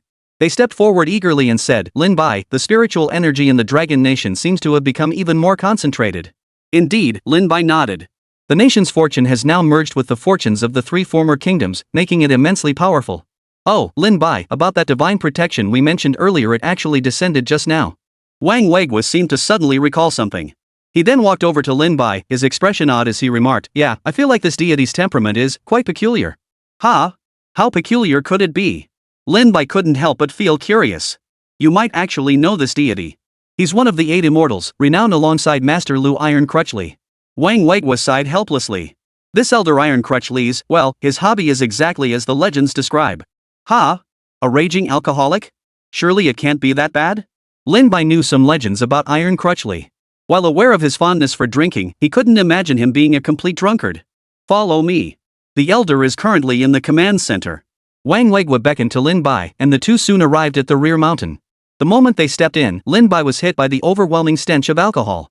Following the scent, he saw a middle-aged man whose appearance surprised Lin Bai. Clutching a gourd flask, he was pouring liquor into his mouth with unrestrained abandon. And sitting beside him was none other than Fei Tian Maotai, one of Longgua's most renowned liquors. Good heavens, how much flying heaven Maotai has he downed? Lin Bai was dumbfounded. The empty bottles must have piled up like a small mountain by now? Wang Weiguo replied awkwardly, "Well, the flying heaven Maotai isn't the issue. If Elder Taigui Li fancies it, he can drink as much as he likes. It's just, he's a bit of a drunken fool." Lin Bai couldn't help but laugh. What a drunken rampage! So one of the 8 immortals, Iron Crutchley, had such a distinctive trait? His curiosity piqued. He glanced over to see Iron Crutchley raising his gourd, swallowing the last drop of liquor inside before smacking his lips contentedly. TSK, fine liquor, truly fine. Flying heaven Maotai lives up to its name. Ha ha ha ha ha ha, what eases sorrow? Only wine. Iron Crutchley swayed leisurely, though his expression remained unchanged. He was clearly lost in a state of ecstasy. He staggered to his feet and began practicing his boxing techniques on the spot. "You, not bad. Take this punch." Though his gaze appeared unfocused, Iron Crutchley's eyes locked onto Lin Bai with pinpoint accuracy. His expression sharpened as he roared, unleashing a fist that slammed toward Lin Bai. The strike was overwhelmingly forceful, unleashing a 100-foot-long fistlight that stirred up a violent whirlwind. Though the technique appeared simple,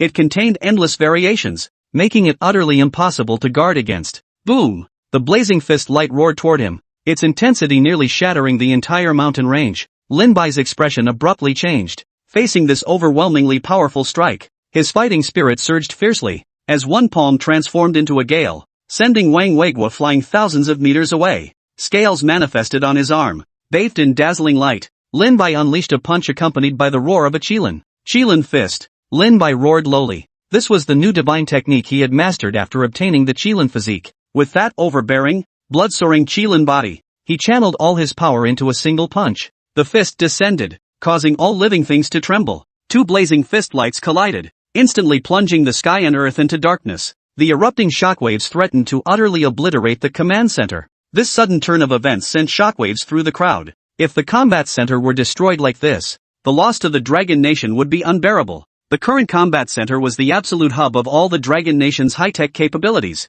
Ah, that old man, still so reckless. A faint sigh drifted from the horizon, followed by the sight of Master Lu stepping through the air toward them. Bai Qi arrived just then, noticing the situation. Together, they unleashed their divine power to shield the entire Dragon Nation operations center. Only after the sudden clash concluded did their divine power gradually dissipate. Exchanging glances, both wore expressions of utter speechlessness. Did those two really need to spar here? Bai Qi couldn't help but curse. Master Lu beside him looked utterly speechless too. Though this seemed entirely within his expectations, he knew Iron Crutchley's temperament all too well. As the light faded, Iron Crutchley's booming laughter echoed from the horizon. Ha ha ha, that felt good. Such a powerful punch, excellent, excellent. Stepping out of the light, Iron Crutchley was mostly sober now. His eyes gleamed as he fixed them on Lin Bai, repeatedly murmuring his approval. Then, he produced another bottle of Fei Tian Maotai and began blowing into the mouth of the bottle. Lin Bai was speechless. He finally understood why Wang Weiguo had described Iron Crutchley as eccentric.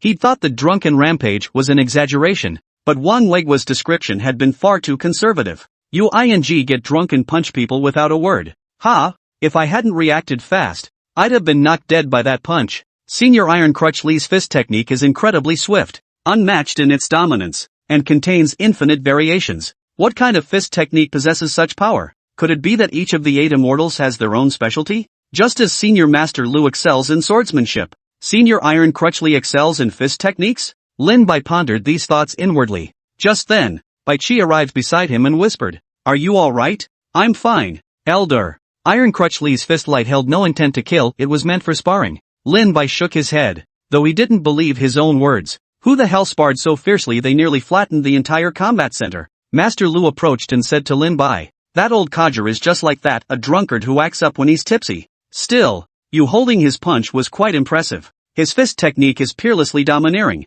swallowing mountains and rivers whole. If you could inherit it, the benefits for you would be immense. Chapter 162, A Glorious Battle. Under everyone's gaze, Iron Crutch Lee staggered over, still tilting his gourd to drink. Where on earth did that endless supply of wine come from? Had he poured in the legendary Flying Heaven Mao Tai? "What's an old codger like you doing here?" Taigwei Li shot a glance at Master Lu, his eyes narrowing in apparent disgust before returning to his wine as if nothing had happened. "Old codger, you'll drink yourself to death someday." Master Lu couldn't help but mutter, but as old friends, bickering was commonplace between them. Taigwei Li seemed to snap out of it and addressed Lin Bai, I got a bit carried away drinking earlier and couldn't resist throwing a punch." "Senior, this fake wine is dangerous," Lin Bai said awkwardly. This Flying Heaven Mao Tai was undoubtedly a top-tier liquor in the Dragon Kingdom, but compared to the divine brews Taigwei Li had tasted in another world, it was as bland as water. "Nonsense. This stuff's fantastic, it packs a punch." Taigwei Li waved his hand dismissively,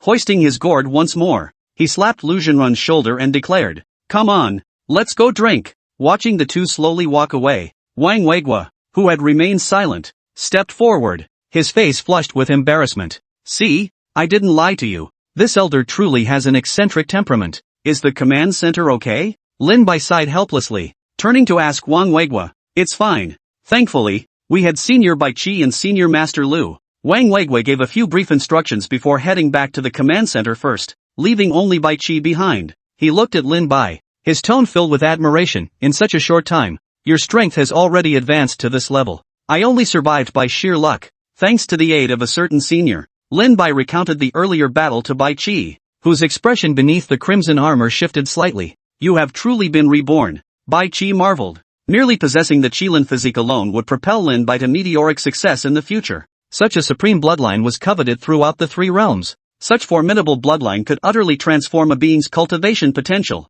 destined to dominate as a supreme power in the future. And that was without even considering Lin Bai's own innate, top-tier talent. Standing at this apocalyptic realm, I now possess the power to step into the cosmos. Yet this realization has shown me that among all the bizarre creatures threatening Blue Star, 2 even more terrifying entities lurk. Lin Bai's gaze swept across the cosmos, as if he could perceive even mightier entities lurking beyond. "What do you intend to do?" Bai Qi inquired, as if he had discerned Lin Bai's resolve. "Declare war on the final anomalous beings. Humanity faced near total annihilation in this sudden mythical apocalypse. Now we've amassed our greatest strength, and the world's will is gradually converging. It's time for us to strike proactively." Lin Bai's gaze grew icy, brimming with murderous intent. At that very moment, space shattered. Amidst chaotic ripples formed entirely from condensed light of slaughter, the white tiger divine beast stepped through the void. High above, Zhu Jiuyin and King Yama seemed to cast their gazes down as well. Master Lu and Iron Crutch Lee also landed here, both smiling as they looked toward Lin Bai. Unnoticed, the deities now guarding the Dragon Nation had all gathered at this spot. Not far away, the divine ritual artifact, the Xianyuan sword, trembled, erupting with fierce battle intent. Behind the deities, figures like Wang Weigua and Old Mu stepped forward, solemnly saluting Lin Bai. Behind them stood all the warriors of the Dragon Nation, their voices rising in unison. "Master Lin Bai, let us in declaring war upon the mythical apocalypse." In the distance, Lin's parents watched this scene with deep satisfaction. They witnessed their child's growth now. Behind him stood the entire human race. This was an immeasurably powerful force. Lin Bai nodded in response to the crowd. "Even if this venture is reckless, we shall fight those monstrosities to the death. From this moment, we shall merge the national fortunes of all nations. I will personally journey to the National Fortune Secret Realm to negotiate with the surviving National Fortune pioneers. When the world's will re-emerges, that will be the moment we truly end this crisis. In the interim, the anomalous beings will inevitably sense this shift and launch even fiercer attacks. We will leave none standing." As the Dragon Nation mobilized, Lin Bai returned to the National Fortune secret realm. Utilizing his abilities as a National Fortune pioneer, he directly initiated an invasion of the secret realm. Pioneers who refused to oppose the Dragon Nation and despised the bizarre creatures accepted Lin Bai's proposal without hesitation. This meant merging their national fortune entirely with that of the Dragon Nation as National Fortune pioneers. Under these circumstances, only a handful refused. Among them was Davis, the pioneer from the beautiful nation who had inherited the Neon Nation's secret realm. Ultimately, Lin Bai slew him, marking the United States' complete defeat. Its national fortune was successfully merged by Lin Bai. This action garnered the support of nearly every nation. Dragon Nation had truly become the core force of humanity. With national fortunes converging, Blue Star's destiny reached its zenith. The world will re-emerged. I can sense it, they're coming. Candle 9 suddenly spoke from the sky. Opening its eyes, it detected the approach of the strange beings. They sensed the threat. The final battle is upon us. The two most powerful beings will descend, Tai Guili declared after taking a sip of wine. At this moment, the most elite forces from all nations had gathered in Dragon Nation. The strongest combat power of the human race converged here to declare war on the bizarre creatures. Lin Bai erupted with radiant light, wielding the sword embryo of exterminating immortals and the axe of cleaving heaven. He stood at the center of everyone's gaze, flanked by Bai Qi, the white tiger divine beast, and several other deities. This battle may prove exceedingly difficult, Bai Qi sighed softly, but it will also be the most glorious battle in human history. Warriors from different nations and races gather here to declare war on the mythical apocalypse. Years from now, future generations will sing of this battle. History will record this battle, and descendants will remember this battle. This is the battle that marks the beginning of a new era for humanity. It will never be a battle that ends the world. Lin Bai spoke, his voice soft yet clear to all ears. He continued in a quiet tone, "Comrades, we may triumph today, but we shall face even mightier foes. Not an inch of this homeland beneath our feet shall be surrendered. What is one battle to our generation? Today, we shall end your race of monstrous creatures." Lin Bai knew he was ready to step into a new world. This battle was merely the beginning. Add me on WeChat, MMY66618. More book recommendations in my moments. Tomato, Toshio, Shuchi, Jihu, Story Club, and various platforms.